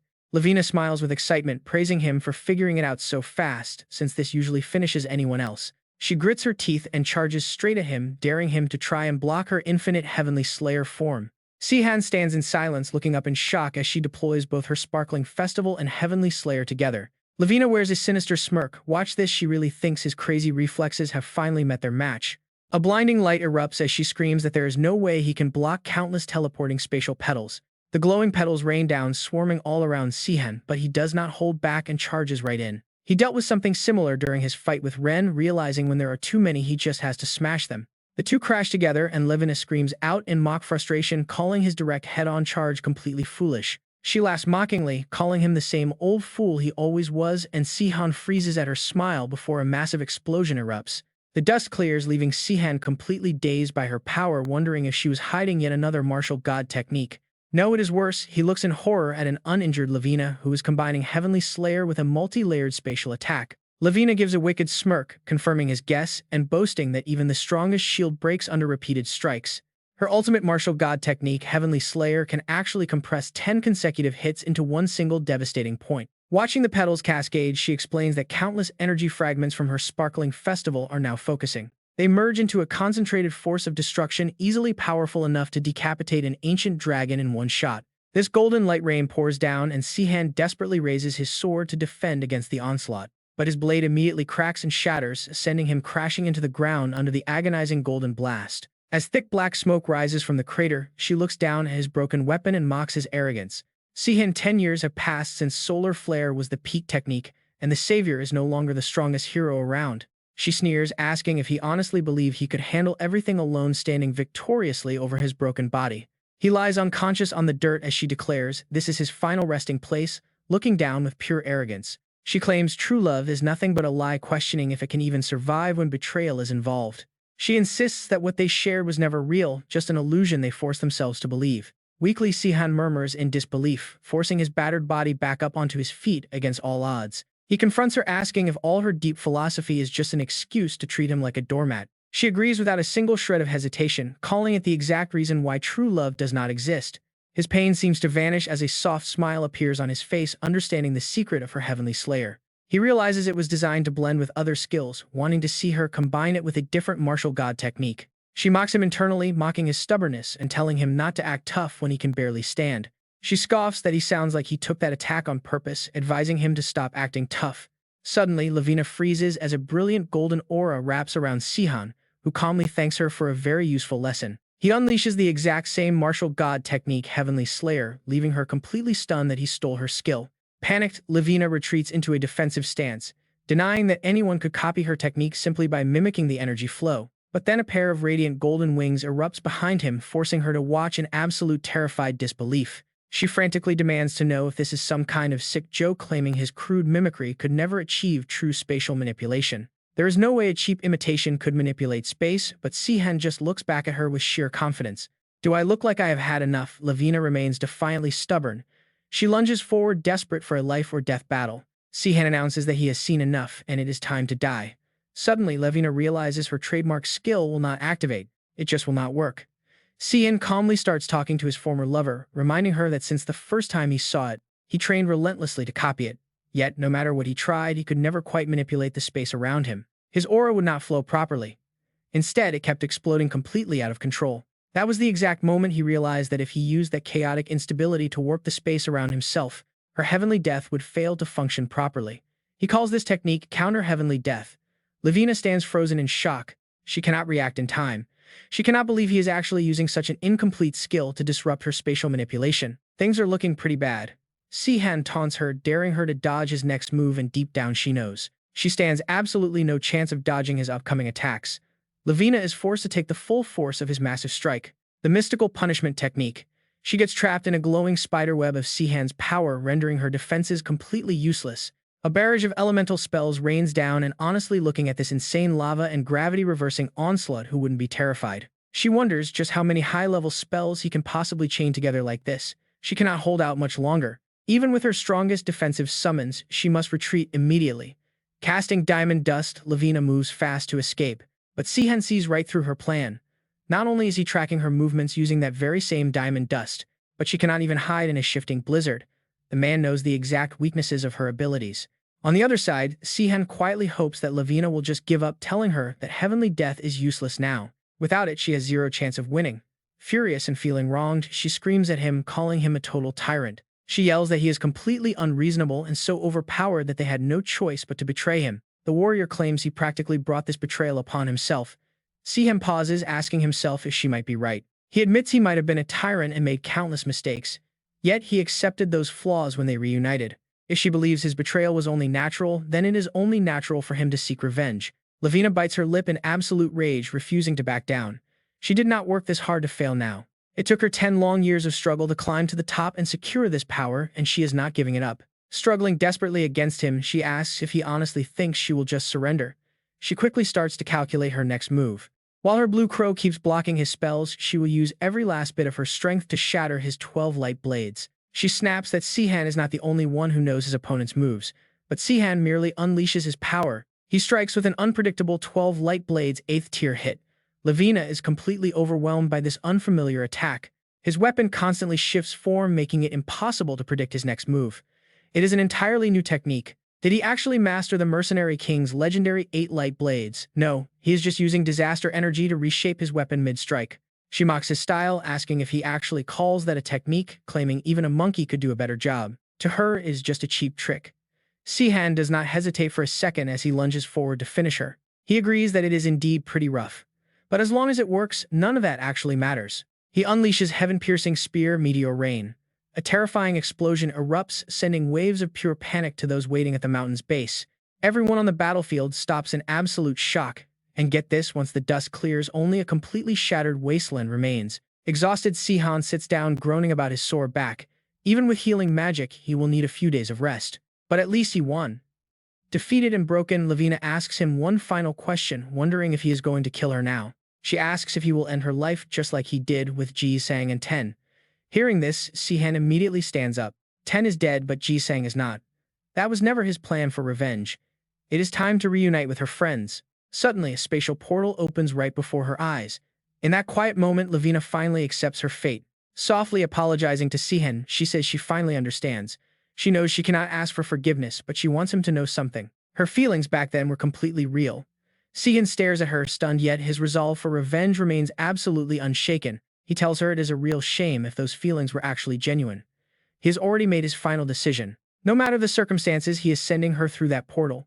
Realizing her soft approach failed, she flies into a rage. Lavina demands to know what she did that was so incredibly wrong, screaming that she only did her best in that situation. She claims she only wants to fight the world and take what is hers, but Sihan has a completely different perspective. To Sihan, seeking revenge means you have already failed to live properly, leaving only a dark stain behind. Angered by his words, Lavina screams at him, calling him a petty bastard and asking why he has to go this far. She rants about why she should go to hell when everyone lies, betrays, and tramples on those weaker than them.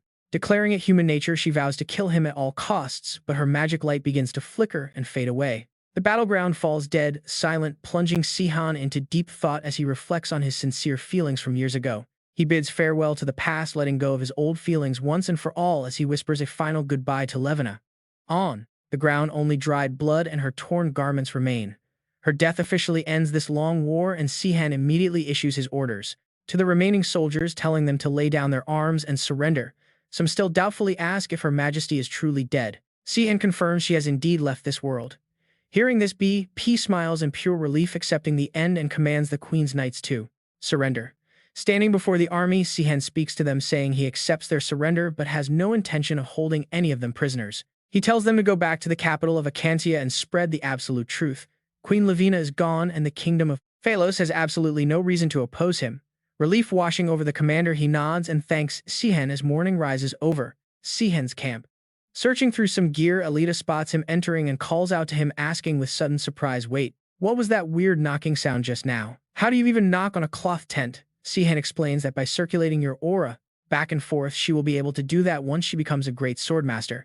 She complains that he shouldn't waste his skills on silly tricks.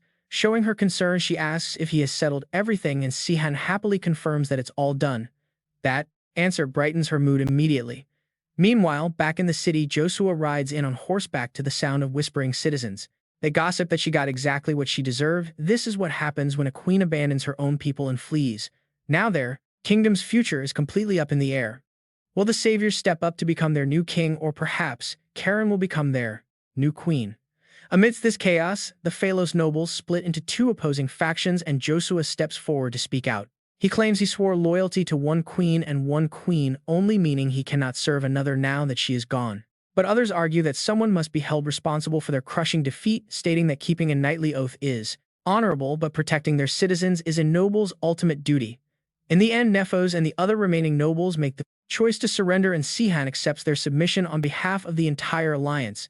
As a direct result, the Grand Kingdom of Phalos crumbles completely, and the independent nation of Acantia is born.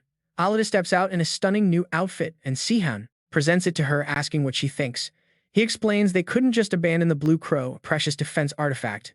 So, he mobilized his entire magic corps, and they worked incredibly hard to repair it, though they could not fully restore all of its original functions.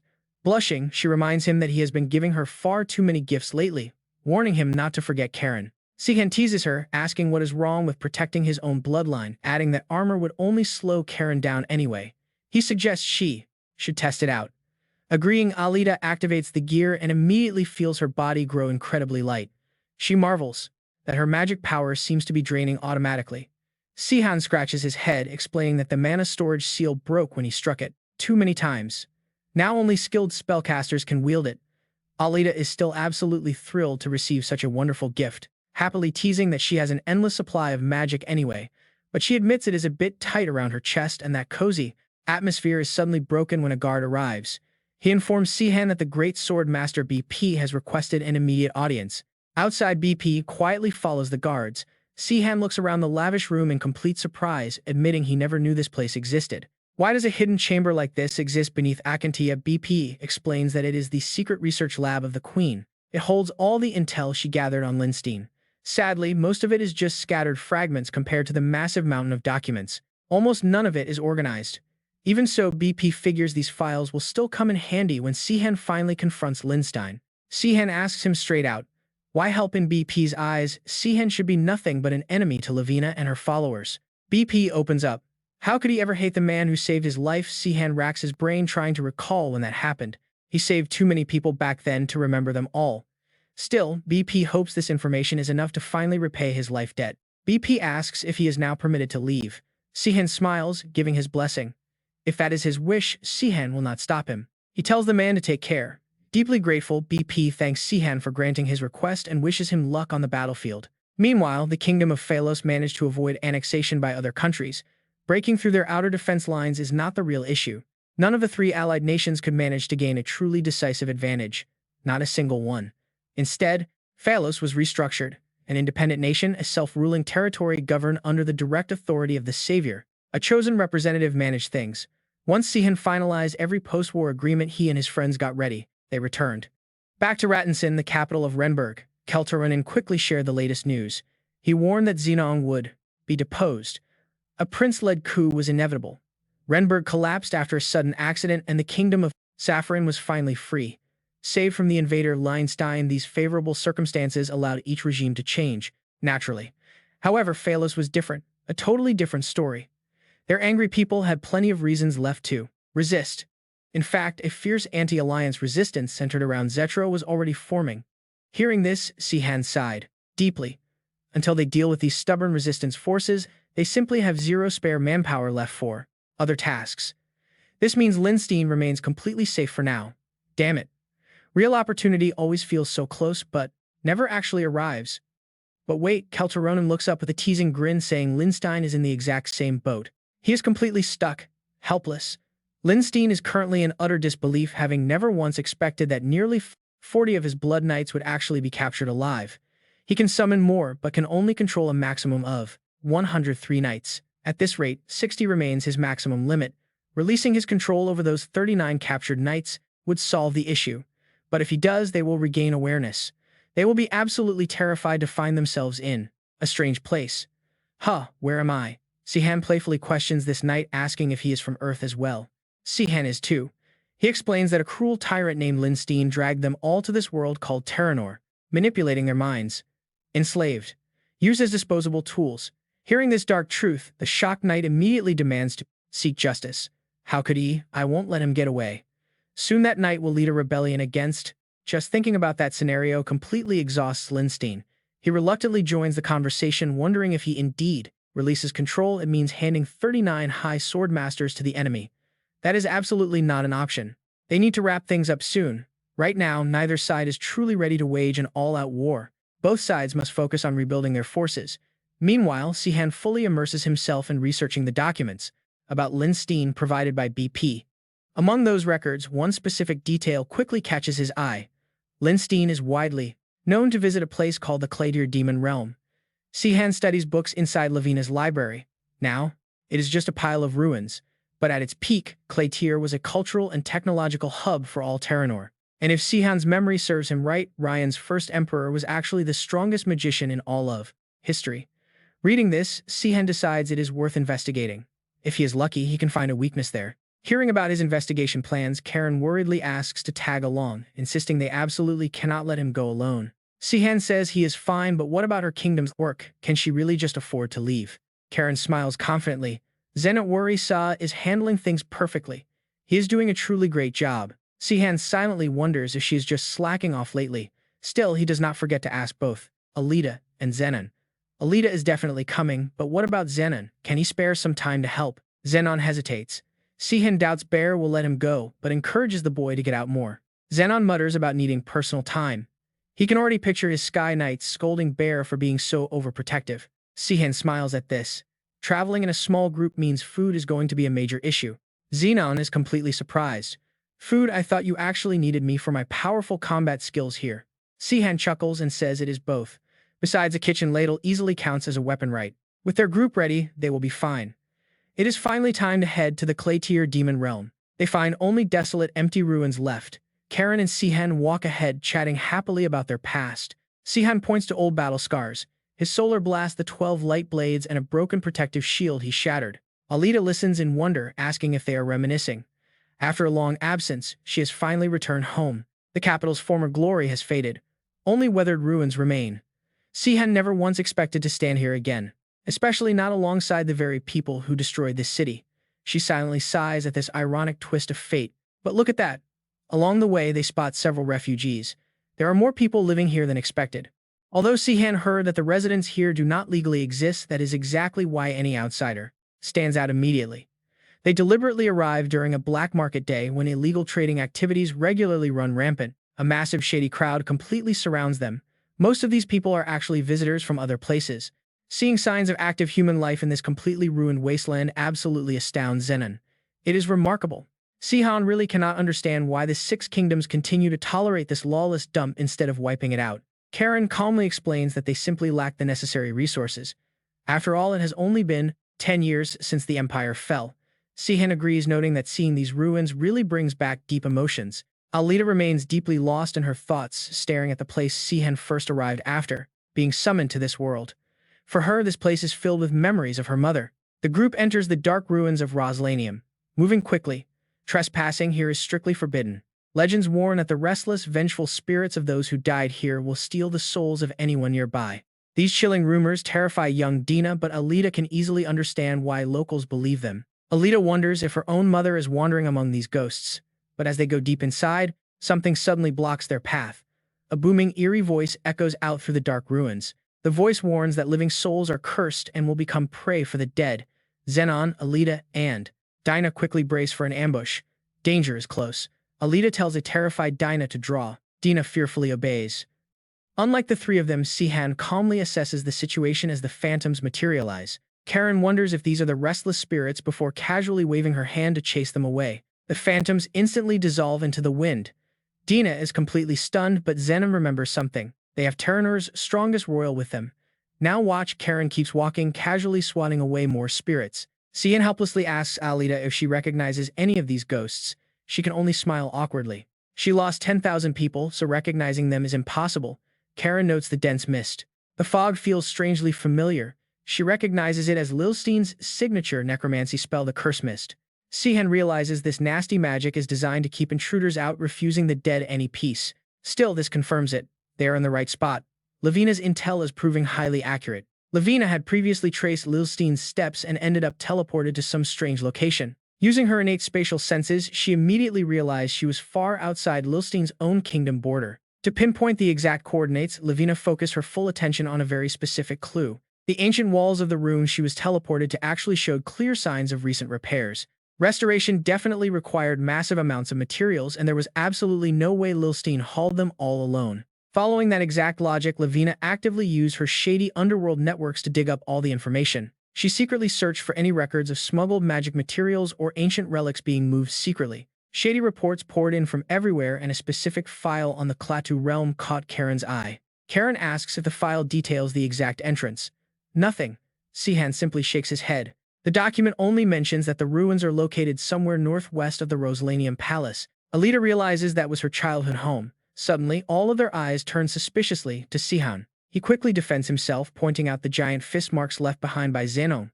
Alita sighs. She never blamed him anyway. Sihan turns serious, looking closely at the rubble. Most of the structure has collapsed completely, hiding any secret basement entrances, so Sihan suggests that they split up. He warns them to be careful as Lilstein's deadly traps are likely scattered all over the area. While Zenon, Alita, and Dina search the ruins, Sihan complains that this search zone is massive. Wait for it. A rising column of smoke catches Sihan's eye and a phantom materializes. He is not surprised by another ghost, but this phantom shows absolutely no hostility at all. Instead, she walks over and points toward a pile of heavy rubble. Sihan follows her confused. Is she helping him? Sihan wonders. Suddenly, the pale spirit offers a warm, familiar smile. Sihan stares in shock as Alita walks up and asks if he found the entrance. Sihan replies that there is a chance. It might be there or maybe not. Sihan regains his composure, telling Alita to call the others before inspecting the ground. I think I found it, Sihan says. They quickly head down into the ruins where they find two monsters waiting for them. Zenon cautiously warns the team that they will handle this, urging Sihan and Karen to save their energy. Listening to him, Sihan and Karen stand aside to chat. Karen is shocked. Such a massive underground space exists, wondering if ghosts are guarding it. Sihan replies that the magic circle was probably drawn after these ruins were formed, suggesting it is actually Lilstein's work. Looking around, Sihan admits he does not think Lilstein created this place. Did it exist since the palace was built? Meanwhile, during the battle, Alita grows worried for Dina and asks if she needs help. But Dina quickly declines her offer. No, master, I can fight alone, she says. Watching Dina, Sihan praises her, noting how much her combat skills have improved. Zenon feels even more excited, proposing that he can prepare dinner while they wait for Dina. They quickly sit down and enjoy their egg salad sandwiches, completely ignoring Dina's ongoing fight. Someone asks if they packed any lemon tea. Seeing everyone happily enjoying their food, Dina desperately cries out for help. After eating their fill, they continue their journey. Sihan marvels, unable to believe such an extraordinary structure was built 1,000 years ago. He is highly curious about the first emperor. Karen explains that Emperor Ryan was the one who established magic in Teranor, even being revered as the father of magic. She adds that magic in Teranor 1,000 years ago was not nearly as powerful or advanced as it is today. Back then, simply creating a small flame or a tiny spark of electricity was enough to be recognized as an outstanding master. But Emperor Ryan was on an entirely different level, capable of triggering volcanic eruptions, causing massive earthquakes, and summoning fierce storms. He possessed truly godlike abilities, uniting Teranor and managing the first floor to establish the 4 elemental magic towers. People revered him as both the father of mages and the god of strength. Now here is an incredibly shocking fact. He was also the first person to ever possess a divine-grade sword. Hearing this hidden truth leaves Zenon completely stunned. What a divine-grade? Zenon gasps in complete shock. Sihan is equally surprised by this crazy revelation. I did not know all of this either, Sihan admits. Karen continues, explaining that the Emperor did not leave much knowledge behind. Only a few freers know this truth. Alita is amazed by this transcendent being who possessed both a divine-grade sword and Tower Master powers. To her, this Emperor sounds exactly like Sihan. She wonders if Emperor Ryan was from Earth. Sihan casually glances away and points out that the sole ruler who founded the Ryan Empire was supposedly from Earth. However, Karen calmly dismisses the idea, saying it is highly unlikely. She explains that the Emperor's birth and early life were documented in great detail, making an earthly origin completely impossible. Suddenly, Alita lets out a heavy, hesitant sigh. I see, she mutters, lowering her head in deep thought. She falls silent, rubbing her chin as she ponders the mystery. However, Sihan notes that the opposite is not impossible. He suddenly stares at a massive door and reaches a conclusion. This sealed door seems to require a highly specific magic code to open, and the lock looks incredibly complex. Everyone stares blankly at Sihan. Alita firmly asserts that if Sihan cannot open it, then absolutely no one else can. Suddenly, stone debris flies everywhere, forcing them to duck. Sihan stands proudly on the shattered rock and turns back with a smirk. Who says I cannot open it? I just need to destroy it, he boasts. With that, the entire group steps inside. Karen walks slowly, observing every little detail. The layout features massive chambers connected by narrow passages resembling an ant colony. Sihan takes long strides, noting that there are no signs of the facility where those unidentified people were supposedly sealed. Could they be in the wrong place? Suddenly, a loud shout cuts Sihan off, calling out his name. Standing before them is a colossal cylindrical crystal tower. Looking closely, someone suggests that this must be highly important. Everyone is completely blown away by the massive crystal structure. Sihan steps closer and reaches out to touch the lower crystals. He wonders how to control this magical device, admitting he cannot operate something this complex. He decides to take a look. Sihan looks up at the tower, placing his hand on the surface with doubt. He feels a subtle but familiar magic flow. It is definitely the magic of Lilstein. Sihan mutters that this is exactly what he needs to trace the magical energy. Sihan wonders if he is doing this right, knowing that the local mages would not understand his modern earth methods. But tracking magical traces is his absolute specialty. Suddenly, a strange sound echoes from the massive crystal tower, startling Sihan. Welcome back, the device greets Sihan. Master is currently regenerating. The system announces the final record of the king's heart. Zenon's jaw drops. He is completely speechless. Is it actually moving or preparing to attack? Karen stands stunned, muttering about a personal diary. Silence. The tower's voice continues echoing. Sung Sihan braces his arms, looking up to analyze each line. An autobiography of the emperor, the system displays a massive flood of history. Orcus Estolila was born as the second son, Zes Lila's second son. At age 12, he entered Gro's service, eventually inheriting his entire grand legacy. Later, he sought to officially become a magician. Sung Sihan scans the screen, intently critiquing the chaotic, messy handwriting. Too messy for an autobiography. Karen observes the text, adding that she doubts a single person wrote this. And wait until you hear what Sung Sihan discovers next. This completely insane story catches him off guard. He was 28. In the year 587 of the Tesseran calendar, curiosity led him deep into a dark cave. Inside, he discovered a dark spatial rift. The strange energy radiating from it far surpassed any magic or aura used by humans. It was raw world energy. Casting a detection spell proved to be his very first fatal mistake. Instantly, the spatial rift dragged him into the deep darkness. He blacked out from the impact. Sung Sihan and Karen listened closely. Upon waking, he looked around in shock. He was no longer on the Gro mountain range, but somewhere completely foreign. Saying it was foreign is a massive understatement. He had landed in an entirely different world, staring at a strange spotted moon. The lunar surface looked dirty and unfamiliar, completely unlike anything he knew. The sight was incredibly eerie. It made him wonder if Kron Lyat forgot to wash his face. Unfamiliar magical currents flowed everywhere. The mana was alien. The moon was wrong. He was absolutely certain this land was not Teranor. Prepare yourself for this next part. A local guard screamed as Ryan stood there completely stark naked. Yes, completely naked. Sung Sihan tries to make sense of this absurd legendary tale about the future emperor. He had to adapt. Ryan used charm magic to lower the villagers' guard and quickly win their favor. This allowed him to stay. Day after day, he worked hard to learn the language of this other world. He mastered reading and writing with the help of a local priest. Education was incredibly rare here. Only those serving the church could read. Surprisingly, they had no faith in the sun or moon. Instead of the sun or moon, their entire devotion belonged to a powerful figure they called Jesus, whom they worshipped deeply. He made a connection. Through priest Johann, the future emperor gathered crucial information about this strange new world. For example, the village ruler was named Otto and the land was called the Roman Empire. Then a change occurred. It felt entirely natural.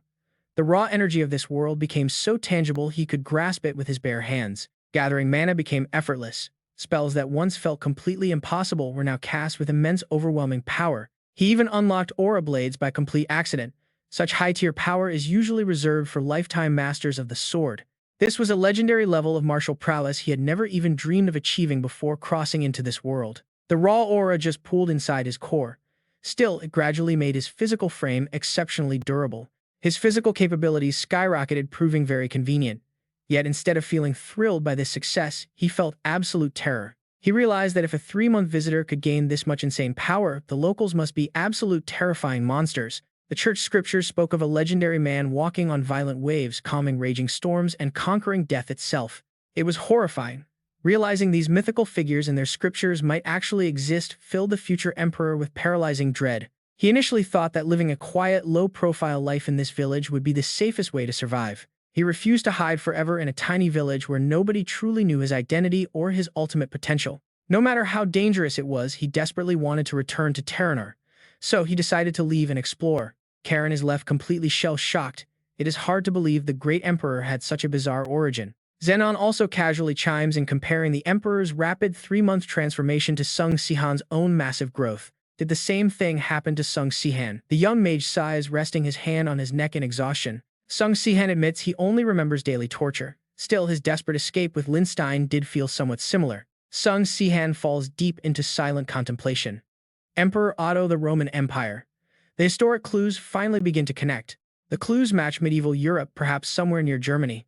Sung Sihan's past life history lessons are actually working. He never imagined world history would be so useful. Still, several parts of the Emperor's story baffle him. Things were different on Earth. He had used magic constantly there, yet never even realized it. He vowed that he would keep listening to the world. As his story unfolded, he crossed paths with many bandits on his journey, but his magic had already surpassed human limits. He could turn ordinary thieves to ash with nothing more than a snap of his fingers. That was how he met this world's sword hires and magians, as well as the prince and friars. It seemed that in this world people did not draw clear boundaries between a sword hire and a magian. Instead of making these distinctions, they valued the unity of body and mind. He learned endless wisdom, gathered knowledge, and acquired ancient secret arts. Of course, no one gave away their precious knowledge for free, but brute force proved to be an excellent way to make them talk. Even so, deciphering the ancient languages required to understand those hidden secrets was a far greater challenge. Teranor was a land where countless languages and scripts coexisted, but from the perspective of an outsider from another world. The sheer number of dialects was incredibly annoying and exhausting. He even thought that once he returned to Teranor, he would unite the entire continent under the language of the Astanan kingdom. The elites of this world were not nearly as powerful as he had imagined. Even the greatest sage he met was only on par with him, and the strongest dragon was no different from those in Teranor. He was truly the most powerful man in this world. Reading this, Alita quietly noted how much he sounded like Sihan. Talk about a creepy coincidence, right? Sihan grew highly agitated, raising several sharp questions. Why did Reston's personal diary write about magic bright aura and dragons as if they were perfectly normal in medieval Europe on Earth? 10 years passed, and being the strongest meant that no one could teach him how to return home or how to reopen the spatial rift. Like searching for a legendary singular sword, he scoured the world to find a way. Yet all the wisdom he found only explained how to wield a blade, but no one knew how to forge it. Exhausted by a journey with no answers, he had even considered staying there for the rest of his life. That was until he realized an unthinkable truth. Spatial control power he had sought in vain was already flowing within him. Ultimately, he managed to recreate the very rift that had brought him to this world. Still, he hesitated to step inside. How could he when he knew nothing about this phenomenon? No wise magian would ever gamble his life on such complete ignorance. After developing countless hypotheses, he finally identified the true source of this spatial energy. Before recording it, he first had to explain how he acquired his immense magic and aura. The origin of his transformation meant that as a being from Teranor crossing through dimensions, his physical body and senses were entirely reconstructed, and the foreign energy of this world was accepted as part of his new reality. The birth of this spatial energy was simply a direct continuation of that phenomenon. His own magic, shared across both of these worlds, resonated through the dimensions to form a bridge between them. He was fortunate to be a magian because this could only happen when magic was activated by resonating with the world itself. If he had been a sword hire, a Prin, or a Freya, he wouldn't have been so lucky. Sihan froze, breaking out in a cold sweat. Crossing dimensions generated spatial energy through magic, so it was impossible to simply open spatial rifts with magic alone. Karen's eyes widened. Now they understood why Lilstein and Saffron were so confident. If what he said was true, then Sihan's spatial energy had only awakened after he was sent back to Earth. Sihan grew panicked, imagining Alita charging with her sword. He was genuinely glad he hadn't tried to take revenge on Saffron. If Saffron returned from another world, Sihan might have faced a martial god-level sword hire.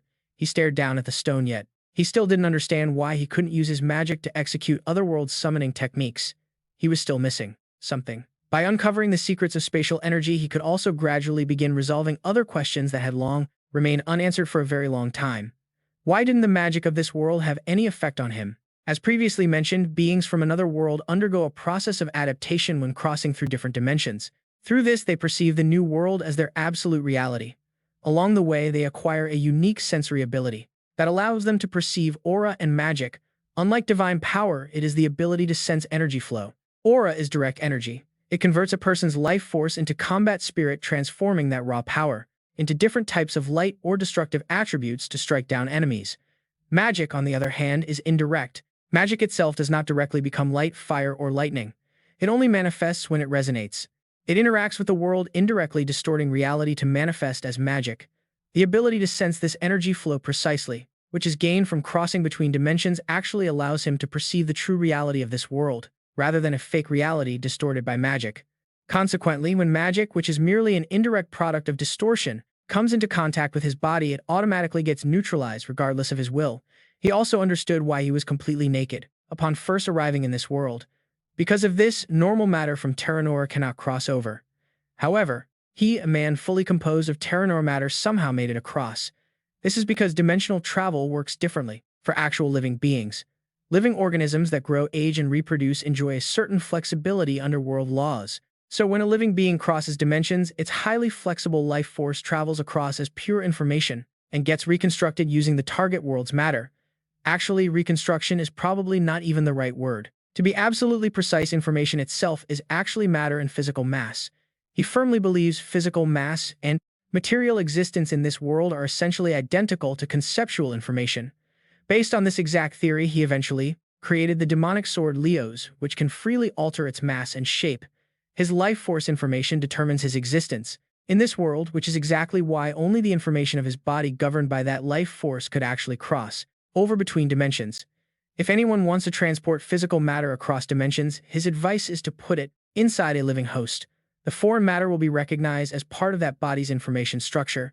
Sihan holds the demonic sword Leos in his hand, the very weapon the man was talking about. Sounds like a total disaster. Zenon groans, holding his head. It is way too complicated, his head hurts. Sihan turns around, noting that unless you have studied magic theory, it is pretty hard to follow. Sihan only gets half of it himself. The voice continues, explaining he never gets sick, since disease is just a part of a local life cycle. Otherworldly beings cannot reproduce in dimensions that are not their own, as the flexibility of world laws only applies to the individual. Sihan watches in deep silence, guessing that is why Outworlders never get sick. The recording adds, this is also why, despite sleeping with so many local women, he never once had a single child. Hearing this, Sihan instantly turns bright red and looks up in panic, muttering about where that came from and how he does not care. Karen pretends to ponder, concluding that Sihan can only have children with a Teranor native. Sihan panics, silently pleading with Karen. Alita gives him a teasing look, calling him a seedless watermelon, flustering Sihan even more. He protests, but the pillar speaks again, saying nothing is truly impossible if one is determined to elevate spatial energy to a higher level, to break world laws and form a connection. Hearing this, Sihan immediately grasps at this saving lifeline, pointing out it is indeed possible. Sihan wonders why she is so annoyed, while Zenon silently covers the ears of young Dina to block out Sihan's frantic voice. Anyway, the recording continues, noting all questions are answered, leaving nothing left to know. Just as he was about to happily leave this world, a sudden thought stopped him. It felt like a massive waste. What if he could channel this world's boundless energy straight to Teranor? If he could take the time to make that power his own, he could become a literal god. And so for 2 whole years the man wandered the world once again. He linked several awakened ancient ruins to create a massive barrier. With these ruins serving as active catalysts, he indiscriminately harvested the world's energy. 10 long years had passed since his first arrival in this world. Standing in a vast desert right between 3 mountain-sized pyramids, he opened up a spatial portal leading back directly to Teranor. It was a mistake, a truly catastrophic mistake. He only ever wanted a fraction of the energy he could control. He never intended to drain the entire world's power. After 10 years, he finally returned to Teranor. But the sight that greeted him was pure horror, as massive energy poured into Teranor, doubling its energy and distorting it from excess. Wild beasts would soon mutate into terrible monsters, and creatures beyond the reach of swords, spears, or magic would soon multiply. Meanwhile, the completely drained Otherworld would lose countless magical secrets, ancient arts, and local religious powers, passed down through generations. All that potential would vanish, but the laws of the world do adapt and can eventually recover. Still, nobody knows if that will take hundreds or thousands of years. Sihan wondered if it was all that man's fault and if magic on Earth had truly vanished. Sihan narrowed his eyes and thought. Once magic vanished, its power became worthless. It slowly faded from the records of the world, yet he realized he could still use magic on Earth. This meant the modern Earth had returned to its original state. He began to think deeply, realizing that was why he had never felt any difference back on Earth. The magic he had acquired in Teranor was likely the result of Earth and Teranor's energies merging together. Dinah and her companion stood dazed. What had he done? Overwhelmed by guilt and deep regret, the creator of the journal struggled to regain composure. He knew he had to clean up this terrible mess, no matter what. Sihan looked at the 2 girls standing before him. It was the least he could do, as the one who brought about this disaster. Sihan suddenly felt a wave of calm panic. He read on, so I decided to start by conquering Teranor. Conquest once again. Since he could do nothing for the other world, he had to solve the problems of Teranor first. Humanity needed to grow stronger to prepare for the upcoming surge of wild beasts, monsters, Humanity had to stand united, and so he founded the Empire, a single nation merging the strength of all mankind into a single military force. To advance their magical capabilities, all the knowledge and wisdom of the continent was gathered and organized. Those seeking magic could study at the four great towers. Alita was thoroughly amazed by this history, but Sihan did not care at all. He had no intention of praising the man. Sihan continued reading. The founder occasionally opened dimensional gates to other worlds, but returning to Earth himself was impossible. Those gates only connected to an unknown empty void dimension. By applying this concept, he created summoning magic to call forth monsters from other dimensions. The authority to harness this spatial energy would then be passed down to future generations through their bloodlines. He admitted he was just an ordinary man, and the only reason he gained power was by crossing between the two worlds through a spatial rift. If that rift ever opened again, people from the other world could travel to Teranor. They might become incredibly powerful just like him, and no one here could stand against them. The fate of the entire world would rest in their hands. Therefore, this underground facility sealing the dimensional boundary, the king's heart must be protected at all costs. He urged his children to never forget this instruction. Once the emperor's heart burns to ashes, a being transcending fate will descend upon this world. Once the emperor's heart burns to ashes, a being transcending fate will descend upon this world. Sihan frowned. If they read this carefully, it was not some grand legend about the strongest. It was a direct warning never to summon anyone from Earth.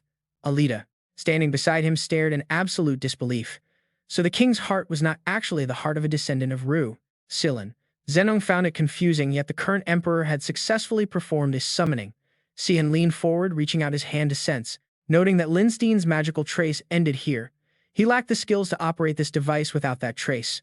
Alita thought about this and noted they had learned plenty of surprising history, but absolutely nothing related to summoning someone from Earth, nor any of Lindstein's weaknesses.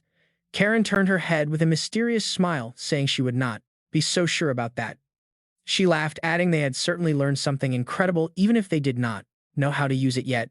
Sihan's eyes sharpened with determination. Karen was right, perhaps they would find a connection to Lindstein later. Seemingly useless pieces of information often came together to build the very foundation of a great victory. Sihan had experienced that firsthand during his revolutionary days. Looking around the tower, Sihan suggested they search the rest of this place. Sihan's group walked through a series of ordinary rooms before finally reaching the spot mentioned in Lavina's records, where countless people from Earth were supposedly sealed inside giant crystals. But as Sihan stood there, he was utterly baffled. Sihan stood completely dumbfounded. Not a single soul was there. Talk about a massive plot twist. Suddenly, Uzra drew his bow, letting loose an arrow straight at a nearby guard. Meanwhile, following the death of the legendary sword master, Richel, the remaining Phalos forces began to fall apart, and the chaos in Akantia was finally brought under control.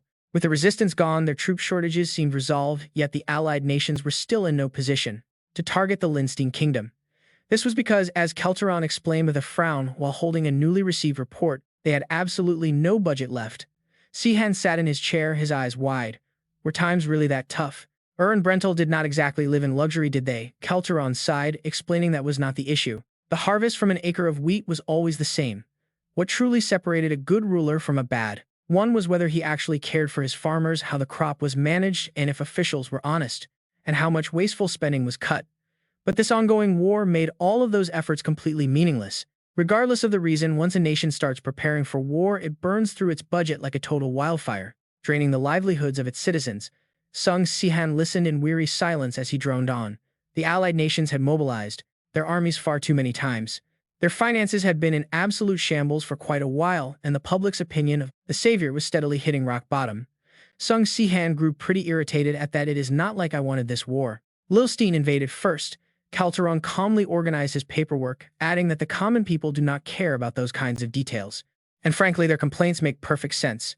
From their own point of view, daily life right now is much harder than during the era of the revolutionary heroes. Calteron stared down at his papers. Right now, the only country running relatively smoothly is the Innis Kingdom. He shook his head, looking rather unenthusiastic. As for Rattenberg, it does not seem to have any serious issues. Things were so incredibly bad under Jackson that the locals think now is still better. Sung Sihan felt totally helpless. What on earth had he accomplished? Kelteron continued, noting that comparing the two sides makes it quite clear. Meanwhile, the Lilstein Kingdom has managed to preserve almost all of its military strength. Most of their casualties were the Crimson Knights. They mass-produce sword masters, but their only real casualties are actually players from Earth. Sung Sihan frowned, listening intently. With things going this way, it looks like Lilstein's nobles are starting to shift their loyalties once again. Kelteron suddenly flashed a smirk. A direct head-on invasion of the Lilstein kingdom simply is not feasible right now. At the moment, but simply sitting around and waiting is not a viable option either. So perhaps we should start by dealing with Lilstein's lackeys first. Kelteron smiled with a cool demeanor, hoping they can do it without spending too much money. Sung Sihan frowned slightly, thinking he had not seen that sly, scheming smile in a long time. The scene shifts to an old woman screaming in panic, demanding to know what this outrageous behavior was. The four towers have always been recognized as completely neutral grounds of learning, unaffected by the outside world. Do you really think others will tolerate your actions? She yells. An old man stood looking at her, completely confused, asking what she was even talking about. It was Magian Brano. He cast a sinister look, explaining that he simply came to challenge her, the Lord of the Black Obsidian Tower. Since a traditional Magian duel is not strictly limited to a one-on-one fight, he simply brought along a helper.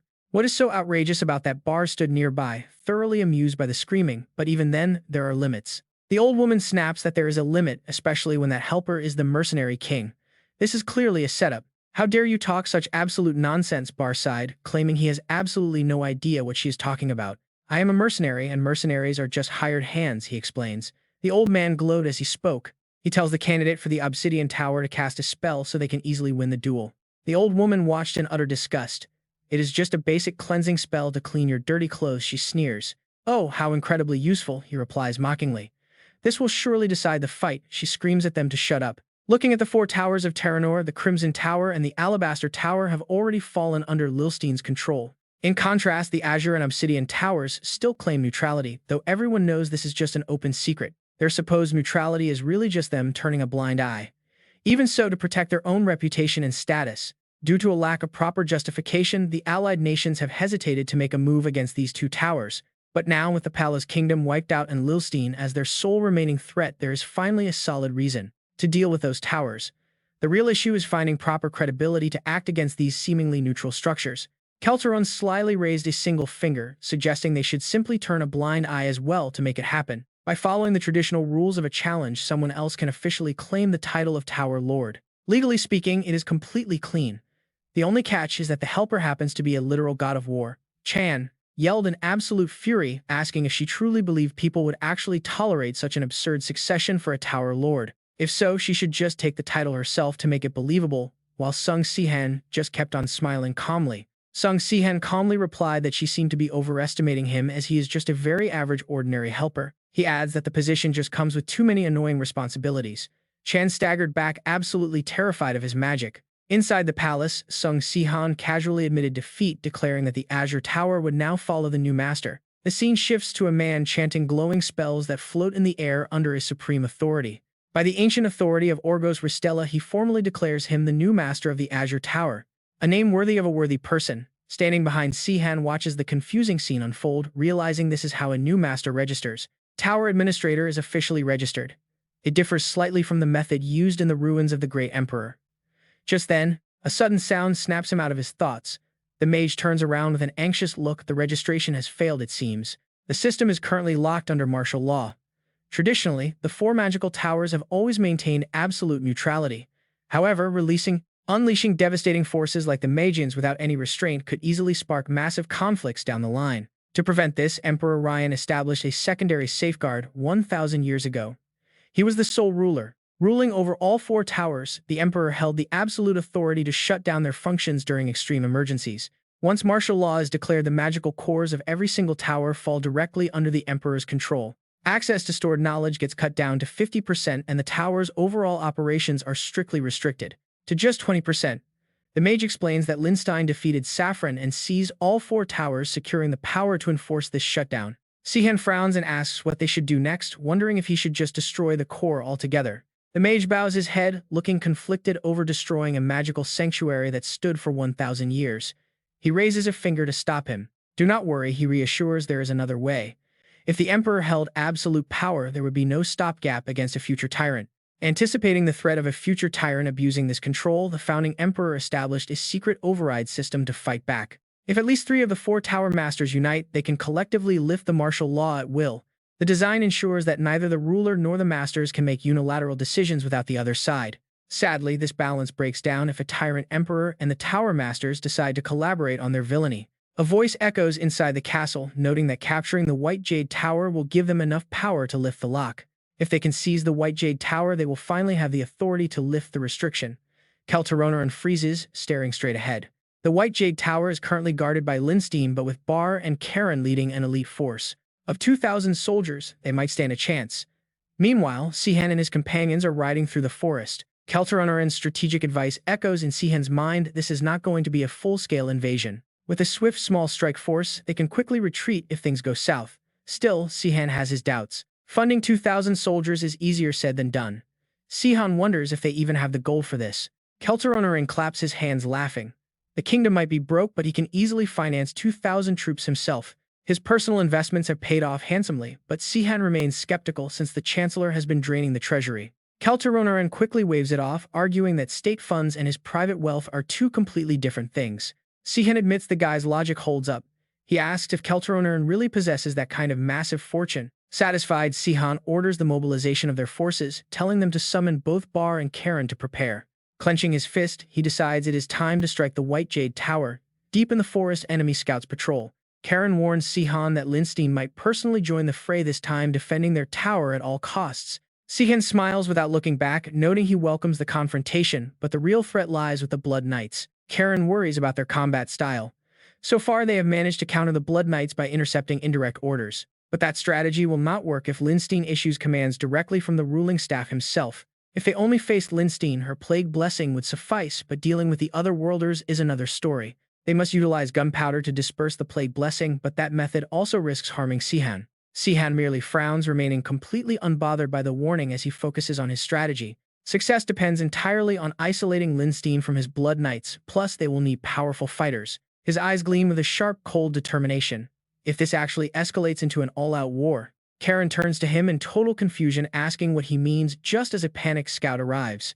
The returning scout breathlessly reports that the enemy troops stationed at the White Jade Tower have completely retreated. Karen's eyes widen in pure disbelief at the news, while Sihan silently tightens his grip on his reins. He already suspected this might happen, and trust me, things are about to get incredibly tense. Inside the abandoned palace, Sihan looks around quietly, recalling the warning the mage gave him earlier. Capturing the Obsidian and Azure Towers was far too easy, begging the question of what Lindstein plans next. Was a massive threat like this even possible? Knowing Lindstein, he had definitely prepared a backup plan. He must have set up some kind of restriction that nobody could ever remove. He might have even taken the main power control device with him, which sounded absurd but totally fit his character. Suddenly, the mage turned around to deliver the news. "It is done, sir." Sihan closed his eyes, crossing his arms, muttering that he figured as much. But then he snapped his eyes open. "Wait, what, you actually unlocked it?" The mage blinked in confusion before explaining. Yes, the three towers were finally back under the control of their designated masters, and he had become the lord of the White Jade Tower. It was not just him either. Both High Swords Master Boss and High Swords Master Ideal were officially recognized as the new lords. Sihan stood there, frozen, completely speechless. The towers had registered them beforehand. His eyes widened in shock. This meant Lindstein had actually abandoned the towers, after putting so much blood and sweat into capturing them. The next morning, voices echoed inside the strategy room of the castle. Bar frowned as he asked everyone for their thoughts. One thing was certain: Ren was being extremely cautious. The man was always careful, but never to this extreme.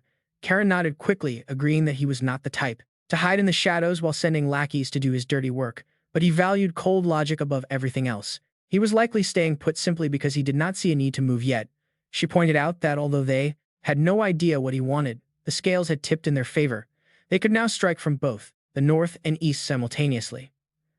Unless he could magically split himself in two, one of his fronts would definitely crumble first. Karen laid out the plan. They would break through, throw the battlefield into absolute chaos, and cut him off from his Blood Knights. That opening would allow her and Sihan to confront him directly. Honestly, this was their single best shot at victory. Sihan frowned, questioning her theory. She had claimed Lindstein was idle because he did not need to act, but Sihan strongly disagreed. The man calculated every single move. If he was sitting still, it was because of a specific limitation. There was something holding him back. His eyes sharpened with absolute resolve. They could not afford to give him any more time. Whatever he was planning, they had to put an end to this immediately. Sihan silently wondered what Lindstein was plotting. Meanwhile, deep within the enemy camp, a frantic knight rushed inside, shouting that the savior had taken the towers and asking what they should do. Lindstein merely looked down with a cold, calm gaze. Was there really a problem with new lords being appointed? He claimed to respect their ancient legacy, unlike the savior. After all, he was no tyrant who trampled on history just to get his way. Looking down at his men, he casually remarked on how unfortunate it was that their sacred towers holding thousands of years of history had been defiled by an outsider. Yet he refused to sacrifice his precious soldiers in a meaningless war. Hearing this, the crowd below cheered out his name in deep gratitude. Lindstein smiled warmly from his throne, but inwardly he scoffed at how much longer he had to play nice for these fools. Stepping down the stairs with a lantern in hand, he began to recall his true motives. The sole reason he seized control of those 4 towers was to secure secret access to the ancient ruins holding the king's heart. By enforcing martial law, he had successfully proven his imperial authority. A sinister smirk crossed his face as he looked around. He had already extracted every bit of data he needed. The towers were essentially useless to him now. While keeping them was his original plan, doing so would only provoke Sihan into destroying them. Zexan guarding them intact made much more sense for his future reign over Teranor. They could play with their toys for now, since he could easily reclaim them later. Stepping further into the chamber, he decided to only take what was essential. At this point, he could not afford to get distracted by minor details. The massive inner doors suddenly ground open, revealing towering pillars with muscular men sealed inside. It was finally time to bring this war to an end. These emotionless machine-like warriors slowly stepped forward. Lindstein looked down as they knelt awaiting his absolute command. He smirked with dark satisfaction. Their language was honestly music to his ears compared to the garbage spoken on Earth. As thunderous hooves began to echo in the distance, his voice carried a chilling confidence. His preparations were complete. It was time to pay an old friend a visit. Lindstein was finally making his move. Having secured full command of his forces, he marched to the Saffron border with 15,000 troops and over 60 blood knights. This was all-out war. Up on the defensive walls, commanders desperately ordered their archers to open fire. They had to hold the ramparts at all costs. Having just reclaimed this fort, they refused to lose it again. The Red Knight surges up from the ground right in front of him, making him scream in absolute terror. He slashes down, wiping out everyone. The leader backs away in sheer panic. This is impossible. The control serum Sihan gave them is not working at all. Right then, a chilling voice crackles over his headset and freezes him. He hears Lindstein addressing them as brave warriors. Standing down below, Lindstein speaks directly to them, saying they have proven their courage and should surrender to be spared. The leader draws his sword, shouting with a sudden burst of defiance. He declares they will never surrender to him. Even if they die, they will fall right there without ever submitting. Standing next to Lindstein, one elite knight glances up. He realizes the enemy has no intention of yielding to their lord. He asks if they should launch a full attack. If given 3,000 soldiers, the Red Dragon Knight promises to deliver absolute victory. But Lindstein's cold voice stops him. It is not a bad suggestion. Still, Lindstein steps forward with a wave of his hand, planning something entirely different. Look at the wall. The leader is staring down in absolute horror. More blood knights appear, but something is completely off. The warrior below is glowing a deep crimson, his eyes sharp as daggers. Stepping back, the leader screams in terror at that golden aura. Could that be a supreme grandmaster? The Red Knight raises his weapon to strike, wielding a blade from an even higher tier. Staring in disbelief, he shrieks that there is absolutely no way this can be. Meanwhile, Lindstein flashes a smug, satisfied grin. He unleashes the Battle God Aura technique. A massive wall of fire erupts. The leader sweats in terror, recognizing the savior's power. The colossal fireball obliterates the entire wall in seconds. Right before Lindstein's eyes, the formidable defenses are reduced to rubble. He chuckles with deep satisfaction, murmuring that the display is not bad. Standing amidst the ruins, his pride is soaring. Lindstein boasts that he created these supreme grandmasters without any help from Sihan, though it would have been much quicker. If Sihan had been cooperative, he could have skipped this tedious process. A series of calculating thoughts begin to take shape. If he can summon Sihan in his complete battle god state to use as a baseline, upgrading the other Blood Knights is easy. Their combat experience and deep inner enlightenment can easily be copied and transferred through direct mental synchronization. Even so, managing 10 of them, let alone 100, would be exhausting. Suddenly, the look in Lindstein's eyes shifts. A twisted grin spreads across his face. He never expected Sihan to return to Teranor, meaning his original plans must change. Lindstein recalls the scattered memories he gathered by linking his mind with the people he summoned to this world from Earth. This allowed him to build a massive subconscious archive, accumulating and sharing all of their combat knowledge. Yet this basic method alone cannot produce supreme grandmasters. To reach that peak, a warrior must first achieve genuine enlightenment. Such a breakthrough is impossible for mindless puppets who lack self-awareness. Even if they are loyal slaves bound to obey, they must still possess some degree of their own will. In other words, rather than forcing absolute mental control over them, He needs them to hold a deep loyalty that makes betrayal completely unthinkable. This devotion must be carefully cultivated. He can achieve this through brainwashing and precise manipulation, provided the subjects are native to Teranor with a shared mindset. And so he began searching for a viable way to merge the soul of a resident from Teranor with an Earthling's body. Combining that mentality with an Earthling's enhanced physical senses yielded surprising results backed by data from his previous experiments. Those earlier tests involved tracing faint leaks of Earth's energy from spatial rifts and imprinting them onto magic beasts. This created unique creatures possessing characteristics of both worlds. By carefully analyzing those abandoned records, he finally reached a conclusion. If an entity already existed that naturally bridged both dimensions, it could serve as the ultimate medium to achieve his goals. Fortunately, such an extraordinary item was already inside Teranor, once known as one of the 3 legendary weapons of the Savior. It was an ancient relic designed to anchor the remains of an otherworldly monster to Teranor, bridging the 2 dimensions. This legendary artifact is the Red Dragon Magic Cloak. Back in the present, Lindstein lets out a manic, triumphant laugh. He practically screams with excitement, boasting that he successfully fused a Teranorian soul with a carefully selected body from Earth. By wiping their memories and instilling flawless loyalty through brainwashing, he has created 5 masters on par with the Savior. With these 5 absolute powerhouses by his side, absolutely nothing in Teranor can stand against his overwhelming strength. Neither Sihan nor Karen can hope to oppose him now, as he possesses the raw power to wipe anyone out of existence. Whether it is Sihan or Karen, he now commands a force capable of completely erasing any obstacle from his path. Meanwhile, Sihan wears an expression of unprecedented panic, urgently realizing that these new Supreme Grandmaster Blood Knights have emerged. They can even unleash the devastating solar burst. Sihan can only desperately wonder what madness Lindstein has committed.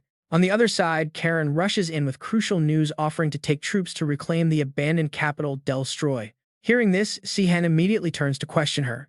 Does she really think attacking the city while he is away will actually be effective? She hesitates before replying that it should at least put some pressure on him. As the words leave her mouth, Alita quickly asks how many martial god sword masters Sung Sihan thinks he has. Sung Sihan frowns slightly. With Lindstein personally entering the fray, he must have more than 1, perhaps 2, or even 3. Hearing his answer, her doubts only grow deeper. What will they do if he has more than expected, judging by his actions so far? Seeing this, Karen steps forward, speaking in a gentle, reassuring voice. There's nothing to worry about, Alita. If that happens, strategies and tactics become completely meaningless and he can do whatever he wants. Hearing this, she freezes for a brief second. The scene shifts to the castle in the Saffron Kingdom. Inside, a man suddenly drops to his knees on the ground, surrendering and begging for mercy. Meanwhile, Lindstein and his group wear expressions as cold and unyielding as stone. The man standing right beside him glances around and speaks in a low, quiet tone, admitting he is not entirely sure they can call this a victory, Your Majesty. Lindstein merely smirks. They must have decided there is no need to split up their forces unnecessarily. Instead, they are trying to gather all of their troops in one single place, since the final battle will take place at the White Jade Tower anyway. How interesting. Discarding something without hesitation once it is no longer useful is exactly what he would do. He asks if they have finished assessing the enemy forces. The man nods and quickly reports, Yes, Your Majesty, we just received word that Lady Karen has departed from Kagon City, leading a force of 5,000 soldiers from the Holy Kingdom. Their target seems to be one of the major eastern fortresses of Lindstein. The Artenberg Kingdom is also mobilizing 3,000 troops led by the Black Lion Knights, and they appear to be moving to join forces with Karen.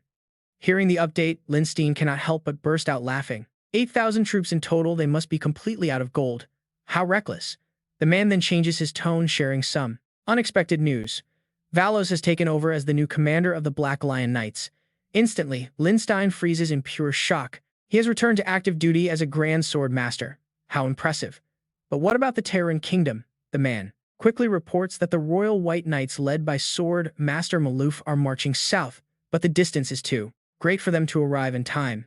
That brings the confirmed forces at the White Jade Tower to 600 magic warriors, 9,000 elite troops, mercenary King Barch, the Sky Knights of the Savior, and the White Tiger Knights of Brental. Hearing this, Lindstein feels a sudden surge of ambition. That means 2 martial god sword masters and 2 grand sword masters. The man nods to confirm, adding that Sword Master S has apparently joined them as well. As he speaks, complex thoughts run through his mind, with high-level sword masters gathering everywhere. Right at this moment, the man suddenly raises his voice. If you had hidden them, you could have used them as a trump card in your duel against Sung Sihan. Facing his questioning, Lindstein only offers a light chuckle. What are you saying, Enwin? If he appeared without showing off that level of power, would Sihan not find it incredibly suspicious? Hiding your trump card too carefully will only make the enemy run away first. As he speaks, he cannot help but laugh like a maniac, his words full of hidden meanings. He must let it be known to some extent, making them think they have figured everything out on their own.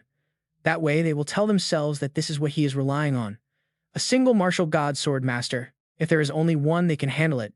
Giving the enemy a shred of hope is the absolute best way to corner them. And just 8 days after Linstein crosses the border, the group stands right before his towering massive mansion. Right at this moment, a cavalryman steps forward, holding a piece of paper tightly with both hands and projects his voice. He shouts to the Earthling, declaring that the unspeakable crimes committed against Teranor are beyond words. Yet, instead of showing remorse, he seeks to commit even greater sins. He demands that he surrender now, kneel to beg for forgiveness, and prevent further harm to the innocent lives of Teranor. It is the very least he can do. As soon as the proclamation ends, the crowd cannot help but question the messenger, muttering that Linstein has completely lost his mind. Amidst the heavy, tense atmosphere, Sihan suddenly bursts out laughing. He smirks quickly, deducing that it is just like him to keep pushing his propaganda. The old man beside Sihan replies in a dry tone, noting that as the king of a nation, he cannot simply take back his words. Right at this moment, Sihan raises his voice to issue an order, saying he should give him an answer. He commands the messenger to not miss a single word and accurately report back exactly what he does next. A few minutes later, the furious messenger flips them off in absolute rage. The surrounding crowd can only look on in. The onlookers stared at him in complete and utter bewilderment. What on earth was that? Was it some kind of strange gesture, or was he trying to cast a curse on them? While the crowd endlessly whispered and gossiped, Lin just stood there and let out a soft laugh. Noticing his reaction, the man curiously asked if that was some secret code only the two of them shared. Lin just sighed, saying it was really nothing that dramatic. He then shifted his gaze, looking straight into the dark shadow looming in front of him while simultaneously signaling Epsilon. It was his turn. Epsilon smirked, replying that he had been waiting for this moment, Your Majesty. Just then a loud shout shattered the silence. As long as the magic barrier holds, the sturdy walls of the White Jade Tower can easily withstand a solar blast or even 9th-tier spells of absolute destruction. We will begin with a massive direct frontal assault. A frantic army of soldiers charged straight toward the Grand Mansion, never stopping their battle cries as they told everyone to push forward. But as the frantic army drew closer, the enemy commander suddenly froze in his tracks. His eyes locked onto the mages positioned right at the top of the mansion, who were busy chanting a heavy spell. They commanded the authority of the heavens to descend and transform into a terrifying, devastating darkness. Instantly, a massive magic circle materialized. It completely enveloped the giant mansion. Witnessing this incredible sight, the commander stared in absolute shock. They had combined the power of hundreds of magic warriors with the circle of the White Jade Tower. This was a massive 9th-tier spell that no single magician could ever cast alone. He quickly recognized the spell being formed, the ruined sky. At that exact moment, Sihan loudly declared that the battle had officially begun. He locked his eyes onto Linstein and screamed, calling out the 9th-tier spell, Ruined Sky. A devastating rain, made of pure shadow, not water, began tearing through the land for miles in every direction, carrying force enough to pierce solid steel. Back with Sihan, a smug smile spread across his face. This alone wouldn't stop Lin, but it would easily halt his first wave. After saying this, Sihan turned to look outside at the battlefield where the magic spell was currently unleashing its chaotic power. But as the chaos raged, Lin just wore a sinister smile. He scoffed, muttering that the Ruined Sky spell was not bad. Then, he suddenly pointed his finger straight toward the heavens and raised his voice, commanding them in the name of their new ruler to disperse. In a blink of an eye, it was gone. The spell vanished as if it had never even existed. The soldiers stood there utterly dumbfounded, an overwhelming sense of panic spreading through their ranks as they realized the magic was gone. On the other side, the mages froze completely stiff. Their faces went pale with horror. Witnessing this impossible turn of events, Sihan gritted his teeth in sheer disbelief. This couldn't be happening. How could the combined magic of hundreds fail to defeat a single man? Right at that moment, a body collapsed heavily onto the ground. Sihan spun around, finding Mortis sprawled out, foaming at the mouth. Sihan frantically screamed his name. Back with Lin, the Emperor just chuckled, explaining he had simply reversed the spell, leaving the casting magician in a pretty bad state. Honestly, he probably wouldn't even be walking normally for a long while. Observing this from afar, another thought crossed Sihan's mind. Seeing Lin's terrifying power made it clear he was on a whole different level. Immediately after, Sinfis turned to his troops, raising his blade as he commanded them to launch the next attack. Without a shred of hesitation, they scattered across the field, engaging in wild, chaotic skirmishes. But the moment any real danger threatened them, they seamlessly regrouped into a single, unbreakable unit. Witnessing this precision, the opposing side couldn't help but feel incredibly bewildered. How on earth were they coordinating so flawlessly? It was as if they constantly knew their allies' exact locations. But before they could figure it out, Lin's elite heavy cavalry charged straight at them like ravenous wolves cornering their helpless prey. Panic spread instantly among the ranks. It was clear they stood absolutely zero chance of surviving this onslaught. Desperate whispers broke out among them, wondering why the Blood Knights hadn't arrived yet. Meanwhile, Lindstein simply watched it all unfold, with a cool, calculating gaze. Sacrificing these foot soldiers would easily buy enough time to secure the outer walls, but the elite Blood Knights would end up surrounded and discarded as simple bait. Even so, after being apart for so long missing, a chance to clash with him would be incredibly disappointing. It was time to lure him out. Suddenly, a massive soldier materialized right beside Jinfis. Hearing the heavy footsteps, Jinfis turned and noted that the legendary Blood Knight had finally arrived. Knight. Meanwhile, Esed was locked in a fierce, chaotic battle with the infantry. Just then, Lin's commanding voice echoed out too.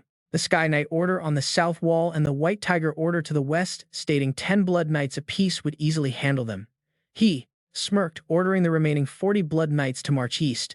The enemy was bound to run out of reserves, soon forcing the legendary martial god swordmasters to finally show themselves. Back on the battlefield, the sharp, deafening clang of clashing metal rang out as two heavy swords violently collided. At that very moment, the commander's gaze slowly swept across the chaotic front line. To the south, a voice speaks with cold composure. The Sky Knights have always survived against the strongest foes, so that is hardly a surprise at all. But the White Tiger Knights are performing far better than expected. Can anyone besides Brentel withstand the Blood Knights? The messenger bows, quickly reporting that a mysterious warrior has arrived. This mysterious warrior is dual-wielding massive greatswords, unleashing a monstrous, terrifyingly advanced level of swordsmanship. He seems to swing with sheer brute force, yet those fluid movements look incredibly familiar to the observant commander. Mimicking the Stealing Queen's sword styles by channeling the Emperor's power, he causes the commander to freeze up. His aura might only be at the master level, but it somehow elevates him to match the deadly Blood Knights. The commander can only wonder who on earth this fighter is, while nearby a young man appears, smiling brightly. The boy is currently utilizing the thousand-face technique, and the moment the commander spots him, he falls silent. For some strange reason, this kid reminds him of the great swordsman Zenong, despite looking completely different. Zenong has been completely silent ever since he left to hunt down a certain descendant of the legendary Ryan. Suddenly, warning alarms echo across every single front line, but the defensive forces are simply too depleted to stop them. The terrifying Blood Knights have already scaled the eastern wall, and a high-climbing enemy knight suddenly freezes mid-ascent. The enemy hesitates, wondering who could possibly stop them now, Sihan or perhaps Old Bar. Before he can react, an explosion sends him flying. Talk about a crazy entrance. Even Lindstein is left completely frozen in shock. It is not Bar. It is Maluf. Someone immediately screams, shocked to see him standing right there on the front lines. They assume Maluf was heading toward Delstroy, but another ally quickly cuts in, reminding them this is their chance. This is their only shot. Others quickly agree. Across the battlefield, Sihan clenches his fist with absolute determination. He commands Karen and Alita to move, and right on cue, a formidable new ally joins the fray, Valos. Right behind him is Freya, wearing an intensely serious expression that makes the enemy commander almost scream in panic. Not only Maluf, but great swordsmen Valos and Freya Hen are present, along with the leader of the Queen's Knights. Why on earth is Bepas fighting for Sihan, his former enemy? On the ground, Bepas lowers his head, trembling. This is it. He will finally repay his debts to Sihan, leaving the panic-stricken commander to scream out in terror. How could they possibly be here when they were supposed to be marching directly toward Delstroy? Lindstein remains calm. He realizes the reports about the Royal White Knights and the Moonlight Knights moving must have been entirely accurate. They must have left their subordinates behind to operate completely independently, a bold theory that makes the commander spin. Glaring straight at Lindstein, he demands to know if she is suggesting they use their own loyal men as decoys. How could any commander pull such a reckless stunt? Lindstein simply responds with an incredibly calm, teasing question. But it successfully tricked us, did it not? She laughs softly. Wow, she really is as cold-hearted as they come. If they had attacked anywhere other than the tower, it would have resulted in thousands of innocent lives being lost. No tens of thousands. Recalling their meeting, Keltaron smiles mischievously, knowing this scheme is too wild for Sihan. Sihan had panically questioned the crazy proposal, wondering how he could possibly use his knights as mere bait. Splitting the commanders from their troops is incredibly risky, and any mistake would result in absolutely catastrophic casualties. But Keltaron had calmly pointed out that while failure meant 30,000 casualties, it was still better than losing Sihan. The risk of losing Sihan, their only beacon of hope, is far too great to play things safe now. Sihan had slammed his hand on the table, refusing to gamble with the precious lives of innocent people. Risking his own life is fine, but risking innocent civilians is a line he simply cannot cross. Teranor only laughed, offering a ridiculously simple solution if things actually began to spiral out of control. He suggested raising the white flag and surrender, knowing Lindstein would surely avoid any unnecessary mindless slaughter. Sihan could then slip away quietly, biding his time to strike back when the perfect opportunity finally arrived. Sihan could only stare in disbelief, silently wondering if this shameless man had any concept of honor at all. Ignoring Sihan's judgmental face, Teranor leisurely gave the signal, declaring there was no more time to waste. And so the grand battle for the White Jade Tower begins, with 3 chaotic fronts forming at once. 10 Blood Knights clash with the Royals in Xenon, 10 face the Sky Knights, and 40 confront Bepas and his allies. The brave warriors plunge headfirst into the raging inferno of war, kicking off a truly legendary showdown. The battlefield is in total chaos, with the fierce roars of the cavalry echoing loudly. What is so special about you, Blood Knights? We have strongest warriors on the continent by our side. Across the way, Lindstein steps forward, giving a silent nod. Fine, I admit you have managed to surprise me. Lindstein wears a faint smirk, but in the end, all you have done is gather a dozen high sword masters, grand sword masters, and master rank warriors. You are only delaying the inevitable, and this changes absolutely nothing. At the exact same time, Valos frantically charges to attack a high sword master. One of them suddenly leaps towards the cavalry, turning back to Lin with a completely bewildered look, lowering his voice in deep doubt. There is something completely off. Lin's gaze sweeps across the battlefield where the Blood Knights are being held back.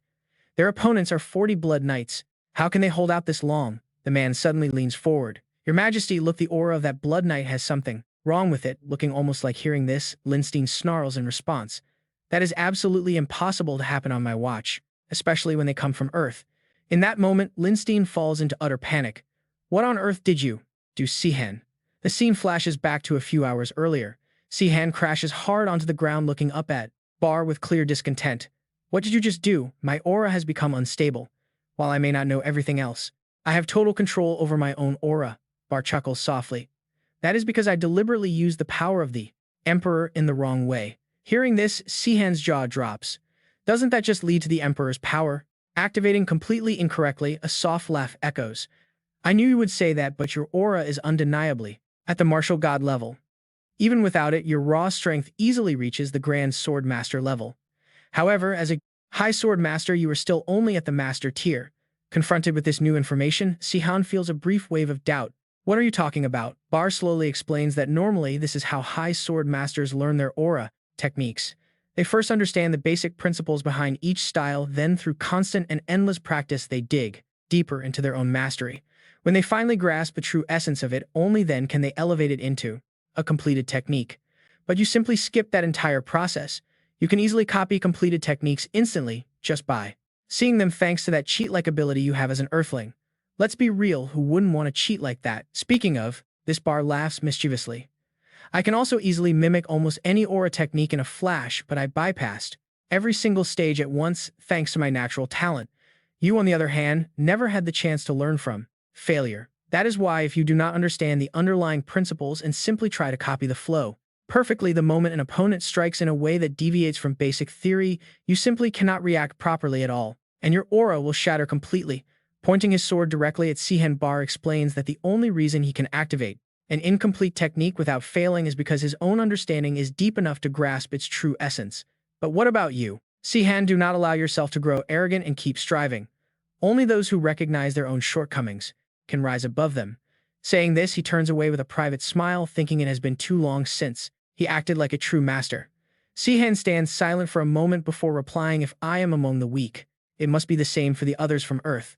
Back in reality, Ho Chen decisively thrusts the tip of his sword at the High Sword Master, sending him flying backward. Ho Chen pauses for a moment, silently thinking that he had deliberately distorted the flow of his aura technique during the attack, and it successfully threw off the balance of the Blood Knight's aura, leaving them completely unable to counter. Who would have guessed they had such a ridiculous weakness as that? Meanwhile, Lindstein mutters under his breath, at this rate, this battle will never end. He directs his gaze toward the chaotic field and issues a firm order. Get ready, High Sword Master Enwin. It seems the Red Dragon Knights will have to make their move. Enwin quickly agrees. Lindstein closes his eyes for a brief moment, then opens them, his gaze turning sharp and decisive. He did not plan to deploy him until Bar appeared, but since this happened, he must change plans. Elsewhere, a powerful figure stands proudly in front of a grand mansion, growling deeply in his throat. Martial God High Sword Masters, Martial God Divine Art 12 Light Blades, Martial God Divine Art 8 Light Blades. The moment those words fade, a sudden blast of spiritual energy surges straight toward the mansion. A freezing wind sweeps across instantly, causing a whole array of weapons to be destroyed. Right then, Bar leaps down below, letting out a soft breath. You have finally crawled out of your hole. I could do nothing until you appeared, as one wrong move would have caused heavy losses to our side. Bar looks up at his opponent. Now let's see what you have. S remains still unfazed. He steps forward with total calm, introducing himself as Epsilon and calling it an honor to cross swords with the legendary mercenary king. Barch freezes. Stunned, Barch asks if he can actually speak. Epsilon frowns, wondering what is so strange about that, as Barch tilts his head to examine him. Compared to the others, who are you and where did you come from? Epsilon slowly shakes his head, his gaze turning completely blank. I do not know, he mutters. I have no memories of my past. All I know is my oath of loyalty to His Majesty Linstein. Nothing else matters. Barch grows even more skeptical. If you lost your memory, how do you know who I am? Epsilon lowers his voice. I may not remember myself, but I still know the rules of this world. Barch looks down. Barch's expression shifts. The guy clearly has amnesia, yet deep within his subconscious, his basic knowledge remains completely intact. He knows about Teranor, meaning he is from this world and not from Earth. Barch decides he will have to test this himself. With that thought, he casually flips him off, telling him to drop dead. Seeing the gesture, Epsilon nearly loses his mind. Mercenary King Barch, I respected you as a senior who walked this path long before me. Epsilon fumes, and you answer with an insult. Meanwhile, Barch stands completely frozen, wearing an utterly bewildered expression on his face. He stares at Epsilon, trying to figure this out. What on earth is happening? The guy seems to be from Teranor, yet he is reacting to a gesture only Earthlings would know. It makes no sense. Barch tightens his grip on his sword. There is only one real way to get answers out of him. He will beat the truth out of him after forcing him to his knees. Just like that, the clash between them officially begins. Steel smashes against steel with incredible force. As Barch and Epsilon swing their blades simultaneously, the ground beneath them begins to tremble. Up on the mansion roof, a rider watches the chaos unfold. The sheer scale of the collision leaves him absolutely breathless. Their raw, godlike aura is colliding in waves of pure energy. Back on the battlefield, Barch is suddenly thrown backwards several meters. He recovers instantly, keeping his eyes locked onto Epsilon. The guy is not actually a top-tier swordsman based on pure skill. Instead, he makes up for his average technique with a monstrous, almost endless pool of aura capacity. Barch assesses his chances. As long as Epsilon does not suddenly pull out 9th-tier magic, Barch can win this. But can he use magic like Sihan? Just as Barch prepares to charge forward, he hesitates. His eyebrows furrow. This is definitely not going to be an easy fight. He never expected it to be. Thanks to their aura-disrupting techniques, the Allied forces had managed to hold off the Blood Knights. But the massive backlash weakened their abilities, preventing the 4 Allied nations from delivering a decisive game-ending blow to their enemies. With neither side able to land a clean hit, the tower's defensive line has ground down into a brutal, exhausting stalemate. Suddenly, a figure plunges straight down from the sky. Barch shifts his focus upward. The secondary threat has finally arrived. As the new warrior lands, the surrounding troops stir in panic. It is another master-level martial god, standing right before them. Barch scowls. So Linstein really did have a second master swordsman hidden up his sleeve this whole entire time. The flashy armor was just a distraction to make everyone think there was only one, while keeping this guy in reserve. Barch grips his sword. Facing 2 martial god-level swordsmen at once is impossible, even if he plays it completely safe. He won't survive long on defense alone. He needs Sihan to step in and back him up before he gets overwhelmed. But wait, is that exactly what the enemy wants? Is this flashy ambush just a trap specifically designed to draw Sihan out? Linstein likely deployed his trump card just to bait Sihan out. Fortunately for them, Sihan has kept his distance so far. The battlefield remains incredibly tense. Meanwhile, Linstein continues to watch the unfolding duel from a safe, quiet distance, completely oblivious. Hidden away, Sihan whispers to his companions. The enemy finally deployed their second master swordsman. This is their golden opportunity. He looks at Karen Alita, who nods back. Understood, she replies quietly. It is time to make their move. Sihan gives the command to attack. Suddenly, Linstein's soldiers look up at the sky, gasping as a strange energy gathers. A brilliant, blinding light fills the sky. An ambush, their commander yells in panic. I did not expect this at all. But Linstein suddenly turns around, a cruel, mocking smirk spreading across his face. He is not surprised in the slightest. You are far too predictable. Sihan. Linstein sneers to himself. I knew you would try to ambush me right here. He had deliberately split his own forces, presenting himself as bait just to lure his opponent into a false sense of security. But mid-gloat, a blinding beam of light erupts directly in front of him, swallowing his vision completely. His smug smile vanishes. He freezes absolute panic, seizing his chest. What is going on here before he can even process the unexpected turn of events? Lindstein realizes this is not Sihan's demonic dragon blade. They are using a completely different attack to box him in. Sihan knows he wouldn't just stand there and take a direct hit from such an obvious massive spell. The truth clicks. He is trying to herd me into the forest, Lindstein realizes, but Sihan is smarter than that. Only Jackson is stupid enough to fall for that kind of trap. Maybe it is just a decoy, a fake, not Sihan himself. Know that. Is the demonic dragon blade active at absolute maximum power? Only Sihan possesses enough aura to pull off something like that. But what does he gain by broadcasting his exact position like this? Is he drawing our attention to strike somewhere else? No, he wouldn't need to. Trick him when he already knows an ambush is coming. These frantic thoughts keep flashing in Lilstein's mind, making him instinctively resist. He simply cannot comprehend this bizarre move. Suddenly, one of his subordinates freezes, sensing something deeply unusual. Oh no, before the group can even react, Sihan suddenly lunges forward, coldly ending their lives with his sword. Sihan looks up at Lilstein with a smug smirk, knowing it must be driving him crazy. Why would Sihan do something so completely meaningless? And what on earth is he planning? Keep thinking Lilstein, because Sihan actually activated the demonic dragon blade before the ambush even started. The moment Lilstein saw Sihan, he froze, his mind racing with only one insistent thought: this makes absolutely no sense. Lilstein is always extremely cautious and rational, which is why when something incomprehensible happens, he has to verify it himself. Meanwhile, Lilstein frowns heavily, completely unable to understand why Sihan did it. He needs to find out the reason. Finally, he barks a command for Gamma to go. Hearing that, Sihan turns, his eyes narrowing. Among those ordinary soldiers, he had already sensed another powerful god-level sword master. That makes 3 of them. Across the field, Gamma lets out a space-shaking roar, declaring he will take the savior down in the name of his own king. He charges straight ahead, muttering a bizarre, incomprehensible spell. Godly martial technique, 12 light blades. Sihan is stunned. Gamma can speak, and that is actually Sihan's own technique. How could he possibly steal his signature move? Sihan sighs softly. He guesses he can't really complain about it now. Suddenly, Karen charges from behind, heading straight for Gamma. Sihan barely has time to scream her name as a strange dark aura suddenly wraps around Gamma. He gets bewildered, recognizing this power as the Plague Bless. Since she is supposedly immortal, why on earth is she here? Karen pauses, demanding to know how. Gamma knows her identity. In a flash, Karen unleashes her crimson blood moon chains. Gamma has no intention of standing by taking the hit. He swings his blade, unleashing a destructive aura. The two clash in a brutal and fiery battle. She glares at him while Sihan realizes that the Plague Bless has already weakened their enemy, preventing Gamma from fighting at full strength. Suddenly, Karen swings her leg back, launching a barrage of heavy chains. The moon chains, instantly Gamma is bound tight. He struggles desperately against the chains wrapping from her legs, not expecting this attack. Without wasting a single second, she yells Sihan's name. The hero moves, instantly chanting for the light to subjugate all creation under his absolute domination. Gamma looks up, completely dazed, as bizarre magical arrays manifest everywhere. In an instant, he is sealed inside a magical barrier box. Gamma looks around and sneers.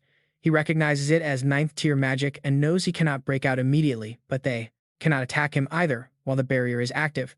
The moment they dispel it to strike, he plans to make his escape. However, his face instantly freezes as he watches Sihan and the others simply run away. Furious, Gamma barks out, "How dare you run? We must finish our battle, savior." But Sihan completely ignores him, dashing furiously toward Lilstein instead. The moment Sihan locks eyes with him, he roars in anger. Surprisingly, Lilstein remains incredibly calm, wearing a sinister smirk as he greets Sihan. It has been a long time, and he is surprised to see him. Lilstein notes that his spy told him Sihan was gone for 10 years, so there is much to discuss, but first he has one burning question. Shifting his tone, he asks why Sihan used the demonic dragon blade earlier. Was it just to show off? Sihan simply shakes his head, explaining there is no reason, though it worked out. Lilstein smirks, claiming Sihan cannot hold a god-level sword master forever. He mockingly points out that the barrier will only buy Sihan 10, no maybe 5 minutes, asking if Sihan really expects to defeat him in that time. Sihan just laughs and says, "Of course not." Then, a brilliant white light charges straight at Lilstein. At that exact moment, Sihan chants a powerful spell in the name of Saffron, commanding the elements to defy the true order and sever the boundary between heaven and earth, part by the descending energy. Hearing the deafening crash, Barak immediately looks up, noticing the giant dome forming. If that massive shield suddenly expands from the void, it means the operation is a success. Immediately, the battlefield descends into pure chaos and panic. The commander turns around in a frenzy, demanding to know what is. We lost contact with His Majesty. Is he inside that strange dome? We must turn back. Right after saying this, the elite knights hurriedly turned around and left the battlefield. Meanwhile, Barch collapsed to the ground, sighing that a moment later would have been his end. Facing two martial god swordmasters was just too much for him. Still, the plan worked, and they successfully managed to divide the forces of Earth. At the same time, anxious soldiers quickly surrounded Lilstein, asking if His Majesty was all right and demanding to know what kind of bizarre magic this barrier was. Lilstein merely muttered under his breath, realizing it was a barrier, before looking Sihan dead in the eye and questioning his ultimate goal. He asked if Sihan truly believed separating him from his martial gods swordmasters would work, reminding him that ordinary barriers could never stop his power. Even if this was his first time seeing this specific type, it would not hold him. With that, Lilstein calmly reached his hand out into the empty air. A blazing fireball instantly materialized at his fingertips. To test the boundary, he let it burst, sending wild sparks flying in every direction. The flames immediately rained down below. After a brief silence, Lilstein's gaze turned incredibly sharp as he analyzed the barrier's hidden structure. This was far from a simple barrier, it was a complex space rift combined with a highly unstable distortion field. Realizing this, Lilstein turned around and demanded to know how Sihan had managed to alter the fabric of space itself. Sihan casually replied that, to be honest, he had no idea how the mechanics of it worked. He had simply activated a pre-existing spell that the Archmage Safaran had left behind in the White Jade Tower. The magic distorts and isolates the space itself, completely neutralizing all external attacks, barriers, and spatial manipulation. Even the Great White Emperor cannot deal with magic he has never seen before. Lilstein raised his head, staring through the invisible barrier. Muttering Safaran's name, it all became clear. He admitted he never expected his old acquaintance to pull off a stunt like this. Though highly impressed, Lilstein cursed Safaran for remaining a massive pain in the neck, even from beyond the grave. The late mage had never used this spell during his lifetime, and Lilstein's thorough search of the tower had yielded absolutely no clues. Sihan chuckled and shrugged, explaining that the barrier required an absolutely ridiculous amount of mana to activate, so much so that no one but Sihan himself could ever pull it off, which was why it was deemed a failed experiment. Only Safaran's inner circle knew it existed. Sihan added that it was ironic to corner him with a traitor's legacy. At that very moment, Sihan stood his ground, his hand tightly gripping the hilt of his sword. He told Lilstein that it did not matter if he had mass-produced 100 or even 1,000 martial god swordmasters. Without them standing by his side right now, they were completely useless. Hearing this, Alita let out a subtle smirk, realizing Sihan's true intent. He had no intention of fighting a prolonged war, since defeating Lilstein would instantly break the brainwashing. She sensed no other earthlings nearby. If it was just Lilstein alone, they stood a chance. Suddenly, Lilstein began slow clapping, admitting Sihan had planned this out quite well. He confessed he genuinely had not anticipated such a brilliant move. But as his voice dropped, his expression grew cold. He asked what could have possibly made Sihan assume that he had brought no one else from Earth along with him. And wait, this gets so much worse. Two massive knights suddenly materialized right behind him, instantly shifting the entire balance of power. Both Karen and Alita froze in absolute shock. Sihan stared intensely at the newcomers, while Karen felt her heart plunge into chaos. She could not comprehend what was happening. No matter how perfectly those knights tried to suppress their massive auras, Alita should have detected them instantly. Her unique ability allowed her to sense any foreign entity hailing from another world. This entire ambush relied on her tracking and Safaran's spatial barrier to successfully isolate Lilstein from his main forces. If even a single variable went wrong, their entire plan would crumble.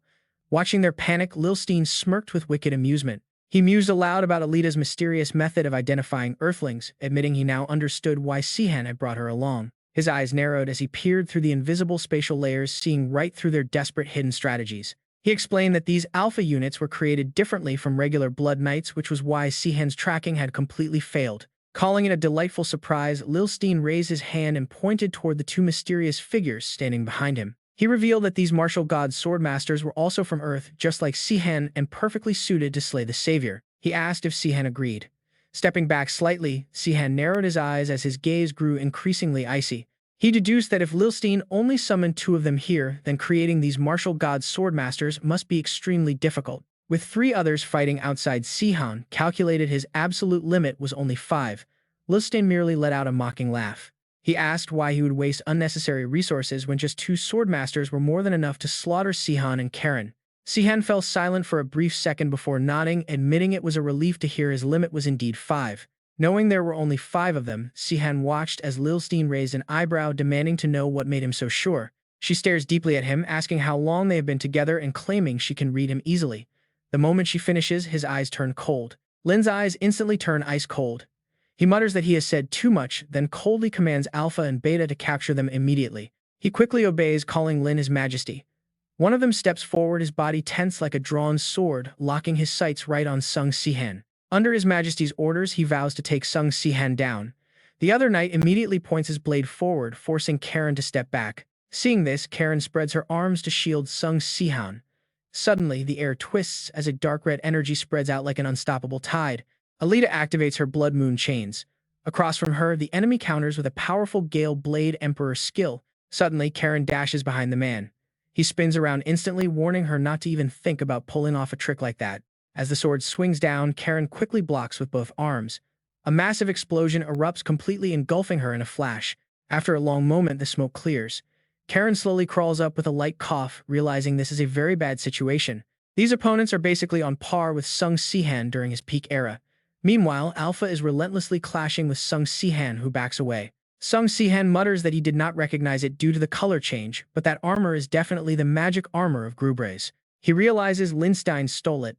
Linstein smiles, agreeing that it fits Alpha perfectly, calling it the ultimate masterpiece of all his creations. He claims Sung Sihan has zero chance of defeating Alpha. Linstein adds that Sung Sihan is only strong because he came from Earth. He is not some legendary warrior back on Earth. Under the same equal conditions, the stronger fighter will always win. The moment he stops speaking, Alpha charges forward to attack. Sung Sihan is immediately forced onto the defensive by the heavy blows. Staring at Alpha, Sung Sihan realizes that Lin was right about the massive power gap between them under these conditions. Without hesitation, Sung Sihan shouts for Karen to activate her Plague Blessing. She spins around in absolute shock. She asks what he means by that, but Sung Sihan snaps back, if he weakens, they weaken too, making her the strongest here. Karen hesitates for a second, then nods. With complete focus, she reaches her hand out as if offering a sacred prayer. She prays to Late, begging for the deity's blessing to become an agonizing trial for their enemies. A massive wave of dark energy erupts outward. Lin stands frozen for a moment before a creepy smile spreads across his face. One by one, the knights clutch their throats as dark blood spews from their bodies. Under Karen's cold stare, they collapse. They drop dead onto the cold ground.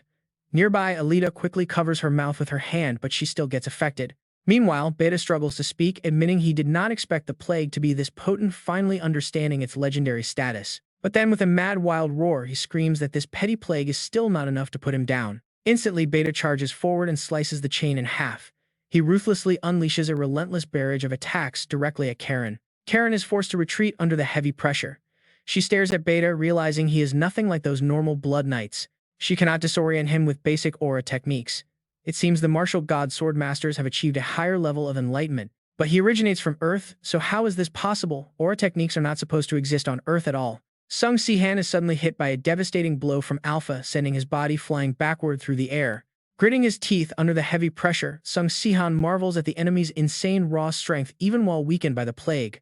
The guy lacks proper technique but is purely pushing Sung Sihan back with monstrous brute force.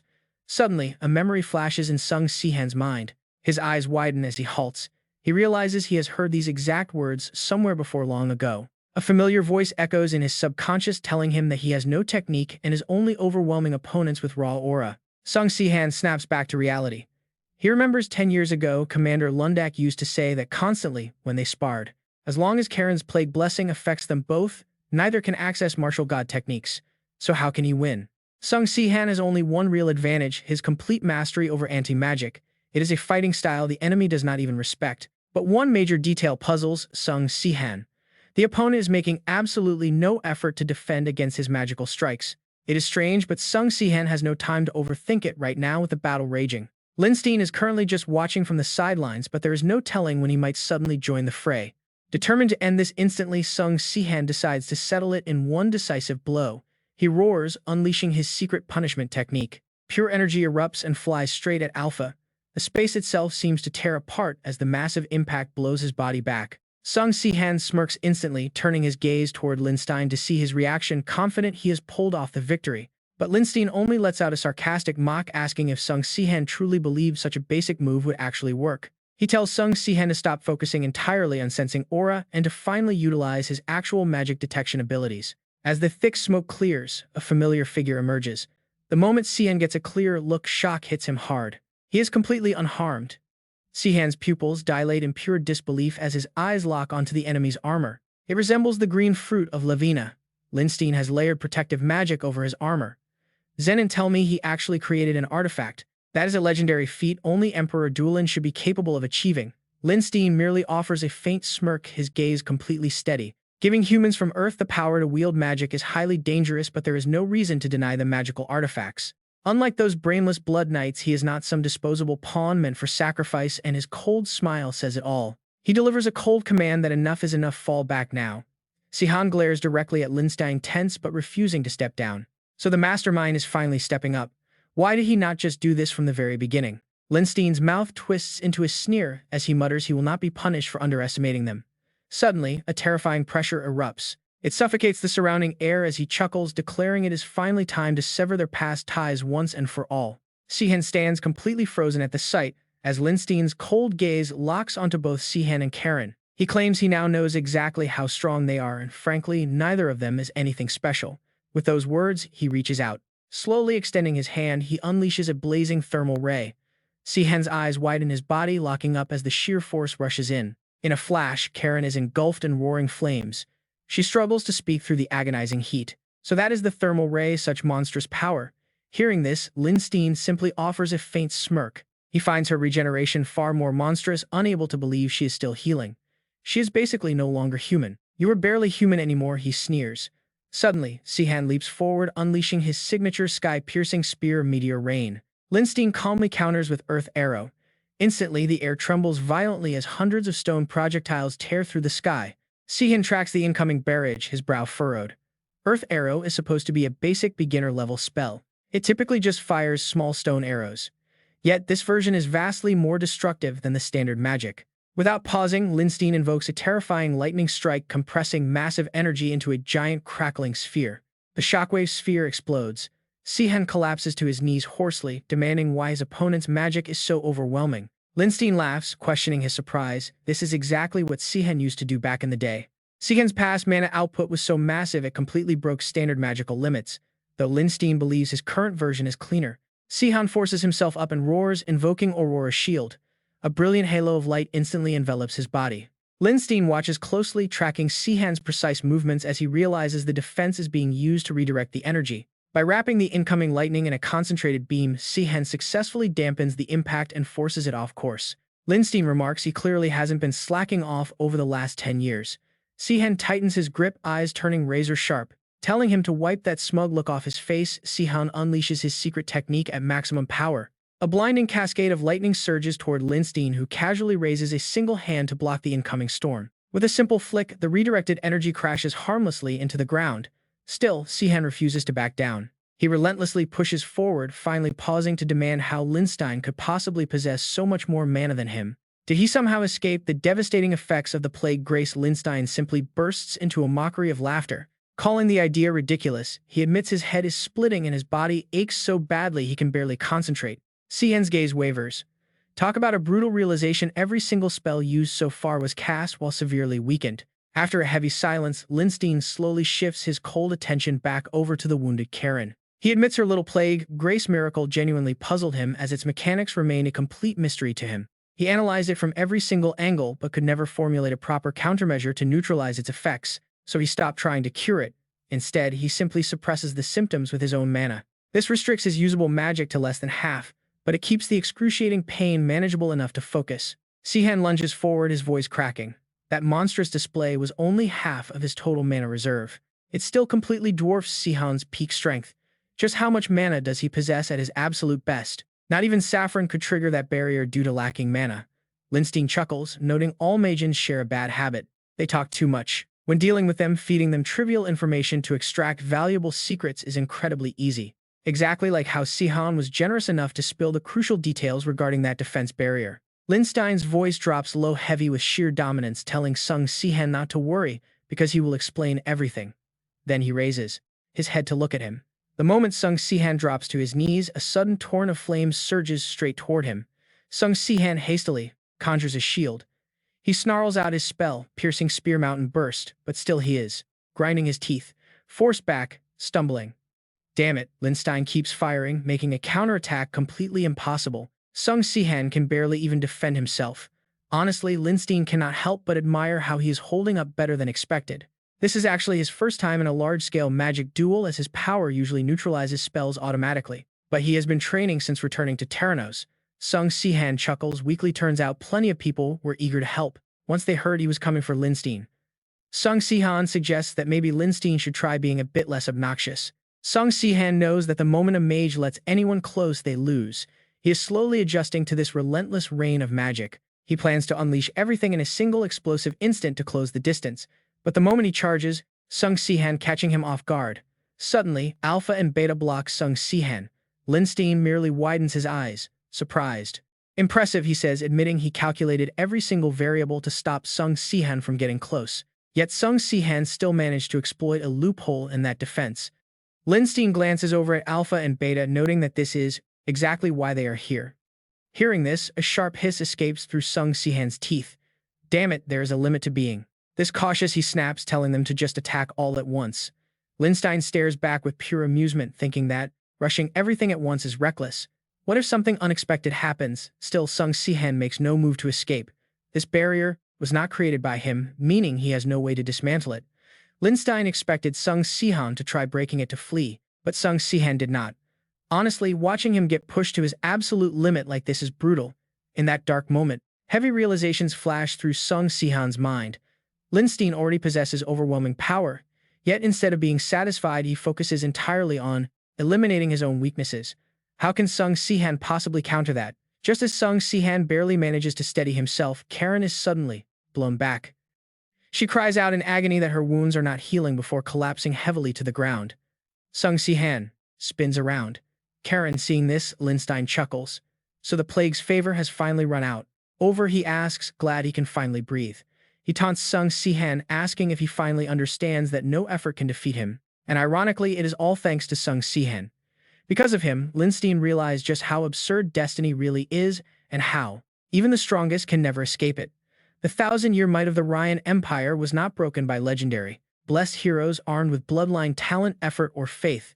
No, it fell before a simple, ordinary boy who dropped out of the sky, an outsider from Earth. That is fate. Destiny's hammer slammed down on the Emperor, ending his life. And Lindstein asks what guarantee he has that the hammer will not strike him next. His gaze grows icy cold as a dark smirk creeps onto his face, knowing that doing nothing against such a cruel fate would be pure foolishness. That is why he pursued absolute power. At this point, Lindstein seems to completely lose his mind, screaming that he has finally obtained it, a power that transcends fate, so destiny can never touch him again. Still, he claims he never wanted things to go this far, demanding to know why Sung Sihan had to return at all. Sung Sihan could have just waited quietly on Earth. Hearing this, Sung Sihan looks up with a mocking sneer, asking if Lindstein is upset because Sung Sihan refused to stay put and be his obedient little pawn. Suddenly, a flash of light cuts across Sung Sihan. Fresh blood sprays into the air alongside Sung Sihan's agonizing scream. Lindstein chuckles coldly, asking why Sung Sihan would say something so incredibly hurtful.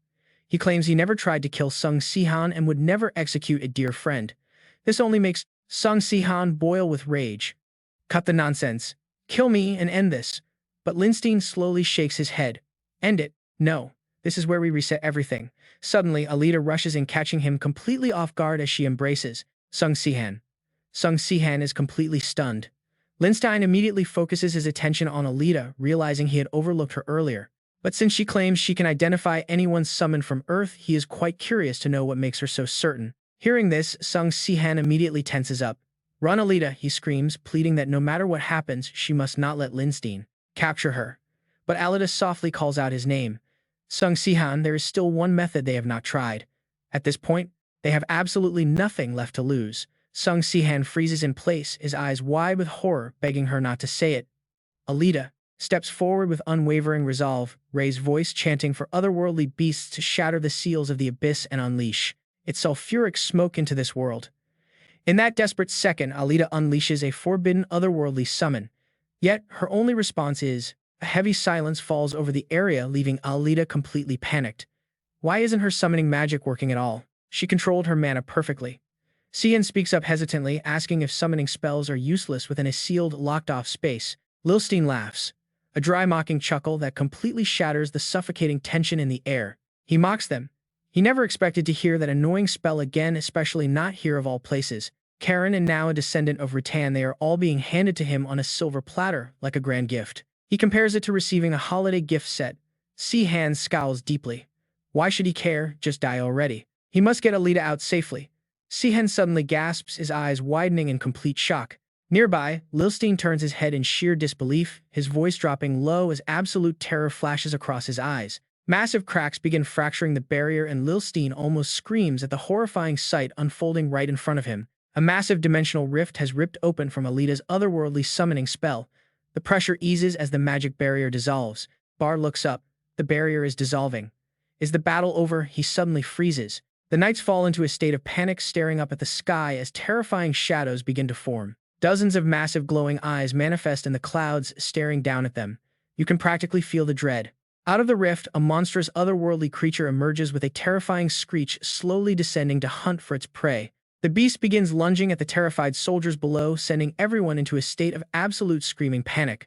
Lilstein narrows his eyes immediately, recognizing the nightmare. It is one of Ruelan's monsters, but something feels deeply wrong. He wonders if it is even possible to shatter a spatial barrier with a simple summoning spell like that. That should be impossible. He senses that there is a hidden dangerous force at play here that he cannot understand. His subordinates scream in terror. Lilstein mutters under his breath, acknowledging how dangerous these magic-immune monsters truly are. With a swift wave of his hand, he unleashes a powerful freezing spell to halt the monster's blazing assault. Alita watches the chaos unfold and yells out, asking what he expects to achieve by summoning such a massive beast. Lilstein merely smirks. Still, he admits that for a descendant of Retton, her summoning prowess is pretty impressive. He boasts about summoning 50 more high-ranking sword masters, but suddenly he senses an incredibly bizarre wave of energy. Strange currents of aura are rapidly homing in on Lilstein. Seeing the danger, Alpha rushes forward, shouting a warning to protect him. Lilstein freezes, muttering in disbelief. He was absolutely certain he had destroyed the creature just a moment ago. Instead, the otherworldly beast is rapidly regenerating right before his eyes, leaving him completely stunned by its resilience. Refusing to back down, Lilstein channels his mana once more, unleashing a dense shroud of magical energy upon the beast. The creature trembles under the impact but remains standing. Lilstein scowls, realizing his heavy attack barely even scratched it. That spell was far stronger than anything he used before, yet the monster seems to be growing even more powerful. Standing behind, Alita frowns deeply. This terrifying growth reminds her of the exact moment she first summoned Sihan here. The beast is aggressively draining her mana without her consent. Slowly raising her arm, Alita reaches for her bracelet. She examines the accessory, realizing that almost all the controlled gems on it have shattered from the intense magical drain. If those gems were regulating the mana intake, she has no idea what will happen once the very last one breaks. She knows she has to escape immediately. Without wasting a second, Alita grabs hold of both Sihan and Karen. But just as she prepares to teleport, Beta shouts out, demanding to know where she thinks she is going as he charges. Before she can react, the final controlled gem shatters completely. Alita freezes, her eyes widening in sheer helpless horror. Suddenly, the massive otherworldly beast splits clean in two. Honestly, how much worse can this situation even get? He cannot comprehend how a monster summoned through a tiny portal could possibly surpass the beasts of the ancient legends. It is far too powerful for a standard summon. Meanwhile, Alita realizes her own mana has been completely drained. Suddenly, a realization hits her. If she is out of mana, how is the monster still growing this powerful? The beast must be directly draining Lilstein's magic instead. But she cannot figure out how such a thing is possible. Running out of her own mana shouldn't let her summon steal from others. Oddly, Lilstein seems completely unaware of the drain. Though she is deeply confused by this strange phenomenon, she knows this chaotic moment is their perfect chance to escape. Spotting their movement, Lilstein whips around and barks orders to Gamma, Delta, and Epsilon to stop her from escaping. Meanwhile, the split beasts multiply again and again. Lilstein grinds his teeth in fury, never expecting things to go so horribly wrong. Lilstein had never designed them to fight something so colossal. He only programmed the Alpha series to battle other humans. They simply lacked the experience or technique to handle a monstrous force like Sihan. Right then, the sky grew abnormally dark. Bizarre creatures began closing in on the mansion, making the terrified cavalry turn back. They realized this was the Savior's doing. He had actually summoned this otherworldly monster. One of the soldiers cursed, wondering how a supposed savior could do such a thing. Another quickly added that Lilstein must have used some cursed forbidden technique, calling the man a total demon. Nearby, Xenon stared blankly at a single spot, his face pale with dread, as his voice involuntarily started to tremble. He muttered that this was absolute hell, wondering what went wrong with the plan. Just then, Barak rushed up from behind. He hurriedly announced that Sihan had lost and only Lilstein could pull this off. Those brainless Magians must have failed their spell. They must have ruined another incantation. Zenon yelled back, arguing they couldn't just abandon their own people and run away. He insisted on staying to monitor the situation, but his body suddenly tottered. Barak lowered his voice, offering a quiet apology. Barak couldn't afford to lose the one student he had waited his whole life for. Suddenly, a signal flare shot into the sky. Hearing the noise, Sihan's group immediately looked up. That flare could only mean one thing: their captain had been defeated. Instantly, desperate screams echoed across the battlefield as the forces retreated toward the tower. Meanwhile, Lilstein stood silently amidst the ruins. Gritting his teeth in absolute fury, the man muttered that he had calculated every variable, leaving absolutely no room for error. Yet here, he was watching an otherworldly monster summoned by a descendant of Ruskalin appear from thin air to ruin everything. Lilstein let out a furious roar, demanding to know if fate itself was mocking him despite the massive power he held. Fortunately for him, that summoned otherworldly monster vanished on its own after a while, leaving the allied forces completely defenseless.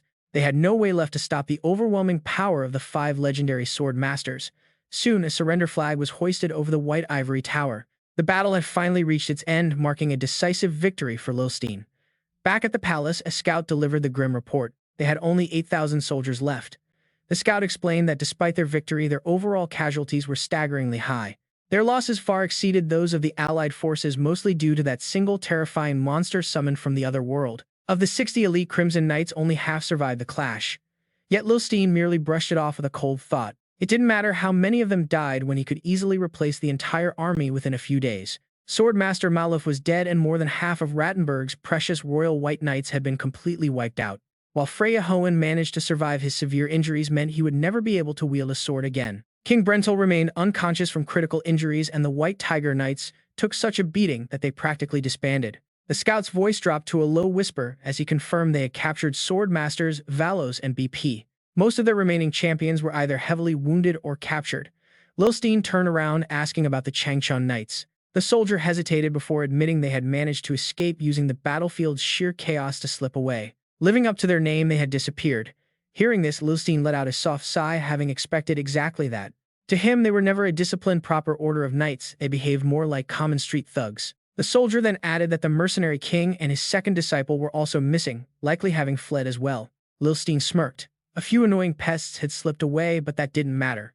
With the savior and the immortal witch out of the picture, nobody stood in his way.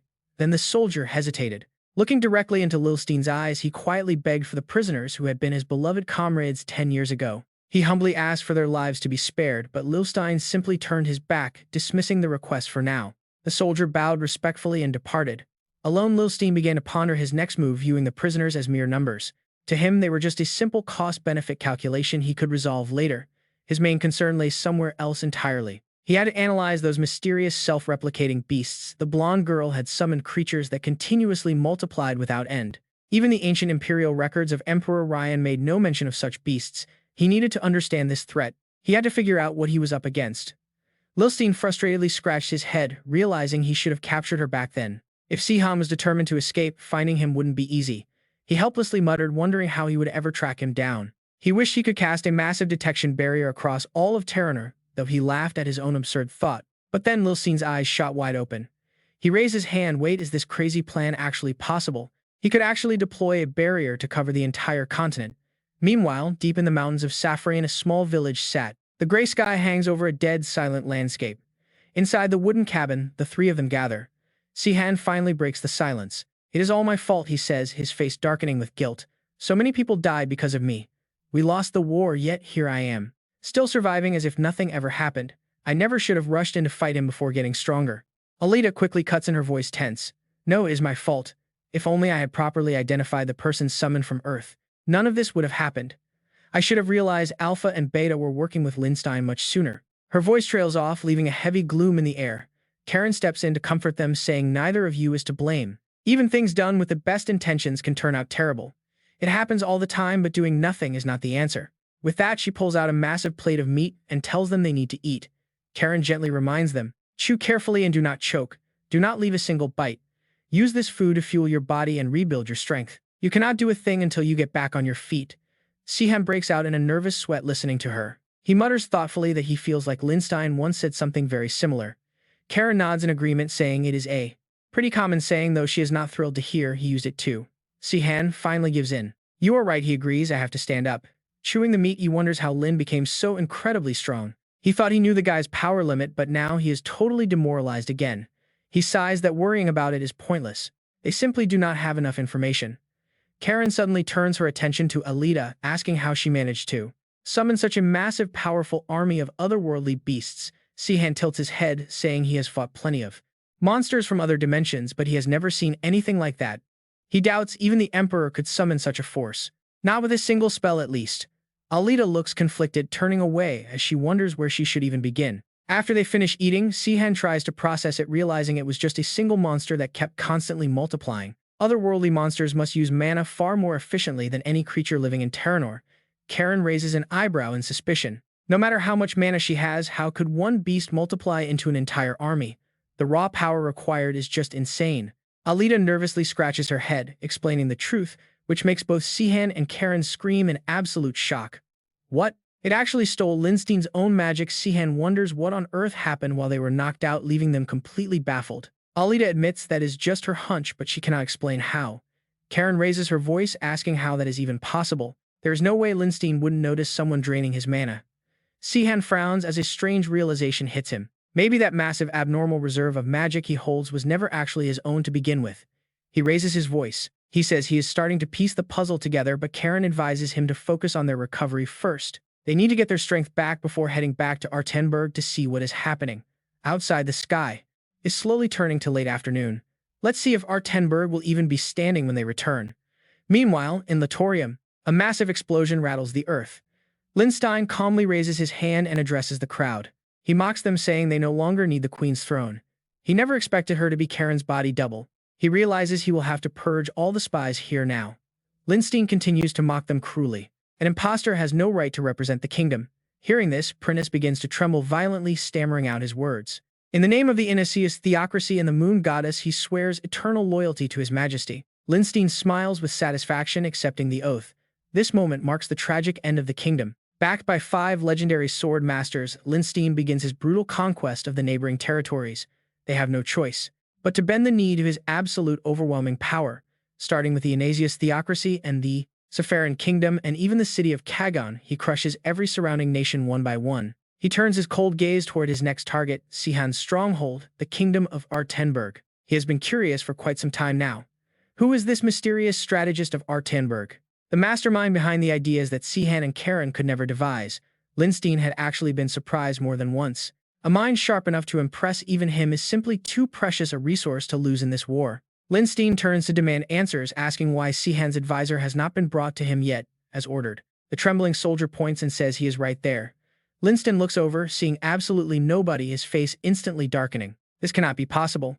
The soldier mumbles that he too found it hard to believe at first, leaving Lindstein utterly stunned. Meanwhile, in Rottenburg, Teranor desperately begs Lindstein, "If you spare my life, I will dedicate my everything to you, your majesty." Rustin RG, live King Lindstein. Lindstein is quietly surprised to see the pathetic Teranor groveling on the ground before him. Teranor begs for mercy, crying that his elderly mother and young children depend on him. If he dies, they will end up on the streets starving, begging just to survive. This desperate pleading instantly makes Lindstein fall silent as his brow twitches and he looks up. "I will not kill you," Teranor, Lindstein says calmly. "I brought you here to talk." Hearing this, Teranor quickly raises his head. Lindstein interrogates him, demanding to know exactly what his duties were under Sung Sihan. The man eagerly agrees to share everything. "I will tell you everything." As some time passes, Teranor wraps up his detailed explanation, saying that was how he served Sung Sihan. Lindstein rests his chin on his hand. "It perfectly aligns with the intel I gathered on Sung Sihan. There are no contradictions. It seems you are not lying," he notes. Teranor smiles excitedly. "Of course, just give me a chance to serve you. I will serve your majesty with everything I have." But Lindstein's face turns cold. "Why should I trust someone who betrays so easily? Give me a reason to trust someone who abandons his master so easily." Teranor clutches his chest, pleading his case. "I only followed Sung Sihan because my life was threatened. He planted a deadly explosive on me. I could not resist him. But now I have found my true master. Why would I look back?" Lindstein continues questioning. "An explosive, you say? Why should I keep you close if you might explode at any moment?" This utterly terrifies Teranor, who desperately tries to negotiate. "Can you not just use me in secret? I am actually quite good at paperwork and could quietly handle documents in a back office." Hearing this, Lindstein smirks. he suddenly reveals that the threat is non-existent because that explosive was a complete fabrication, a fake technique. Teranor gasps in total shock. Is that really true? Lindstein remains entirely calm. Why would I lie to you? Isn't that great news? It means you won't suddenly blow up for making Sung Sihan angry. This revelation makes Teranor sink. He hesitates before confessing there is actually one more thing he had kept hidden. Forgive me, Your Majesty, but the truth is I was actually no longer bound by that explosive device anyway. Sung Sihan told me he trusted me and removed it, though he warned he would put it back if I ever crossed the line. I truly believe that meant he trusted me, so I worked myself to the bone trying to serve him well. Teranor bows his head in disappointment. If even that was a lie, did Sung Sihan ever actually trust me at all? Lindstein quietly observes his reaction. He has never seen Teranor make that face before. Those are definitely his genuine feelings. Considering everything Teranor went through, Lindstein speaks up, telling him it is only natural to feel that way. Teranor clenches his fists. Betrayed and broken, he drops to his knees once more. From this moment, I swear my complete loyalty to you, King Lindstein. Lindstein smiles, highly pleased by the turn of events. If you are indeed the dark sage I have been looking for, I have no reason to refuse. And with that, Rottenburg falls. Only the Tenth Kingdom and the independent nation of Acancia remain formerly known as the Kingdom of Phalos. But Acancia is different from the others. Since the late Queen Lavina of Phalos left no legal heirs behind, that meant Tia's husband Lindstein held the legitimate right to the throne. Consequently, the remaining nobles of Phalos took action. Forming an anti-Sung Sihan faction, they declared Lindstein the rightful ruler and violently stormed the Grand Imperial Palace. In the resulting chaos, Sung Sihan's supporters are entirely wiped out, leaving only Nephos and a few fiercely loyal subordinates. Those who still hold power in Phalos are the descendants of the legendary heroes from the old Resan Empire. Speaking for their houses and the Carnivan family, they offer their respects, secretly celebrating what they believe is a victory. Lindstein always separates his personal feelings from business, so they assume he has no reason to punish them now. But right at that moment, a massive spray of fresh crimson blood suddenly splatters directly in front of Lucas. Lindstein looks down at them calmly. I have absolutely no intention of tolerating the filthy hunting dogs of the Empire. I cannot stand having people I despise lingering around me. He smirks, acting purely on his emotions for once. He acts without worrying about the consequences, just like Jean did. Honestly, it is a pretty great feeling. But unlike him, Lindstein can actually clean up the fallout. He then turns and calls for Swordmaster Lucas. To honor the late Queen Lavina, the remnants of her personal guard will now be called the Hidden Knights. Swear your loyalty to me as the representatives of Phalos. Lindstein is absolutely brimming with dark confidence. For the new commander, having BP managed things behind the scenes has already proven to be incredibly valuable. He speaks up, praising his ally. Thanks to you, I took control of this country without lifting a finger. Avoiding mobilizing the army was a great move. Secretary Keltron proudly replied that it was nothing since everything is possible now. His absolute power now blankets all of Teranor, making a massive military mobilization completely unnecessary when dealing with a neighboring kingdom, the Tyrant Kingdom. King Errant is a highly reasonable man. He then pulls out a report noting the real issue is the Sun Church. Keltron explains that among the Sun, Moon, and Star sects, they are the strongest faction and their radiant fortress is situated inside Tyrant, doubting they will surrender easily. Lindstein immediately snatches the paper, agreeing that crushing them is indeed risky. He sneers, muttering that such risks only applied to his past self. Finally, Lindstein drops the document onto the ground. He believes it is time to teach those miserable servants of the gods what reality truly looks like under his new rule. The scene shifts to the Tyrant Kingdom. A voice welcomes him, causing Lindstein to frown as he honestly did not expect this, never imagining King Errant would bow so easily to a traitor and enemy of Sihan. The king calmly replies that he has no choice. As king, he has a duty to his people, adding that if ordered to submit, how could he possibly refuse? But if he is expected to sit idle and do absolutely nothing, he invites Lindstein to execute him for neglect of duty. Lindstein nods in satisfaction, noting it is a pity since a man like Errant would make a highly valuable asset. Right then, a sudden tremor shakes the ground. Lindstein grins, sensing that things have finally begun, deciding he should head over soon. Outside the palace, a blistering fire suddenly erupts as Lindstein slowly walks forward. An angry priest screams, accusing Lindstein of stealing the sacred relics. Lindstein casually replies that he actually feels rather sorry for burning down the holy city of Radiance a second time. The priest questions him, asking if he forgot the emperor's death. Lindstein is warned that divine punishment will strike him down. Lindstein merely repeats the words divine wrath, shrugging his shoulders as he asks what the sun, moon, and stars could even do to save the emperor when his time came. Lindstein clenches his fists, noting they did nothing even for the children who prayed desperately. Their holy church is merely a political organization that holds secular power yet dares to stand above everyone else, which he refuses to allow. Spreading his arms wide, Lilstein declares that from this very moment the entire continent of Teranor belongs to him. Lilstein's face flushes with pure excitement. All that remains is finding Sihan, who has been hiding his spatial powers. With Lilstein's current strength, locating him will be incredibly easy. First, he plans to take about a month to construct a massive continental detection barrier. Suddenly, Calderon speaks up from behind, asking if his lord is searching for the savior. Wait for it, he has actually located the savior already. Lilstein nods, praising him, but then he suddenly freezes in place. His eyes go wide as saucers. Lilstein whips around, asking him to repeat what he just said. Calderon calmly confirms that he has found Sihan. Stunned, Lilstein demands to know how.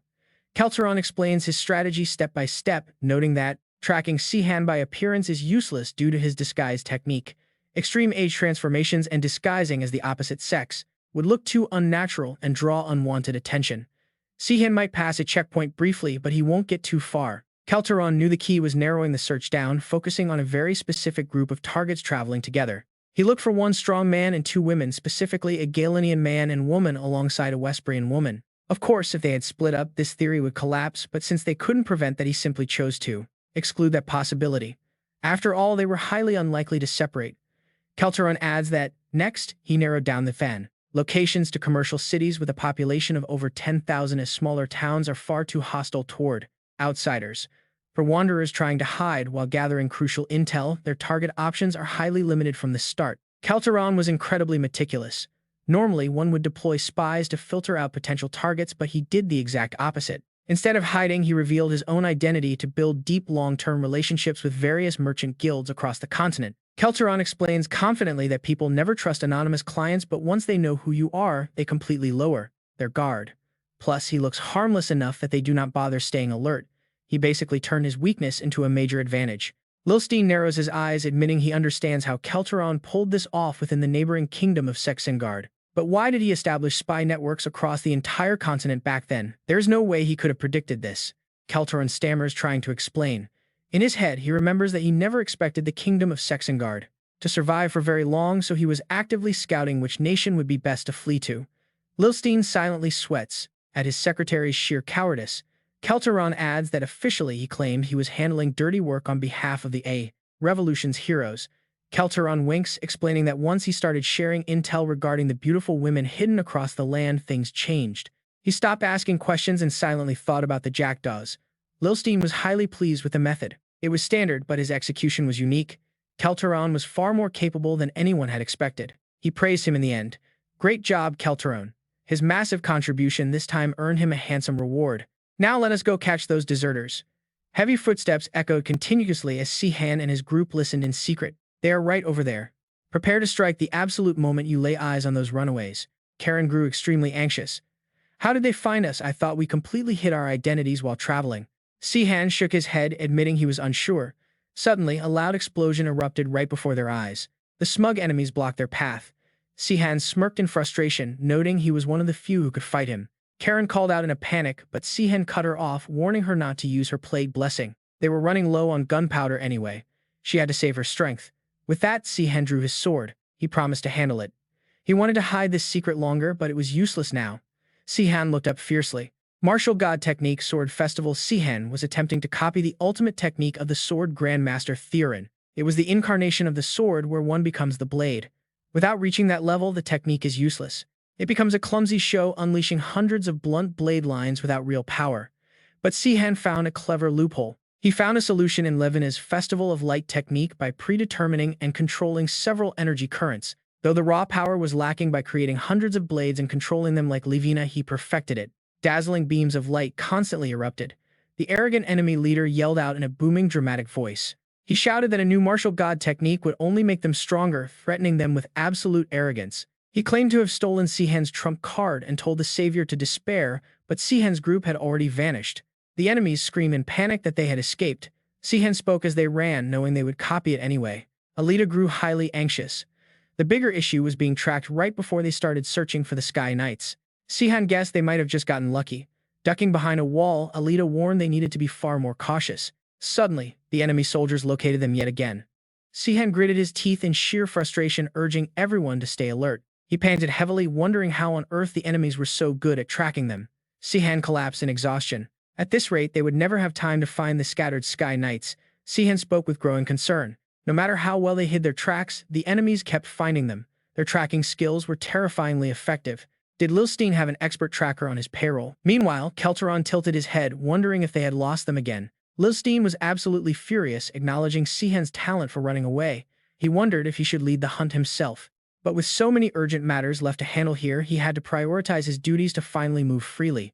Until he could join them, he wanted Kelteron to continue the hunt and keep tracking Sihan down relentlessly. Lilstein ordered them to apply continuous pressure, leaving no room to breathe. Kelteron immediately bowed in obedience. He paused, asking if Kelteron could also track down the Sky Knights using his highly effective methods. Kelteron bowed deeply, explaining that while he possessed the capability, he lacked both the necessary budget and manpower. He was pushed to his absolute limit, just keeping track of Sihan with his own men. Lilstein became deeply thoughtful. It made perfect sense. He wondered if handing the entire Imperial Intelligence Department over to him would yield faster results. That way, he would surely find Sihan and Barrack much faster. But Lilstein ultimately dismissed the thought and turned away. The Royal Intelligence Agency was already handling it and results were coming.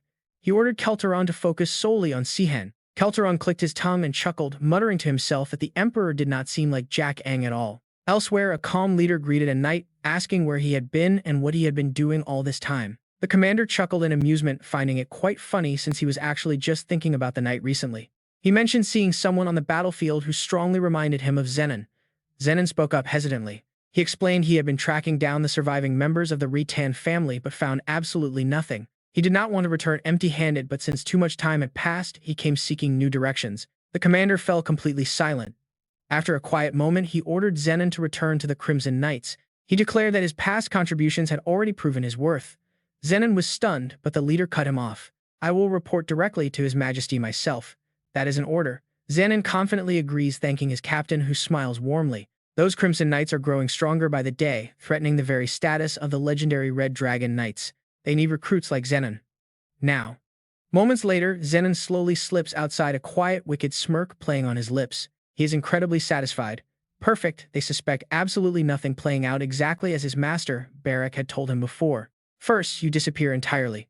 Then in just one single year, you return as the disciple of the ultimate mercenary king. It makes zero sense. Nobody would ever suspect a regular Red Dragon Knight of being the mercenary king's legendary disciple. Master Barrack had pondered that honestly mastering the Emperor's power relies on innate talent rather than mere everyday effort. But since you expose your identity in the Holy Kingdom of Ignatius, you must avoid them completely to stay safe. Besides, those holy nobles will not travel all the way to Lilstein's kingdom. Back then, Zenon had asked his master, "I had no idea you could use the Thousand Faces technique," but the old master shrugged, claiming he was too handsome. "No matter how I disguise myself, it never feels right." Back in the present, Zenon mutters with fierce determination. "For now, stay hidden, gather information on Sihan and wait. Sihan is not someone who goes down easily." Meanwhile, the scene shifts. Right then, Sihan is sighing in absolute exhaustion, holding his head and wondering if he should just give up entirely. This is already their 7th ambush. Holding back against ordinary soldiers is getting increasingly difficult, Sihan recalls with bitter regret. He has tried so hard to avoid killing innocent people, but the constant pursuit is beginning to make him sick. Maybe he should make a brutal example out of some of them. Seeing his stress, Karen crawls closer to calm him down. "You are right, sorry Karen," he says. Alita chimed in, noting their movements are being leaked during their search. They have to use information guilds to track the Sky Knights, meaning Lilstein is likely monitoring those same networks. Even so, Karen counters, they cannot stop searching. Sihan agrees, they absolutely need allies to stand a real chance. Revenge is currently impossible. Karen looks around, noting that if they avoid the guilds, they must work entirely alone. Searching the entire continent of Teranor by themselves, that is going to be a massive needle in a haystack. Suddenly, Alita gasps, saying she just remembered a specific person who might actually know exactly where they are hiding. Meanwhile, an enraged Lilstein yells at Kelteron for losing track of Sihan, forcing Kelteron to bow his head in apology. Kelteron explains that Sihan's group stopped using the guilds completely, suggesting they might have given up and disappeared into hiding. Lilstein grows pale with frustration, realizing he should have focused entirely on capturing Sihan from the very beginning. He clutches his head in deep regret, admitting that ever since they located Sihan, he completely neglected the detection barriers. Kelteron speaks up in confusion, asking what happens if they push Sihan too hard and he decides to leave forever. Sihan can move between Earth and Teranor freely, right? What if he decides to disappear back to Earth permanently? Lilstein ponders this, wondering if Sihan truly possesses the power to move freely between Earth and Teranor at will. He has no idea Sihan's return to Teranor was pure luck, but Lilstein sneers, a sinister thought crossing his mind. If Sihan leaves forever, Lilstein laughs coldly, it would be the perfect outcome. Meanwhile, the story shifts to a peaceful day. We find ourselves in a remote farming village in the Terolta Mountains, formerly part of the Saffron Kingdom Palette village. A young boy spots his father and joyfully yells out that they have guests, while his little sister joins in the excitement. The children say they are old friends, and Conrad gently hugs his kids, close, wondering who they could possibly be. A familiar voice calls out, remarking that Conrad has kept up his training, causing him to look up in absolute shock. Staring at the face of his old comrade, he realizes who is standing right there, and it seems completely impossible. Captain Sihan. Conrad cannot contain his overwhelming joy as he rushes forward, wrapping Sihan in a massive hug. Conrad boasts that he always knew Sihan would be fine, and Sihan laughs, admitting he knew he would find him here. Then Sihan calls out a name, Symphis. She steps forward with a warm, welcoming expression on her face for her captain. In that moment, Sihan remembers what Alita had told him when they were planning their search for the Sky Knights. Even in hiding, Symphis would surely find a way to contact her family, especially since her husband was likely worried. He would be deeply concerned after hearing about the defeat of the Sky Knights. Sihan feels extremely proud of them. No ordinary person would risk leaking military secrets, but her husband, Conrad, is a former vice-captain of the Sky Knights. He is a true warrior. Symphis stands gracefully with a smile, watching the two comrades happily reunite. They had hoped for this reunion when they set out, but the reality is even better than they imagined. He never expected to find her hiding in this place. Sihan gets a bit emotional, rushing forward to hold her tightly. He asks if she is all right and where the others are. Symphis is slightly startled by his sudden, intense reaction. She admits they have no idea where Old Bar and Jenin are, but her face still brightens with a warm smile. She explains that the rest of the Sky Knights are hiding here, though Sihan's expression instantly darkens with deep worry. Symphis remains perfectly calm as she explains the details, noting the Sky Knights have more than 80 active members.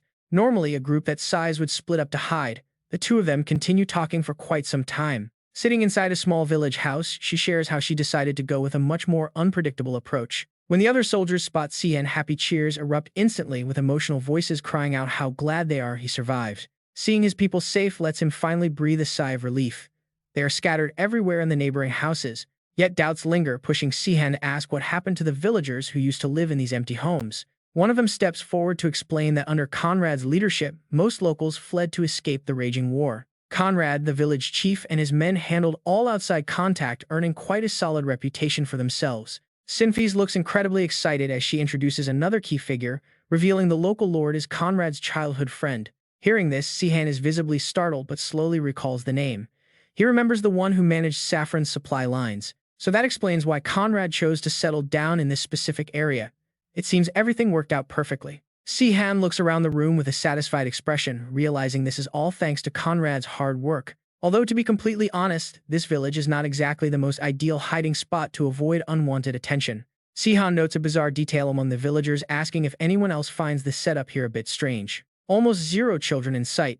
Instead, this tiny village is packed with strong, healthy young men. Now watch. Symphis winks and gives a quick thumbs up, playfully mentioning suspicious visitors nosying around earlier. She reassures him they dealt with them, keeping them safe.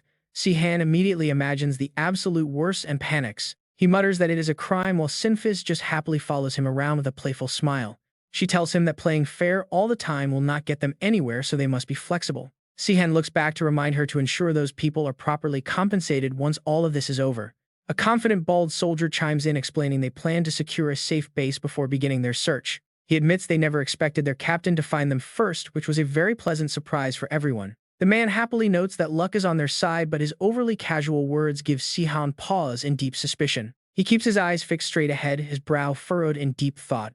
Honestly, luck alone is never enough. He asks how they can possibly defeat their enemy as the scene shifts back to a quiet village house. Sitting across from Symphis, Sihan notes that Lindstein remains their biggest obstacle, possessing an entirely different scale of mana.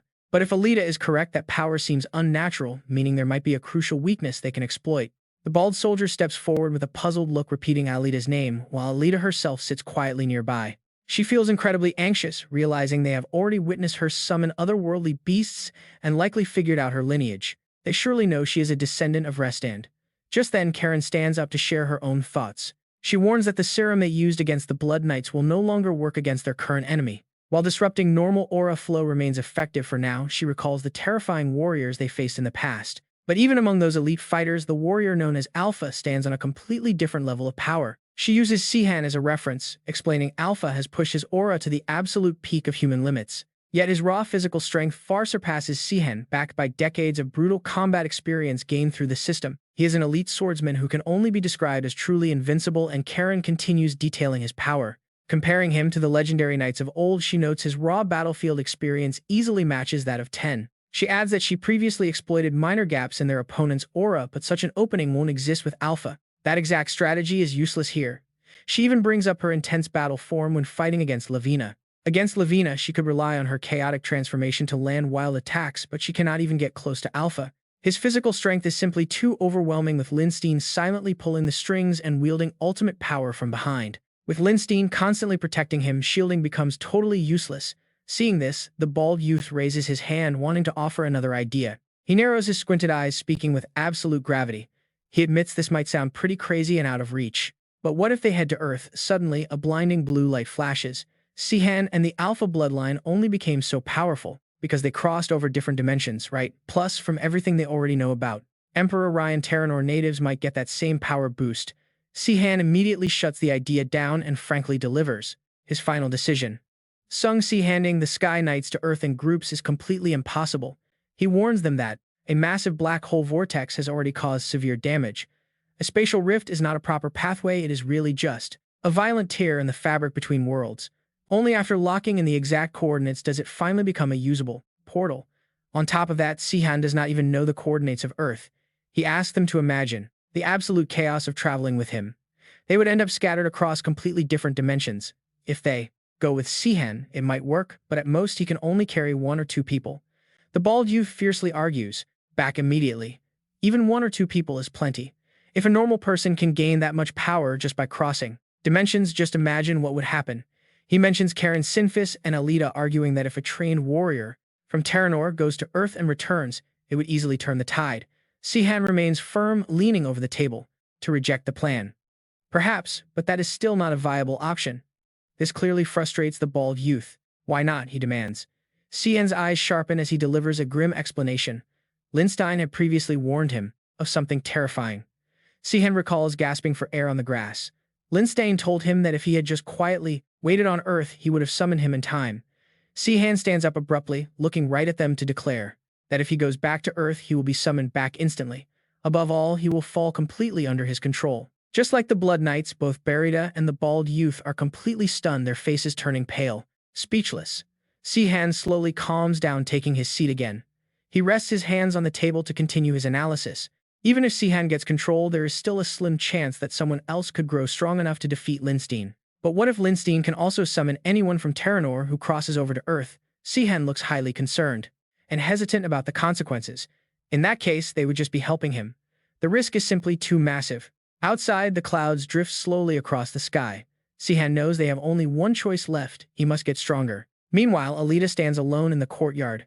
Closing her eyes tightly, she extends her hand and begins chanting the incantation. She calls for the portal to another world to open, summoning the beasts of the abyss. Her eyes snap open. She demands they break the seal of the underworld and unleash its sulfur. But despite her intense concentration, nothing actually happens. Only a gentle breeze passes by. Alita rubs her stiff shoulders and sighs in sheer disappointment. It is still a complete failure. She cannot control her mana properly, making summoning magic totally useless. To make matters worse, her mana-suppressing artifact is broken and she has no way to fix it. But looking down at her open palm, she notices something. She realizes she is slowly getting used to the flow. With enough training, she might actually master her magic. Alita glances back over her shoulder, quietly wondering to herself what Sihan is up to right now. She stares out at the windy, distant horizon, thinking about his bizarre training methods. To her, it looks pretty strange. But deep down, she knows he just needs to be faster. Meanwhile, Sihan looks completely baffled by a piece of advice. Old Barch told him that agility is the key to unlocking his next level back in episode 105. Sinfis stands before Sihan, with his arms crossed, acting smug. He remarks that despite Barch constantly chasing women, the old man is definitely the real deal. His perspective is totally different. But those words end up provoking Sihan. He demands to know what agility actually means in this context. Sinfis reacts with a rather strange gesture, tapping his cheek. Placing a finger near his mouth, Sinfis calls it a secret. He explains that overcomplicating it will only ruin its meaning. He continues giving vague answers instead of a clear explanation. He insists the concept itself is not really that complicated, but its core truth cannot be put into words. Sihan does not push further, choosing to accept the reality. Sihan realizes he has to figure this out on his own. Sinfis looks incredibly relaxed, closing his eyes. To agree, he notes that Barch, the legendary mercenary king, would easily find the answer without any help. He was a true genius, whereas they are merely talented. Sihan can only listen to this in quiet contemplation. Sihan is startled by a sudden piece of advice. Some tasks can only be achieved by ordinary folks. Fresh hope surges after Shinfish makes up his mind. Shinfish admits he cannot explain everything, but he can suggest a unique training method. Sihan remains highly skeptical, wondering if this kid is actually serious. Shinfish grabs a nearby branch and draws a simple circle in the dirt. Can you guess what he is planning? He tells Sihan to stand inside and do whatever he wants, but warns him not to leave until sunset. Karen is confused, asking what they are doing, while Burita scoffs at the idea of training by just standing there. Usro offers a calm smile. Since the vice captain ordered it, there must be a deeper purpose. Sihan ignores the chuckles, but soon frustration takes over and he storms out. This is a waste of time, he snaps, leaving Shinfish staring in complete surprise. What do you mean? Sihan barks. Sinfish explains that he has no idea what will actually work. I am just trying everything, so let us test something else. Sihan remembers their intense physical training. Shinfish tells him to tap into that raw brute force that once overwhelmed dozens of Sky Knights. He leaks energy even while eating. Just keep releasing your aura constantly, Sinfish suggests. With your massive pool of energy, you definitely won't die. Sihan highly doubts this helps. Karen desperately casts healing spells on Sihan, asking if he is truly sure about this. At least we know what fails, Sihan mutters, lying half dead. Shinfish is completely thrilled. Time for the next exercise, he cheers, glad Karen is nearby. Sihan screams in despair. Will this actually work? Sihan wonders. Suddenly, a newly summoned deer appears before them. I actually did it, Alita gasps. I finally managed to summon a living creature. She believes she has finally mastered her magic. Stroking the deer, Alita realizes she must focus. Summoning otherworldly beasts is her best shot. Unfortunately, Durin's old notes only contain complex theories. There is absolutely nothing about practical application, and no one from her bloodline remains to guide her. She looks around anxiously. The Sky Knights have tons of experience battling otherworldly beasts. Suddenly, a loud shout cuts through the air. Someone yells that they know what they saw. They gossip loudly among themselves, claiming Alita is definitely a descendant of Redden. They whisper that she is the daughter of the Tyrant Emperor. These harsh words sting her. That monster deserves to rot in hell.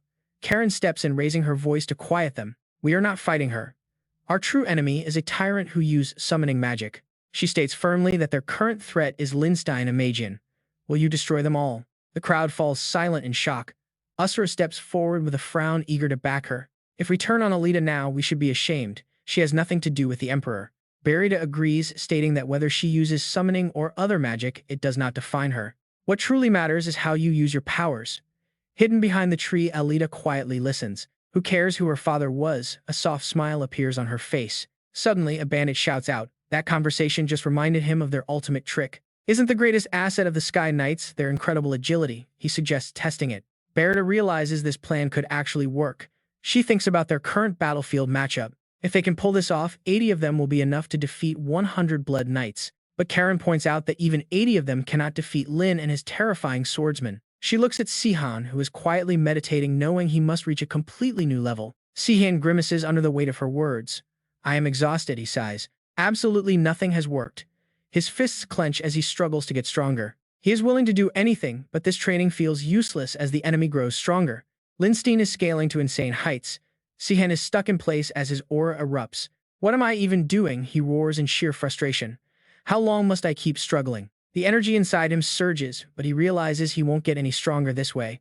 Even he can see this isn't working. His body and aura are completely out of sync, making this approach entirely wrong. Realizing this, Sihan suddenly falls dead silent. As his energy fades, Sinfis watches in utter confusion. Then Sihan suddenly speaks up, leaving his companion completely stunned. Sihan opens his eyes wide and bursts into a mad laugh. He finally understands why Bear told him to become more agile. He envisions the towering wall blocking his path. To break through, he needs to try and fail over and over again. That is a painful process every master swordsman must endure.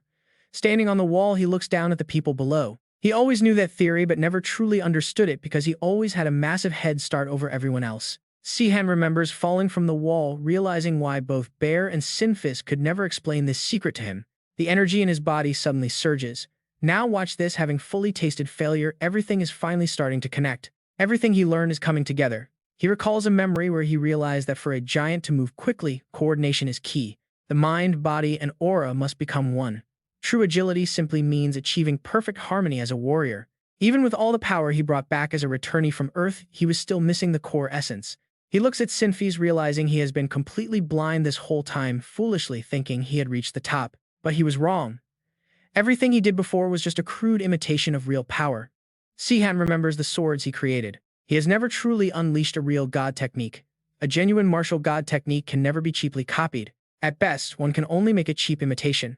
Reaching out his hand, he summons a legendary sword to his side. This is the divine martial technique, Infinite Sky Sword. Sihan looks at it, realizing this is his first true god technique. Suddenly, a guard shouts out to Captain Sihan, warning him about a fleet of carriages rushing toward them from Lindstein. The group panics, thinking Lindstein has found their hiding spot, but Sihan quickly cuts in, telling them it is not what they think. Those people are actually their allies. Meanwhile, Dina smiles warmly as she introduces herself to a local village leader. She asks Conrad if he is the chief, introducing herself as Dina Grumble, and asks if he knows of Sihan. She asks if he knows Sihan the Savior. Meanwhile, in the capital of Delstroy, Kelteron greets Sihan with a fake smile. He acts overjoyed to see Sihan safe and healthy. Sihan just looks at him with a forced knowing grin. Sihan asks if he practiced that greeting in the mirror, leaving Kelteron utterly confused while Sinphys watches in complete shock. Sinphys yells at Kelteron, accusing him of betrayal after hearing that Kelteron became Lindstein's new right-hand man. Sihan smiles, explaining they agreed from the start that Kelteron would switch sides the moment things took a turn. There was no reason for Kelteron to risk his life, so he simply adapted. Sinphys then asks another pressing question. He demands to know why Kelteron sent Dina to contact them and how he even located their secret hiding spot. Kelteron sighs, explaining he had to find them first to ensure their location stayed hidden, leaving Sinphys completely embarrassed. A group of over 80 people taking over an entire village is bound to draw immediate, unwanted attention. Finding them took him less than a few days, forcing him to work tirelessly, feeding fake information to everyone else. All this effort was just to throw Lindstein off their scent. Hearing this, Karen finally puts the pieces together. She realizes Sihan and Kelteron planned this from the start to earn Lindstein's trust, explaining how they were found so fast. Except they didn't. Both Sihan and Kelteron immediately shout in unison, denying that they had actually planned any of it. In reality, they were genuinely discovered. Kelteron laughs nervously, adding that Lindstein would never have believed him otherwise. Sihan just smiles and shrugs it off since everything worked out. But suddenly, he crosses his arms, looking deadly serious.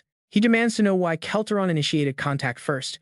Kelteron rubs his neck awkwardly, admitting things have taken a bad turn. Kelteron is completely stunned to learn the blasting power is fake, asking Sihan if he is absolutely sure about this. He asks how Sihan can trust him with such classified info. Sihan blinks, wondering if he just blabbed too much. Laughing it off awkwardly, he admits he still naturally trusts people even after getting betrayed by his closest friends. Kelteron freezes in disbelief for a few seconds before letting out a soft, polite chuckle at the young man's honesty. Thanking him, Kelteron curiously asks if Lindstein has any idea that the powerful blasting force is actually a complete lie. Sihan nods to confirm he does. Instantly, a sly grin spreads across Kelteron's face as he starts plotting their next move. They can easily exploit this situation. Sihan and Kelteron strike up a secret agreement, laughing over how Kelteron used the fake weapon. He used it as bait to fake a betrayal and gain Lindstein's trust, giving them the perfect upper hand in this war. Kelteron could occasionally slip them some intel. Sihan leans in, asking what he managed to find. The news is not looking good. Kelteron explains with deep worry that the detection barrier Lindstein has been developing is almost complete. Word is, it can track your exact coordinates. Sihan, if we do not counter this soon, your cover will be blown. Pulling out a stack of documents, he admits he is no mage and cannot decipher them. They are highly classified, so he could not risk letting them leak. That is why he came directly to Sihan, advising him to lay low here while they figure out a solution. Kelteron welcomes them warmly, showing them to their rooms. But Karen stops him, unable to hold back her growing suspicion. She demands to know why he is so loyal to Sihan. He does not seem like the type to act out of loyalty. From what she has seen, Kelteron is in a position where he could easily sell them out to Lindstein. Karen bluntly asks how they can be sure this isn't a trap. Kelteron merely offers a slow, calm response. He chuckles softly, admitting she might be quite surprised to hear a confession like this from a man of his reputation. He simply prefers Sihan over Lindstein. Karen is absolutely stunned, questioning if a calculating schemer like him truly acts on pure emotion. Kelteron does not deny it. He agrees that he is indeed a very calculating man. He can easily twist his feelings to suit his logic, but being calculating does not mean he is completely heartless. Sometimes, emotions cannot be suppressed. No matter how many logical excuses he conjures up, his own heart refuses to play along. Karen is left completely baffled by his words, admitting she doesn't quite follow. Kelteron, however, is not surprised by her reaction. He expected as much. It is because Karen is at her core a genuinely good, kind-hearted person. If anyone can truly understand him, it would probably be Lindstein. They share a very similar way of thinking. Yet cynical minds like theirs would never choose to trust one another. Meanwhile, night falls over a distant looming castle. Inside, Lindstein sighs as if a heavy weight has finally been lifted, staring at his newly finished masterpiece. It is a detection barrier designed to sweep all of Teranor, tracking any spatial suppression magic Sihan might use. Eager to test it out, Lindstein deploys his divine eye, and a crystal-clear map quickly flickers to life. He smirks in triumphant satisfaction. So that is where Sihan has been hiding all this time. Sihan is as good as dead. But before Lindstein can even celebrate his victory, he spots something highly unusual. The map suddenly expands, completely covered in an absolute sea of flashing red dots. He is instantly bewildered. Why are there so many? Lindstein screams in utter denial, insisting his calculations are absolutely flawless. Little does he know this is exactly what Sihan planned. Magic cannot be fooled, but mages certainly can. Lavina, the master of stealth, had warned him that they couldn't bypass Lindstein's detection system directly, so Sihan came up with a bold counter. If detection is inevitable, why not overwhelm the enemy with options? Lindstein grits his teeth in pure rage as he realizes he has been completely played by messenger owls. They can fly across the continent in minutes, blending in everywhere. Tracking hundreds of decoys is entirely impossible. His entire detection barrier is rendered utterly useless, but then a dark suspicion suddenly creeps into his mind. How did Sihan know how the barrier worked? Could there be a leak? Meanwhile, Sihan's group plans their next move. They can move freely for now, but without uncovering Lindstein's ultimate secrets, their chances of victory remain slim. Sihan believes the key lies inside the tower. If Lindstein has hidden secrets, that is where they will be. The magic tower was built to monitor the other 4 towers and the rest in ruins. The Imperator Tower. Thankfully, Kelteron has already gathered crucial intel, presenting a detailed diagram of the tower's defenses. Karen is highly skeptical, asking if Lindstein simply handed over classified documents. Kelteron wears a sly smirk. He gathered it himself by tracking incoming supplies. As for the diagrams, a few well-placed bribes to the mages did the trick. Sihan studies the map closely. The outer perimeter is heavily guarded by the elite Red Dragon Knights. Slipping past them undetected might prove even more challenging than dealing with the ruthless Blood Knights. Kelteron quickly reassures him. They will open the gates willingly thanks to a reliable ally hidden within their ranks. When Zenon sees Sihan, his face completely lights up with relief, expressing how glad he is to see him safe. Sihan responds with a cold, piercing glare, silently warning him. He then follows Zenon quietly into the fortress. With Zenon helping them, securing safe passage through the outer perimeter is easy. The real danger lies deep inside. The real danger lies deep within. And honestly, even a seasoned fighter like Kelteron does not dare to make any confident promises. The internal structure is a top-secret mystery. Even with all the intel gathered, pinpointing Lindstein's laboratory is close to impossible. However, by analyzing exactly where the heavy security is deployed, the key areas easily start to stand out. He points right at a critical spot, showing something massive is hidden down there. Kelteron shares more of his secret intel. In 4 days, Lindstein will leave the capital to inspect the theocracy of Ignatius. They have to make their move. This is the perfect window to strike and their absolute best shot at avoiding a direct fight with him. Sihan also suspects Lindstein's research is stored inside artifacts, meaning they can easily track the mana residues left behind. It will be just like their investigation back at the Restylane ruins. But Alita stands nearby looking a bit hesitant. What if Lindstein didn't use any mana for his research, she asks. Then they might end up finding absolutely nothing. Sihan doesn't rule it out. Returning empty-handed is a real risk, but they simply have no other choice right now. Only those holding all the cards can expect a perfect plan. Kelteron has helped them as much as he can. This is my limit, Kelteron says. Sihan bows in deep respect, feeling incredibly confident as they prepare to move. All right, let's go. Inside, the guards are everywhere. He can't afford a single mistake in a place this heavily secured. This is on a completely different level compared to when they sneaked into the Black Obsidian Eye. One mistake means death. Karen stands next to him, utterly furious, muttering that Lindstein has a whole lot of questions to answer for this. She claims she never had to worry about intruders before. Sihan quickly jumps in to correct his slip of tongue. He insists he didn't mean their security was bad. With zero time to lose, they steel themselves and rush inside. Inside the Imperator Tower, 3 top-tier classified zones exist. The group quickly makes their way to the very first one. The top floor is packed with highly active artifacts, all protected by a massive array of advanced detection barriers. Next is the central tower. Its true purpose remains unknown, but Sihan suspects it houses a very specific hidden pathway. This route likely connects straight to the Ryan ruins Levina mentioned earlier. Finally, there is a third completely unknown location. Keeping details strictly classified, Sihan leads the group forward. They head deep underground, guided by the facility's massive scale. This high-security zone is the exact spot hosting Lindstein's main laboratory. From here on, everyone moves with absolute caution. Two critical rules govern this infiltration. First, magic-detecting barriers are active everywhere, meaning spells are completely out of the question. And second, the absolute most important rule: they cannot kill anyone. Taking a single life here is a death sentence. Any deceased life form above a certain mass will instantly trigger Lindstein's newly upgraded, highly sensitive alarm system. Just then, a guard spots their movement, calling out in confusion. But Karen acts instantly with lightning-fast reflexes. The guard drops silently to the floor.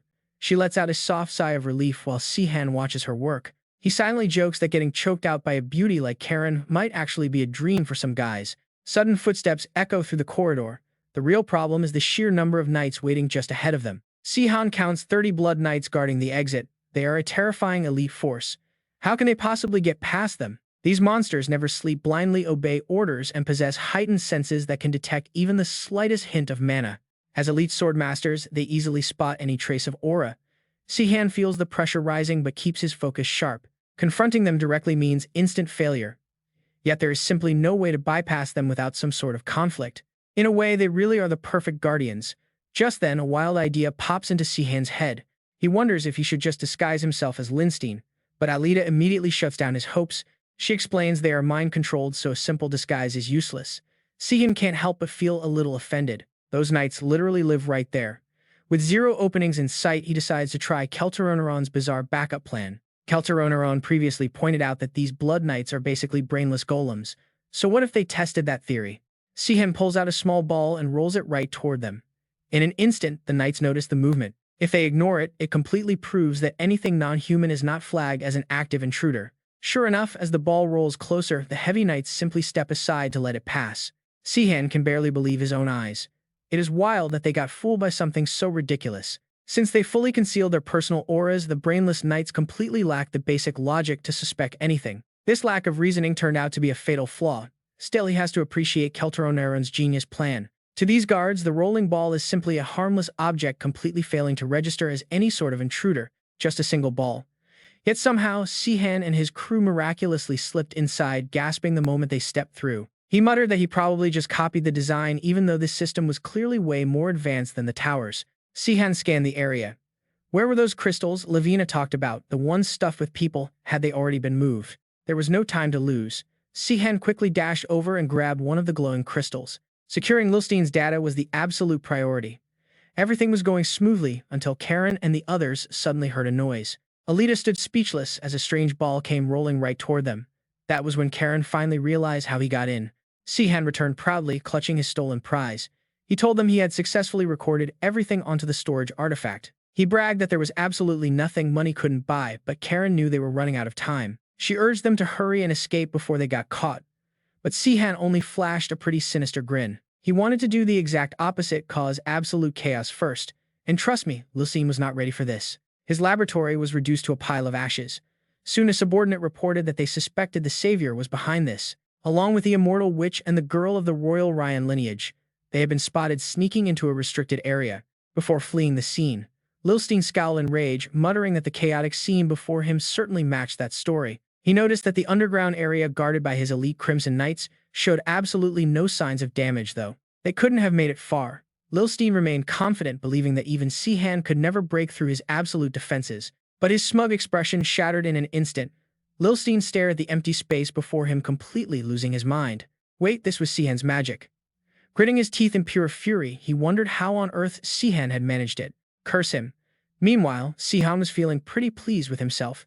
It seemed making that big scene had totally paid off. Even after learning about the break-in, it took Lindstein 4 whole days to rush back to the capital. That meant he was far away and couldn't just teleport back. Sihan even used that extra time to pull off another heist. Amidst the chaos, he managed to bust both Valos and Brental out. Now it was time to examine his hard-earned spoils. Let's see what all that effort got them. Prepare yourselves, because Lindstein's dark secrets are finally about to be exposed. Lindstein's journal detailed how he discovered the Returnee ruins and mastered a brand new method to summon humans from Earth. Unlike the former emperor, who only managed to bring Sihan over, Lindstein could now summon an almost infinite number of Earthlings. The reason was simple: even after 1,000 years, the rift between the two worlds still retained Earth's spatial coordinates. But of course, without spatial power, it would all be useless. That was why Lilstein had to take drastic measures. Under the pretext of preventing another tyrant's rise, he had secretly hunted down countless members of the royal Ryan bloodline. With their stolen spatial power and his own mind control magic, he had finally perfected his ultimate puppets, the Crimson Knights. But he couldn't just let that immense power go to waste. He needed a way to utilize it for himself. So he built a system. A massive network designed to link and completely absorb the mana of those Earthlings. He dubbed this device the Interdimensional Mana Reactor.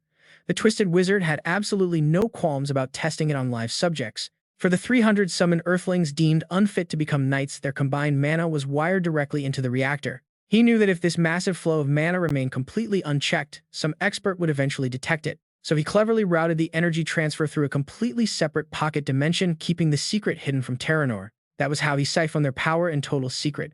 But of course, no system is ever truly flawless. The interdimensional reactor had one major flaw. The system required a legitimate heir of the Ryan Empire to operate. But that criteria accidentally applied to another living person as well, meaning Lilstein had some unexpected competition. The system automatically bound itself to whichever royal Ryan descendant possessed the absolute strongest spatial power on the continent. And because the reactor's core was too complex to modify, Lilstein was left with only one choice: eliminate the other heir. Hearing this, Alita let out a sigh of relief. At least the mad scientist hadn't figured out a workaround. But Sihan felt completely played. Are you kidding me? This literally meant Lilstein would hunt her to the ends of the earth. Alita actually just laughed it off, asking him if he seriously thought she'd ever be safe after coming this far. Sihan could only stare at her.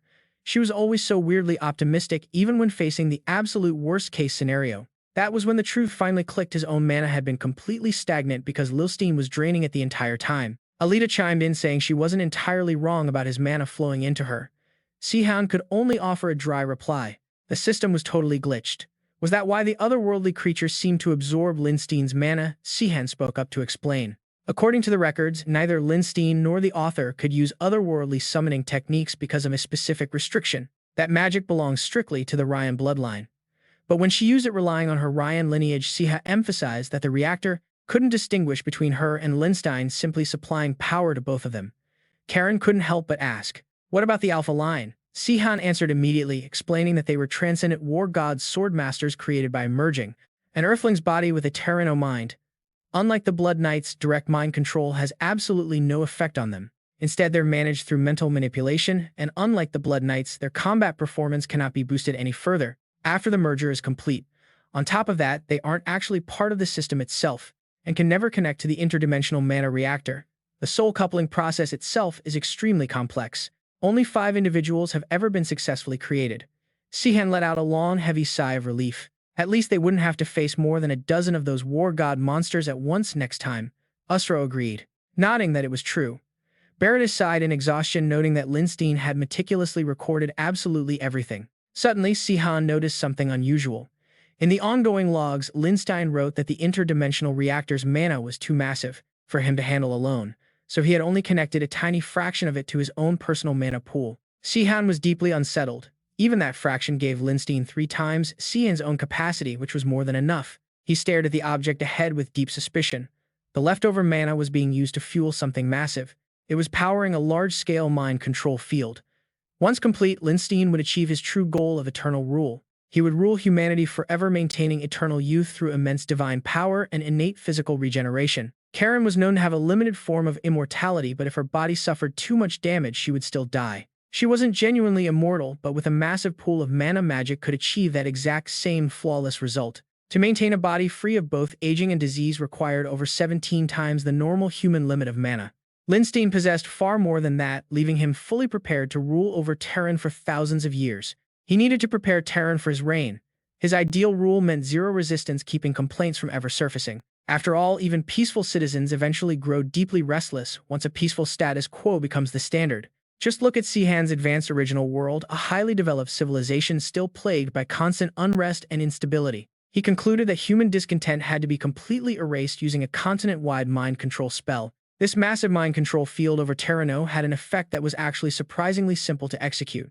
It implanted a single predetermined command directly into the subconscious of every human within its range. To cover the entire continent, only one order could be maintained, so he built a simulated society to find it. The first command was to never oppose Lindstein, but that proved to be a complete failure. The commoners barely knew who he was. Next, he tried ordering them to never oppose the king, which also failed. A single king does not run society alone, so daily life for the masses remained entirely unchanged. He then issued another command ordering them to obey their superiors, but this was a total disaster. Human hierarchies shift constantly, and the absolute moment a superior became a subordinate, mass chaos erupted. Lindstein rested his chin in his hand, murmuring that this wasn't as simple as he had originally thought. He needed a much more fundamental keyword, his eyes staring blankly into space before suddenly raising his hand. This meant issuing a new command to be satisfied with their current reality, which seemed flawless at first. But finding total peace with the present meant completely abandoning the future. Farmers immediately stopped planting crops, scholars stopped studying, and the simulated society slowly withered away, forcing him to quickly withdraw the order. After further consideration, he finally devised the perfect command. If they starve, it was their fault for being lazy. If they fell sick, it was their own fault for neglecting their health, forcing every single responsibility to be internalized. All issues became matters of self-reflection and personal effort. The citizens would never resent their ruler or resist. With this flawless command, once the spell was fully activated, no one would ever hold any hostility. Lindstein was absolutely thrilled with the results, believing he would be deeply loved by all of humanity, while ruling over them forever. Having witnessed this dark plan, everyone in the room gasped in sheer horror. Sihan's face goes completely pale as he shouts, asking if this is really what Lindstein has planned. Beside him, Karen looks just as terrified. At this point, even the former emperor seems like a better option. Sinfiz chimes in, noting that even if someone manages to bypass the barrier, Lindstein still has the alpha line and his blood knights. It barely makes a difference. Rose speaks up in a low voice, looking back 10 years. Back when the gathered allies built a coalition and won the public support needed to overthrow the previous emperor. But in a world like this, the brainwashed people won't even react. It's like he's trying to become a literal god. After hearing everything, he looks at the group and delivers the grim news. The massive mind control field is only 40% complete. At this rate, they have barely over a month left. Finding this out now is a stroke of luck. Still, Sihan is eaten alive by guilt, wishing he had destroyed the machine when he had the chance. Alita sighs, trying to reassure him. It was unavoidable. Even if they had found it back then, they wouldn't have known its purpose, and they had no way to free the people from Earth trapped inside. That's when Beretta points out a terrifying catch.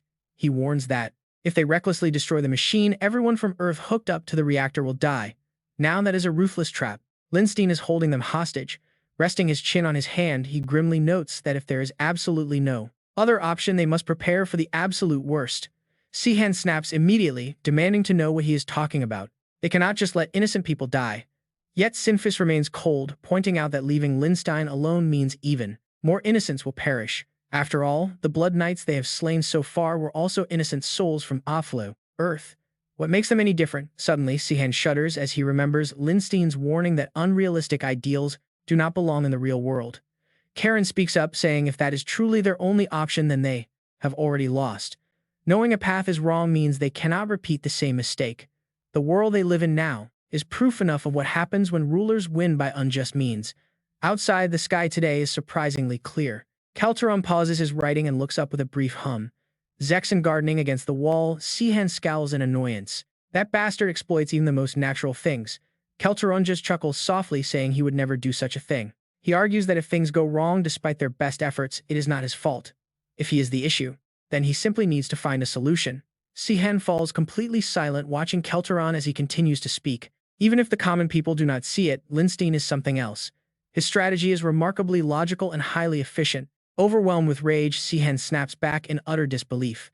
Efficient? Is Kelteron seriously praising that monster right now? Kelteron quickly backtracks, explaining that from a ruler's perspective it makes sense, but for the citizens it clearly must be stopped. It is clear they will need to completely overhaul their entire strategy to handle this critical situation. Allowed Brentel and Valos to escape and safely regroup.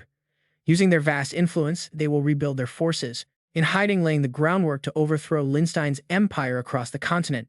It is a mirror of the war of revolution once led by the 7 heroes 10 years ago. But now with their plans shattered, the campaign that was supposed to take months to prepare is useless.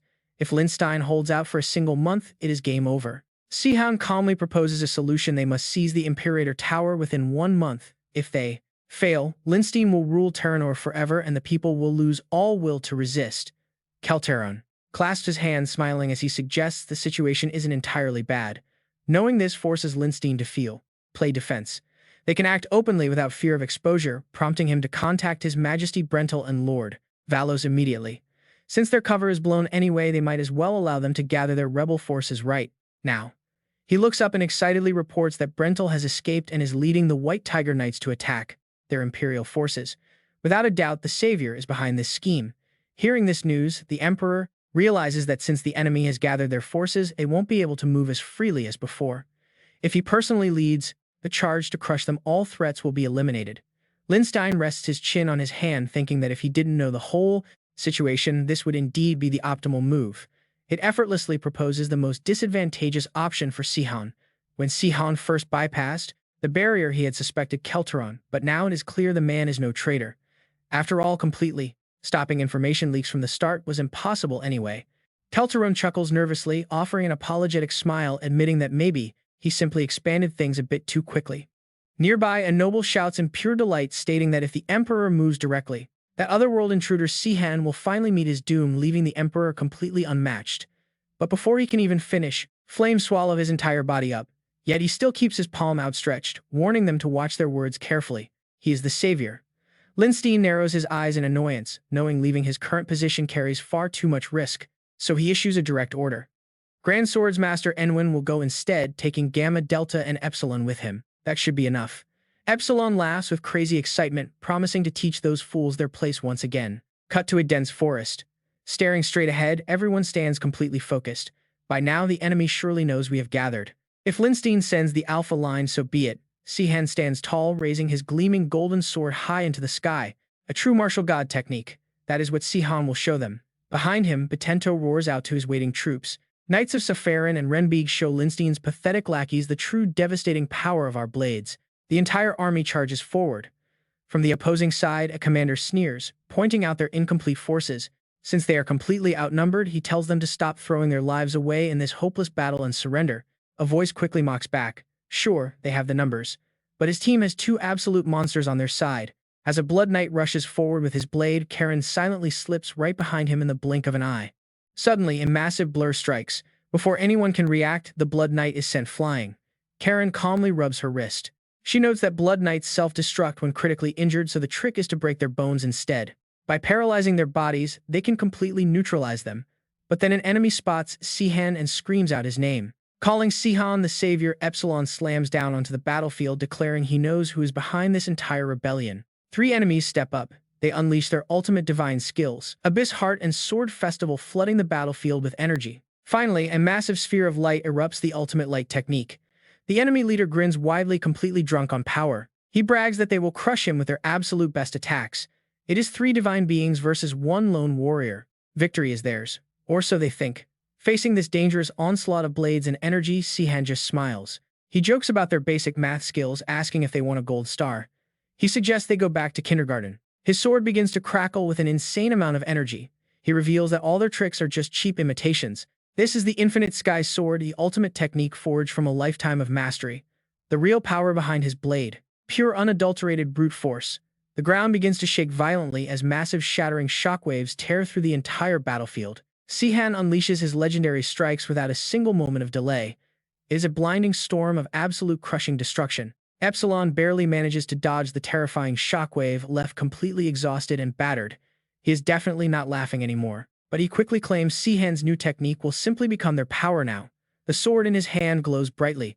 He perfectly copies the visual aura, but Sihan simply sighs. It is nothing more than a cheap cosmetic imitation of the real thing. Sihan scoffs, telling him that of course is fake because this is what the real version actually looks like. Caught completely off guard, all three are instantly slashed. Sihan simply stands there, striking a cool post-battle pose. He tells them they can never beat him with cheap fakes. Watching from afar, Baitento stands absolutely frozen in sheer disbelief. Three god-level fighters wiped out in a single blow. He knew Sihan was a monster, but this is something else entirely. The man is not even human anymore. Gripped by absolute terror, Baitento frantically screams for a full retreat. He orders the entire army to pull back immediately. Hearing the news, Lindstein freezes his eyes wide with shock. He stammers in disbelief, trying to comprehend how three god-level warriors were wiped out. What kind of technique is this? His advisor hesitantly admits it is far beyond their ability to analyze, defying everything they currently understand about magic. Lindstein still refuses to believe it. He knew defeating Sihan would be tough, but a single blow is just impossible. Sihan has somehow surpassed even their strongest creation, Alpha. How did he gain this much power so incredibly fast? Slowly, the terrifying reality begins to sink in. He looks back at his remaining forces with a cold, sharp glare. He complains about how hard it was to manufacture those god-level warriors only to end up right back at square one. Yet this setback might actually be a perfect opportunity in disguise.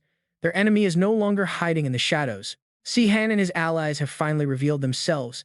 Kelteronin finds this development highly amusing, plotting their next strategic move. A swift, decisive war means no drawn-out consequences.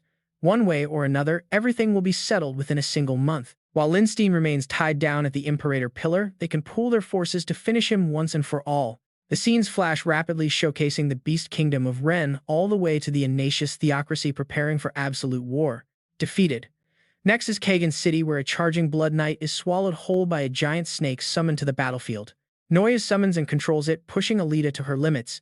Sihan watches from the side and notes how she names them. Then she only calls them when needed, mastering a dimensional summoning style that keeps her completely battle-ready at all times.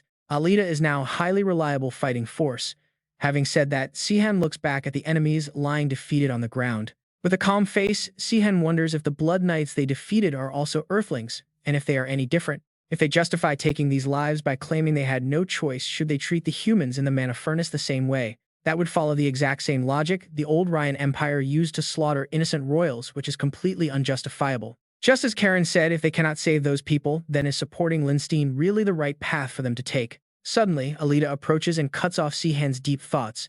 She points out that taking down a Blood Knight is very different. It is not like executing people controlled by the Mind King, and Sihan was not the one who eliminated them from the start. 10 years ago, the 6 revolutionary heroes gave up immediately, which is why they slaughtered every single member of the Restylane royal family. But what if they had kept the royals alive under strict surveillance and the disaster they feared actually came to pass anyway? They might have suffered an irreversible blow and lost the revolution, or they could have dealt with them later and still triumphed.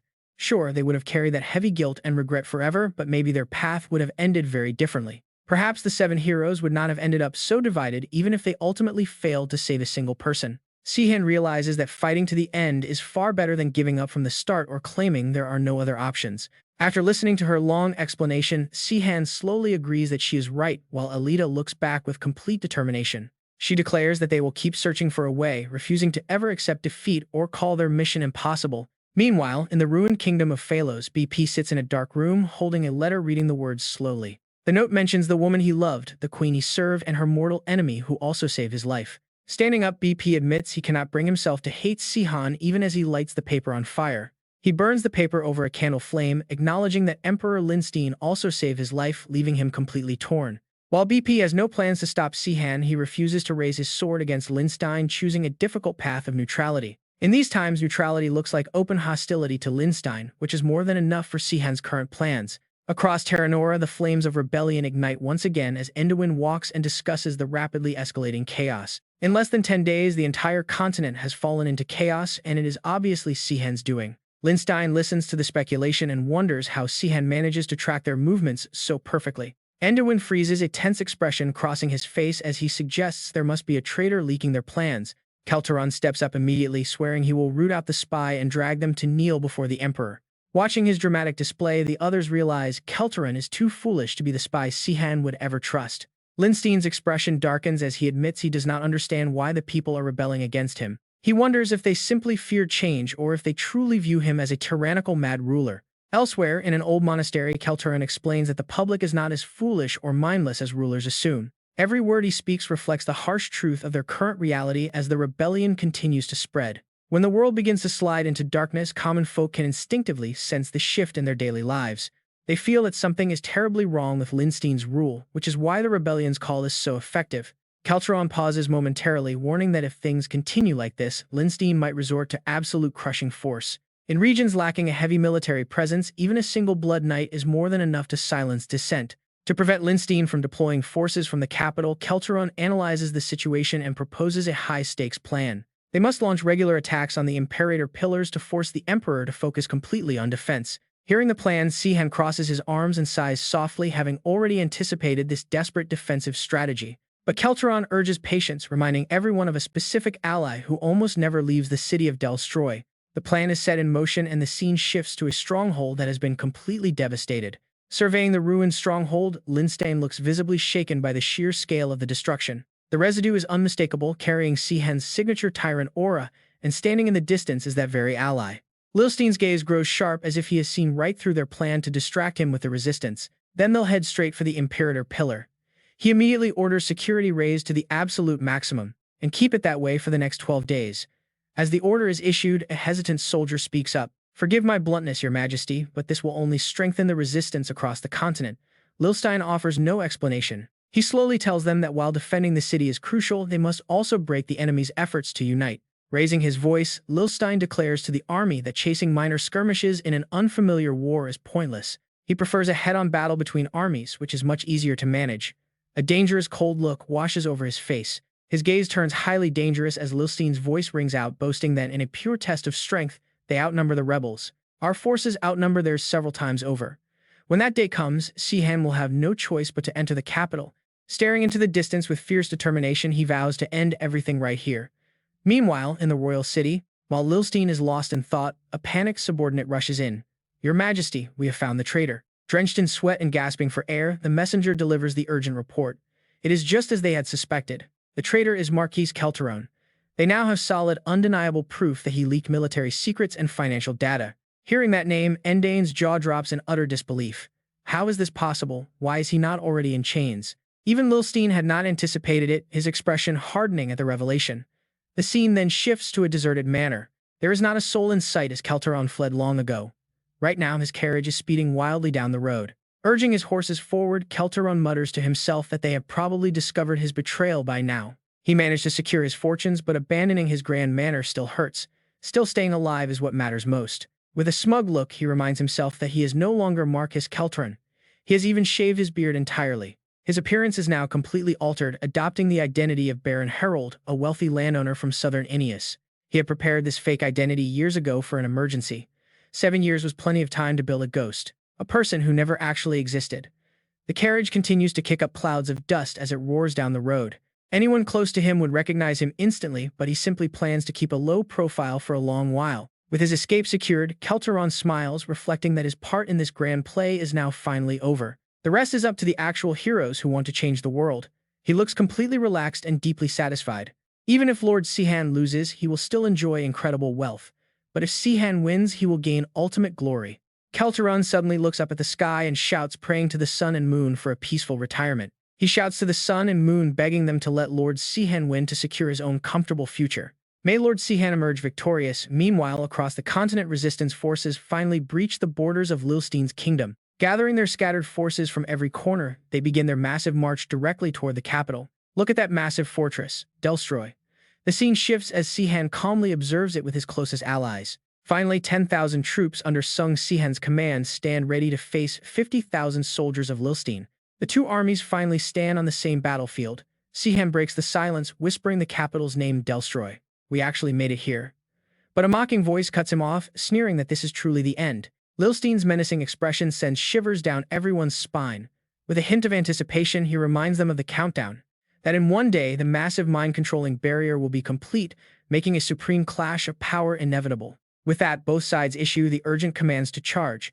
It is finally time for their brutal showdown. Thousands of soldiers clash like a violent storm, the loud sound of colliding steel ringing out. North of the pass, a devastating beam of light strikes the battlefield, injuring countless soldiers. This terrifying display of power is the work of Zenon Stride.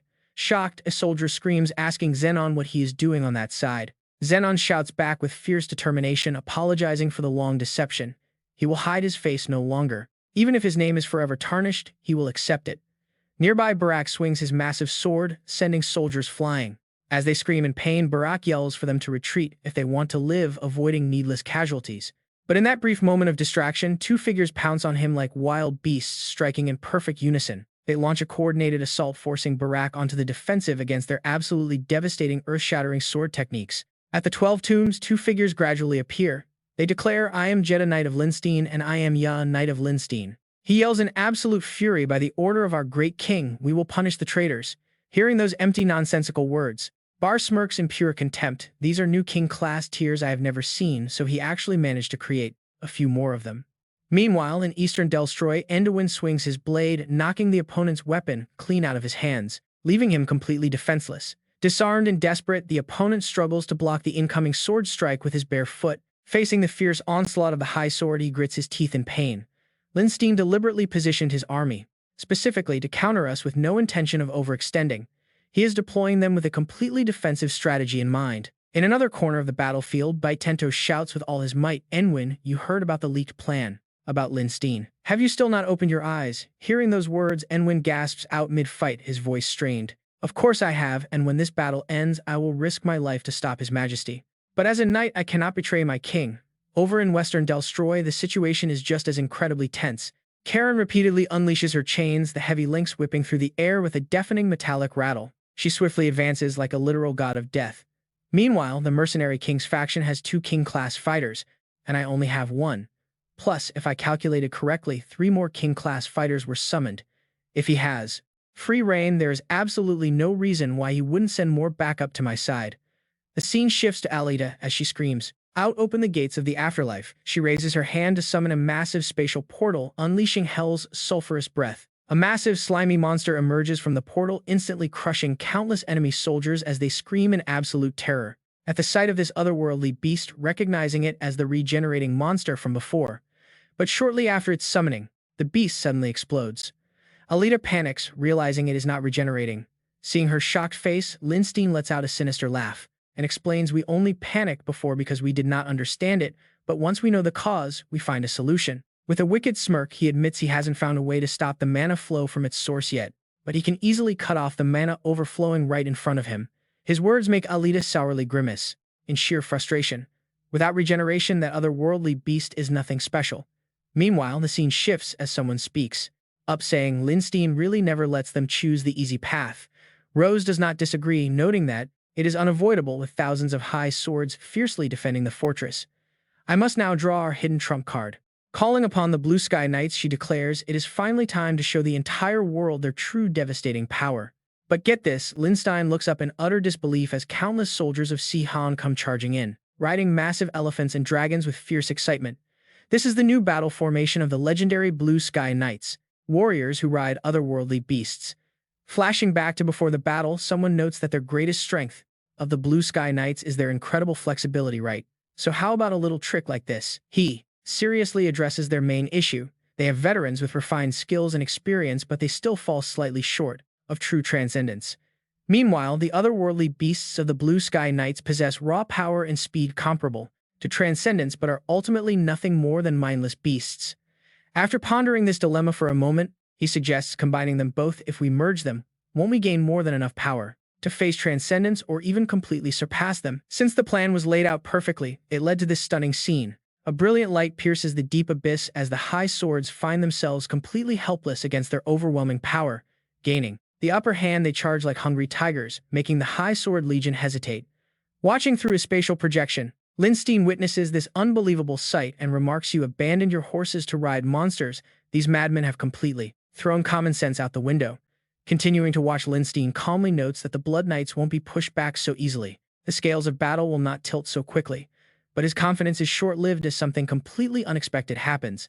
Wait, if the Royal Knights can actually hold their ground against the feared Blood Knights right now. Realizing the tide is turning, his face goes completely pale. This must mean they lack the power to face Kai. Just as Lindstein feared, Karen begins scattering fine dust into the air, releasing a deadly sweeping plague. As the plague spreads, the high swords are immediately weakened, many knocked down by Sihan's faction. Usro draws his bow and shouts out, "While we were hiding, we constantly fell ill and recovered, making us completely immune." They're used to the illness, having prepared for this, so their skills haven't dropped at all. Meanwhile, things on Karen's side are going incredibly well. Her blinding speed leaves the enemy completely unable to react. Damn it, then out of nowhere, she swings her fist, charging like a demon. Karen unleashes her strength, shattering the massive gate into hundreds of flying shards. With the gate destroyed, everyone charges ahead. Meanwhile, Lindstein listens to the incoming reports, his expression completely blank. As Sihan's team successfully breaches the city walls, both forces are currently regrouping, bringing a temporary tense quiet to the battlefield. But once Lindstein is pushed back even a single time, he is bound to unleash absolutely everything he has left. With only Alpha left to guard him, the focus shifts to Sihan's team, where Sihan calmly speaks up. If things went according to plan, he heads straight for the pillar now. But losing his instant Otherworld summon is a heavy blow. His companion replies calmly, noting that at this rate the battle is going to drag on much longer than they hoped. Their voice turns deadly cold. They are running out of time before that massive mental barrier locks in completely. Sihan pulls up his hood, his face filled with grim determination. He knows there is no other way around this. He announces he is going to face Lilstein alone. Karen steps closer, her voice laced with worry, asking if he can really handle this. Sihan insists he is not fighting alone, especially since Alpha is bound to be right by Lilstein's side. He smiles, telling them he only carved this path because they were with him. If he shuts down the mana reactor, they still have a chance. He tells them to trust him and wait. But before he can even think, Karen does something completely unexpected. She suddenly plants a sweet kiss right on Sihan's cheek, leaving everyone stunned. "A charm for victory," she whispers. She tells him to return safely. Sihan stands there, completely dazed, his face flushing red. But the rivalry doesn't stop there. Alita steps up and kisses his other cheek, driving him absolutely crazy. The onlookers can't help but cringe at this free romantic show. One of them jokes that the more victory charms they get, the better. Suddenly, the next contender steps up. Zenon approaches with a giant grin and raised arms. Sihan completely panics, yelling for the others to hold him back before things get weird. Zenon screams back, asking Sihan what he's thinking and what he takes him for, reminding everyone that they've literally seen each other's underwear. After the chaos settles, the entire group looks at Sihan, their expressions serious as they wish him luck in the coming fight. With that, Sihan boldly strides forward, resolved to end things with Lilstein once and for all. The scene shifts, taking us back to Lilstein's childhood. His memories of life only truly begin when he was 8 years old. Born as the illegitimate child of a serf, he grew up with siblings, living a life that was tough but otherwise ordinary. Yet even back then, he always felt completely detached from everyone. He simply couldn't comprehend how their minds worked. With zero emotional connection, he wondered why his brother would give up his own food with a smile, or why his sister wept. Why feel such deep, agonizing sorrow over things that didn't actually happen to you? It made absolutely no sense to him. Hearing these bizarre, emotionless questions, another boy could only ask if something was seriously broken inside Lilstein's head. He told Lilstein that empathy is just natural for everyone, but Lilstein only saw absolute ignorance in their behavior. If they couldn't explain why they felt things, they couldn't give him answers. He couldn't understand their normal lives. They went about their lives without ever doubting a single thing. But then at age 12, everything changed. A mage took him in, making him both a disciple and a lab rat. This was his introduction to the twisted experiments of Sparkin. Surrounded by other human guinea pigs in that cold tower, he quickly realized just how different he truly was. When pushed to the brink, normal people let emotions dictate their choices without ever understanding why. Observing their blind reactions, Lilstein finally reached a clear conclusion. Their intellect was fundamentally flawed. Emotions were just filler to plug the gaps of their missing intellect, a defense mechanism to shield their fragile identities. To him, humanity was no different from a pack of wild monkeys. For several years, he played his role as a loyal disciple. Then one day, a boy from another world arrived at the tower, an otherworlder by the name of Sihan. By then, Lilstein had mastered the art of manipulating test subjects, so he treated Sihan with the same fake warmth. The two became friends by circumstance, but Lilstein felt absolutely nothing for him. At least, that's what he kept telling himself. But as Sihan grew weaker and more gaunt by the day, something strange and unfamiliar stirred deep inside Lilstein. It was a sensation completely foreign to him. Was this empathy? Why did he care if this boy lived or died? He wondered if he only considered Sihan special because he came from Earth, brushing it off as a misunderstanding. That is until the day he murdered Sparkin and escaped the tower, forcing him to face his own truth. Back in the lab with Sihan, Lilstein could no longer dismiss his feelings as a mere misunderstanding. In that split second, he thought, he had to save Sihan. For the first time in his life, those self-serving emotions acted purely for someone else. Whenever Sihan smiled, Lilstein felt inexplicably happy. When Sihan fell into despair, he felt that bitter sting. It turned out he had finally been captivated by those mortal monkeys. Yet strangely, he didn't hate it. Only with Sihan did he truly feel like a real human. As time passed, he met Jack, Sang, Rustenerd, Telepath, Gaganel, Fermina, and Saffron. Sihan treated them like family. Because they were so precious to Sihan, Lilstein began treating them the same way too. But as their revolution grew, Sihan and Lilstein clashed. Their heated arguments became a constant battle. Their bond collapsed completely. Sihan had changed, yet Lilstein still couldn't bring himself to abandon him. For anyone else, casting feelings aside would be simple once logic had made its final judgment. But when it came to Sihan, that simple act was impossible. He was trapped, unable to move forward or even retreat. He kept fighting until he stumbled upon an unexpected destiny. Hidden in the capital was an ancient secret, the key to summoning and perfect mind control. It felt like a divine blessing from heaven meant just for him. With this method, he could bring back the old Sihan from the past, the one who never opposed him, always standing faithfully by his side and obeying his every command. The current Sihan was just a problem, wearing his old friend's face, so sending him back to Earth and absolute betrayal didn't matter at all. Just wait, you would summon Sihan again so they could restore their real bond. Snapping back to reality, Sihan stood right before him. This time he was determined to act, to fix everything they had lost. Once close friends who saw each other like family, they now faced each other as bitter enemies. Lil Steen suddenly smiled, looking towards Sihan without showing a single hint of what he was planning. Lil Steen spoke up, mocking Sihan for finally arriving and asking if he really came all this way alone without Karen. He sneered, saying having her by Sihan's side was his safest possible bet. Then his face twisted in contempt as he jeered with utter scorn, asking if Sihan had actually abandoned her just to keep her alive. Even if it meant he could no longer improve his own chances of success, Sihan had grown far softer than he was 10 years ago. Hearing those arrogant words, Sihan angrily replied that he was just protecting what he must protect. If Lil Steen still couldn't understand that, then he had truly gone too far. Lil Steen sighed and smiled. Quietly mentioning Alita's name, he watched as Sihan instantly grew deeply anxious. If crossing dimensions meant anything at all, it meant there was now a clear target. Seeing Sihan's tense reaction, Lil Steen gloated, calling it an unbelievable blind spot and a fatal weakness that Sihan had left wide open. If it were him, he would have ripped her heart out for safekeeping, though Sihan was far too soft to ever do that. He just never expected Sihan to show such weakness for a mere heir of Rattan. Saying this, Lil Steen suddenly flashed an unpredictable smile. After all, once that girl disappeared, Sihan would have to return to Earth. Realizing Lil Steen's true intentions, Sihan panicked. Had Alita really been his target from the very start? Meanwhile, Karen's group was already in serious trouble as Nai appeared before them holding Sihan's sacred sword. Sihan realized the truth too late. Lil Steen had never intended to actually fight him face to face. Smiling as if victory were already guaranteed, Lil Steen arrogantly declared that the heir of Rattan would die here, forcing Sihan back to Earth. But he promised to summon Sihan back soon enough. Growing increasingly excited, he sneered that even if everyone else combined their strength, they couldn't possibly stop Alpha and the 5 god-level threats. Meanwhile, Karen's group was struggling extremely tense and highly on guard against the newly arrived enemies. Nai swung Sihan's sword, unleashing a massive wall of flame that engulfed them. Sihan, this is the absolute end.